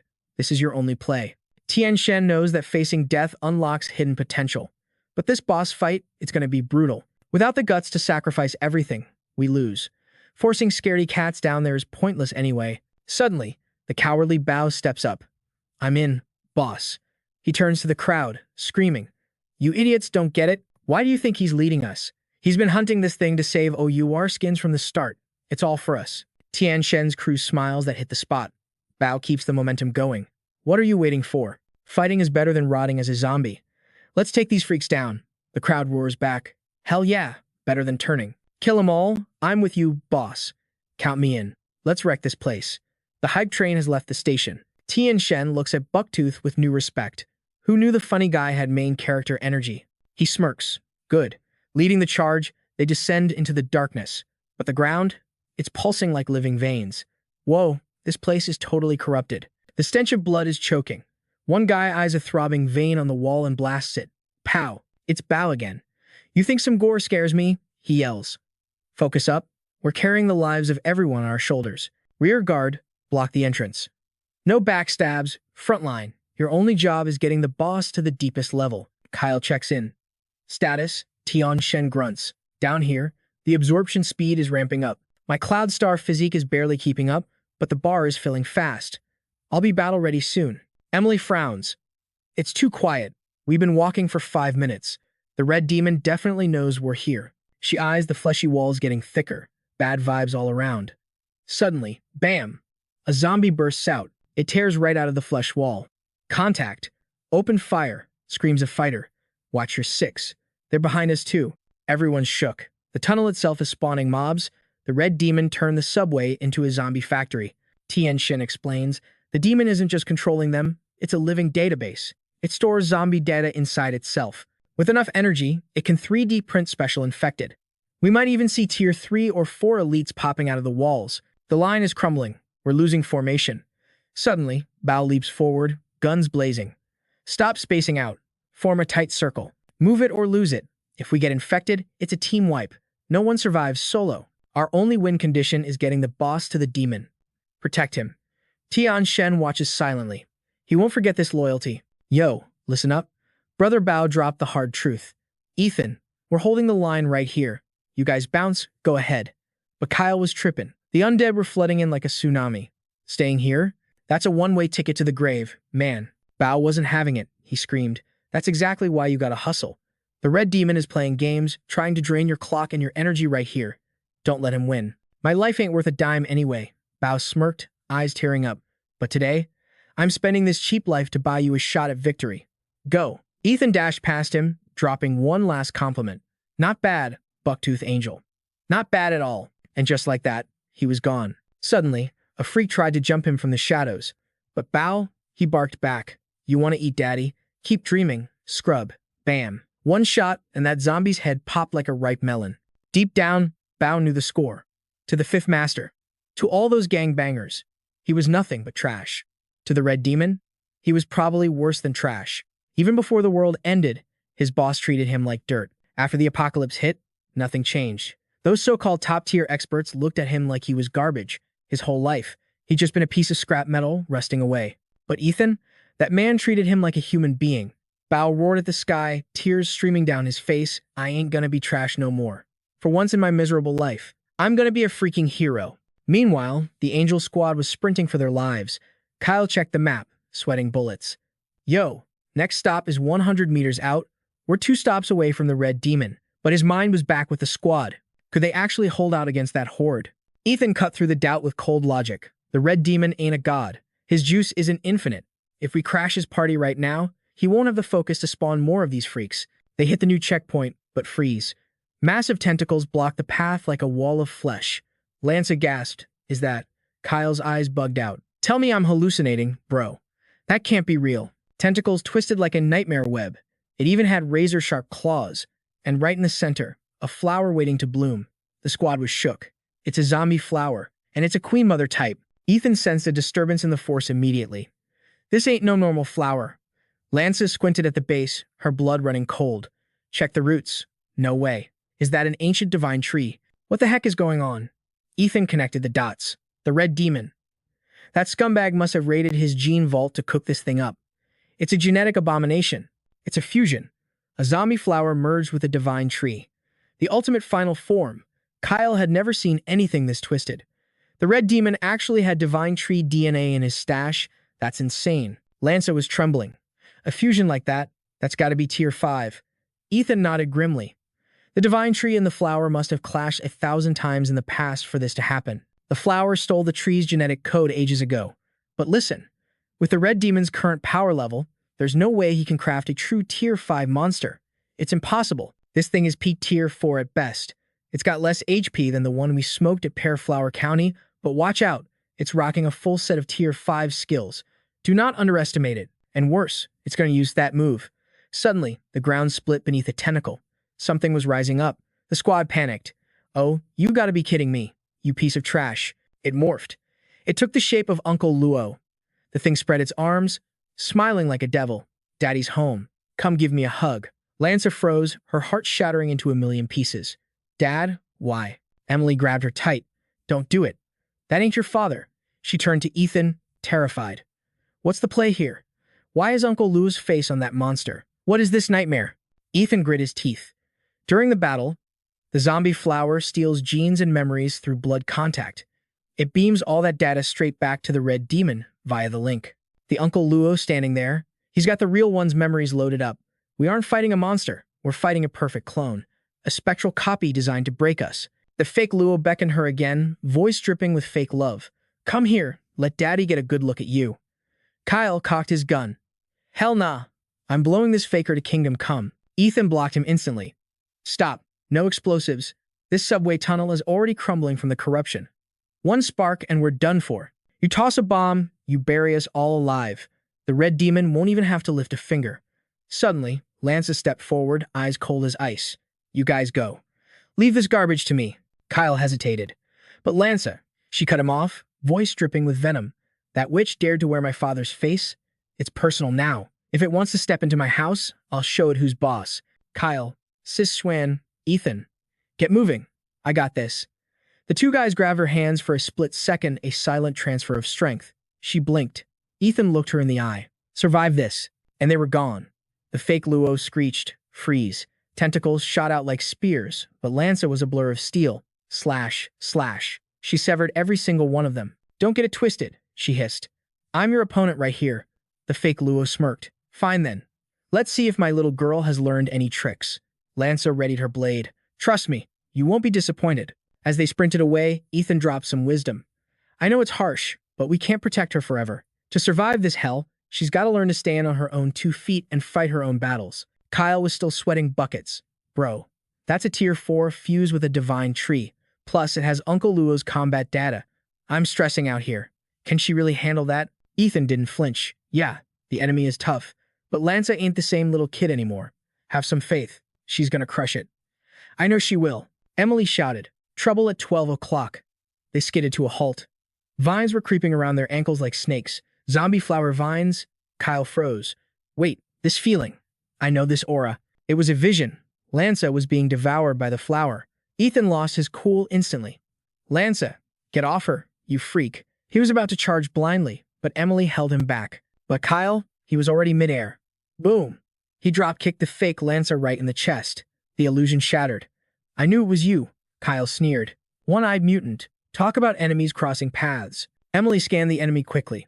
Careful. The red demon buffed its stats. Even my mental defenses got bypassed. Taking this thing solo is suicide. Kyle cracked his knuckles. Nah, Ethan, this one's mine. This ugly mug put me in a coma back in the car. I owe him a beatdown, and I'm collecting today. Even if it kills me, you two are the DPS. Go kill the boss. Don't waste time on the mobs. Kyle summoned 4 flying daggers. Ethan's eyes widened. 4 blades? Your control skill leveled up. You've been training. Relax, bro. I ain't getting played like a fiddle again. Ethan patted his shoulder, a silent bond passing between them. Got it. Handle business here. We're moving on. As the duo vanished, Kyle smirked at the monster. Wow, you let them walk right past? You're way more chill than that flower freak from earlier. Or are you just stupid? Then, snap, die. Flying daggers rained down like a storm of steel, slicing into the one-eyed mutant. Kyle laughed maniacally. Trying to step to Brother Faye. You're 100 years too early, kid. But suddenly, the world warped. Kyle blinked. The subway was gone. He was standing in a dark hallway. What the? Is this? My front door? Confusion hit him like a brick. My brain is glitching. Wasn't I just underground? I gotta help Ethan. But his hand moved on its own. No. Wait. I'm home. I need to go inside. This feels right. Click. The door creaked open. Warm, golden light spilled out, blinding him. He stared, jaw dropping. It was his room. Perfect. Preserved. Just like in his deepest memories. And then, a voice that made his heart stop. Why are you back so late, son? We almost started without you. Come on. Sit down and eat. Kyle felt totally out of it, like he just woke up from the weirdest fever dream ever. He couldn't shake the feeling that he hadn't seen his parents in forever. Or maybe he was just overthinking things. His dad scolded him playfully. Look at this kid, talking nonsense all day. Then, his mom's hand gently cupped his cheek, her voice soft as velvet. Little Kyle, you must be tired. Don't worry, Mom and Dad aren't going anywhere. Tears welled up in his eyes instantly. Okay. Looking at the steaming hot meal on the table, Kyle convinced himself. That's right, his parents were here. The family was finally reunited. Suddenly, his dad spoke up. Look at the time. Mother, grab my coat. Kyle blinked, confused. Huh? His gaze dropped to the watch in his hand. Dad, this watch. Memories came flooding back like a tidal wave. That day, his dad had self-destructed. Kyle clutched his head, screaming in pain. The illusion of his mom looked worried. Son, what's wrong? He muttered, right, the zombies. What about the zombies? Has the virus not spread yet? The parents looked at each other, totally clueless. His dad asked, the virus spread months ago. Why bring that up now? Besides, didn't Big Boss Uwe take care of the zombie horde in our district ages ago? His mom chimed in, exactly. Even though we had beef with his business before, we have to admit, thanks to him, we're living the good life now. Big Boss Uwe was the first to spot the outbreak. He united the whole city like a hero. Because of him, everything is normal here. Kyle rubbed his temples, confused. Is that true? So this place is safe. Then what about the kid La and Ethan? His dad patted his shoulder. But little Kyle, listen. To keep this happy life for our family, you have to take out one person. Kyle's eyes widened. One person? Who? Both illusions spoke in unison. A bad guy. He wants to destroy everything Big Boss Uwe built and ruin everyone's peace. The illusion of his dad pressed a gun into Kyle's hand. I know you and him are tight, but can you do this for us? You have to eliminate him. Kyle was panicking. Dad, who are you talking about? Suddenly, a voice called Kyle's name from outside. He froze. No way. Banging on the door echoed through the room. Kyle was shook. Is that Ethan? Meanwhile, Samantha was in a fight for her life.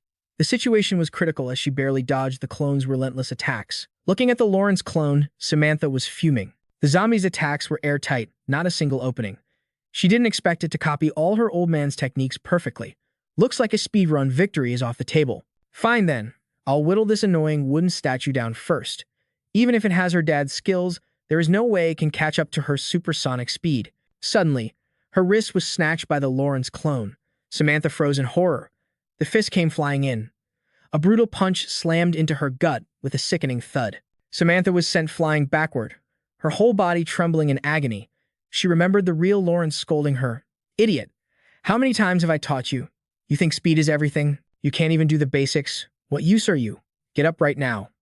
Back then, Samantha was stubborn and refused to stand. Damn, old man. I quit. Why do I have to learn this trash? He roared back. Because you are my daughter. Your footing is weak, your core is soft, and your swing is slow. What have you learned from me, huh? Giving up at the first hurdle. Are you really my daughter? Samantha's face darkened as she stood up, shocking the clone. She gripped her dagger tight. That nagging old man really was a pain to deal with. Meanwhile, Ethan was nearing the endgame. Emily analyzed the energy waves ahead. The red demon has likely reached Tier 5, but it's still absorbing zombies instead of breaking out of its cocoon. Why is that? Ethan explained. It's all part of the red demon's plan. It's smart. Even though we destroyed most of its nests, it found a way to skip the weak phase of its evolution. Our next move is to attack its roots and force it to come out and fight us while it's still weakened. She wasn't optimistic. Weakened or not, it is still a Tier 5 monster. But Ethan was confident. I know, but forcing it to hatch early gives us a winning chance. Emily stopped walking. Ethan, be real with me. What are our odds? He sighed and dropped the truth bomb. 30%. She looked defeated. Only 30? He nodded. I know what you're thinking. 30 is low. That is why I have a plan B. If we fail, I'll use it to wipe the red demon's mark off you immediately. With the cloud-gathering body, we might not win, but we can escape. The cloud-gathering body stores energy. I'll use myself as the conduit, suck all the virus energy out of you, and transfer it to the vessel. Once it works, the mark will be gone forever. Emily's face went pale. You'll die, won't you? Using yourself as a conduit causes irreversible damage. That method is gambling with your life. He smiled gently. You're overthinking it. Worst case, I drop a tier and have to grind my levels back up. Besides, we don't have a better option. This is our only choice. Emily muttered, only choice. Back with Kyle, the illusion was escalating. The clone of Ethan knocked again. You in there, bro? It's me, Ethan. Open up. Kyle was stunned. Why is it Ethan? He looked at his parents. The person you want me to delete. It's not him, right? This joke isn't funny. How could it be Ethan? Tell me I'm wrong. What do you mean? Speak to me. Why do I have to kill him? Why? The dad fell to his knees. Little Kyle, I'm begging you. For the peace of this family, please. Kyle's voice went cold. Are you kidding me? Do you know what you're asking? That's not just anyone. That is Ethan. Kyle screamed, tears streaming down his face. He is my brother. Suddenly, slow clapping echoed. What a touching brotherhood. Kyle froze. His loved ones were tied up. The zombie dog Big Boss UI kept was lunging at the illusion of his mother, barking viciously. She screamed, save me. Big Boss UI taunted, I want to see if you choose your homie or your parents. The illusion dad begged, save your mother. I'm begging you, or she's going to die. Screams for help filled the air. Save me. Little Kyle, please. Kyle, think carefully. He gripped the gun until his knuckles turned white. Shut up. The three illusions looked at him with anticipation. Kyle made his choice. I'll do it. Outside, the effing clone called out, hey, you in there? Kyle suddenly asked, Ethan, how long have we known each other? The voice replied, about 2 years, I guess. Why ask now? Tears rolled down Kyle's cheeks. 2 years. Time really flies. He flashed back to their school days when he was getting bullied. Damn it, cough up your lunch money. Back then, Kyle talked big. If you want it, come and take it, you cowards. The bully smirked, his voice dripping with venom. Oh, I'm so terrified of a little boarding school punk like you. You got a death wish or something? Come on, take your best shot, I dare you. But before he could finish that sentence, our main character, Ethan, delivered a legendary kick straight to the dude's face. Zero hesitation, just pure violence. The bully crumbled to the ground right in front of Kyle. Ethan didn't even break a sweat. He slung his baseball bat over his shoulder like a boss and introduced himself. I'm Ethan, your guardian angel for the next 3 years. Kyle would never forget that day, their first meeting and their first brawl. If Ethan hadn't stepped in, Kyle would have lost 6 months of living expenses to those thugs. Later, he found out the bully was the homeroom teacher's son. Ethan knew exactly who he was fighting, yet he threw hands anyway. Kyle asked him later, "Didn't you worry about the consequences? You could have gotten expelled." Ethan just shrugged it off. So what? Worst case scenario, I drop out. Big deal. Ethan, be real with me. If sacrificing me would save your own life, would you do it? The main character didn't even blink. If they want my life, let them come take it. We're brothers. My life isn't worth more than yours. In that moment, Kyle understood the weight of true loyalty. His expression darkened with resolve. Thank you, Ethan. Meanwhile, on the other side of the battlefield, Samantha's duel was reaching a catastrophic level of intensity. Steel sang against steel as daggers clashed. The fake Lauren scoffed, parrying her strikes effortlessly. Too slow. You're still a million years too early to beat me. He blasted her backward, dust and debris exploding everywhere. Samantha gritted her teeth. Every time she used her supersonic speed, this old man predicted her landing spot perfectly. Even with a relentless combo, he wasn't breaking a sweat. It was like fighting a mirror image of her father. The enemy taunted her. Just give up, kid. Sure, you're stronger and faster now, but who do you think taught you those moves? Using my own techniques against me, you have 0% chance of winning. Samantha's mind raced. This duplicate wasn't just a copy. He had inherited all of her father's combat memories and battle IQ. It was like fighting the original master, but with zombie buffs. Even though his raw stats were lower than hers, his experience was god tier. Plus, that annoying zombie flower was acting as a support, distracting her with clones. The odds were stacked against her. If this keeps up, I'm going to lose, she told herself. Chill out, Samantha. Breathe. Think. What would Ethan do in a situation like this? She channeled her inner main character. Flashback to 3 months ago. Ethan was roasting her during training. I thought you said you learned close quarters combat from your uncle. Is this really the best you've got? You have the power of a rank 1 evolver, but you fight like a flailing amateur. With these skills, a basic rank 2 zombie would turn you into a snack.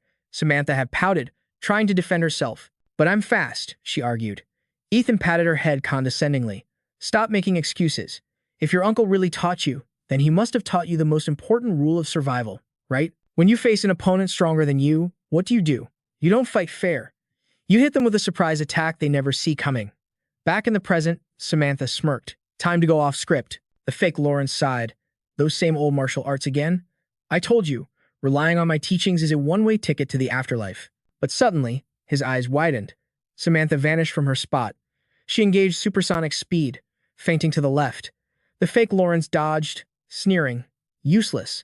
I've already downloaded your attack pattern. You can be as fast as lightning, but I can still block it. He prepared to counter, but she was shifting positions wildly around him. He couldn't track her. In a desperate move, she triggered a double acceleration midair. How was she doing that? The fake Lawrence panicked. But Samantha wasn't aiming for him. She flew past him and slammed straight into the giant ancient tree. He realized too late. Her target is the main body. Samantha stood by the tree trunk, initiating fusion immediately. She laughed, her eyes glowing. If you were just a zombie flower, I'd be in trouble. But you messed up big time. You chose to mimic my father in the form of an ancient tree. That's my domain. I don't just fuse with trees. I dominate them. The tables had officially turned. The zombie flower screeched in terror. A sickening crack echoed through the forest. The fake Lawrence realized she was forcefully separating the parasite from the host. This was the power of absolute separation. With a deafening boom, the zombie flower was ripped from the tree. The fake Lawrence collapsed like a puppet with cut strings. Samantha had pulled off a massive separation, draining nearly all her viral energy in one go. But she wasn't done yet.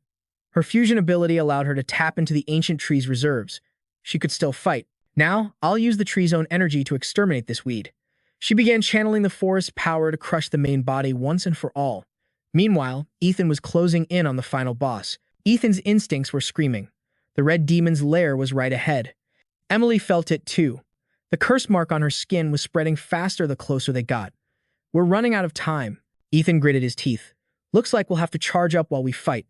I'm not at 100%, but with you by my side, we've got a shot at taking this monster down. Emily, listen to me. Don't go crazy with your powers yet.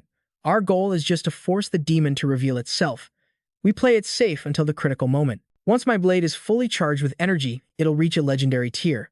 One strike might be all I need to send the red demon back to hell. After we kill it, I'll get you out of here, and we'll find a way to revive Uncle La. Just as he made that promise, he felt a soft hand on his shoulder. Ethan froze. His body wouldn't move. Emily had locked him down with her psychic powers. Sorry, she whispered. I developed this technique after you taught me how to control my breathing. Your plan is to force the red demon out and kill it. But if that fails, you intend to sacrifice your own cultivation base to save me, don't you? I know that's your play. But let's be real. The success rate is less than 30%. And yet, you are still going to risk everything for me. There is another way. A way to settle this with my psychic energy. Ethan looked confused, but she explained. This curse mark is how the red demon absorbs humans, right? If I walk right up to it, it won't refuse a free meal. And while it's trying to absorb me, I'll use psychic resonance to destroy it from the inside. Even if it doesn't die, it'll be critically wounded. And a wounded red demon is easy prey for you, isn't it? This plan has a 100% success rate. Ethan's eyes widened in horror. No, absolutely not. You can't do this. You'll die. Release me. Let me go right now. Emily shook her head sadly. Don't struggle. Your blade is still draining your energy. In your current state, you can't break my psychic chains. You were always lying to me, weren't you? You weren't sure you could kill the red demon. You didn't even have a 1% guarantee. The price for removing this mark isn't just dropping a rank. You are planning to take the curse onto yourself. You always choose the worst plans where you pay the highest price. Tears welled up in her eyes. I don't know why, but that stupidity is exactly what makes me love you. Ethan begged, his voice cracking. Don't go. Please, Emily, don't do this. She leaned in and pressed her lips against his in a soft, heartbreaking kiss. Ethan's face flushed, but his heart was shattering. She pulled away and turned her back on him. Come back, come back, Ethan screamed, commanding her, pleading with her. Get back here, that's an order. But Emily didn't stop. She walked toward her death with zero hesitation. Blinding sunlight pierced the abyss, spotlighting the massive egg resting in the void. It looked lonely but dangerous. Emily stepped into the kill zone, her voice cutting through the silence. Come out, red demon. She didn't come here to chat. She launched a devastating punch straight at the shell. Guess who? Your executioner has arrived. Her fist connected, sending sparks flying as the blood veins around the egg ignited. Crimson markings surged across Emily's forehead. She screamed, detonate, but the red demon commanded, freeze. And just like that, the human stopped cold. Her eyes widened in pure shock. Standing right in front of her was herself, another Emily. Grotesque tentacles erupted from the clone's back, pulsing with sickening lumps. The red demon's voice echoed, let's have a little heart-to-heart. Emily realized the terrifying truth. This wasn't a copy. It was the main body. Just how far had this beast evolved? Emily spat back. I don't chat with monsters. I don't think we have anything to say to each other. But the creature just smirked. You humans have a saying I love. No permanent friends, only permanent interests. I wore this familiar face just for you. Consider it a VIP greeting to show my divine will. And since I'm the host, let me give you the grand tour. It's only polite that I introduce you to my domain, right? Welcome to my crib, my absolute territory. Everything you see here, it's my harvest. It pointed to a throbbing pod. Check out that fruit over there. Emily stared in confusion. You've already met my children, the monster gloated. They're currently busy handling your pesky friends upstairs. Emily's mind raced. You mean the zombie flower and the cyclops? Those are your fruits. The red demon explained. That's just what you humans call them. To me, they are unique masterpieces. They have names, every single one of them. That one is fusion, and this one is spirit. Emily pressed on. So, your main body is just sitting here while your pets fight? Aren't you worried about taking damage by releasing them like that? The red demon laughed, shaking its head. Those two humans are tough, sure. But I seriously doubt they can threaten my precious harvest. Besides, I'm making you a once-in-a-lifetime offer. It gestured to the empty slots.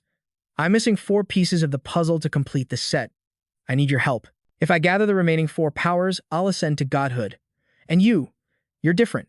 Your spiritual energy makes my fruits look like trash. Your potential is absolutely off the charts. Join the winning team. Become part of the glorious evolution. I'll even give you the spirit fruit to control. You'll transcend humanity and become a higher being. You will never stop evolving. Come on, take a bite. Embrace your destiny. Emily's body began to move on its own. She was losing control. Every cell in her body screamed at her to approach and devour the fruit. Why? Why did she want it so bad? The red demon whispered. Feel that? That's your DNA crying out for an upgrade. You can't fight it. Your genes are guiding you to the next level of existence. Eat it, and evolve again. Suddenly, a memory flashed his voice, promising he wouldn't let that happen. She snapped out of the trance. Quick question. If I eat this, will I be stronger than you? The monster sneered. Nice try. We'll evolve in sync, but you can't surpass the master. Emily's eyes went dark. Is that so? Boom. She slammed a fist straight into the demon's chest. Her voice dripped with sarcasm. Then what do I need it for? I'm here to end you. She unleashed a wave of power. Order. As she attacked, the creature morphed back to its original hideous form. Evolution is the instinct of every living thing. Why do you humans always choose death? You're such weird glitches in the system. Suddenly, the ground beneath Emily quaked violently. Something massive was tearing its way to the surface. A colossal flower erupted from the earth. The red demon declared, a life form that refuses to evolve doesn't deserve to exist. Emily stared up in horror. What kind of nightmare fuel was this? The earth cracked open as the red demon rose up, now towering over her atop the giant zombie flower, looking down like a god.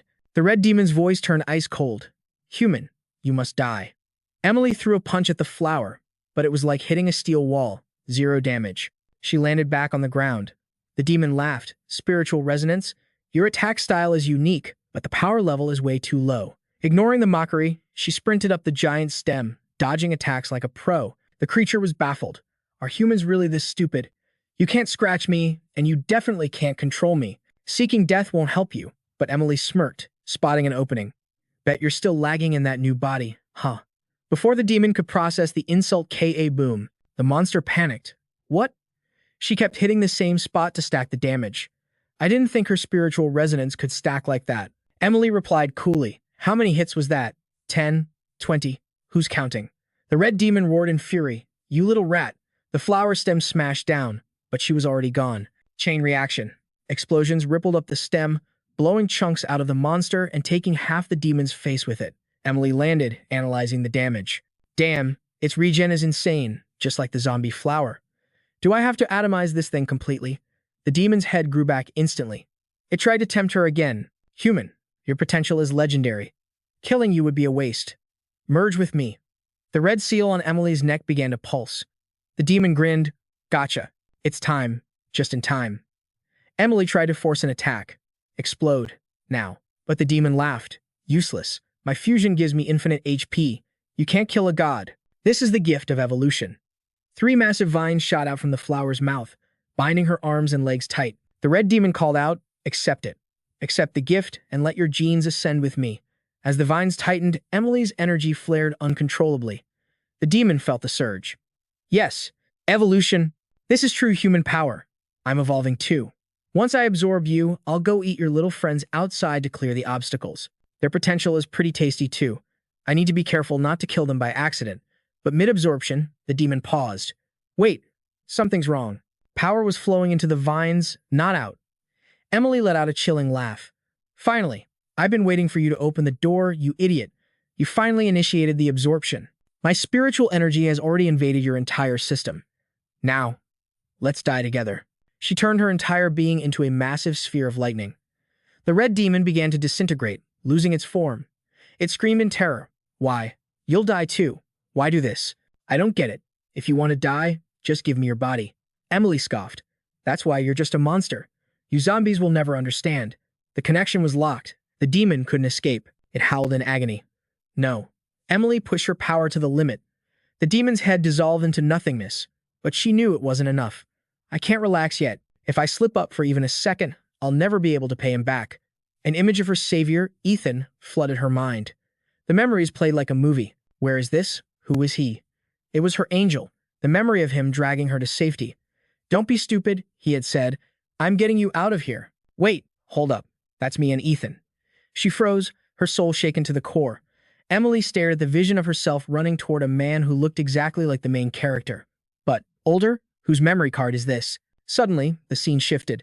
She saw Ethan frantically shaking her body. Hey, wake up. Don't you dare crash on me now. Open your eyes. She was totally confused. What is going on? Chat, that was definitely us. But I have zero recollection of that scene. The memory skipped like a glitchy cutscene to a moment where a man asked, "When do you leave?" Emily replied, her voice heavy with destiny. "Tomorrow. It's the server's last chance for survival. I don't have a choice." The man pleaded, "Can I party up with you? Let me go too." She shut him down instantly. "No way. You're only tier 3. You get one shot at in this raid." The man looked crushed. "So I'm just dead weight to you? Just an NPC in your story?" Emily's mind was racing. Is this a hallucination? No. The red demon doesn't have enough mana to cast illusions this high level. So what is this? A flashback from a past life? I've only known Ethan for less than a month in this timeline, she realized. That man. That was Ethan in his middle ages. This is a glimpse of the future. In the vision, she hugged him tight, full of waifu energy. "Promise me, Ethan. Camp here in the city. Don't roam. Wait for me. If we win this war, we unlock the peaceful life ending. No more fear." Ethan looked grim. "And if you fail, you die. But I guess we're out of options."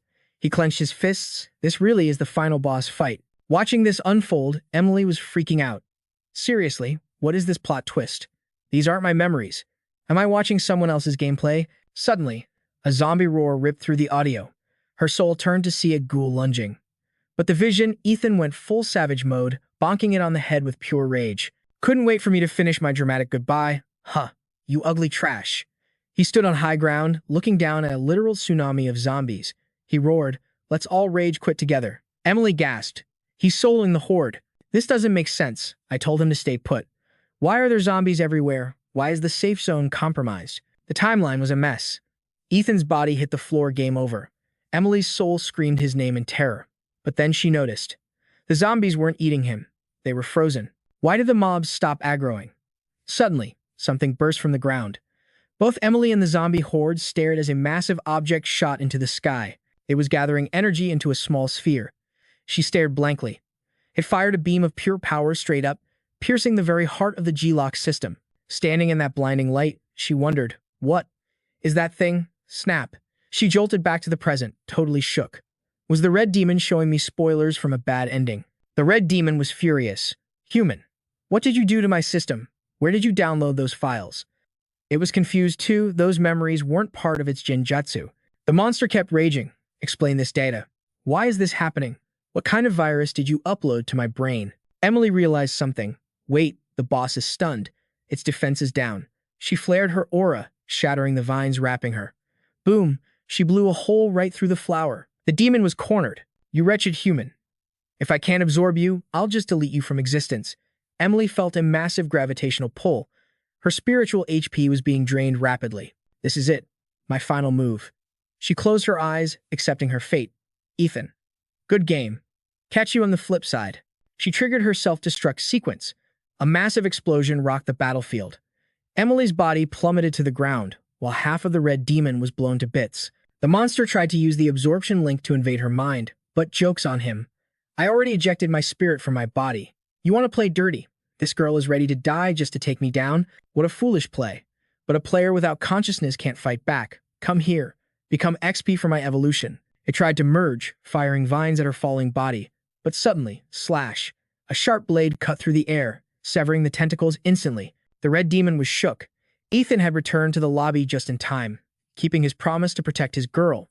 His face was stone cold. He was ready for a deathmatch. He planted his blade in the ground and gently patted Emily's head. "My silly angel. Even in this life, you're reckless." He pulled her into a protective hug. "Rest now. I'll carry the game from here." The red demon looked at Ethan and started drooling. That gene pool. He's even more evolved than the girl. If I eat him, I'll reach the perfect form. The flower zombie's body puffed up like a balloon and shot a disgusting stream of slime into the air. Two main vines connected to the zombie blood vessels, draining the minions to recharge its mana. The flower shot out countless tentacles. Ethan opened his eyes, gripped his sword, and swung with zero hesitation. He realized something crazy. This strike hit twice as hard but cost way less stamina. It was like this sword had an infinite mana glitch, giving him endless power. This blade is actually S-tier loot. It's not letting me down. The red demon panicked as its flower head got sliced in half. What is that weapon? It actually hurts? Wait.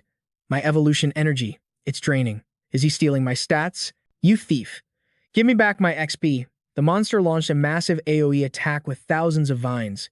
Ethan thought, can't dodge this.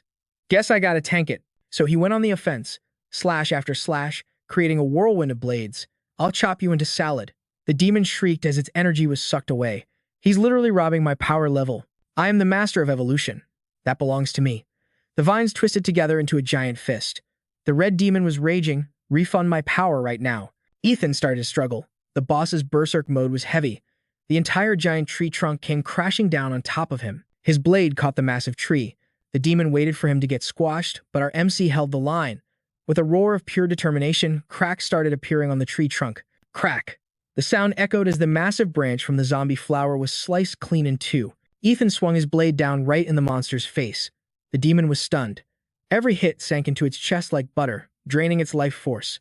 Half its face dissolved into particles. I can't let him farm me anymore. I have to kill him. Ethan saw an opening. The enemy was wide open. He leaned back, dodging the falling debris of the giant flower zombie. But he panicked. Emily is right behind me. He dove back, catching the massive falling carcass of the flower to shield his waifu from the impact. He looked at the fallen monster. Did it really go down that easy? Nah, this feels sus. That witch definitely has a second phase. Suddenly, his radio buzzed. Boss, big problem. The zombies stopped attacking. They're all glitching into the tentacles. Ethan's blood ran cold. They're merging. This is about to get ugly. Guys, the red demon was losing its mind. Evolution can't stop. The fruit hatched. It's calling me. It screamed, that power belongs to me. Come back. Angel realized the play instantly. It's over. The red demon is draining the others to speedrun its evolution. But then boom, a deafening explosion rocked the entire space. Our MC was barely holding his ground, and even the angel inside him was totally shook. The monster struggled to stand, gasping for air like a dying animal. My fruits, my precious fruits are ruined. While the boss cried over its snacks, our boy was wrestling that massive zombie flower, shoving the corpse aside. The giant flower crashed down with a heavy thud. Angel looked back, confused. What is this clown doing? Evolution failed, but it's still obsessed with the fruit. Emily woke up and dropped the lore. Those fruits. They were the zombie flower and the cyclops. Angel helped her up as she confirmed, they're definitely dead now. The red demon is nerfed. Finish him now. Angel finally clicked his squad. La and Kyle had actually pulled off the impossible mission. Meanwhile, Samantha was fighting for her life. She blasted energy, but this zombie flower was built different. Her tree control skills were doing absolutely zero damage here. No matter how hard she hit it with the ancient tree, this thing just auto-healed instantly. It was like fighting a glitch in the system. Worse, the zombie flower was trying to hack her tree. It kept trying to merge and kick her out. It screamed, "Give it back, human." Samantha gritted her teeth. Here it comes again. Nasty tentacles stabbed into the trunk. That's mine. Give it.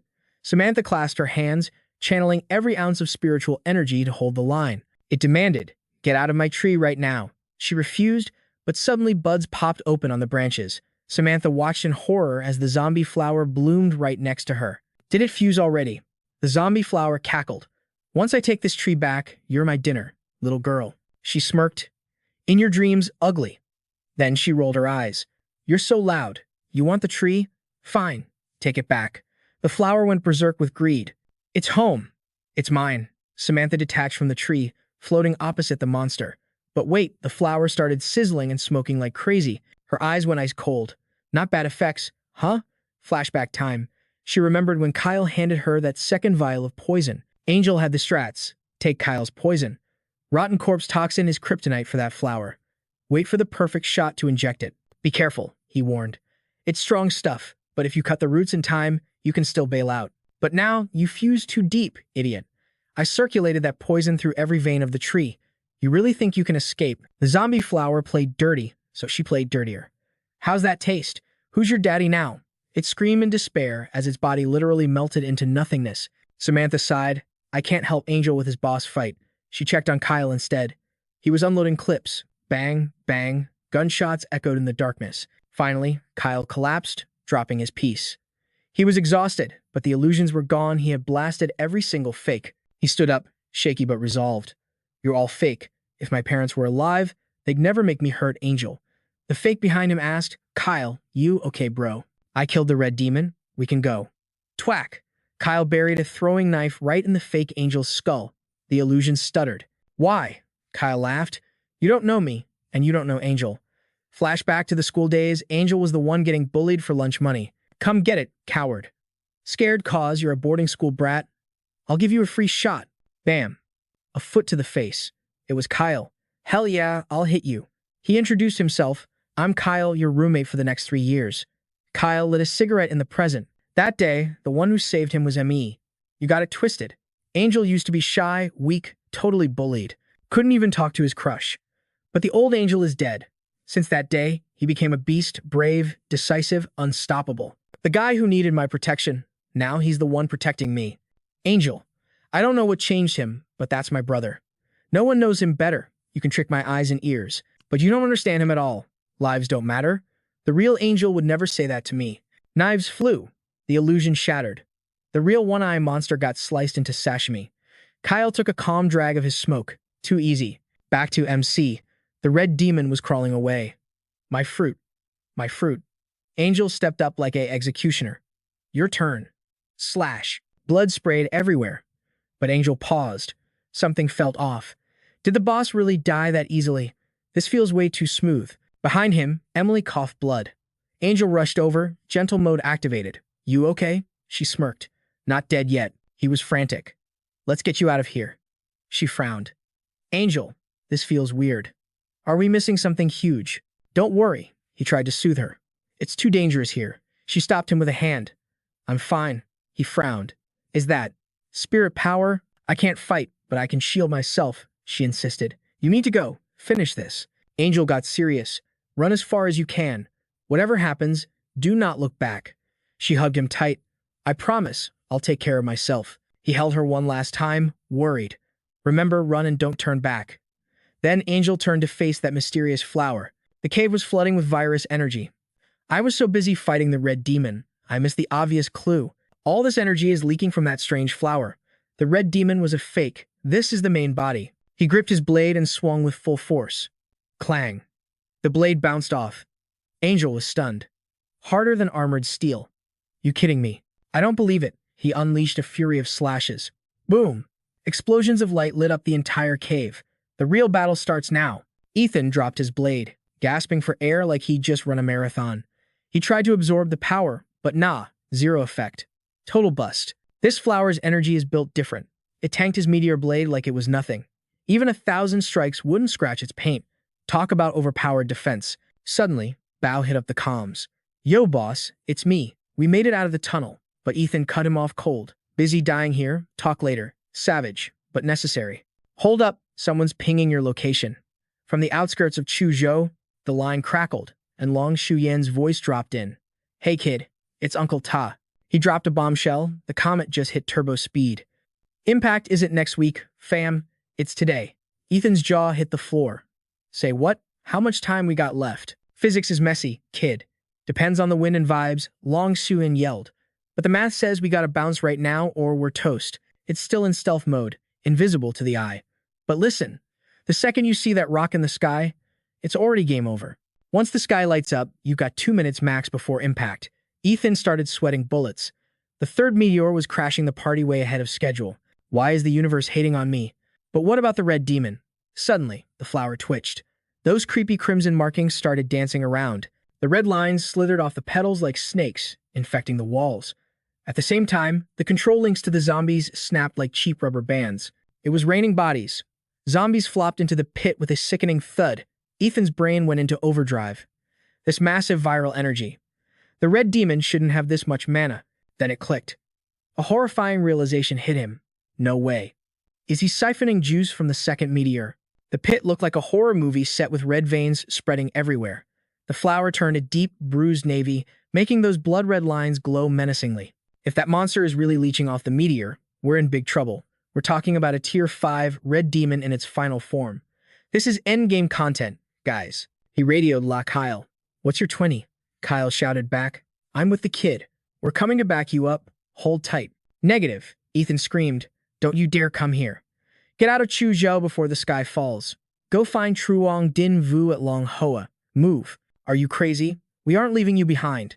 But the MC stood his ground. I'm trapped here anyway. Save yourselves. The red demon isn't dead yet. It's trying to cheese its evolution with the meteor. I have to end this now. Samantha Tone ignored him, sprinting forward. I'm not letting you fight alone. But Kyle grabbed her arm. Stop. He knows the stakes better than us. We gotta trust his call. She slumped, knowing he was right, and squeezed Samantha's hand in frustration. Let's roll. As they left, Ethan killed the comms. All right, ugly. It's just you, me, and a whole lot of pain. A clawed hand burst from the flower. The red demon laughed, its voice dripping with malice. Evolution complete. New stage unlocked. Prepare to get deleted, human. It ripped itself free from the petals. I am reborn. Ethan didn't wait for the speech. He swung his blade with everything he had. Clang. The monster blocked it with ease. Ethan's eyes widened. It had the black demon's armor. Razor-sharp claws slashed at him, forcing a desperate dodge as the ground erupted in flames. It's copying their skills. Black demon's defense, razor claw's offense. It's a hybrid monster. Suddenly, vines shot out of the ground like spears, aiming straight for his heart. Ethan sliced through the vegetation, but a blinding light caught his eye. The red demon was charging up a massive spirit bomb of pure destruction. Boom! He blocked the blast, the explosion rattling his bones. You gotta be kidding me, he cursed. It even stole the fallen one's elemental powers? That's cheating. The red demon roared, hungry for more. It wasn't satisfied yet. It wanted 100% completion. Just one tiny step left to godhood. Ethan ran the numbers. Ultimate defense, lethal claws, mind-messing spores, and elemental magic. This beast was running a full meta build with every hack enabled. And the worst part? Every stolen skill was buffed beyond the original. I have to keep my blade at max output, he thought, or I'm dead meat. Without full power, I can't even scratch that armor. The demon sneered, looking down on him. Humans, always so desperate, always so dumb. Your level is trash. Your damage is 0. Why fight a losing battle? Ethan didn't hesitate. He charged forward. Why? You really asking me that? Because I want you 6 feet under. The demon morphed again. Futile. A low-tier scrub can't hurt a god. Slash. Suddenly, the demon's limb went flying. Wait, what? Impossible. The demon panicked. How can a bug hurt me? Then it stared at the blade. That weapon. That's my evolution essence. You stole my XP before, and now you're using it against me. You filthy thief. That power belongs to me. The demon went berserk. Ethan danced around the attacks, taking only a minor graze on his shoulder. Smoke hissed from the wound. You done throwing a tantrum? He asked coldly. The demon screamed. Evolution is my birthright. Meanwhile, Samantha kicked the door down. Snowball, she screamed, panic rising in her chest. Kyle walked in, looking grim. Still no sign of the furball. We gotta bounce, like, now. If we see the flash, we're ash. But the girl ignored him, frantically searching the rubble. He's not here. Samantha's face twisted in worry. I tracked him 10 minutes ago, but now, nothing. It's like something jammed my signal. Where could that little rascal go at a time like this? Kyle knew they were out of time. He grabbed her hand. We can't wait. Clock's ticking. But Snowball. Seeing her tears, Kyle paused for a split second to drop some wisdom. That beast is smarter than both of us combined. His survival instincts are top tier. He'll be fine. He yanked her arm. No more stalling. Let's move. She let him drag her away, but her eyes were glued to the door. Where are you, little buddy? Back in the arena, Ethan's blade slammed into a massive tentacle. Clang! It didn't even leave a scratch. The tentacle lashed back, sparks flying everywhere. This thing is diamond hard. Ethan gritted his teeth. My meteor blade isn't even denting it. He blinked for a second, and the tentacle smashed into the ground, tunneling towards him like a heat-seeking missile. He darted his eyes to the side. Target acquired. Time to make a crazy exit strategy. Ethan's eyes flashed with that main character energy. He blocked the strike, roared like a beast, and yanked that tentacle tight before slamming the red demon forward. The grip on his blade finally loosened as the beast crashed down. But Ethan didn't blink. He kept his eyes locked on the enemy. That chain isn't just a weapon, it's alive. Damn, fighting a living weapon like this, his blade was definitely at a disadvantage. The eyeless creep spoke up, you and your toy are special. Top-tier evolution. Then boom, it stomped the ground, ready to wreck everything. Suddenly, the floor beneath Ethan rose up. A giant maw opened wide to swallow him whole. But he noped out of there, jumping high to dodge that zombie flower trap. The monster looked at him, struggling, and laughed. You can't run, kid. Hand over that evolution. It launched its tentacles straight at him. His sword got wrapped up tight. Ethan frowned. All his escape routes were blocked. Time for a high-stakes gamble. Music intensifies. He crouched against the wall, then launched himself like a rocket. Full send straight into the attack. Purple flames ignited on his blade. Boom. A deafening blast rang out as he gripped his sword and let out a warrior's war cry. The red demon's weapon snapped in two. Pure shock hit its face. In a split second, that slash deleted its defense. Ethan dropped to one knee, gasping for air. That move drained him completely. He bit his lip, trying to keep it together. That attack emptied his mana bar and his stamina. He had to recharge that energy instantly before the red demon could regenerate. He grabbed a stone from his pocket, but suddenly, through the dust, the demon's weapon lashed out with insane speed. Ethan was forced back, barely blocking the hit. The demon stepped out of the smoke with a creepy grin. Human. It faded into a blur. Your evolution belongs to me. You can't steal it. The red demon laughed like a maniac. It was fully back in action. Ethan's eyes popped out. What the? Click-clack sounds filled the air as tentacles sprouted and the bloated monster slowly walked forward. Ethan froze, watching this beast play dirty. He used the tentacles in the pit to suck up leftover virus energy during the fight. All the energy from the meteor blade went straight to its gut. The demon cackled, sprouting more tentacles. Human, your power is mine now. Claws and tentacles shot forward, but then, slash. A massive figure jumped in and severed the tentacle instantly. Who was that? Even the demon was shook. As the dust settled, the savior was none other than Teobach. The little guy narrowed his eyes, standing guard in front of Ethan. Squeak!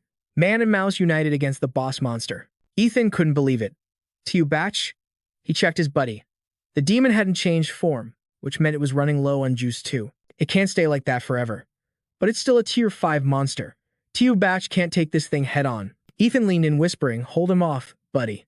Just buy me a few seconds to recharge. Teobach squeaked and dashed. He moved so fast, he left afterimages confusing the enemy. The demon's eyes glowed. This little beast was full of surprises. A blinding light flashed. The demon shifted. Not my kind. But such excellent evolution potential. If I eat you, my genes will be perfect. It grew massive, stomped down, and snatched Teobach by the ankle. Eat! The demon slammed him into the ground, creating a trench in the earth. Teobach squealed in pure agony. The giant monster squatted down, looking at Teobach like an insect. Let me get a good look at you. But the little guy's eyes still held that fire. Meanwhile, Ethan was frantically absorbing the stone. The energy surged into his palm. He gritted his teeth, forcing the fusion process. Almost. Just a little more. His eyes were glued to the fight. Hang in there. The demon was moving too fast, aiming for the kill. That speed was god tier. Teobach was dodging for his life, pushing his body past the breaking point. This was the evolution the demon craved. Seeing the resistance, the demon's eyes went wide. You are mine. Squelch. A tentacle pierced right through Teobach. Ethan screamed, no. The pink energy started draining Teobach's life force. The demon looked greedy as hell. Little beast, become part of my power. Teobach frowned in pain, letting out a weak cry. Ethan panicked, pushing the absorption speed. Faster. Come on, faster. His heart stopped. He was too late. But suddenly, POW. A fist flew out of nowhere, punching the demon straight into the sky. What the heck? Teobach looked up through the pain. Ethan gasped. It was Hoyan. She clasped her hands and yelled, explosion. Kaboom! The blast engulfed the demon. Ethan stared at her. Why did you come back? I told you to run. Emily didn't leave. She squatted down in front of him. Did you forget our promise? Leave and never look back. He yelled, go. But she grabbed his hand tight. I told you I'm not someone who just sits around and takes free handouts. She looked him dead in the eye, totally sincere. You've done way too much for me already. The only thing I can do is fight by your side. She smiled, eyes tearing up.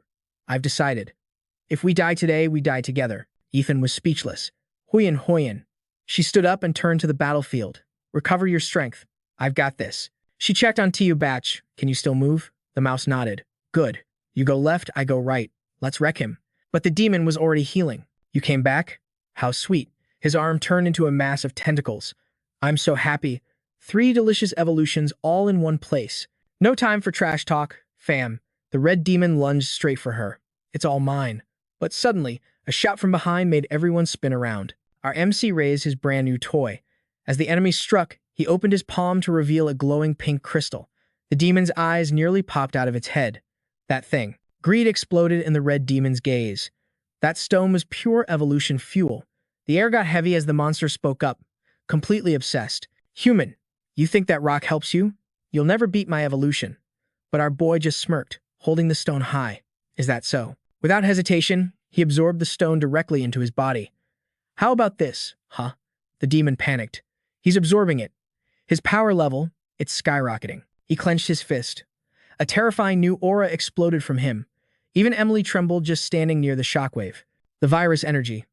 It's insane. How can a human control such terrifying power? She couldn't take her eyes off him. A vein popped on the MC's face as the power surged. The red demon narrowed its eyes, realizing the truth. His evolution. He's catching up to me. How is this possible? A filthy human can't be on my level. I won't let trash surpass me. Absolutely not. It launched a barrage of tentacles. She screamed out a warning. Ethan, watch out. But with a casual flick, he sliced the tentacles to ribbons. The demon frowned deeply. Damn human. What did you do? His eyes remained shut, but his voice was calm and cold. Tell me, why is your evolution speed so broken? He paused, sensing something deep underground. A glowing flower, radiating mystical energy. And right in the center, a hidden gem. He kept his eyes closed, scanning the area. She watched him closely, his spiritual pressure. It's expanding. He's scanning the entire cave. What is he looking for? She reached out, but he suddenly grabbed her wrist. The grip was tight enough to make her wince. Ethan, what are you doing? He was draining her energy. Let go. Don't absorb the red demon's mark. It'll kill you. She tried to touch his face, desperate to stop him. She groaned in pain, looking up at him with teary eyes. Why? Why would you go this far? Memories of their battles flooded her mind. Was everything I did meaningless? Why did I push him down this dark path? Her vision faded into darkness. Stop, please. Even fading out, she worried for him. You'll die. As she collapsed, he caught her gently. He turned to his beast. Snowball, she's yours. Protect her. The red demon scoffed at the touching scene. You think absorbing my mark lets you escape? Think again. 3 more tentacles sprouted from its body. They lashed out like hurricanes. That power belongs to me. No one steals from me. He didn't move an inch. The tentacles slammed against his blade with ear-splitting cracks. The demon was raging, veins popping everywhere. Human. It looked at him like a delicious meal. That evolution is mine. It lunged forward instantly. Give it back. The tentacles twisted together into a massive drill. Like a living missile, it shot toward him. But suddenly, a cry of pain echoed out. He gritted his teeth and shattered the attack. Boom! Massive explosions rocked the entire cave. Dust and smoke filled the air. The demon looked around, eyes narrowing. Where is he? Did he get vaporized? It laughed maniacally. Stupid human. Your evolution ends here. Only I reached the peak. But don't celebrate yet, fam. He was already standing right behind it. Slash! The demon's drill arm was severed cleanly. Its pupils shrank in terror. How is this possible? I definitely destroyed his body. How is he still standing? It couldn't believe its eyes. Realizing it was cooked, the demon scrambled back. Suddenly, the gem glowed and merged into our MC. Talk about a massive power-up. His eyes snapped open. Faster than lightning, he was in its face. The demon couldn't even react before a slash. There goes the other arm. The demon was shook. Why is he so fast? He clenched his fist and grabbed the monster's face, slamming it down and pinning it. Pinned to the ground, it stammered. Human, you. He didn't let it finish. The sword pierced straight through. Violet energy pulsed from the blade. The demon's face twisted in agony. You dare use that to steal my evolution. He ignored the yapping. This power. It's the level I never reached in my past life. Tier 4. Truly, Tier 4. He could feel it all. His spiritual senses weren't just seeing things. He could feel the flow of energy itself. I can control the virus energy in this cave, and make it mine. He looked down at the twisted, angry monster. With this energy, I can face the red demon head-on. No, I can kill it. He ripped the sword out, the monster shrieked. Its power, it's recovering? Why? Then he saw it. His eyes widened. Oh no. Meteorites filled the sky. Boom. The shockwave was so strong, even he groaned in pain. The red demon began to mutate. It's here. Finally, spikes burst from its shoulders. The source of evolution. Infinite power is mine. It glared at him. And you are obsolete. He didn't care. He charged in. The only trash here is you. He slashed the tentacle arm, but the demon just laughed. Garbage weapon, it mocked. I have power too. It knocked him back. But our boy stuck the landing perfectly, just as I thought. The meteorites buff him. He glanced at the sky. But I guess it's about time. The demon was confused. Yo, aren't you tired of this? He asked. How about we settle this with one final strike? Guys, comment tier 4 below if you think he wins this. The beast-eyed angel with zero trust, sneering. Yo human, stop capping. You think I'm gonna fall for that weak trap? I ain't dumb enough to get played by you. I'm built different from that fusion trash. Red Demon's arm morphed into a massive blade. One thing is for sure though, he roared, looking absolutely feral. You're just a snack for me. But our main character smirked, confidence overflowing. Dream on, bozo. Today is your funeral." They clashed instantly, steel singing against steel. Red Demon slashed a nasty line across Angel's chest. The hero's body went limp, dropping to his knees as blood sprayed everywhere like a fountain. Angel's eyes started to close. But wait, the monster's eyes popped out in horror. It realized too late its body had been sliced into 4 chunks. It collapsed in a heap. Red Demon laughed like a maniac. "You got skills, bro, but you can't kill me." A blinding light was approaching from the sky. "The source of evolution heals me instantly. But that beam coming down, that's an insta-kill for you. You're cooked. My evolution continues, yours ends here." Suddenly, the demon's body stitched itself back together. "Only I will reach the next level." Fully restored, he stood up like nothing happened. But then, he peeped Snowball the hamster making moves toward the objective. The rat squeaked, powering up. That magic flower underground was glowing with purple neon vibes, shielding the girl, Emily, inside its petals. Red Demon panicked when he saw that. "Hey, that's mine." Angel stood up with a savage grin. "Too slow, homie. You snoozed, you lost." In a split second, Snowball dove into the flower. Red Demon face planted in rage. He charged at the flower, screaming, "Get out. That's my spot." But Angel blocked his path with cold steel. The monster was shook, staring at Angel, who looked fresh as a daisy. "How is your HP full already?" He frowned, scanning the energy inside the boy. "No way." "Are you leeching the evolution source too?" Angel didn't answer, just hit him with a question. "Still think I'm the victim here." Flashback to 10 minutes ago, crouching by the girl. "Snowball, I'm entrusting her to you, fam." The hamster was confused, so Angel grabbed his shoulder. "Don't speak. I'm using telepathy because we ain't got time to chat. Listen close." Seeing the hamster nod, he continued, "I messed up earlier. Red Demon ain't the boss of this dungeon. He's just a parasite living on that weird flower. The flower runs this show. He's just a goon." Angel pointed at the glowing plant.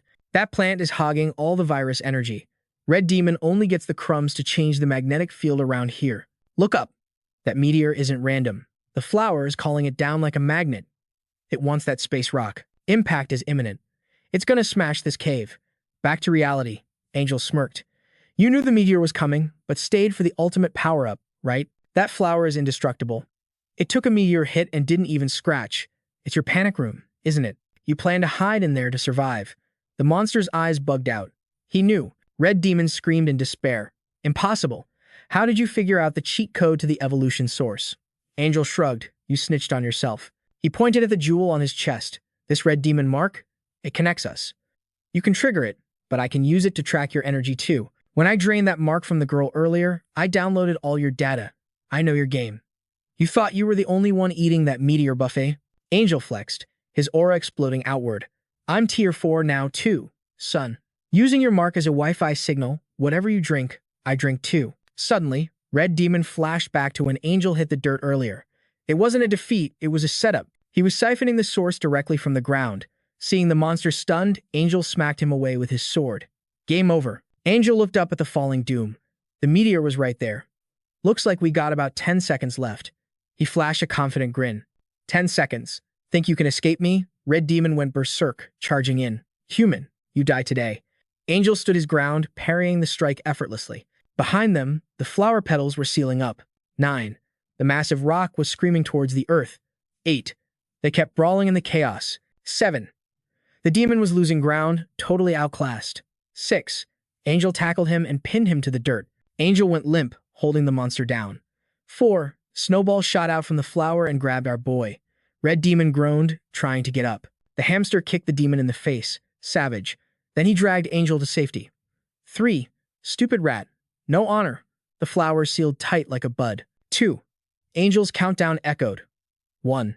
The ground cracked open, and magma erupted like a volcano. Red Demon screamed as the fire consumed him. "My evolution. It can't end here."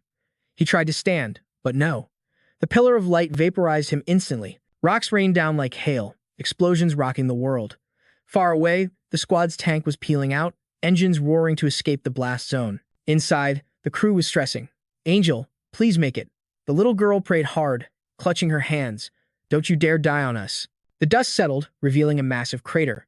The flower stood there in the center, glowing with strange runes and hissing like a beast. Winter came fast, snow buried the crater, hiding the secrets deep beneath the white blanket. Years seemed to pass in a blink. The snow melted away, revealing the flower again. Suddenly, eyes snapped open. Angel looked around, totally confused. The mental server? Am I back here again? While he was buffering, a humming noise started. A red energy orb appeared, followed by tons more floating toward him. Angel reached out and grabbed one. What's this loot? Feels like. I can control them like an admin. He concentrated hard. No energy reading, but the vibe was weird. Hold up.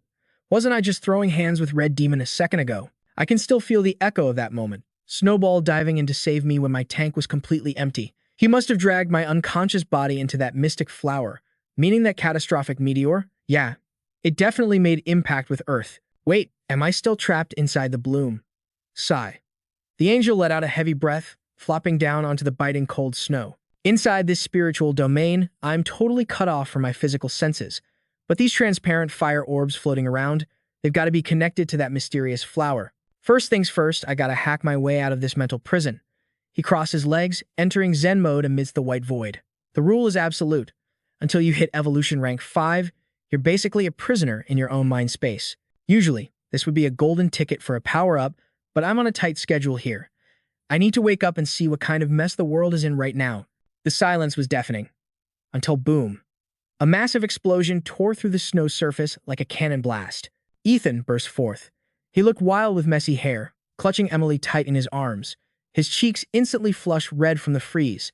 Damn, it's freezing. Is it winter already? How long was I out? He scrambled to find shelter from the sub-zero bite. Man, when I broke out, I put everything into that punch, thinking I'd have to smash through a steel wall. But the thing crumbled like a dry cookie. Losing its legendary hardness? Weird. But looking down at the unconscious Emily, worry started to gnaw at his gut. Shuin, wake up. He paused, checking her vitals. Pulse steady, breathing fine, no chaotic mental waves. So why is she sleeping like a log? Suddenly, his body betrayed him. Violent shivers took over, teeth chattering like a beatbox. No good. This cold is unnatural. Even an evolved warrior can't tank this for long. Staring into the abyss ahead, he realized Snowball and the meteor blade were MIA. But he couldn't play detective right now. Survival came first. Gotta find a safe zone to recharge. Spotting a fissure in the ground, he didn't hesitate for a second. Clutching her tight, he launched himself into the darkness below. Touchdown! In a flash, Ethan hit the bottom. He moved with the grace of a predator, eyes scanning every shadow, senses on high alert. This is odd. Looking at the wreckage, his mind raced. Usually, a meteor impact zone is like a dinner bell for the undead zombie central. But since I woke up, nothing. Zero zombies. I don't even sense a whisper of the virus energy. It's like a ghost town. He replayed the memory tape. Right, the meteorite fragment was definitely on a collision course with this exact pit, but looking around, empty. Zip, nada.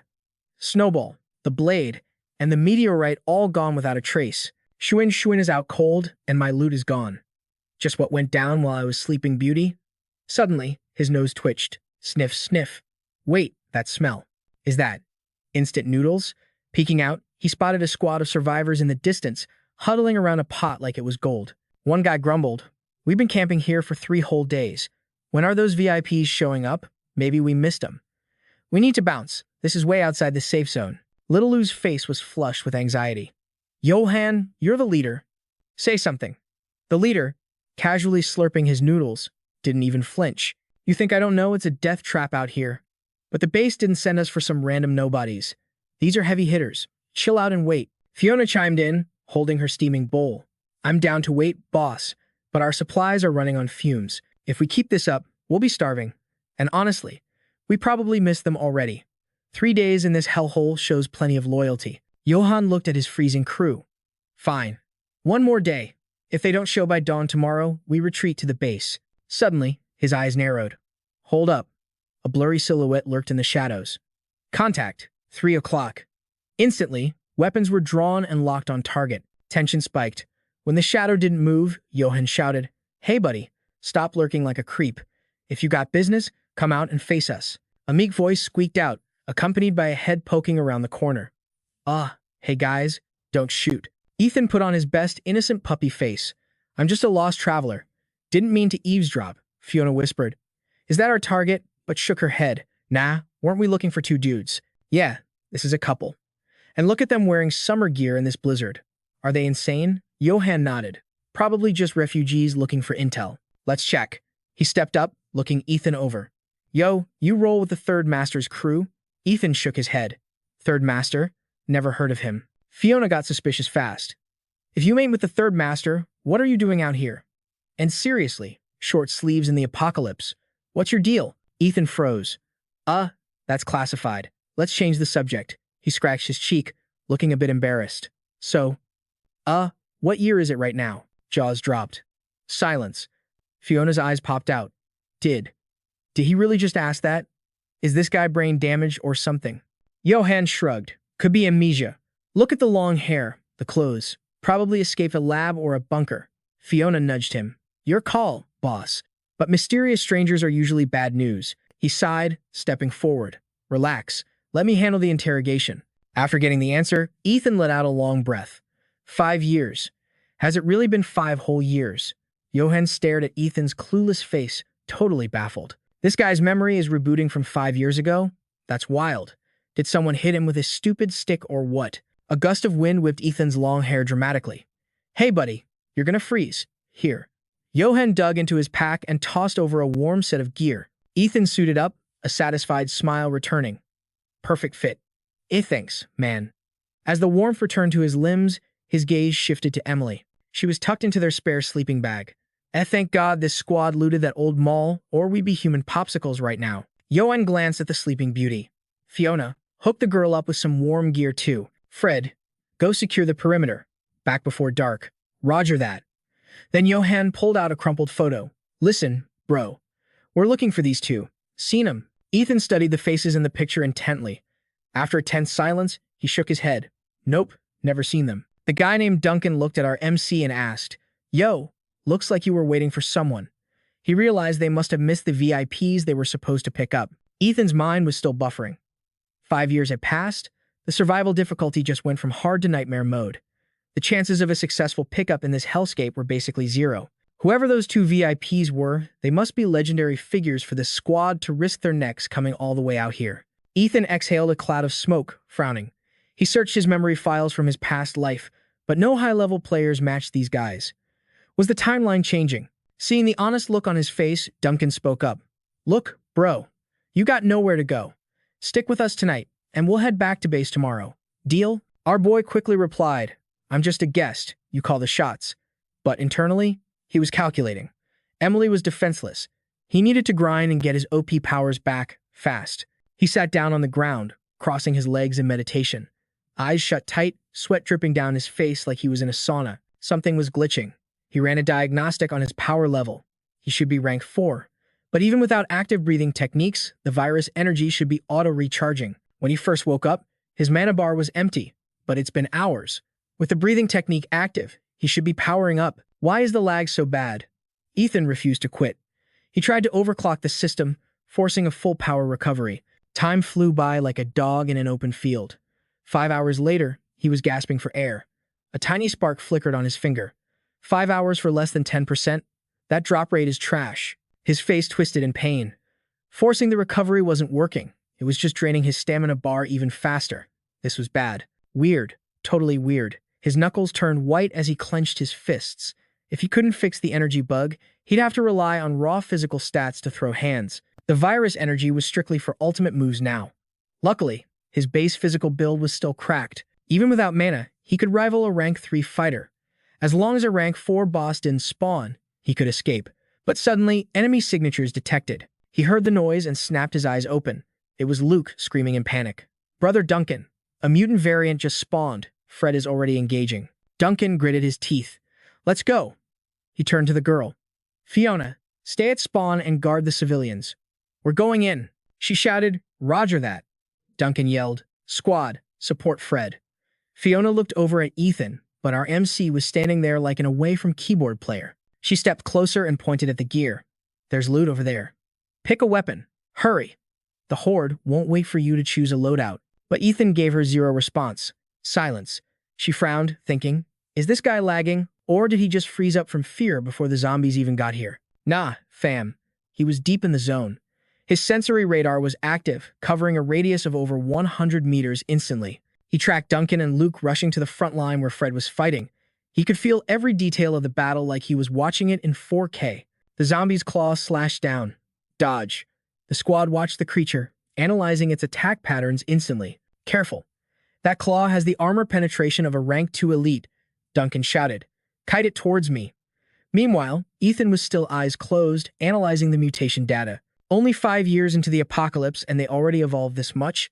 Ethan started breaking down the zombie evolution meta. Once a normal zombie hits the perfect form stage, the evolution doesn't stop. They start morphing into high-tier boss monsters. During this process, they gain traits of high-tier zombies. Even if they are just failed evolutions, their combat power is absolutely broken. But the real problem? The spawn rate. These perfect forms aren't hard to kill alone, but they come in massive swarms. Fred yelled from the front, "Boss, we got a sharp claw variant." Duncan tilted his head. "Clear the lane." As it lunged, Duncan landed a critical hit. One shot, and the zombie dropped to the floor, disconnected. He clenched his fist, adrenaline pumping. "Keep grinding. Send the elites my way. I'll delete them." The squad shouted in unison. "Yes, sir." MC's eyes snapped open. Whoa, they have an elemental user in the party. Ethan started calculating their stats. A mutant variant and an elemental user. The weakest member of this team is a peak rank 1. That's a solid lineup. Looks like the world went through a major patch update while I was sleeping. He looked at Emily in the sleeping bag. To protect his girl, he needed to get his account back to max level. As soon as possible, her mouth moved slightly in her sleep. But the zombies kept coming. Luke spotted another wave. Incoming. "Fred, they're here." Fred clapped his hands together, muttering a spell. "Skill ready." Suddenly, countless threads shot out from his body like a spider web. "Check this out." Fred grinned as the zombies hit the barrier. "You ain't breaking my fat net. Even sharp claws can't cut through this defense," he shouted back. "Brother Duncan, tag in." Duncan leaped from the distance. Nice setup. His fist turned to stone and erupted with raging fire. He roared, "Die, you trash mobs." K-boom, the explosion shook the entire area. Ethan finally looked around properly. This squad actually had some skills. He started taking them seriously. Great teamwork, and everyone had a specialized role. Ethan replayed Duncan's attack in his mind. That leader guy? Definitely peak rank 2. He was the main carry of this team. Their whole strategy revolved around his DPS. Suddenly, a gun was shoved into his hands. Fiona pointed her chin at him. "Hey, protect your girlfriend. I gotta go help the tank line. Don't die on me." Ethan shook his head, walking up and patting her shoulder. No need for the toy. He looked back at Emily with soft eyes. "You guard her for me." Then, he snatched the melee weapon right off Fiona's back. "I'll handle the business outside." She panicked. "Hey, wait." But before she could finish, he was gone. She turned around, but Ethan had vanished like a ghost. Too fast. Meanwhile, on the front lines, the squad was screaming, "Push forward. Don't stop. The next net is almost off cooldown." But they had no clue about the nightmare creeping up behind them. A zombie lunged with a guttural roar. He spun around, screaming, "Fred." The poor guy just stared at the claws about to slice his face, but right before impact, bam! The zombie's head flew off its neck. Everyone froze, jaws hitting the floor, staring at the guy who just saved Fred. His blade was buried deep in that undead monster. He stood there like a statue of war, silent and deadly. Brother Duncan's eyes popped out. He was shook. That speed was insane. Brother Duncan couldn't take his eyes off this absolute unit. That spear throw traveled further, but hit first. That's gotta be at least peak tier 2 speed. Luke's crew was gasping, peak tier 2. That's on the same level as Boss Duncan. A powerhouse like that is a big deal, and so Diana. In any base, that guy would be considered top-tier elite material. Suddenly, another zombie screamed and charged straight at the kid. Brother Duncan's eyes widened in horror. An armored variant. Oh snap, he's dead meat. Brother Duncan got serious. Armored skin is crazy tough, the worst matchup for strength-type evolvers. He rushed over, yelling, "Don't tank it head-on. I got your back, let me assist." Flames erupted around Brother Duncan's body. He blazed forward, ready to cover Ethan's blind spot. "You take left, I take right. If we combine our whoosh," before he could finish, the kid vanished into thin air. Ethan just one-handed slammed that beast into the concrete. Brother Duncan stood there looking foolish, watching the zombie get wrecked effortlessly.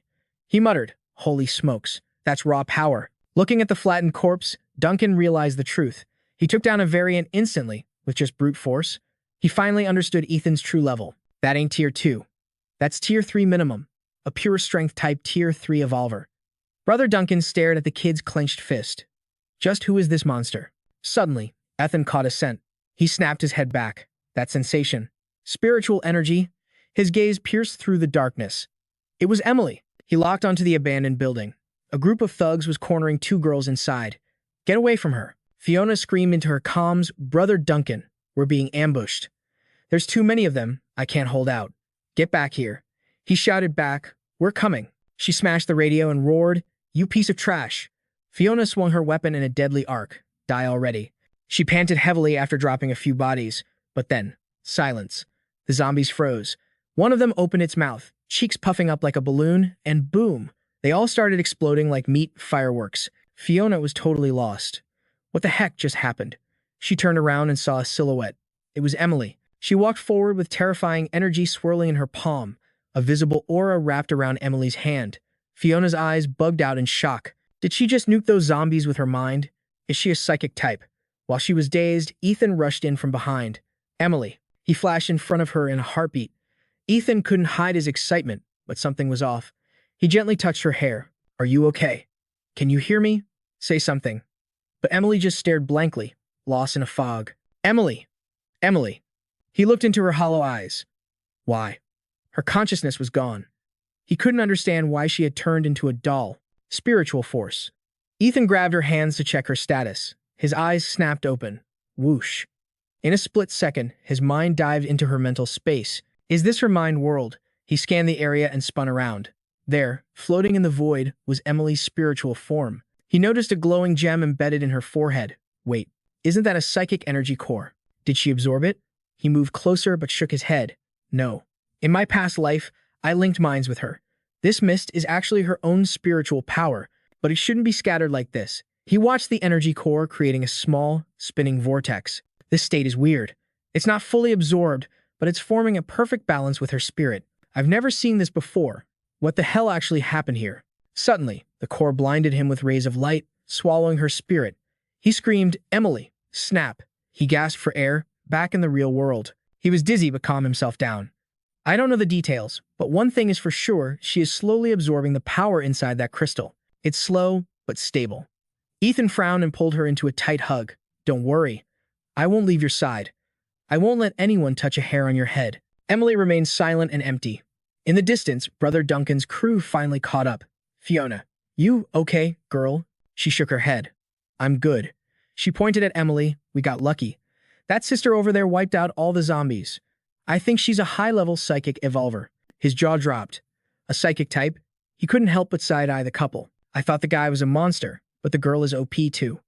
But if they're so strong, why do they look like they've been through hell? Tuit whispered. She looks traumatized, just staring into space. Maybe they escaped something nasty. Brother Duncan sighed. It's a rough world out here. He grabbed Emily's hand and turned to the leader. Brother Duncan, tell your crew to pack up. We need to bounce now. Duncan was surprised. Ethan frowned, his mind made up. We made too much noise. The horde could be swarming us any second. We need a safe zone to regroup. Then it hit him.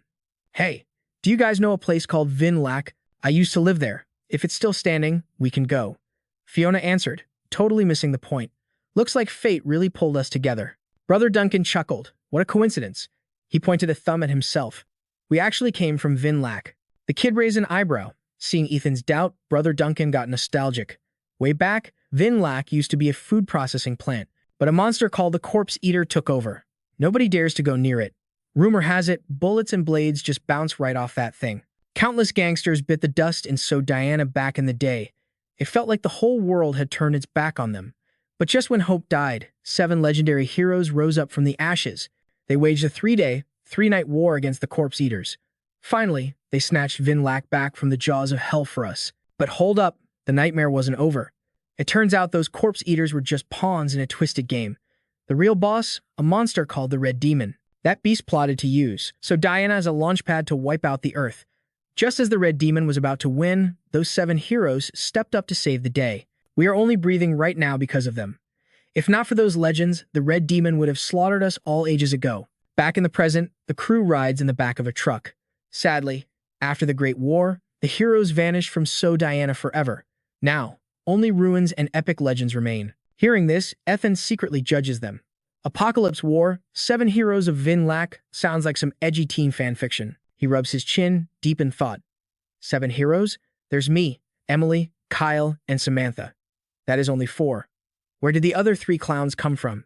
Brother Duncan notices the silence and turns around. Right, this time we are picking up 2 of the 7 heroes coming from Long Hoa. The main character is shook. Heroes from Long Hoa, Ethan asks, totally skeptical. Brother Duncan shakes his head, confused. His brows furrow tight in worry. I only know about two of them. One is a god-tier sharpshooter who never misses. The other dances with daggers, killing invisibly. The main character sinks into thought again.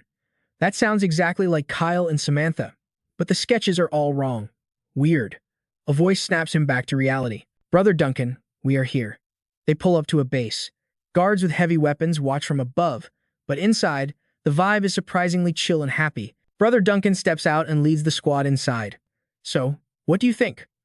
Our Vinlac base is pretty lit, right? Since the apocalypse destroyed So Diana, Vinlac became a magnet for talent. We became the biggest base in the region in no time. I have been here since day one. The main character walks behind, staring at the sign. Vinlac looks like a real base now. Can't believe that old ruined factory grew into this. Life really feels like a dream. Someone on the wall spots them.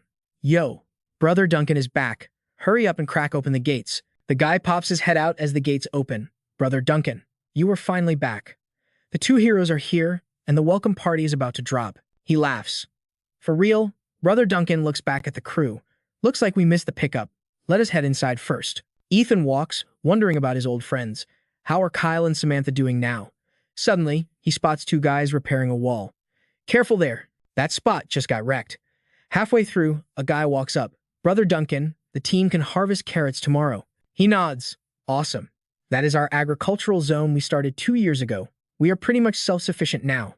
Brother Duncan shows off the lush green garden. In his past life, after the meteorite hit, So Diana was nothing but a pile of rubble. But now, crops are booming. That is some insane progress. Suddenly, arguing breaks out. What kind of job is this? You guys can't even pick up people properly. Lai Shuyan shouts, if I didn't step in, the third master would have been offended. Could you handle that heat? Brother Duncan gasps. Wait, you picked up the third master? He raises an eyebrow. You think I would wait for you, slowpokes? Li Suyen eyes Ethan suspiciously, his vibe turning nasty. You failed the VIPs but brought back these random nobodies? Brother Duncan frowns, not having it. Show some respect. These two are evolved ones. They helped us crush a zombie horde on the way here. Li Shuyan scoffs. Evolved? Big deal. He squints, pointing a finger right in their faces. Don't argue with me. I am the one who secured the third master. We hit it off like old pals. He already promised to make me the new exploration captain. Seeing Li Shuyan's attitude, Duncan grimaces but stays quiet. The guy points dramatically to the sky. His face twists with greed. The one who will lead Vinlac to greatness again is M.E., the great Shuyan. Li Shuyan glares at Brother Duncan. Anyway, hurry it up. The two heroes are here, and we are throwing a massive bash at the central square. Watching this clown, the main character scoffs internally. Best friends? This guy is barely a peak, level 2. Surely my friends don't have such trash taste in people. The group heads inside to the central square. Whispers ripple through the crowd. Yo, did you hear? I saw the heroes at the gate. They look absolutely legendary. My heart literally stopped beating just seeing them pass by. An MC jumps on stage to hype the crowd. Listen up, fam. The party starts now. He points to a screen. For months, we have been hammered by those mysterious iron-eating beasts. We lost good men and precious metal. But don't lose hope, because the heroes have finally returned to save us. The crowd goes wild. Heroes forever. Third Master is the GOAT. In the chaos, a four-eyed guy spots Ethan, while Lai Shuyan smirks behind him. You got lucky finding our base. Li Shuyan sneers. I heard you and your girl are evolved. Why not ditch the losers and follow me? Ethan ignores him, but Li Shuyan keeps yapping. Let me give you some advice, kid. Sticking with Duncan is a dead end. I am different. After today, I will be the hero's right-hand man. The main character tunes him out, thinking. Iron-eating beasts, zombies that eat metal instead of people. That is new. That type of zombie was super rare in my past life. Suddenly, the host's voice booms. Now, please welcome our two saviors to the stage. They will lead us to glory once again. A figure with a rifle steps up. You have all heard the legends of the sharpshooter who never misses. They call him the third master, the gun god. And next up, the warrior whose daggers dance like death itself. Countless souls have perished under his blade. Heavy footsteps echo. Clop, clop. Give it up for our heroes with your loudest screams. As soon as they hit the stage, confetti exploded everywhere. The crowd below went absolutely bonkers, screaming, heroes, legends.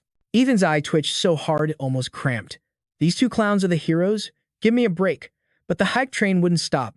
Third Master. Third Master. The The man's voice boomed out, dripping with fake humility. Yo, listen up, fam of So Diana. You guys have been grinding hard. He opened his mouth wide, shouting to the back. For 5 years, we haven't stopped thinking about bringing our hood back to glory. The second we heard y'all were chilling in Vin Lac building gardens, we knew we had to pull up immediately. Now that a new threat is popping up, if I don't step in, do I even deserve the clout? Click-clack. He whipped out a piece right there. I swear on my life right now. Bang. Bang. He fired shots into the sky like an action movie star.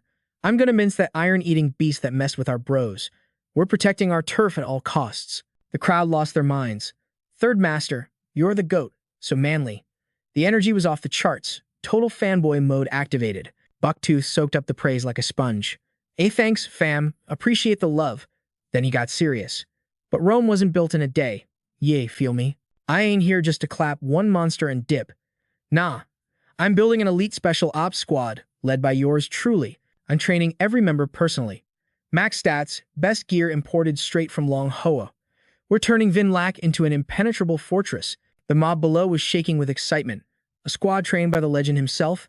That's a god-tier buff. Does that mean we can be his disciples? Pick me. Pick me. Meanwhile, Li Chuan smirked in the corner like, keep dreaming, you NPCs. He was snickering inside, thinking his master plan worked. I already paid the toll.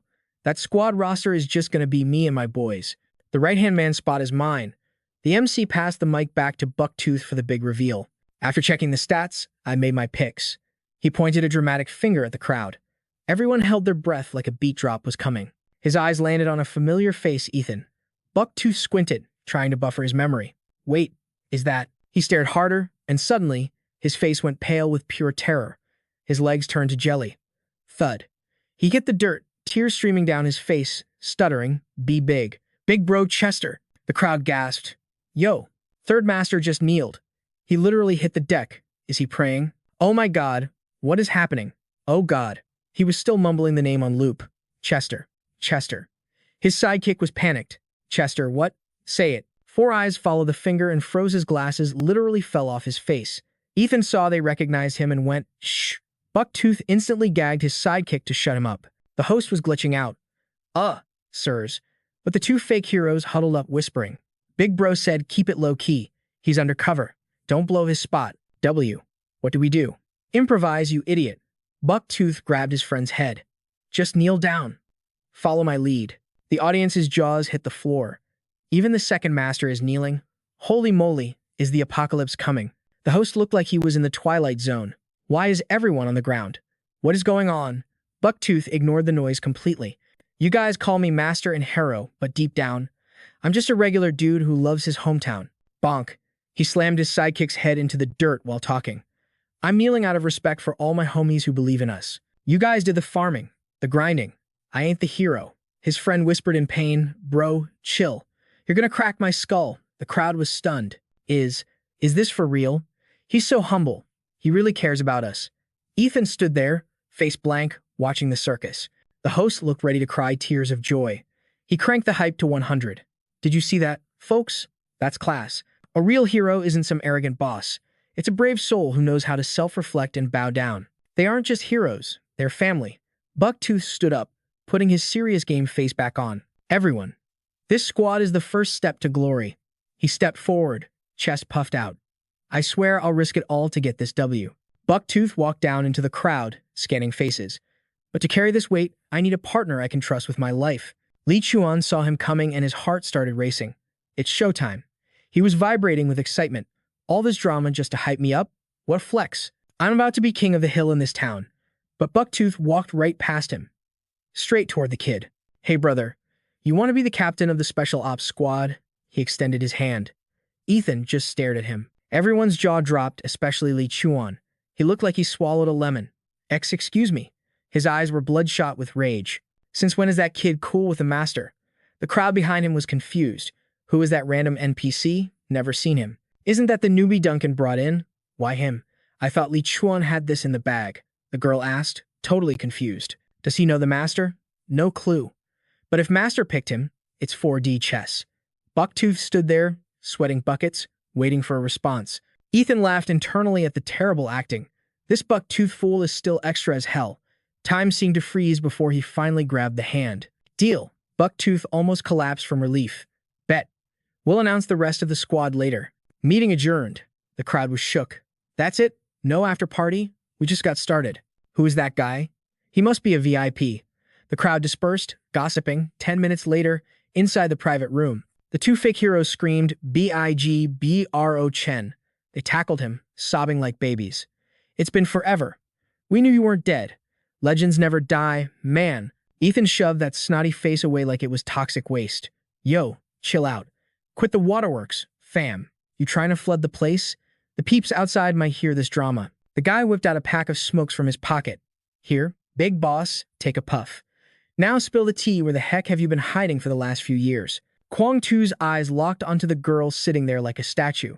And what's the deal with sis Emily? He lit up, taking a deep drag to calm his nerves. Whole time, I was buried at the bottom of that massive crater, crushed by the meteorite from 5 years ago. Just me, Snowball, and Emily. I only woke up from my evolution slumber yesterday. Snowball's gone probably woke up and dipped before us. Ethan paused, his gaze shifting to Nuak Emily. But about Emily, he stared into her empty, doll-like eyes. Her evolution isn't complete. That's why she's glitching out like this. Her consciousness is still stuck in deep sleep mode. He sighed, shaking off the bad vibes. Enough about my drama. What's good with you boys?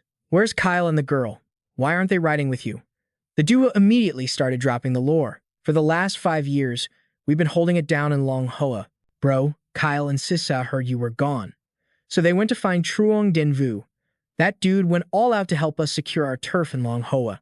We've been living the good life thanks to him, but we never stopped looking. Every single year, Kyle's crew went back to So Diana, scouring that giant crater for any trace of you. They swore on their lives you couldn't be dead. The guy rubbed his head, grinning like a fool. But this year, they got caught up with some other business. They couldn't make it. Just then, Vinlac sent out an SOS signal, so we stepped in to sub for them. Who knew we'd hit the jackpot and find the big boss himself? Hearing this, Ethan went into deep thought. Kyle. The girl. He looked up, raising an eyebrow. So, let me get this straight, you two didn't just come here to sweep my grave, did you? Ethan smirked. I know you, Bucktooth. You don't wake up early unless there's cash involved. Spit it out, what's the real play with this special action team? Kwang Tu laughed awkwardly. Mom and Dad gave birth to me, but only Big Boss truly gets me. Then, his expression switched from goofy to serious in a heartbeat. Real talk, hunting the Metal Eater beast is part of the mission, but the main goal. We're here to unite Vinlac. He looked at the ceiling, lost in thought. After the meteorite hit, this place became even more of a chaotic mess than So Diana back in the day. Right now, Vinlac is split into 2 factions. One side is led by that guy A Shuian, the dude standing next to you earlier. He leaned back in his chair. He wants to clout chase off your hero status to level up his game. I was planning to use him to take over Vinlac, too. If I hadn't found you and Sis Emily, I would have made him my right-hand man. But now, he's getting demoted to a regular grunt. Ethan narrowed his eyes, his gaze turning icy. What's that A Shuian's full name? Kwang Tu replied, Li Shuian. That name triggered a core memory. Wait, I know this snake from my past life. He's wearing a hat in this timeline, so I didn't recognize him. Memories flooded back. In the previous timeline, back in So Diana, Lai Shuian had teamed up with Bucktooth for a while. This guy wasn't a top-tier player in So Diana, but he was famous for one thing, being a coward. Seeing Ethan staring daggers at him, An Bao's eyes went wide. Years ago, facing a massive zombie wave, Lai Shuian bailed at the critical moment. The defense line he was supposed to hold collapsed. The infection broke through. And that's how Bucktooth died in that campaign. I can't believe it. In this life, Lai Shuian ended up as Bucktooth's subordinate. Fate has a sick sense of humor. He exhaled sharply, closing his eyes. Lai Shuian is trash. I need to restructure the special action team immediately. Ignoring their confused looks, Ethan spoke up. The squad that escorted me to Vinlac, they're solid soldiers. I've been watching them along the way. That guy named Duncan, he's got potential. The duo looked puzzled but nodded anyway. Huh? If Big Boss says he's legit, then he's legit. We follow your lead. Ange Bao pushed himself up from the chair. Actually, we got a secondary objective for this trip. And it's all about you, Big Boss. He leaned in close, whispering like it was a state secret. We suspect that Metal Eater beast might be linked to your meteorite saber. He pulled a scrap of metal from his pocket. Check this out. The Vinlac locals found this after a clash with the beast. We showed it to a blacksmith named Lam Vi. She said it has the meteorite saber's energy signature. Ethan narrowed his eyes, grabbing the fragment. There's definitely weak virus energy here, but it's messy and chaotic. Nothing like the pure, domineering power of my saber. After a moment of silence, he asked, "So, what's the game plan for this Metal Eater beast?" Anbao grinned confidently. "We're stocking up on gear and manpower right now. We expect to launch the investigation mission in 3 days." Ethan stood up, nodding in approval. "Bet. I need some time to monitor Emily's condition anyway. You guys go prep." They nodded. "Yes, sir." With the plan set, Ethan turned his gaze back to Nuwak Emily. "Kyle and the girl are safe in Long Hoa. We got a lead on the saber. Now we just need to find Snowball. But honestly, Emily's glitchy state is what's stressing me out the most." Looking at her, his heart ached. "Please, wake up soon." Meanwhile, somewhere else, the annoying screech of So-Hai shattered the silence. "Say that again." So-Hai had changed clothes, legs crossed, puffing on a cigarette. He was in the third master's room for 2 whole hours. Who the hell is this guy? Why does the boss rate him so high? Tiu-sun gritted his teeth, nodding. "Facts. He's just a newbie outsider. Probably just got lucky like a dog catching a fly." So-Hai took a drag and barked, "Shut your trap. We don't get to question the third master's moves." He poured himself a drink from the clutter of bottles on the table. Doesn't matter if he's lucky or has connections. The position of the hero's right hand. It wasn't guaranteed to be mine anyway. The wine glass reflected his twisted, scheming face. "Right now, I'm on equal footing with that woman. But if this hero joins a squad, the balance of power shatters instantly. If he's in Vinlac, he has to pick a side." So Hai swirled his wine, eyes cold as he gave the order. "Keep eyes on him 24/7. Where he goes, who he meets, I want to know everything." The goons nodded. Understood. The next morning, as the first rays of dawn hit, Ethan was still sitting silently by Nuwak Emily's side. He sat motionless, eyes closed, exhaling slowly. It's been a whole night, and progress is painfully slow. Ethan looked at his hand. "Even with the recovery, my virus energy is barely at 20%. Looks like I'm going to have to rely on pure muscle for the next few fights." He leaned over to check on her. "Since I put her to sleep yesterday, she hasn't moved an inch. But her vitals are stable, and her instinct to listen to me is strong." Suddenly, Nuwak Emily's eyes fluttered open. The moment she saw Ethan, she lunged forward, wrapping him in a tight embrace. He gently stroked Ruoxuan's hair, whispering, "So, Sleeping Beauty is finally awake." But just as the vibes were getting immaculate, a knock ruined the mood. "Mr. Zuo, it's me." Zuo raised an eyebrow. It was Brother Duncan. He let go of her, dropping a soft command. "I gotta dip for a sec. Stay put, okay?" Ruoxuan blushed, silent as a mouse. The door creaked open, slicing through the tension. Zuo stepped out, sizing up the guy in front of him. "What's the move?" Duncan replied, "Third Master sent me. Said I'm your shadow for the next 2 days." Zuo smirked. "This dude just recommended himself yesterday, and today he's on babysitting duty? Whatever." The Yongle base had changed like crazy, and Zuo low-key wanted to investigate anyway. He nodded, cool as ice. "All right, show me around." Duncan lit up instantly. "Bet. I know this place like the back of my hand." 1 hour later, Duncan dragged Zuo to a local joint, bottoms up. He downed his drink and grinned. "So, what's the verdict? Our Yongle base is pretty lit, right? Bars, karaoke, 5-star eats, we got it all. Word on the street is they're even building a public bathhouse in the East District." Zuo nodded. "Not bad. Not bad at all." Zuo sank into deep thought. Yongle was popping off with entertainment, but the OG industries like weapon stockpiles hadn't rusted away either. Who knew it would blow up this big in just 5 years? Even the warehouse tour earlier had Zuo shook. Suddenly, a sultry voice cut through the noise. "Is that a pipe in her hand?" "Well, if it isn't Brother Duncan." Sindiao strutted in, rocking a dress that hugged every curve. "What brings you to my turf today?" Duncan scrambled to his feet. "Sister Sindiao, long time no see. Third Master put me on detail to look after Mr. Zuo here. Official business, you know?" "Oh?" She raised a brow. "The guy Third Master handpicked yesterday?" Zuo finally locked eyes with her, and instantly, his expression darkened. He knew exactly who this femme fatale was. Memories from his past life flooded back. In the future, Sindiao was the queenpin who built the entire entertainment empire of Chuzo. Every casino, every bar, she owned them all. Back then, people called her and Jiang the Bucktooth, the ultimate power couple of business. Snapping back to reality, Zuo asked, "She run this joint?" Duncan blinked. "How'd you know?" Zuo shrugged. "Just a lucky guess." Duncan grinned, showing all his teeth. "You got a sharp eye, Mr. Zuo. But nah, you missed the mark. She ain't the boss. She's the boss's lady." Zuo took a sip of water. "She's taken?" Duncan nodded. "Yup." Then came the bomb drop. "Her man is Third Master." Zuo did a spit take, spraying water everywhere. He wiped his mouth, looking totally done. You for real? Since when is Bucktooth Jiang pulling baddies like that? Seeing Zuo's disbelief, Duncan spilled the tea. It goes back 5 years. Sister Xindiao came to Longhua and met Third Master back in the day. Duncan got that nostalgic look in his eyes. 3 years ago, a massive zombie horde hit Chuzhou. Yongle was about to crumble. In a Hail Mary play, Xindiao led her people to Longhua to beg for reinforcements. And guess who led the charge to save them? Third Master himself. It was love at first sight on the battlefield. Since then, they've been inseparable. Zuo's eyes gleamed with curiosity. If you guys met him, what's up with that fake-ass poster? Duncan scratched his head and laughed. Nah, fam. After that zombie wave, barely anyone survived. Most folks in Yongle now are newbies like me. Never met the real Third Master and definitely never saw those legendary heroes. As for the photo, just a mix-up. I just figured even heroes use beauty filters these days. Duncan's face turned into pure fanboy mode. But man, I'd kill to meet that legendary hero. Rumor has it, he one-shotted the Red Demon with a massive blade.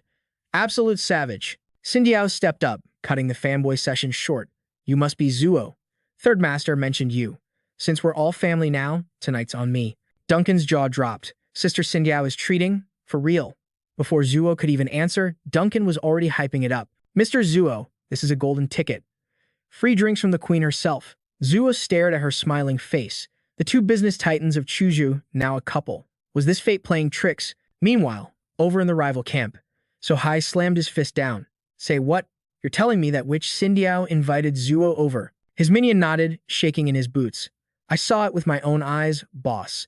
Zuo and Duncan went straight to the VIP room. So Hai gritted his teeth. Damn it, that snake beat me to the punch again. She's already stepping on my neck all over Yongle base. If she recruits Third Master's new favorite, I'm finished. He couldn't sit still and stormed out. Back at the club, the karaoke machine was blasting. Duncan was screeching into the mic with some models. If you're a good boy, you get a treat. If you're bad, you get punished.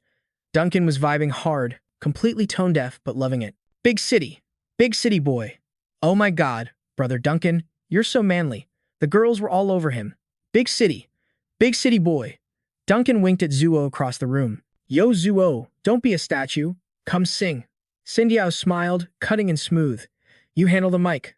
I'll handle our VIP guest. Duncan laughed. Say less. Ladies, let's keep the party going. Xindiao side-eyed Zuo, who was sitting in silence.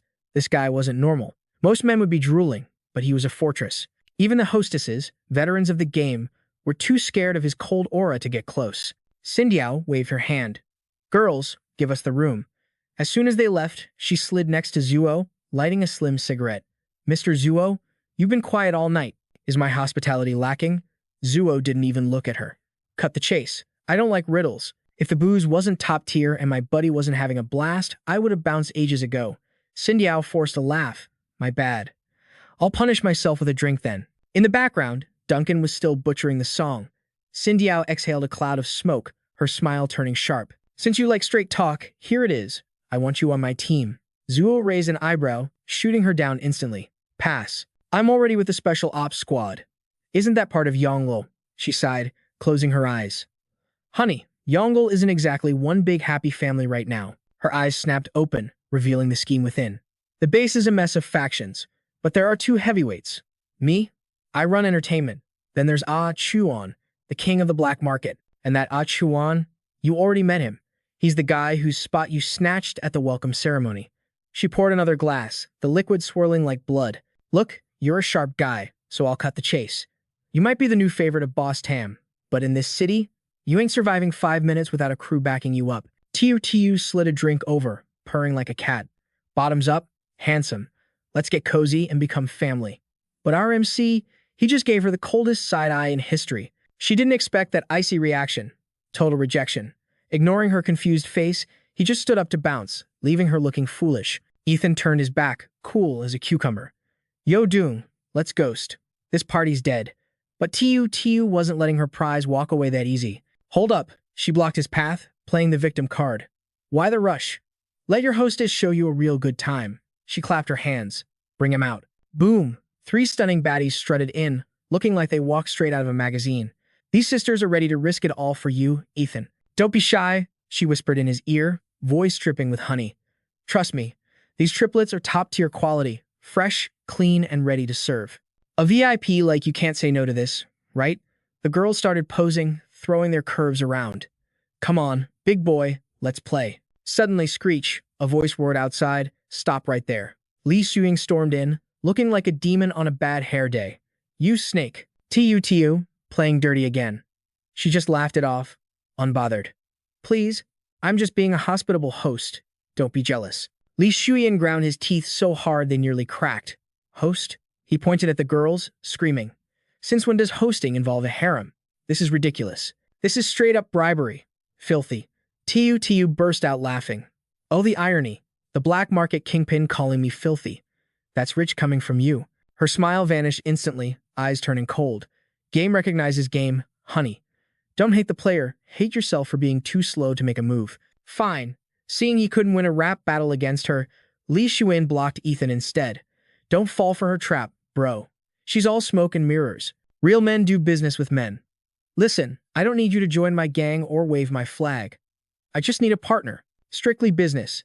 I need 6 spots in Boss Tam's special squad. You make that happen, and you get 20% of my casino profits. Passive income, baby. Tu's eyes narrowed. 20% for 6 spots? Since when did this stingy guy become Mr. Beast? Something's up. She did the math. That squad is tiny. 6 spots means owning half the team, plus the cash. Even a neutral guy would be tempted by that massive bag. If this goes through, he gets Ethan and controls the special forces. That's a 200 IQ power play right there. Seeing the MC silent, Li Xuan slapped his shoulder confidently. See? It's a win-win, brother. Easy money, you can't lose. Big mistake. The MC's aura turned dark. He hates being touched. He swatted the hand away like a fly and walked off. I said, hands off. Doong signaled his lackey, go get Boss Tam, as soon as possible. Then he looked at Li Xuan's salty face. Damn, the new guy really has zero chill for anyone. Knowing Li Xuan's temper, things were about to get messy. Ethan took 2 steps and stopped dead in his tracks. Tiu Sung led a squad of goons to block the exit. You ain't leaving till we get an answer. Tiu stepped up, pretending to help but loving the drama. An answer? He made it pretty clear. Your pocket change isn't enough to buy him, loser. He's out of your league. Li Xuan was fuming. Tiu analyzed the MC. He wasn't swayed by money or beauty. We move too fast, she thought. Gotta play the long game with this one. She leaned in close. Mr. Ethan, let's ditch this clown and talk somewhere private. But the MC was fresh out of patience for these games. Be gone. Cindiao froze. Even her help was rejected. Then, the MC dropped the mic. 1. I don't team up with trash or morons. And 2. Neither of you scrubs are worthy of making a deal with a god like me. Tiu snapped. I gave you respect, but you're crossing the line. Li Xuan lost it too.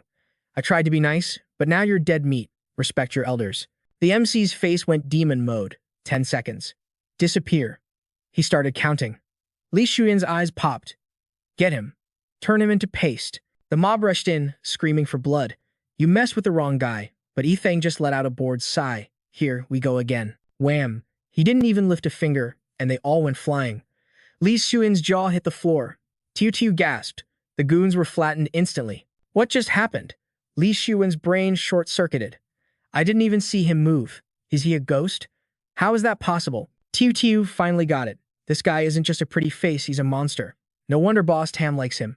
Good thing I didn't attack, or I'd be pavement pizza like that idiot. Suddenly, a booming voice echoed from outside. Stop it. Everyone froze and looked at the door. Boss Tam walked in, looking menacing. Tiu immediately switched to waifu mode. Oh, Boss Tam. You gotta hear this, let me explain. Boss Tam wasn't having it. Zip it. What happened here? He looked straight at Ethan. Everyone held their breath. He's asking the new guy directly.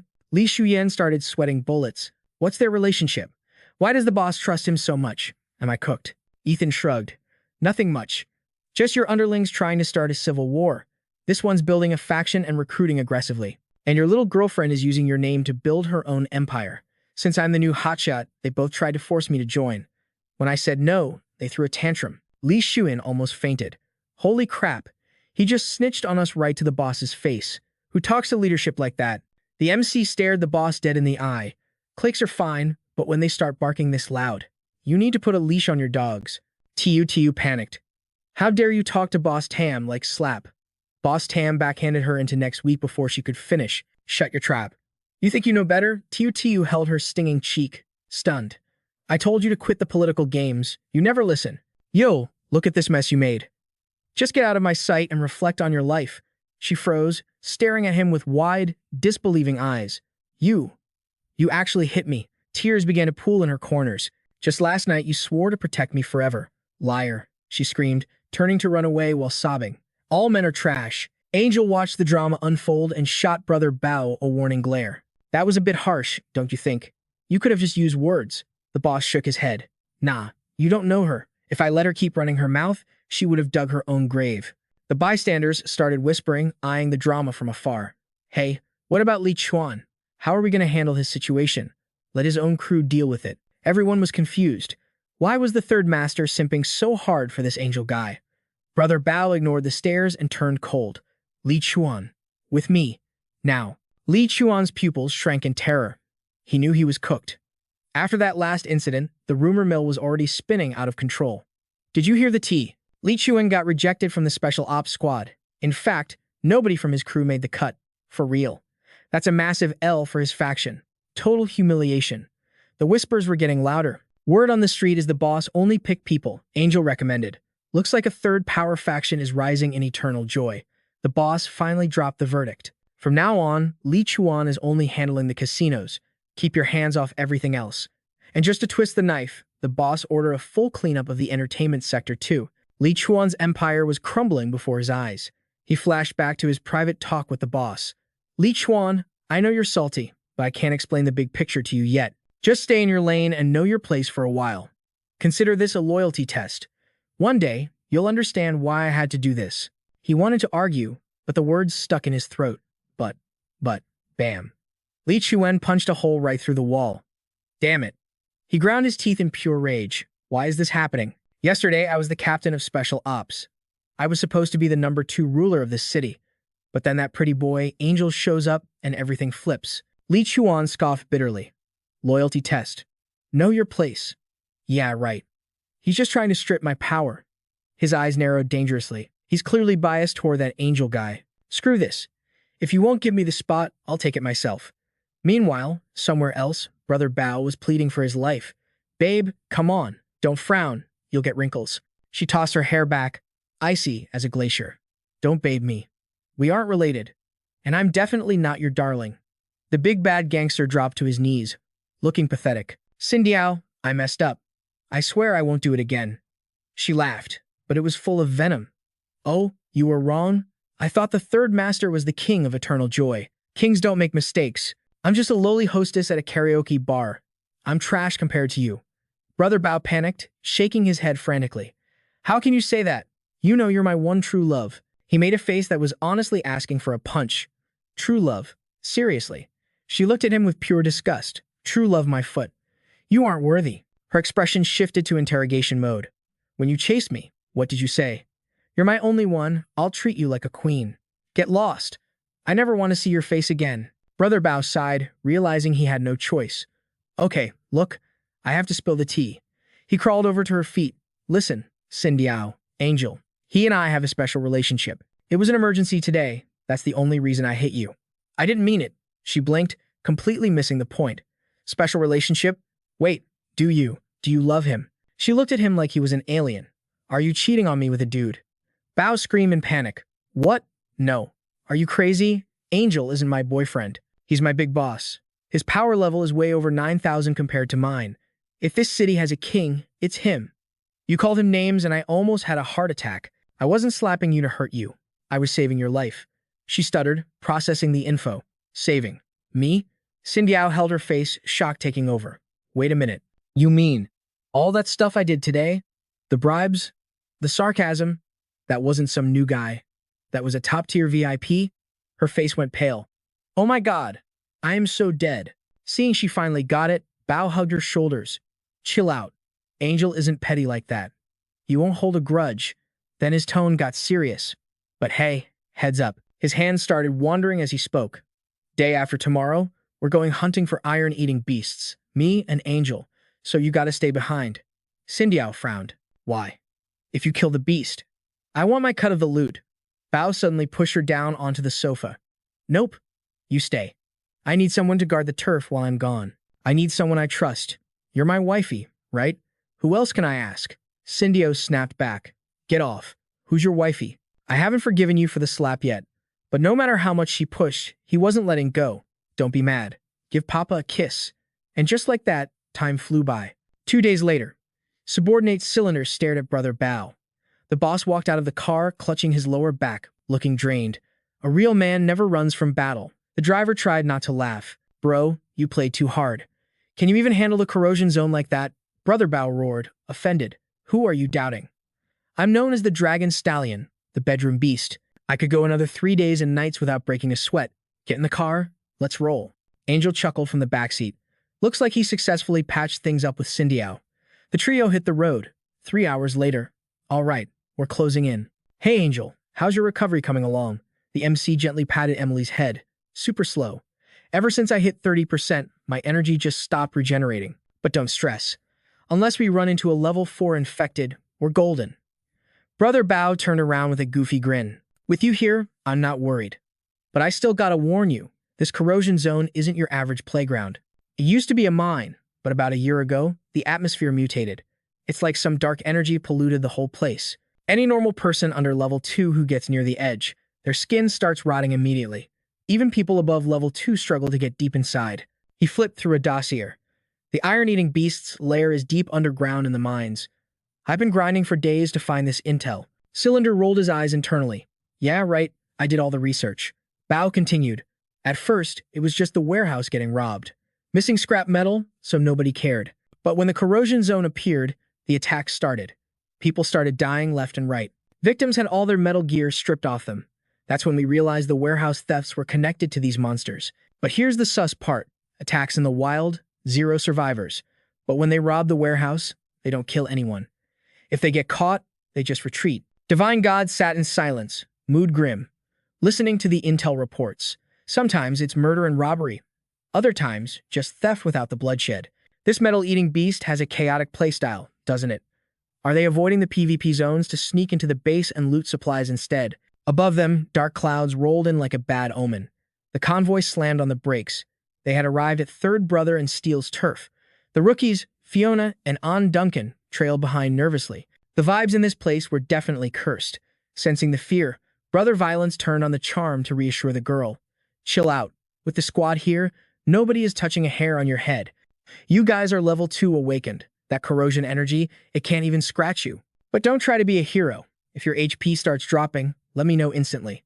The rookies nodded, eyes sparkling. Understood. We can handle it. They looked at him like he was a max-level legend. Is this that main character energy? Standing this close, the gap between us and a true hero feels infinite. No joke. Just hearing the boss's talk deletes all the fear. Even a boss monster wouldn't stand a chance.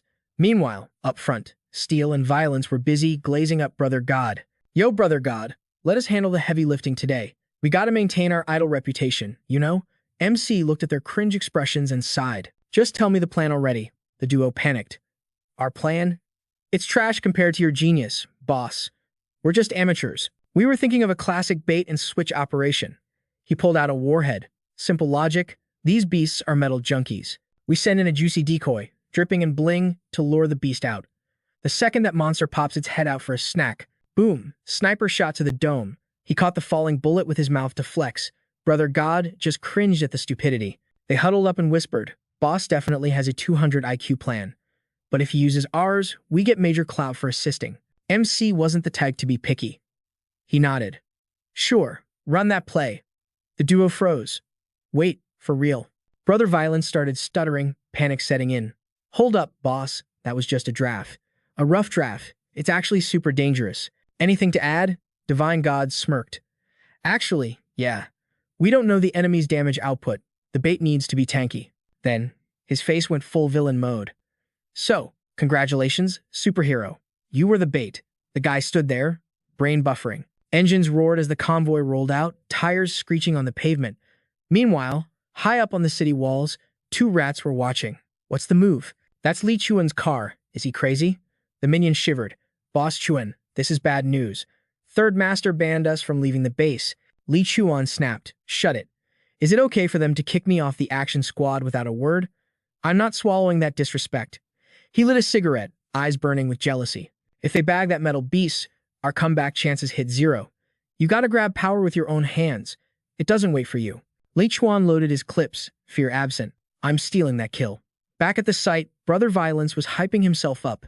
All right, everyone. I'll be the bait. Stay sharp. The second that Metal Muncher shows up, we light it up. Fiona and Ann Duncan stared, starstruck. Third Master is built different. Taking the suicide mission like a Chad. That's true warrior spirit right there. The warrior turned back, tears streaming down his face like a waterfall. Boss, Divine God waved him off. Go get him. Violence marched to his doom. Behind him, Steel and the MC took cover. Boss, think his plan will work? Doesn't matter. Win or lose, once we're in, we'll find the clues we need. Divine God stared at his hands. Was it a glitch? The deeper they went into the tunnel, the faster his mana was regenerating. Violence crept forward, shaking like a leaf in a storm. Suddenly, movement. Something launched at him from the darkness. Reflexes kicked in. He aimed his weapon, but whack. The gun was slapped right out of his hands. Violence screamed, Yo, who steals a man's peace? Give it back. He squinted at the attacker and his eyes popped out. That fur, that attitude. Snowball? Brother Biao? It's Snowball. But the squad didn't get the memo. He baited the beast. Third Master is a god. Attack. The team charged in with maximum bloodlust. Charge. Suddenly, Ann Duncan blinked. Wait, Brother God. When did he flash step over there? He shouted, Boss, fall back. I got this. But Divine God just stood there, eyes soft with emotion. So, it was you all along. The creature squeaked, tears forming in its eyes. Poof. The beast shrank down and dive-bombed into God's arms. The attack squad froze, glitching out. Brother Violence stood there, sobbing like a baby. I never thought I'd see the family back together. It's just like 5 years ago. Steel wiped his eyes. Our golden age is back, baby. A clueless rookie screamed, Master. Why is that monster pal? He got clocked in the face. Who are you calling a monster? Put some respect on his name. That's Lord Biao. The rookies trembled. Lord Biao? Violence puffed his chest. One of the 7 legends of the apocalypse. The Blood Claw Berserker. Snowball. Their brains broke. The legendary Blood Claw Berserker is a hamster. Ange Duncan's gears were turning. If the rat is a war hero, and he's cuddling with that guy, then who the hell is Brother God? Steel grabbed him before he could finish. Show's over, kids. Lord Biao doesn't eat people. This is all a misunderstanding. Let's bounce. Hold up, Divine God's voice cut through. We're not done yet. He gently stroked Snowball's fur. Snowball is a powerhouse, but he's no murderer. If people are getting hurt, someone else is pulling the strings. He lifted the little guy up. Whitey, talk to me. There's a beast hunting humans near Vin Lac. You know anything about this? Suddenly, an energy bubble wrapped around the mouse, lifting him up. Yo! Look at Lord Biao. Violence screamed. He's floating. God spun around, eyes locking on the girl raising her hand. What the? Wait, is this Emily's doing? Iron shards materialized in the main character's hand like magic. He turned to her. Yo, you gotta see this. Bro was straight up shook. Telekinesis? Even Fiona was tripping, cause grabbing those microscopic shards with bare hands. That's an impossible mission, fam. But she snatched him up using pure psychic energy. That's some next-level control. Duncan gave a thumbs up, totally floored. Who knew this sick girl was actually OP? Talk about God nerfing the pros. Ignoring the hype, he turned to Snowball. Yo, you know where this came from? The furball nodded and zoomed off. Lead the way. He bolted after it, shouting back for Duncan and the boys to guard the entrance and wait for the signal. He nodded. Bet. Bao sprinted to catch up, totally confused. Boss, you got a lead or something? The response was cold. Just follow me and you'll see. Inside, his mind was racing. The deeper they went, the faster his stats were regenerating. He was already back to 40% power and climbing. It's leveling time, baby. After a quick sprint, they hit a cave entrance. We're here. As he stepped into the darkness, his eyes literally glowed with anticipation. The other guy followed, swallowing his fear. Bao was gasping for air, but when he looked up, pure nightmare fuel. A mountain of corpses lay below, and right in the center stood a legendary blade, glowing crimson red, just waiting for a master to claim it. The meteor blade. The whole squad stood frozen, jaws on the floor, staring at that absolute unit of a weapon. He closed his eyes, digging through memories. Wait, when the meteor crashed last year, wasn't this blade left outside the protective barrier? With that kind of impact, it should have been dust. But not only is it intact, it's radiating crazy berserker energy. Even I'm feeling the pressure from this thing. What the heck went down during my 5-year nap? He shot a suspicious look at Snowball. "Yo, Furball, is this your handiwork?" The little guy hopped onto his head and started casting spells like a wizard. He closed his eyes and realized, whoa, Snowball actually initiated a psychic link. Boom! The scenery shifted instantly. He was floating in a sea of spiritual aura, standing right next to a massive alien flower. He realized Snowball was live streaming its memories directly to his brain. He watched the creature burrow into the object nearby, followed by a weird montage of standing and waiting. Putting the clues together, it seems Snowball woke up way before him and Emily. But even then, it missed the actual meteor crash. Did the meteor just glitch out of existence? Suddenly, bam! Snowball popped out of nowhere, nearly giving him a heart attack. A giant, swole version of Snowball appeared in the vision, looking curious about the weapon in its hand.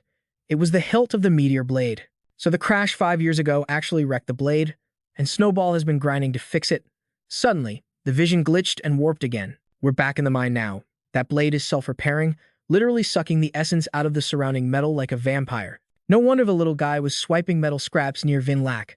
It was farming materials to craft this legendary weapon. So the corrosion zone is just a side effect of the blade's leaking radiation? In the vision, Snowball suddenly sensed a disturbance and snapped its head around. Its face went dark mode. It launched an attack, causing a massive boom. But something crawled out of the shadows at lightning speed. He shouted, "Yo! There's a boss monster in this mine that can actually rival Snowball." Sure enough, a hideous beast stomped forward, huffing like a train. He got serious, looking down at the small creature in his palm. That was an Iron Eater beast. "Good job, buddy." He handed the pet to Emily.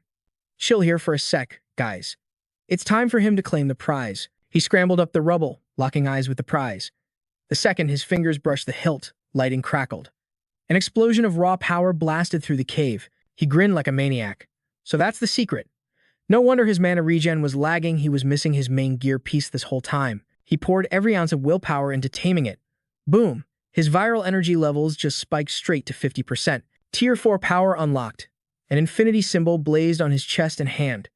Bao panicked, screaming over the noise, "Boss, you good?" He watched in horror as the main character looked ready to explode, veins popping like ropes as he wrestled the blade.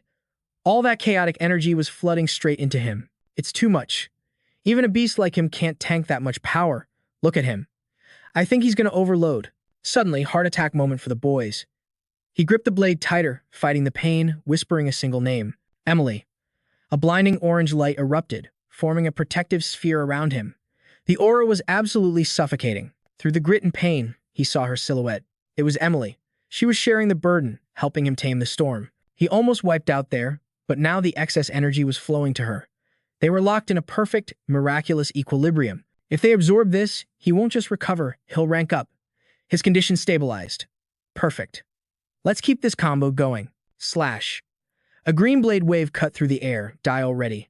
The camera cuts to Lai Shuyan's squad. He just finished slaughtering a pack of Iron Eaters. Meh, nothing special. His goons immediately started simping. "Boss Shuyan, you're the GOAT. You soloed that mob like it was nothing. You're the real hero of Vinlac. Those other clowns got wrecked by these things. Total trash tier." Li Shuyan scanned the area. "Yo, you guys notice the corrosion zone is fading?"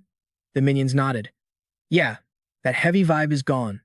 Feels way chill now. Guess the Iron Eaters were the source of the corruption. We just killed 2 birds with 1 stone, boys." The squad hyped him up. "This is huge. We wiped the mobs and cleansed the zone. The third master is gonna have to respect this loot run. That poser main character stands no chance against you now." But suddenly, rumble. The ground shook. Suyin stared into the abyss. "You hear that?" Thundering footsteps echoed like a stampede. It sounds like a whole army. He finally realized a swarm of elite fanged Iron Eaters was charging. Panic mode. On. The swarm of Iron Eaters flooded out like a tsunami. Lai Shuyan braced himself to take the final L, but then he snapped, his eyes open, totally confused. He watched the parade of beasts march right past him like he was an invisible NPC. That is so sus. They aren't attacking us. Are they aggroed on something else? Meanwhile, back with the god tier Ethan, the meteor blade's energy just went nuclear. Kwang Tu grinned, totally hyped. "I've never seen energy fusion this crazy." Brother Bao shouted back, "Fam, this is just the aftershock. Even with our tier 3 stats, we get roasted if we got closer." They watched the perfect sync between Emily and the boss. Over 5 years, it wasn't just them leveling up. The meteor blade evolved too. Just the radiation alone turned the whole mine into a corrosive wasteland. That is some terrifying power. If Brother Ethan masters that energy, he'll be absolutely broken. The guy smirked. Yo, Brother Ethan and Sister Emily are officially the strongest evolved humans on the server right now. He laughed darkly. With them backing us, we're gonna rule this apocalypse. But suddenly, a scream cut through the hype from outside. Boss Tam, Boss Kwong. We're cooked. A massive horde of Iron Eaters is rushing us. We're totally surrounded. Brother Bao panicked. Iron Eaters. Now of all times, Kwong got the message instantly. Understood. Don't let those filthy beasts take a single step inside. The monsters roared, flexing their fangs. On the other side, Brother Duncan went full Human Torch, blasting his fire powers into the fray. A few beasts got charbroiled and dropped. Duncan gritted his teeth, scanning the battlefield. Individually, they're only Tier 2 scrubs, but there's too many. How many of these things are hiding down here? Then he saw it. The beasts started devouring their fallen comrades. Duncan screamed out, completely grossed out. Yo, they're cannibals? Everyone started freaking out. These monsters are glitches in the Matrix. Brother Duncan, what's the play? We can't tank this many, Duncan shouted. Chill out. Hold the line until the bosses come out. They'll have a strat to break us out. But Fred Vuong lacked situational awareness. A beast chomped his leg and dragged him into the darkness. Brother Duncan, save me. Duncan couldn't react in time. Old man Vuong. Suddenly, a blinding light pierced the night. Through the smoke, the legendary silhouette of Boss Kwong appeared. He crouched low, his shirt shredding apart as his muscles swole up. You arrogant trash. Daddy's home to play. Boom. Kwong launched forward like a missile, catching the beast's jaw with one hand. He smashed a fist into the monster's face, shaking the ground itself. Fred Vuong stared in awe. Is this Boss Kwong's legendary final form? Another beast tried to sneak attack. Boss, Watcher 6. Zap.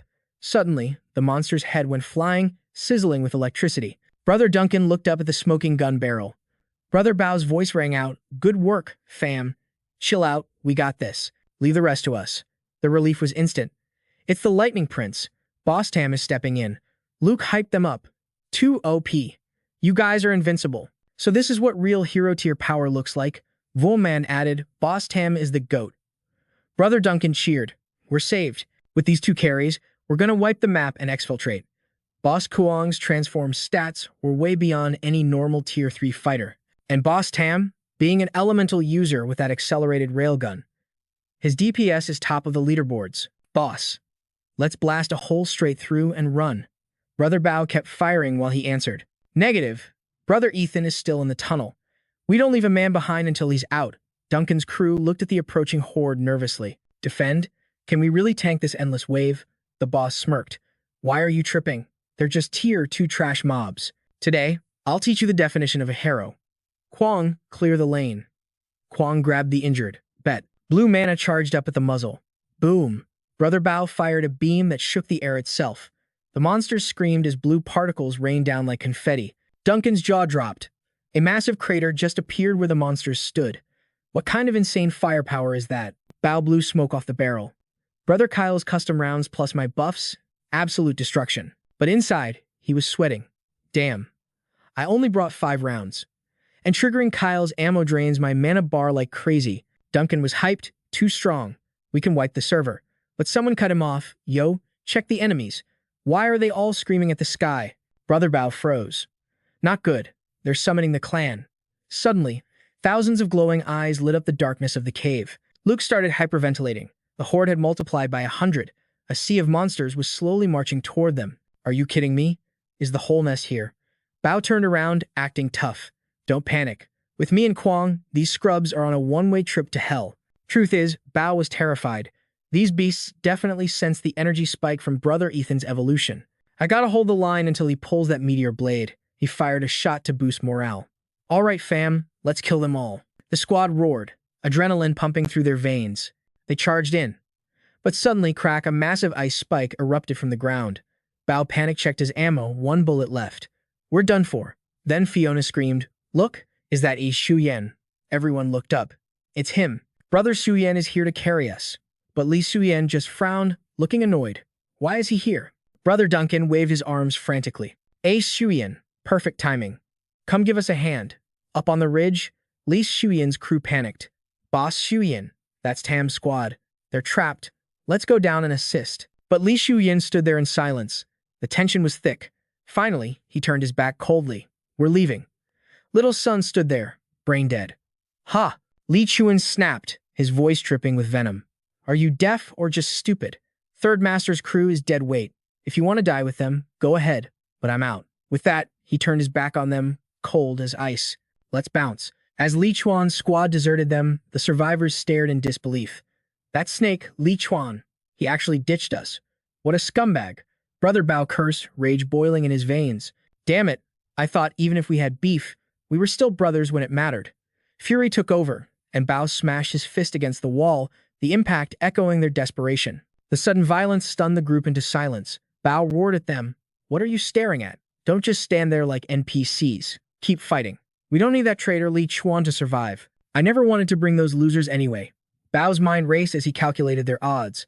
Brother Chester's prediction was dead on. Li Chuan is a snake, and now, it's all up to us to clutch this win. Suddenly, a massive boom rocked the entire cavern, shaking the ground beneath their feet. Bao looked up in terror. Was that an explosion? Outside, Li Chuan had just collapsed the cave entrance. One of his lackeys hesitated, asking, Boss Li isn't sealing them in a bit. Ruthless. Don't worry about it, Li Chuan cut him off, spinning a web of lies. Those two were heroes, okay.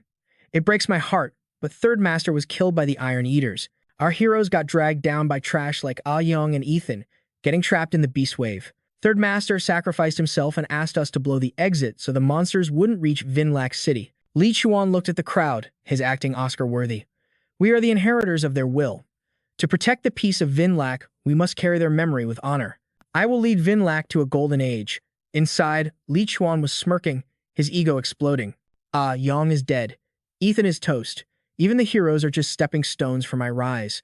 Starting today, I am the king of this city. Meanwhile, inside the cave, morale had hit rock bottom. We're done for. The exit is caved in. Game over. I don't want to die. Panic spread like a virus. Suddenly, a gun barrel rose up. Brother Bao aimed his final bullet at the blocked rocks and pulled the trigger. Bang! He screamed at the sobbing crowd. Stop crying and start fighting. Who said you could die? The sheer intensity in his voice sparked a tiny glimmer of hope. Look at me. Bao pointed at his chest, bluffing with everything he had. I'm Third Master. 6 years ago, when the Red Demon wiped out Chu Zhou, I didn't flinch. These iron-eating rats are nothing. Just follow my lead, do exactly what I say, and I guarantee none of you will catch a fade today. His hype speech began to ignite their fighting spirit. Brothers, follow me. Let's smash these beasts into oblivion. The crowd roared back, adrenaline surging. Hell yeah. As long as Third Master is fighting, we still have a shot. Third Master. Third Master. Let's kill them all. Gangzi leaned in, confused. Boss, you fought the Red Demon? Since when? Bao frantically signaled for him to shut up. He whispered urgently, I'm out of ammo, bro. I have to hype them up or we get overrun instantly. Don't you get it? I'm copying Brother Chester's legendary speech from back in the day. It's called faking it till you make it. Gangzi nodded, deadpan. I got you. Then he pointed at a dark, wet stain spreading on Bao's pants. But I don't recall Brother Chester wetting himself when he gave that speech. The smell of ammonia is hitting me right in the face. Boss. Bao panicked, trying to cover his crotch. Damn it, keep your voice down. Little Lou looked up, sniffing the air. Yo, what is that funky smell? Where's it coming from? Ah Yang suddenly shouted from the back, eyes wide. It's Third Master. He started explaining with total confidence. Legends say when Third Master goes full power, his blood boils so hot it releases a primal scent. That musky odor? That's the smell of a beast. It's his secret technique. Third Master has entered his ultimate form. The explanation was absolute nonsense, but the desperate crowd bought it. So that's what it is. Suddenly, a terrifying howl echoed, and the Iron Eaters swarmed in, surrounding them completely. Here they come. There's even more of them now. A student trembled. Can we actually hold them off? Bao roared back. We don't have a choice. Brace yourselves. Gangzi stared at the wall of monsters, sweat dripping down his face. Boss, maybe we should bail. These things are no match for Brother Chester anyway. If we combine our strength, we could break out. Bao shouted. Negative. Are you crazy? Bao looked dead serious. We know Chester is OP, but in this chaos, what if he gets distracted? If anything happens to him, how do I face Brother Fei and Sister Sha in the afterlife? Gangzi hesitated. But we can't hold this line forever. As he spoke, jagged arcs of lightning began to crackle intensely around Brother Bao's body. Who said we can't hold it? Watch me work. Gangzi's eyes widened in horror as he realized what was happening. Wait, electronization? Boss, are you insane? Ignoring the warning, Bao charged forward like a suicide bomber. Stay back. I got this. Boom. A massive web of lightning exploded outward, frying a huge circle of Iron Eaters instantly. Fiona's jaw dropped. Is this Third Master's true power? That damage output is on a whole other level compared to us. Ah Yang was equally shook. No wonder he told us to hang back. If I stood near that, the shockwaves alone would have deleted me. Gangzi spoke up, his voice grim. It's his ultimate move, electronization. He explained, he's overclocking every cell in his body to peak. Level 3, flooding his system with bioelectricity to force a muscle explosion. In this state, his speed and destructive power push the absolute limits of a level 3 evolver. Blood started pouring from Bao's eyes and nose. But the cost of this power is his life. After the blast, Bao stood there, body smoking and charred. Damn, already at my limit? He swayed, barely standing. I really am too weak. But dying here to save the squad? That's a hero's death, right? Suddenly, boom. An explosion erupted right in the center of the beast horde, blowing everyone's hair back. What the heck? Even through his blurred vision, Bao recognized the energy signature. In the center of the crater, a familiar blade stood stabbed into the earth. That blade, a figure flickered into existence, grabbing the hilt. Bao's face lit up with pure relief. Brother Chester. The squad behind him gasped, their minds blown. It's Ethan. That attack just now. It was insane. It felt even stronger than Third Master's. And that sword. You see that? That was absolute cinema. Fiona turned to Ah Yang, screaming, Did you see that entrance? But Ah Yang was frozen in shock. The raw damage was similar to Boss Bao, but the range, it was double. In just one strike, he wiped out every single beast in the zone. Ah Yang stared at Ethan and Bao, realization hitting him. I always thought Third Master was just being nice to a rookie. But it turns out, he knew Ethan was a monster all along. Yo, looks like we had it all twisted.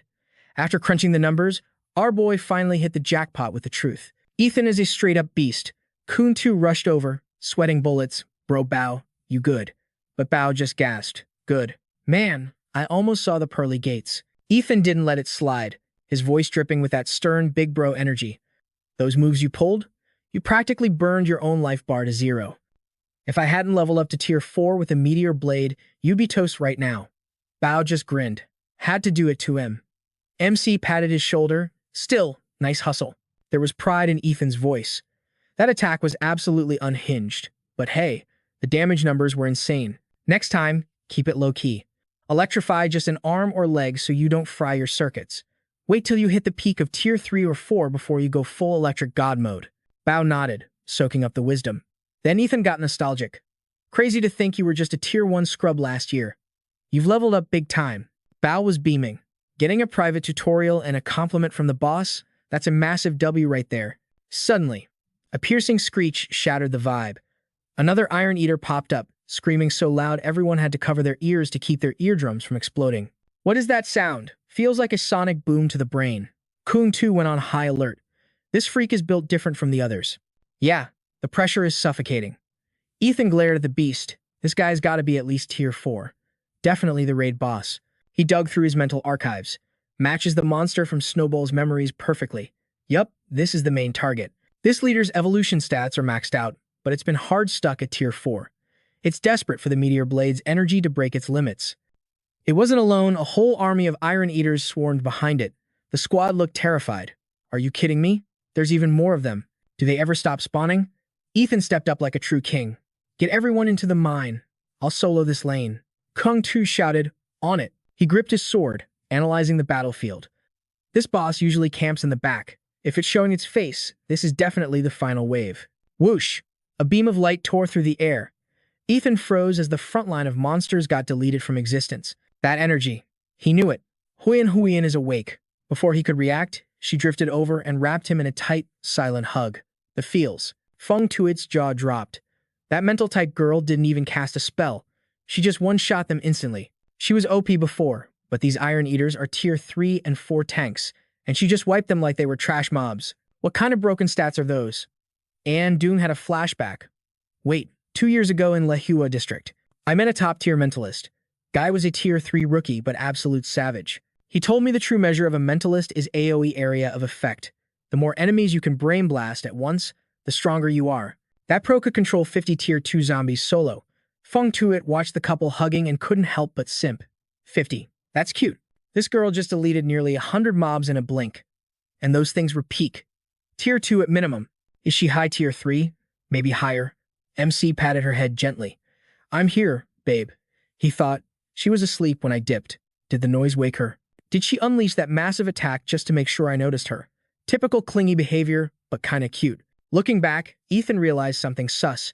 Hoyen's mental nuke wiped the minions, but the boss monster didn't even flinch. Guess AoE attacks don't possess enough DPS to crack a tier 4's defense.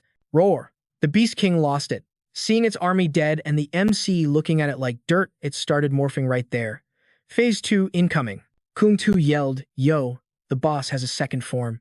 But Bao stayed chill. Let him cook. Big bro Ethan has got this. Doesn't matter how buff that thing gets, it ain't touching our boy. Let it level up. More XP and loot for us when we kill it. But Ethan wasn't waiting for the cutscene. He dashed in. The beast panicked. Bro, you're spawn camping me? Cheater. Slash. Before he could finish transforming, Ethan cleaved it in two. The squad in the back dropped their jaws. One shot. I thought we were farming it for loot. Ethan landed coolly. Listen up, noobs. Not every mob is worth farming. He held up a tiny creature. Check this out. This is the true form of the Iron Eater. The duo gasped. An ant? Ethan dropped the lore. It's a blood-devouring ant. Mutated termites that feasted on high-tier zombie corpses. That giant monster body, just a mech suit. When they transform, they're just cannibalizing their squad to buff their armor. This guy was hard stuck at peak tier 4. If he could have evolved, he would have done it ages ago. 10 minutes later, the battlefield was quiet. Chilling with a sleeping Emily, Ethan checked his stats. My tier 4 foundation is solid as a rock. I thought power leveling with the cloud crystal would glitch my energy flow, but nah. The fusion is seamless, 100% synchronization. My mana pool is double that of a normal tier 4. Usually, rushing levels nerfs your potential, but I actually got a buff. Must be the side effect of that nap I took in the magic flower with Hoyen. Best sleepover ever. Suddenly, Kung Tu sprinted over. Boss, we found something sus. Ethan raised an eyebrow. He passed the sleeping beauty to Fung Tuit. Guard her with your life. You got it, she saluted. Ethan turned to his scout. Spill the tea. Kung Tu pointed nervously. You gotta see this. Next up, he unveils a mysterious object wrapped in cloth, a meteorite shard. Eyes wide with shock, he demands, Yo, where exactly did you guys find this? Kung Tu doesn't hesitate, replying, straight from the Iron Eater's lair. It was crawling with ants, so we torched the place and boom, found this bad boy in the ashes. Ethan connects the dots instantly. No wonder that devoured ant evolved to peak level 4. It was juicing on this meteorite's energy. He presses on. You swept the whole mine, right? Nothing left behind? Time to head back to Vinlac. He nods, eyes cold. The leader is toast. Send a squad to clean up the stragglers and let's bounce. Kung Tu replies, on it, boss. The crew's exhausted from grinding all day, so I'll organize a team to clear the rubble that A rigged at the exit. Ethan freezes. Hold up, did you just say a Shuane? Rage flickers in Kung Tu's eyes.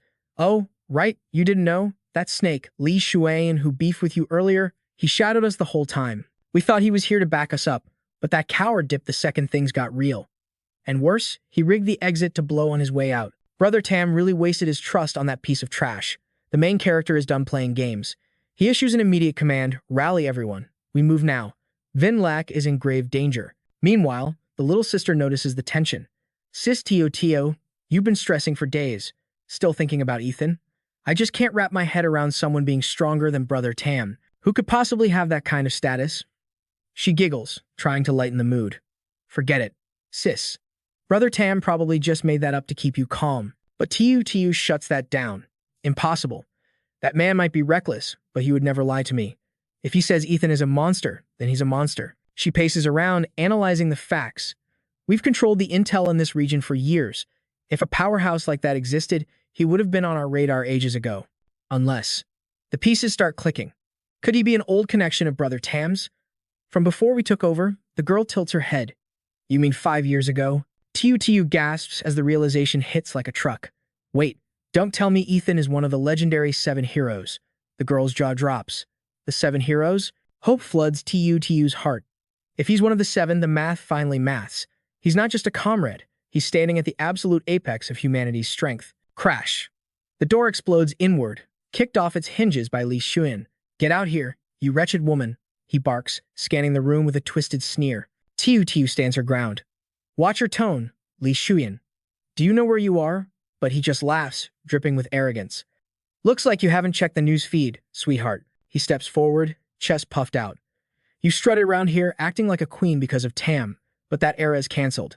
Starting today, I am the king of Vinlac. She scoffs, looking at him like he's lost his mind. Are you tripping? Does Brother Tam know you're having these delusions? He shakes his head, pitying her, still clueless to the end. Every sentence with you is Tam this, Tam that. But it's over. He leans in, emphasizing every lethal syllable. Listen closely. Tam is dead. I run this show now. Shock paralyzes her. No. But before she can process the lie, he snaps his fingers. Boys, bag her up. 30 minutes later, the town square is packed. The crowd is buzzing with confusion. Yo, what's the drama? Why the sudden assembly? Looks like Shuyan is about to drop a massive announcement.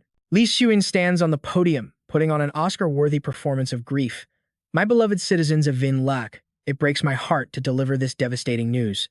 Just hours ago, Brother Tam, Kung, and the Special Ops Squad, they sacrificed their lives for our future.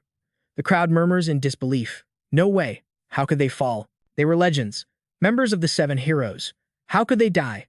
Seeing the doubt, Li Shuyan turns on the waterworks, tears streaming down his face. I led the rescue team myself. I tried, but we were too late. The Iron Eaters. There were millions of them. Even Brother Tam was overwhelmed. To protect our city from the horde, Brother Tam made the ultimate sacrifice.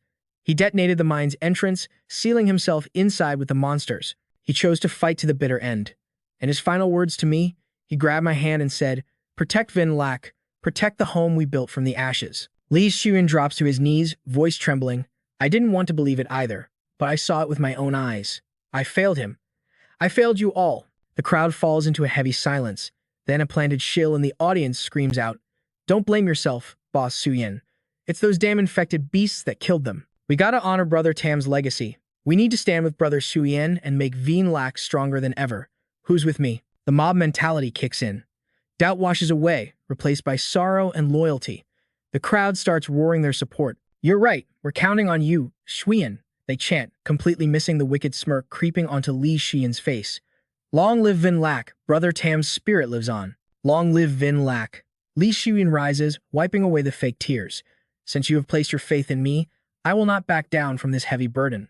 But before we move forward, we must have justice. The beasts didn't work alone. There was a traitor among us who led Brother Tam to his death. He waves his hand. Bring out the snake. Tiu Tiu is dragged onto the stage, bound and gagged, forced to her knees while the crowd gasps. Tiu Tiu? Isn't that Brother Tam's girl? Did she really sell him out? No way. She betrayed the boss. Li Shuyan points a condemning finger. This witch conspired with that outsider, Ethan. They fed Brother Tam fake intel, leading him straight into a death trap. And that scum, Ethan, died right alongside him in the mines. Tiu Tiu struggles furiously, eyes burning with rage. She tries to scream the truth, but the gag muffles her cries.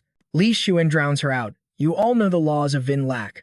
The penalty for treason is death. Right here, right now, we execute this traitor as an offering to Brother Tam's spirit. The executioner raises the heavy blade. Tiu Tiu shuts her eyes. Li Shuyan leans down, whispering so only she can hear. See that? This is what happens when you cross me. He stands back up. Do it. Swoosh, crack. The blade smashes into the concrete, but Tiu Tiu is gone. Li Shuyan panics. What the? Where is she? A terrified minion points a shaking finger. B-Boss, look over there. Li Shuyan spins around, his eyes popping out of his skull. Standing there, holding Tiu Tiu safe in his arms, is the Grim Reaper himself. Ethan, how are you still breathing? The crowd erupts in absolute chaos. The dead man has returned. It's him. It's Ethan. The legend is back from the grave. Wait, didn't the corrosion zone swallow him and Boss Tam whole? Ethan stepped up, locking eyes with Tiu Tiu, who was held hostage. His voice was ice cold. Let her go. I'll handle things from here. Understood. Meanwhile, Li Shuyan stood there, totally brain-lagging. His brain couldn't compute the reality before him. How? Why is that guy still breathing air? Hold up. If he escaped, that means the cave seal is shattered. Panic replaced his silence as he barked orders like a madman. Meeting adjourned. Spread the word right now. Vinlac is now in code red. Battle stations. Everyone to the city defense points. Move. Prepare for war. The crowd was totally lost, mumbling in confusion. What's the tea? Why are we going into combat mode all of a sudden? Li Shuyan pointed a shaking finger straight at Ethan's face. You want answers? Ask him. Ask this low-life coward who clung to life. Him being alive means he popped the seal Boss Tam sacrificed his life for. The Iron Eaters could swarm us any second. He just doomed all of Vinlac. Because of this chicken, our heroes are dead, and we're next. The crowd finally snapped, panic spreading like a virus. Iron-eating beasts, here, even Boss Tam got wiped out. What are we gonna do? It's over. We are absolutely cooked. Playing the hero, Lai Xiuyan switched to damage control mode. Chill out, fam. Boss Tam and Chuang left Vinlac to me before they passed. I'll protect this city with my last breath. Get him, seized the traitor. Lai Xiuyan successfully poured gas on the crowd's anger. Seeing the mob turn, he dropped the threat. Ethan, doom is knocking at our door. I don't have time to waste on trash like you. You want to go peacefully? Or do we have to get messy? Choose. He smirked, thinking the W was already in the bag. Try me, NPC. You're just an outsider. Vinlac is my turf now. Suddenly, a voice cut through the noise like a blade. Out of my way. Brother Duncan stomped onto the scene, sending the crowd into shock again. Duncan. Yo, Duncan is still kicking? What is actually happening? First Ethan. Now, Duncan pulls up. Li Shuyan's face went pale. Duncan. How did he survive? He side-eyed Ethan, his mind racing with paranoia. This vibe is off. Did Ethan set me up? Am I the one in the trap? Brother Duncan marched forward, standing shoulder to shoulder with Ethan. Listen up. The Iron Eaters are extinct. Me and Ethan standing here is the receipt. The one who wiped them out and carried us home was Ethan. He's not a snake. He's the MVP. The crowd started whispering, the narrative flipping instantly. Wait, a hero. But Shuyan said he sold out Boss Tam. Nah, I'm riding with Duncan on this one. Another guy nodded, looking at Duncan's stoic face. Duncan's reputation is solid. He's never capped to us. They totally ignored Lei Shuyan, who was sweating bullets. But all the Iron Eaters gone? How is that even possible? There was a whole army of them. Refusing to let the script flip, Lai Shuyan stepped up, aggressive. Quit yapping. He saved you? That's cap. No way. I was down there. I didn't see a hair on his head. That's because you are the one who ran away. You coward. Brother Duncan wasn't taking the disrespect anymore. Don't let this clown play you. The real traitor to Vinlac is standing right there. He saw us in danger and dipped. He blew the cave seal to bury us alive. The one catching a death sentence today should be him. Accused in 4K, Lai Shuyan gritted his teeth, veins popping. Even exposed, he wasn't going down without a fight. Shut your mouth. You think just because Tam and Kwong are gone, you can act wild? Newsflash, you're hallucinating. He leveled his gun at the MC, shifting the blame. Your crew. Sir Tiu wanted to kill the heroes and the beasts all at once. Vinlac will never belong to trash like you. I'm the true heir. I'm carrying the legacy. I am the savior of this city. Duncan lost it and lunged, you. But a hand stopped him.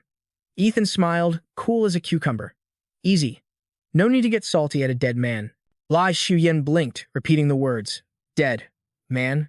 Suddenly, he cracked, laughing like a maniac. He pointed his gun at the sky, eyes wide. Today, I'll show you exactly who's checking out. He pulled the trigger. Boom. A red signal flare screamed into the heavens. Li Shuyan smirked with total confidence. I knew you rats would show up, so I prepped a welcome party. The square is surrounded by my squad right now. He spread his arms like a conductor. Kill them both. But instead of gunfire, dead silence.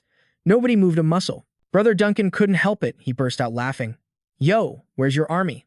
This is hilarious. Li Shuyan started sweating, confusion hitting hard. What the hell? Why aren't they attacking? Is the comms down? Then, a voice boomed from the distance, grabbing everyone's ears. Save your breath, kid. Brother Bao limped in, battered but standing, with Kwong beside him looking like a tank. The crowd gasped. Boss Tam, Boss Kwong.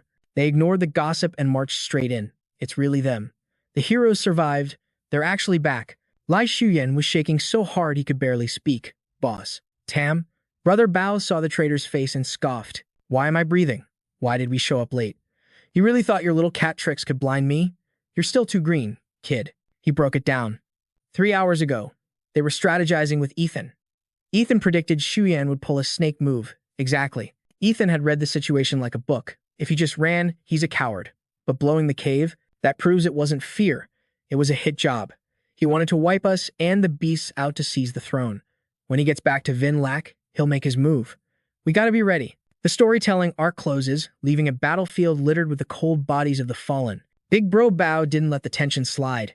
Yo, those gunmen and evolved goons you hired, We already wiped them off the map ages ago. His eyes burn with pure hatred as he exposed the truth. Now it's your turn. Listen up, everyone. When the iron-eating beasts surrounded us, the snake who sabotaged the well was none other than Lai Shuyan. The crowd erupted, swarming him like a nest of angry hornets. So you're the rat? You dared to set up our heroes to die. The mob screamed, ready to tear this piece of trash apart. Capture this traitor right now. Even with his crimes exposed, Li Shuyan wasn't going down quietly. I don't accept this. He pointed a trembling finger at the boss, shouting, "Tell me, where do I lose to this Ethan guy? I put in the work. I gave my blood and sweat for Vinlac City." Ethan just stood there, icy, silent, listening to the loser's pathetic rant. On what grounds? Why do you simp for an outsider like him? Bao didn't even bother replying with words. He answered with a savage blow that sent Li Shuyan crashing into the dirt. Bao looked down at the pathetic worm. Fairness? Effort?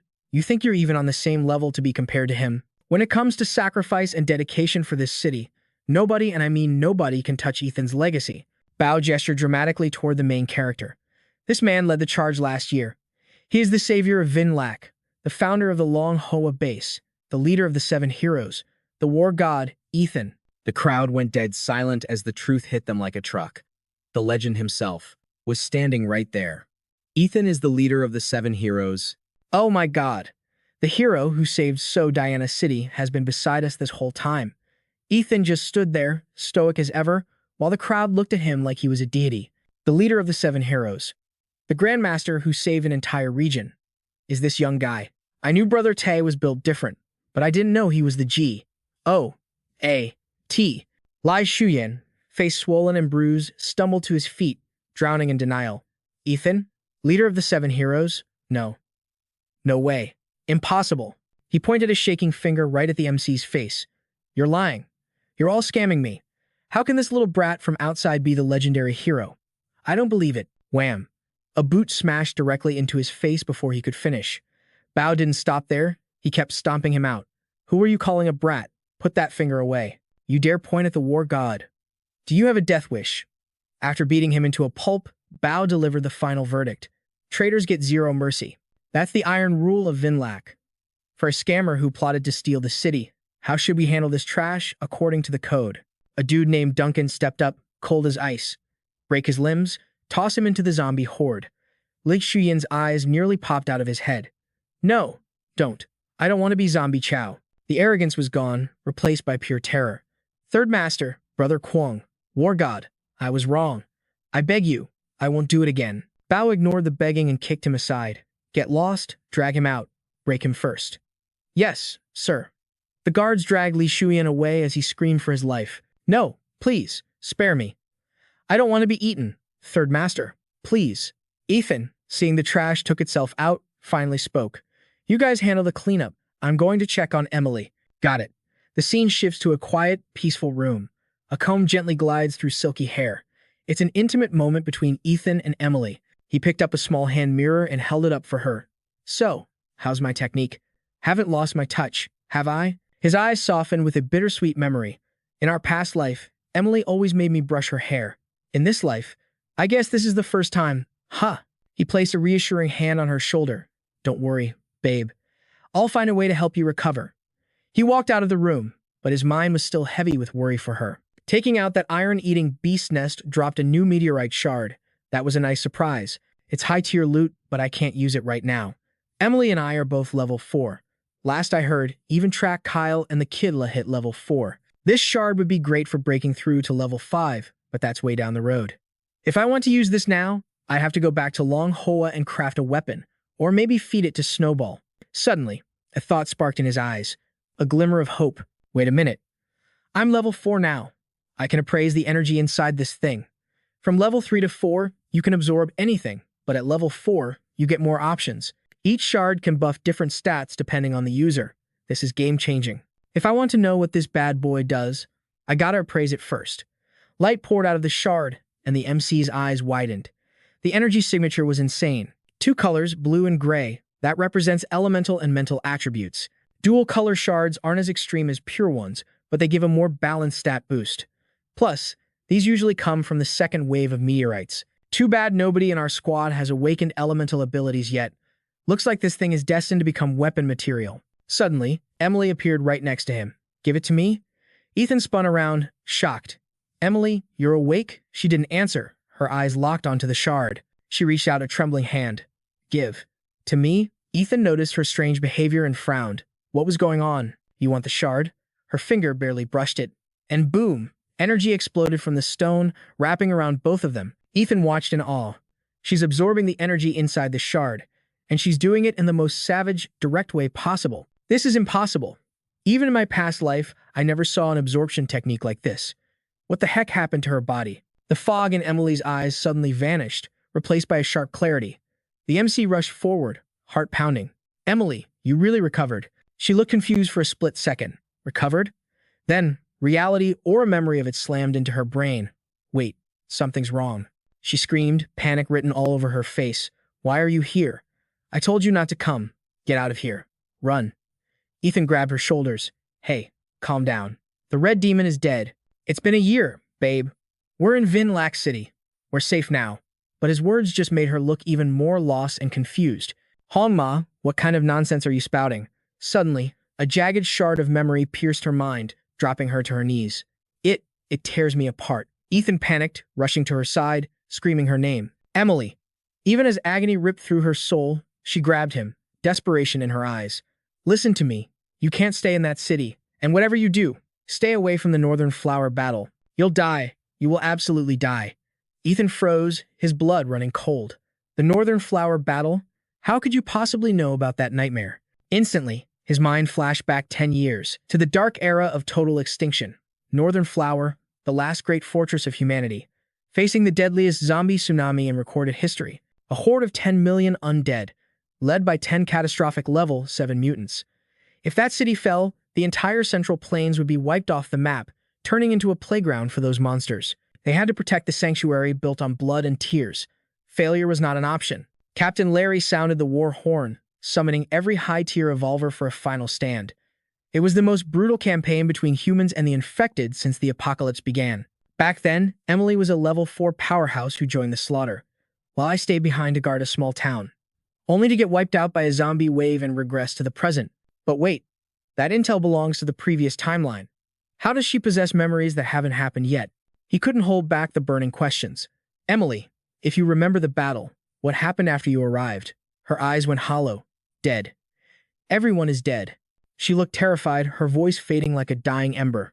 We didn't stand a chance. Humanity is finished. Suddenly, the headache struck again like a hammer. She screamed, clutching her head. Her energy flared out of control, a chaotic storm raging around her. Ethan saw the aura going wild. Damn it. Her spiritual force is in chaos. If this keeps up, her mind will shatter completely. No choice. He struck a precise blow to the back of her neck. Instant blackout. She collapsed softly into his arms. Holding her close, his expression darkened. The sorrow on his face was real. Fam, this isn't just about the energy core. She's got data locked in her head that even I don't know about.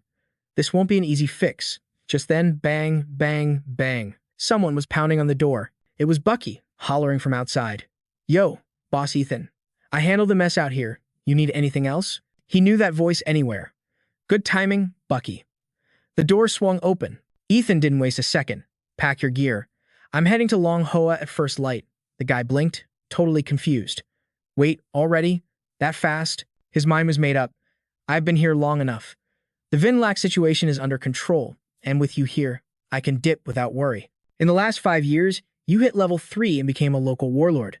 Now I need to see how much Kyle and Little Le have leveled up. Cut to Long Hoa. The whole region was buried under a blanket of white snow. His silhouette cut through the biting wind as he battled. Standing over a fresh corpse, he fell into deep thought, thinking hard. I'm seeing way too many Red Claw variants on this road.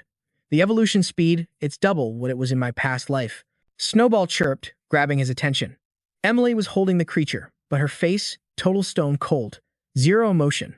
Seeing her like a zombie herself. It twisted his gut.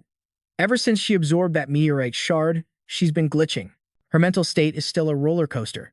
Sure, she's better than before, but she just zones out or reacts like a robot. Totally creepy. Suddenly, the roar of an engine tore through the silence. A truck came barreling down the highway. Ethan locked onto the noise. Survivors. The truck screeched to a halt. Out stepped Lou Kyle, radiating pure main character energy, or so he thought. He spoke with that bossy tone, trying to sound majestic. Not bad, kid. Wiping out that many infected in one breath? Impressive, but his lackey behind him gasped. Boss, those are mostly level 2s. Even we'd struggle to clear a mob like that. Liu Kyle squinted, reassessing the duo. The girl looked fragile, zero combat power, but the guy, clean kill, not a scratch on him. He's got to be a powerhouse, probably. Level 3. Suddenly, the attitude switched to polite mode. He stepped up with a slick smile. Pleasure to meet a fellow warrior. We've got a base nearby. These monsters were on our hit list, but hey, you did us a huge favor clearing the trash.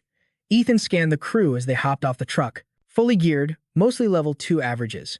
Not a trash tier squad. Seems humanity has been leveling up alongside the monsters these past 5 years. A base, huh? He muttered, walking past them like they were invisible. I'm in a rush. No time for side quests. Liu Kyle, realizing he just got ignored, panicked and grabbed his arm. Hey, hold up, buddy. Don't be in such a hurry. But Ethan wasn't having it. Busy. One word shut down. The guy's face went tomato red, but he tried to salvage his ego. Ah, the arrogance of youth. If you weren't so skilled, I wouldn't even bother talking to you. His minions jumped in to hype him up. You not from around here, pal? Do you have any idea who you're disrespecting? You got a little strength and think you're the king of the world? Watch your tone in front of our boss. Liu Kyle struck a pose, waiting for the applause. Our boss is one of the legendary 7 heroes, the great hero. Kyle. Ethan's ears perked up instantly. Kyle. He started shaking, not from fear, but from holding back a massive laugh. But the idiots misunderstood completely. Look, he's trembling, scared him senseless. Where's that arrogance now, huh? Ethan looked at this clown trying to act cool and sighed. Well. Little Kyle's reputation has grown so much people are using his name to run scams now. He looked at the fake with dead eyes. Oh, wow. Liu Kyle waved his hand dismissively, deep in character. I, Kyle, have seen masters as common as fish in a river. Usually, someone at your level wouldn't catch my eye. But today, I'm feeling generous. And once again, Ethan just ghosted him. Liu Kyle couldn't keep his cool anymore and screamed, Yo, are you deaf? Why are you running over there? Ethan just stared at the ride, vibing with it before replying, I gotta say, this whip of yours is actually pretty sick. Liu Kyle's squad stood there looking like confused NPCs, completely missing the shade he just threw. Ignoring their dumbfounded faces, Ethan hopped into the driver's seat and turned the ignition. The engine roared to life, and the car sped off, leaving them eating dust. The minions were the first to snap out of it, shouting, Big bro. Did he just gank our ride? That guy looked kinda cool, driving it though. Liu Kyle instantly smacked the minion upside the head. Cool. Are you stupid? He's stealing our car right in front of our faces, you moron. Call for backup. Get him. Meanwhile, inside the car, Ethan was cruising with Emily and Snowball. He steered with one hand, turning to chat with her like they weren't in a high-speed chase. At this speed, we'll hit Longhua in about 2 days max. Once we regroup with the squad, we'll definitely find intel on the meteorite fragments. Maybe we can even fix your condition. Once you're cured, we'll find a paradise somewhere and settle down for good. Just living a peaceful life. That was always your dream, right? But his heartfelt words were met with stone-cold silence, causing him to let out a heavy sigh. Ethan's knuckles turned white on the steering wheel as he made a silent vow. Don't worry. I promise I'll bring you back, no matter what. Suddenly, a roadblock appeared ahead. Freeze. Liu Kyle had pulled up on a motorcycle with a military truck right behind him. He pointed an accusatory finger, yelling, Stop right there, car thief. Liu Hong, driving the truck, leaned out and raged. Disrespecting Big Bro Kyle in broad daylight, you think you can just ghost us today? Seeing the mob growing larger, Ethan couldn't help but be impressed. This poser actually has quite the fan base, huh? He slammed on the brakes, bringing the car to a screeching halt. Ethan turned to Snowball. I'm heading out for a sec. You guard Shu in with your life. He stepped out, instantly entering a circle of hostile enemies. Thinking he was cornered, the mob started trash-talking. Run, coward. Oh wait, you can't. Nowhere to hide now, scrub. Regretting your life choices yet? Liu Kyle aimed his gun straight at Ethan, monologuing. I might have been careless before, but stealing from the legendary Kyle?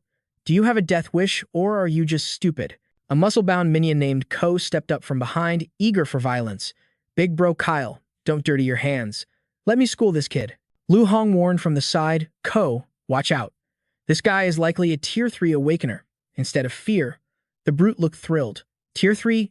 Even better. My blade hasn't tasted Tier 3 blood yet. Hey kid, don't blame me for what happens next. A nobody like you messing with Big Bro Kyle deserves to get wrecked.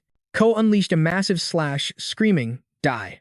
But that strike, which looked powerful enough to split a rock, was stopped cold by Ethan's bare hand. The guy's eyes popped out of his head, his brain unable to process the absolute dominance he was seeing. The steel blade couldn't handle the pressure and shattered like glass, leaving him stunned. Liu Kyle realized the danger instantly.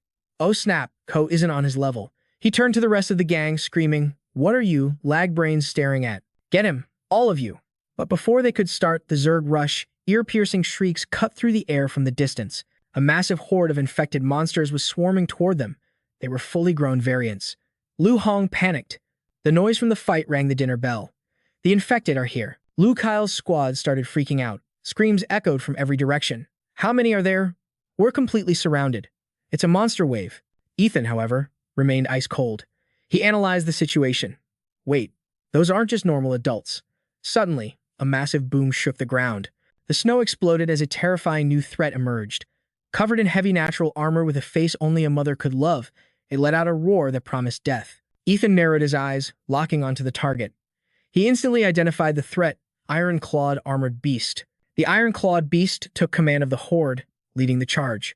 The battle between mutants and monsters erupted instantly, a symphony of growls and screams. Kill! Liu Kyle and Lu Hong stared blankly at the chaos. An iron-clawed armored type? Our RNG is trash today. We kicked a serious steel wall. Liu Kyle tried to rally his troops. Don't panic, boys. Follow my lead. We are heroes. For the glory of humanity, let's go down swinging against these freaks. The speech actually worked. The minions got hyped up on adrenaline. Big Bro is a legend. Today is the day these zombies die. Charge. No fear. Watching from the car, Ethan looked at their delusional bravery and just shook his head helplessly. He turned his back, leaving the fools to their doom. Idiots. Unless you can one-shot an iron-clawed armored beast in the wild, the only strategy is to run. That beast isn't just a top-tier level 4 threat. Its presence means there's a zombie nest nearby. If the entire nest empties out, the destructive power will be on par with a full-scale zombie apocalypse wave. Ethan got back into the driver's seat, weighing his options. A nest of that level won't kill me, but Shuin is too fragile right now. Not my circus, not my monkeys. The minions, fighting for their lives, saw him leaving and spat in disgust. Look at that, we're grinding here, and that chicken is running away. Liu Kyle sneered, watching him go. Thought he had skills, turns out he's just a coward. Lu Hong joined the fray, shouting, "Forget him. Focus on the raid. If we wipe this mob, the loot will be insane." All right, popping my ult. She unleashed a burst of spiritual energy. Everyone, stack up on me. The squad gathered around Lu Hong as her spiritual energy buffed them, sending their morale through the roof. Kill them all. With glowing red eyes, they went berserk, charging headfirst into the monster horde. Meanwhile, Ethan felt the energy ripple and slammed on the brakes again. Wait a second. His expression shifted from indifference to surprise. That energy signature, is that spirit guidance? Spirit guidance isn't just a buff. It can control and steer the mental state of others. It manipulates emotions on a deep level. A high-level user can even trigger negative emotions in enemies, driving them into such despair that they self-delete. Ethan looked in the rearview mirror, watching the desperate battle. That girl triggered their bloodlust, pushing them past their limits. But that specific ability is exactly what I need to stabilize Shuin. Even with their morale buffed to the max, the squad's actual stats were trash. They kept getting knocked back like low-level NPCs. The Razor Claw monster was totally unfazed. Its HP bar hadn't even dropped a single pixel. This thing's armor is cheat code level. We can't crack it. I refuse to believe this beast is invincible. Lu Fei saw the raid was failing hard and shouted, "We need more DPS on this claw freak. Everyone, focus fire." Roger that. But before backup could arrive, a new mob spawned from behind. Are you kidding me? More of them. We are seriously cooked right now.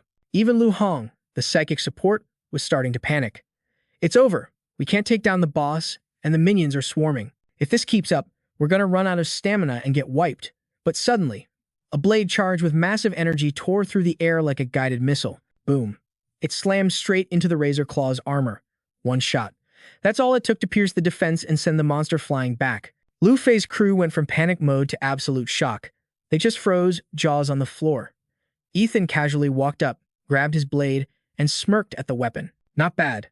Back in the day, I had to find a weak spot for these armored types. Now, I just swing blindly and it's an instant kill.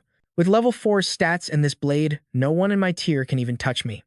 Meanwhile, Lu Fei's squad was still buffering, totally confused. Did Did he just one-shot that tank?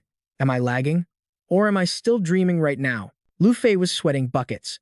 We didn't just kick an iron plate. We headbutted a diamond wall. Who is this guy? One-shotting an armored boss?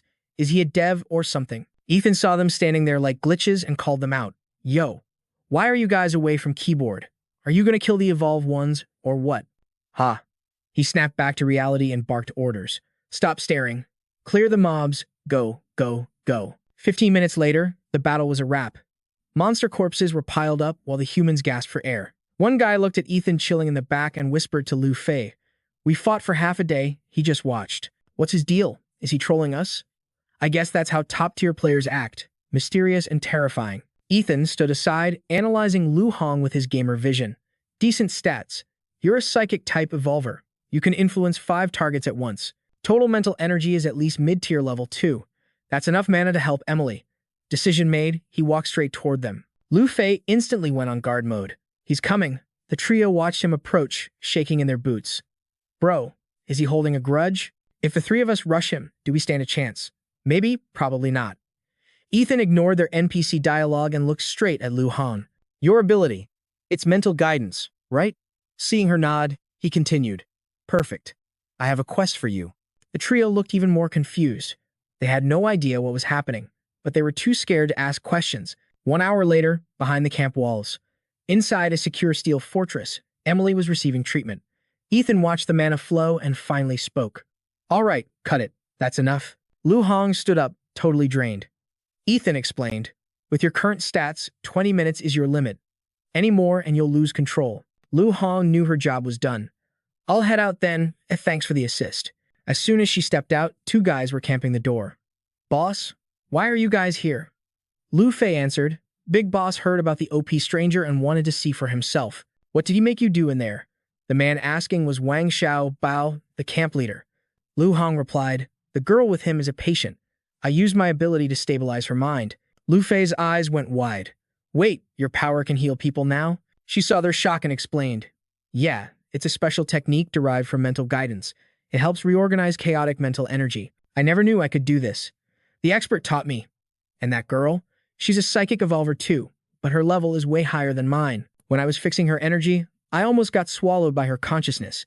It was terrifying. For real, Lu Fei realized there was another monster hiding in there. Boss, what's the plan? This duo is dangerous. Xiao Bao did the math. An expert who teaches skills casually, plus a high-level psychic girl, these 2 aren't simple. We need to recruit them. You guys leave. I'm going in for a chat. Lu Fei, remembering his earlier fail, warned him. Careful, boss. This guy isn't easily scammed. I tried name-dropping Kyle from the 7 Heroes, and he didn't even flinch. My reputation wasn't enough. Xiao Bao smirked, full of unearned confidence. Please, your reputation? Watch the master at work. I'm gonna drop the biggest name in the apocalypse. The leader of the 7 Heroes. Long Hua's Ethan. Let's see if he dares to be cocky then. Meanwhile, Ethan placed a hand on the unconscious Emily's forehead. He logged into her consciousness. Access granted. Inside Emily's mind space, Ethan checked the energy levels. Her mental power is condensing. She's regaining admin control over her own mind. Looks like I just need to keep guiding the flow. She'll be back online soon. Slow process, but it's working. He opened his eyes, returning to the real world with a sigh. Then, he addressed the creep lurking at the door. You done peeping yet? Xiao Bao strutted in, clearing his throat loudly. Is my little brother busy with the lady? The moment Ethan saw him, he recognized the face. It was Wang Xiao Bao. Flashbacks from his past life hit him. He remembered facing this guy before. Back then, Xiao Bao claimed, Do you know who I am? The great hero everyone worships? Yeah, that's my sworn brother. We're not related by blood, but we're tighter than family. Remembering the sheer audacity of this guy, Ethan almost laughed. In the past life, this guy was a minion under Hu Feng, a professional scammer who traveled around clout chasing. He loved stealing famous names to intimidate people, so the guy outside pretending to be Kyle was definitely his student. Didn't expect him to be running a whole scam syndicate in this life. Xiao Bao, totally clueless that his cover was already blown, continued his arrogant act. Yo, heard we got some VIPs in the house, so I came to welcome you personally. Allow me to introduce myself. I'm the big boss running this camp. He put on this mysterious, cool guy face and dropped the bomb. And my name? Heh, I bet you've already heard the legends. Little Bao stomped the ground, pointed at the sky, and screamed like an anime protagonist. Leader of the 7 heroes. Founder of Eternal Peace. The slayer of the Red Demon. The hero of heroes, Zuo Ethan. Ethan knew this guy was a scammer, but he never expected the clown to impersonate him right to his face. Little Bao stayed in character, diving straight into his sales pitch. I heard the situation. You guys need a healer, and I need manpower. As a legendary hero, I can't just stand by and watch the weak suffer, right? So here's the deal. You two can chill here for treatment, food and shelter, on the house. Don't worry about it. Looking after the little guys is what a big bro does.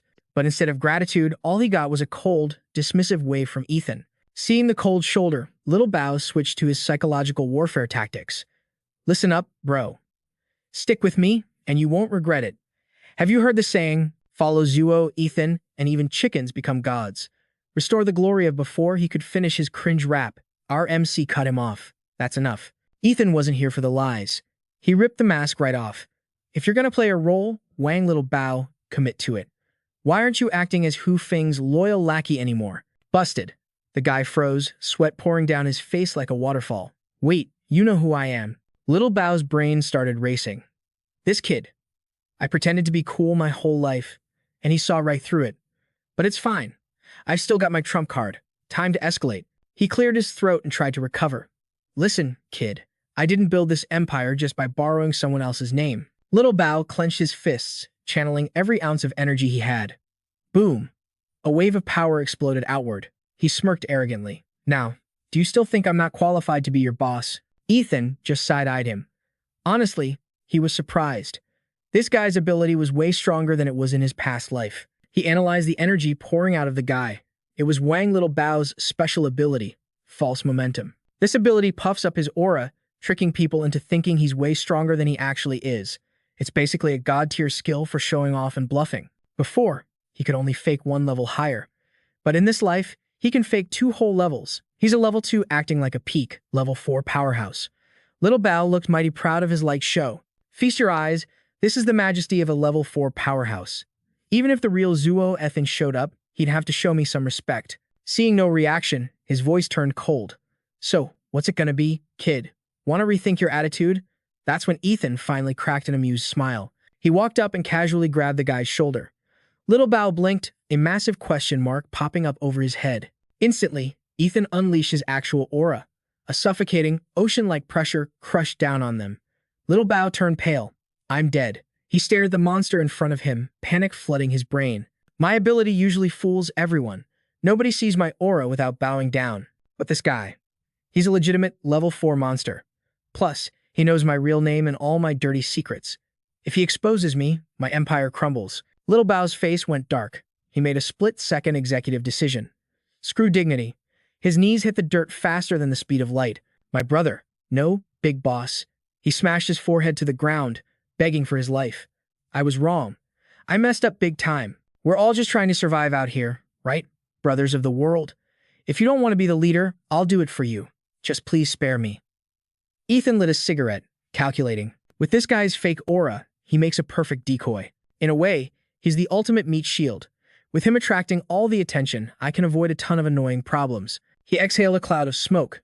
I don't care who you pretend to be. As long as my girl gets the best treatment here, I'll let you play your little games. Little Bao's heart blossomed with relief. Absolutely. Consider it done.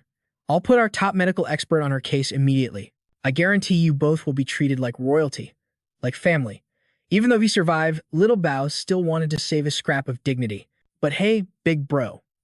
Would you consider taking a title here? I can make you the vice leader. Have you heard the saying, follow Wang Little Bao and dodge every bullet? Follow Wang Little Bao and live to old ag. He didn't even finish before Ethan's death stare made him pull a 180 turn. Totally kidding. Haha. With your godlike power and vision, how could a dragon like you bow to a shrimp like me? I was just trying to hype up the mood. Don't be mad. Ethan cut to the chase. I have 2 demands, treatment and food. And unless the sky is falling, keep everyone out, including you. Yes, sir. Understood. Thank you. Just as they agreed, a soldier burst into the room in a panic. Boss, Little Bao nearly jumped out of his skin. You want a death wish? Who let you in here? Didn't I just say no interruptions? The soldier was sweating bullets. No, boss, it's a real emergency. There's a huge foreign guy with a beard calling you out by name, calling me out specifically. Outside, a chaotic brawl was happening. The crowd whispered in fear. That bearded guy is a monster. I can't believe he one-shotted a level 3 brother.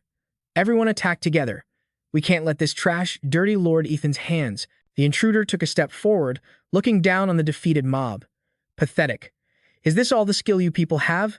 Not even worth a warm-up. The towering figure flexed his massive muscles and shouted, "You're all trash. Get Zuo Ethan out here. I want a duel with the real deal. You think you're worthy of seeing the boss? We'll send you to hell first. Hold it." Little Bao stepped out, and the crowd parted like the Red Sea. The boss is here. He walked in, blowing a perfect O-shaped smoke ring, cigar in one hand, the other in his pocket. Little Bao struck his coolest pose to face the challenger. Seeing Little Bao's swagger, the minions went wild with hype. The boss is finally making his move. Let's see how long this foreigner lasts now. Yo, big bro, teach this outsider a lesson. Show him who runs these streets. You're the G-O-A-T, the king of the underworld, fam. Our guy tries to maintain that main character energy, waving his hand like a mafia boss. Chill out, fam. Keep it down. Don't make a scene. You're embarrassing me. Tiu Bao sizes up Brook. This dude is a massive absolute unit, taking down 4 level 3 fighters instantly. He's got to be high tier level 3 at least. Imagine the clout if we recruit him. Scheme mode activated. He pulls out the classic sales pitch. Yo, it's my lucky day. Customers popping off left and right. Even got international guests in the crib. What's so special about my humble abode, huh? But hey, a guest is a guest, so we gotta treat you right. But listen up, homie, even guests gotta respect the house rules. Break the code, and we throw hands, feel me. You dig. But Brook just sneered, completely ignoring the threat. Weirdo. Cringe. Tiu Bao froze. That reaction wasn't in the script. He was totally lost. But Brook's next words hit harder than a critical strike. You talk trash. I don't vibe with you. You're bad news. The fan club behind him went ballistic, hearing their idol get disrespected like that. Yo, you got a death wish. The audacity to diss Big Bro to his face. Just as the mob was about to rush him, Tiu Bao spun around like a dramatic anime villain and shouted, "Silence. Y'all are ruining the vibe. Where's your discipline?" The crowd instantly shut up, awestruck by his fake aura. Pure Delulu energy. Tiu Bao kept the act going, thick-skinned as ever. I dig your honesty, homie. You got mad skills. Join my squad, and we'll ball out together, ride or die. Profits and pain shared equally. Brook wasn't buying what he was selling. He shut him down cold. I'm looking for Ethan, not wasting breath on a weirdo talking nonsense. Hearing the name, Tiu Bao pulled his trump card. He puffed out his chest, basking in his minions' hype. Well, look no further. You came to the right spot. I am Ethan. But Brook didn't hesitate. He called Cap instantly. Fraud. You ain't him. Stop lying. Then came the emotional damage. The insults pierced Tiu Bao's heart like arrows. Beady eyes, loud mouth, short legs. You're ugly and dumb. Definitely not Ethan. Brook flipped him the bird for good measure. Plus, you're weak sauce. Tiu Bao was stunned into silence.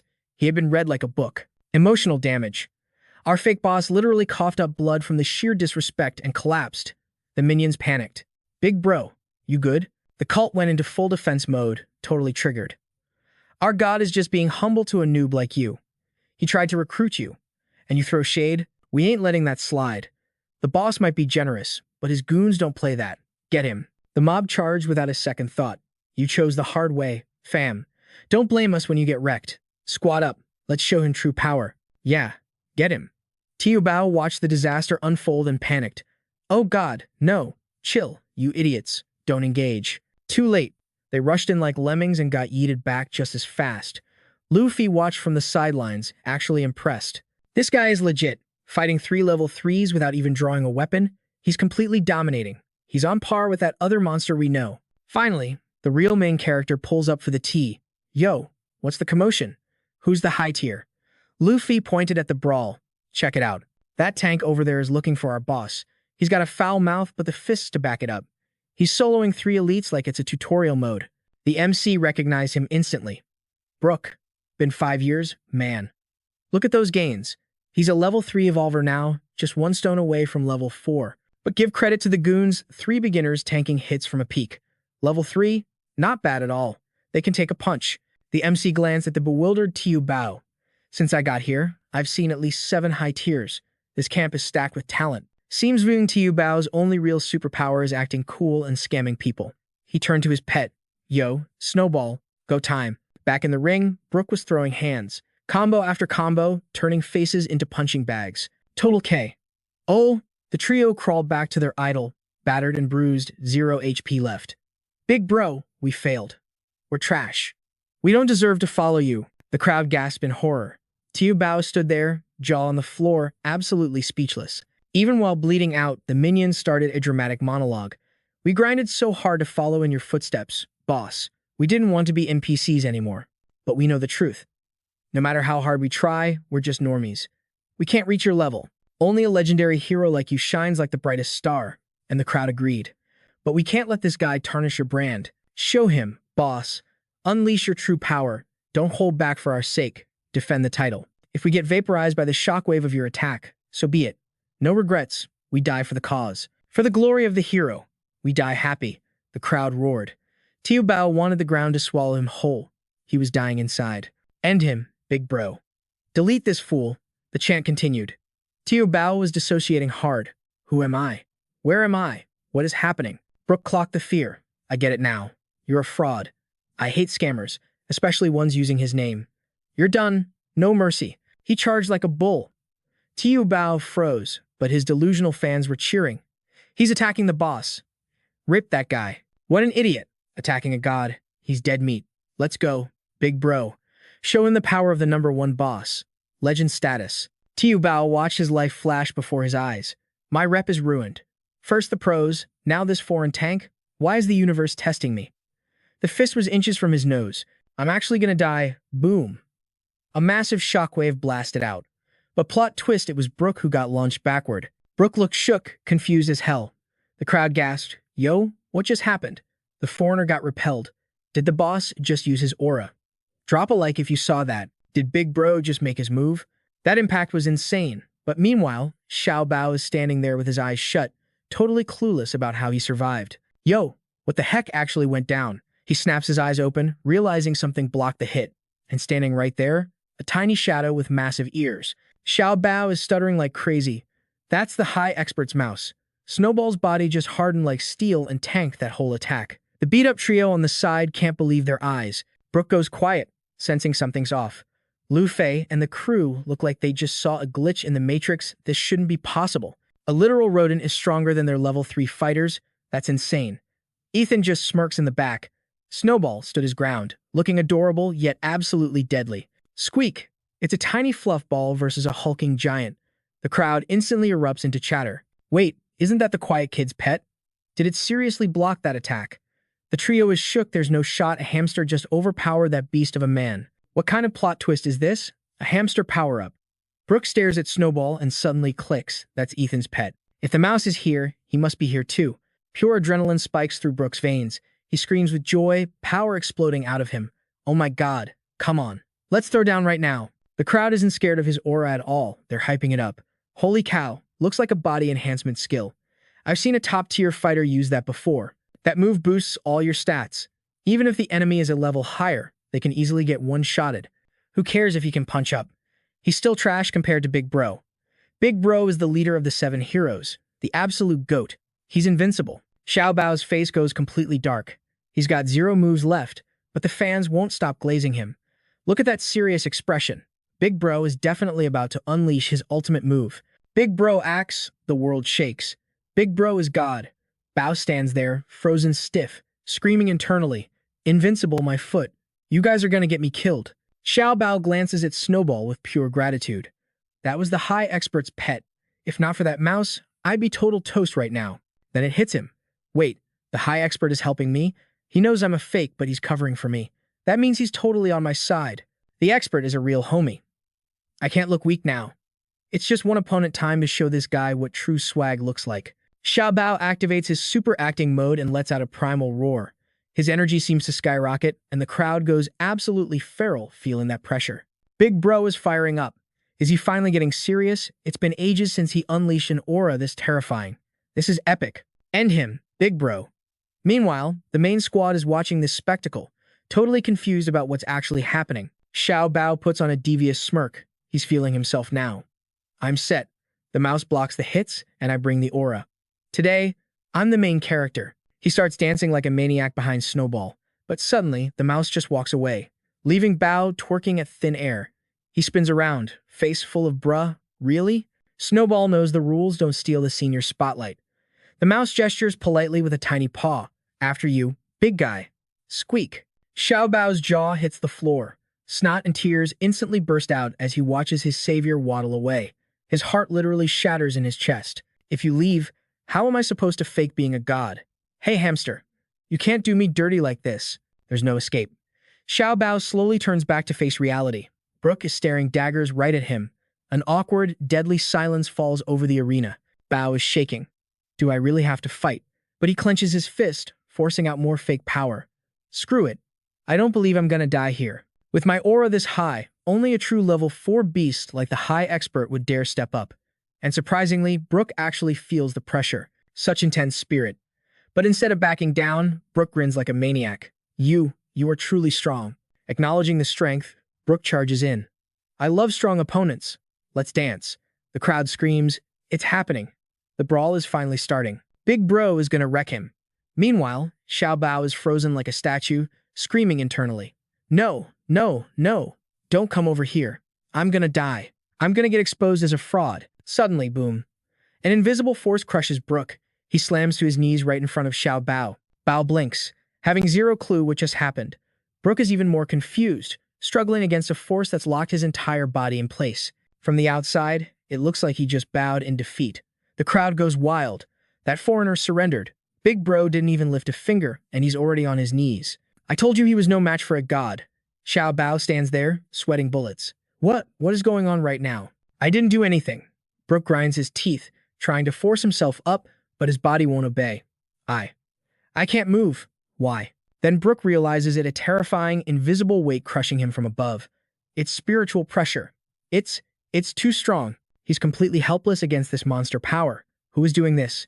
Suddenly, Ethan stops hiding and steps out from the shadows behind Xiao Bao. He walks calmly toward Brooke, a massive blade resting on his shoulder. His presence is undeniable now. The crowd thinks he's just interfering and starts booing. It's that loser. What's he doing? If he gets killed by Big Bro's shockwaves, that's on him. Only Snowball cheers for him, squeaking happily. Ethan ignores the haters and speaks calmly. He's a friend of mine. Snowball hops onto his head as Ethan walks past the kneeling Brooke. Come on, let's go. They help each other up and walk away, leaving the crowd totally bamboozled. What the hell? Why did Big Bro let that loser take the foreigner? Is it over? Man, I wanted to see blood. Big Bro barely did anything, but Xiao Bao, he finally gets it. He stands there in silence, connecting the dots. The high expert knows that guy. Wait, did he do that? But he was standing so far away. How is that kind of power even possible? Back inside the main base, the vibe was getting weirdly intimate. That massive guy, Brooke, still had a death grip on Scott God's arm. Once they got inside, Brooke started patting him down like he was checking the quality of his steak. Hair is longer, muscles are harder, legs are thicker. Brooke leaned in way too close, his breath practically fogging up Scott God's face. He was sizing him up like a predator inspecting his prey. Scott God wasn't having any of this bromance. He shoved his hand against the big guy's face and pushed him back. Personal space, dude. Why did you even come here? Brooke started rambling like a malfunctioning NPC. You left. I wanted the dub. I grinded XP, only slept 3 hours a night. Then I heard Long Hoa was glitching out. I heard your name, so I pulled up to tell you. Everyone outside is a fraud. I hate liars. It makes me salty. Anyway, zip it. Scott God sighed, realizing he had to translate muscle brain into human speech. Let me get this straight. To surpass me, you grinded like a maniac for a year on 3 hours of sleep. Then you heard Long Hoa was in trouble, so you rushed back. You heard my name, came to this camp to throw hands, but realized everyone here is just a bunch of posers. Scott God cut straight to the chase. Is it dangerous? With fierce fighters like Luo and Kyle holding the line, Long Hoa should be invincible. Brooke didn't elaborate much, just dropped a bomb. A variant. It's there. Scott God's chill demeanor shattered instantly. A variant? You serious? Meanwhile, over at the Poser Squad's headquarters, Little Bao and Lu Fei were sweating bullets in the hot seats.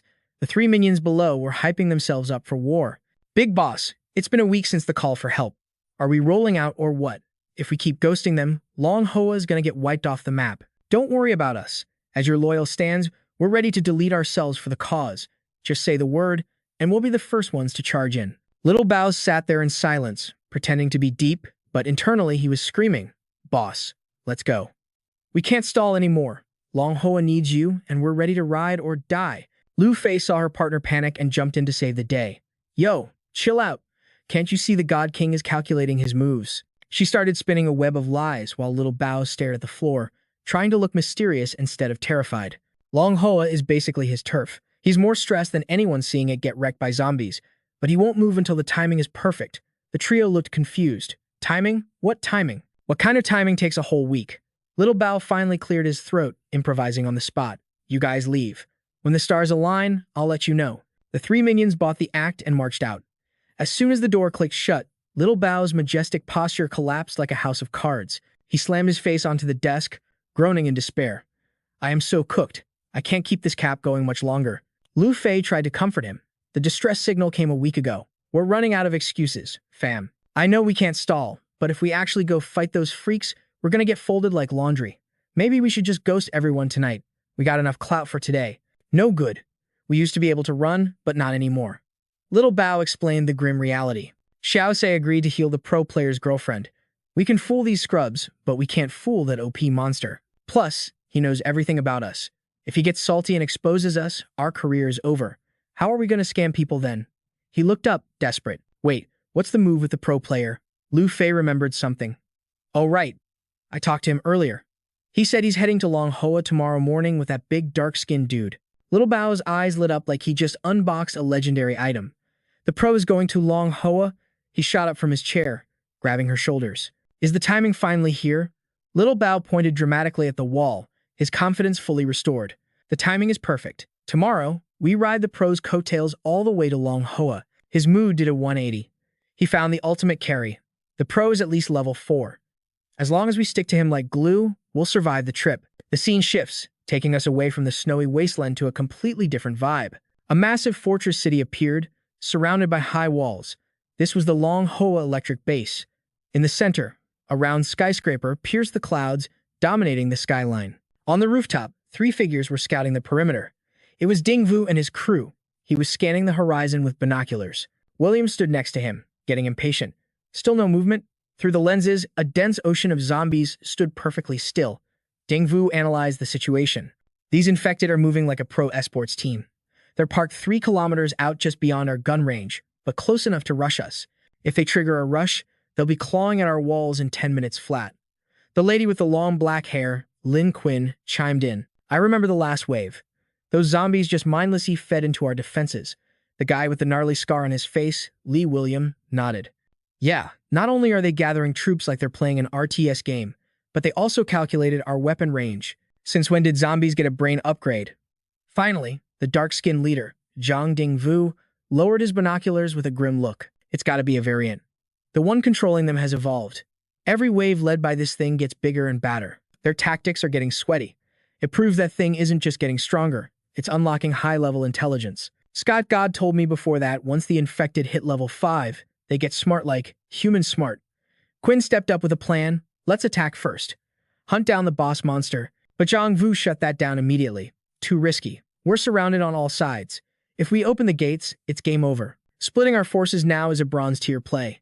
He pointed at the map on the table. "Look, they're camping at the north, south, east, and west gates perfectly." William looked at the map, realizing the nightmare difficulty. Defending all 4 sides simultaneously, that's insane. We don't have enough players for that. Ding Vu knew it was a suicide mission, but he had to make the call. "We have to optimize our defense. The east and north walls just got buffed with reinforcements. Guns, cannons, ammo, we're stacked. You 2 handle that side, it should be a walk in the park." Quinn and William were totally vibing with the plan. The east was locked down ammo for days and range advantages that let even the normies pop off. That meant we could stack our heavy hitter, evolve units on the southwest front. But while the squad was stressing over the details, Din Vu dropped a bombshell, revealing the ace up his sleeve. "Nah, fam. The West doesn't need any backup. It's already handled. I just got the intel Kyle has returned to the battlefield." The mood instantly flipped from grim to hype. "Kyle, let's go. That crazy kid really knows how to make an entrance." Picture this, Kyle has ascended to level 4. His explosive rounds are basically cheat codes, wiping out 90% of the horde before they even get close. Add his 10 flying daggers to the mix, and nothing enters his 100-meter kill zone. dual-wielding pistols amidst a storm of blades ease a one-man army. The west side is basically impenetrable, with him standing guard. William was pumped, pointing at the map. Sweet, so we dump all our elites on the south. But Quinn wasn't buying it.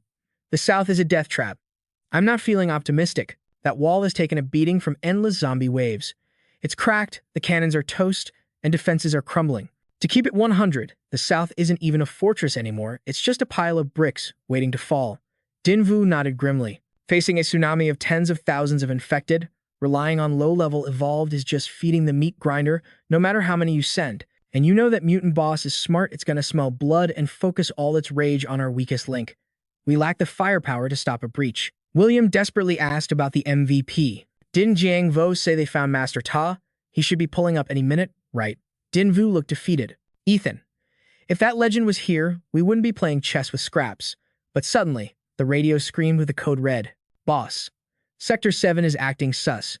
I think they're launching a full assault. The trio froze in pure terror. The earth shook as the infected horde swarmed like a plague of locusts, their roars tearing through the air. The base of the wall was instantly drowning in a sea of monsters, a straight-up nightmare fuel scenario. Din Vu snapped into commander mode. You two, secure the northeast formation, now. But who holds the south? I'll do it myself. Negative. I'm taking the south. A voice cut through the tension like a blade, freezing everyone in place. Stepping out of the shadows was La Samantha, eyes burning with unwavering resolve. But Din Vu shut her down immediately. Absolutely not. Your job is rearguard duty. We need you watching for the mutants' sneak attack. Revealing your location now is suicide. Samantha didn't flinch as she stepped closer. Look, stacking bodies at the south wall won't stop them. It just gives the zombies an all-you-can-eat buffet. But I sensed Snowball. Din Vu blinked, totally confused. Snowball? Samantha closed her eyes, tuning into her mental radar. Snowball is with Ethan. They're inbound. Ita to the kill zone, 2 hours. Din Vu's eyes lit up. So the king is returning. We just need to survive for 120 minutes. Samantha grabbed the comms, radiating main character energy. Exactly. That's why the south is mine. Give me 2 hours, and I promise not a single rot bag crosses that line. She didn't wait for permission. Attention all units on the south wall. This is La Samantha. Fall back immediately. I repeat, clear the area. The south sector is now under my solo jurisdiction. Din Vu grabbed her arm, panic rising. Have you lost your mind? Your psychic build isn't made for crowd control. You'll get overrun. But the girl was ice cold. Who said anything about fighting the mob? She smirked, a dangerous glint in her eye. I'm not here for the minions. I'm challenging the boss mutant to a 1v1 duel. Below them, the infected tide crashed against the defenses, but the ground was seeded with surprises. Click, boom. A zombie triggered a landmine, and suddenly bodies were flying in a beautiful explosion of gore and shockwaves. The wall became a fortress of fire as defenders rained Molotovs on the screeching horde. Status reports flooded Din Vu's earpiece. Boss, defense is holding. North is stable. East is green. Din Vu nodded. Copy that. Reserves hold position. Wait for the southwest signal. A confident laugh echoed over the channel. Relax. I got this. Kyle stood amidst a mountain of corpses, looking absolutely bored. The west side is my playground. 0 issues. Din Vu checked in. You good on ammo? Though, you're solo out there. A straggler lunged at Kyle. Ammo? He scoffed. In a blur of motion, invisible blades sliced the air. The zombie was instantly diced into meat cubes. Kyle slid his hands into his pockets, looking cool as hell. Bro, I haven't even fired a single shot yet. Din Vu let out a breath he didn't know he was holding. All right, the west is on lock. Now, it all comes down to La Samantha. On the south front, the small girl walked into the valley of death. The infected roared, hungry for blood. Samantha frowned, annoyed by the noise, and unleashed a glare filled with killing intent. That single look broke them. Jaws dropped, monsters trembled, and some straight up whimpered in fear before turning tail and running away. Soldiers on the wall couldn't believe their eyes. Yo, are you seeing this? The horde froze. They're terrified to push forward. It's been minutes, and they haven't moved. Samantha hadn't even lifted a finger. Was her aura enough to paralyze an entire army? Din Vu watched the feed, realizing what was happening. That Conqueror's hacky. I haven't seen that since Master La cleared the path for Ethan last year. But Samantha's pressure was evolving. It's not just bloodlust. She's channeling the Divine Tree's aura. It's a natural predator vibe that suppresses any low-tier infected instinctively. It looks like Samantha's training arc in Lehoa District totally paid off, thanks to that Divine Tree buff. But our guy is starting to sweat, realizing the strategy has a major flaw. This intimidation tactic, it's on a timer, fam. Sooner or later, hands are gonna get thrown. It seems La Samantha's whole plan is just to bait that main boss into showing his face. And speak of the devil. From the chaotic battlefield, a massive, grotesque zombie hand claws its way up from the earth. That giant hand sweeps across the field like a broom, instantly deleting the entire mob of infected standing there. The defenders on the wall clock it immediately. They know exactly who or what just pulled up. He is here. The moment this abomination spawns, he bares his jagged, nasty teeth and starts yapping in some alien language nobody understands.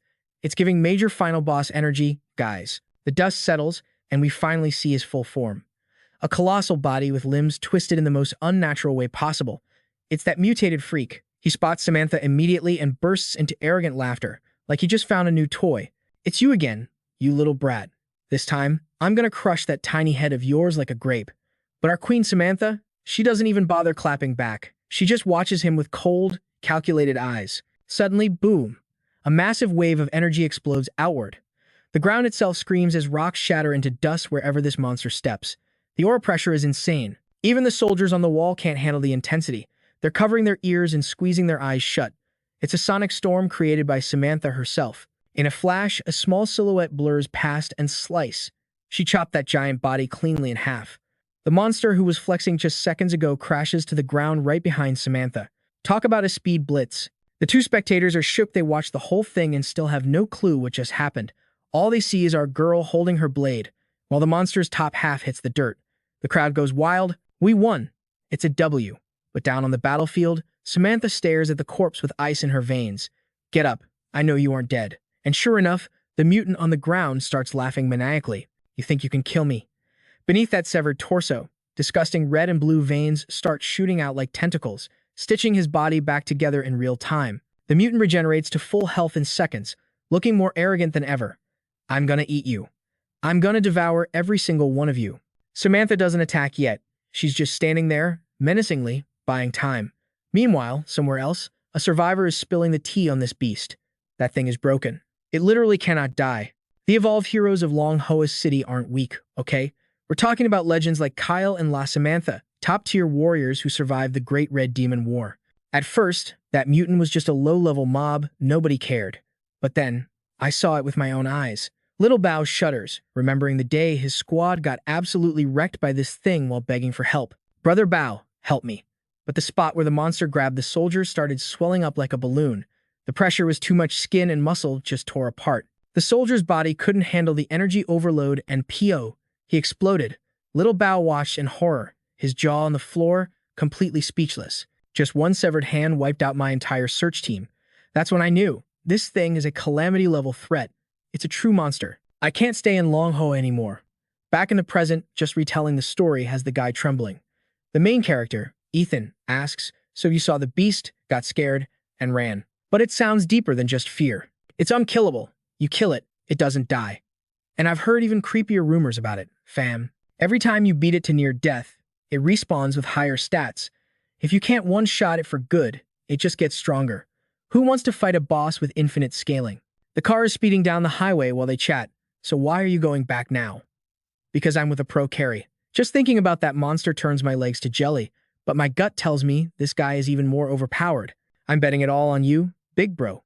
The guy is glazing our main character so hard right now, so Ethan just stays quiet and lets him believe. Ethan sits in the back with Knock, Emily, and Snowball, analyzing the data. Immortal body, sounds like an evolved human, with extreme regeneration capabilities that mutated further. But even regeneration has a cost. The laws of physics still apply. It needs to burn viral energy to heal. With my sword's current devouring power, killing it isn't the hard part. But getting stronger after every heal, that's a new mechanic I haven't seen before. There's definitely a hidden gimmick here. Meanwhile, in a dark, villainous lair, a mutant kneels before a shadowy monstrosity. Master, your grand plan is a success. No cap, that human city is about to fall. They're all just sacrifices for your glory. The shadow monster extends a creepy tentacle forward. It stabs straight into Cobra Head's brain, but instead of pain, he looks ecstatic. Divine power. It's the Master's divine power. What an honor. Through this connection, he downloads new orders.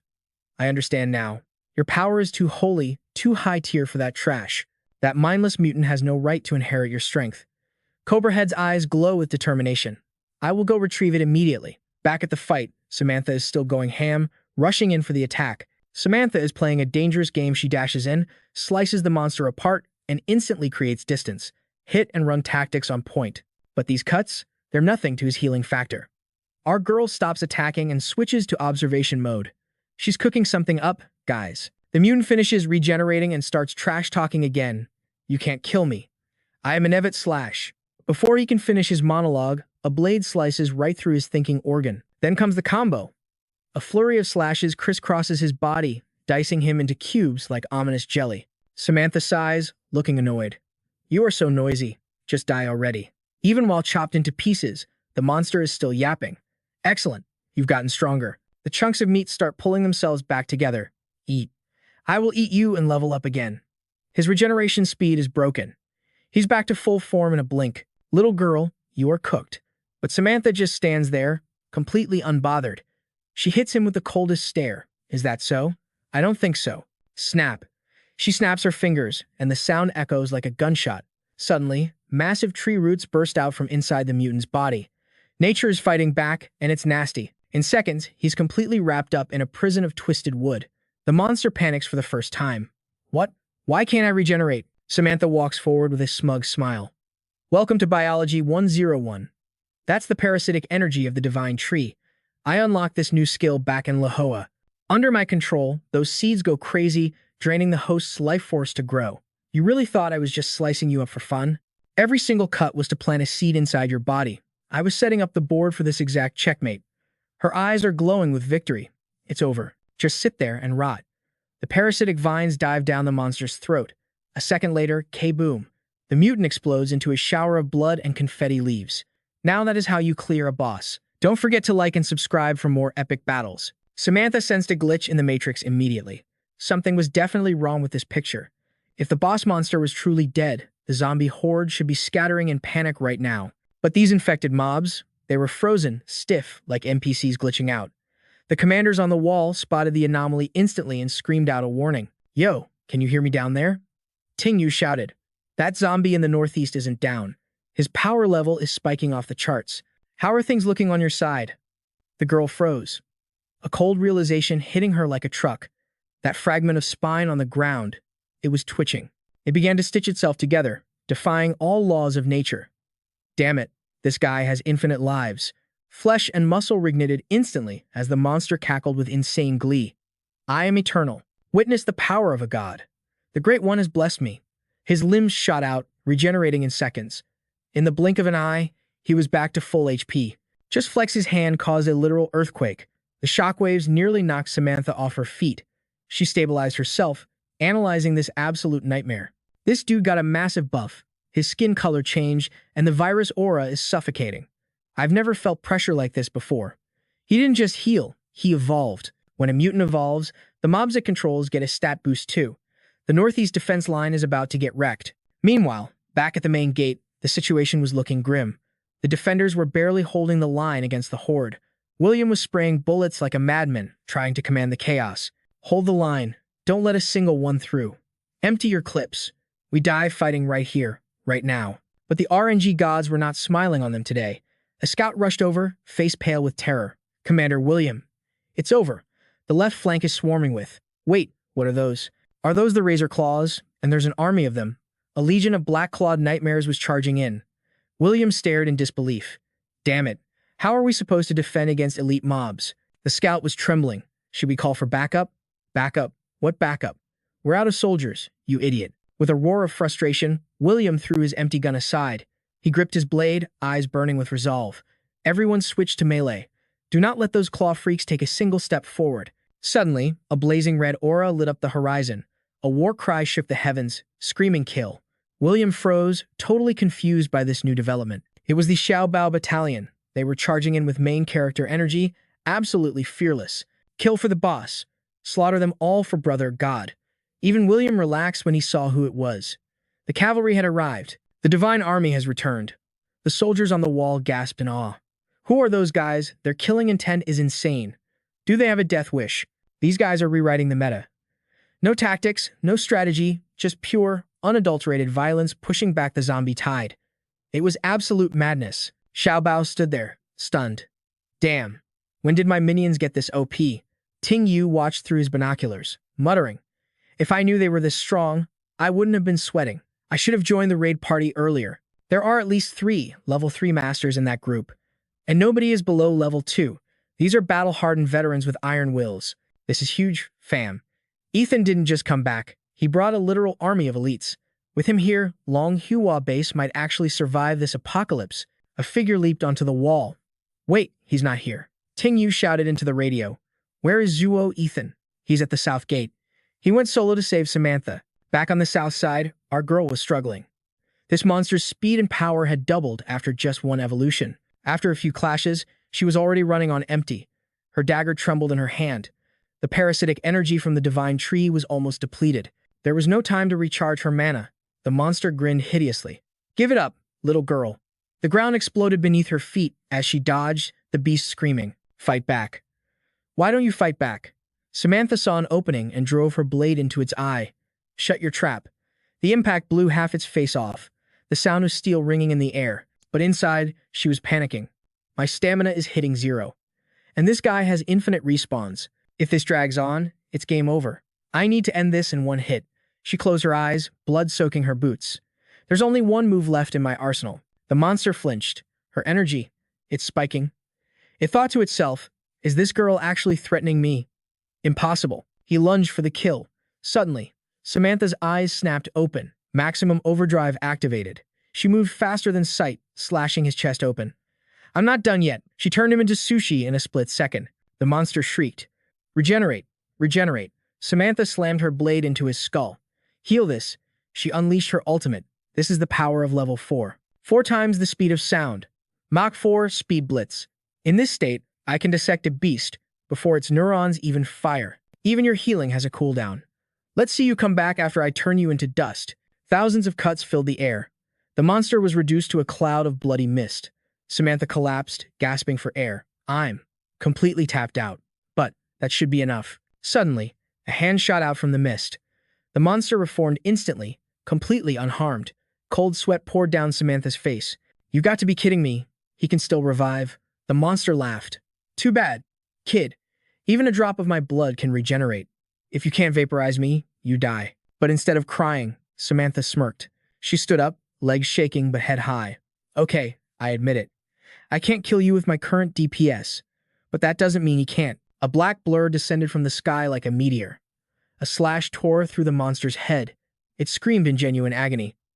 It hurts. Why isn't it healing? Impossible. My regeneration. A voice cut through the chaos.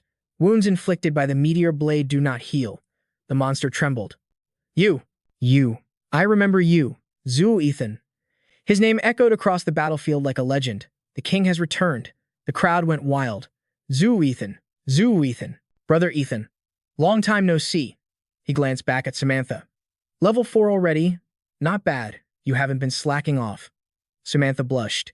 I'm still way behind you, boss. The monster roared in pure hatred. Zuo Ethan. It's all your fault. Samantha blinked. Do you know this guy? Ethan looked bored. Never seen him before. 5 years. I hunted you for 5 years. The monster ripped off its own face skin. A familiar face was revealed underneath. Look closely. It's me. The mutant Han Li.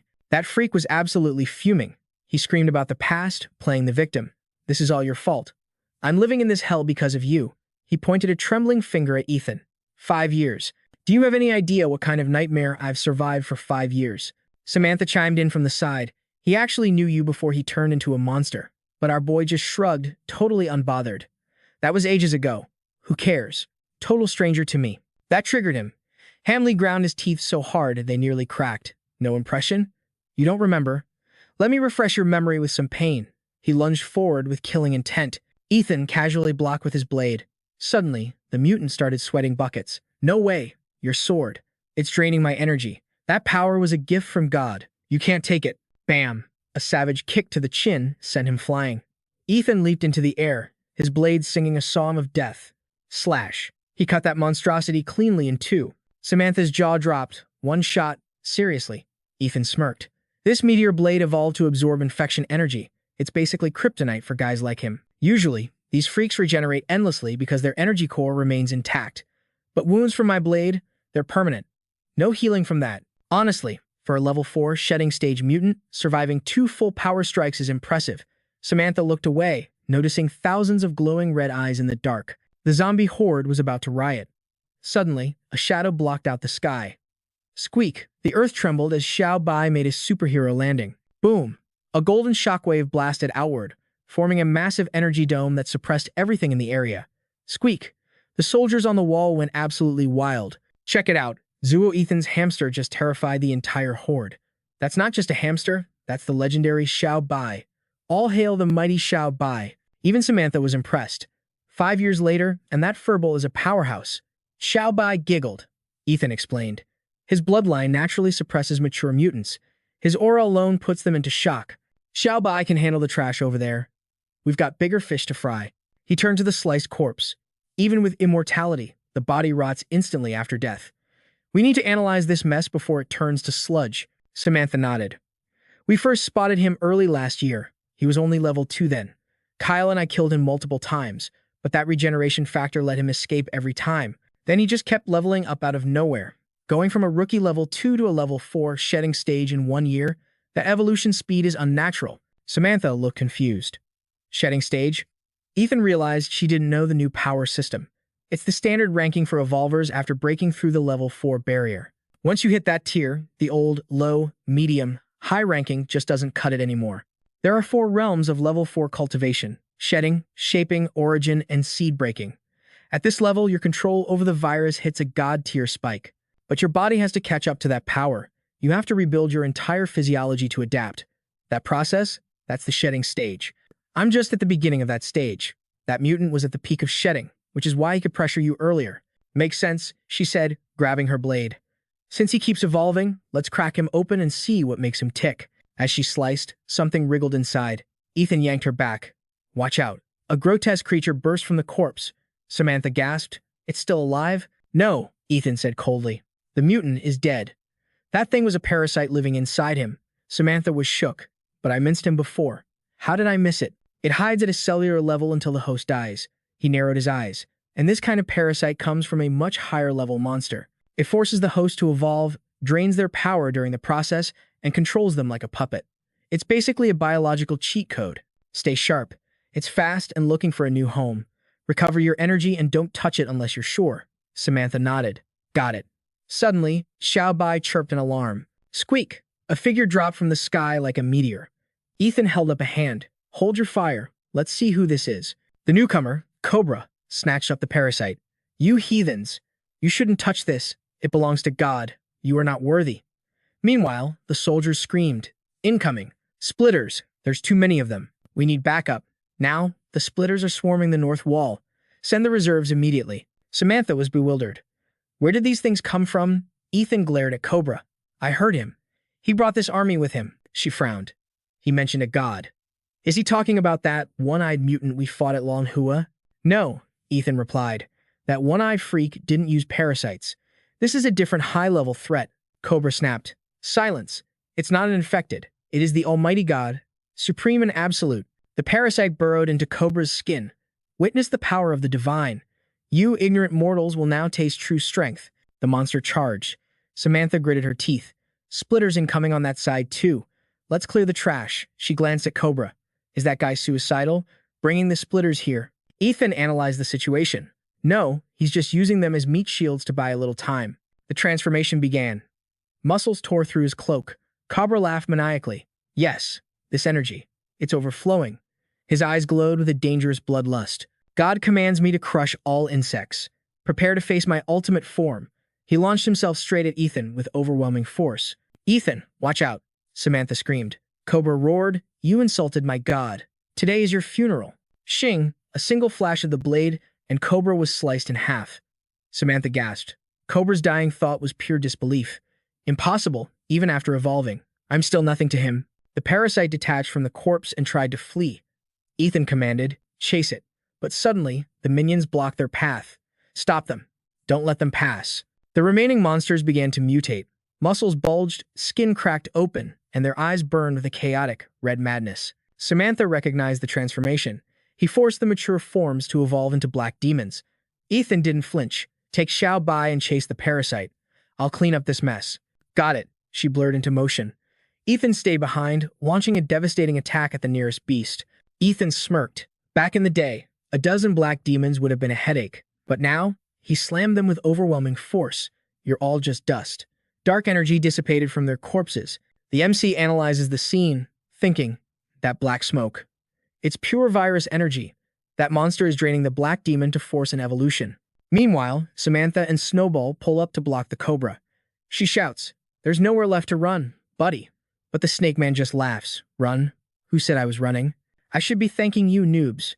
Your pressure pushed me to the next level. Boom. His aura explodes, releasing a terrifying pressure. Now, every single one of you is gonna get deleted. Samantha claps back. We'll see who gets deleted first. But suddenly, a familiar voice cuts in. Fall back. That thing is way out of your league now. She turns around, shocked. It's big bro Ethan. His face is grim. He's hit the level 4 shaping stage. Out of the mist, a massive monstrosity with thrashing tentacles emerges. Samantha's jaw drops. The shaping stage? Isn't that, like, the second tier of level 4 power? She's internally shook. Grinding through level 4 is insanely hard. I spent a whole year training just to barely scratch the surface of the first tier. But this cheater just absorbs some energy and levels up instantly. Talk about broken. Ethan steps up. Don't trip. Infected evolution works way differently than ours. Humans have to use pure willpower to dominate the virus energy inside us, turning it into our own strength. It's a slow grind, but it's stable and safe. But zombies, they just rely on chaotic mutations. They just keep devouring everything to stack up virus energy, purging the weak stuff to trigger a forced evolution. He stares down the monster. With all that energy from the black demon corpse, plus the parasite boosting him, yeah, an instant level up makes sense. The cobra smirks. You know your lore, kid, but against a double evolved being like me, your knowledge is useless. Suddenly, a mouth rips open on his stomach, creating a massive suction vortex. Today is the day you all get wrecked. The gravitational pull is glitching out physics. Samantha starts panicking as huge boulders get sucked past them. It's too up. We're gonna get dragged in. But Ethan stands there like a statue, eyes closed. Total Zen mode. Cobra laughs. Give it up. No matter what angle you try, you're just food for my belly. Submit and become part of the god. Resistance is futile, just accept your destiny. Bam. In a split second, Ethan moves. A crimson flash slices through the air. The monster gets cleaved in half before he even blinks. Blood fountain everywhere. Impossible. This is a divine gift. How could a human trash it? He starts glowing. If I go down, I'm taking you with me. For the god. Samantha screams, watch out. The monster swells up to self-destruct, but then just pops like a cheap balloon. She's totally confused. Wait. What just happened? Ethan pins something down with his blade. Take a good look. A human body, but evolved like a zombie. You thought you were strong? Nah. You were just carried by a parasite. I was just waiting to pinpoint exactly where that little bug was hiding. The guy grinds his teeth in fury. Damn you. You think this is over? The god will never let this slide. I'm just a pawn. My death changes nothing. The god's master plan is unstoppable. Ethan stomps his head in. Delete your account. With the boss dead, the monster horde scatters. Lu Fei watches them bolt. Are they running away from us? Looks like it. The crowd goes wild in the distance. We held the line. Fam, victory is ours. Long Hoa forever. Samantha checks the comms. All fronts held. We just need a cleanup crew for the stragglers. Let's head home. Guys, everyone's hyped for the after party, but Ethan kills the mood. Hold your horses. We're not done yet. He summons Kyle for a private meeting. An hour later, the vibe is heavy. Samantha asks, so, what's the deal with Sister Emily? When does she wake up? I didn't see this coming. Kyle pipes up. But from what you said, that meteor shard actually did something to her infection. Good or bad, I'm not sure yet. Ethan gazes at her sleeping form. We need to study exactly what that shard does. Her vitals are stable, but there's something else messing with my head right now. He thinks back to her words. She knew about the Northern War, something that only happened in my previous life. How? Did the meteor shard trigger a memory leak? Samantha frowns. We found a few shards over the years, but Kyle and I burned through them all just to hit level 4. We're tapped out here. Maybe we should launch an expedition tomorrow to hunt for more. MC shakes his head. Nah, finding those is pure RNG. We can't rely on luck. We got a bigger problem to deal with first. He gets serious. Be real with me. Since you hit level 4, has your leveling speed completely tanked? They nod instantly. Dude, yes. No matter how hard I grind the breathing technique, my XP bar barely moves. Since my stats plateaued, I've just been practicing my knife micro-control. Kyle agrees. Same here. I've just been working on skill combos since my raw power is stuck. MC cuts in. Skill mastery is cool and all, but without base stats, you're capped. You need raw power. I didn't teach you the advanced stuff because you weren't ready, but now you are. The old breathing method, that's tutorial level trash for level 4. I brought you here to unlock the real skill tree. It's time to learn how to cultivate properly at this stage. Samantha secures the room. We're in a private lobby now. No eavesdroppers. Kyle asks, so, big bro, are you also level 4? What's your rank? Ethan drops the bomb. I'm at the early phase. Same as you. Samantha gasps, no shot. You're on the same level as me. But you were fighting like a god out there. The gap between us felt massive.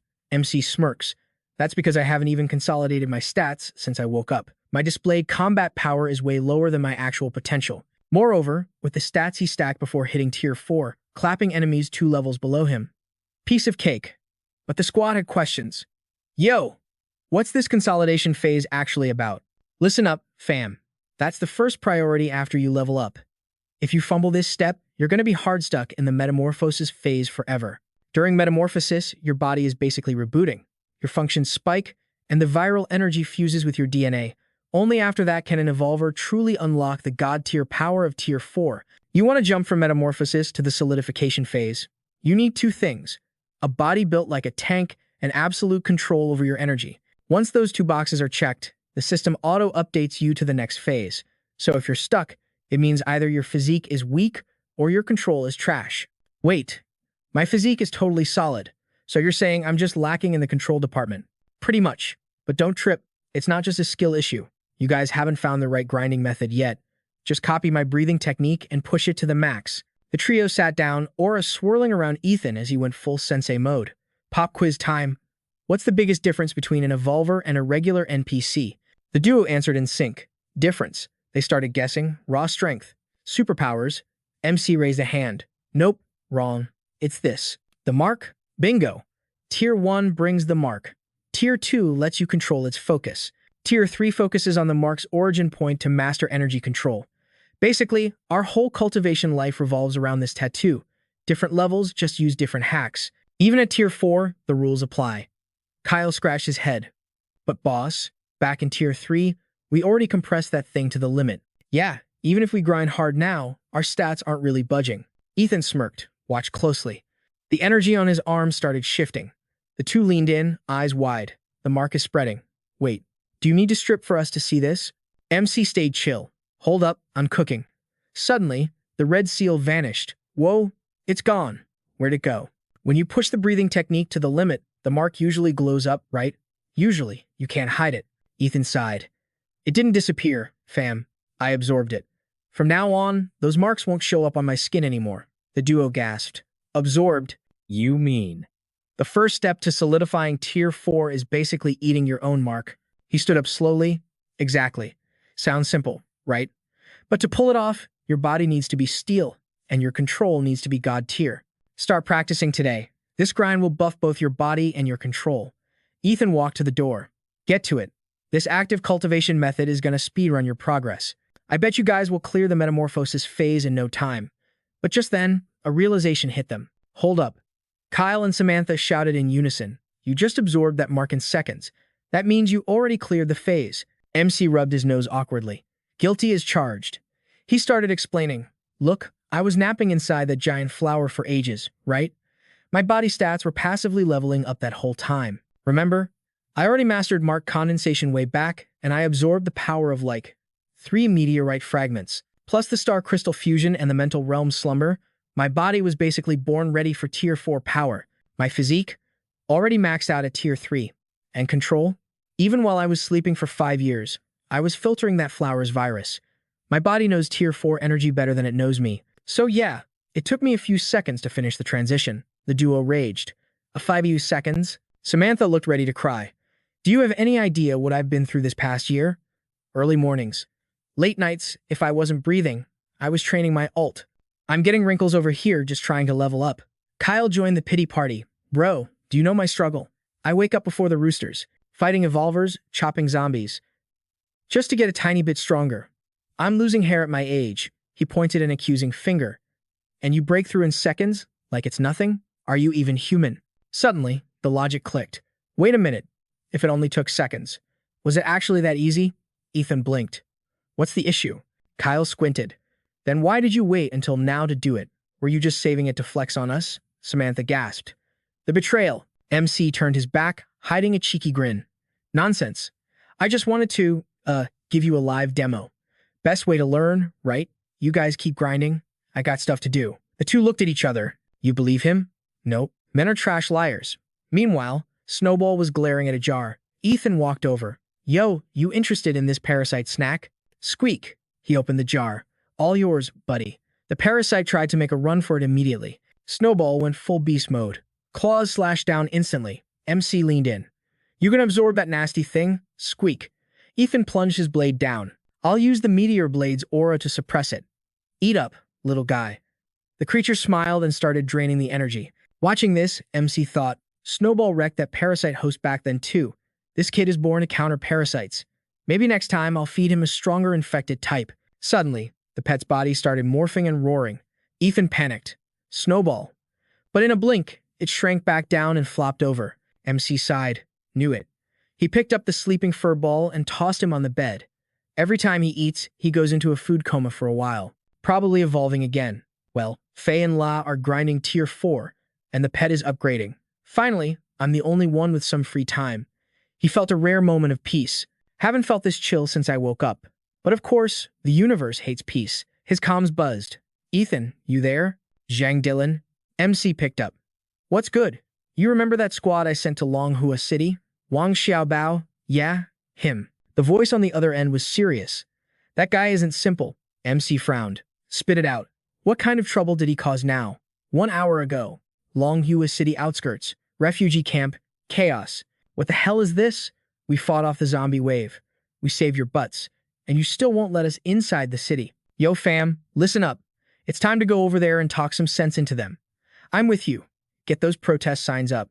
Those Longhua snakes are totally ungrateful. Zero honor in their game. Can y'all even tolerate this disrespect? Exactly. Longhua holds no loyalty. We demand entry. We are the MVPs of this battle. We deserve the VIP treatment. Preach. Let's rush the gate and demand an explanation. But suddenly, a figure steps out. What's all the noise? It's Brother Fei. He's finally here. He speaks up, ice in his veins. Mayor Truong is personally hosting your boss right now. You guys making a scene out here. Are you trying to make your boss look like a clown? If you know what's good for you, shut your traps. Don't let the Longhua citizens laugh at us. You want them to think the boss's crew is just a bunch of uncultured bandits? Hearing this, the mob instantly shouted in agreement. Luke Kyle looked up, sweating internally. Hurry it up. I can barely hold these rabid dogs back much longer. Meanwhile, on the wall, the two leaders sized each other up. The guy Ethan brought back? Definitely not an NPC. Just now, his aura was way more intense than Kyle's. An expert like that, you can't treat him like dirt. Holy crap, that's the mayor of Longhua Base. A legit big shot. I've never met someone with this much clout since I was born. Gotta play it cool. Don't leak the truth. He immediately went for the polite handshake.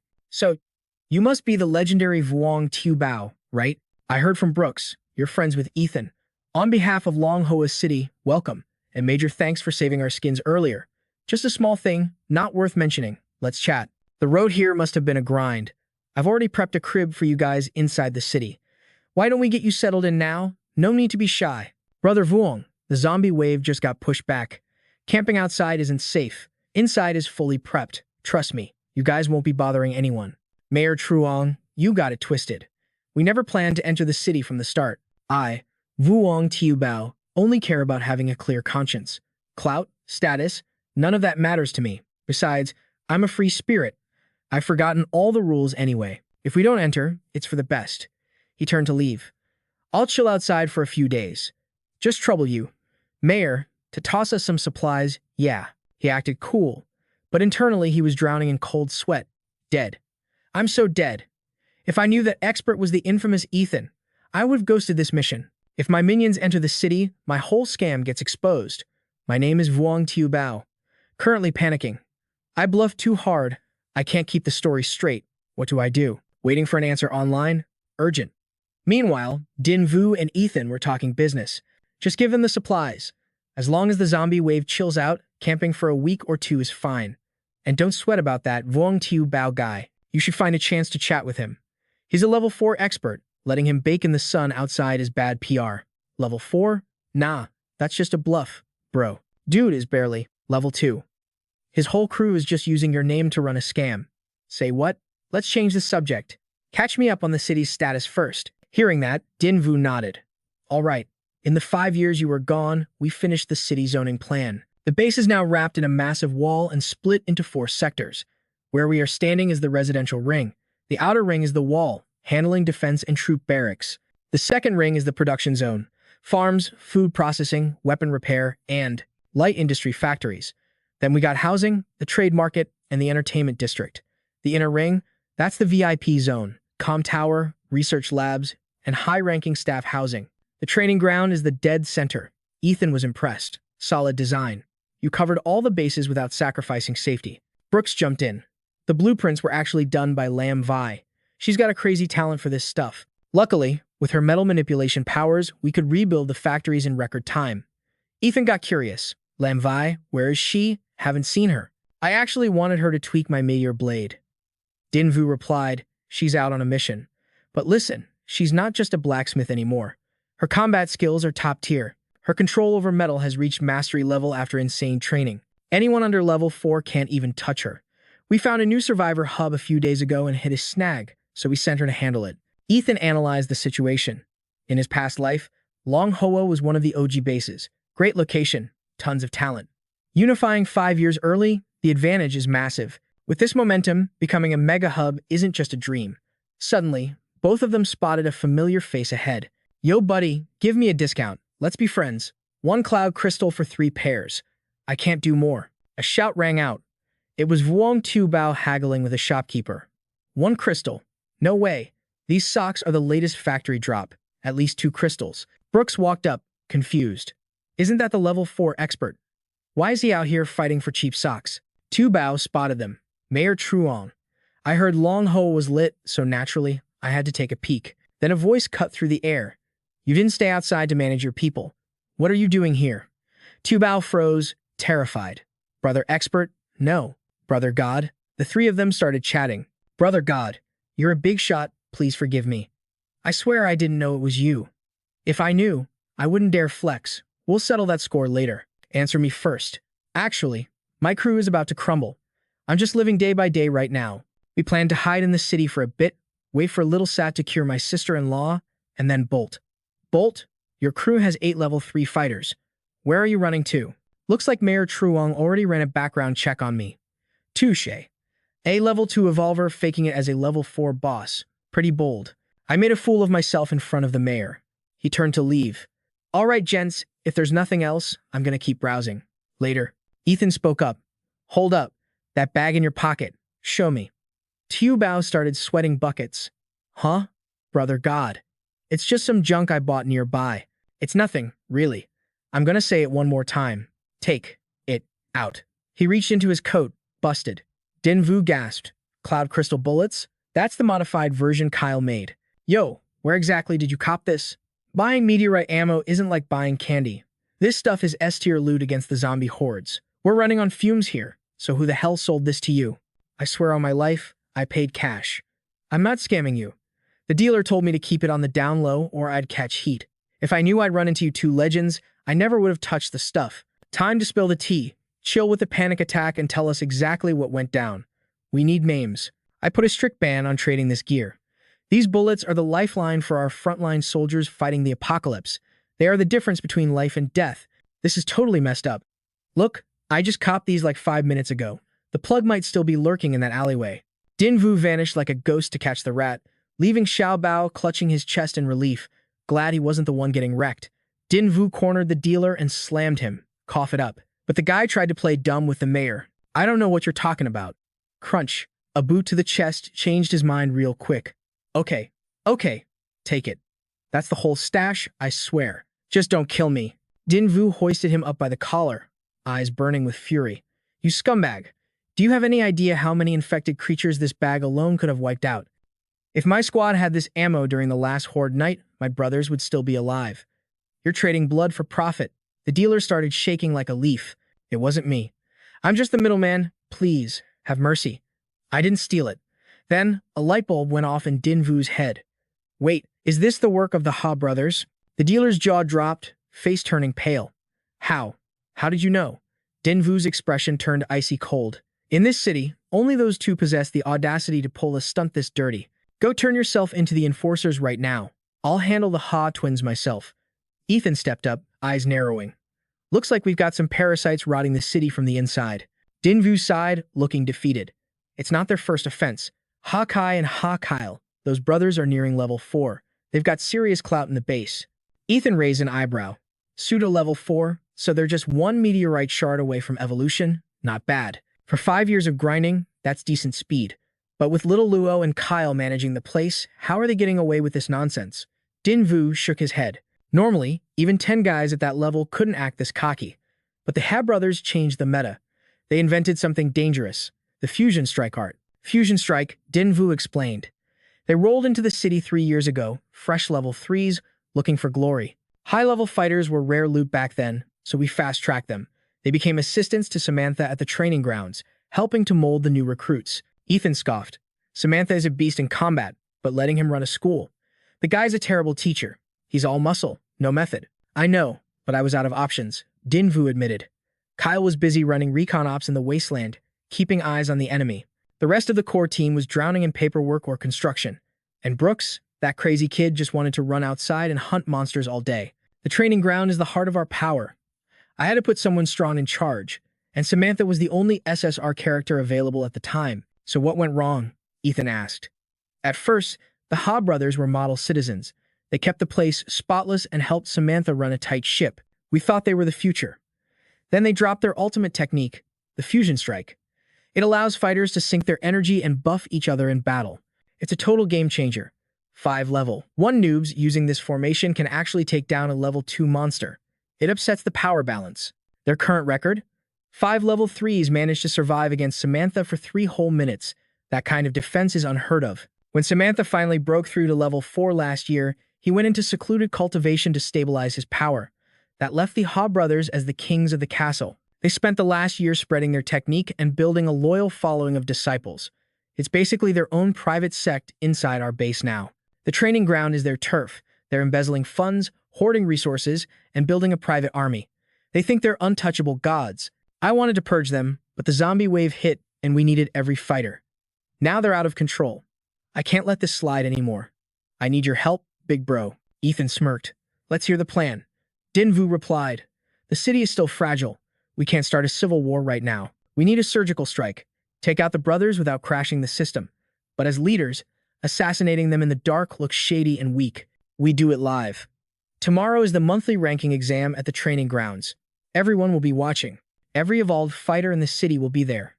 We expose their crimes in 4K resolution right in front of the masses and execute justice. With 3 level 4s, we'll crush them instantly. They won't stand a chance. Ethan nodded slowly. Not a bad plan, but it's basic. I've got a way to make it legendary. Their power isn't just physical, it's their reputation. They're heroes to these kids because of that technique. If you just kill them, you make them martyrs. People will think the jealous mayor wiped out the competition. You can force submission, but you can't force loyalty. We need to destroy their legend first. They spent years building their throne. You can't just kick it over in a day without people asking questions and losing trust in leadership. Ethan's eyes gleamed. And let's be real, this fusion strike is trash. It's just basic virus energy manipulation. Any level 4 scrub could figure it out. 5 people just to tie with one opponent, that's not efficiency. That's embarrassing. It's a waste of manpower. It's child's play. I know a version that puts theirs to shame. Leak the news. Tomorrow, I'm personally teaching the true ultimate formation. Bet. As Dinvu left, Ethan smiled. In his past life, the real combo art only needed 2 people to unleash god-tier destruction. The Ha brothers are clever for this era, sure. But compared to the techniques from the future, they're playing with sticks while I have a nuke. That night, the rumor mill was buzzing at Samantha's place. Why is the big boss coming to a simple ranking exam? That never happens. Ethan just got back to Long Hoa. He wants to inspect the troops. And rumor has it, he's got his eyes on that fusion strike technique everyone's hyping up. Ha Kyle, the vice chief of the training camp, was feeling himself. He grinned. So, the god brother already knows about our combo attack strat. Ha Kai, the other vice chief, chimed in. Don't worry. Sissa. Tomorrow we're gonna pop off. Music. No way we're taking an L in front of everyone. But the girl shut that down cold. You guys are totally mistaken. Godbrother says your combo attack is basic trash. Low efficiency. It needs a massive rework. Hearing that, the brothers were shook. No shot. Is he confused? We've upgraded that move like a dozen times already. Exactly. We grind on this tech every single day. If there was room for improvement, we would have done it ages ago. Samantha gave them a frosty side-eye. Are you implying Godbrother is wrong? They instantly panicked. No, we wouldn't dare. We'll be there tomorrow, for sure. Yeah, we were just talking nonsense, our bad. She dropped one last warning before dipping. Tomorrow, everyone shows up, period. Once she was gone, the brothers collapsed onto the couch. Her killing intent was insane. I almost threw hands right there. No kidding. That's a genuine level 4 aura. We might be pseudo-level 4s, but compared to the real deal, we're still amateurs. We all helped get that meteorite fragment, but Samantha and Kyle got all the loot. We used to be on the same level, but now they're leaving us in the dust. Forget about that for now, though. Don't you think this is sus? Ha, Kyle frowned. I just heard that the guy selling the Van 10 bullets got busted. And now Samantha comes here talking smack? It's obvious they're throwing shade at us. Bro, what is the foundation of our power here in Long Hoa? It's the combo attack. It's our clout. It's our squad. If Godbrother changes the technique tomorrow, our status goes straight to the trash. Hawkeye asked, damn, so what's the play? Tell the squad to get ready. We need to press them first. The next morning, the sun was blazing over the martial arts arena. The crowd was buzzing. Where is Godbrother? I've never seen him. I think I saw him earlier. Short hair, super handsome. Is it true he's going to teach the new combo attack personally? Would Mayor Truong lie? Godbrother is a legend. Brains and brawn. Meanwhile, a familiar face approached. Godbrother, loving the new cut, almost didn't recognize you. You called for me? What's up? Whatever you need, I'll climb a mountain of blades or swim through fire for you. The MC looked at Tubao. How's your crew doing? Don't ask. I didn't even dare go home yesterday. Can you help me? Godbrother, if you save me from this disaster, I'll be your loyal dog forever. Stand up. I called you here to do a job for me. Nail this, and I'll handle your little problem with your crew. Just tell me what to do. Understood. Just then, Din Vu announced, Godbrother, they're here. The crowd whispered as the Ha brothers walked in. The two vice masters are here. Dressed sharp too. They must be taking this seriously. The brothers walked up. Godbrother, long time no see. Ethan nodded. Sit. Tu Bao whispered. Godbrother, these two have zero manners. Ethan smirked. So, notice anything weird? These guys waited until everyone else arrived to make an entrance. Disrespectful. And those 5 dudes behind them, they look like trouble. Low character, but hey, at least they have decent potential. On stage, Din Vu grabbed the mic. Everyone, besides the monthly assessment, I have a special guest to introduce. He is one of the founders of Long Hoa Base, Ethan. After 5 years, he has finally returned. The crowd erupted. Long live Godbrother. You're the beast. Godbrother, I love you. Let me have your babies. Hawkeye muttered from the side. 5 years of being a deadbeat. Now he shows up wanting to flex. Hawkeye nudged him. Keep it down. Then he whispered. Did you notice? Only Ethan and Truong Din Vu are here. Where are Samantha and Kyle? Those two are ghosts. It's normal if they don't show. Din Vu shouted, all right, listen up. We're counting on you 5 today. Understood? Sir. Yes, sir. Din Vu continued. The assessment starts now. Teams, draw your lots. Suddenly, a voice cut through. Hold up, Mayor. Since it's a special day, why don't we switch up the rules? What do you have in mind? Vice Master Ha. The argument started. Usually, teams draw lots. But today, why not have Godbrother give us a personal demo? I don't think that's necessary. The gap between you and Godbrother is too big. It's pointless. How is it pointless? Isn't Godbrother researching the combo attack too? Let our disciples spar with Godbrother a bit. Consider it a showcase of the technique. The 5 goons stepped forward and shouted in unison. Please teach us. Godbrother.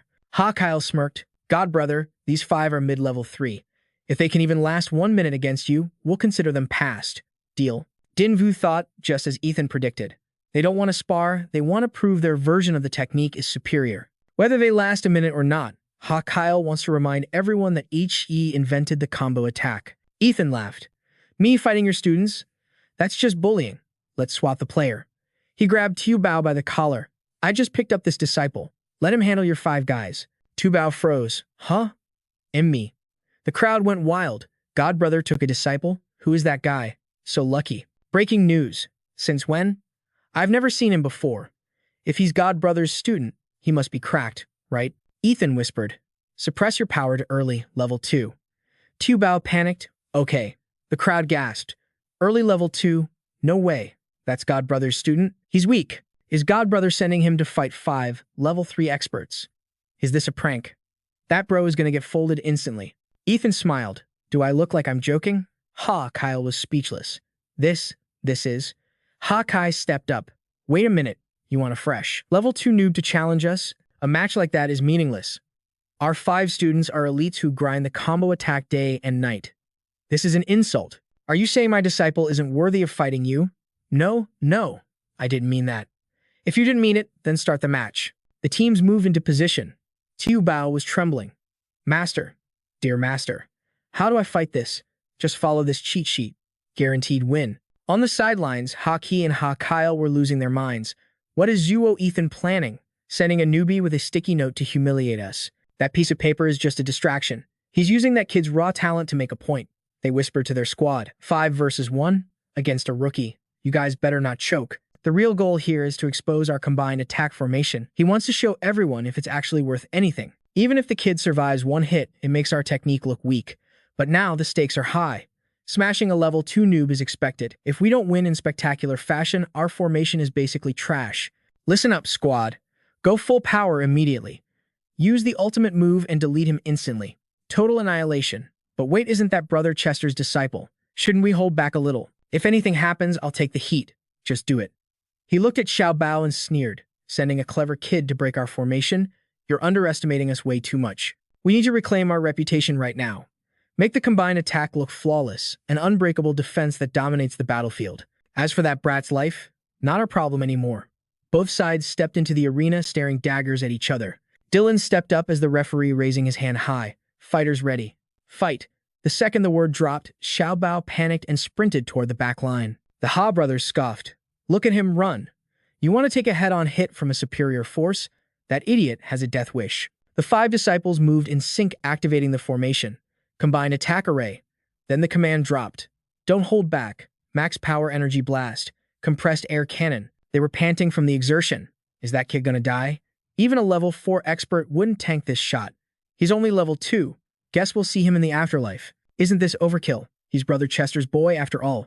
Ha Kyle screamed out, you morons. Watch your 6. Xiao Bao flashed behind them, moving like a ghost, and slammed his palms right into their glutes. Drop dead. The impact was instant. All 5 of them sprayed blood and collapsed to the ground out cold before they even hit the floor. The crowd erupted. Match over. Wang Xiao Bao wins. He actually did it. Holy smokes. A level 2 just clapped 5 level 3s, and they were using a formation. Brother Chester's disciples are just built different. So that's the legendary combined attack? What a joke. Supposed to challenge higher levels but got wrecked by a lower level rookie. You don't get it, fam. That's Brother Chester's student. Anything he teaches is god tier. The Ha brothers are amateurs compared to the boss. We need to switch teams and learn from Brother Chester. The opposition was screaming in denial. That air cannon takes time to charge, but a level 2 shouldn't be able to dodge it. And another thing, Wang Xiao Bao's punch only hit 2 guys, but all 5 of them took critical damage and spat blood. That is way too suspicious. Brother Chester, we know we aren't your favorites. If you want to suppress us, fine, but this humiliation, we ain't taking this disrespect. If we lost you directly, we wouldn't say a word. But losing to some random kid with shady tricks, we can't accept that result. The crowd started whispering. What do the Ha Masters mean? Was Brother Chester secretly helping the kid? Did he rig the match with his powers? No way, Brother Chester wouldn't stoop that low, right? Chill out, everyone. Brother Chester hasn't spoken yet. Yeah, let's hear the boss's side. Ha, Kyle smirked internally. Perfect. He thought to himself, my brother's words were right on the money. If we convince everyone that Zuo Ethan rigged this to bully us, his authority goes down the drain. Strength isn't enough, he needs the people's trust to run this base. On the other side, Dylan nodded at a command. Roger that. He stepped forward. So Master Ha implies that Wang Xiao Bao's victory was due to Brother Chester's secret interference? I'm not a sore loser, but I need to lose with dignity, not by cheating. Alright then, let's educate these masters. Xiao Bao grinned, energy crackling in his hand. Mental force. You're a psychic evolver? Bingo. Just now I used mental interference to mess with your aiming skills. Let me break it down for you. Those 5 were so focused on their fancy formation, they had 0 mental defense. It was child's play to hijack their senses. I didn't dodge their attack. They missed. They missed completely. Everyone here is an evolver. You can tell if I'm lying or not. Ha, Kyle screamed in denial. Bullcrap. Even if you dodge, how does one hit knock out the whole squad? What kind of dark magic is this? You want the truth? Xiao Bao held up an object. Is this considered dark magic? The crowd froze. It was the piece of paper from earlier. He looked at Ethan thinking, did he know everything? Haki snatched the paper. Give me that. Stop playing games. How can a piece of paper break our ultimate formation? Suddenly, his eyes bugged out. No, impossible. This can't be real. He looked back and screamed, how did you figure this out? Flashback to the night before the training grounds. Ethan was analyzing the squad. That's the combined attack formation. Dylan asked, boss, have you tested it? Tried it. It has some merit. He continued explaining. When I hold the formation, my overall power triples. My attack power hits 3 times the limit for a short burst. But here's the weird part. I feel like I have way too much excess energy, but I can't release it. They discussed the bottleneck. Excess energy stuck in the tank? What does that mean? How do I put this? It feels like my body can handle more power, but the formation itself is choking the flow. It can't supply enough juice. At first, I thought the Ha brothers just had a bad conversion rate. But looking closer, the problem is way deeper than that. Did you spot a weakness? A fatal flaw? A massive danger? Dylan was confused. Danger? Ethan explained the meta. What factors decide an evolver's strength?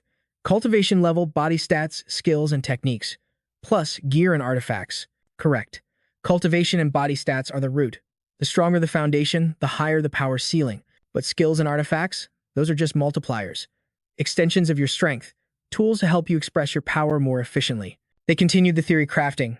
You're at peak level 3. You've developed your ultimate move. Without using items, how much burst damage can you output compared to your base stats? I tried pushing my limit with a mark. Barely double. If I risk my life, maybe 2.5 times. But I can't hold that for long, and the backlash is nasty. But let's be real, fam. That combo attack of theirs, it helped them break through with triple the power and 0 side effects. Did you never stop to ask why 5 people combining forces only equals a 3 times multiplier? Just 3? Hold up. Are you saying my potential is capped? No. Listen closely.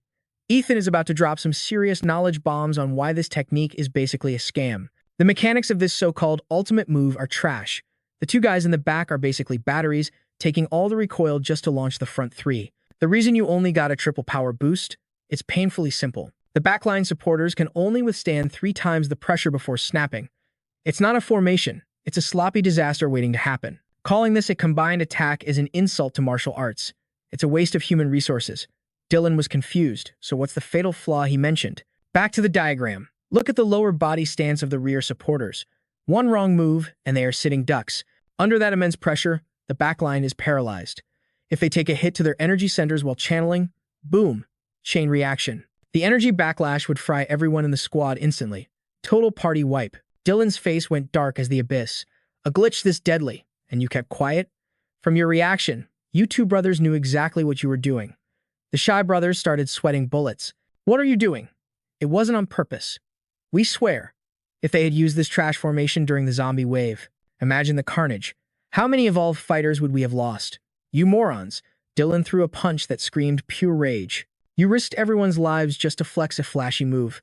If Ethan hadn't caught this, you would have led us all to the grave. And you think saying, oops, fixes that? Xia Fei finally snapped, screaming like a banshee. We had no choice. Mayor Zhang, remember your promise when we joined the city. You said every citizen was family. You said everyone would be treated equally under your rule. But look at reality. 3 years ago, who ran the training grounds? Us. That girl Laura knows jack squat about management. If not for us brothers, this place would be a chaotic mess. 2 years ago, who helped push back the dark demons so you could grab that meteorite shard. And the result? 1 piece for Kyle, 1 for Laura. What about us? What gives you the right to ignore us? He kept screaming, veins popping. This combo attack was our only ticket to the big leagues. Who cares if it has flaws? We just wanted our due respect. Tell me, what did we do wrong? The crowd went silent until a heavy bag thudded onto the floor. Ethan spoke up. That bag at your feet? It's full of Cloud Star ammo made by Kyle. I think everyone here knows how precious those are. Did you deserve to steal them too? Xia Fei froze in terror. Brother Tien, I don't know what you mean. But then, a prisoner was dragged in. Master Xia, save me. I don't want to die. I told them everything. The snitch dropped to his knees, sobbing. I'm sorry, everyone. I didn't want to do it. Master Sia forced us to steal the ammo and sell it on the black market. I swear on my life. The crowd exploded with rage. We only got 30 rounds for the whole northern wall, and these scumbags sold a whole bag. You're literally drinking our blood to get rich. Scum. We can't let them walk away from this. The mob was ready to riot. If we had that ammo, we wouldn't have lost so many good men. Kill him. Slice him up and feed him to the dogs. The brothers whispered frantically. Bro, what now? Run for it. Don't block my path. Xia Fei thought fast. Don't underestimate us. We're basically level 4. If we team up, we can barrel through anyone except Ethan. Just get past the crowd and we live. But before they could even twitch, steel flashed. Blood sprayed like a fountain as they stumbled back. A cold voice cut through the chaos. Leaving so soon, Master Sia. The party was just getting started. Xia Fei roared. Kyle, it was you. You're a level 4 master. Using sneak attacks? Have you no shame? Kyle smirked, looking unbothered. You're about to die, and you're worried about etiquette? Cute. His voice dropped to sub-zero. 2 options. Surrender, and I leave your corpses intact. Or I turn you into mincemeat right now. The brothers glanced at each other, then the older one screamed, Intact my ass. He lunged, but Kyle was faster. Slash. Another traitor down. Oops, wrong choice. The crowd stood frozen for a second, then erupted. Hell yeah, good kill. Brother Faye's the G. O-A-T. Ethan is a legend. Kyle hopped down, grinning. Did I look cool? May, solid 5 out of 10. With the toxic trash of the Long Hoa base finally taken out, the air felt cleaner. Go back to training. Once you and the girl hit the shaping stage, we can finally move out. Suddenly, news arrived. Old Zhang, Lin Wei is back. She's looking for you. Lin Wei, back so early. Did something happen at Lake Heart Island? Lake Heart Island. Let me break it down for you guys. Over the last 5 years, as supplies and evolved fighters increased, Long Hoa became the alpha base of the region. But success brings problems like way too many people. We needed space, and we needed it yesterday. The plan was to reclaim the old Lake Heart Island and turn it into a massive satellite fortress. It's surrounded by water-perfect defense, easy offense, and connected by a wide bridge. It's the dream location for expansion. But here's the spooky part. Every time we send boats, they get capsized by freak waves. It's like something on that island is rejecting us. Since our heavy hitters were busy, we set up a small outpost nearby, and Lin Wei was in charge of holding down the fort. She was supposed to stay until reinforcements arrived. If she's back this early, the outpost must have fallen. Ethan muttered, Lake Heart Island, huh. His memory jogged. In his past life, he visited that place with Dylan. By the 7th year of the apocalypse, that island was a legendary fortress. Destiny is calling. Yo fam, this spot is prime real estate for a fortress. But back when I raided this joint with Din Vu, it was already year 5 of the apocalypse. Back then, Lake Heart Island was a ghost town, literally just piles of bones and dust. In my past life, we strolled through here without breaking a sweat. Did I miss a hidden boss event in my last playthrough? Just then, Lam Vi pulls up. Yo Scott, take a seat and spill the tea on the island situation. Looks like the bro already filled you in. So check it, our squad got jumped by a horde of infected. Our temp base got wrecked. You thinking zombie tsunami? Nah, fam. That's the crazy part. The thing that bodied our whole squad, it was just one guy. A single, overpowered freak. It started 3 days ago like a horror movie. Defenses getting sabotaged, crew members dropping dead out of nowhere. Total nightmare fuel. We haven't even seen its face yet. I tried to bait the sucker out yesterday, leading the squad myself. But that ghost ghosted us. There's definitely a psychic type involved. We couldn't catch the perp, and I wasn't gonna let my crew get wiped, so we dipped. Oh, and get this, Lam Vi remembers something sus.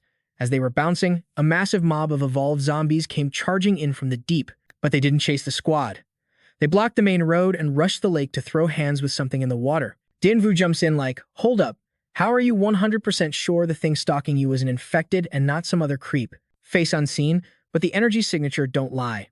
The victims had virus residue all over them. Definitely not human evolution vibes. So the infected want a piece of that island too. I ain't sweating the shadow lurker though. Assassin types usually have glass jaws. Once we conquer the island and sweep the perimeter, that rat will have nowhere to hide. Big bro nods. Facts. You got a point. Tomorrow, I'm sending La Samantha with you. You two scout the meta first. She's a level 4 beast, so she's got your back. Even if the lake boss is OP, you'll make it out alive. It's the safest play. But Scott cuts in, nah, don't bother paging the loud girl. She's grinding for her next evolution tier anyway. Tomorrow, I'm rolling with you. Why? Because I know a shortcut straight to the waterfront. With your DPS, we can tank whatever's in that lake. Actually, scratch that. He smirks. We're taking the main highway. Lam Vai's like, the highway? Next day, she's eyeing the two goofballs in the back. If we're moving out, why bring Dumb and Dumber? He stays cool. XP farming, obviously. Can't let a queen like you do all the heavy lifting. You want to clear the highway horde. Seems extra. We could just let the cleanup crew handle it later. The island is the priority. Then he whispers, let me put you onto a secret. My meteor blade, it just evolved. Music drops. Evolved, Scott starts geeking out. Weight increased, and its virus reaction speed is off the charts. I can feel the metal breathing. The structure is flawless. Since the fight with the red demon, I unlocked its passive skill, energy absorption. Lil White patched it up after it snapped, and now it's literally alive. This ain't just a sword anymore, it's a partner. The more juice it drinks, the stronger it gets. Suddenly, the two goons pull up. Sheesh, that's Trip. Yo Lam Vai, craft me a god-tier weapon too. My sword is trash tier. Same here, she snaps. Get lost? Go craft your own RNG loot. Scott holds out the blade. Y'all want to test drive it? Their jaws drop. For real. No cap. Let me hold that. He points down the road. Don't be shy. Plenty of target practice over there. Those dudes zoom off like Sonic. Best bro ever. Let's go. William screams, this blade smells like victory. Holy crap, now this is combat. Catch. They're slicing and dicing. Bro, stop hogging all the kills. I'm not even warmed up. They're addicted. Lam Vai watches, unimpressed. You brought these two clowns just to watch him play Fruit Ninja? Scott looks at her. Do I look like a guy who wastes time? Like I told you. We should have taken the shortcut. This is a total grind fest. Nope. If we did that, I wouldn't get the loot drop I'm looking for. There's a mob called a Lurker. Peak level 4. Its ult is total invisibility. Eyes can't see it, and even psychic scans draw a blank. It clicks for her. So the thing that raided our base was a Lurker. If my gamer instincts are right, that's exactly what we're dealing with. Lurkers are super rare spawns with S-tier drops. We can't skip this event. Oh, I get it. You're using those two noobs as live bait. She charges her energy. Better stay frosty. Those idiots are going ham. They might get blitzed before they can even blink. Scott shakes his head. Chill. The harder they go, the safer they are. The Lurker's AI is programmed to target the weakest link in the party. Lam Vai pauses. Weakest? The boys and I are peak, level 3, and you're way above that. Even a glitchy mob wouldn't. She freezes. Hold up. Why is your aura reading at level 1? Realization hits. You gave them the OP sword and nerfed your own stats. You made yourself the bait. Scott grins. I don't usually go fishing, but when I do, I'm trying to catch a leviathan. You're crazy. So when does this boss spawn? Is it close? No clue. Bro, does this imaginary fish even exist? Maybe. Never seen one? Just read the wiki. Scott, are you trolling me right now? We're standing here looking stupid for a myth. Boom. A blast of blue energy explodes right behind him. Dust settles. Scott's HP is full, not a scratch. He turns around. Gotcha. Fish on. A smoky claw swipes at his back. Lam Vai gasps black armor. The monster screeches. Scott roars. Get out here, you ugly freak. Lam Vai tosses a bag of lime powder. The giant's silhouette gets exposed. The powder reveals stealth. It tries to bolt.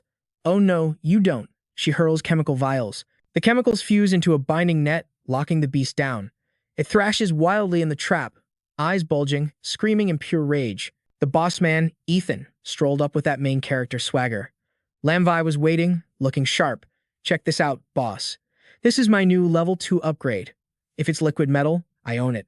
It moves exactly how I want it to. Right now, I'm mining liquid mercury, she explained. But watch out, this stuff is toxic. Straight up lethal vibes only. If this gets inside you, it's game over. Best case, you go crazy. Worst case, total paralysis. It's super effective against the infected too. The MC nodded, impressed. Not bad. That's some serious DPS potential you got there. The only nerf is the crafting system, she sighed. Storing other liquid metals is a pain. But yo, if I teamed up with a fire-type user to melt stuff down, that combo would be absolutely broken in a raid. She pouted, giving him the puppy eyes. Hey, I'm grinding hard here, aren't I? Ethan just waved it off, cool as ice. His eyes locked onto the battlefield. Business first, feelings later. Save the chat for the lobby. We got work to do. The group tossed a weapon over to William. Catch. He snagged it out of the air. All right then. He raised the blade high. It's showtime. Witness me. I'll show you real power. A blinding flash erupted. Boom! William slammed the blade into the ground, and neither of them expected that kind of destructive output. Debris went flying everywhere.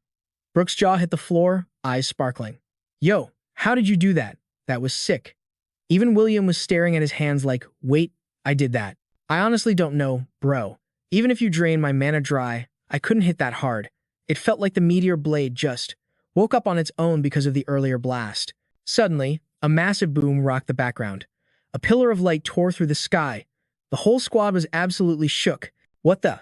William connected the dots. Did the meteor blade trigger because of Ethan's energy?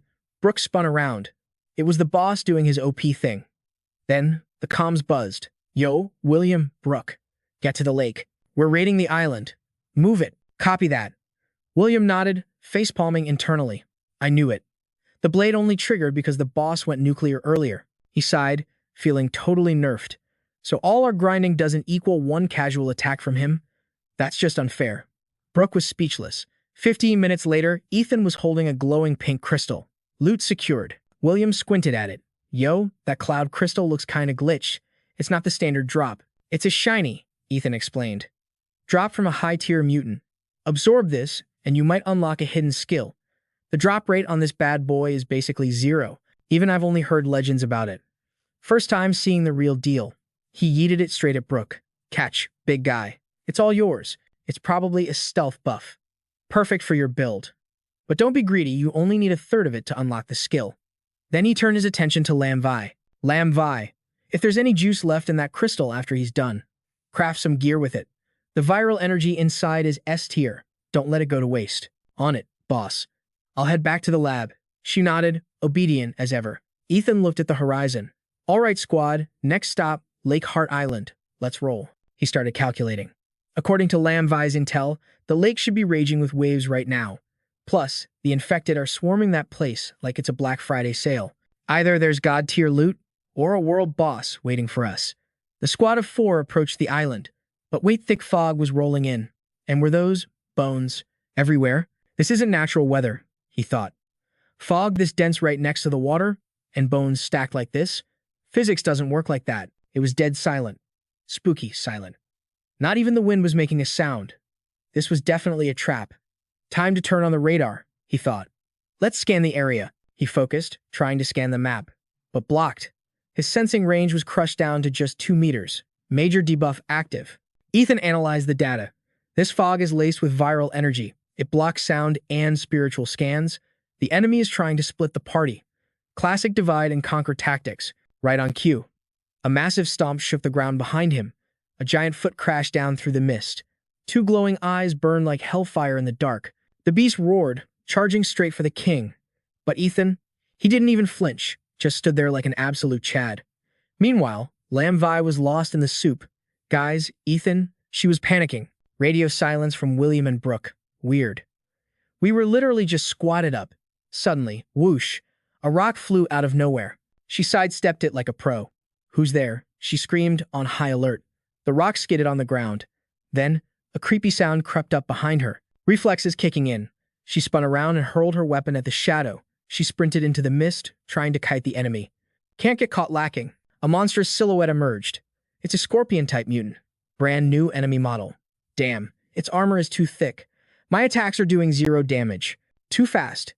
In a blink, it grabbed her. She was completely pinned. Bam.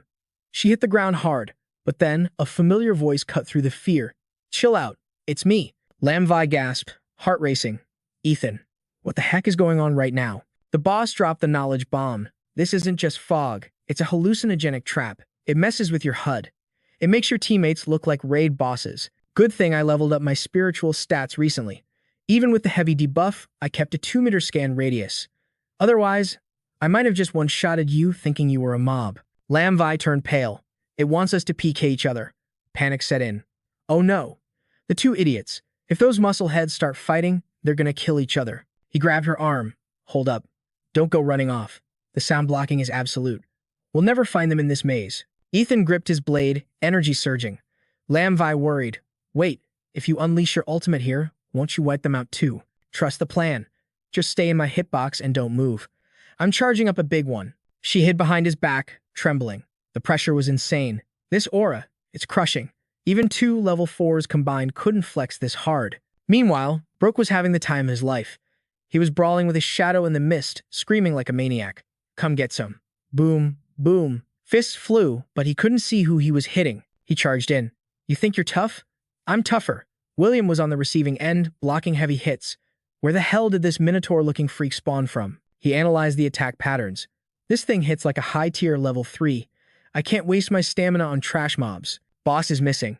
I need to speedrun this fight and regroup.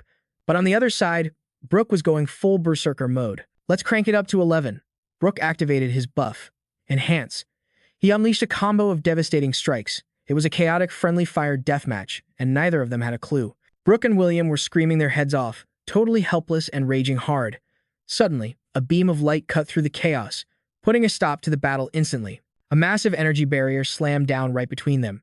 Brooke started cussing like a sailor. What the hell? William joined the roast session too. Are you some kind of freak? But then their jaws dropped when they realized who it was. Yo, it's our boy. Ethan and Lin Wei walked up, cool as ice. Chill out, guys. No monsters here. Lin Wei looked around. This fog is dummy thick. We gotta dip. Fast. Our MC reassured them. Don't trip. I found the source. It's that ice pillar over there. With a massive stomp, Ethan launched himself into the air like a rocket. He swung his blade, smashing the pillar with a loud crack. The ice split in two, and the fog vanished instantly. William cheered. The fog is toast. Lin Wei sighed with relief. Good thing we pulled up today. If the main squad met these bony creeps, it would have been game over. She smiled. We stashed some boats nearby. Let's go grab 'em. But the MC stayed serious. Hold up, fam. It ain't over. The fog is gone, but that virus energy is still lingering. I got a bad feeling something else is about to pop off. Suddenly, the lake started bubbling like a witch's cauldron. The three stood behind Ethan as a pair of glowing eyes surfaced. The water morphed into a massive hydro kaiju, slowly rising from the depths. Ethan gripped his blade, his eyes locked in. Everybody, back up. This is gonna get messy. The squad stood their ground against the watery beast as its eyes glowed menacingly.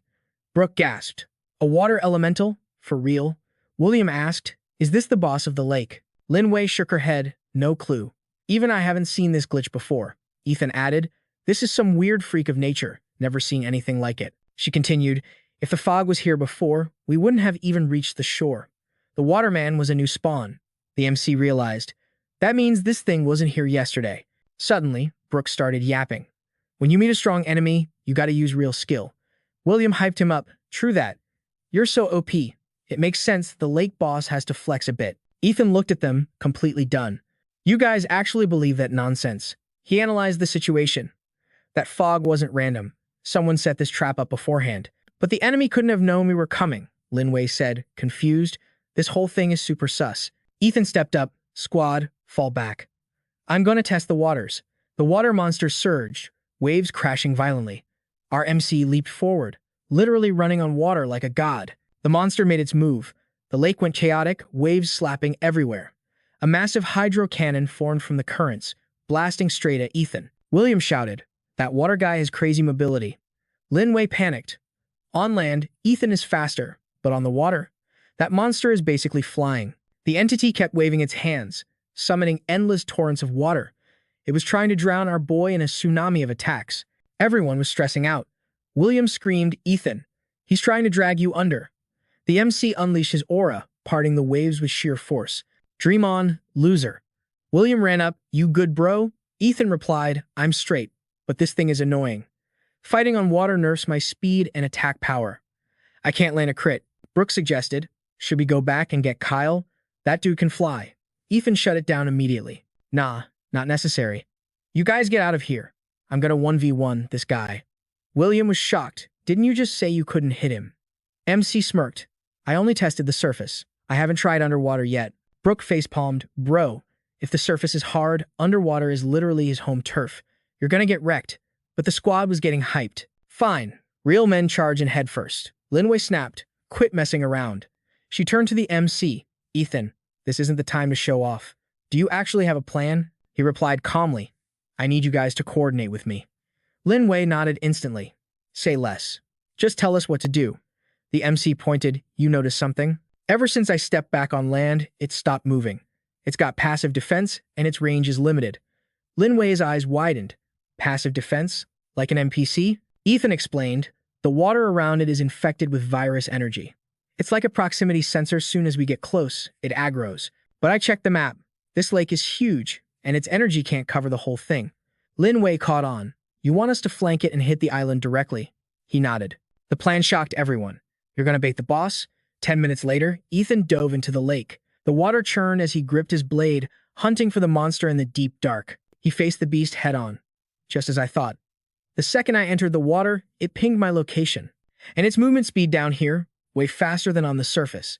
The waterman started charging up, creating massive whirlpools like a washing machine from hell. The whole lake was shaking. A giant tornado formed underwater, sucking Ethan right in. It was using the water pressure to crush him. Trying to stunlock me until I run out of oxygen, the MC broke free. You ain't the only one who knows how to play with water, pal. A massive waterspout shot up into the sky, roaring like a beast. The water monster realized it lost control. The waves were panicking. The vortex kept spinning on the surface, making the water go wild. Ethan flicked his wrist, putting every ounce of power into manipulating the current. The monster tried to regain control, but two giant whirlpools crashed into each other and shattered. The water split apart. The lake raged for a second, and then silence. Ethan walked out of the lake looking like an absolute boss. Level 4 strength, plus a perfect home field advantage. I couldn't get close, and I couldn't cut you. He smirked. A frontal attack was useless. But did you really think I was down there trying to kill you? Did you think I was stupid enough to fight a fish in water? Suddenly, a voice crackled over the radio. Yo, we made it to the island. When are you going to delete that water guy? We're waiting for the show. The MC replied. Don't rush me. Almost there. The water monster heard that and panicked hard. The three teammates stood on the island, waving at the lake. Lin Wei shouted smugly, Hey there, loser. The monster was triggered. The lake exploded with rage. The trio gasped as a wave taller than a house surged up. Brooke screamed, Mommy, help! But then, a blinding blade flashed. The water monster's face twisted in agony. Ethan drove his blade right through it. You got distracted by them and forgot about me, didn't you? Job done. The MC dashed away before the splash. The monster dissolved back into the water. The lake raged for a moment before going dead silent. Flashback to 10 minutes ago. So you want us to sneak onto the island from the other side? Lin Wei asked. And once it detects you guys, I'll use that distraction to get close and end him. Ethan nodded. Exactly. She looked worried, but the plan was set. Listen up, fam. That water freak won't be spotting us anytime soon. I realize his counterattacks rely entirely on sensing energy ripples in the water. As long as I kept the pressure high and the attacks chaotic, he didn't have the bandwidth to scout us out. Ethan smirked with total confidence. Plus, I noticed he was desperately avoiding close combat the whole time. If my gamer instincts are right, the meteor blade is his absolute hard counter. The squad gathered on the island, catching their breath. Lin Wei broke the silence first. You recovered already? He looked at Ethan in disbelief. William chimed in, curiosity peaking. That massive whirlpool you summoned, was that all just raw physical strength? Ethan lowered his voice. Not exactly pure muscle. You guys know when I go full power with the meteor blade, it unleashes a blade aura from the excess energy. I use that aura to churn the lake water, but honestly, it drains my mana bar way too fast. If I hadn't broken through to the shaping stage recently, I wouldn't have dared to pull a stunt like that. Ethan stood up, radiating leader vibes. You guys hold the fort here. I'm going solo to investigate the island. He frowned, thinking back. When I slashed that water entity, my blade didn't absorb any virus energy. The energy just dissolved and drifted away. And right now, I can't sense a trace of the virus in the lake, and the main body of that water monster just vanished into thin air. My gut tells me he's camping somewhere on this island. If anything goes down, hit me up on the walkie-talkie immediately. The team nodded in unison. Copy that. The MC began his infiltration of the island. The scenery was straight out of a horror movie, absolute ruin. He couldn't help but think back to his past life, when he and Zhang Dylan visited this exact building. In the previous timeline, this place was pristine. Now, it was a graveyard filled with piles of bleached bones. And looking closely, those were definitely human remains. Some had been dead for ages, but others, fresh kills. It looked like a non-stop battle royale had been raging here. Shouldering his blade, he ascended the stairs. Ethan pushed open the heavy doors. His eyes widened in shock. A swimming pool? He stared at the crystal-clear water and a smirk tugged at his lips. His blade began to glow with menacing light, surrounded by a mountain of corpses and blood. Yet this pool is sparkling clean. Sus. He unleashed his aura, threatening the water. You coming out to play, or do I have to force you? Suddenly, a voice echoed, I can come out. But turn off that blade aura. It's making me sick. Ethan frowned. That voice. No way. A cracking sound filled the air as debris flew from the floor. He spoke calmly, but his guard was up. Get up here. Now. The water surface rippled violently. A figure emerged from the depths like a siren. Ethan's jaw dropped as he recognized her. Why are you here? It was Ren Yan, looking pale and exhausted as she rose from the water. Ren Yan. Memories from his past life flooded back. He had met her back when he was still a level 2 rookie. She had stayed at their survivor camp for a brief time. Back then, Xuan was injured. Uncle Luo had left the base to scavenge for supplies. Aside from Ethan, the camp only had one other level 1 evolver. We were vulnerable, and of course, that's when disaster struck. 4 razor-clawed beasts attacked us at once, even with my level 2 strength and the squad backing me up. Fighting 3 of them was pushing our limits. But 4, that was a mission impossible. We were staring death in the face. That's when Ren Yan stepped up. It was the first time she revealed her true power. Nobody expected this fragile-looking girl to be a hidden badass at level 2. She left shortly after that. The next time we crossed paths, 5 long years had passed. When we met again in that future timeline, she was a legendary level 5 powerhouse, a solitary knight wandering the most dangerous zones. The wasteland survivors called her the Ranger. Ethan whispered her name. Ren Yan. She looked surprised. You know who I am. He gave a self-deprecating smile. Back then, I was just a nobody in PC. It's normal if you don't remember. In his past life, she was a top-tier celebrity hunter, while he died as a measly level 3. Even though they fought together once, the power gap was too huge for any real friendship. Ironically, she had actually been closer friends with Xuan. Ren Yan spoke up, analyzing him. A level 4 expert. With a weapon that terrifying? I've never seen a nobody this overpowered. You're strong. I really don't want to have beef with someone like you. He smirked playfully. Your words say peace, but your actions earlier said war. She sighed, looking helpless. The fog and the water construct weren't meant for you guys. He laughed, but his eyes were cold. Maybe not, but it still attacked me and almost wiped out my friends. She shot back. But you guys aren't hurt, are you? He chuckled. But the intimidation pressure spiked. Are you saying no harm, no foul? Ren Yan yelled, flustered. Fine. I can apologize, okay? But Ethan wasn't letting it slide that easily. If saying sorry worked, why would I need this sword? She stomped her foot, angry now. What do you want from me, then? He sat down casually, sheathing his aggression. You don't get it, do you? In the lake, you could have dragged me down with you. But on land, you don't stand a chance. I'm not talking to you because I'm scared of your level 4 power. I'm just curious. Call it a hunch, but I want to know what makes you tick. Start talking. Tell me what I want to know, and then I'll decide if I need to settle the score or not. The tension broke, and the interrogation began. Ethan asked, This island is deserted. Why are you still camping out here? Her voice turned ice cold. Revenge. He raised an eyebrow. You're level 4. Making an enemy out of you is a death wish for most people. Ren Yan looked away, eyes burning with hate. It's an old grudge. He leaned in. Keep going. I'm listening. Ren Yan let out a heavy sigh and began her story. 3 years ago, I came to this island. Back then, there was still a thriving survivor camp here. They took me in. I stayed. Her eyes softened. This island was different. It was quiet, peaceful, happy. In this hellish world, finding a sanctuary like that, you know how priceless it is. Suddenly, her voice trembled with rage. Those 2 traitors. They destroyed everything. No one suspected that we had snakes in our own backyard, working for the infected. They dropped a meteor fragment into the water supply. It infected every single person on the island. Overnight, everyone I knew turned into monsters. Ethan frowned. Why would they do that? Ren Yan clenched her fists. All I know is they worship some kind of god. They claimed they were following divine orders. Ethan's mind raced. A god. Are they talking about a high-tier intelligent zombie? It seemed that Monster had been pulling strings all over the Longhua district. The conversation continued. So you stayed here to hunt down the 2 who poisoned the water. She nodded. Every once in a while, they send waves of infected to the island to attack me. They're trying to capture me alive. He connected the dots. So the fog and the water avatar outside. Those were traps you set for your enemies? She lowered her head. I got injured in the last raid. If I didn't set those traps to buy time, they would have captured me by now. Ethan softened his tone. So this really was just a huge misunderstanding. Ren Yan looked him in the eyes. I wouldn't call it just a misunderstanding, but I need you to know. I never had any ill intent towards your squad.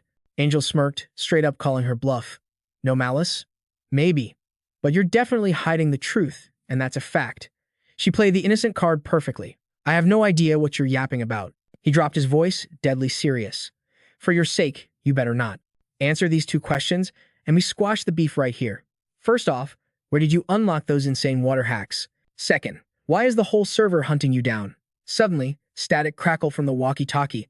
Two cloaked figures spawned on the island, the exact same creeps from the zombie raid. Nathan Hand's eyes went wide with pure terror. Those black robes. Rage exploded in her gaze. Damn it, they found me. The water started churning like a tsunami warning. Fury blazed in Nathan Nan's eyes. She didn't hesitate, dive bombing straight into the waves.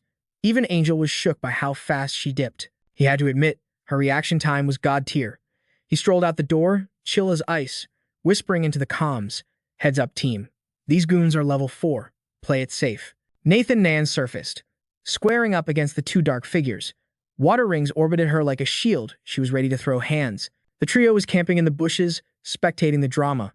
William whispered, "Yo, she definitely has beef with those two." Lamvi analyzed the vibe. The killing intent is off the charts. It's about to go down. Brooks was hype. Fight scene. Let's go. William and Lamvi whipped around instantly. Keep it down, bro. He's threatening us. You trying to get us deleted? Did you not hear the boss? They're level 4. Are you trying to speedrun death? Brooks was just vibing though. William sighed, completely helpless. Zero survival instincts, I swear. We are terrified, okay? Lamvi snapped. Quit yapping and stay low. This is way above our pay grade. We wait for Angel to carry us. Dahan stepped up, voice dripping with menace. Round 2. And you didn't run? Bold move. So, coming quietly, or do we have to break you first?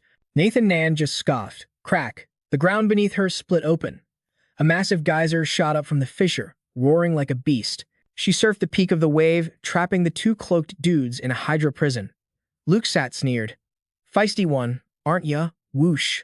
The flood swallowed them whole. The squad in the bushes was flabbergasted. Wait, the water controller is her. William gasped. Lamvi was shook. So the one blocking us this whole time was a human, not a monster. Nathan Nan was spamming attacks like a pro gamer. Lamvi was confused. But why is she throwing hands with the zombie cult guys? Suddenly, Angel spawned right behind them. Why are you guys floor camping? Brooks jumped out of his skin. Angel and Lamvi exchanged looks. Just. Enjoying the show? Water Girl is clashing with the Long Hoa attacker. Angel nodded calmly. That's Nathan Nan. We've met. She's not an enemy. At least not right now. She asked if they should jump in. He replied, chill. Let him cook for a sec. But mid-fight, Dahan spotted Angel. Wait, that's the guy who fragged our envoy back in Long Hoa. Luke sat scanned his memory files. It was a perfect match. Target confirmed. That's definitely him. The villains started plotting. Dahan grinned. Jackpot. If we bag him, that's a massive promotion. Luke Sat was cautious. He's level 4 too. If he teams up with the girl, this raid gets messy. He laughed. I'll crowd control him. We split the party. Dahan nodded. Bet. I can solo this girl. Easy money. She only got a hit in because I was distracted. Luke Sat dashed towards Angel. Watch out. The squad froze in horror. He ripped his cloak off. Raya P. And what was underneath was straight up nightmare fuel. Dozens of creepy eyes opened all over his skinny body. A weird light blasted out, enveloping everyone. The trio screamed internally. I can't move. Luke Sat cackled. Welcome to my domain. Eyes of the Death, God. If these eyes see you, you're lagging out in real life. I'm running this skill at max output. In this state, not only are you frozen, but I've locked down your spiritual energy too. You're bricked. Don't even think about joining that fight. Angel just laughed, pure disrespect. That's it? Bro, you can't move either. What kind of trash build is that? A self-stun skill with 0 teammates to back you up? Did you come here just to clown yourself? Luke Sat was triggered. You. Damn. He figured out the meta instantly. My biggest weakness is that I have to stand still to cast. Without a carry to deal damage, my CC is useless. Luke Sat tried to talk trash. Listen here, you punk. Each eye on my body locks you down for 10 minutes. That's plenty of time for him to delete that girl. Suddenly, the eyes on his body started shutting one by one. Before they open, you're stuck here with me. Panic mode, on. Why are my eyes closing so fast? Even a high-level player shouldn't drain my mana this quickly. Luke Sat was sweating bullets. Impossible. Why is his stats so broken? He's draining the death god eyes 10 times faster than the others. Is he? Overpowered? He screamed at Dahan. Yo, speedrun this. This guy is glitching the system. 10 minutes. My skill can only hold him for 10 minutes tops. Dahan was shocked. 10. It usually takes 30 just to break a finger loose. Is this kid stronger than me? Dahan looked at the tsunami coming his way. Fine, 10 minutes is enough to end this. He got slammed by the wave, but then transformation time. Muscles bulged, skin hardened, he turned into a giant hulking beast. Playtime's over. Dahan roared at Nathan Nan. 10 minutes is all I need. He whipped out a gnarly bone blade. I'm gonna grind you to dust. He hurled the weapon at her. Boom! A hydro shield tanked the hit. The bone weapon actually bent from the impact. Nathan Nan seized the opening, dodging his combos like she had ultra instinct. Dahan went berserk, slashing the air, destroying the terrain. He swapped loadouts, a massive hammer appeared, ready to smash. Die! Nathan Nan blocked and blasted a hydro cannon right in his face. She rocketed into the sky. Dahan screamed. Running away? You coward. She smirked, cold as ice. Running? Nah. Nathan Nan began charging her ultimate. It's my turn to DPS. A massive sphere of water formed around her. Avatar state activated. The water morphed into a colossal titan and K-Pow. One punch sent Dahan flying into next week. He got knocked right out of his transformation. He spat blood, cursing. What the hell? Since when was she this OP? She didn't have this move last time. Luke Sat was panicking now. Bro, stop feeding and do something. Finish him. Now. He was bugging out, fam. Every second holding this guy back was like lifting a mountain. 5 minutes? Nah. He had 3 minutes tops to delete that witch from existence. If he flopped here, it was game over for everyone. Dahan gripped his weapon tight. Looks like he had no choice but to pop his ultimate move to survive this mess. The dude straight up stabbed himself in the chest, screaming like a maniac. If I'm going down, I'm taking all of you with me. The squad was shook. What is this guy doing? Lam Vi gasped. Is he self-destructing? But Ethan saw the truth. Nope, he explained. He's just like that creep from Long Hoa City. He's absorbing the parasites into his own body. Gross spikes burst from his skin. He was overclocking the parasites inside him, forcing a complete absorption to trigger a monstrous evolution. Nathan Nan's voice turned ice cold. Evolution? Did I say you could do that? But suddenly, bam! A sharp spike pierced right through her. She hit the ground hard. The villain laughed, pathetic. Dahan sneered. I've accepted the god's gift. I've thrown away my humanity to become something greater. Let me pay you back for all the trouble. He launched a barrage of spikes at Nathan Nan. Die. But she wasn't having it. God, tell your grandfather I said hello. Get lost, you freak. Boom. A massive explosion rocked the area, kicking up a cloud of dust. William's jaw dropped. This is a clash between level 4 masters. Lam Vi was terrified. That power is insane. This wasn't something low-level players could handle, no matter how many of them attacked at once. Nathan Nan struggled to her feet in the field of spikes. Debris floated around her. Dahan scoffed. Not bad. You can actually keep up with me. His eyes glowed with pure malice. But let's see how long you can keep dancing with death. She thought, damn it. I wasted too much energy setting up that mist earlier. My tank is almost empty. I need a new strategy, fast. She clenched her fist and bet everything on one move. She dashed straight for the paralyzed guy. Time to die. Dahan panicked. What? She's targeting number 2. They raced towards the target. A streak of blood flew into the air. Dahan roared, you want him? Let's see who's faster. Even the paralyzed guy smirked. Nice try. Everyone's eyes went wide. Nathan Nan stood in front of Ethan, taking the hit for him. Even the villain was confused. You? Block the blade? Dahan laughed cruelly, taking a bullet for him. You got a death wish. He grabbed her by the throat and lifted her up. Good. Now that you're injured, you can't hop around anymore. Once I kill that annoying brat, we win. He tossed Nathan Nan aside like trash, but Ethan was there to catch her. You okay? Nathan Nan smirked through the pain, still kicking. Dahan was baffled. How? Number 2 had you under control. The MC pointed behind the villain. Did you really not notice? That guy's eyes had been closed the whole time. Dahan froze. Impossible. He said 3 minutes. Why did the spell break? Ethan's voice was icy. Just because he said 3 minutes, you believed him? Who do you think you're dealing with? Ethan ordered. Get her to safety.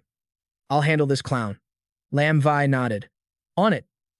And whisked Nathan Nan away. Dahan lunged. You're not going anywhere. Ethan intercepted him instantly. Greedy? Aren't we? Bad habit. Dahan thought, crap. Without number 2, I can't beat this guy one-on-one. Should I bail? With my speed. If I really want to escape, he can't stop me. Wait. Last time we failed to catch that girl, Lord Spirit Judge was furious. If I lose, number 2 and let the girl escape. Even if God forgives me, The high priest will skin me alive. He had to risk it all. Seeing the villain charge up, the MC shouted, "Get down!" Boom! A massive explosion tore through the air, spitting fire everywhere. The battlefield was a wasteland, covered in jagged bone spikes. William asked, did he just self-destruct?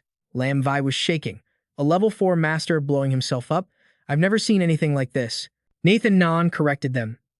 That wasn't a suicide bombing. Those bone spikes weren't for attacking us, she pointed. His real target was the corpse of the eye guy. Ethan realized it too. Fusion. Bloody tendrils wrapped around Dahan. His body twisted into a grotesque nightmare. He roared, "You brat, you forced me into this." A terrifying aura crushed everyone down. Ethan recognized it. The Eye of the Reaper. William panicked. "Oh my god, my power is suppressed. I can't move a muscle." Lam Vi gasped. He stole that ability? He can use the eye technique too? The monster growled. Fusing with number 2 lets me use his powers, but the backlash is brutal. But it doesn't matter. Once I sacrifice you all, God will grant me even greater power. He smirked with twisted confidence. I'm not like him. Even if I can't move my body in this state, I can still massacre you from here. Under the Reaper's eye, you're all just sitting ducks. But the MC just gave a chill smirk. The villain raged, "You little punk, you're about to die and you're laughing?" Ethan mocked him. "I told you already. That ability is trash without a teammate to cover you. They say pain teaches wisdom, but you two idiots are dumb enough to make the exact same mistake twice." Dahan screamed, "Shut your mouth, you smart-ass kid. Watch closely. Even without backup, I will end you." Suddenly, Brooke materialized right behind him, whispering, "Surprise, shoddy." The villain froze in terror. When did that guy get there? Wait, he was invisible? Slash. Brooke delivered a devastating strike. "Oh, hell no," the villain shrieked. "No." Ethan dashed in and drove his blade straight through the monster's chest. The MC smirked. "You don't have teammates, but I do." The villain gasped, "I am possible. A level 3 can't hide his presence from me." Lam Vi looked at the crystal in her hand. "Wait, there's still energy left?" Brooke laughed. "Pure skill and a little luck, baby. Barely used any juice." She let out a breath. "Thank God I gave that stealth item to you before the fight. Otherwise, we'd be toast." Nathan Nan finally spoke up, voice weak but steady. "From the start, you were too obsessed with the main character. You completely ignored the rest of the squad. Fighting with that kind of tunnel vision? That's why you lost." She looked at the dying villain. "I have a score to settle with this trash. Can I finish him?" Ethan's expression darkened. "Not yet. You still haven't answered my questions. First, where did you get that water control ability? Second, why are they hunting you?" Nathan Nan stayed silent, but Dahan, desperate, shouted, I'll tell you everything." Divine pressed the blade harder against her neck, showing absolutely zero mercy. He leaned in close and growled, "Does it hurt? I'm talking to you, girl. Answer me." She looked totally helpless, like she knew it was game over. Renyan slowly pulled her collar down, revealing this creepy, twisted mark on her neck. "My powers. They come from this." Lin Wei gasped, her eyes going wide. "Wait, hold up. Are you a variant?" Renyan let out a bitter laugh. "A variant? Yeah. I guess a monster who eats raw meat and drinks human blood fits that description perfectly." She started spilling the tea on her tragic backstory. "I drank some water contaminated by a meteorite shard. Next thing I know, I look like this and I'm controlling water. I bet that so-called god behind these creeps planned the whole thing. Think about it. They poisoned the water supply on purpose. Their endgame was probably to farm abilities from people like me." William jumped into the conversation. "Yo, I heard rumors about that. Survivors in a camp turning into infected overnight. You think that God guy is behind that too?" Lin Wei nodded. "It makes sense. Survivor camps near Longhua have been disappearing for 2 years. All signs point to that trash-tier god and his minions." Renyan looked down, her voice getting super deep and emo. "I hid my identity because I had no choice. Let's be real. I'm not even human anymore. We aren't the same species." She wasn't done yet. "Look, we aren't exactly besties, but we did fight on the same side. Let me finish this guy off. It won't cost you anything." Divine shrugged, acting all cool. "Fair point." He turned his back on the scene. "He's all yours. Have fun." The enemy, Yi Han, started screaming, "You witch! If it wasn't for you, we would have won." Bam. Renyan slapped him with a blast of energy. "You poisoned the water back then. You should have known karma would come for you today." She turned to the squad with a warning. "Trust me, you guys don't want to see this. It's gonna get rated R for violence." But Divine just smirked. "Joke's on you. I love a good violent show. Just go. I promise I won't cause trouble." Renyan was confused. What are you doing? Divine lit a cigarette like a total boss. Chill out. We're just here to spectate. Divine's voice dropped to a command. Start your performance. Ren Yan was getting annoyed now. My business has nothing to do with you people. Divine refused to back down. Whether it concerns me, that's not for you to decide. Besides, I told you, I'm curious about you. She shot him a glare. Curiosity is gonna get you killed, pretty boy. Just leave now, and maybe we can still be friends down the road. Divine let out a cold laugh. Nah, I don't see that happening. Friends? For someone with an absorption ability? Isn't that a luxury you can't afford? Divine exposed her secret instantly. Your real power is stealing abilities from others and merging them into yourself. And once you merge those abilities, they don't just get stronger, they evolve into something totally broken. You wanted to absorb this freak in private, so you tried to kick us out to hide your secret, didn't you? Ren Yan started stuttering, completely shook. How? How do you know that? Divine kept a straight face. I just know. But inside, he was thinking about his past life. In the previous timeline, absorption users were hunted down in every city.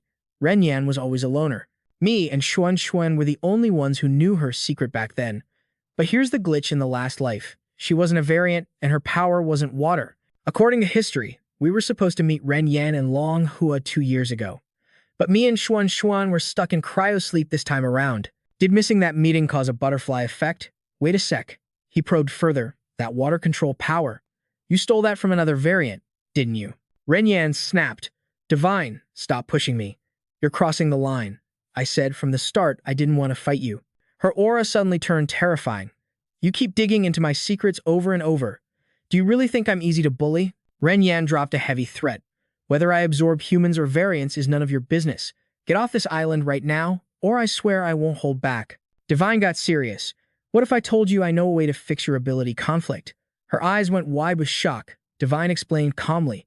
Absorption is OP, sure, but the side effects? They're nasty. The stronger the power, the harder the fusion. If you try to force it, you're just asking for a catastrophe. If you got water powers from the meteorite directly, you'd be stable. But absorbing a variant? You've turned yourself into a walking time bomb. Lin Wei gasped. A time bomb?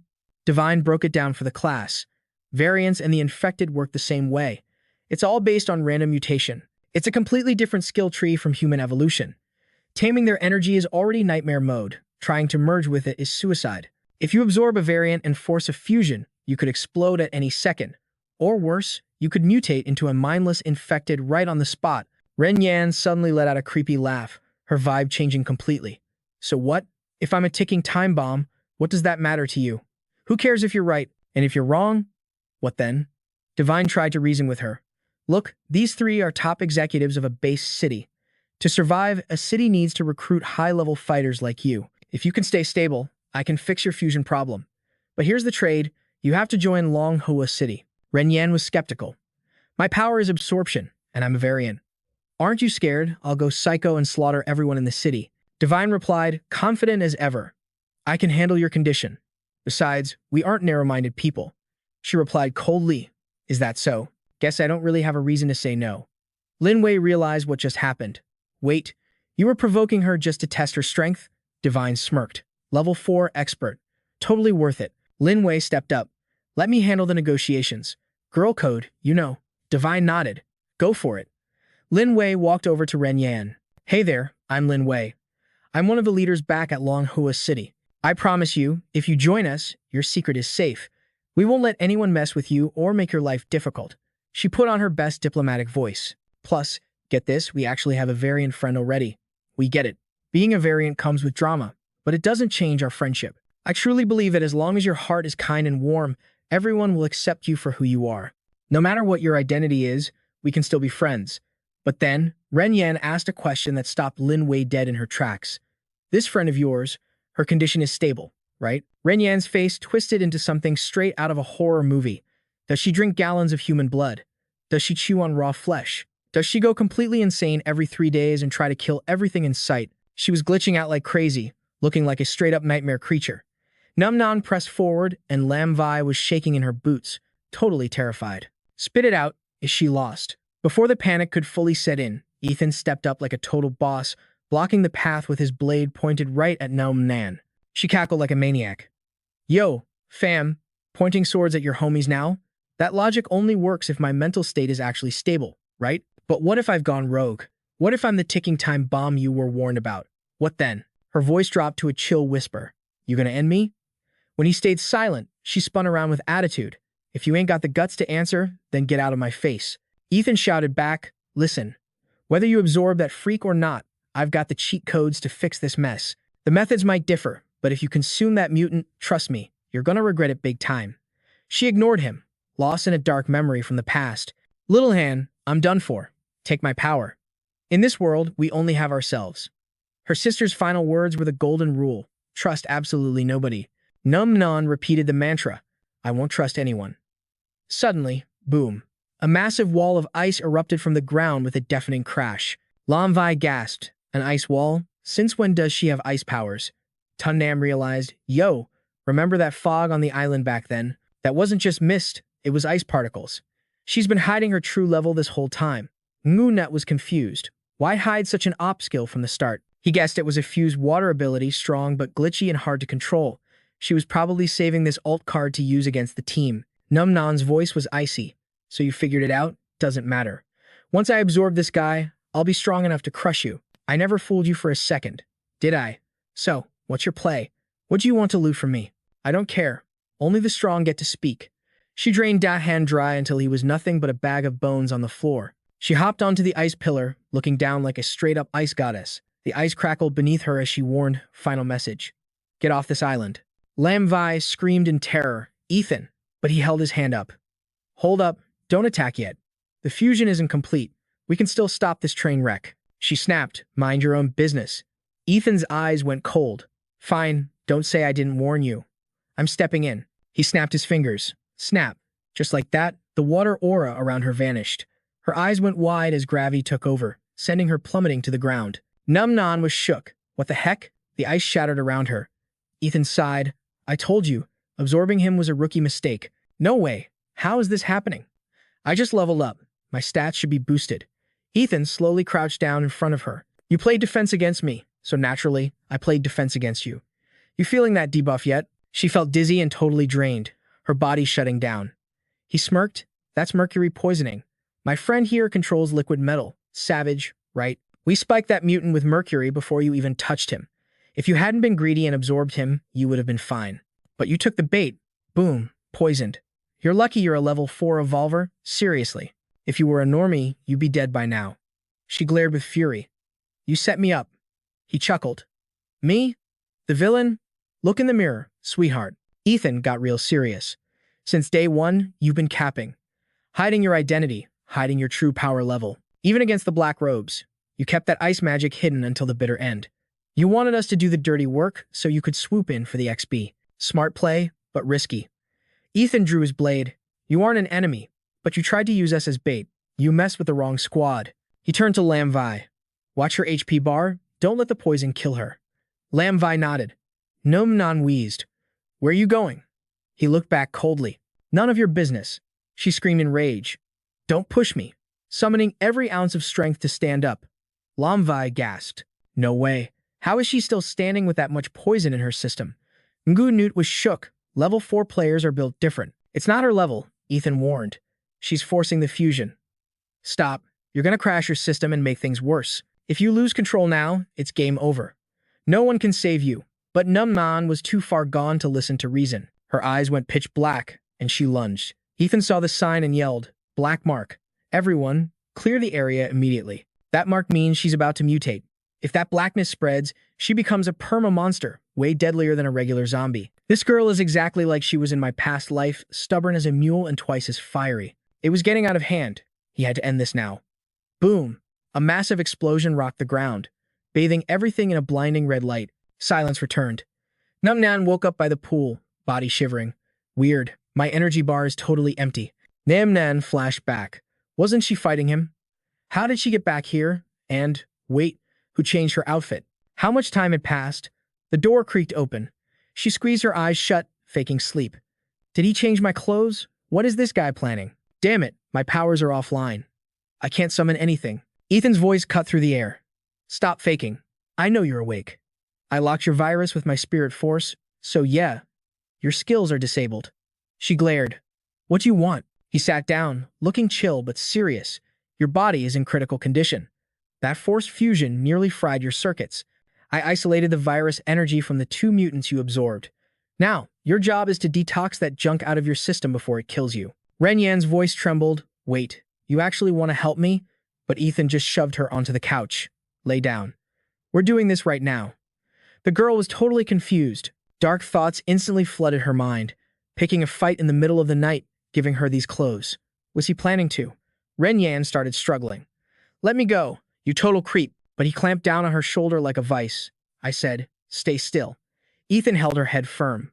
Look at you. In this condition, you really think you could run from me? Ren Yan was speechless. You.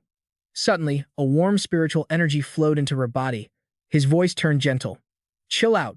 Lin Wei changed your clothes. It was the only outfit they could find. Listen, your fusion ability is glitching out. The safest way to level up is absorbing stable human genes or Van Sing's special energy. But you got greedy. You tried to absorb a mutant while you were still unstable. And not just one, you risked it all on 2 corrupted beasts. Your old gear, it got shredded during our fight. Right now, you're a ticking time bomb about to mutate. Ren Yan whispered, So, how do you fix me? He replied, cold as ice. Sever the limb to save the life. She froze. Cut off my hand. Ethan sighed. Not literally. I'm talking about your power levels. Those 2 mutants you absorbed, too toxic. I have to purge all that corrupted energy. But forcing it out is going to debuff you hard. You're going to be weak for a while. I'm guessing your rank will drop from late stage, shaping all the way back to early stage molting. Ren Yan looked crushed. A whole realm drop? He nodded. It's the only play we have. You have good control, sure. Eventually, you might have filtered it out yourself, but that mutant energy isn't something you can tank alone. Even I couldn't handle that mix. She looked at him with suspicion. I used you guys before. Why are you saving me now? He shrugged. Don't worry about the details. If you need a reason, just pretend I'm a hero. Ren Yan thought for a second. A hero? Fine. I accept. Let's start. He was surprised. That was fast. I thought you screamed about never trusting anyone again. She rolled her eyes. You think I'm crazy or something? The screen fades to black. Next morning, a gentle breeze swept through the camp. Lin Wei walked up. Yo, why are you solo? Where's the girl? He replied, she dipped. Lin Wei paused. She left? Ethan lowered his head. She didn't want to join the base. No point forcing her. Lin Wei sighed. True. Hard to leash a level 4 expert anyway. But hey, we conquered Hushin Island. Mission accomplished. Ethan suddenly spoke up. Hold up. We aren't done. I think there's more loot here than we thought. Ethan took off his shirt, revealing those shredded 8-pack abs. The fan service is real. When we fought Ren Yan, she kept trying to lure us away from the island. She was guarding something. I tried scanning the lake with my mental power, but I hit a wall. Something is blocking my sensors. Lin Wei's eyes widened. You think there's treasure underwater? He slowly turned back. Only one way to find out. Splash. Ethan dove straight into the depths. The water was unnaturally cold, freezing to the bone. And there, at the bottom, he saw it. A glowing meteorite. Ethan hauled the massive rock to the shore. The team gathered around, jaws dropping. Lin Wei stepped closer. Is that a giant ice crystal? He shook his head. Nah, that's a meteorite, she gasped. The legendary evolution ores? Ethan nodded. Exactly. Now I know why Ren Yan was camping this spot. The radiation from this stone stabilizes mutation risks. It was the only thing keeping her fusion ability from killing her. For her, this rock was life support. But it's too heavy to steal right under our noses. Lin Wei was puzzled, but she left it behind. Does that mean we just scored the jackpot? He smirked. Basically. Her mutation risk is gone now. I purged that toxic energy last night. I did her a favor, and we got the prize. Let Brooks and Li Wu Yi guard the perimeter. We'll send a squad to lock this island down later. Lin Wei was hyped. Bet. I need to study this thing. Maybe I can craft a weapon even stronger than the meteor saber. Suddenly, Lin Wei asked, Hey, keep it real with me. Did you know Ren Yan from back in the day? Ethan paused. Sort of. She just doesn't remember who I am. Lin Wei frowned. If you were homies, why did you test her so hard? You knew her skills, you knew her plan, but you kept acting like you didn't. Usually, you'd have ended someone for playing games like that. He lit a cigarette, the smoke curling up. People change. Lin Wei. His voice got heavy. In my memories, Ren Yan was a loner, but she had honor. She paid her debts, didn't bully the weak, and wasn't bloodthirsty. But that was then. This is the apocalypse. Most people crumble under the pressure. Time corrupts everything. Trauma changes your values.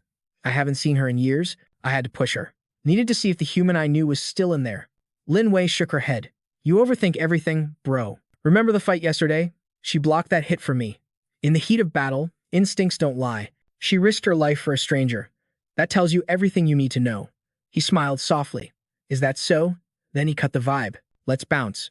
Back to Manhwa. 2 days later, outside the city walls, the crowd was going feral. What is going on? We've been stuck out here for a week. Yeah. We helped Manhwa with the mission. You toss us some scraps and lock us out. No deal. Lu Fei tried to calm the mob. Easy. Everyone chill out. But the insults kept flying. Brother Fei, say something. Where's the boss? Where's the lady assassin? We're done waiting. If this doesn't get fixed, we quit. Lu Fei was sweating. Quiet. Everyone shut up. I radioed the boss yesterday. He said he'll be back tomorrow with an answer. The crowd got even angrier. An answer? What kind of answer? You said that 2 days ago. Stop capping. Yeah, I'm out of here. Manhwa is a joke. I'm not staying in this trash heap. Suddenly, a dark voice boomed from behind. Who said they wanted to leave? Xiao Bao stepped forward, radiating pure dominance. The crowd gasped. It's the boss. The king has returned. Yo, check it out. That's Zhang Dingyu, the mayor of Manhwa City. A total big shot. Little Bao cleared his throat loudly to grab attention. Sorry for the wait, fam. Real talk time. My name is actually Little Bao. The crowd gasped, totally shook. What? You ain't the boss? You played us this whole time? He continued. I ain't one of the 7 heroes. And I'm definitely not the guardian of Manhwa. The heavenly god? Yeah, that ain't me. He waved his hands frantically. Chill out, guys. Let me cook. I'm here to drop the truth bomb. Little Bao started his story. 5 years ago, I was in that legendary raid that shook the world. I was just a nobody back then. But that day, many of us got noticed by the heroes and became their disciples. We followed the 7 heroes, crashing into the Red Demon's lair like a wrecking ball, fighting until we had absolutely zero juice left. We finally clapped that Red Demon and saved, so Diana, he laughed, hyped up. I got lucky, because my master is the OG, the leader of the 7 heroes, the heavenly god. For years, I've been following his orders. Building up a squad out here on the down low, just waiting for the moment Manhwa needed saving. You guys call me boss, but your real big brother has never changed. It's always been him, the heavenly god himself. The crowd was stunned. Our boss is the hero's student? No way. Is that legit? Ding Yu stepped up. I can vouch for him. No cap. Wang Xiaobao is the real deal, a direct disciple of the heavenly god. If you don't believe it, ask around the city. We just survived a zombie wave, so it's a bit hectic right now. Sorry for the delay, honestly. But today, I'm personally taking all of you into the safe zone. From now on, y'all get permanent residency rights in Manhwa City. The crowd went wild. The mayor actually came to pick them up personally. Oh my god, no more sleeping in the dirt. We're city folk now. Let's go. The people cheered like crazy. Long live Manhwa. Stand tall, boys. We are soldiers of the great hero now. That's what's up. Chests puffed out, looking proud. The heavenly god observed. Bao's goons are at least level 2. Kinda dumb, but their strength is legit. Plus, with the Lake Island secured, getting fresh recruits is a W. Ding Yu nodded. Bet. He added, I've got a plan for these guys. We've got way too many refugees flooding into Manhwa lately. I'll make them train, wash off that bandit stink. The MC blinked. Refugees? Ding Yu sighed. Yeah, that wannabe god's followers destroyed several camps and settlements recently. Those poor souls had nowhere to run, so they all flocked to Manhwa as a last resort. It works out though. We need bodies to fight off the next zombie wave. We've been taking in everyone we can find. The MC clenched his fist. We gotta wipe out those high-level infected, or the city is toast. Ding Yu added, good thing you're back. We're tracking their main base right now. Should have intel soon. Then Ding Yu asked, by the way, how's Sisin-Law and Kyle holding up? The MC replied, Xuan is stable for now. Fei and Little Luo are advancing to the shaping stage smoothly. Ding Yu asked, so, what's the play after that? Any plans? The MC frowned. Gonna deal with that god guy first. Once Little Luo and Kyle hit the shaping stage, I'm dipping. Ding Yu looked crushed. Seriously. The MC rolled his eyes. Don't look at me like I'm dying, bro. I ain't left yet. Ding Yu groaned. I'm just emotional, okay? We finally grinded to get 2 level 4 fighters, and you're stealing them immediately. The MC laughed. Chill. Suddenly, something jumped onto his shoulder. Ding Yu jumped back.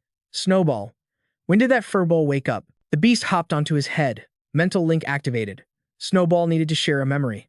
It dragged the MC into a vivid flashback.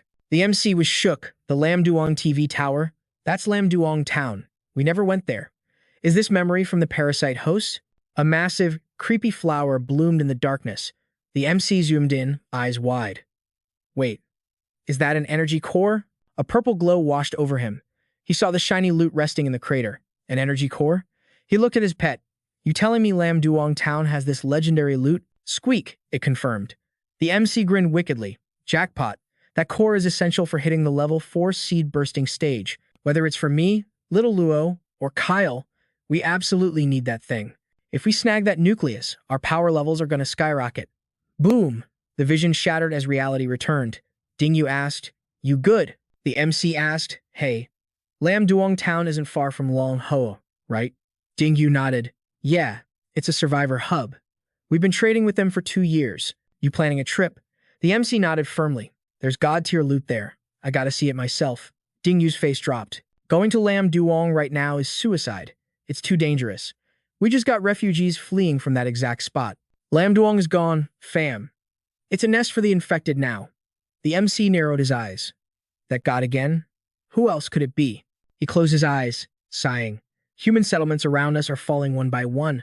Long Hoa is basically isolated on the map now. The MC's voice dropped low. If that's the case, I definitely have to go. Snowball squeaked in agreement. The sky over Lam Duong was blood red.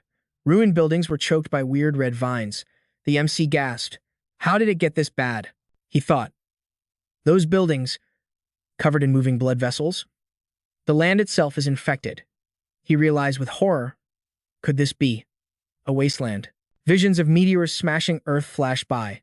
After the second impact, these special zones appeared, ruled by unique infected breeds. In his past life, nobody knew how wastelands spawned.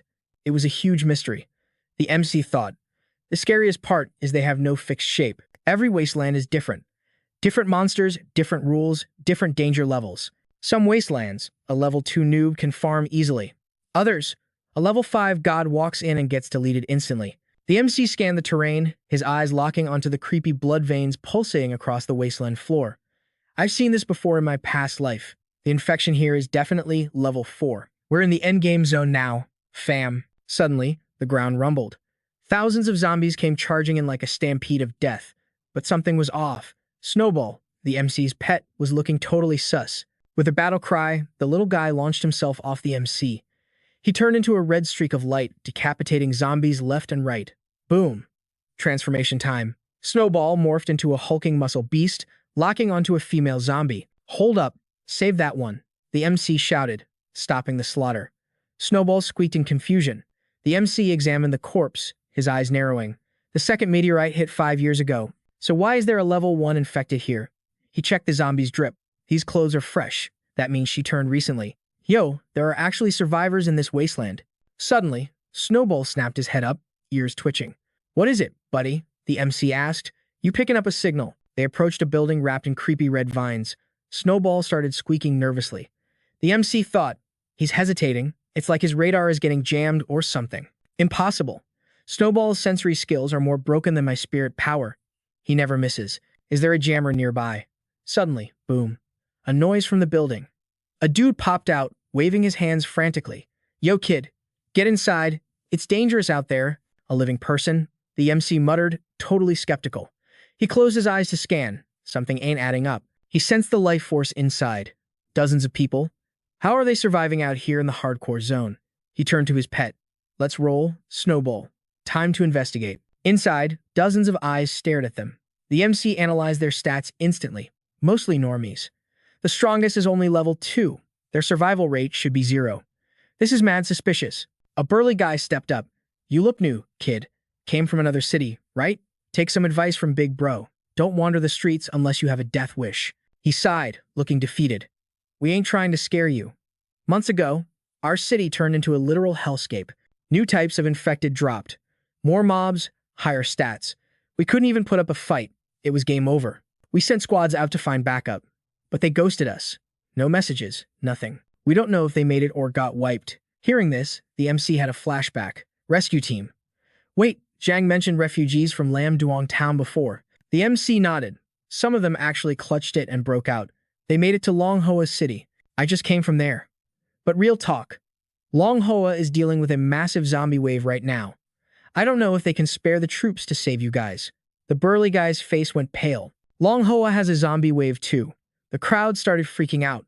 If the safe zone is hit, are we all cooked? Is this the end? With that monster lurking outside, we're dead meat. Snowball started squeaking aggressively, looking furious. The MC looked at his pet. Why is he so triggered? Weird. Snowball usually chills with refugees. Are these guys the targets he sensed earlier? Suddenly, the MC grabbed the big guy's shoulder. Wham! The grip was iron tight. What are you doing? The guy panicked. Don't move, the MC commanded coldly. Red energy flared between them. The crowd gasped. Look at that aura. That's level 3 energy. This kid is a high-tier pro. The MC stayed calm, analyzing everything. Nothing weird. My sensors say they're just normal humans. No hidden boss vibes. Snowball's radar is never wrong, though. So what's the glitch? One survivor cheered, yes. A level 3 master. We're saved, guys. But another guy shut him down. Saved? You tripping. Remember the last level 3 guy? That monster outside clapped him instantly. The MC's expression darkened. Monster? There's another infected here. Suddenly, swish. The MC spun around. Snowball. Watch the door. Boom. A massive impact shook the room, purple light leaking through the cracks. The crowd screamed in terror. It's him. The monster is back. Block the door. Don't let it in. The MC didn't say a word. He just watched, eyes sharp as a hawk, waiting for the enemy to make a move. Snowball went full beast mode. Green aura exploded around him, turning solid. Physical manifestation of aura, the MC thought. My boy just leveled up. He jumped from peak level 3 straight to level 4. Absorbing that parasite earlier really paid off. This is epic. But I've never seen Snowball this hype before. He's not just ready. He's dying to fight this thing. Meanwhile, the survivors threw their bodies against the door. Thump. Thump. The metal was buckling. It's over. We're dead. Someone cried. Crash. The door flew off its hinges, sending people flying. A golden-skinned mutant stepped in, muscles rippling like steel. The MC gripped his sword. A special variant? Interesting. Judging by those energy waves. Peak, level 4. A perfect match for Snowball. Snowball let out a battle roar and charged. Look, the hamster is throwing hands. Holy cow. He's fighting the monster toe-to-toe. The clash of energy sent shockwaves everywhere. The MC noticed something strange. The virus in the monster.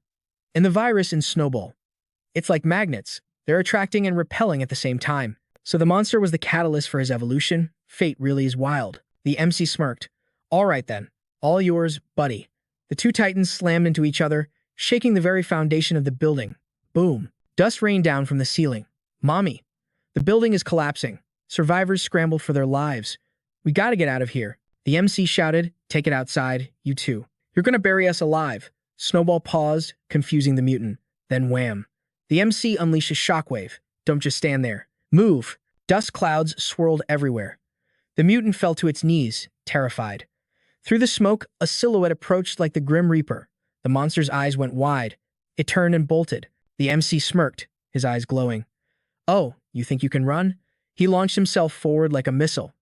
Smack. Pow. He unleashed a brutal combo in midair. The mutant crashed into the ground, totally wrecked. The MC hovered above him, looking down like a god. Did I say you could leave? Sit down. The crowd was shaking in their boots. One guy whispered, Yo, how did he handle that monster like a cheap toy? Another shouted, That is a true pro right there. Our main character just smirked. You done running yet? The mutant was shivering, begging for mercy. But our boy turned to Snowball behind him. Yo, Snowball.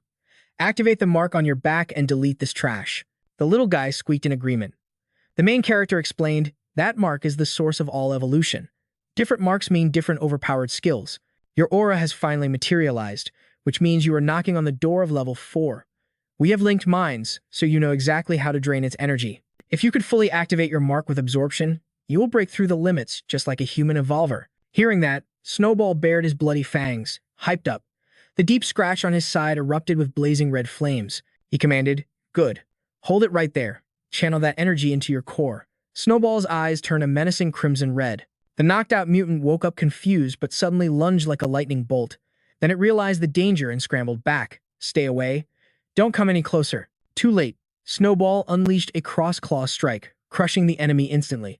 Crunching sounds filled the air as he flashed a satisfied, bloody grin. Our main character grinned ear to ear.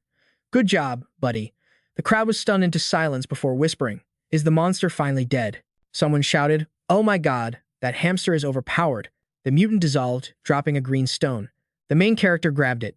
"You fought him just for this loot?" He patted Snowball's head. "I will let you use this later. Right now, we've got bigger fish to fry." The main character realized something crucial. According to the Evolver's system, Snowball is barely scratching level 4. One more push and he ascends. But since he just drained that parasite, his internal energy is a mess. It is too dangerous to force a breakthrough right now. From a distance, the group leader called out, "Hey kid, thanks to you guys, we are alive. Without you, we would be monster chow." Another guy chimed in, "Even your pet is insane. You must be a legendary master, right?" The main character shrugged, "Just passing through. No big deal." They looked at each other, sweating bullets. "Speaking of that, could you maybe escort us out of this hellhole?" He shook his head. "Sorry, I am heading deeper into the city. Can't babysit you, but the boss is dead, so you guys are safe for now." They looked defeated. "All right then." Suddenly, Snowball squeaked a warning. The ground cracked open, spewing heat. A skeleton wrapped in flames rose up, and everyone started screaming. "A fire human?" Someone yelled, "Mommy, what in the world is that monster?" Snowball morphed instantly, but the main character stopped him. "Chill, Snowball. Let me handle this." But his heart sank. A guardian appeared here. Facing the guardian, he knew this was no ordinary infected. This was a special breed. It has innate elemental powers way purer and stronger than regular mutants. But guardians always protect treasure, which means a core nucleus is nearby. Recalling data from his past life, he calculated the odds. This guardian is at least level 4, shaping stage. This is going to be a tough fight. Just as he prepared to throw down, the guardian turned and drifted away. The main character and Snowball stood there, confused. It left. He quickly decided, follow that thing. It will lead us straight to the nucleus. Snowball nodded and hopped on his shoulder, leaving the stunned crowd behind. They arrived at the treasure site, a purple transformation nucleus. They hid in the shadows, analyzing the loot. Purple transformation type. My current power build is close to that path. A pure transformation attribute is a solid upgrade. Suddenly, 3 elemental auras rushed toward the core. Snowball tensed up, but the main character calmed him down. Relax. Look closely. 3 skeletons. Red, green, and blue. He confirmed it. 3 guardians. I can handle 1 solo. But 3 at once? Even if we jump them together, we are toast. Snowball squeaked in agreement. Those 3 are in a formation. We cannot break their defense with our current stats. Luckily, we just need to steal the loot, not kill the bosses. We need a strategy, not a brawl. He explained, use your spiritual force to scan the area first. In the energy field, only peak level 4 or level 5 beings unlock this skill. They can create a domain unique to themselves. Inside that domain, they get massive buffs while enemies get nerfed hard. A strong domain can kill you without you even seeing it. Sensing a disturbance, the main character whispered, "We have company." 3 dark figures zoomed toward the energy core. Hooded cloaks and bulging red veins. The main character recognized them instantly. Are those the followers of God? They are here to snatch the nucleus too. Perfect timing. The main character grinned. The loot is still there, and now we have bait. One cultist sneered. 3 guardians? Just as the deity predicted. The leader stepped up to trash talk. "Hey, you boneheads. Hand over the nucleus or I will smack." His teammate, Tron Din, slapped him. "Stop acting like an idiot. We need to end this quick." The guy yelped in pain. Truong Din lowered his voice. "If you do not attack or touch the core, the guardians will not aggro. We take control first, then snatch the loot." The team yelled, "Roger." They tore off their shirts, revealing their chests. Each one had a spider-like creature embedded in their skin. Red veins spread like roots. Their muscles pumped up as they shouted their elements. Earth, metal, ice. Watching from afar, the main character stayed cool. Using parasites to gain elemental powers? Interesting technique. Watch closely. Snowball. It is rare to see pure elemental combat. This is free experience for your battle IQ. Snowball nodded, eyes glued to the scene. The 3 cultists start channeling their energy. One charges up a blinding golden orb, another whips up slicing blades of frost, and the third raises earth walls like a fortress. They launch everything at the 3 guardians, standing tall. Boom. Explosions rock the area. But the guardians? They didn't even flinch. The cultists are eyes wide, shouting, how are they not dead? Suddenly, the guardians clap back. Green tornado, blue lightning, and scorching red fire erupt at once. The 3 energies combine, twisting into a massive elemental hurricane sweeping straight for the cultists. This elemental storm is coming in hot with terrifying power. Snowball squeaks with hype, but our MC, the Angel, just chills. He explains. Elemental battles are always flashy like this. Since the cultists' elements counter the Guardians had to pop their ultimate move. Taking a drag of his cigarette, he drops some knowledge. Single elements are strong but basic. The real meta in high-level play is all about combos and counters. These guys in black robes definitely did their homework before pulling up to the raid. Their three elements perfectly counter the Guardians, but the domain is nerfing their damage output big time. That's why their first attack was weak sauce. Dust rises and the battlefield is lit. The Angel continues. That move the Guardians just used, it's called Elemental Fusion, mixing different elements to stack damage multipliers. If you ever see a high-level enemy casting that, don't think just run. Snowball nods like true that. The smoke clears, revealing a massive, spinning stone pillar. Trung Din sneers. Elemental Fusion? You think you're the only ones with that tech. The other two channel up, twisting their energy into a gigantic spear. We know the meta too. The three cultists scream. Eat this. The giant spear slams down, triggering a massive explosion. Nut Lu laughs maniacally. So-called Guardians? Weak. The power our god gave us is built different. Off in the distance, the Angel puffs his smoke. Idiots. He looks at Snowball. All right, buddy, it's your turn to shine. Go get him. The hamster looks shocked, but the MC reassures him. Relax, fam. The Guardians aren't done yet. Those cultists are about to find out the hard way. Back on the battlefield, Nut Lu is gloating. One fusion move and they're toast. Who cares about the energy domain? Our god's power is the only true meta. Trung Din cuts in seriously. Quit flexing. Grab the core and let's bounce. The lackey turns back. I got this, boss. But right then, the piles of Guardian bones on the ground start vibrating. Nut Lu panics, shouting, Number 3, watch out. The 3 bone piles swirl together like a tornado and crystallize into a massive diamond giant. It hovers in the air with a glowing purple heart. The cultists scream. It fused into a boss monster. Trung Din yells, Don't just stand there. DPS it. The diamond giant fires a purple laser beam like lightning, blasting the whole squad back. Nut Lu screams in pain. A magic circle lights up under his feet. He begs, Big bro, we gotta leave. Use that move. Trung Din snaps. No way. He continues. That's our final trump card from God. We don't burn that cooldown unless we're absolutely cooked. Not yet. Me and number 2 will tank him. Number 3. You steal the core. Thakhu replies, Roger that. The giant keeps spamming purple lasers, and the group shouts, Dodge. Suddenly, the giant freezes. Glitch? Nope. A tiny squeak comes from behind them, right where the energy core was. Snowball pops up, holding the purple diamond heart in his claws. He looks up and lets out a satisfied squeak. Yoink. Thakhu stares, stunned. Is that a hamster? Why does it look so familiar? At the same time, the giant wakes up, realizes he got robbed, and roars in pure rage. You thief, give that back. Nut Lu turns pale. Bro, the rat jacked the core. Trung Din screams, chase him. Snowball takes off like a lightning bolt. The giant is right on his tail, spamming blinding purple lightning, but the hamster is juking every shot like a pro. Thakhu gasps. What kind of movement skill is that? He's fast as heck. Nut Lu grinds his teeth. We grinded half the day for this. Do not let that rodent get away with our loot. Then it clicks. Wait, I remember. That hamster belongs to him. I saw it in the dead envoy's memories. It was there. Thakhu panics. You mean? If the pet is here, he is here too. Trung Din yells, Freeze. Watch your 6. He's camping somewhere nearby. Swish. A sound cuts through the air. The leader freezes, mumbling. Warn the others.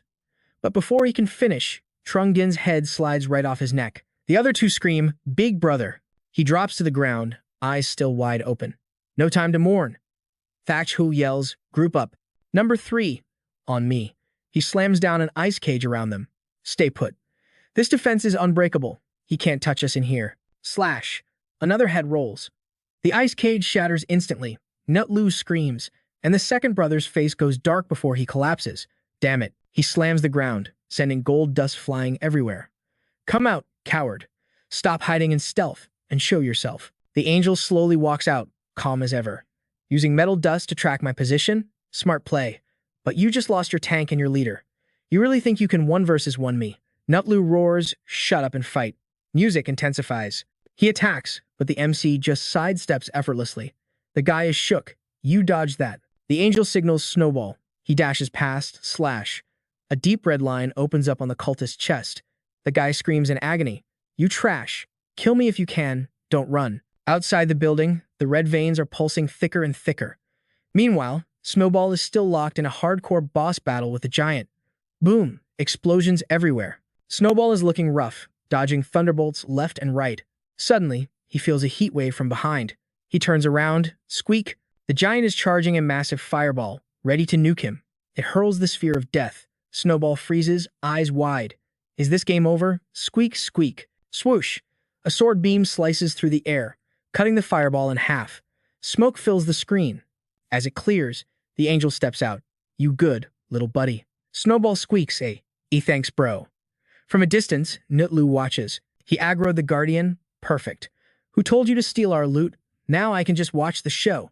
I'll wait for that jerk and the guardian to wear each other down, then I'll third-party them and avenge my brothers. He's feeling tactical until Snowball appears right in front of his face. Nutlu screams, You stinking rat! Hand over the core. But suddenly, the hamster grabs his hand, and Nutlu doesn't even have time to react. Okay, so a sick purple diamond just pops up in his palm, and our dude's like, wait, for me. But before he can even process that, bam! A massive blast of purple energy hits Nutlu from behind, making him yell like crazy. Smoke's literally steaming off him, and Thiu Thao is not having it. He's like, yo, you seriously still trying to mess with people? Think I'm some kind of noob or something. He eats that diamond, screaming, nah, fam, I'm out. I ain't playing with y'all anymore. But hold up, plot twist. That diamond lands right in Tio Bach's paw. This little furball, quick as lightning, slashes Nutlu with its sharp claws and then, get this, says, run. Nutlu is legit covered in blood, barely managing to growl. You stanky rat, I am not finished with you. And then, out of nowhere, a massive giant just pops up, blocking Nutlu's escape. Purple lightning bolts start raining down on Nutlu like he's a human lightning rod. That giant is eyeing him up like a midnight snack. Fam. Nutlu is legit spooked, screaming as he bolts, dude, seriously, stop chasing me. And then, you hear Tio back cheering him on from behind. Like, chirp, chirp.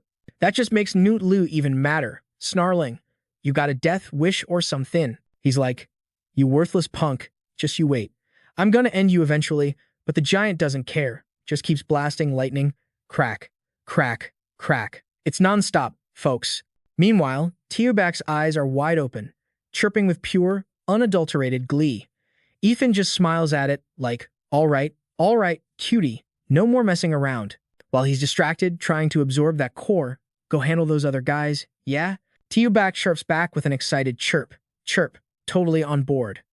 And during all this chaos, Nutlu is still booking it, but his brain's working overtime. He's checking his own stats, like, my current body condition. It's super critical right now. Unless I pull out that move, I'm basically toast against these guys. But hey, the nuclear core is already in my possession, so that's a win, right? If I just bail as fast as I can, that guardian might not even catch me. And as for them, once I'm done with the god's bidding, no one's getting spared. But then, out of nowhere, a blazing red firewall just shoots up, totally blocking his escape route. Nutlu's face goes pale white. He's like, oh crap, I'm totally surrounded. Then, from a distance, this huge lightning orb comes flying at him. He's thinking, dude wants to straight up murk me with this move. Is he not even worried about wrecking the nuclear core? But then, super randomly, the giant starts making these weird, crackling zzz noises. Both the giant and Nutlu are totally caught off guard. What the heck? Ethan just smirks, chill as ever. Then, these intersecting beams of light just slice through the giant, shredding it to pieces. He turns his back, and right on cue, a massive boom rips through the air, turning the Guardian's body into straight-up dust. Nutlu is shaking in his boots, like, how in the world? No way, bro. How did that dude just one-shot that thing with a single strike? Ethan then turns to Teobac, dropping some serious wisdom. He's like, listen up, little dude, for future reference. When you're up against elemental-type enemies, never go for a head-on attack. You gotta hit him with that element of surprise. Plus, the stronger an elemental skill is, the longer it takes to charge up. And get this, balancing that virus energy, it's even harder to control. So, that moment just now, that was literally the perfect window to take down that guardian. Teobac chirps back, totally getting it. Then Ethan turns to Nutlu, looking all dark and intense, saying, duh, of course. Without you being the perfect bait, I never would have found such a prime opportunity to strike. Ethan flashes this super sinister grin. So yeah, you, my friend, are the real MVP of this whole showdown. Nitlu screams back, MVP, your whole family, dude. But before he can even finish his sentence, a fist just absolutely decorates his face. Tiubach, with a flick of its paw, lands the finishing blow, sending Nutlu flying across the whole area. Nutlu scrambles up, all disheveled, yelling, sneak attack. Seriously, what else do you guys even know how to do besides cheap shots? Ethan just shrugs, totally chill. Yo, where's the nuclear core? Cough it up, or I'm gonna take it myself. Nutlu, clutching the nuclear core, gives this super smug smirk. Something I've already swallowed. You really expect me to just throw it back up for you? Then this blinding light flashes, making Ethan squint. Nutlu just laughs, dream on, buddy, and spins around, booking it. Ethan just calmly says, chase. Tio back chirps an excited chirp, and zooms after him. But then Ethan looks towards a distant building and just stops. Wait, isn't that the building where all those refugees were staying before? His eyes go wide as he hears the synchronized footsteps of a whole crowd approaching. This is getting kinda sus, fam. The crowd emerges, but their eyes totally empty, no consciousness left. Ethan mumbles to himself, dude, everyone in that building just now, they've all lost their minds. Nutlu, chilling in a dark corner, lets out this cold, evil laugh. Little punk, I seriously didn't want to use this move, but you kind of forced my hand. He throws his arms up to the sky, yelling, ooh, God, come on down. And boom, a fiery red streak just rips across the sky and the entire crowd. Poof, instantly gone. He's screaming with pure excitement. My God. Then, from the swirling smoke, this massive infected creature appears. Its body is all twisted and deformed, with tentacles just writhing out like a giant octopus. Talk about a nightmare fuel. Am I right? Ethan gasps. How is this even happening? He's thinking to himself, hold up, human genes and infected genes are, completely different. Without actually being infected by the virus, an infected shouldn't be able to just straight up absorb humans like that. No matter how high level an infected creature is, they shouldn't have this kind of power. Tiobak chirps in, totally agreeing with him. Then, Ethan has an AHA moment. Wait a minute. Before, when Tiobak was facing these people, it was super cautious. Could it be that these folks were already infected with some kind of dormant virus? One that could totally dodge energy scans and mental power checks. Mind blown, right? The giant infected dude speaks up, and its voice is, booming. Human, I know who you are. You took out my divine messenger, and for that, you deserve punishment. It stares right at Ethan. Your crimes demand death as payment. But if you become a true believer, your sins will be forgiven. Talk about a dark offer, huh? Ethan grips his sword tight. Consciousness descent, huh? So, you're a high-level infected, probably super skilled in the spiritual system. Got it. He looks at the infected. You want me to be a believer? Bet. But first, bring your real body here. Let's meet up, and then maybe I'll believe you. How about that? The infected roars back. You're trying to trick me. If my true form shows up, you'll just attack me. Now, kneel down and accept the god's purification ritual. Only then can your sins be forgiven. And it adds, no other conditions. Ethan just gives a faint smile. So, the real body isn't going to show up, huh? He grips his sword and just straight up slashes the giant creature's body. Then what's the point of even talking? He snaps. The infected hisses, human, I grant this body to you. Kill him. And just like that, the entire giant body instantly merges with Niu Tetlu. He's laughing maniacally, totally losing it. Dude, this is too good. So much power, I can't even control it all anymore. This is the ultimate power bestowed upon me by God. In his totally transformed, messed up form, Nutlu snarls, you're so dead this time, bro. Nutlu bares his teeth, his voice absolutely dripping with savagery. Little punk, you are absolutely toast. It's your honor, seriously, to personally experience the supreme power that God has blessed me with. A hazy, bone-chilling mist starts spreading out, and he roars, bones of death. From within that thick, eerie mist, a huge blade comes crashing down on Ethan, accompanied by a voice full of pure killer intent. Kill. Ethan raises his blade to block, and the clash, it's like thunder exploding right in front of them. Nutlu, in his mutated, monstrous form, sneers. What's up, little dude? Running out of juice already? Huh. As long as you're trapped inside this bones of death zone, there's no way you're ever gonna beat me. Ethan instantly realizes, whoa, this bones of death thing, it's totally acting like an energy domain, but even stronger than the Guardians. This is next level sus. Tentacles are just lashing out like crazy. Nutlu's screaming, yo, little punk, who told you to pull a sneak attack on us?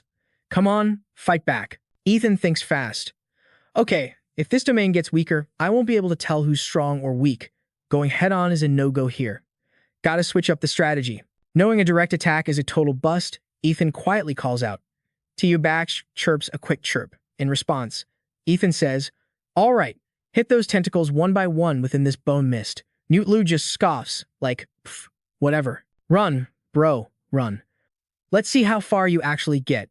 He's like, the energy of these bones of death is gonna constantly surround me. No matter where you bolt, it's gonna be totally useless. Today's literally your funeral, dude. Ethan starts luring him towards the energy core, and mutated Lu instantly catches onto the plan. He's like, wait, is he trying to go back to where we fought that guardian just now? The villain sneered, you little punk. You lured me here on purpose, didn't you? You thought this natural suppression field would nerf my stats. Too bad. Lu scoffed. That flower field might weaken me, but it debuffs you too.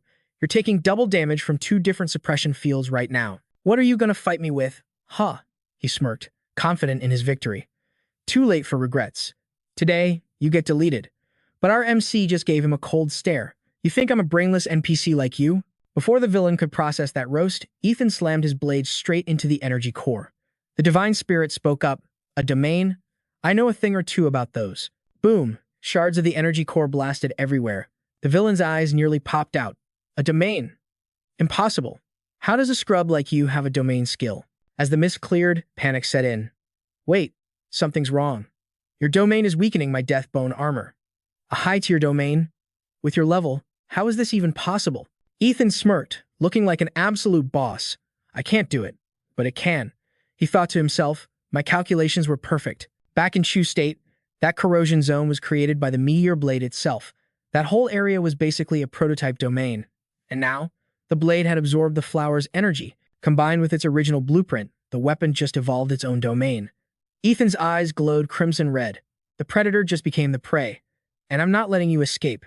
No way. Lu screamed, refusing to accept reality. He lashed out with his tentacles in a frenzy. So what if you unlocked a domain? The power gap between us is too massive. Your little trick can't bridge that divide. You're still my XP. But Ethan just calmly drew his blade. Shing! The sound of cold steel sang through the air. He sliced through the incoming tentacles like butter. The villain couldn't even react as Ethan unleashed a combo, shredding the mutant flesh to reveal the human hiding inside. The giant body exploded. Lu's eyes rolled back in terror. No, this can't be happening. This is a nightmare. The divine body the master gave me. Destroyed by this kid. Desperate, he tried to regenerate his tentacles, roaring, I refuse to die here. But the flesh kept disintegrating until only a pile of wriggling tentacles remained on the ground. Ethan shouted, Snowball. Only one of those is the main body. Hunt it down. The beast spotted the suspect immediately, sinking its claws deep into the flesh. Lu shrieked, You damn mutt. Let me go, or you'll regret it. Looking at the squirming limb, Ethan confirmed. That's the main body. Snowball squeaked, nodding in agreement. You want to absorb that thing? Ethan asked. Snowball shook its head frantically, basically saying, Hell no, that smells like trash. Ethan stepped on the tentacle, crushing it flat. Useless then. He picked up a purple core from the remains. A transformation-type core. We wasted so much energy for this drop. Suddenly, a piece of bone rolled over. Ethan frowned. Wait, these are human bones. The black robes didn't just absorb the refugees. They turned them into crafting materials to build their mutant bodies. Realization hit him like a truck. Hold on. The refugees. He remembered Dylan's report. Survivors had been flooding into the camps recently. Those poor souls had nowhere else to go, so they all ended up at Long Hoa base. We needed manpower for the zombie waves, so we took everyone in. Ethan grit his teeth. This latent virus is stealthy, it bypasses energy detection. If the new refugees brought this virus into the base, it's game over. Ethan yelled, Snowball, let's move. Double time. They speed ran back towards the base. Ethan thought, we made it. But as he looked at Long Hoa, his heart sank. It was too quiet. Did something happen already? Suddenly, a loud shout broke the silence. All right, pour me a cappuccino. Start the bombing run. Another voice shouted back, bomb him. Ethan froze, totally confused. An old lady slammed her cards on the table. Boom, 4 sevens. Wu Kai snapped his fingers next to her. Nice play. The bald guy fanned out 2 cards and grinned. King bomb. Ethan stared in disbelief. 1, 2, 3, 4, 5, 6, 7, 8. Wu Kai laughed like a maniac. 17 cards? You think you can one-shot me with 17 cards. If you win this, I'll go to the training ground and fight Brother God myself. The bald guy slammed his cards down. Winner. Wu Kai's jaw dropped. Suddenly, the roar of engines filled the sky. A fleet of military choppers appeared above. Wu Kai turned pale as a ghost. The bald guy instantly spun around, swapping his tank top for a uniform full of medals. A chilling voice came from behind them. So, who said they wanted to fight me just now? Go ahead. Don't be shy. A true warrior faces his fears. Ethan stood there with a poker face. Who's looking for a beatdown? Someone shouted. Brother God, why are you back so soon? Wu Kai laughed nervously, trying to save his skin. Brother God. Hey, we weren't slacking. It was just so quiet. We took a little break. Ethan cut him off. I don't care about the cards. I need a sit rep on the base. Anything weird happen in the last 48 hours? Wu Kai grinned. Weird? Nope. Everyone's just doing their daily quests. Totally peaceful. Ethan muttered, nothing weird? That's what scares me. Did the refugees from Linyang not arrive yet? Ethan asked. Where did you put the new refugees? Northeast corner, near the wall, Wu Kai replied. Ethan didn't waste a second. Got it. You guys keep playing. Suddenly, Ching Ching's voice echoed from afar. Line up. No cutting. Everyone gets a share. Ethan called out, Lin Ching Ching. She spun around. Surprise. Zuo Ethan. I thought you were farming XP at Linyang Town. Just got back, he replied, looking at the crowd. Are these the new refugees entering Longhua? Yep, she nodded. They were all scanned at the gate. 0 infection rates. Ethan put his hands on his hips. I'll take it from here. Go get Zhang Dingyu. Now. His face was dead serious. Go. This is critical. 10 minutes later, Dingyu and Ching Ching arrived. He's still at the refugee camp? Dingyu asked. Yeah, she replied. I was handing out food when he told me to get you. He said, it's urgent. As they approached, a loud voice boomed. Okay, next person. Dingyu paused. Wait, isn't that Wang Xiaobao's voice? Ethan was watching the crowd like a hawk, while Snowball stood on the table acting as the scanner. Xiaobao shouted, stop pushing. One by one. Everyone has to pass Brother Biao's inspection. Snowball was sniffing out the imposters, one by one. The MC pointed the way, saying, Yo, stick to the right side, don't mess this up. The next guy bowed his head like, Yes, sir. Dinvu rolled up to Ethan, totally confused, asking, Bro, what's the deal here? The MC just dropped one word, inspection. Ethan stood tall and dropped the bomb. Back in Lam Duong Town, I found a mutation that's straight up terrifying. It's stealthy enough to dodge even spirit energy detection. Right now, only Snowball can sniff out the rats. Dinvu froze, realizing the stakes. A virus with stealth capabilities? The MC's face turned stone cold. I watched those black-robed creeps turn refugees into high-level infected right before my eyes. If they trigger that trap inside Longhua City, it is game over. Chaos everywhere. Dinvu hesitated. But bro, you had Snowball check them earlier, right? Ethan cut him off, revealing the nightmare scenario. Look, half of these refugees, they are already infected. Half. Dinvu gasped, hanging his head in guilt. I messed up big time. I never thought the virus could evolve like that. If we hadn't caught this, our base would have been wiped off the map. The MC reassured him, chill, don't beat yourself up. We needed the manpower anyway. You made the right call. But now, we gotta lock this virus down completely. Dinvu asked immediately. So, what is the game plan? Ethan didn't hesitate for a second. Quarantine. Every single infected person goes straight to Ho Tam Island. Quarantine. Dinvu watched the endless line of refugees. We found 230 infected so far. Get Lam Quinn to escort them over there, as soon as possible. The squad and Lai William are already on the island for backup, Ethan added. Meanwhile, send a team with Snowball to sweep every single house in the city. We can't miss anyone. Dinvu looked nervous. Ethan, I gotta ask. The MC side-eyed him, already knowing the question. You want to know their fate on Ho Tam Island? Hands in his pockets, the MC dropped the harsh truth. It is grim, fam. The virus is dormant, which is fine, but once it triggers, there is no cure. Unless we take out the high-level boss controlling it, those people are basically walking corpses. Their only survival chance is locking down that island. No Black Road villains get in. Dinvu sweated. Wait, are you using the refugees as bait? The MC smirked. Nope, we are the bait. Staring at the line, he continued, the enemy doesn't care about refugees. They want our main base. Ironically, leaving this chaotic city is actually the safest move for them right now. This bug is built different. As long as it is not activated, those guys are just regular people. Once we crush the boss, they can come home. He looked up at the sky. For now, we keep checking, and we wait to see what that so-called god tries next. 3 days flew by. Dinvu called out, "Yo, Ethan, anything popping off?" The MC replied, "Dead silence so far. It has been 3 days. All the infected are on the island, but nothing is happening. It is too quiet. Maybe God realized we played him and gave up?" Ethan stared into the distance. Not a chance. He tossed the binoculars to Dinvu. "Check it. That zone used to be crawling with infected, but now it is a ghost town. And it is not just there. Outside Long Hoa, totally clear." Dinvu put the binoculars down, his face serious.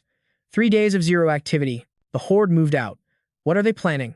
Suddenly, Lam Vi rushed in. "Ethan, we have got outsiders approaching." He turned around sharp. "More refugees?" She shook her head. "No. It is a squad from Han Dong base. They are begging for reinforcements." "Reinforcements?" Ethan signaled. "Don't open the gates yet. Take Snowball to scan them first." Ndu-san and two battered bros walked up, looking wrecked. "Mayor Trong, you remember me, right? We crossed paths back when you visited Han Dong. Our city is getting hammered by a massive zombie wave. We need backup, like yesterday." Dinvu whispered to the MC. "I have seen this guy. They are level 4 fighters, legit allies." But suddenly, squeak, Snowball went crazy. "Snowball!" The furball leaped off Ethan's shoulder. That reaction meant one thing: danger. Everyone tensed up. "Whoa, watch out." The MC's voice dropped to sub-zero. "Nobody move. Everyone gets scanned by the pet." Tevian was shaking in his boots. "A level 4 master. Long Hoa sends a top-tier powerhouse just to greet us." Ethan flared his aura, looking ready to brawl. New Sun told his boys, "Chill out, fam. Stand down, let them scan." Snowball sniffed each one and squeaked to Ethan's feet. The MC glared. "Any issues?" The little guy shook his head. "Clean." Ethan narrowed his eyes. "They show up now, but no virus detected? Am I just being paranoid?" "All right, let's head inside." Later in the war room, Ethan grilled them. "Doesn't Handong base have a ton of OP fighters? Why run to us for help?" Musun sighed. "Bro, for a normal zombie wave, we would handle it. But this is a whole new level of nightmare. It is not just the size of the horde. The scariest part, the infected learned how to breach our defenses. From the inside." Ethan and Dinvu shouted in unison. "From the inside?" "Yeah. Since last week, infected just started spawning inside our base out of nowhere. We are exhausted fighting the front lines, and now we are getting backstabbed in our own homes. We can't hold on." Dinvu leaned in, eyes sharp. "These internal outbreaks, give us the details. Everything you know." Nusan shook his head, defeated. "I wish I had intel, man. But we are clueless. We are just sitting ducks trying to survive." He looked desperate. "Mayor Truong, you know Boss Day personally. He wouldn't swallow his pride and ask for help unless it was the end of the line.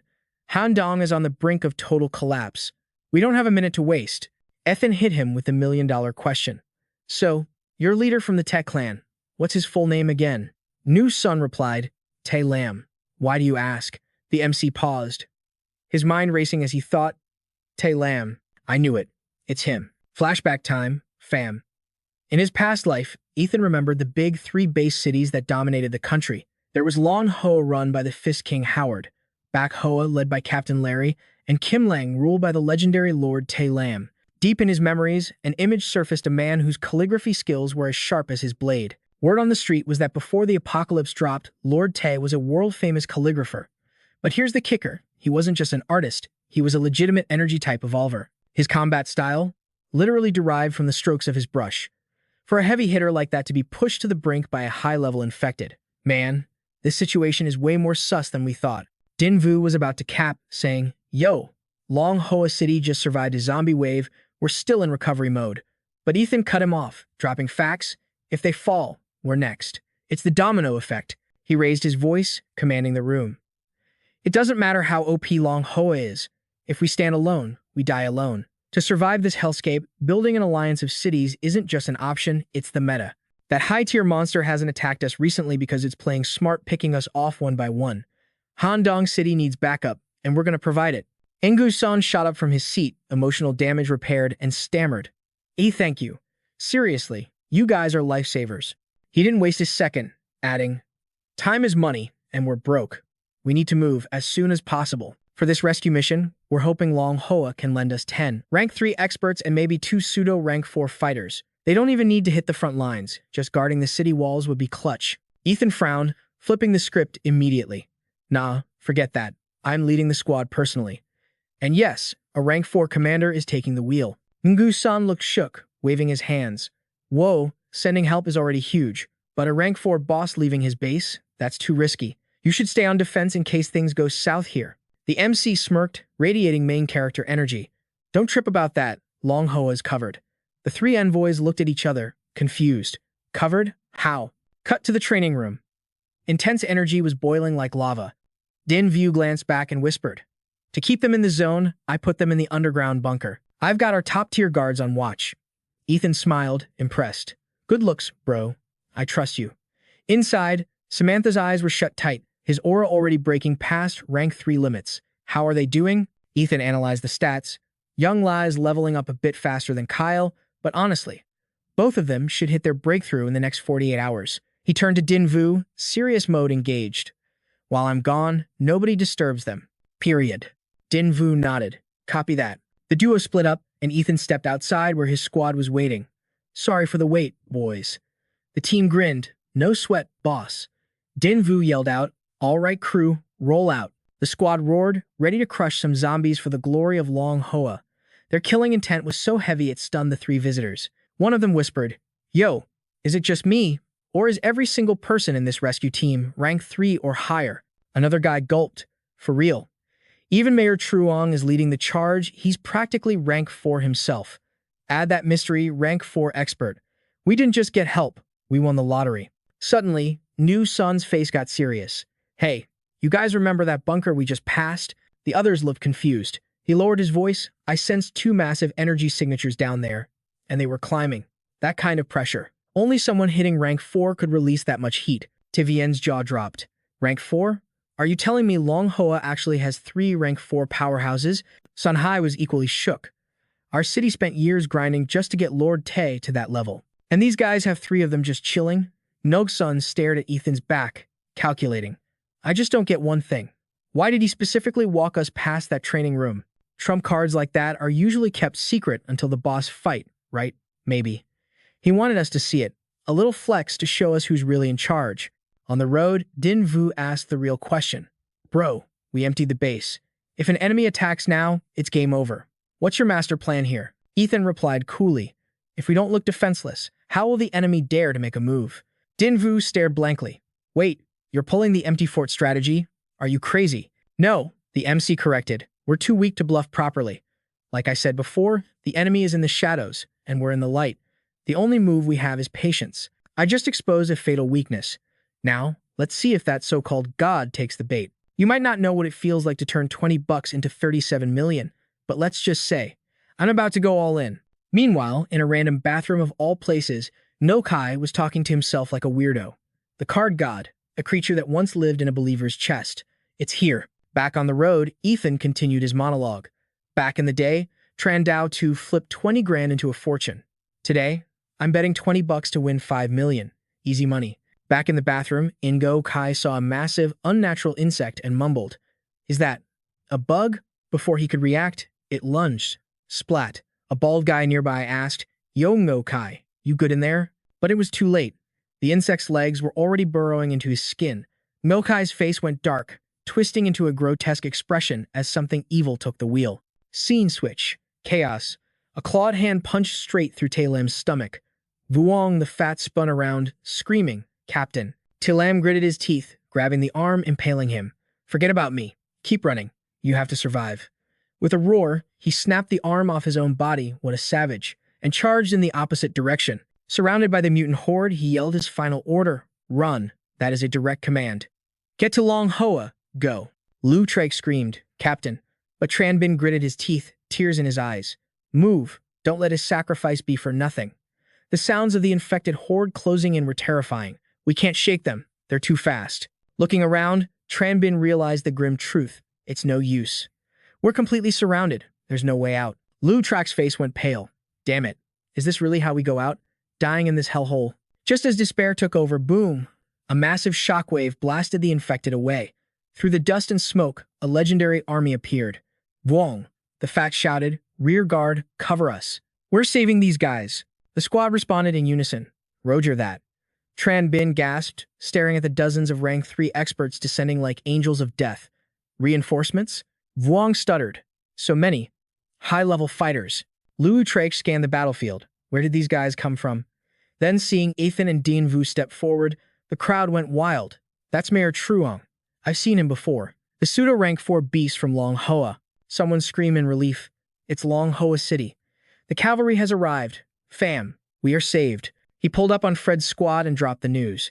Yo, Long Hoa reinforcements are in the house. What's the sitch in Handong? Fred kept it real. They were the final backup squad left. The North Gate is cooked, fam. We've lost half of it, and we can't hold on much longer. Din Vu's face went dark. Already? Musan was totally shook. The North Gate fell. How? He grabbed Wang by the collar, desperate for answers. Brother Tay said we had 3 days minimum. We haven't even been gone 48 hours. Wang's voice cracked. Brother T, he's completely surrounded by the enemy. The second you guys dipped, 2 level 4 elites in black cloaks showed up. No Sun gasped. 2 level 4s? That's insane. The city is swarming with the infected. We're running on fumes, using buildings for cover in nasty alley fights. Just a little longer, and it's game over for everyone. Din Vu gritted his teeth. No time to waste. We move. Now? Ethan nodded. Meanwhile, amidst a blazing inferno, Tran, Lin, and Red Hair stood back to back. Alarms started screaming like crazy. 9th defense line breached. The food supply is under siege. We are losing ground fast. We need backup as soon as possible. Red Hair shouted. I'll hold them off. You fall back and help the others. But Tran Lin wasn't having it. No way. She stood her ground. There's too many of them. You'll get wiped. Brother Tay is dueling the commanders. If the infected ambush him now, we're all dead. Until Brother Tay takes down those black-cloaked freaks, nobody gets past us. I don't care what happens inside. We are not abandoning our post. Elsewhere, Tay Lam was going full artist mode. He swung a massive brush, painting lethal strokes of black ink that cut through the air like razor-sharp blades. The 2 enemies were barely holding on. 2 level 4s against 1 guy, and we're losing. If the High Priest finds out, we're toast. The other guy was panic sweating. Man, I didn't sign up for this kind of heat. Tay Lam's moves were getting weirder by the second. Clearly a strength type, but his movement was ghost-like. How is he faster than a speed type? He's a total glitch in the system, the enemy scoffed. Did a gym teacher teach you how to write? Tay Lam roared, slamming his brush down. Spring River in the Flower Moon Night. The enemy gasped as massive glowing characters materialized in the sky. The words crashed down with nuclear force, splitting the very earth apart. Boom! The shockwave sent them flying backward. They panted heavily, eyes wide. That was way too close. 1 second later and we'd be paced. Tay Lam dragged his brush, carving a canyon into the street. One enemy shuddered. If that combo connected, it would have peeled the skin right off my bones. Let's fuse. With the god's blessing, we can crush him. But his partner stopped him. Chill. We don't need to win, we just need to stall him. They smirked at Tay Lam. Our target is the city. Once our squad wipes out the inside, this guy is trapped with nowhere to run. Tay Lam's expression turned grim. The enemies laughed to themselves. We control the board now. He's the one who should be sweating. At the front line, Ethan glanced at Snowball. Just like back in Lin Yang. Huh. The creature squeaked in agreement. Nusan was losing patience. Let's attack now while we can flank them. Ethan's voice went ice cold. Not yet. I'm going in solo. The rest of you, hold position. Nusan's jaw dropped. Wait here. Are you serious? The enemy is at the residential district. That is the final line of defense. If that falls, Handong is wiped off the map. Ethan turned to Din Vu. You're in charge here. If you see my signal, rush in with everything you've got. No signal, nobody moves. Din Vu nodded. Understood. Nusan tried to follow. Why is he going alone? Din Vu blocked his path, staring into the distance. Chill. Just trust him. He knows what he's doing. Inside the city, civilians were tied up like cattle. Tran Ingji smirked. Status report? Lu Tao grinned back. Almost done. Just one push into the residential zone and this city is ours. Watching the city burn, the 2 villains laughed. The plan to lure the tiger from the mountain worked perfectly. We snagged the victory so easily. The High Priest is a genius. But you know, I'm curious about one thing. How will they react when the people they tried to save turn into monsters and eat them alive? A hostage screamed in terror. Let me go, please. I'm begging you. Tranengi smiled a cold, psycho smile. Why are you shaking? You're about to become food for the divine descent. You should be honored. His face darkened as he spread his arms wide. Let's get this party started. Time to light up some red fireworks for the god. But suddenly a crimson flash sliced through the air. A head went flying off its shoulders. Everyone froze, staring at the fresh corpse. Tranigi sneered, unimpressed. Who gave you permission to start the fireworks show without me? Ethan stepped out of the smoke with Snowball, looking absolute savage. Yo, didn't you know setting off fireworks in the city is illegal? Lu Tao's eyes bulged out. You're from Longhoa, Ethan. The hostages started whispering, hope flooding back into their eyes. It's Ethan, the leader of the 7 heroes. We're saved. Ethan smirked, arrogant and ready. He gripped his weapon and dashed straight at the villain. Looks like I'm famous even among you trash. The entire room erupted into chaos. Ethan's strike launched Lu Tao straight out the window. Boom. He hit the ground so hard the dust cloud looked like an explosion. Ethan stood on the ledge, aiming his weapon, grinning like a predator. An orange beam shot into the sky, the signal. Din Vu roared like a beast. That's the sign. Charge. Wipe out every single one of these filthy monsters. The squad screamed their battle cries. Reinforcements are here. Kill them all. Inside the room, a voice barked orders. Move. Fast. We don't know the situation outside yet. Move these civilians to a safe zone immediately. We'll sort the rest out later. Nu-san stepped up. On it. I'll handle this personally. He grabbed a civilian to guide her. Damn it. Lin Yim's goons were going to use these people as living bombs. That is twisted. Nu-san's blood ran cold as he realized the truth. If we had just rushed in blindly, those black-cloaked freaks would have triggered the mutation in these people instantly. It would have been total chaos. The entire Long Hoa rescue squad would have walked straight into a death trap and been wiped out. He shot a side-eye at Din Vu. Thank God the kid listened, or this situation would be straight-up messy. Din Vu looked confused and asked, Yo, Heaven, are you headed for the south gate? He nodded, turning his back with a serious vibe. Tai Lam is a level 4 beast, so one-on-one he's fine. But jumping 2 enemies at the same level? That's a losing game. I gotta step in. Over at Tai Lam's side, sparks were flying. He blasted those 2 shady dudes back, leaving them gasping for air and looking totally wrecked. The 2 figures in black exchanged nervous glances. This energy felt way too familiar. Wait, ain't those guys supposed to be taking dirt naps by now? Tai Lam lunged forward, roaring. Eyes on the prize, losers. Wham. He landed a critical hit right between them, sending both screaming through the air like ragdolls. Crash. They hit the ground hard but scrambled up, fuming. Damn it. How does this guy keep finding our weak spots? Is he using cheat codes or what? Suddenly, memories flooded their minds. It was the Long Hoa faction. And that kid. Ethan. Oh, it's him again. The duo glared daggers straight at him. Tai Lam smirked, radiating confidence. So that flare in the city was my backup arriving. All right, you punks. How do you plan to handle Tamo now? The villains dropped into a stance, channeling dark energy. One shouted, We just gotta delete you, 2 level 4s, and this whole city belongs to us. Suddenly, creepy bugs latched onto their chests. They screamed in unison, Fusion. In seconds, they morphed into a massive, terrifying rock golem. Tai Lam's eyes went wide. What the heck? Without hesitating, the monster's giant stone fists came crashing down like meteors, aiming straight for his head. Tai Lam dodged just as the ground shattered. Slash! An orange beam sliced through the air, cleaving the stone arm in 2. The villains shrieked in agony. Arg, my arm. You freakin', cut off my arm. A voice echoed from a distance. When 2 mutants fuse, their stats double. Tanking that hit head-on would have definitely left a mark. Ethan walked up, cool as ice. First time meeting and I'm already stealing your thunder. You mad, bro? Tai Lam laughed heartily. Nah, thanks for the assist. Meeting one of the 7 legendary heroes is my honor. Meanwhile, the villains were shook. How did this kid get here so fast? Is he a speedrunner? Crap, they teamed up. Ethan is a monster. The golem stepped back and spun around. Are they Balin? Tai Lam shouted, Wait, that's the direction of the base city. After them. Ethan instantly projected his voice to Din Vu. Code Red, the targets are hitting the city. Evacuate the south sector, as soon as possible. Get everyone out, now. The massive golem charged like a bulldozer, shaking the earth and sending civilians flying. Move it, get out of my way. Din Vu screamed at the chaotic crowd. Yo, cut the fighting. Everyone level 3 and under. Scram. Get to safety. Move, move, move. He analyzed the situation. That thing is heading for the northern defense line. It's trying to link up with the infected horde over there. The monster leaped into the crowd, laughing maniacally. You think moving the infected will save you? Even my own body is fuel for the great god's descent. The beast raised its hands and roared at the sky. Grant me your divine power. A beam of crimson energy slammed down, and he absorbed it all, cackling like a lunatic. Everyone watched in horror as the monster curled up, morphing into a giant, pulsating sphere. The crowd gasped, "What in the world is that thing?" "It's definitely a level 4 threat." The spherical monster grinned, revealing jagged teeth. "Come on then.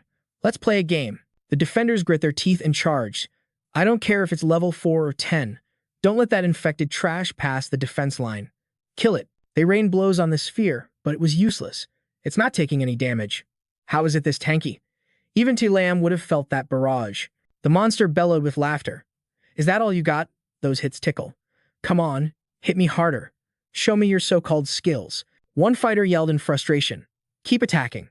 I don't believe this thing is invincible. We just gotta spam attacks until it breaks." "Stop." Ethan and Lam finally caught up. Ethan warned them, "Don't attack. It's absorbing the virus energy from your hits. Every hit just buffs him up." The monster scoffed, "You got here quick." A truly evil grin spread across its face. "Since you're here, nobody leaves." The monster stared at Ethan, who had his eyes shut. "What's wrong, kid? Too scared to move? Get lost if you're gonna just stand there." But Ethan wasn't scared. He was scanning the enemy, visualizing the internal structure and locating the two villains hiding inside that spherical shell. Suddenly, it clicked. Ethan snapped his eyes open and screamed, "Everyone, run. Get out of here. Now!" Lam was confused. "What's going on?" Ethan replied grimly, "He's charging up massive energy. He's planning a kamikaze attack." Lam gasped. "Say what?" Ethan explained rapidly. "That round form is just a containment shell. At the center is a condensed energy core. Once it hits critical mass, boom, it's gonna detonate." Lam's face went pale. "If that goes off?" Ethan's voice was dark. "Half of Handong City gets wiped off the map." The monster roared in approval. "Clever, little brat. You figured it out. But it doesn't matter. My shell absorbs everything you throw at me. The harder you hit, the faster the countdown ticks. As a faithful servant of God, I'm ready to die for the cause. Are you?" Ethan slashed the center, but the blade just bounced off harmlessly. The monster laughed. "That tickled. Come on, give me a real massage." Lam frowned deeply. "That wasn't a weak hit. That kid's slash was equal to my full power in base form." But the monster just ate it up. "To crack that shell, we need an attack with insane piercing power." Lam stepped forward. "I might have a way to crack him open." He looked serious. "I have a secret technique that unseals all my power for a short burst.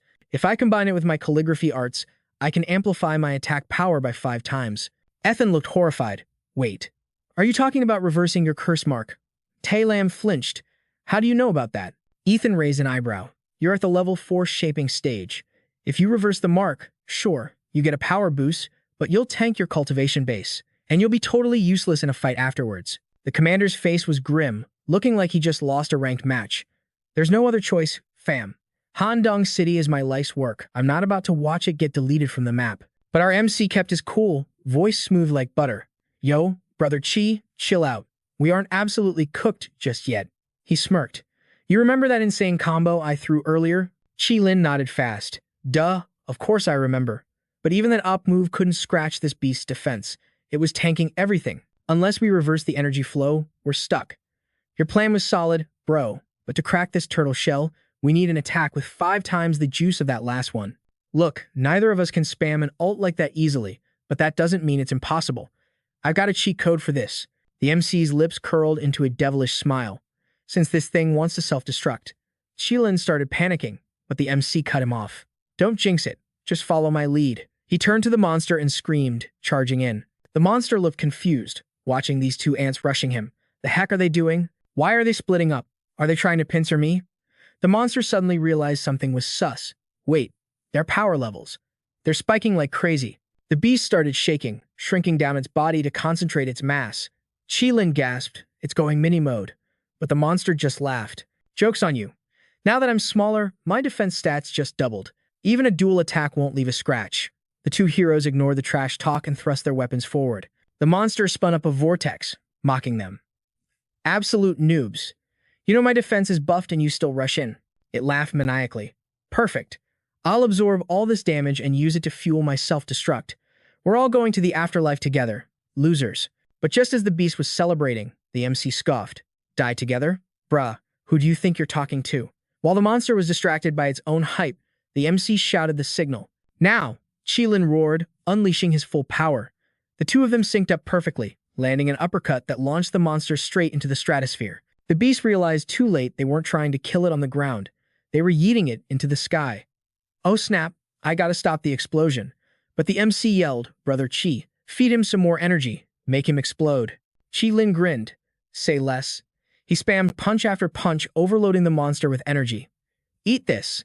And this. Keep absorbing, you glutton. The monster screamed in terror. Stop. I'm gonna pop. Boom. A massive explosion lit up the clouds like fireworks. The MC tapped his comms. Dylan, the trash is taken out. Send in the janitors. Dylan replied calmly. Copy that. But in the background, the whole squad was hyping up. Let's go. We won. Victory Royale. Chi Lin reached out, humbled. Ethan, thanks man. For real. If you hadn't pulled up, this city would have been wiped. I owe you big time. The MC shook his hand, keeping it humble. No sweat, Brother Chi. Without you tanking that infection beast, I would have had a hard time soloing it anyway. Chi Lin chuckled. You're too modest. He shook his head. I know a carry when I see one. I could tell 70% of the energy that overloaded that thing came from you. Even if I was away from keyboard, you probably would have clapped that monster. Suddenly, Dylan's voice crackled on the radio. The MC spun around. What's the sitch? Dylan sounded frantic. Boss, a girl with insane power levels just showed up at the gate. She says she needs you, and our guards can't hold her back. The MC frowned. A girl? Suddenly, a foot touched the ground softly, and a cool voice cut in. That would be me. Ren Yan. We don't have time for intros. Long Hua base is in danger. We need to dip right now. Dylan's jaw dropped to the floor. What danger?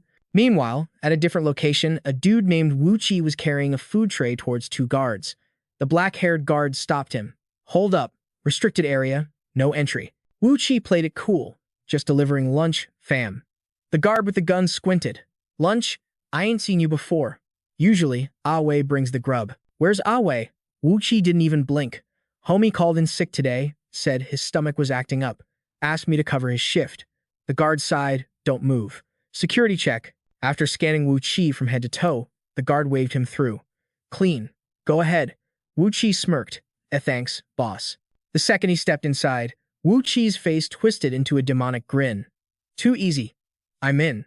He looked at the heavy door, sensing the energy. Level 4 aura. Signs of a breakthrough. And there's two of them. Looks like I arrived just in time to spawn camp. If I take out these two elites, nobody in this fortress can stop me. A grotesque third eye ripped open on Wu Chi's forehead. Kyle, Samantha. Time to unsubscribe from life. Back with the MC, Dylan was freaking out. Say what? Long Hua has been infiltrated? Ren Yan nodded, dead serious. I'm 100% sure. And it happened way earlier than we thought. The MC narrowed his eyes. You're guessing, aren't you? What's your proof? Ren Yan pulled out a box containing a weird bug. Because of this. Dylan gasped. Is that a parasite from the black-robed cultists? The MC stayed calm. Where'd you loot that from? Ren Yan stared at the box. I just raided one of their bases. But this parasite, it's built different. When I fought them, I realized these things can turn a normie into an infected monster instantly with zero warning signs. And worse, it instantly boosts them to level 4. Chi Lin was shook. Level 4? You're saying they can mass-produce elite monsters from random civilians? The MC rubbed his chin. It's worse than that. This thing has stealth mechanics like Snowball. If I don't focus my mental energy, I actually forget it exists. It messes with your perception. Exactly. Ren Yan confirmed. These are designed for deep cover infiltration. When I was sneaking around their base, I heard the cultists chatting. They were salty that the drop rate for these new parasites was low. If they had more, they could have wiped out all the abnormal subjects. But quantity doesn't matter. Just one of these inside Long Hua, and the whole zone belongs to the ancient god. She looked urgent. My gut tells me their main target is Long Hua. I was tracking them, but I sensed your epic blade aura and came here first. Dylan looked at the MC, panic in his eyes. Boss, is her intel reliable? If there's a sleeper agent in Long Hua right now, it's game over.